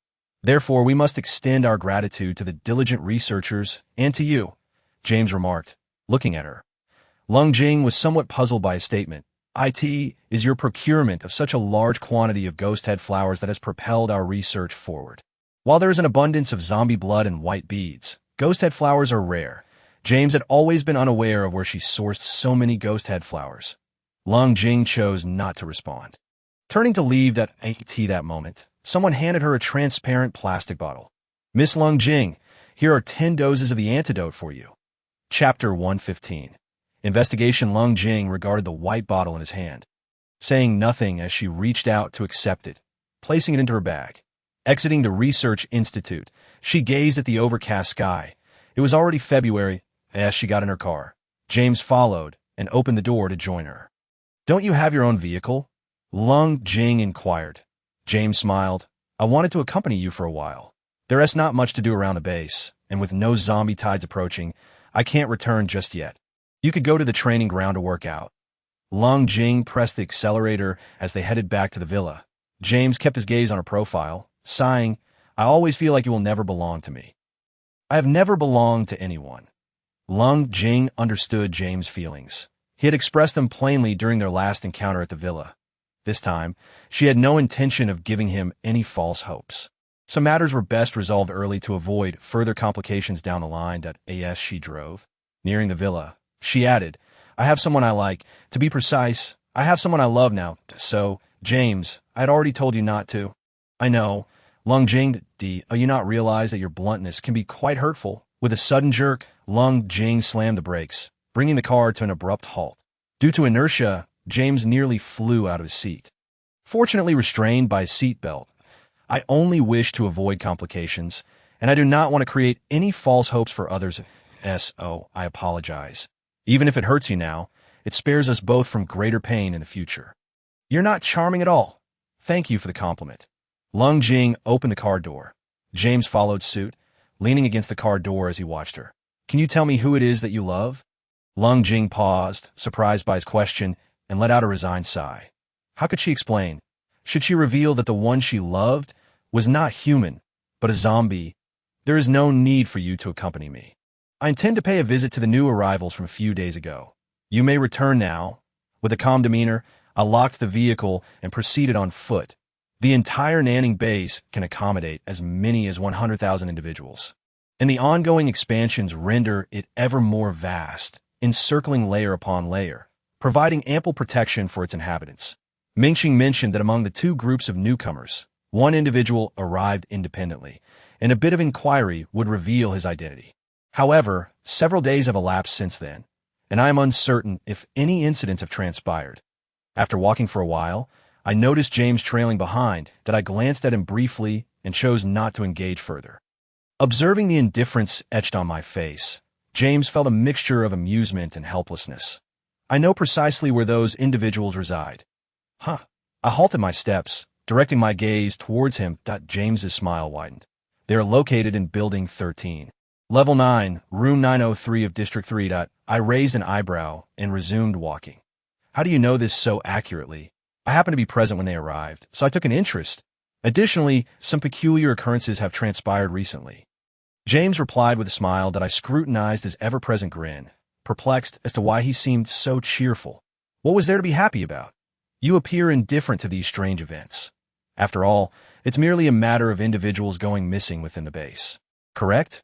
I've been contemplating the possibility that a zombie might have infiltrated the base disguised as a human. How could such a creature resist the allure of blood? It would inevitably resort to cannibalism, and after consuming its prey, it would need to ensure no traces were left behind. The manner in which the bodies were disposed of remains unclear, but they would certainly go missing. The speed of the zombie king is remarkable, likely allowing it to assume a complete human form, akin to the infamous Xiao Han from Tung County. Xiao Han was formidable, but alas, he met his demise at the hands of a ghostly entity. With his head severed, survival was impossible. District 3, Building 13, Level 9, Room 903. James and I stood at the foot of the building, amidst a bustling crowd of ordinary people. The base has evolved significantly, with towering structures now a hallmark.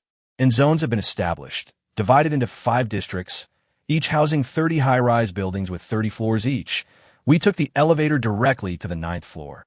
Upon reaching room 903, James raised his hand and knocked on the door. Knock, knock. The sound echoed, and after a moment, the door creaked open and a young man, perhaps 17 or 18, with dark skin and tousled hair, appeared, his sleep-laden eyes betraying his recent slumber. Who are you? Upon seeing the two unexpected visitors, one foreign and the other a striking beauty, the boy's initial confusion gave way to a beaming smile directed at me. I assessed that he was a head taller than I, though he seemed shorter next to James. We've come to check on you. We heard that you arrived at the base a few days ago. How many of you are there? James articulated his halting Mandarin with a measured pace. The boy replied, grinning, My name is Huang Baozhong. Hello. Are you from the base's security department? Or, let us not delve into too many questions. Just answer ours, I interjected coolly, devoid of any smile. Huang Baozhong immediately complied. Yes, sister, there are 6 of us in total, but currently, room 903 is occupied by 7. One individual arrived later than us. Each apartment can accommodate 10 people. So it's still quite spacious. Is everyone present? James inquired. Currently, it's just me, Aki, and Urge in the dormitory. The others have all gone out. What is the name of the additional person, and which room does he occupy? James adopted a serious demeanor, embodying the role of an investigator, clad in military attire that conveyed authority. Huang Baozhong promptly pointed. That person is named Lu Yi, a handsome lad who is 2 years my senior. He is quite kind and often shares food with us. Their camaraderie was evident, and I stepped into Lu Yi's room, pushing the door open. The space was tidy and well kept, devoid of any anomalies.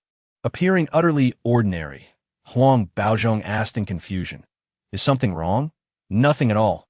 Please refrain from mentioning our visit. We will return tonight, so keep this matter to yourself. Understood? Huang Baozhong nodded vigorously, mimicking a zipping motion across his lips. I promised to remain silent.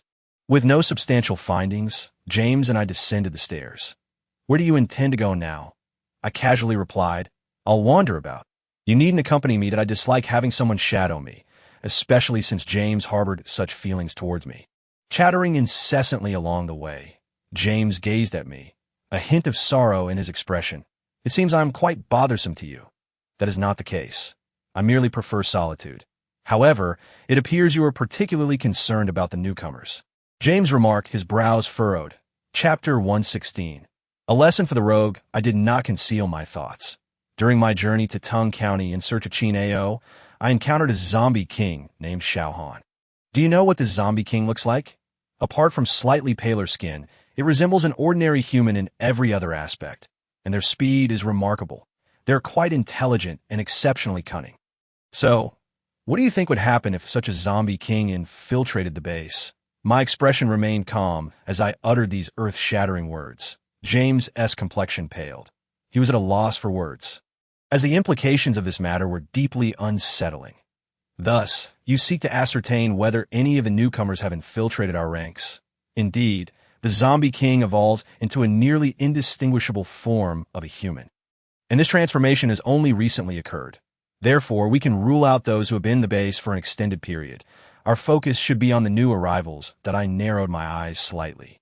What remained unspoken was my strong intuition, which insisted that a zombie had already infiltrated our midst. This sixth sense had sharpened ever since I was wounded by the first predator, compelling me to feel increasingly anxious. James understood that my words conveyed profound meaning, and that I expressed my thoughts openly. My desire for solitude stemmed from a need for independence. Recognizing this, he hesitated before reaching out to pat my shoulder, but withdrew his hand, saying, Please take care of yourself. Those who can transform into zombie kings are no ordinary adversaries. That I am well aware, I replied. Observing my perpetually aloof demeanor, James acknowledged my experience. After all, I had faced the zombie king on 3 separate occasions, and I understood its strength far better than he did. He boarded the bus and departed. Alone once more, I surveyed my surroundings, reaching into my pocket, but finding nothing of interest. I had finished my meal. As I glanced around, I spotted a supermarket not far away. In this post-apocalyptic era, the influential established their enterprises within the base, engaging in various trades. Many individuals have their own livelihoods, and such supermarkets are essential. The base must have production facilities to sustain the countless residents that I felt the smooth white pearls in my pocket and entered the store, where I soon spotted my favorite alpenliebe candies at the counter. After grabbing a few, I inquired, "How much are these?" Upon speaking, I noticed the cashier staring at me intently and I was puzzled. "Miss Lung, is that you? Who are you?" "My name is Han Feng. Do you not remember me?" Han Feng exclaimed, a note of excitement in his voice. I shook my head, unable to recall him. "I don't seem to remember you." Sensing my bewilderment, Han Feng scratched his head. "It's understandable. After all, my presence has never been particularly prominent. We've only met once today." I merely nodded. "What is the price for these?" The alpenliebe candies in my hand were growing warm, and I was eager to indulge. "Each pearl can be exchanged for 5 bags in that case. I will trade you 2 pearls for 10 bags, delivered to Villa 23 in District 3, simply stating that I made the purchase." I popped a lollipop into my mouth and tossed Han Feng 2 pearls. "Very well, Miss Lung. Rest assured, I will deliver them promptly. Turns out Miss Lung enjoys alpenliebe. How adorable." Unbeknownst to me, Han Feng harbored such thoughts. Savoring the lollipop, I exited the store, retracing my memories to realize there had indeed been someone like him in the past. However, the surname Han is quite rare, much like my own surname, clad in black leather boots that accentuated my fair legs. I wore hot pants, a white shirt, and a small black vest. I sauntered through the base, meandering without a particular destination, my gaze scanning the surroundings as if it were radar, that I discovered that my abilities seemed to transcend the ordinary.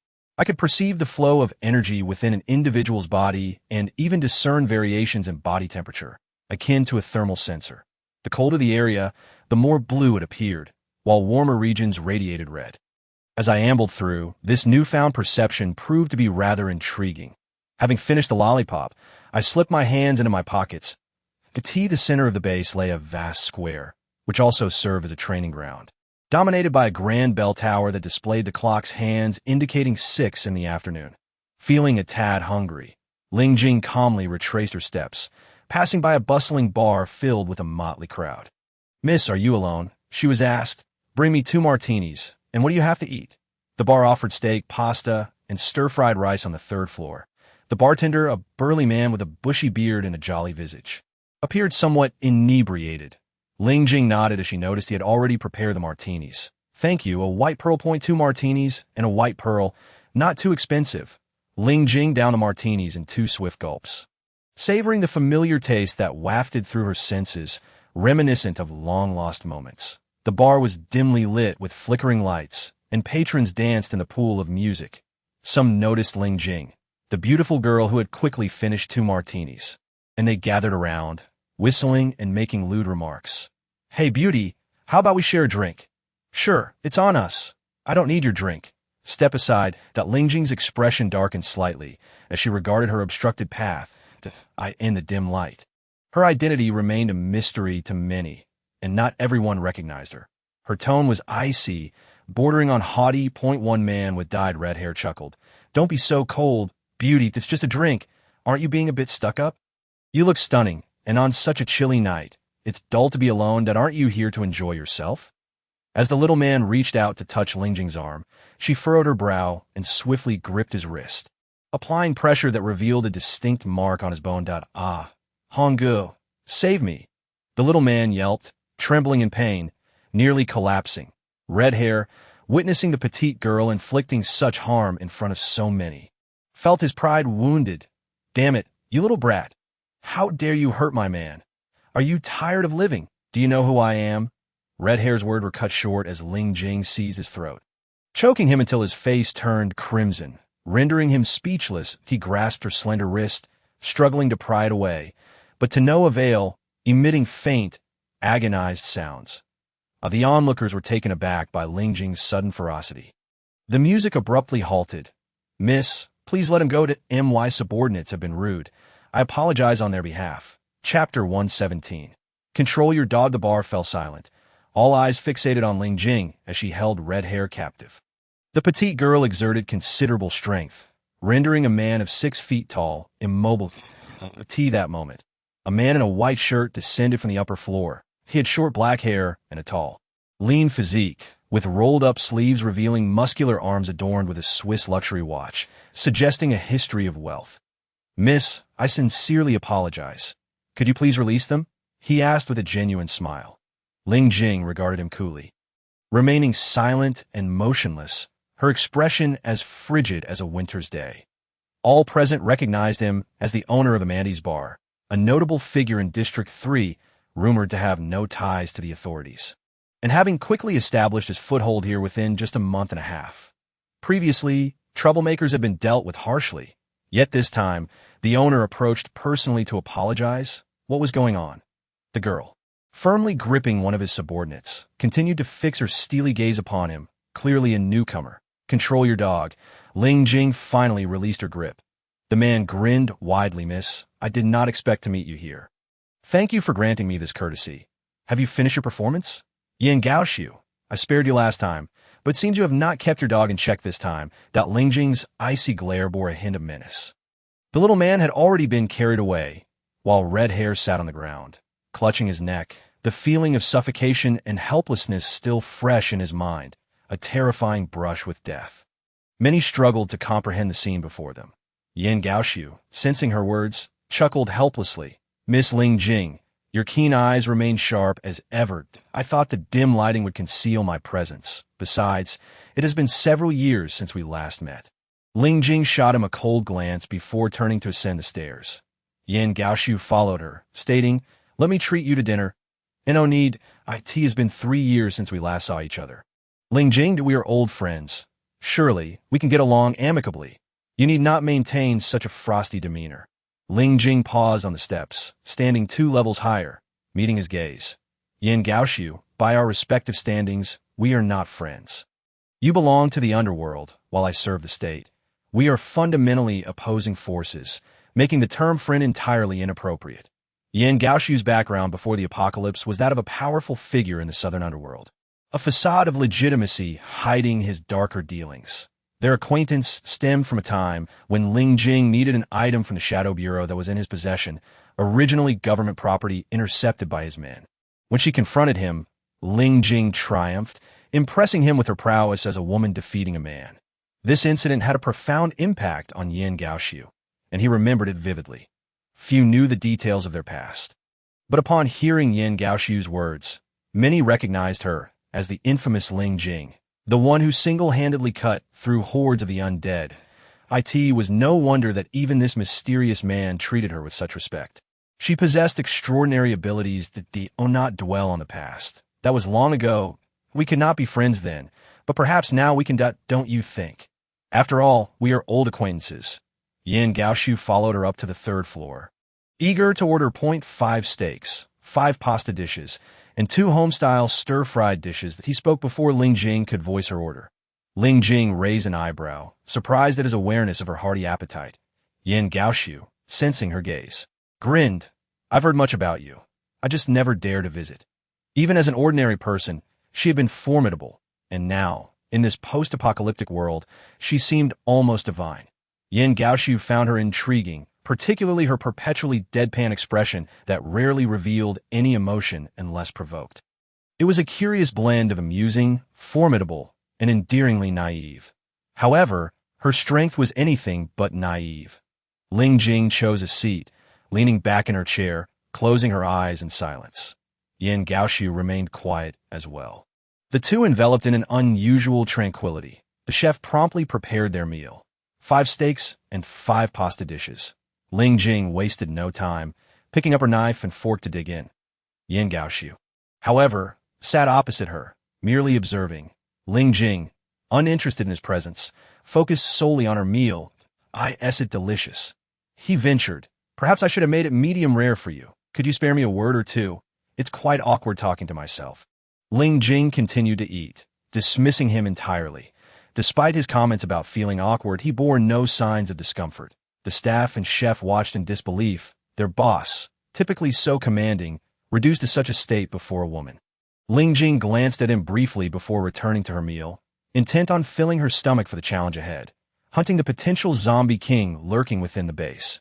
She needed sustenance to feel strong and focused. Yin Gaoxiu propped his chin on his hand, watching her eat until she finished. Want more? Thank you for the meal. Ling Jing stood, wiping her mouth with a napkin as she headed downstairs. Yan Gaoxiu immediately followed, adopting a somewhat subservient demeanor. Upon exiting the bar, Ling Jing turned to him, exasperated. How long do you intend to follow me? Home with you. You can leave now. Ling Jing shot him a disdainful glance as she headed for the 13th building. 9th floor. Yan Gaoxiu showed no signs of embarrassment, continuing to trail behind her. Ling Jing found his clinginess intolerable, and in a sudden burst of frustration, she spun around and kicked at him. Yan Gaoxiu, seemingly prepared, swiftly dodged her kick, a chill running down his spine. Calm down, calm down. He raised both hands to signal for calm, urging against impulsive actions. Chapter 118. The Corpse King of the Base. With composure, she lowered her foot and turned to continue walking forward. After she had walked a distance of 3 meters, Yan Gaoxiu followed suit, this time maintaining a distance of 3 meters, ever vigilant. The tension was becoming unbearable for her. Turning her head to glance at Yan Gaoxiu, she candidly remarked, "Perhaps you may continue to follow, but I cannot guarantee your safety for the time being. Are there other dangers lurking within this base?" Yan Gaoxiu scanned the surroundings, noting the presence of ordinary people. He understood that she was not one to indiscriminately harm the innocent, unless provoked by those intent on courting disaster before her. Suddenly, she paused and took deliberate steps towards Yan Gaoxiu, inching closer. Her exquisite face was mere inches from his, causing his heart to race wildly. Leaning in close to his ear, she whispered, "I am here to seek the Corpse King that has infiltrated the base. Are you certain you wish to accompany me?" Flustered and caught off guard by her words, Yan Gaoxiu furrowed his brow. Coldly, she took 2 steps back and regarded him with disdain. "Why is your heart racing? Did you think I was going to kiss you? How narcissistic. This woman truly is infuriating."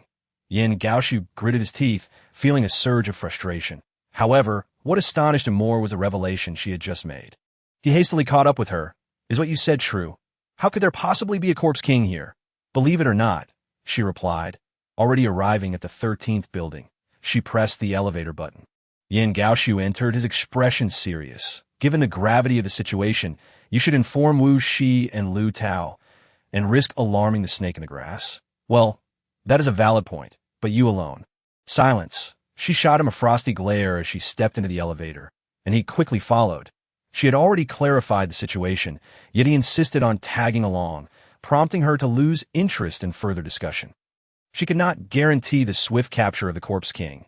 Hence, among those who approached, some might be taken hostage, or worse. The Corpse King could unleash a massacre. The elevator ascended steadily until it reached the 9th floor. Calmly, she stepped out and proceeded to the door of room 903, raising her hand. She knocked. This time, the door opened swiftly, revealing a young man clad in black, appearing to be in his 20s, with an unremarkable appearance. "Who are you looking for?" "Huang Baozhong." Com had already devised a plan. Arriving around 2 or 3 o'clock, she encountered Huang Baozhong, and now she needed him to provide cover for her search for the others inside. Upon hearing the name, the man in black immediately called out, "Huang Baozhong, there's a beauty looking for you." To the mention of a beauty, several individuals emerged from the concealed room, their astonishment palpable at the sight of Com standing at the entrance. "Wow, she really is a beauty, a super beauty. My goodness, I've never seen such a stunning woman before. She is even more beautiful than a star. Gorgeous, Huang Baozhong. How did you come to know such a lovely woman?" Only then did Huang Baozhong emerge from within, his hair damp, clearly having just bathed high. Noticing he had yet to learn Com's name, he awkwardly smiled. "Sister, you're here." "Sister? Huang Baozhong, when did you acquire such a beautiful sister?" "Indeed, spill the truth." Before Huang Baozhong could reach Com, several burly men had already seized him. Com observed their commotion with a cold gaze, feeling increasingly annoyed at that moment. Yan Gaoxiu stepped forward, positioning himself protectively in front of Com. Arms crossed, casting a disdainful glance at the raucous youth, all of whom were merely in their mid-20s at most. "Do you intend to continue this ruckus?" "Quiet down." At Yan Gaoxiu's words, the group turned to face him, suddenly feeling a chill run down their spines. Inexplicably fearful. My, what a terrifying gaze. Com advanced, this time saying nothing as she entered the room. Her eyes immediately fell upon the room where Lu Yi was supposedly residing. Lu Yi was not alone, but at that moment, a figure sat inside. Even through the door, they seemed to lock eyes, and as she pushed the door open, she was greeted by the sight of a young boy, approximately 15 years old, who was smiling at her with his chin propped up on one hand. His skin was pale, and his dark eyes sparkled, giving him an endearing appearance, resembling a charming young lad. "Who are you?" the boy inquired. Calm raised her hand and swiftly drew 2 military knives, her gaze icy as she declared, "So you have indeed appeared. What is the meaning of this? Why does the beauty wield a knife? Surely, she does not intend to kill?" Yin Gaoxu was taken aback, not expecting Calm to pinpoint the Corpse King so accurately. But with so many people present, it was imperative to clear them out. "You have 2 choices," he suddenly announced. Huang Baozhong and the others turned back, puzzled, only to feel a cold shiver run down their spines at the sight of his seemingly benign yet sinister demeanor. What? "Either stay and await your demise, or leave this place immediately." A sinister smile tugged at Yin Gaoxu's lips, lending him an even more malevolent aura. Huang Baozhong, still young, protested, "But what about Shi Yun? Forget about him." "Can't you see he is remaining perfectly calm?" One of the men turned to leave, but another grabbed him, saying, "But we came together. He has helped us." Yin Gaoxu's smile widened, yet grew more eerie. "Help you? He merely exploited you. Do you truly believe he is a normal person?" "What do you mean?" "Is a zombie. Do you still intend to remain here?" "Ah." At Yin Gaoxu's words, the group trembled in fear, abandoning all hesitation as they rushed to flee. Huang Baozhong, however, darted behind Yin Gaoxu, yet did not leave. Yin Gaoxu was incredulous. "Why are you not leaving? Shi Yun, is he truly a zombie?" "Of course that. Do you think a child could maintain such composure?" Yin Gaoxu scoffed, abruptly grabbing Huang Baozhong by the collar and dragging him towards the elevator, tossing him inside. "Hurry up and scram. Don't be a hindrance," with the bystanders frightened away by Yin Gaoxu. Calm remained at the doorway, the 2 gleaming knives in her hands. She had initially thought that the solitary figure known as Lu Yi was the Corpse King, but it appeared she was mistaken. "So, you truly infiltrated." Shi Yun stuck out his tongue, his black eyes gradually turning red as he revealed 2 small fangs. "I did not expect you to discover me." The difference in body temperature was evident, and I knew that you evolved zombies possess cunning. Yet you alone entered, demonstrating great audacity. Chapter 119. A broken waste as a zombie. He felt no fear of such complex emotions, only a craving for stimulation. The young boy named Shi Yun wore a radiant smile on the surface. He bore no resemblance to a zombie, appearing instead as a normal, cheerful youth. However, this boy had long since perished over 3 months ago. He had likely devoured many individuals and his kin, rapidly evolving into a being that resembled the former Corpse King. Calm regarded him, her focus sharpening. Suddenly, Shi Yun, previously seated, sprang into action, launching himself towards her as his claws approached her chest. Calm instinctively entered a state of heightened awareness. It all transpired in the blink of an eye. The wall beside them crumbled as Shi Yun's claw struck, sending debris flying, and he followed up with another attack. Calm swiftly evaded, noting that Shi Yun's assault was fierce, his claws nearly 3 centimeters long, creating afterimages as they slashed through the air before her. She deftly maneuvered, her speed impressive, recognizing that the small Corpse King's abilities were comparable to those of Xiao Han, albeit with greater swiftness. Calm seized the opportunity. Drawing from her prior encounter with Xiao Han, she discerned Shi Yun's attack patterns and swiftly swung her knife towards his wrist. Her speed was remarkable, and in comparison to Xiao Han, handling this small Corpse King posed no significant challenge.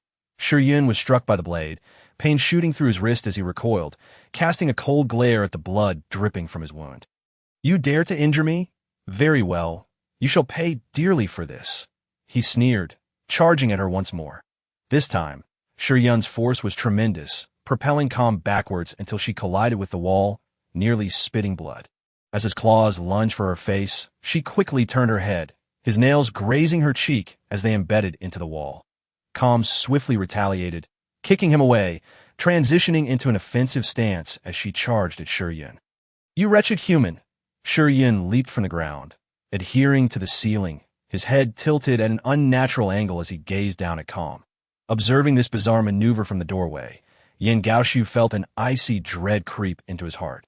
Shi Yun's face contorted with a ferocious expression as sinewy veins resembling earthworms protruded from her cheeks, rendering her visage somewhat ashen.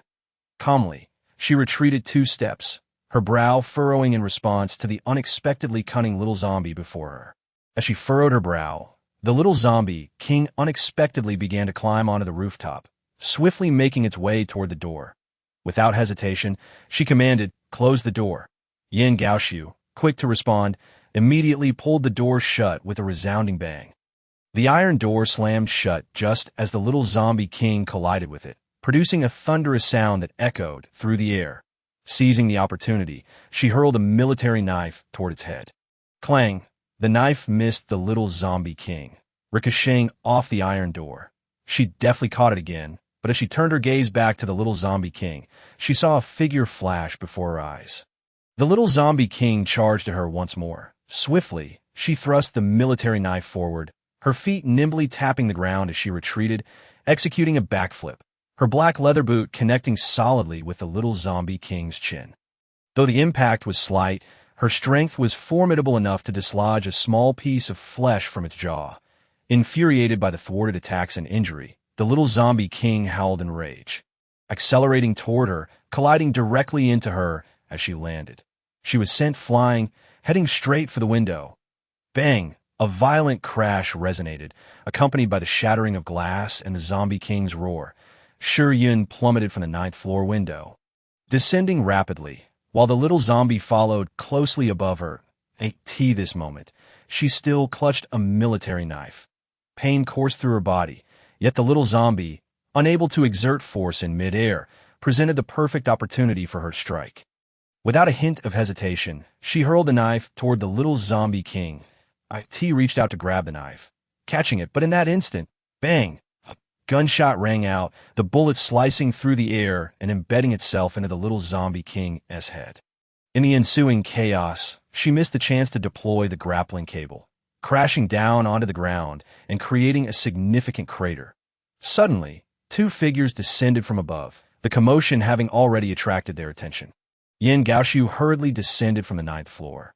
Huang Baozhong and others stood nearby, staring in shock at Shi Yun, who lay motionless in the crater she had created. Unable to contain himself, Huang Baozhong approached, gazing incredulously at Shi Yun on the ground. "Sister!" Yin Gaoshu dashed out of the building, pushing through the crowd, reaching Shi Yun, who lay still. "Shi Yun, wake up! It was just a fall from the 9th floor. With your abilities, you won't die. Please, wake up!" His voice trembled with urgency. Shi Yun remained unresponsive, seemingly oblivious to her surroundings. Beside her lay the lifeless form of the fallen zombie king. Its structure was akin to that of a regular zombie. As long as its brain was harmed, it would perish, and no one could fathom what had transpired. But at that moment, another figure approached the crowd. Williams James, upon seeing Shi Yun lying motionless, felt a pang of dread and rushed forward. Ajing, please wake up." He hesitated to touch her, knowing she had fallen from a height. Uncertain of the extent of her injuries, to act recklessly might exacerbate her condition. As everyone stood helplessly. Shi Yun suddenly stirred, gasping for breath as if surfacing from drowning. Her complexion remained pale as she struggled to speak. "My waist. It's broken my neck too. Take me back." Her voice was faint, barely audible. James leaned in closer to hear her. "But can I move you now?" "It's fine." "Yin Gaoshu, you. Come here." Shi Yun, acutely aware of her vulnerable state, felt like a powerless being, having just slain the zombie king, with its corpse still nearby, while the crowd gawked. She needed James to remain and address the situation. Although James was not from the Nanning base, he wore military attire and, as a police officer, knew how to handle such matters. Yin Gaoshu immediately lifted her. Aware of her limpness and knowing to be gentle, James instructed, "Drive my car." Chapter 120. More flesh. Yin Gaoshu carefully placed Shi Yun in the back seat of the car. He quickly hopped in, and just then Huang Baozhong, who had been watching, interjected, "Let me drive. She needs someone to support her." Upon hearing this, Yin Gaoshu promptly exited the vehicle. Huang Baozhong took the wheel, following Yin Gaoxiu's directions. They soon arrived at the villa, where Yin Gaoxiu carried her upstairs and gently laid her on the bed. Don't you need to call a doctor? If you don't, get treated now. Shi Yin could already feel her broken bones realigning, her neck slowly healing. She shut her eyes no need. Everyone leave, and don't let anyone in. Gritting her teeth, she mused that injuries to bones could take 100 days to heal. The internal injuries she sustained while battling the predators paled in comparison to her current condition, and she knew that with such bone injuries, complete recovery would take time, perhaps several days, given her current rate of healing. She was utterly immobile and in excruciating pain. One of her hands had suffered a comminuted fracture, rendering her unable to move. Had she not instinctively cushioned her head with her hand, her skull might have shattered upon impact. There was a silver lining to her predicament. At least she had survived the fall from the 9th floor, despite the tremendous noise it had caused. Outside the door, Yin Gaoxiu stood, his expression grave. He had witnessed much of the battle between Shi Yun and the Zombie King and felt a profound sense of inadequacy, realizing how powerless he truly was. Had he faced the Zombie King himself, he likely would have perished before even making a move. The disparity in their abilities was stark. Previously, he could not defeat Shi Yun, but now the gap seemed even wider. Sir, will my sister be all right? Huang Baozhong inquired, standing beside him. Yin Gaoxiu, his countenance dark, replied, she should be fine. Just then, a woman with cascading waves of hair rushed up the stairs, her gaze falling immediately upon Yin Gaoxiu, her expression darkening. Yin Gaoxiu, why are you here? Where is Shi Yun? She demanded coldly. Miss Qin Zhao, it has been quite some time. Yin Gaoxiu replied, having anticipated her presence alongside Shi Yun. I ask you again, where is Shi Yun? She is inside. As soon as he spoke, Qin Zhao moved to open the door. Yin Gaoxiu interjected, I'm sorry, but Shi Yun specifically requested that no one enter and disturb her recovery. His large hand grasped the doorknob, just as Qin Zhao coldly lifted her gaze and swiftly struck out. Yin Gaoxiu reacted quickly, deflecting her hand, and the two engaged in a brief skirmish. However, it was evident who held the advantage. With Shi Yun so powerful, how have you not improved at all? He taunted. Miss Qin Zhao, at least I've made some progress. It's unreasonable that you remain unchanged. What will you do now? You can't defeat me. Previously, he had struggled against her, but now he had gained some strength. In contrast, after consuming the antidotes, Qin Zhao had reverted to her former self, showing no signs of improvement. Her ire flared at his words, intensifying her attacks. From the lobby below, Yi Zixin heard the commotion and could not help but speak up. Miss is resting and recovering. Your fighting will disturb her. Moreover, you're damaging her furniture. Her remarks caught their attention, prompting both Yin Gaoxiu and Qin Zhao to pause. How did she fall from the upstairs? What exactly happened?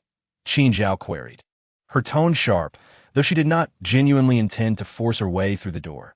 Yin Gaoxiu, taking a seat on a chair, explained, I only encountered Shi Yun today, and I intended to follow her. But I was unaware that there was a zombie king in the base, so I witnessed her battling it. Then she fell from above. I'm not entirely clear on the details after that. He had only seen what transpired before he closed the iron door and then heard the sound of glass breaking, followed by her collapse. How could there be a zombie king in the base? Why must Shi Yun handle everything? She is under no obligation to resolve your problems. You men should step up and show some strength, Qin Zhao exclaimed in exasperation. Yin Gaoxiu raised an eyebrow and retorted, do you think we enjoy being in this helpless state? Yet, what can we do when our strength is insufficient?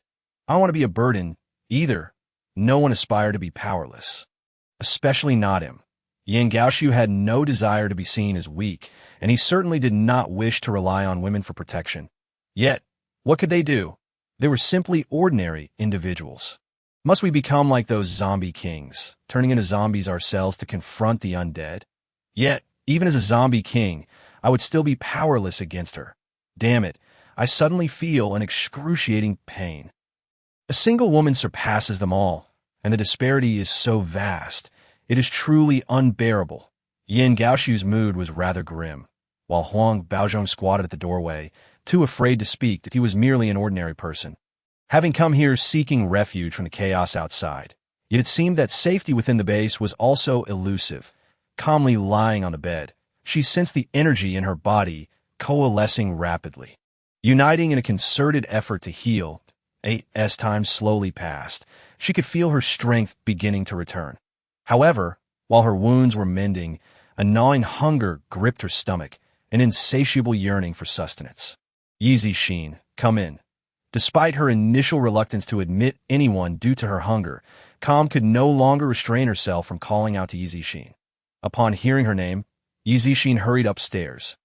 And upon opening the door, she found Calm lying motionless on the bed.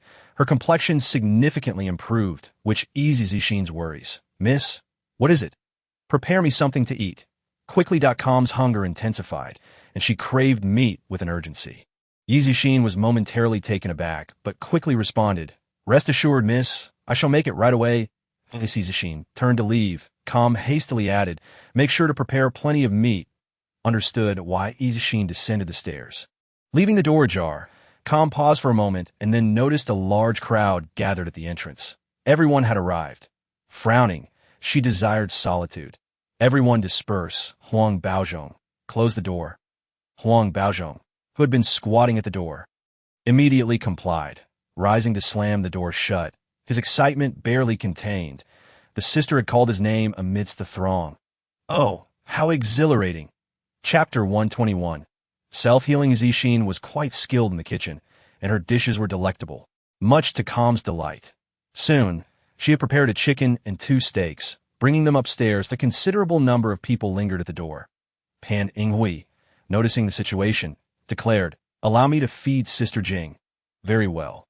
I shall continue cooking. Why Yeezy Sheen handed the food to Pan Inghui and hurried back downstairs. Huang Baozhong promptly opened the door to let Pan Inghui in, and before anyone else could react, he slammed the door shut again. Where did you come from, you little rascal? Ming Chung remarked, displeased at Huang Baozhong's sycophantic demeanor. Sister Jing had not summoned them, yet this boy was here, vying for her attention. Huang Baozhong whispered, I only met Sister today. Today, glancing at the clock, it was indeed still 11 o'clock, not yet midnight. Sister Jing was likely unaware of the events. She had not permitted anyone to enter. Sister Jing needed to recuperate, and with so many people inside, the noise would surely disturb her. Li Huaran, however, was more laid back, content as long as Sister Jing was safe. Sister Jing was formidable, having recognized that the individual was the zombie king. The corpse appeared no different from a normal human. Ming Chung was astonished. Beside him, Qin Lang remarked, Sister Jing's prowess has always been remarkable. It is of no use to crowd at the door. Let us sit downstairs and wait. Upon hearing this, everyone agreed and turned to descend the stairs. Calm sensed the crowd dispersing. Pan Inghui washed her hands at the sink and cut the steak for her. Calm remained silent, focusing intently on eating. Observing her rapid and satisfied consumption, Pan Inghui's mood lightened considerably. Sister Jing, wasn't your spine fractured? Why not go to the hospital? No need, it will mend on its own. Calm looked at Pan Inghui, knowing she genuinely cared for her. My condition, you all could probably guess, hence, it is not suitable for a hospital visit. The wound inflicted by the zombie king on her face had nearly healed, and she was no longer in grave danger. While her neck and waist remained immobile, her right hand was free to move. She lay quietly, chewing her food, remnants of blood still staining her neck, presenting a rather disheveled appearance. After feeding her the steak, Pan Inghui shredded the entire chicken to feed her. Yeezy Sheen then brought up another chicken, placing on the table along with some sliced meat and a bowl of soup. Miss, is this sufficient? She inquired. Calm did not turn her neck but simply nodded. That will do. With something in her stomach rapidly digesting, she could feel her body recovering at an accelerated pace. The bones emitting faint, inaudible sounds, audible only to her. Pan Inghui fed her everything, then went to the bathroom to fetch a basin of warm water, wiping her face and cleaning the blood from her neck. Sister Jing, you have worked hard. Pan Inghui's eyes were slightly red. She reflected on the series of events since the onset of the apocalypse. If not for Calm, they would have perished countless times. In Kyoto, trapped by a horde of zombies, she single-handedly held them off. Upon arriving at the Nanning base, they were captured by those ruffians, only to be rescued by Sister Jing. Facing the predators, she fought alone while they could only hide inside. Helplessly watching, unable to intervene. This feeling was truly disheartening. No one wished to feel like a burden, relying on another's protection. Everything and everyone sheltered under Sister Jing's wing, enjoying her guardianship, while they contributed nothing. It was not that they could not act. Rather, they chose not to, feeling like useless beings. Crying like this diminishes the stature of a Shadow Bureau agent. Xiao Hui. People can change. You are not powerless. In this perilous world ahead, I alone cannot do much. We must unite to survive, so do not view yourselves as inept. Though Calm appeared aloof, she recognized the bond they shared, having journeyed together since the apocalypse, which was no easy feat. Humans are social creatures, and even if she seemed indifferent, she was not devoid of spirit. She too required warmth and care. The existence of Pan Hui and the others was her motivation to persevere. Pan Hui nodded. In the end, I still need Sister Jing's comfort. Just strive to grow stronger, Calm replied with a slight smile. Sister Jing, let me stay here with you. Pan Hui did not wish to leave. Taking a seat beside Calm, watching her, Calm nodded. Very well. Pan Hui cheerfully agreed, sitting quietly beside her. Downstairs, the others remained, all seated in the living room, waiting. Calm was unwilling to go to the hospital and did not permit anyone to enter. Initially, they considered forcibly taking her to a hospital, but upon seeing her instruct Zixin to prepare food, they realized she was fine. Qin Ao sat quietly nearby, lost in thought. Outside, a vehicle pulled up, and Wu Shi stepped out, striding into the house. Upon seeing the somber gathering, he frowned. What is the matter? Why hasn't Miss Jing been taken to the hospital? Having heard about Calm's situation and witnessed the zombie, he hurried over that he believed that sustaining such serious injuries from a fall without dying was already fortunate. Yet no one had rushed to provide immediate medical aid. Miss Jing, as formidable as she was, remained human, not a zombie. Wu Shi hurried inside, eager to ascend the stairs, but the others promptly raised their hands to stop him. Mayor Wu, please do not enter. Qin Lang spoke up. At these words, Wu Shi felt a chill. Observing their grim expressions, each face laden with tension, an ominous premonition arose in his heart. Miss Jing. Could it be? Sister Jing is well, but she has requested not to be disturbed while healing. So please refrain from going up, Mayor Wu. But her injuries? Wu Shi was perplexed, noting the somber faces yet no signs of sorrow among them. The room bustling with an unusual energy. She only sustained minor internal injuries. She will recover in a few days. Mayor Wu, please do not insist on going up, as this is Sister Jing's wish. Qin Lang showed no intention of yielding, with Li Huaran and Ming Cheng standing behind him. Blocking the staircase. Chapter 122. The zombie assault. Wu Shi nodded, ceasing his insistence, turning to James. Mr. James, are you aware of this matter? Could you enlighten me? Certainly, but the one who truly knows the details is Mr. Gao. James gestured to Yin Gaoshu. My apologies, my surname is Yin, not Gao. Yin Gaoshu smiled, his gaze resting on Wu Shi. Mr. Yin, do you have knowledge of these events? By chance, I encountered Calm and followed her, inadvertently learning about the situation. Yin Gaoshu had no intention of concealing the truth. The infiltration of zombies into the base was indeed a terrifying affair. Everyone needs to enhance their vigilance. Fortunately, the number of zombie kings is not great. Otherwise, humanity would be doomed. Qin Lang and the others have yet to depart, while Pan Hui has remained in the room, keeping Calm company. Outside, the corpse of the zombie king has been transported to the research facility. Initially, the antidote they were attempting to extract required the blood of zombies, yet the nearby zombies have dwindled in number. Occasionally, they manage to hunt one or two, but the blood extracted is simply insufficient. This particular specimen is an evolution of the perfect form, making its precious essence incomparable to any ordinary specimen. Lu Tao has been observing from the side. The skin of the young zombie king is remarkably pristine. If it were not for the internal damage sustained from the fall, one might easily mistake it for an ordinary sleeping figure. This blood could certainly be used to develop a large quantity of antidote. But since the ghost flower is no longer available, they must venture out to procure more. However, they can begin extracting the blood they currently possess. One of the onlookers expressed delight, remarking that acquiring a complete zombie king's body is an immense boon for their research endeavors. Calm has been lying in bed for quite some time. Sensing that her spine is nearly healed, she breathes a quiet sigh of relief that, in just a little while longer, she will likely be fully restored. Qin Lang and the others remain in the living room. They have been here for several days, residing and dining without a thought of leaving. James sits on the couch, his unkempt beard revealing his disregard for personal grooming. His hair in disarray. It has been 5 days, and he wonders how Sister Jing is faring. Ming Chung furrows his brow, feeling uneasy. Nearby, Yi Zixin chuckles. Miss is recovering well, and she has been eating quite a lot. As you've all seen, that if she can eat, it means she is fine, so you need not worry excessively. This statement holds merit. A person's health can often be gauged by their appetite. Everyone waits anxiously, hoping for Calm's complete recovery before they can feel at ease. That on the city walls, Lu Tao, as the director, continues to fulfill his responsibilities, even though the post-apocalyptic world may no longer require such authority. He patrols the walls several times a day, fearing an impending zombie attack. According to Zhou Xiao, the female zombie king from Shangyang village is still alive, and another assault may be imminent, with unknown dangers lurking nearby.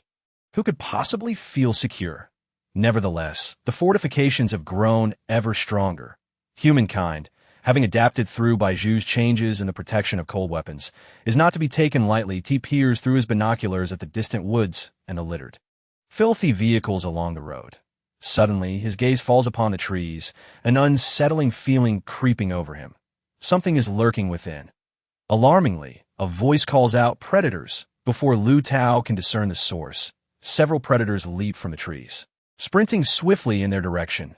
With their appearance, a relentless tide of zombies and predators emerges, accompanied by terrifying zombie rats, dogs, cats, foxes, and wolves. The onslaught of undead swells toward them, yet they abruptly halt 200 meters from the walls, forming an orderly line. My heavens! What do we do? Prepare to defend. Ring the bell. Lu Tao snaps back to reality, urgently shouting that moment. The distant bell tolls ominously, its sound echoing as another chime resonates from afar. The zombie tide is upon them. Everyone springs into action. Lu Tao stands atop the walls, surveying the dense swarm of undead through his binoculars, many of whom have begun to regenerate flesh. However, their skin remains raw and unhealed, resembling a grotesque figure scorched by flames. The zombie rats and animals appear particularly fearsome, their fur nearly all singed away, resembling victims of a terrible fire, glaring hungrily in their direction. Lu Tao feels a surge of anxiety. The sheer number of zombies and predators exceeds 1,000. Just then, 2 figures emerge slowly from the tide. Indeed, 2 individuals, one male and one female, both exquisitely dressed, stand surveying the assault. The woman is strikingly beautiful, her face adorned with makeup, donning a sheer hat and a flowing black gown, a faint smile gracing her lips. "I've returned at last. I just wonder if that woman is here," she exclaims, revealing her small fangs and crimson eyes. Lu Tao squints, recognizing her as the female zombie who commanded the rat horde to attack the base half a month prior. Back then, one side of her face was still grotesque. Astonishingly, in merely half a month, she has restored. "Is that woman truly so formidable?" inquires the man in the black suit, his complexion pale, hair a shade of brown, and his own red eyes gleaming with sharp fangs. "Indeed, she managed to eliminate so many of my subordinates. Her abilities are not to be underestimated. I can't help but wonder how delightful it would be to consume her." The female zombie licks her lips in anticipation. Lu Tao, unable to hear their conversation clearly, realizes these two are undoubtedly zombie kings. That it has not been long since their last encounter. His legs tremble slightly, and a wave of fury wells up within him. Damn it, what does it matter if the zombies evolve rapidly? Humanity shall not falter. We will survive. At that moment, the female zombie, brandishing a feather fan to obscure half her face, declares, "The hunt begins." The walls are lined with countless morsels, should they breach the base. Their abilities will surely soar. The male zombie chuckles. "Attack." Lu Tao observes as the man raises his hand, signaling the horde of zombie rats and animals to charge forward. Defend. Light the fires. Chapter 123. 2 zombie kings inside the villa. The tolling of the bell prompts everyone to spring to their feet. The ancient bell's ringing signifies a zombie assault. Typically, the bell hanging on the walls does not sound unless a horde is approaching. Hurry! Qin Lang is the first to rush out. The others follow closely behind, streaming outside. Team leader, he is already waiting at the door with the rest. Upon seeing Qin Lang and the others emerge, he inquires, "Where's the boss?" Sister Jing hasn't recovered yet. "Without her, we must survive. Do you all have confidence?" Qin Lang's voice is stern. "We do." They respond in unison, "Let's go." Qin Lang and the others pile into vehicles, heading straight for the east and south gates. Qin Yao ascends the stairs, opening the door. "Come. The horde is coming.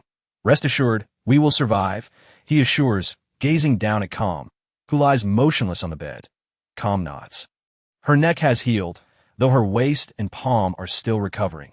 "The base depends on you," she says. Pan Inghui rises as well, addressing Qin Yao. "Sister Yao, I'm coming too. That I'll manage here."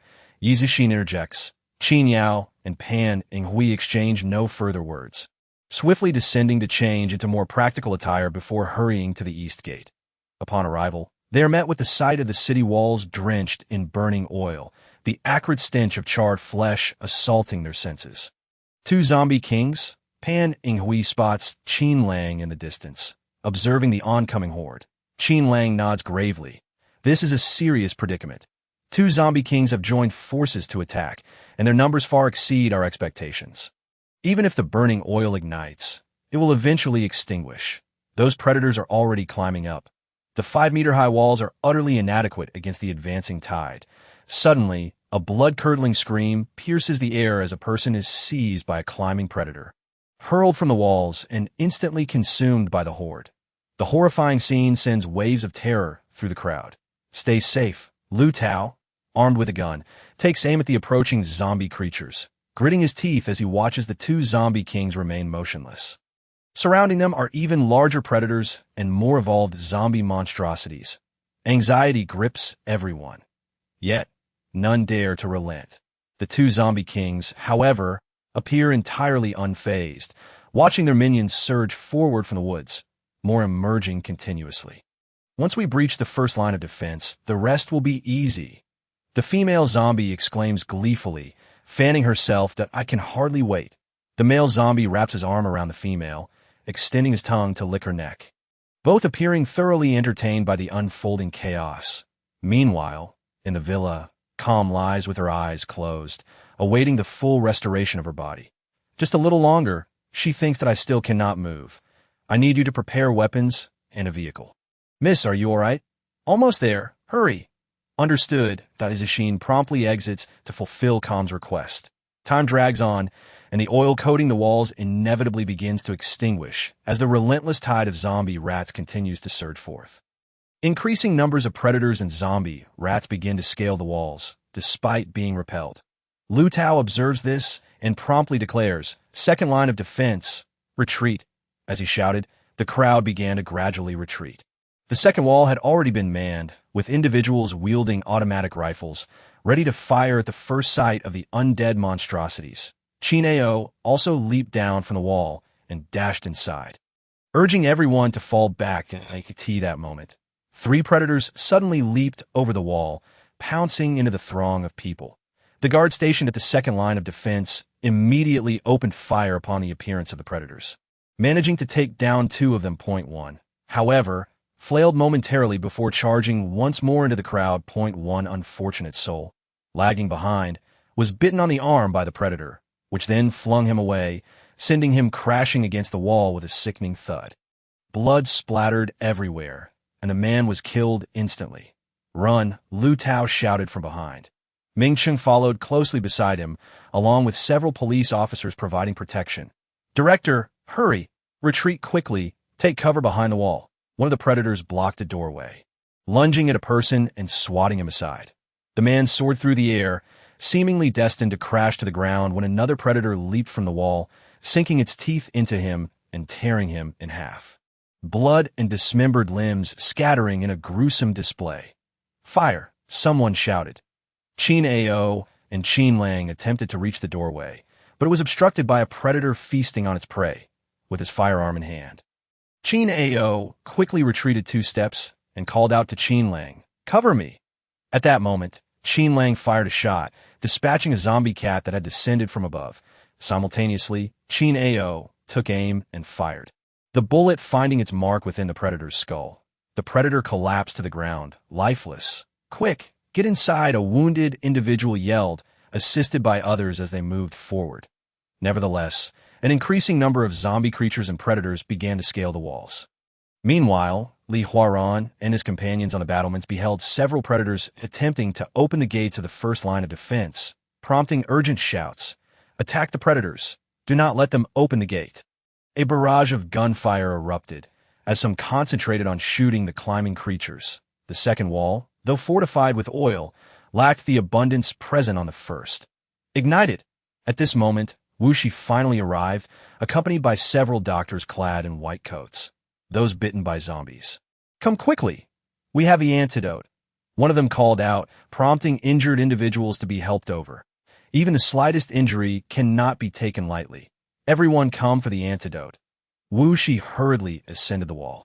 Noticing that the second line was already ablaze, though the flames were not as fierce as those of the first wall, indicating it wouldn't hold for long, he raised his binoculars to observe the distant figures of the 2 zombie kings.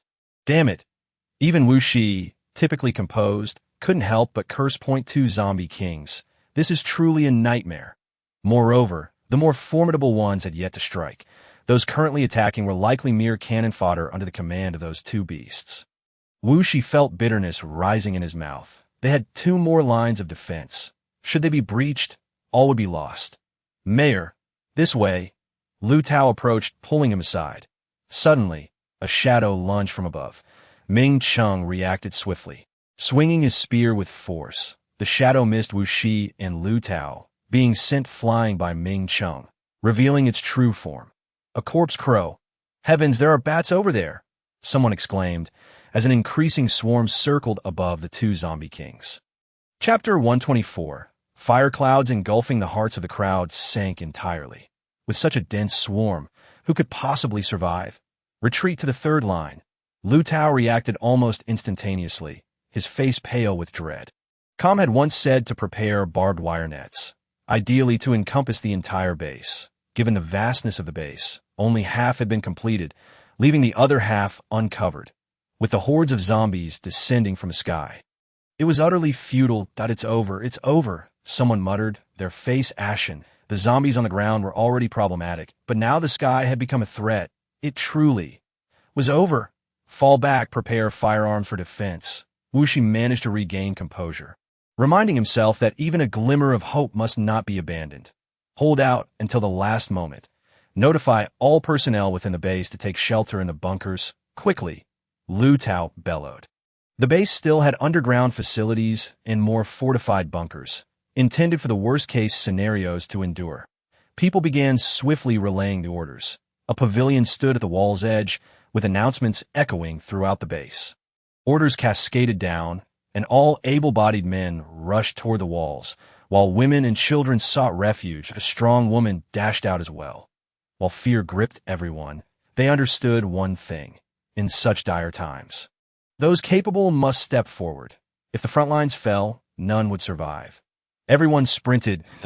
Wyatt Izishin had just loaded her vehicle with supplies and hurried upstairs. Suddenly, she saw Com sit up in bed, swiftly putting on her shoes and racing downstairs. Yi Zixin felt a fleeting shadow before her. The speed was astonishing. Startled, she heard the broadcast. Following suit, she too rushed out. Though a woman, since joining Com, she had transitioned from merely managing the villa to training in marksmanship and physical endurance whenever time permitted. She opened her drawer, retrieved 2 handguns, and followed suit. All were racing toward the wall's edge. In the distance, a dark mass loomed overhead. It was not clouds, but a swarm of corpse crows and zombie bats. Com felt a slight pain in her wrist, but it was no longer bothersome. That moment, the female zombie king, Ling Ling, laughed, raising her fan slightly. "Attack!" With her command, the dense flock of corpse crows and zombie bats ceased their circling and began diving toward the people on the wall, half veering toward the base's interior. The ominous swarm was accompanied by terrifying shrieks. The defenders had long prepared their firearms, unleashing a torrent of flames that incinerated a vast number of corpse crows and zombie bats. While some that survived the initial blaze continued their assault, a person was blinded by a corpse crow's beak, plummeting from the wall to their death. The relentless swarm of corpse crows and zombie bats descended. With such a multitude, how could they withstand the onslaught?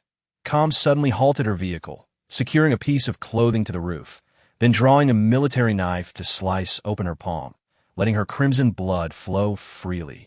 Rapidly staining the fabric, the potent scent of blood, mingled with an unidentifiable fragrance, caused the approaching corpse crows and zombie bats to spiral toward her. Com swiftly entered the vehicle, closing the door and steering toward the east gate. 2 zombie kings, huh? Excellent. The wound on her hand was healing swiftly. Through the rearview mirror, she could see the swarm of corpse crows and zombie bats in pursuit. Splendid, she knew her blood was effective. Com pressed down on the accelerator. Zombies possessed acute senses, especially these bats and crows. Upon witnessing the dark mass in pursuit, she inwardly cheered, accelerating even further toward the east gate. The vehicle made a sharp turn, skidding to a stop as Com quickly disembarked, leaping onto the wall, seizing a flamethrower from someone's hands, and unleashing flames upon the charging corpse crows and zombie bats. The surroundings echoed with increasingly frantic screams. While many corpse crows and zombie bats were drawn to the bloodied clothing of the vehicle, an even greater number began attacking the people on the ground. The cacophony of screams grew louder as individuals wielding iron rods, kitchen knives, and other makeshift weapons struck at the descending creatures. Many donned in protective clothing and helmets that left only their eyes exposed. Lacking intelligence, the corpse crows and zombie bats attacked anyone in sight. As the swarm continued to swirl above, Com noticed a large group rushing toward Panning Hui and the others. She quickly aimed her flamethrower, but the distance was insufficient to that moment. A person operating a flamethrower was seized by a leaping predator, torn apart by vicious bites. With no one to control it, the flamethrower spun wildly, unleashing flames upon the individuals below. Several people's clothing ignited, prompting immediate attempts to extinguish the fire. At this juncture, Qin Ao and Qin Lang were below. Com's heart sank as she witnessed this, and suddenly, a surge of powerful mental energy erupted, forming a transparent shield above Qin Lang, blocking the raging flames that quickly dispersed. She adeptly controlled the fire, managing the flames emitted by other flamethrowers, which rolled and burned at a height of 10 meters, rapidly spreading. The fiery clouds, akin to rolling thunderclouds, expanded swiftly, engulfing the diving corpse crows and zombie bats. The inferno raged, swiftly diminishing their numbers, reducing them to charred ashes that fell from the sky. The sight left the 2 distant zombie kings momentarily speechless. A formidable human with psychic abilities, quite intriguing. This woman seems to have grown even stronger. The female zombie king chuckled. The male zombie king raised an eyebrow in surprise. Is she the woman you spoke of? Indeed, it is she that it appears that in the span of merely half a month. Her transformation has been quite remarkable. The tumultuous flames in the heavens continue to blaze, yet they pale in comparison to the rapidly diminishing inferno. Her calm eyes, tinged with a hint of red, are wholly focused on controlling the fiery clouds until the corpse crows and zombie bats are incinerated. At last, the flames dissipate, and the falling charred remnants draw one back to reality. However, this is hardly a moment for astonishment, as yet another individual falls prey to a predator and is flung aside. Several predators pounce, tearing the unfortunate soul into shreds with alarming ease. Chapter 125. The confrontation with the zombie king with composure.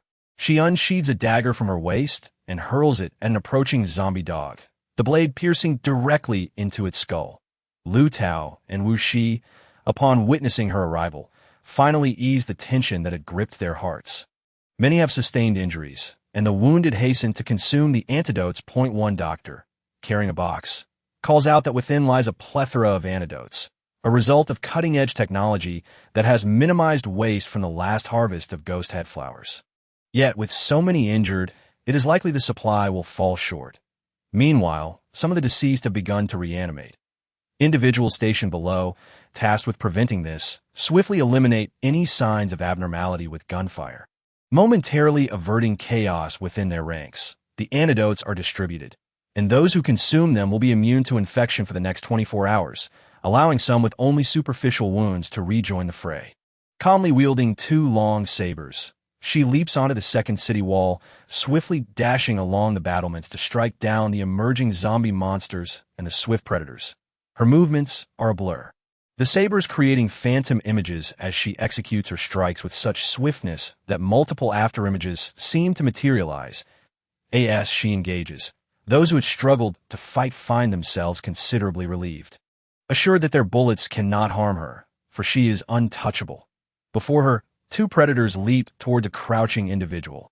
With a quick push-off, a bullet whizzes past her, narrowly missing by mere centimeters. She vaults into the air, plunging her sabers into the head of a predator, withdrawing them with a shower of dark blood that splatters across the victim's face. Already moving on, she cleaves a zombie cat in twain with a single stroke. Others, having ingested the white pearls, may not match her prowess but are nonetheless emboldened. Many wield sabers, engaging the monstrous horde, while others defend themselves with firearms. Time trickles by, and none dare to pause, for stillness invites death. The air is thick with the stench of blood and decay, with corpses strewn about. She beheads a predator with a single stroke, feeling her arms grow weary. Sweat mingles with the blood of various monsters upon her skin as she turns to observe two zombie kings in the distance, watching their slaughter with an air of satisfaction. Surrounding the zombie kings are hundreds of even larger predators and tens of thousands of more evolved zombies. The enemy remains, and vigilance is paramount. The true battle is yet to unfold. Calmly, she spits out a mouthful of blood, raising her hand to wipe away the sweat mixed with dark ichor trickling from her brow. Chin Ao approaches. Now is the crucial moment. What shall we do? This is not merely a game of life and death, she replies, but rather an opportunity to strike while they are weak. The formidable forces within the base have already expended much of their strength, making this the ideal moment for a counterattack. Almost simultaneously, the previously motionless zombies and predators surge forward, their speed and agility amplified. With the emergence of the zombie kings, these creatures now possess a modicum of intelligence. Akin to that of a young child, a horde of zombies and predators rushes forth, kicking up clouds of dust. At this moment, a predator leaps high, its speed astonishing as it closes in on her. Its gaping maw, lined with razor-sharp fangs, emits a foul stench mingled with a pervasive aroma of decay, accompanied by the sound of gunfire erupting. With a swift sidestep, she evades the attack, bringing her saber down with force. Cleaving the predator's head in two, she stumbles slightly, nearly losing her footing, when a sudden pain shoots through her head, causing her to tumble from a wall. Seizing the opportunity, a predator lunges, sinking its teeth into her shoulder. Bang! A gunshot rings out, and James dispatches the predator, while Li Huaran and Ming Chung swiftly catch her as she falls like a tea that moment. A sharp pain pierces her mind, a relentless torment. Her brow furrows, and she feels utterly drained. Ming Chung and Li Huaran set her down, their concern evident as they observe her pallor. "Sister Jing, are you all right?" "Do not mind me," she replies, but suddenly her gaze falls upon something on the ground. A white pearl. Is it a white pearl? With her strength waning, she recalls that these pearls possess the ability to rapidly restore energy. She picks it up and tosses it in her mouth. The pearl rolls around before vanishing. Almost immediately, she feels a flicker of strength return to her weary arms, alleviating some of her discomfort. With renewed resolve, she strides towards Li Huaran, her hand slipping into his pocket. Startled, Li Huaran finds her hand rummaging through his trousers. In a flash, she retrieves another white pearl, consuming it with haste. As it dissolves, warmth spreads from her abdomen throughout her body. While she does not feel entirely restored, the fatigue is considerably lessened. With newfound vigor, she leaps onto a 10-meter-high wall, kicking a zombie away with precision. In a whirlwind of motion, she dispatches several zombies, her eyes scanning the battlefield for her comrades, relieved to see them unscathed, while the two zombie kings fixate on her with intent. Drawing a military knife strapped to her leg, she leaps down from the first wall, landing gracefully and executing a backflip to send two zombies flying. With both hands gripping her knife, she crouches low and strikes, piercing two more zombies through the heart. The sight of her descending from the wall incites a frenzy among the surrounding zombies, all of them converging upon her with the intent to feast. Her gaze sharpens, and once again, that peculiar sensation envelopes her. The movements of the approaching zombies seem to slow. In an instant, she propels herself forward, darting out 10 meters in a blur. This ability is one she gleaned from an anime before the apocalypse struck. Calmly, she shoves aside distractions, resolving to eliminate the two zombie kings first. But how can she take them down alone? As she accelerates, her sabers dance through the air, swiftly slicing through hundreds of zombies. Yet, just as she prepares to continue her assault, a gust of wind rushes past her. Danger! An alarm blares in her mind, and she instinctively ducks, swinging her saber as she rolls to the side. Clang! A crisp sound rings out as she faces a female, zombie clad in a black gown, who grins wickedly at her. Human, it has been a long time. Calmly, furrowing her brow, she retreats a couple of steps, then swiftly kicks a nearby zombie away. The other zombies attempt to close in, but the female zombie king raises her hand, causing them to retreat a few paces before redirecting their assault on the city. Chapter 126. A dominant entrance calmly observing the female zombie king. She recognizes traces of familiarity. After all, when they last met half a month ago, only half of her face bore the marks of horror. I never expected to encounter such a peculiar being among humans. However, I find it intriguing. Your blood, it is sweet and fragrant. The mere scent wafting from her is exhilarating. The female zombie king inhales deeply, gripping a short dagger, her gaze fixated on calmly with intensity as she suddenly lunges forward. Prepare yourself. Calmly steps back, swinging her long sword in a wide arc, bringing it down with force. The female zombie king nimbly retreats, executing a flip and delivering a kick towards calmly. She raises her arm to block, countering with a kick aimed at the zombie king's thigh. Struck by the blow, the female zombie king stumbles, tumbling through the air before landing 5 meters away, crouched and glaring at calmly. Her eyes gleam with a predatory intensity, reminiscent of a demon eyeing its prey. .2 moves, and you still think we're mere corpses. Indeed, calmly retorts, sheathing one saber and gripping the other with resolve. Let us see who prevails. Either you perish, or I shall. The female zombie king chuckles, emitting an eerie sound from her throat. This woman is far more repugnant than the zombie king known as Xiaohan. Calm's eyes narrowed as she beheld the female zombie king charging towards her. The military knife in her grasp had transformed into the legendary Yi sword she had wielded for so long. As the shadow of her adversary approached, she swiftly raised her weapon in defense. The clash produced a sharp, ringing sound as steel met steel. With a deft flick of her wrist, she pivoted and propelled herself forward. Matching the pace of the female zombie king with remarkable agility, a chilling smile graced Calm's lips as she pursued her opponent, unfazed by the challenges that lay ahead. The speed of the female zombie king was no match for her. After this period of transformation, Calm felt no fear towards her foe, only trepidation regarding the sudden emergence of another threat.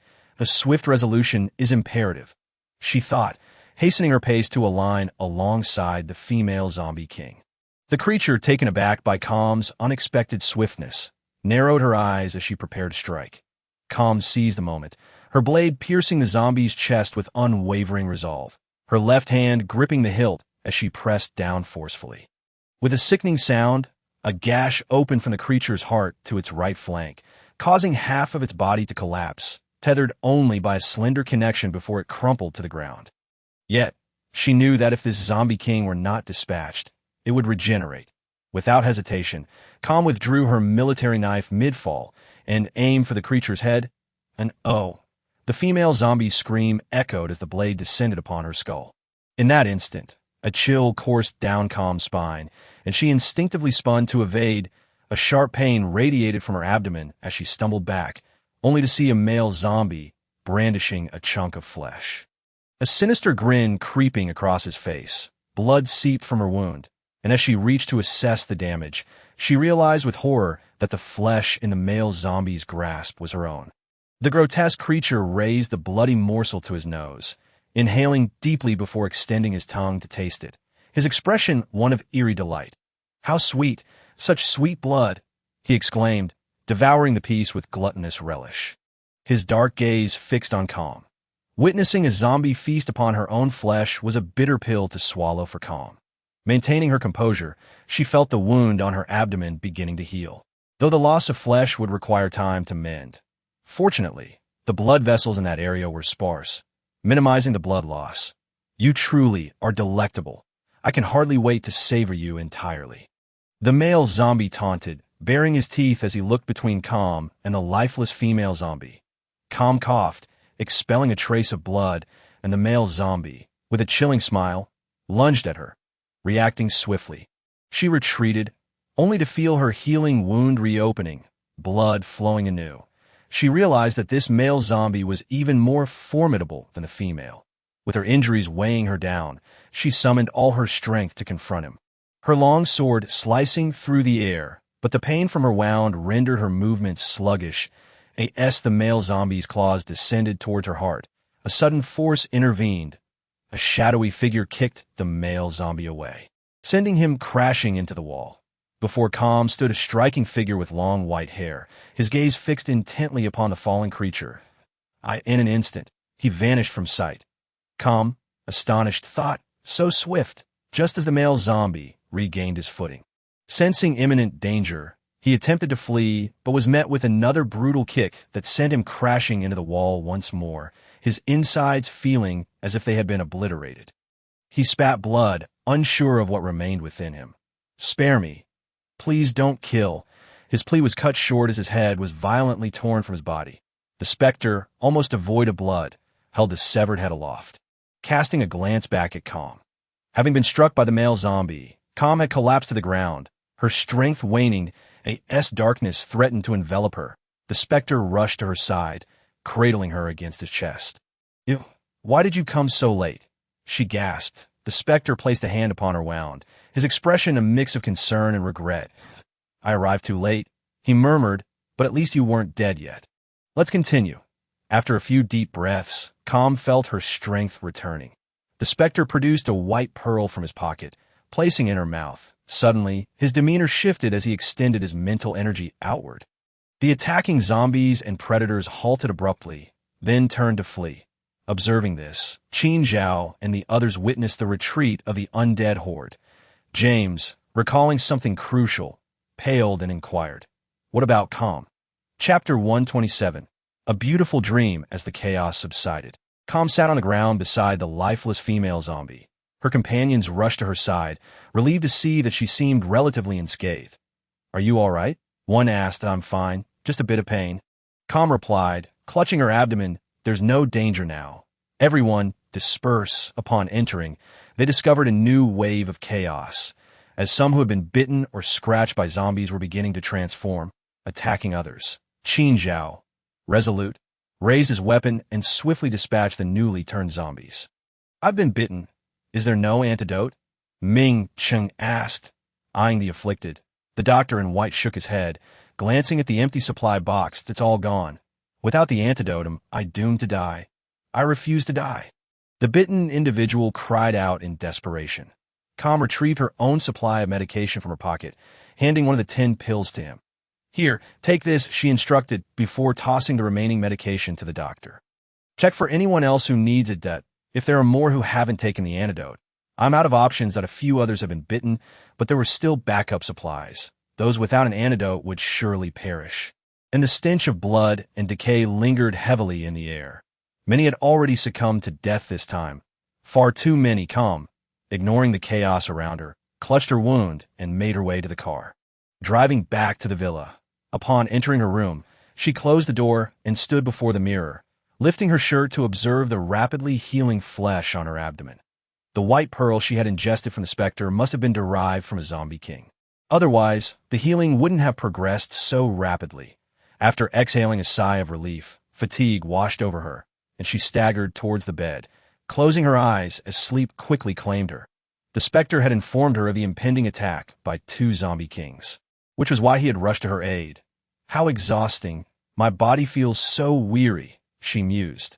Yet, she hoped that upon waking, the specter would have taken control of the zombie hordes surrounding Nanning City, preventing such calamities from recurring. Dreams were indeed delightful, yet Calm understood that resolutions were seldom so simple. However, the specter's newfound strength had astonished her. He had grown even more handsome. Yes, she drifted into a light slumber. She suddenly felt an intense heat enveloping her. Struggling to open her eyes, she found her eyelids heavy and unyielding that a soft whimper escaped her lips as discomfort coursed through her body, as if something were pressing down upon her. Gradually, she managed to pry her eyes open, only to find a man sprawled atop her. His familiar white hair lay across her chest, one arm draped over her abdomen while a leg rested atop hers. The earlier fatigue seemed to dissipate, replaced by the weight of his presence. Without a doubt, it was the specter. Turning her head, she confirmed his strikingly handsome face, and Calm raised an eyebrow in confusion. "What are you doing here? Didn't you leave?" she asked, giving him a gentle push. The specter opened his eyes, revealing irises that were now black. "Can you change your eye color, Will?" She wondered. "I saw you sleeping soundly and couldn't bring myself to wake you. Now that you're awake, do you wish to continue sleeping?" He shifted his position, running a hand through his long hair. Calm observed his bare back, the sheet draped across him revealing two tantalizing points. Taking a deep breath, she caught a whiff of the lingering odor on her own body. "I need a shower. Please take these dirty sheets outside. YEZ Sheen will be here shortly to collect them." "All right," the specter replied, watching her enter the bathroom. Noticing that her wound had completely healed, his mood lifted considerably. He quickly gathered the soiled sheets and tossed them outside before retrieving fresh linens from the wardrobe. The sound of running water echoed from the bathroom. After a moment's contemplation, he decided to join her. Pushing open the door, he found Calm beneath a cascade of warm water, the steam rising to envelop her perfectly proportioned figure. Hearing the door creak open, she looked up to see him standing there, and with a playful smile, she beckoned, "Come on in." "It's not like we haven't done this before," that a specter approached, standing beside her as a grand shower cascaded warm water down, intensifying the heat against her skin. Calmly, she turned to regard his snow-white visage, and in a sudden impulse, wrapped her arms around his waist, pressing herself against him. "You stand before me so bare. How audacious you've become." She teased him. In a moment of mischief, she extended her tongue and licked his chest. The slick skin, tinged with pink, left her parched, and she let her hand wander beneath him. "Jing Jia, Jing Jia. Wake up, Jing Jia." A voice suddenly intruded, breaking the spell. With a swift motion, she swatted at the source, inadvertently striking the specter in a most inappropriate place. Taken aback, she jolted awake, greeted by the familiar sight of the ceiling. The harsh lights piercing her eyes, YEZ Sheen, Zhou Xiao, and Li Huaran were watching her intently. "So weary. Wasn't I asleep? Why am I still so fatigued?" she lamented. In her dream, she had already begun to tease the specter, only to be awakened, cursing the fact that it had all been a mere illusion, a dream left unfinished. She pressed her palm to her forehead, vexed. "Jing Jia, are you all right?" Li Huaran inquired, concern etched on his face. She shot him a piercing glare, filled with an ominous aura, causing the trio to flinch. "I'm sorry, Jing Jia," Li Huaran stammered, hastily standing upright and bowing deeply. "It seems Jing Jia has woken up on the wrong side of the bed." "How terrifying!" A sigh escaped her lips as she reclined again. "Speak quickly, and then leave." Yes, Jing Jia. The base is in dire need of the O-virus antidote." Thus, Zhou Xiao began. "The search for ghost head flowers can be undertaken by anyone. However, monsters have appeared in the corpse pit," he added. Furrowing her brow, she replied, "Monsters proliferate in the apocalypse. Is it not normal for them to appear? Why do all matters come to me? Do they truly think I am divine?" The remnants of her spring dream still lingered. Li Huaran and Zhou Xiao exchanged fearful glances. It was evident that Jing Jia was indeed in a foul mood. "What manner of monster?" she queried. Rising and throwing off the covers, "A frog monster the size of an elephant," Zhou Xiao replied. Stunned, she paused momentarily. "An elephant-sized frog monster. Wasn't that akin to the colossal aquatic beast from the river? How could it emerge from the corpse pit?" A headache brewed, and she waved her hand dismissively. "Let me wash up first. You all go outside." Chapter 128. Run fast upon her return. She opted for sleep instead of immediately bathing, her body still reeking of foul odors. Before entering the bathroom, she instructed Yizishin, "Wash the sheets." "Understood," came the reply. Inside the familiar confines of the bathroom, she lamented the unfinished dream. After cleansing herself of the unpleasant stench, she emerged wrapped in a towel, finding Yizishin had tidied the room and closed the door. She donned a white shirt, denim shorts, and a small vest before stepping outside, gathering her belongings. Those aquatic monsters, tough-skinned as they are, cannot withstand bullets. You can shoot them dead. The corpse pit is not large enough to contain many of them. Moreover, if there were truly that many aquatic monsters, the ghost head flowers would have been trampled long ago. With her long hair tied back, she entered the vehicle. Zhuo Xiao followed suit, saying, "This is none of my concern. But cold beauty, after witnessing your prowess against the zombies yesterday, my admiration for you has deepened to an almost reverent level, akin to the relentless flow of a mighty river. Keep babbling, and I'll throw you out of the car." She retorted coldly. Zhuo Xiao promptly sealed his lips, mimicking a zipping motion, and fell silent. Satisfied with the newfound quiet, she accelerated the vehicle to its maximum speed. To her, traveling at 160 kilometers per hour felt scarcely swift. Arriving at the research facility, she swiftly disembarked, retrieving silver knives and jars before returning to the car, which then sped towards the east gate. Upon reaching the entrance, she spotted number 1 and others waiting there, including Pan Yinghui and Qin Lang. "Jing Jie, we want to go too," they exclaimed. Every time there was a situation, Jing Jie handled it alone. They too wished to contribute. What we're facing isn't a trivial matter, and the aquatic monsters can now survive on land, that I must discern the reason. If you wish to follow, then do so without questioning me. She drove straight to the corpse pit, a place piled high with decaying bodies, a grim sight destined to take decades, if not centuries, to fully decompose. That location had become a harbinger of doom, with new pits appearing periodically, even if scorched by fire or buried by earth. Fortunately, Nanning City had suffered greatly during the first wave of corpses. Otherwise, it would have posed a dire threat to their base. The vehicle sped onward. Soon approaching the vicinity of the corpse pit, she could already detect the nauseating stench of decay wafting through the air. Holding her breath, she donned a mask and swiftly exited the car, moving closer to the pit, peering down into its depths. To her dismay, there were no aquatic monsters present, only a pit filled with rotting corpses. The ghost head flowers thrived beside the pit, their tender green petals juxtaposed against the dark, decaying bodies, a stark contrast that rendered the flowers almost angelic, albeit with a skeletal appearance. Sensing no immediate danger, she leapt into the pit and, with remarkable swiftness, began to gather the ghost head flowers. Just as she prepared to leave, a chilling scream pierced the air. Li Huairan's voice. Startled, she sprang back to the surface, and her gaze fell upon a swarm of aquatic monsters leaping out from every direction. Confused, she recalled that she had not seen any monsters moments ago. Why were there suddenly so many? They were as massive as elephants, blocking her path with an overwhelming presence of at least 100. Li Huairan had vanished amidst the chaos, the scent of decay mingling with the metallic tang of blood. Several aquatic monsters were already feasting on something, while Qin Lang and Zhuo Xiao rushed towards her. "Damn it, Li Huairan has been devoured," she thought, a surge of anger igniting within her. Li Huairan was a good person. How could he have perished like this? The situation exceeded her expectations, and her expression hardened with fury, a murderous intent brewing within her.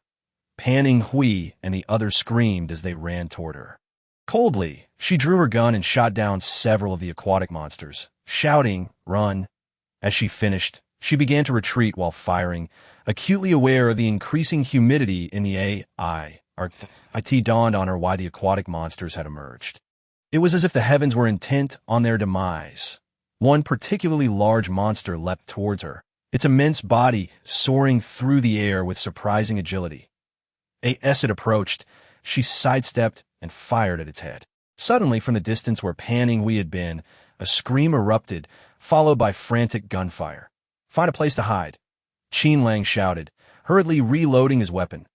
Bang! Bang! He fired several shots, taking down one of the monsters in front of them. Pan Hui was smeared with blood, her arm bleeding profusely, clearly having been caught in a fray. Jing Jie. Ming Cheng called back, seeing her still fighting off the advancing monsters. I'll take you all down with me. Ming Cheng declared, brandishing a machine gun from her back and firing rapidly. The bullets lit up the dimming sky, illuminating the chaos. Observing the scene, Cold Beauty commanded, "Everyone, go now." Her voice rang out with an authority that resonated throughout the chaos. Yet, the path of escape was nearly blocked. She surveyed the increasing number of aquatic monsters. The sky was not pouring rain, merely a light drizzle characteristic of spring, a rain that could linger for days. "Shit," she muttered under her breath, suddenly pulling out 2 grenades and hurling them into the throng of monsters. Boom! Boom! The sound of 2 massive explosions echoed as she focused on the carnage, blood and flesh scattering in all directions. She dashed toward Qinlang, shoving supplies into their hand. "I will hold them off. You all flee with the supplies. Return to base without delay. Don't look back." With that, she pushed Qinlang and Pan Hui away, drawing 2 long military knives as she charged into the fray of monsters. Watching her plunge into battle, Pan Hui cried out, "Jing Jie." Chapter 129. Are you shy? Calmly weaving through the swarm of aquatic monsters. She slashed at her wrist, smearing her blood on the monsters and herself to draw their attention. In fleeting glances, she noted that her companions had fled, a few monsters trailing behind them, yet the majority remained focused on her. The ghost head flowers needed to be preserved. Her speed was unmatched. These monsters could not hinder her. Calmly evading the monstrous creature's attacks, she suddenly found herself ensnared by a multitude of tentacles emerging from the depths. In the blink of an eye, her limbs were tightly coiled, and she could see one of the creatures preparing to take a bite. Just then, a shadow appeared in the distance, drawing closer, and in an instant, the creature in front of her was sent flying away. She felt her restraints loosen, and she fell into a cool embrace. The ghostly figure, with long white hair, now tied up, swiftly turned and darted away from the throng of monsters. Bloodstains marred her attire, dampened by the drizzling rain, which only intensified the scent. Calm raised her gaze to the ethereal figure's profile and suddenly burst into laughter. However, her amusement was short-lived. Although the ghostly figure held her as they ran, one hand was tugging at her clothing. Piece by piece, her garments were torn away, fluttering in the wind until she was left with nothing but her bra. You can't be serious. Even now, he dares to be lewd. Turning to glance behind her, she noticed the drifting remnants of her clothes stained with fresh crimson. The pursuing creatures, unable to catch up, lunged for the tattered fabric instead. Well, she thought, perhaps she was overreacting. After a considerable distance, they halted in a house, where Calm finally felt warmth. But suddenly, she was unceremoniously thrown onto the bed. Rolling over, she quickly sprang up, pressing against the cold wall. Suddenly, a hand planted itself beside her, and the ghostly figure buried his face in her neck, exhaling a sigh. "Honestly, don't make me worry," his muffled voice reached her ears, causing her to freeze momentarily. Recently, the zombies had become increasingly formidable, and the water monsters had emerged. She had thought herself growing stronger, but the burdens of a living person were far too many, leading her into peril. Yet, the ghostly figure had repeatedly appeared at critical moments to save her. He expressed concern. Zombies can feel worry too. Embracing his cool body brought her comfort, accompanied by a faint, unfamiliar fragrance. Ghostly figure, I miss you.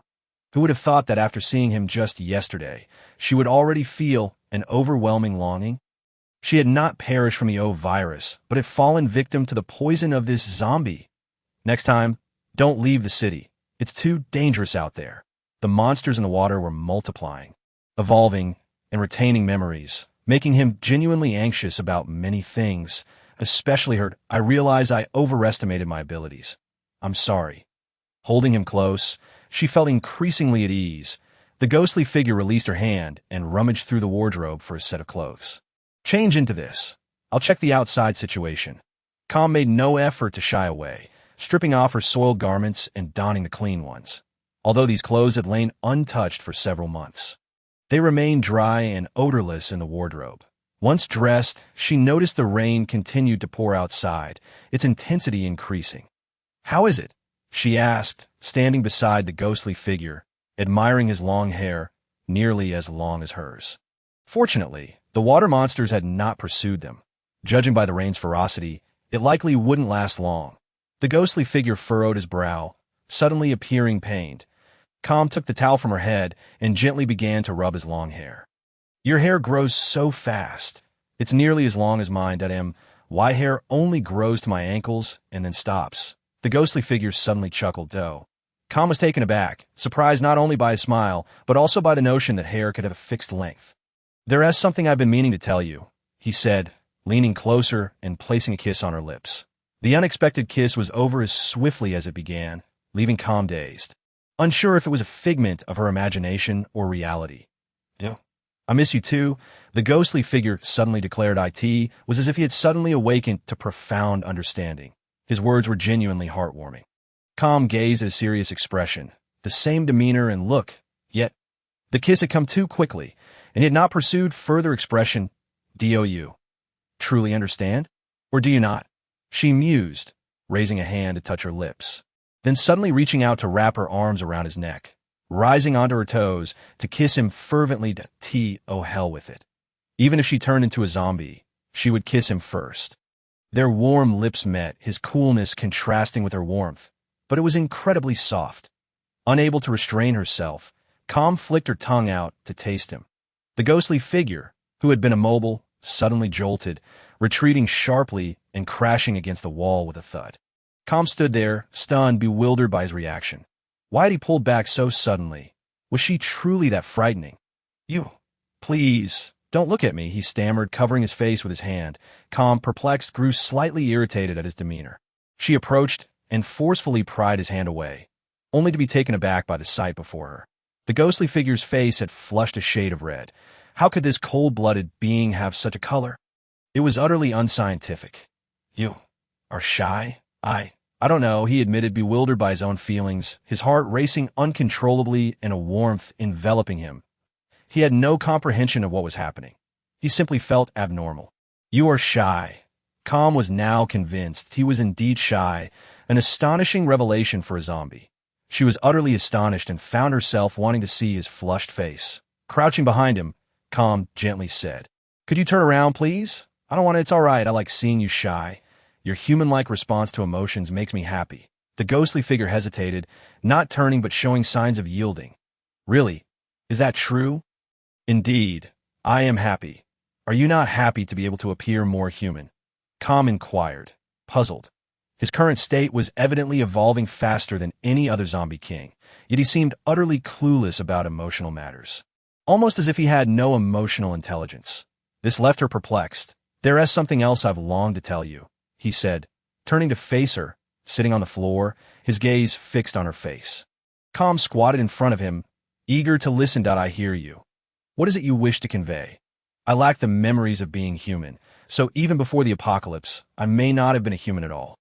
The words tumbled from the ghostly figure's lips, leaving Calm utterly stunned. "Not human? What does that mean? Are you saying that before the apocalypse, you were like this? Or have you always been this way? I don't know. It seems my previous memories have faded. My recollections are confined to my time on Earth. So when I open my eyes here, this is how I appeared." He believed he might be a host for the virus. Though he had no memories, he still possessed wisdom.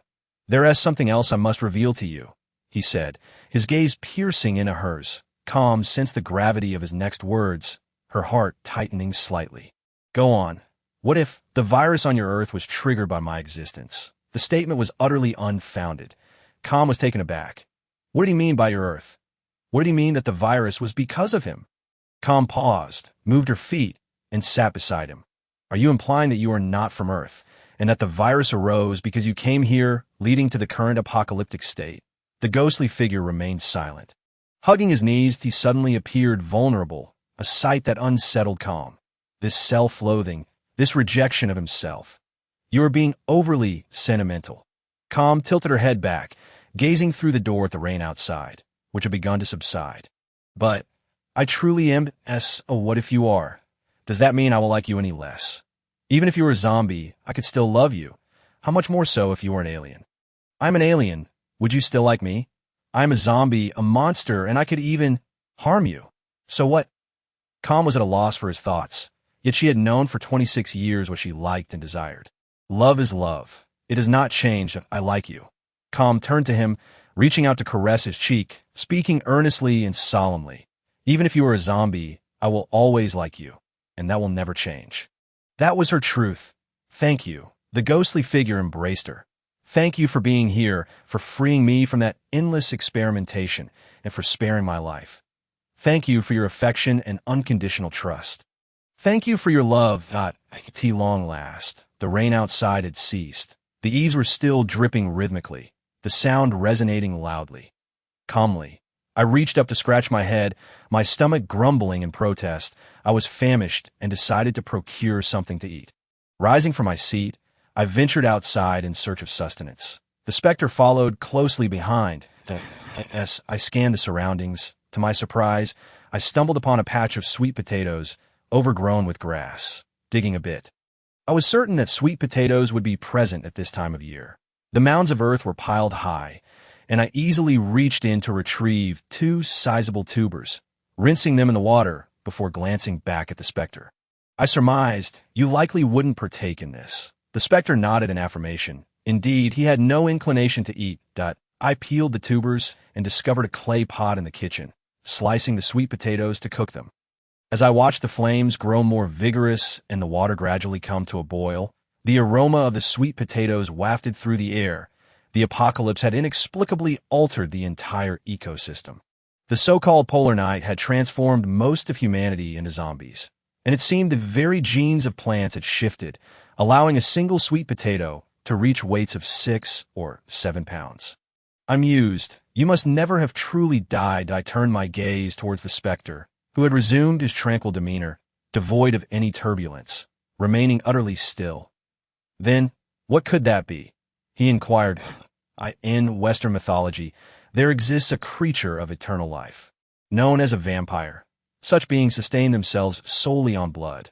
Their bodies absorb only this vital fluid. Since living organisms require blood to maintain their immortality, vampires are often referred to as demons. In truth, I comprehend all that you say. However, I cannot fathom what you are, yet I find it endearing. A grin spread across my face. This smile was radiant and quite endearing. My frequent declarations of fondness brought joy to the specter's heart. I added more firewood to the stove and remarked, there's another matter I nearly overlooked. Speaking of this issue had perplexed me for quite some time, pertaining to the electronic virtual beings within the Dark Sun Corporation. At the Dark Sun Corporation, I have consistently encountered a particular individual. Whenever I appear, she almost invariably does as well. An electronic virtual being that if you are an extraterrestrial entity, I imagine you must have some connection to these electronic virtual beings. Are you acquainted with them? The specter shook his head, pondering the question, yet remained unaware. I have not encountered such beings, nor do I possess any recollection of them. What exactly do you remember? I perceive that we may not derive any conclusions from our inquiries. So perhaps we should cease our futile investigations. I savored the sweet potato soup until I was fully satisfied. The sun began its descent in the sky, signaling the approach of night. That I took a shower and, together with the specter, proceeded towards the base. The specter had other matters to attend to. Now was not the time for idleness to achieve a sense of stability. This was the only course of action. Each individual has obligations that must be fulfilled. Although I was reluctant to part ways with the specter, he needed to resolve certain troubles, and thus, this was the only path forward. I will endeavor to be swift this time. You two should refrain from unnecessary activities and remain at the base. In truth, I believe I could accompany you, unifying the zombies together. The notion I conceived allowed me to be with the specter while also hastening our efforts.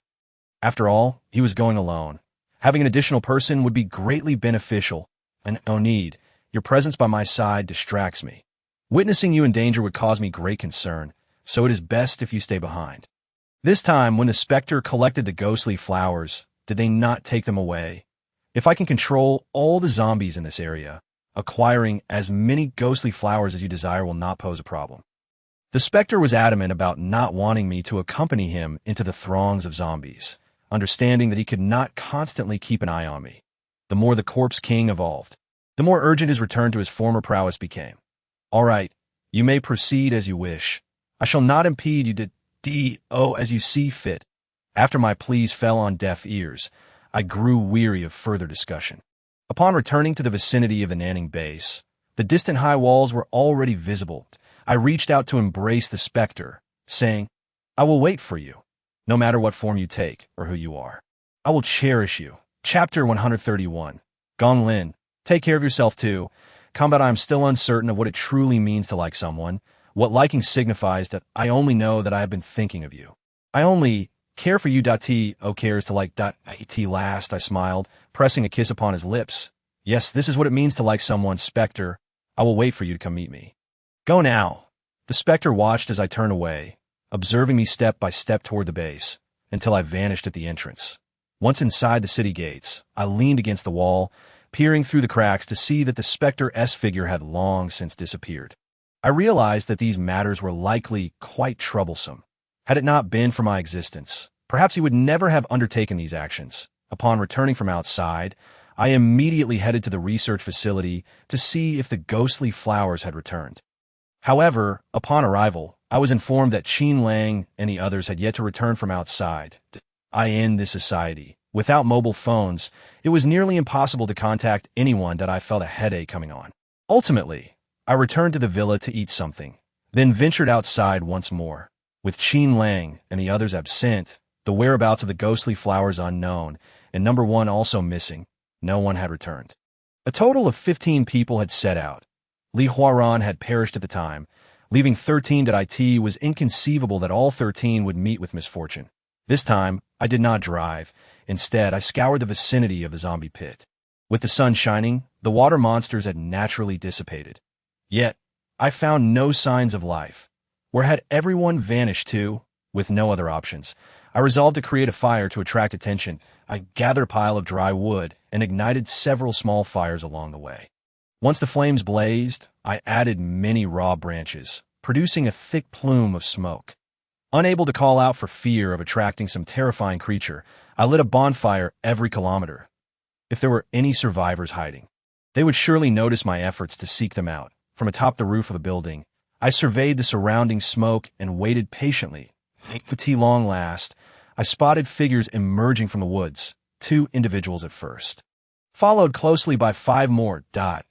In total, there were 7 people, one of whom was unfamiliar to me. Jing Jia. Panning Wei, upon seeing the figure on the distant rooftop, broke into a joyful smile. Indeed, it was Jing Jia. I knew she would return for us. Ming Cheng was equally elated. Beside them, Qin Lang appeared to be injured, supported by number 1 and another individual. Following closely was a tall boy dressed in coarse fabric. His long hair, tied back, strikingly handsome. I leaped from the rooftop and dashed over. Are you the only ones left? The others have all perished, number 1 replied. Panning Hui's eyes brimmed with tears as she cried out, Jing Jia. Li Huaran. He is dead, I understand. Life and death are inevitable. One day. We too shall meet our end. I reached out to ruffle her hair. My gaze settling on the boy, I curiously inquired, who is this? His name is Gong Lin. When we were pursued by those water monsters, he appeared, leading us to safety in the underground passage, thus evading disaster, Ming Cheng explained. Gong Lin approached me, extending his hand with a smile. Hello? I am Gong Lin. It is a pleasure to meet you. Hello, I replied, extending my own hand. Our hands clasped, and I expected a brief shake, yet Gong Lin did not release my grip, instead holding on firmly. You may let go now, I said, furrowing my brow. Gong Lin chuckled and asked, May I pose a question? Here it comes. Yes, soon as Gong Lin's words left his mouth, Ming Cheng and the others erupted into laughter. I raised an eyebrow, puzzled. What is so amusing? He simply inquires of everyone he meets whether they know of Gong Shui. Yes, that is indeed the question. Do you know Gong Shui? She is my sister, who was abducted by human traffickers when she was 3 years old. After speaking, Gong Lin produced a photograph from his pocket, presenting it to me. This is my sister's picture from when she was 3. This is my mother, this is my father, and the baby they are holding is me. Gong Lin pointed out each figure, his gaze filled with hope as he looked at me. Suddenly, he appeared taken aback, staring intently at my face, then back at the photograph. Perhaps you are my sister. Gong Lin reached out, attempting to grasp my hand. I stepped back, shaking my head. I'm sorry, but I was too young to have any memories of that time. Perhaps you have mistaken me for someone else. That's so. Gong Lin's expression fell, disappointment washing over him. He carefully retrieved the photograph, tucking it away in his wallet. When my parents were nearing death, they implored me to find my sister if I survived. Even though she's been missing for 23 years, I still wish to locate her. I end this world. I have no family left. Gong Lin's face darkened. Repeated disappointments had long since become a part of his life, but he stepped closer to me, and I could not shake the feeling that he bore an uncanny resemblance to my mother. I wondered if DNA testing was still possible. If so, I would hope you could undergo such a test. Would you? Gong Lin asked. I regarded him thoughtfully and, after a moment, nodded. If nothing else arises. I suppose I could. Plucking a strand of hair, I handed it to him. Here, you may have this. Perhaps the base has the means for testing, and why journey to the south was merely to ascertain my origins. Thus, I too sought to uncover my roots. Now, there has emerged someone else who is also in search of family. She seems quite willing to give it a try, as it is merely a strand of hair. Gong Ling did not expect that she would be so inclined to pluck a hair for him. After securing the hair around a small stick, which he then tucked into his wallet, Gong Ling was utterly delighted. Let's head back. For now, we should refrain from leaving the base. Are those ghost flowers still around? They are. The jars containing the ghost flowers are right in the backpack. The group set out once more, this time heading directly back to the base. The journey back did not take long, and with no pressing matters at hand, after walking for half an hour, the towering walls of the base came into view. Given the need to sustain the population within the base, individuals outside were busy cultivating plants in a large tract of land cleared by machinery. Scattering seeds generously across the soil. It must be said that despite the presence of monsters outside, the plants thrived remarkably well, requiring minimal management and yielding bountiful harvests. Otherwise, how could a base housing nearly 100,000 people sustain itself? Upon arriving at the base, a quick inspection was conducted, and then Lung Jing took a seat on a bench beside the entrance, awaiting the vehicle that would take them to the hospital for health checks. After returning to wash up, eat, and rest, she visited the research institute to observe the progress on the antidote. After contemplating for a moment, she realized there was nothing pressing to attend to. May had advised her to remain within the base and live a peaceful life, which led her to feel that life had become rather monotonous. Unable to sleep and lacking any television to watch, she suddenly felt an urge to forge a new blade, one that was exceptionally hard and capable of effortlessly slicing through the bones of zombies. The bones of those zombie predators had become increasingly resilient, to the point that even the tungsten steel Moe sword had shattered, leaving her at a loss for what material could be used for forging. It was indeed quite vexing. After wandering outside for a while, she discovered nothing. Chapter 132. Sibling relationship. Lung Jing intended to return home when she spotted Yan Gao Su conversing with a woman, seemingly lecturing her. With nothing to do, she leaned against a nearby utility pole, leisurely observing Yan Gao Su's escalating anger. Your brain filled with glue. You're as foolish as a pig, and you still don't understand after being told several times. What are you doing out here instead of staying inside? Are you seeking death? How can you say that? How can you insult me like this? You promised to take care of me for a lifetime, yet now you seem to despise me. I did say I would take care of you for a lifetime, but not to the extent of putting you to bed. I don't like you in that way. Yan Gao Su was thoroughly exasperated. After his brother's death, he had taken it upon himself to look after his brother's sister. While there was nothing inherently wrong with that, this woman seemed to believe he would marry her. Shit, he muttered under his breath, turning to leave when he noticed Lung Jing leaning against the utility pole. Some people have feelings, yet she looks at me with disdain. What a joke. Lung Jing scoffed.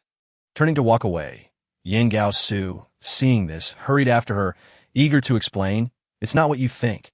I've always liked you. Stop right there. The one who likes you is over there. Lung Jing pointed at the blonde woman. I don't want to be resented by anyone. Yan Gao Su was taken aback, his expression turning puzzled. I don't understand what you're saying. She is not the one I like. I never said she was the one you liked. I said she is the one who likes you. Long Jing continued on her path, leaving Yin Gao Su feeling somewhat frustrated as he pursued her again. So, what you mean is to find someone who likes you and whom you don't dislike in return. If that is the case, I like you. Why can't we be together? You like me. Long Jing halted, looking at him in bewilderment. Of course, the whole world knows I like you, but I don't like you to tea that moment. The woman approached them, her expression filled with longing. The complexities of affection can be quite distressing. In such a vast world, finding someone who reciprocates one's feelings is no simple task. Yin Gao Su, unwilling to relent, reached out to her. Why? Am I that terrible? You are not lacking. In terms of human genetics, you are exceptional with good looks and an intelligent mind. You are quite capable.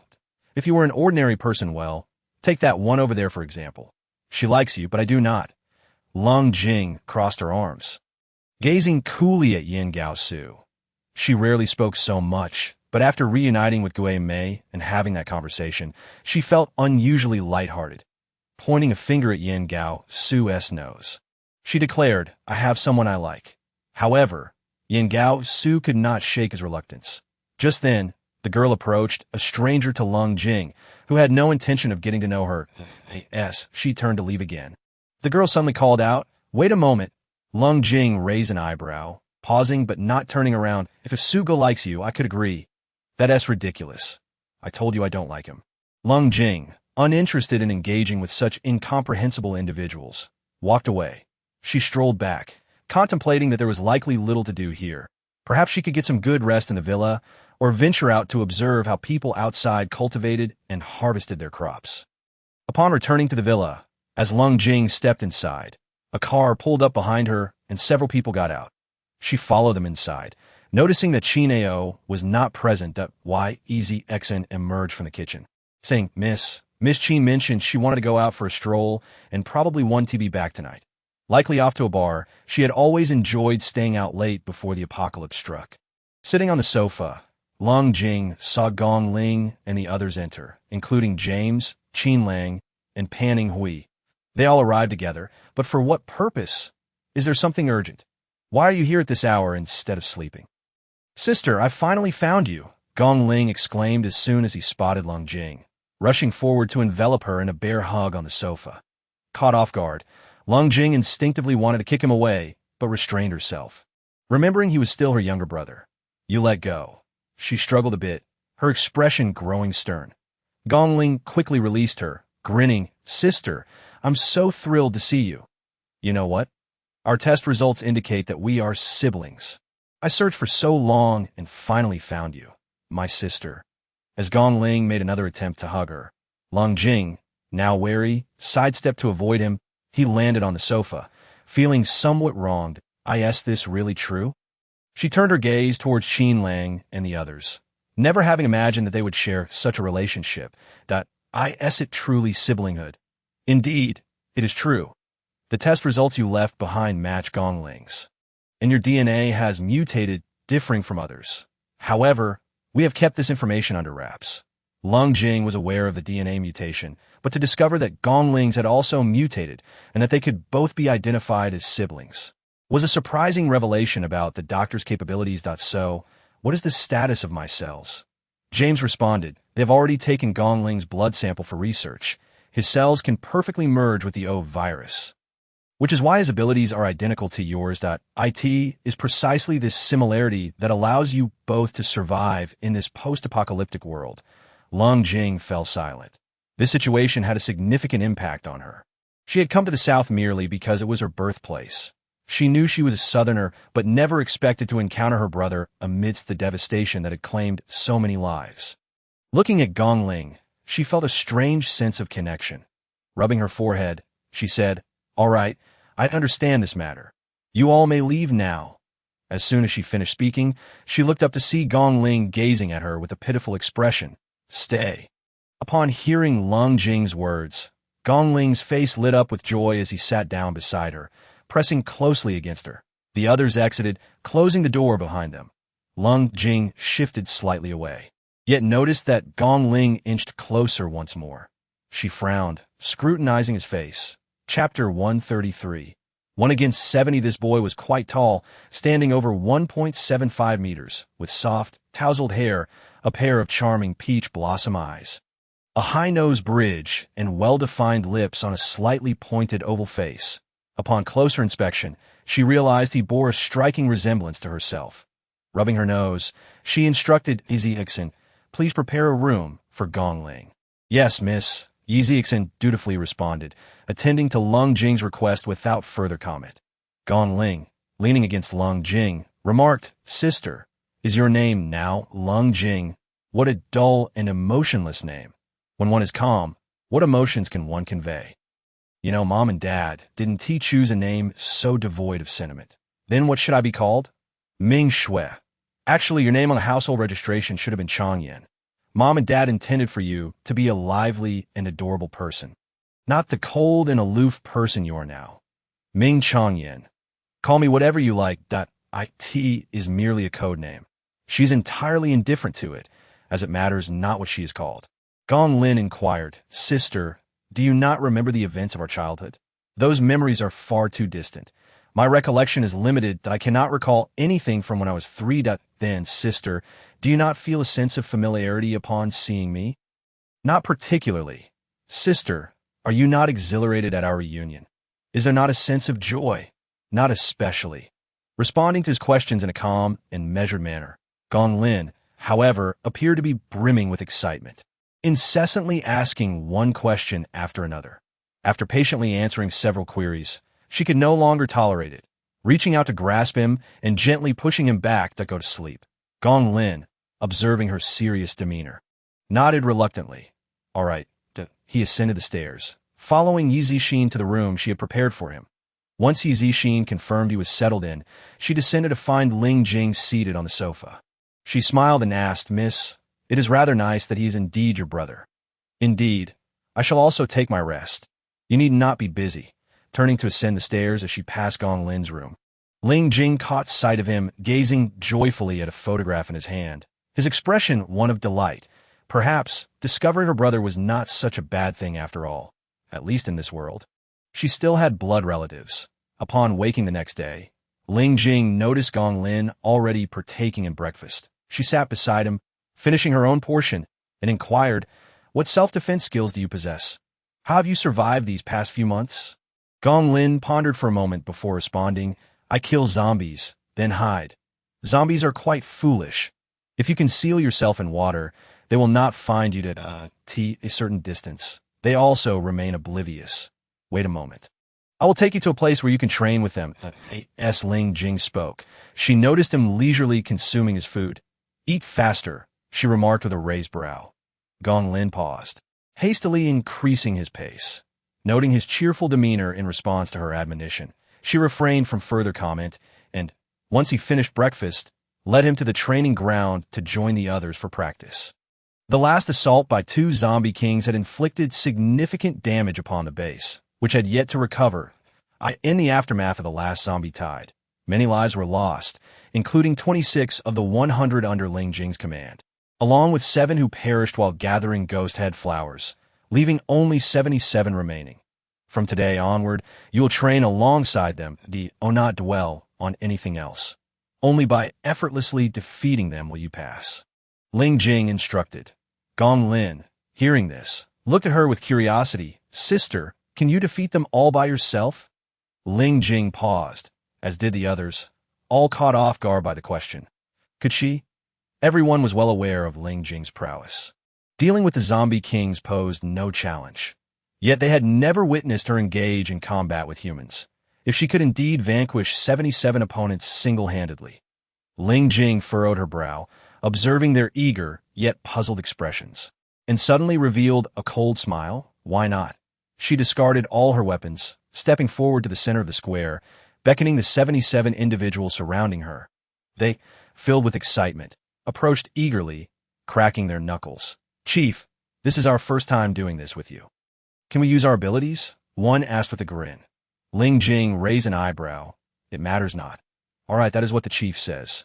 Let us go." With those words, someone charged at Ling Jing. She, in a state of heightened awareness, had not yet fully entered the zone. In an instant, She dodged, retreating skillfully, bending backward as a fist whizzed past her. With her hands on the ground, she executed a swift maneuver, kicking one individual to the ground. Ling Jing's movements were swift.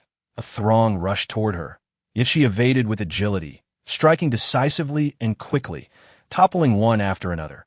Each blow she landed targeted their vital points, rendering them incapable of retaliating, thus incapacitating them in an instant. Before long, only Ling Jing remained standing in the arena. Gong Lin watched in awe, feeling the profound disparity between them. He had always admired his sister's prowess, but this overwhelming display of strength was astonishing. What could anyone say now? Ling Jing descended from the arena, looking at Gong Lin. The pursuit of knowledge is endless. It encompasses not only intellect, but martial skills as well that we no longer reside in a peaceful era. It is now a matter of strength. Do you understand? Gong Lin nodded, while those who lay on the ground groaned in pain. They had come prepared to showcase their abilities against the chief. Yet she remained unscathed while they lay defeated. The gap felt painfully disheartening, leaving them with a sense of humiliation. After handing Gong Lin over to her subordinates, Ling Jing re-equipped herself and departed, making her way outside the city, not in search of thrills, but to observe the rice fields beyond. In this world, survival was paramount. The mutated organisms were inedible, yet these plants were viable as she watched. Contemplating the return of the specters, a sudden scream pierced the air. Help! Chapter 134. How to view this world. The sudden cry for help echoed from the distant woods, obstructed by several large trees. Ling Jing observed a throng of people rushing toward the city gate. She sprinted over, quickly spotting a massive water creature devouring an individual. Damn it, a water monster! How could it be here? Although the sun is not out today. It hasn't rained either. Though confused, Ling Jing understood that now was not the time for contemplation. She focused intently, noting that only one water monster approached. Thankfully, just one. Ling Jing charged forward, firing a shot that struck the creature. Its skin, reminiscent of a frog's, absorbed the bullet, only causing it to bleed slightly. The creature, in pain, missed its intended victim. She leaped forward, delivering a powerful kick that sent the monster flying, shouting to the fallen individual, "Run! Damn it! At a time like this, you still cower in fear." The water monster rolled in the rice field, struggling to regain itself. Now furious from the gunshot and her kick, it lunged forward, devastating the surrounding fields. Ling Jing narrowed her eyes, acutely aware of the threat posed by the enormous creature. She dashed away, occasionally firing back at the monster. Bang! Bang! Bang! Suddenly, she realized the creature was considerably faster than she'd leaped, aiming directly at her. Given its size and weight, being struck would likely be fatal. Ling Jing evaded several times, but the water monster leapt again, descending upon her with an overwhelming force. With her eyes fixed, she quickly halted and sprang aside. The creature crashed down, its massive leg narrowly missing her face by mere centimeters. Boom! It created a splash of mud and water, the impact jolting Ling Jing backward. Her footing faltered on the slick ground, making it difficult to maintain balance. Just as she steadied herself, a gust of wind rushed past, leaving her no time to dodge. A hefty leg swept across, sending her flying into a nearby tree, which splintered upon impact. Coughing, she barely caught her breath when a shadow loomed over her once more. In a desperate roll, she narrowly escaped the monster's crushing descent, tumbling several times before drawing a military knife and hurling it toward the creature's eye. Swoosh! The knife embedded itself in the water monster's eyeball, black fluid oozing forth as it howled in pain. Rolling on the ground in agony from the loss of sight in one eye, with its frantic movements, it clawed at the knife embedded in its left eye, more and more repulsive fluid spilling out. Taking advantage of the moment, Ling Jing swiftly retreated a distance. Clang! The knife was dislodged, and as the black liquid flowed, red blood followed suit. The water monster, panting heavily, fixed its remaining eye on Ling Jing. Charging once again, the blood on her drew its full attention, inciting a frenzy. It was hell-bent on devouring her. In mere minutes, people outside the base were in a state of panic, some fleeing while others rushed out. Zhou Xiao sprinted toward Ling Jing, shouting, "Sister Jing, hand me a machine gun." Ling Jing spat out a mouthful of blood and replied. Upon hearing her, Xiao quickly called out to the wall. Someone tossed down a machine gun, which he caught before dashing toward Ling Jing. Boom! The deafening roar combined with a cloud of dust surged toward him, nearly knocking Xiao off his feet. Amidst the thick smoke, he could only vaguely discern the massive creature. But Ling Jing was nowhere to be seen. Where is she? He wondered at the tea that moment. The machine gun she was wielding suddenly vanished, and a shadow swept past, stirring a fierce wind in the blink of an eye. Ling Jing found herself 10 meters away, standing resolutely with a machine gun aimed at the water monster, unleashing a barrage of bullets, rat-a-tat-tat.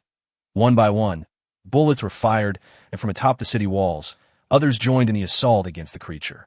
The water monster, wounded, turned and leapt away, crashing into the rice fields and creating a massive crater, before making another leap and fleeing as the gunfire ceased. Ling Jing took a deep breath, feeling a searing pain coursing through her body. The blow she had received had nearly shattered her bones. Fortunately, after merging and mutating with the virus, her healing abilities and bone density had significantly improved. Tossing the machine gun to Xiao, she noticed that the skin of the water monster had begun to crack, likely due to its lack of water. This must have been one of the water monsters that had pursued Qin Lang and the others while they were collecting ghost head flowers. Perhaps having lost its way and ended up here. It seemed that the reason was not some other cause, but simply that this particular water monster had not returned to Xinjiang. She lifted her hand to wipe the blood from her mouth. Covered in mud, resembling a figure made of clay, the filth was truly uncomfortable. Upon returning to the villa, she cleaned herself thoroughly. While drying her hair with a towel, she noticed Qin Ao sitting on the balcony railing, gazing into the distance at the city walls. Her expression was somewhat peculiar, appearing as if she had lost all hope in life, a hollow look that was unsettling. Furrowing her brow, Ling Jing approached her. What is the matter? Look at the scenery. See how beautiful it is now. Qin Ao gazed at the azure sky in the distance, appreciating its beauty. Yet the clearer and bluer the sky became, the more the things on the ground appeared ugly and repulsive. What have you been up to lately? Ling Jing leaned against the railing and asked. Drinking, clubbing, that if someone like me isn't drinking or clubbing, am I still myself?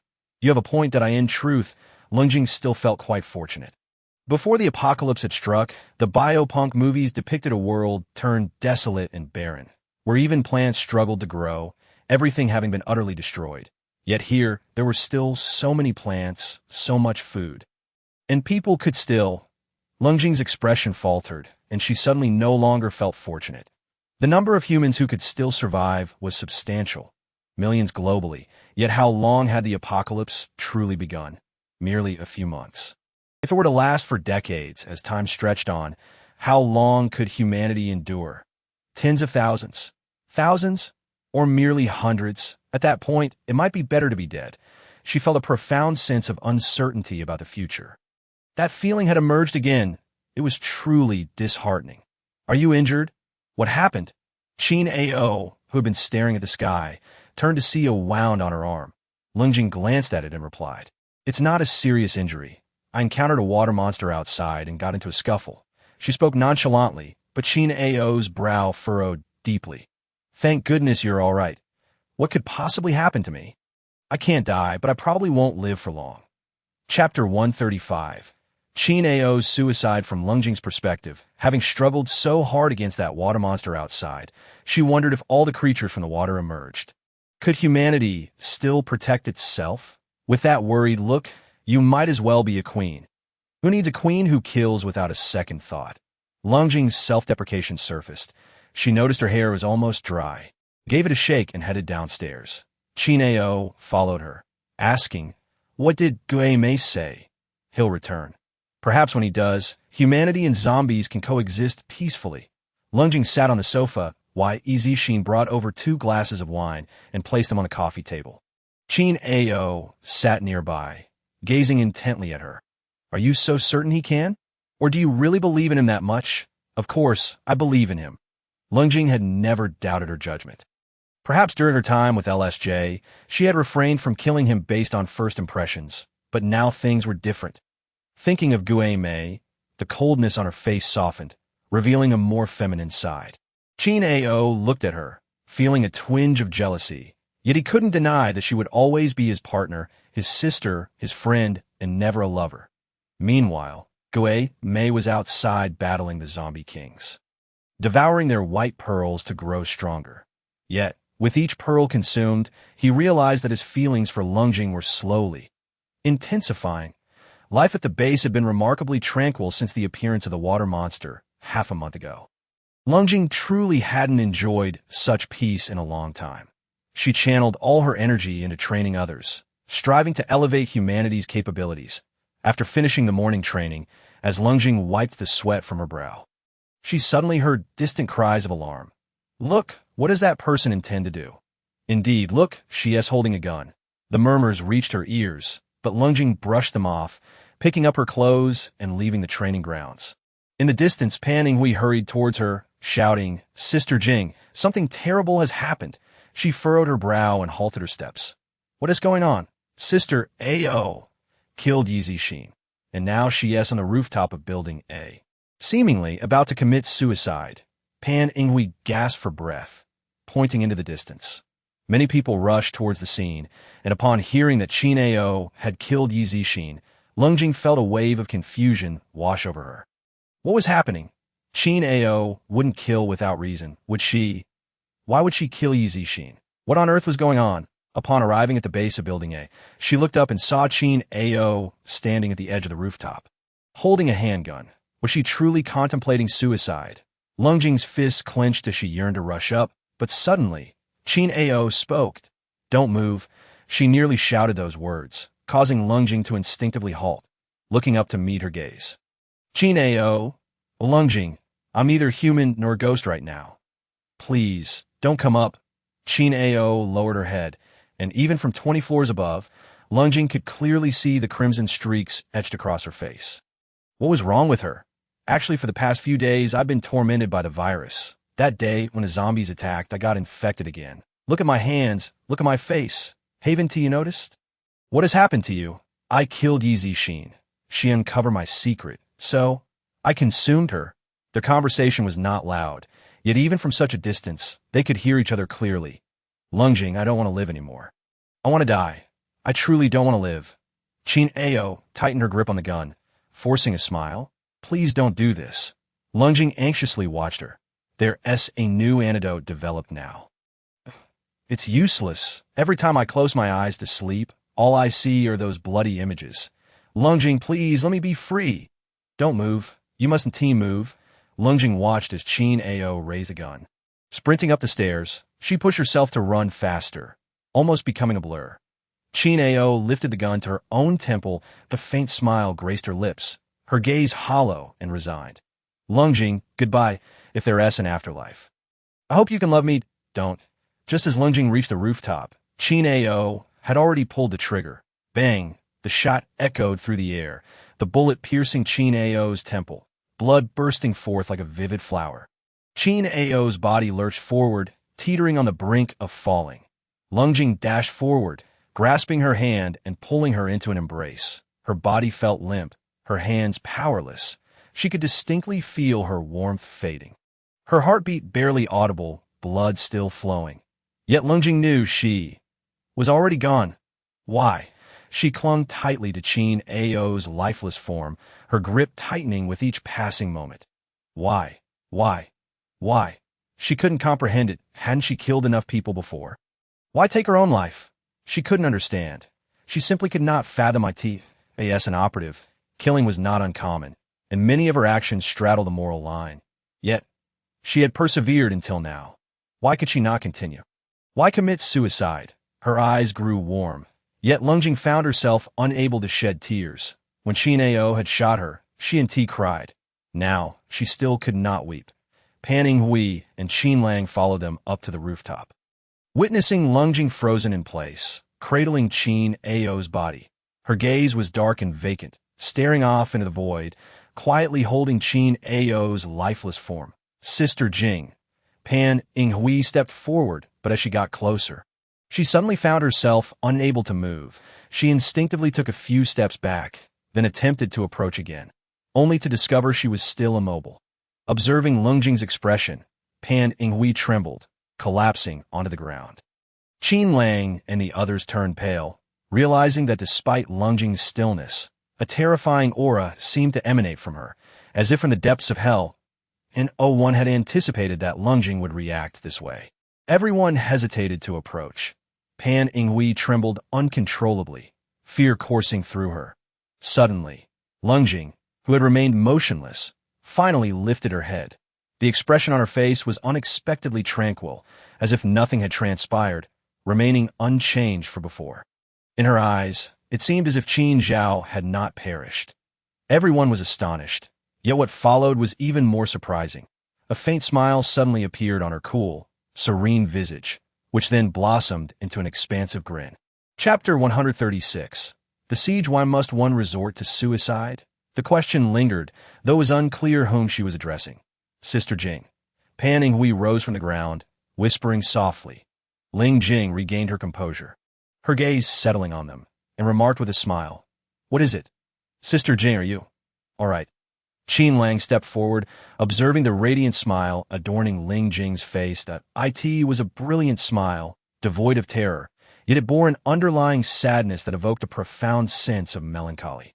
Ling Jing cradled Qin Zhao, descending from the railing, glancing down at his placid face as she spoke. What could possibly have happened? Wasn't this all anticipated long ago? Perhaps she never wished to live. From the moment we first met, she likely had no desire to exist. These words left others at a loss for how to respond, and the intricacies of the relationship between Qin Zhao and Ling Jing were beyond anyone's comprehension. Bystanders remained mere bystanders. Sister Jing. Ling Jing interjected, interrupting their conversation. "Enough, I'm fine. But there are no buts. Qin Zhao is not dead. Only her physical form has perished." Ling Jing had initially felt a deep despair, yet an unexpected thought crossed her mind. The clone she had seen at the Dark Sun Base Company. Although Qin Zhao had died, if cloning was indeed possible, she could potentially be revived, even if she were no longer the same as before. Ling Jing, holding on to Qin Zhao, made her way downstairs, heading straight for the research facility. However, upon reaching the lower level, she encountered James standing at the entrance, his gaze fixed upon her, and then upon the lifeless Qin Zhao in her arms. A bullet to the head ensured death, even for a zombie, let alone a human. James began, intending to inquire about her well-being. Yet Ling Jing suddenly stepped closer, her eyes filled with fervor. "The Dark Sun Company has developed clones, and they have succeeded. James, can you help me bring Qin Zhao back to life?" "Well, according to current technology, it's not feasible. However, research is underway. I'm uncertain about the situation at the base, but if the Dark Sun Company has indeed developed clones, there's a base in LSJ City that should be largely intact that I will assist you." James gazed in her dark eyes and felt an inexplicable urge to help her. "Very well. Can you depart immediately?" Ling Jing tightened her grip on Qin Zhao's body. James nodded, stating, "Even if we cannot immediately create a clone, we can preserve her in a cryogenic chamber." "Understood." Ling Jing handed over Qin Zhao's lifeless form. James took her into his arms, noting her beauty. She was indeed a striking woman. Though now merely a corpse, he met Ling Jing's hopeful gaze and remarked, "I had initially planned to leave in a couple of days. Given the circumstances, I shall depart shortly. Rest assured, I will fulfill your request." Ling Jing nodded, watching him carry Qin Zhao's body away. Pan Yinghui and Qin Lang stood behind her, their expressions a complex blend of emotions. "Sister Jing," Ling Jing sighed, turning back toward the villa. Yi Zixin had been killed by Qin Zhao. Upon returning to the villa, she discovered Yi Zixin's corpse at the foot of the stairs, a bullet wound to the head and a bite mark on her neck. The blood nearly drained. How could Qin Zhao have mutated after having received the antidote? Had she been infected anew? "Take her down and incinerate her." Ling Jing instructed. 2 individuals stepped forward to carry Yi Zixin's body away. Qin Lang and Ming Cheng went to fetch water to cleanse the blood from the floor. Ling Jing, feeling drained, sat silently on the sofa. Yi Zixin had cared for her for so long. She had never anticipated such an outcome. "Sister Jing, let me take care of you from now on." Pan Yinghui stood before Ling Jing, stating her intention to manage the villa's various affairs. Ling Jing raised her eyes to meet her gaze, and after a moment of silence, she nodded without uttering a word. Closing her eyes, she remained silent, her emotions an intricate tapestry, seeing that Ling Jing had not responded and noting that it was now midday. Panning Hui said, "I shall prepare lunch." She made her way to the kitchen to begin cooking. Ling Jing reclined on the couch, her body slumping. Suddenly, a distant bell tolled, followed by a series of resonant chimes.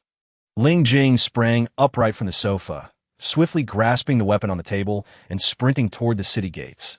Qin Lang, Ming Cheng, and Panning Hui hastily abandoned their tasks, their expressions grim as they followed suit. The ringing of the bell signified an impending attack, with the zombies once again besieging the city. Ling Jing moved swiftly, reaching the city wall in no time, where she beheld a horde of zombies in the distance. "Miss Ling, it's a zombie tide." Ling Jing had already seen it.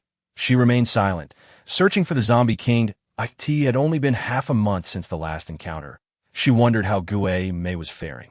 Another zombie tide had emerged after just half a month, and the zombies in Nanning City had been largely cleared out at the outset.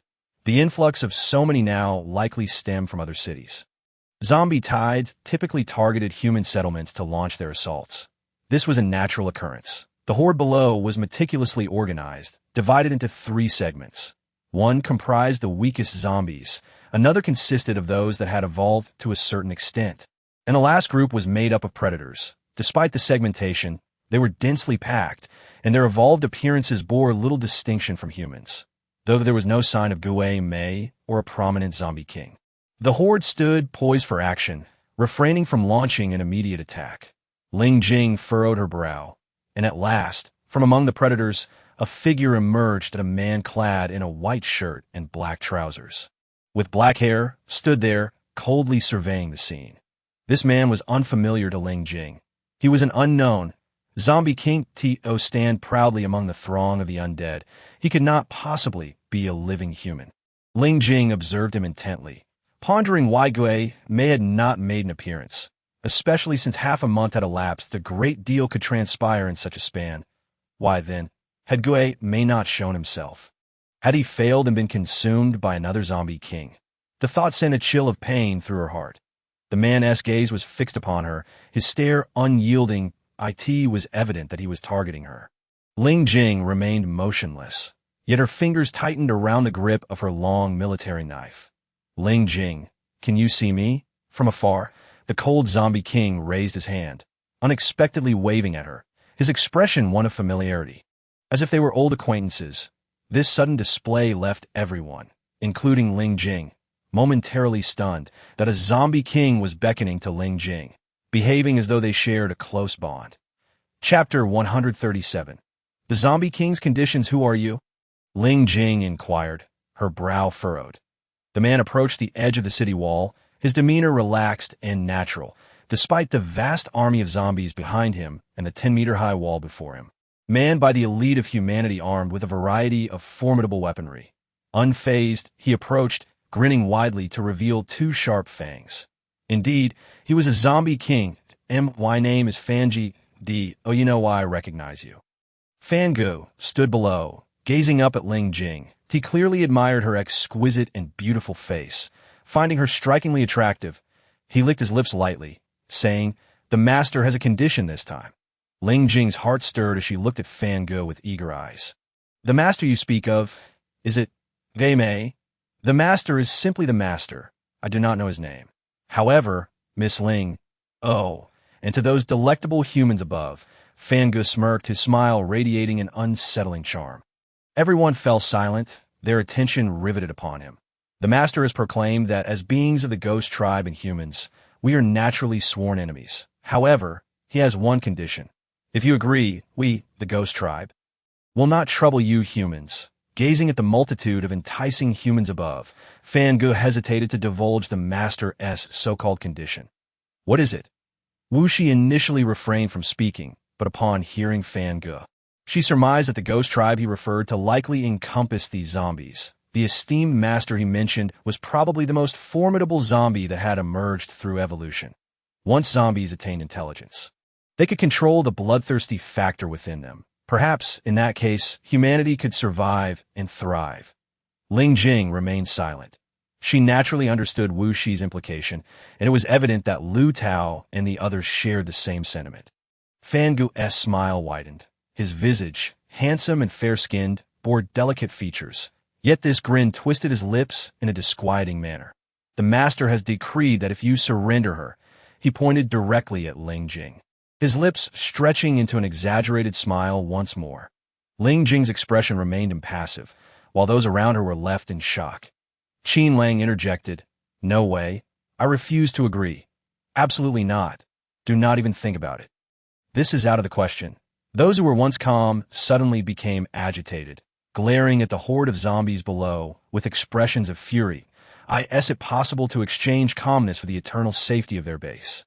Free from the disturbances of the undead? When this question was posed, few truly believed it.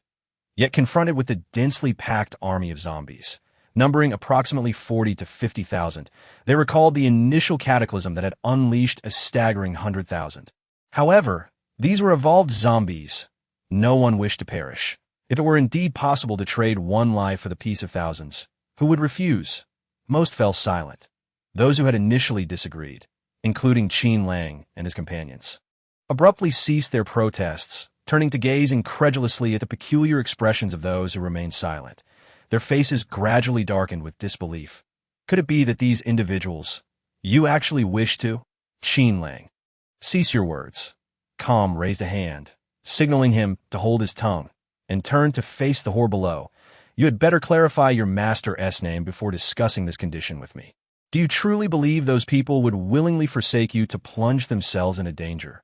Van Gu raised his hand, pointing at the figures atop the city wall, grinning mischievously. Calm frowned, casting a cool gaze upon him. What exactly are you attempting to test? I seek no test.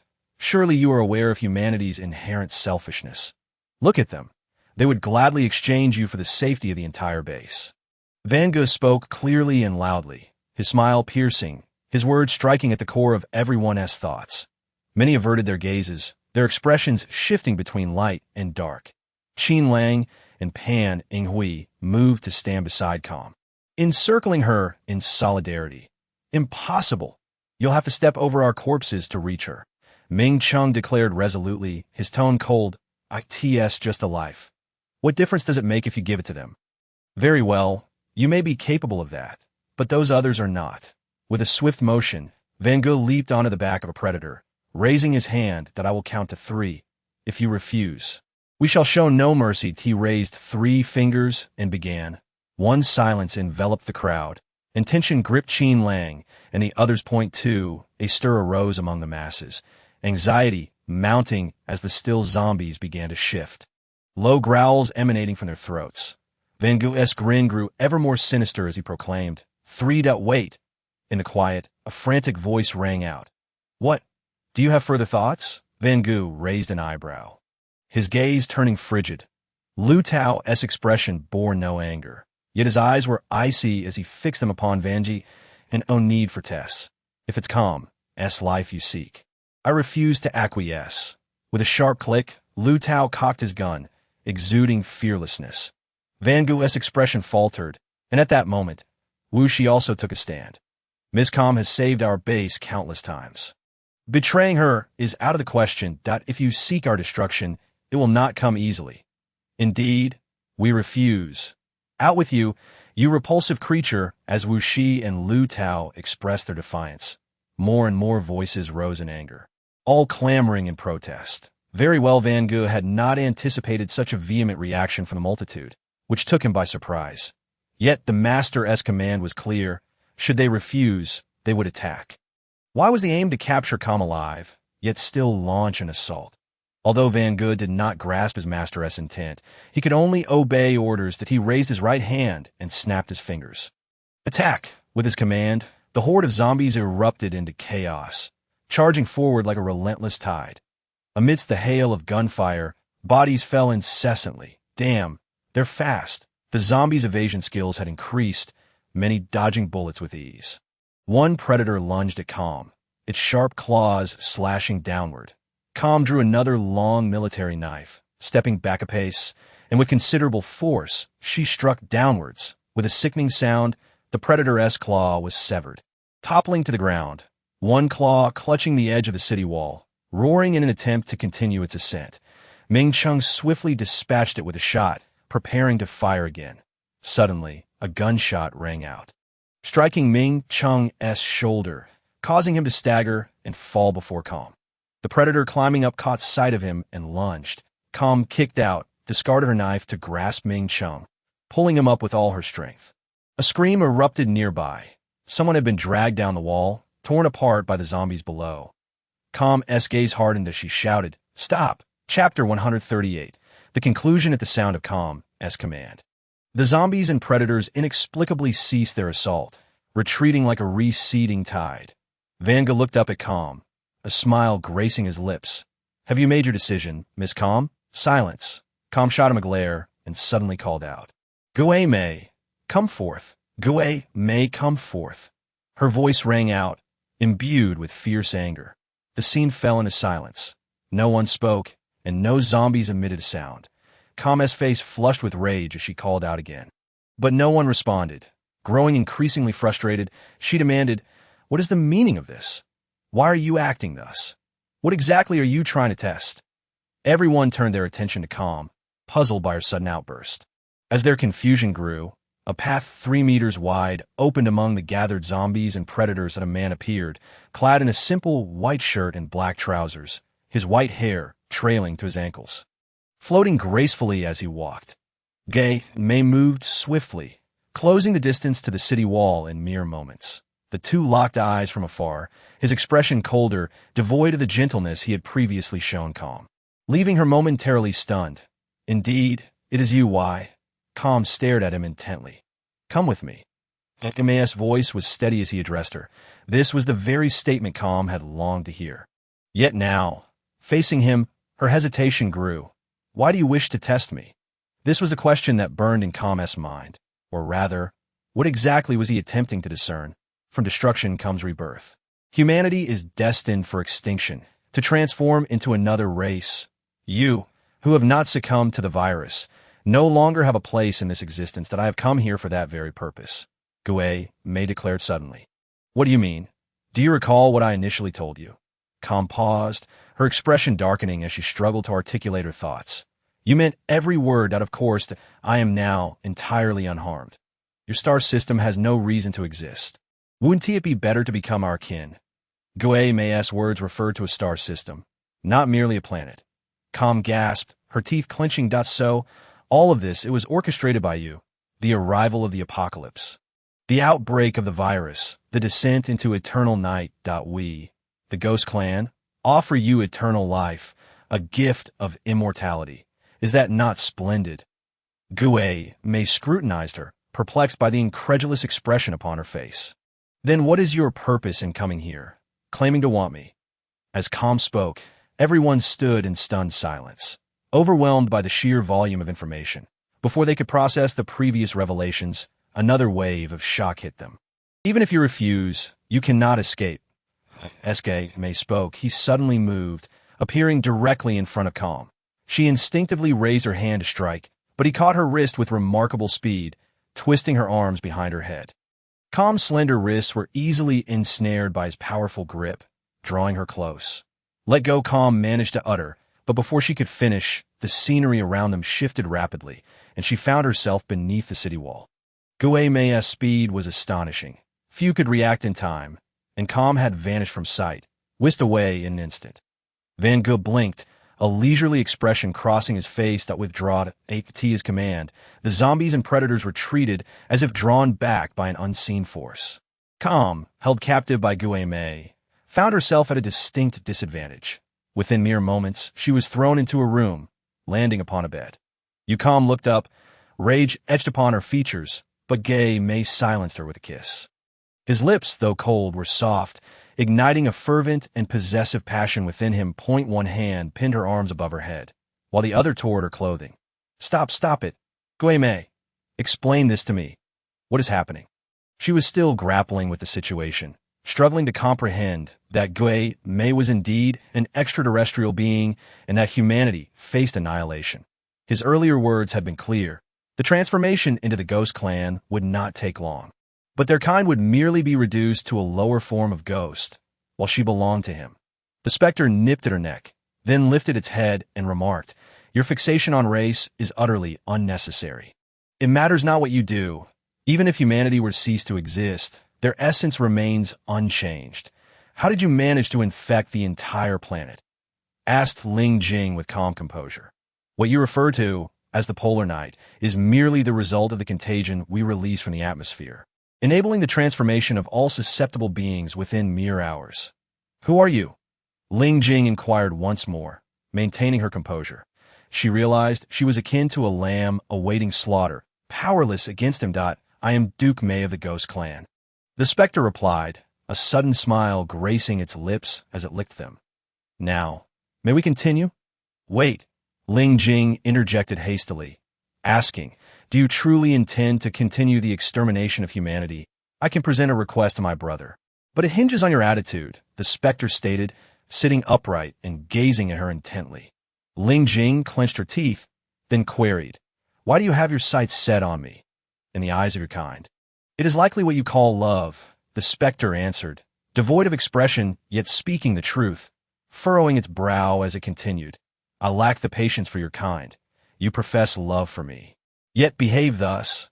I fail to comprehend your humanity. No, I am not so reserved, merely struggling to digest it all," Ling Jing replied, placing her hand over her wildly beating heart, then suddenly smiled and said, "Then, if I am with you, can we spare those humans?"